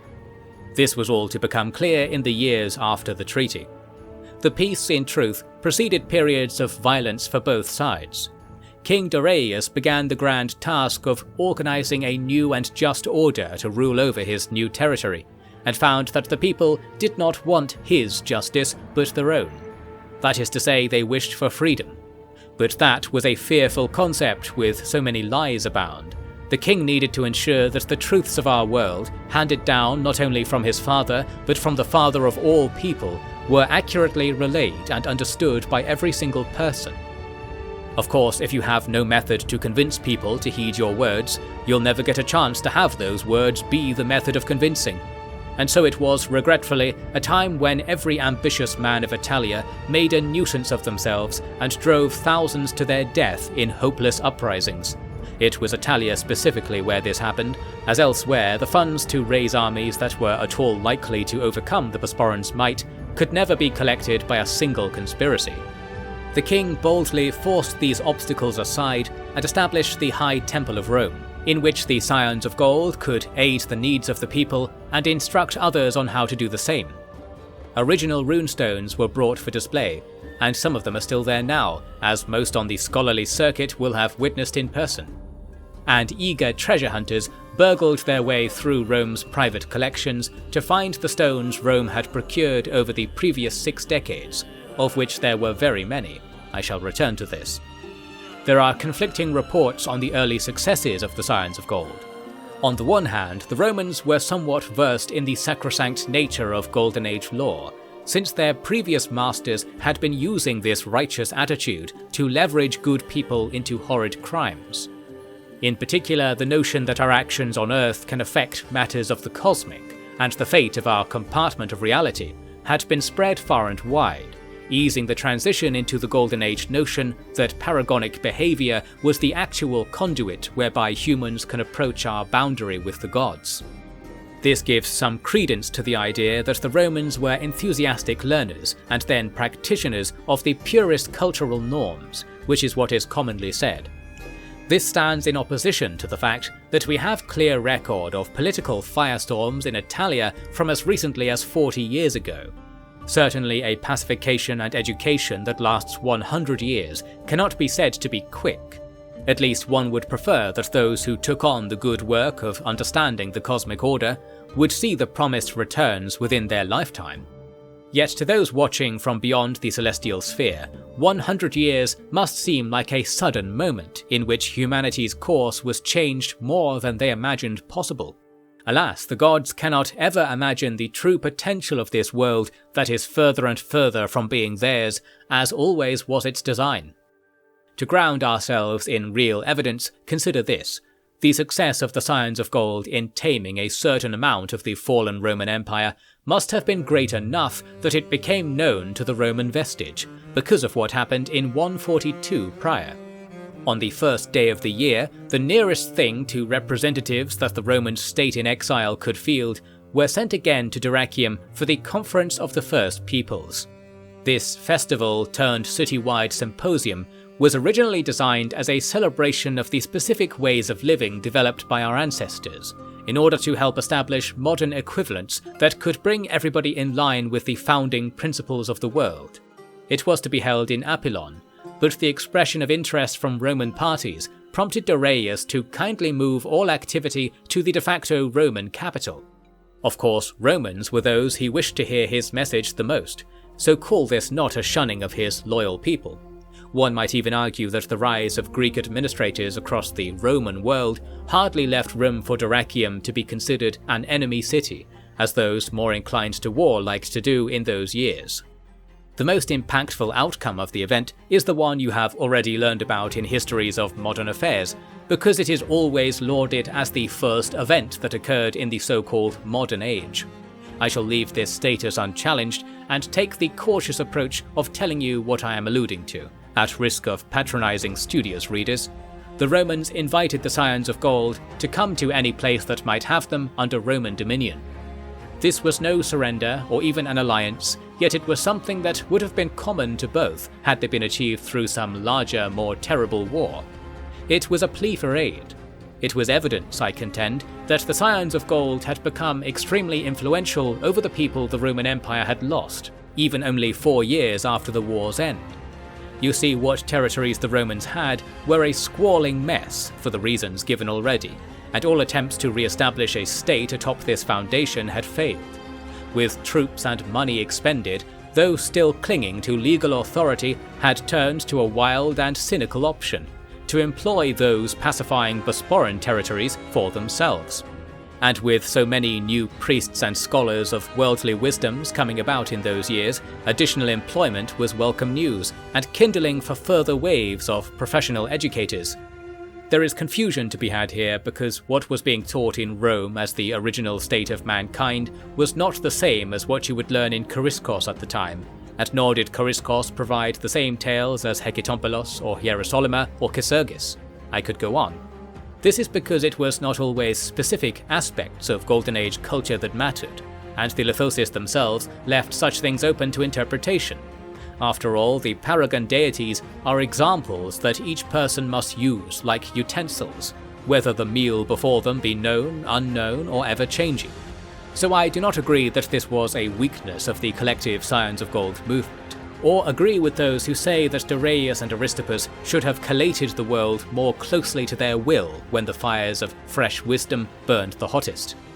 What is worthy of discussion is how the understanding of the cosmic order was changed by the capture of all the ancient runestones that the Romans had hoarded. As per usual, their collection, drawn from all over Italia but principally Rome itself, was awash with duplicates, forgeries, and stones that appeared completely blank. Over the years, the set was examined and transported to and fro across the world so that foremost experts might seek clues to their authenticity. And of course, the runes themselves were translated into Greek, and onto all languages required from there.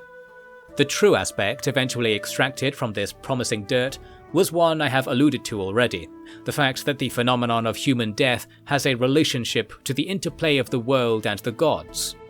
More illuminating was a claim stemming back to the Golden Age itself, in which one writer was concerned that the gods would become more powerful as time went by.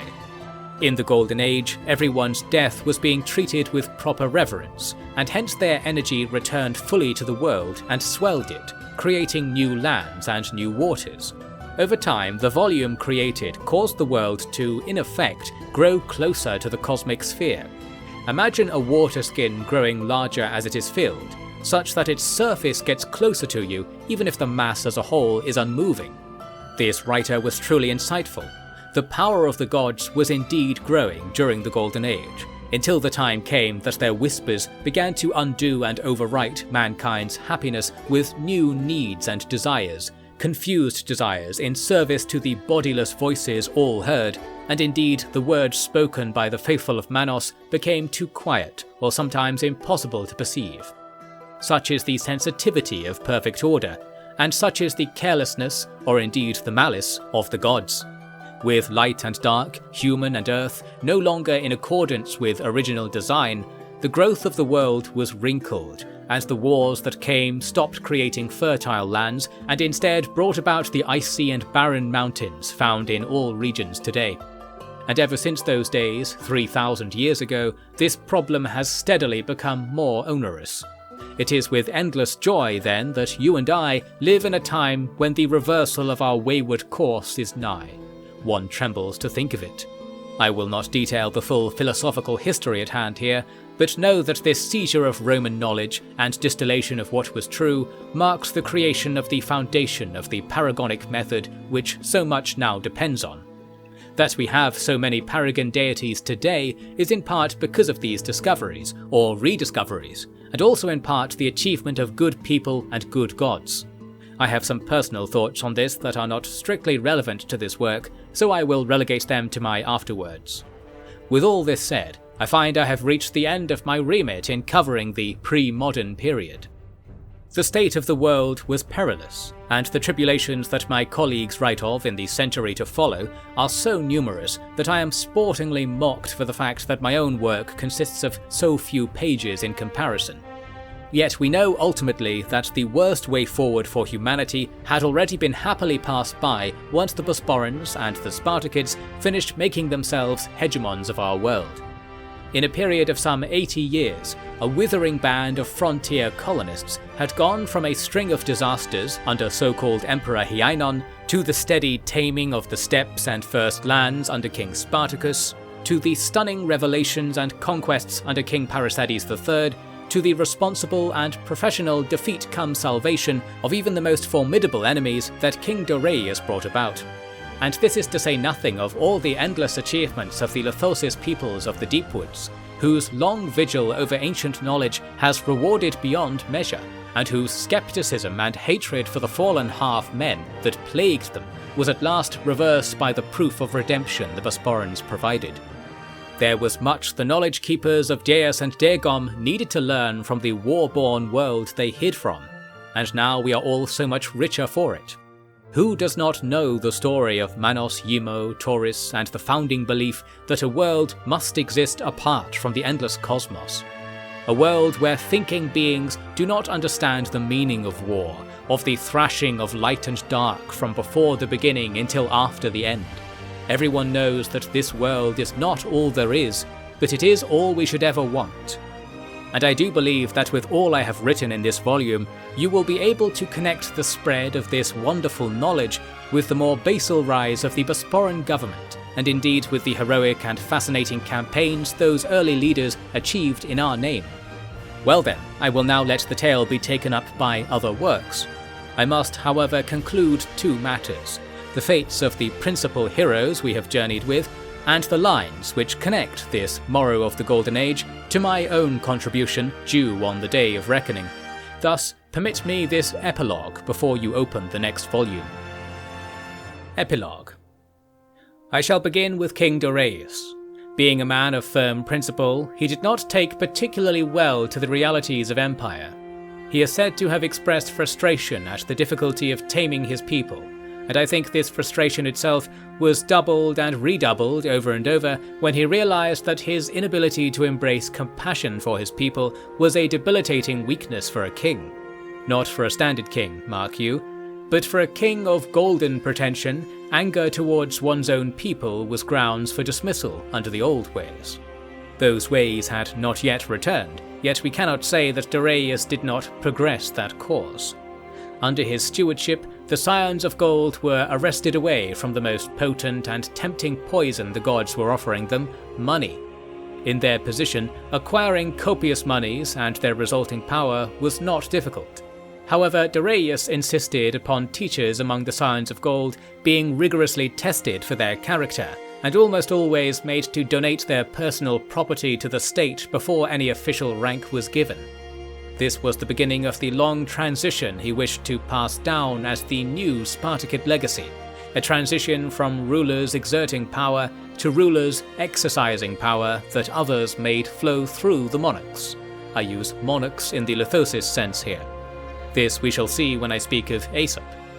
The king perished of a cruel illness in 129 prior, supposedly contracted from being in the close presence of sailors on his many journeys across the inner sea. That others around him did not seem to contract any like illness can be taken as demarcation of Dorius's curse of kingship, and a sign that the bond between power and sacrifice was mending. This is what those who study historical patterns have determined. Prince Dion carried on acting as a state-sanctioned despot in the places he had taken dominion over. He was the foremost champion of sacrificial rites, and mandated that all people who died within his reach be contributed to one of his public altars. These altars, confusingly, were rarely altars of the type found in temples, instead being grand parks in which the dead were buried at shallow depths so that their energies of death would be reflected into energies of life by the boundary of earth and air. That is the theory of it, and I have found those who have studied this to the point of being satisfied that it has at least some effect. Yet it was very different to the treatment of death that our ancestors practiced, and likely hardly as useful. Still, since Dion was too politically expensive to rein in, he carried on. Boasting of how many slaves he had, and becoming rather too interested in certain Ptolemaic romantic traditions, he was not well suited to his prestigious rank among the Spartacids. His end came when he spontaneously departed with a caravan to travel across the Great Desert. He wrote he'd met people from the southern outer sea, which is ludicrous, so I suppose he wished to go and witness this fantasy for himself. From 132 prior then, Dion's estates were parcelled by the state and proper rule of law was at last established, although great famines and plagues seemed to affect those places at the same time, so it was not a very happy period for those being uplifted.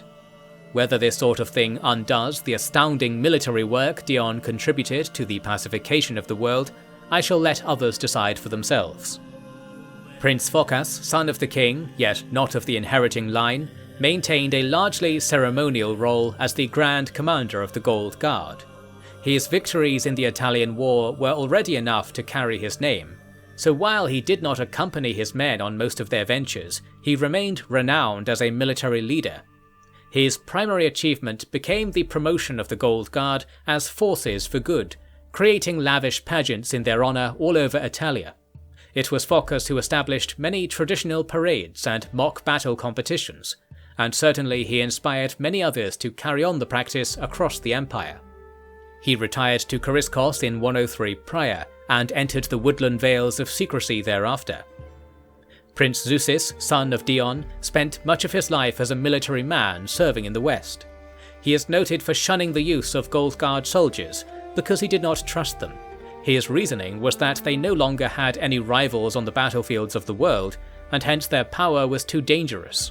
I can see merit in this, even if nothing ill actually came of this threat, barring the famous Balearic incident. Zeuxis spent his later years in Persia, which was a very fashionable thing to do even then. He was known for his mixing and matching of different styles of armour he'd collected from all over the world, combining them sometimes for practical effect, and other times for the effect on his appearance. This was the sort of thing that is and remains very popular in Persia. In my judgment, he became too enamoured with the scene he built around himself, and his many battlefield glories were too easily forgotten, since he hardly ever discussed them. One suspects that he underwent a change during his service, or was taken by the power of another. Yet he did not become a paragon like Aeneas upon his death by ill health in 119 prior. Prince Aristippus is next, and I only mention him so late because he was the nexus to the crown's future, and I say let the future concern us last of all. He extended his good record in curtailing the wildness of the Hermanians for many years, and took his acumen west to see that the renewed lands in Gallia were brought swiftly into the embrace of civilization. Of course, most important was his crowning as king in 128 prior, after the brief rule of witness period muddled the matters after Darius' death. Aristippus produced a mixed reign of very short wars against pretenders of all kinds in all places. From his chronicles, a delightful read despite the often dreadful subject matter, he can be assessed as a dedicated yet exhausted ruler, who dutifully convinced others to adopt the philosophy of giving perfect kings their due respect, while being well aware that he was not such a king himself. This is the view that he endowed as a powerful legacy to his second son Aesop, contributing to Aesop's own most important legacy, which I shall lay out shortly. Aristippus was regrettably lost to us under vulgar circumstance. There are so many differing accounts that I can hardly discern anything resembling history from the murk, so I will say that the only bearing common among them was that Aristippus told the wrong joke to the wrong person, and in doing so stirred up such feral and animalistic candour that the murderer did his business in front of a hall of onlookers, and indeed in front of guards who delivered immediate justice, but to trade the king's life for that of a miscreant is a harrowing justice indeed. Thus did his reign suddenly end in 111 prior, and Prince Cineas leapt into his place. Cineas was a rather different sort of king, because he was, of all the Spartakids, the least Greek. I refer to his manner rather than his heritage, to be clear. He is one of the only Bosporan nobles to have ever gone into the deep woods by special permission of its residents. After the Roman war was settled, he carried on the greatest share of his livelihood along the borders of the World's End forest. Recall he was married to a Lithosis noble of ghostly visage but grand repute among her peers. Her influence and connections brought him closer to the ancients than most. His prayers were thus seeped in references to hardly known heroes of old, would-be paragons from the time after the paragon deities lost their hold over mankind. This was key, for his interest fueled the conversion of many old temples and shrines into more relevant spaces for today's reality, in which paragon deities are rightfully worshipped in the only way that they ever wished, observation and emulation of their worldly deeds. This began in the cities close to the deep woods, and crept outwards by virtue of Cineas personally funding temple conversions, and striking up such powerful rapport with priests of all kinds, that hardly anyone felt they were being put upon by accommodating requests that many called sacrilegious. After the death of Darius, he doubled his efforts in this regard, being no longer an enterprising prince, but the heir to all he saw, and hence he wished not only to see it all before he took charge of it, but shape everything around himself so that a greater harmony would one day be achieved under his stewardship. This, of course, was a wiser way of carrying out princely duties than many of his successors would ever achieve, and we were too slow to identify this behaviour as the height of honour. Now such things are commonplace, and indeed mandatory for those concerned with ruling, yet in those times to take care to prepare oneself for the throne was considered a waste of time by even high philosophers, who would often posit that good rule by men was too impossible to pursue in a single human lifetime, how limiting that view must have been. In 111 prior, Cineas was thrust onto the throne, and sat upon it with the utmost composure and grace. Being aware of his father's method of demise, he kept his guards close and his tone jovial, which in some cases made angry audiences all the more angry, for indeed a king should not be happy. Over time, Cineas dove so deeply into his work that happiness must have been rightly purged, although he wrote little and said little of his experience, so we are left to guess upon it. Such was his intention, one must assume. His duties allowed him to return to the deep woods only once, on the foul business of dealing with the Albion incursion of 102. A confederation of island peoples sacked Duna and began to make the forests their own, driven mad by the rumours of hidden cities and hidden riches. Alas, there were hidden warriors too, and Cineas brought ample might to see that all those who came to our shores were submitted to said shores in sacrifice soon after. While a counter-invasion of Albia was organised, it was never carried out because the islanders understood their position to be weak, and furthermore had gradually come to understand how they were benefiting from their supposed enemy's ascendancy. You see, by that time it had become well known that the world was warming up, and snows in the north were less disruptive than in prior centuries. These things were universal evidence of rejuvenation, and reward for lives lived well and sacrifices made at the correct times, with the correct souls, and via the correct procedure. The core curriculum of the Scions of Gold educational regimes, and the only part that could not vary across the world because they were based on the indisputable instructions given to the very first people to live in this place. Because of all of this, Cineas reigned on in peace, internal disruptions aside, until an equally peaceful death in 95 prior. Then came King Aesop, with whom I shall conclude. While not as privileged with Lithosis' blessings as his elder brother, his time as prince was spent learning everything he could of what the Golden Age was really like. It is said that no one on Earth knew more about it than him, although it is said too that if this was really the case, he did not act especially different for it, let alone pass on useful knowledge to others in the way one would expect. But for, of course, his major contribution to the world in 89 prior, the banning of automatic titles. Yes, the very reason he was called prince before was the same thing he banned, and so his children were not called princes and could not be presumed to become king in the future. In ancient times you will find measures like this being taken, so those who say it was a revolutionary measure are being hyperbolic. However, it was rare indeed, and rarer still in a case where the throne commanded power over so much of the world that its occupant might well do anything they pleased and get away with it. It was this spirit, that is, the corrupting influence of the position, that Aesop was able to shun, and that is the truly revolutionary part of this achievement. His full history is overshadowed by his edict on the search for true kings.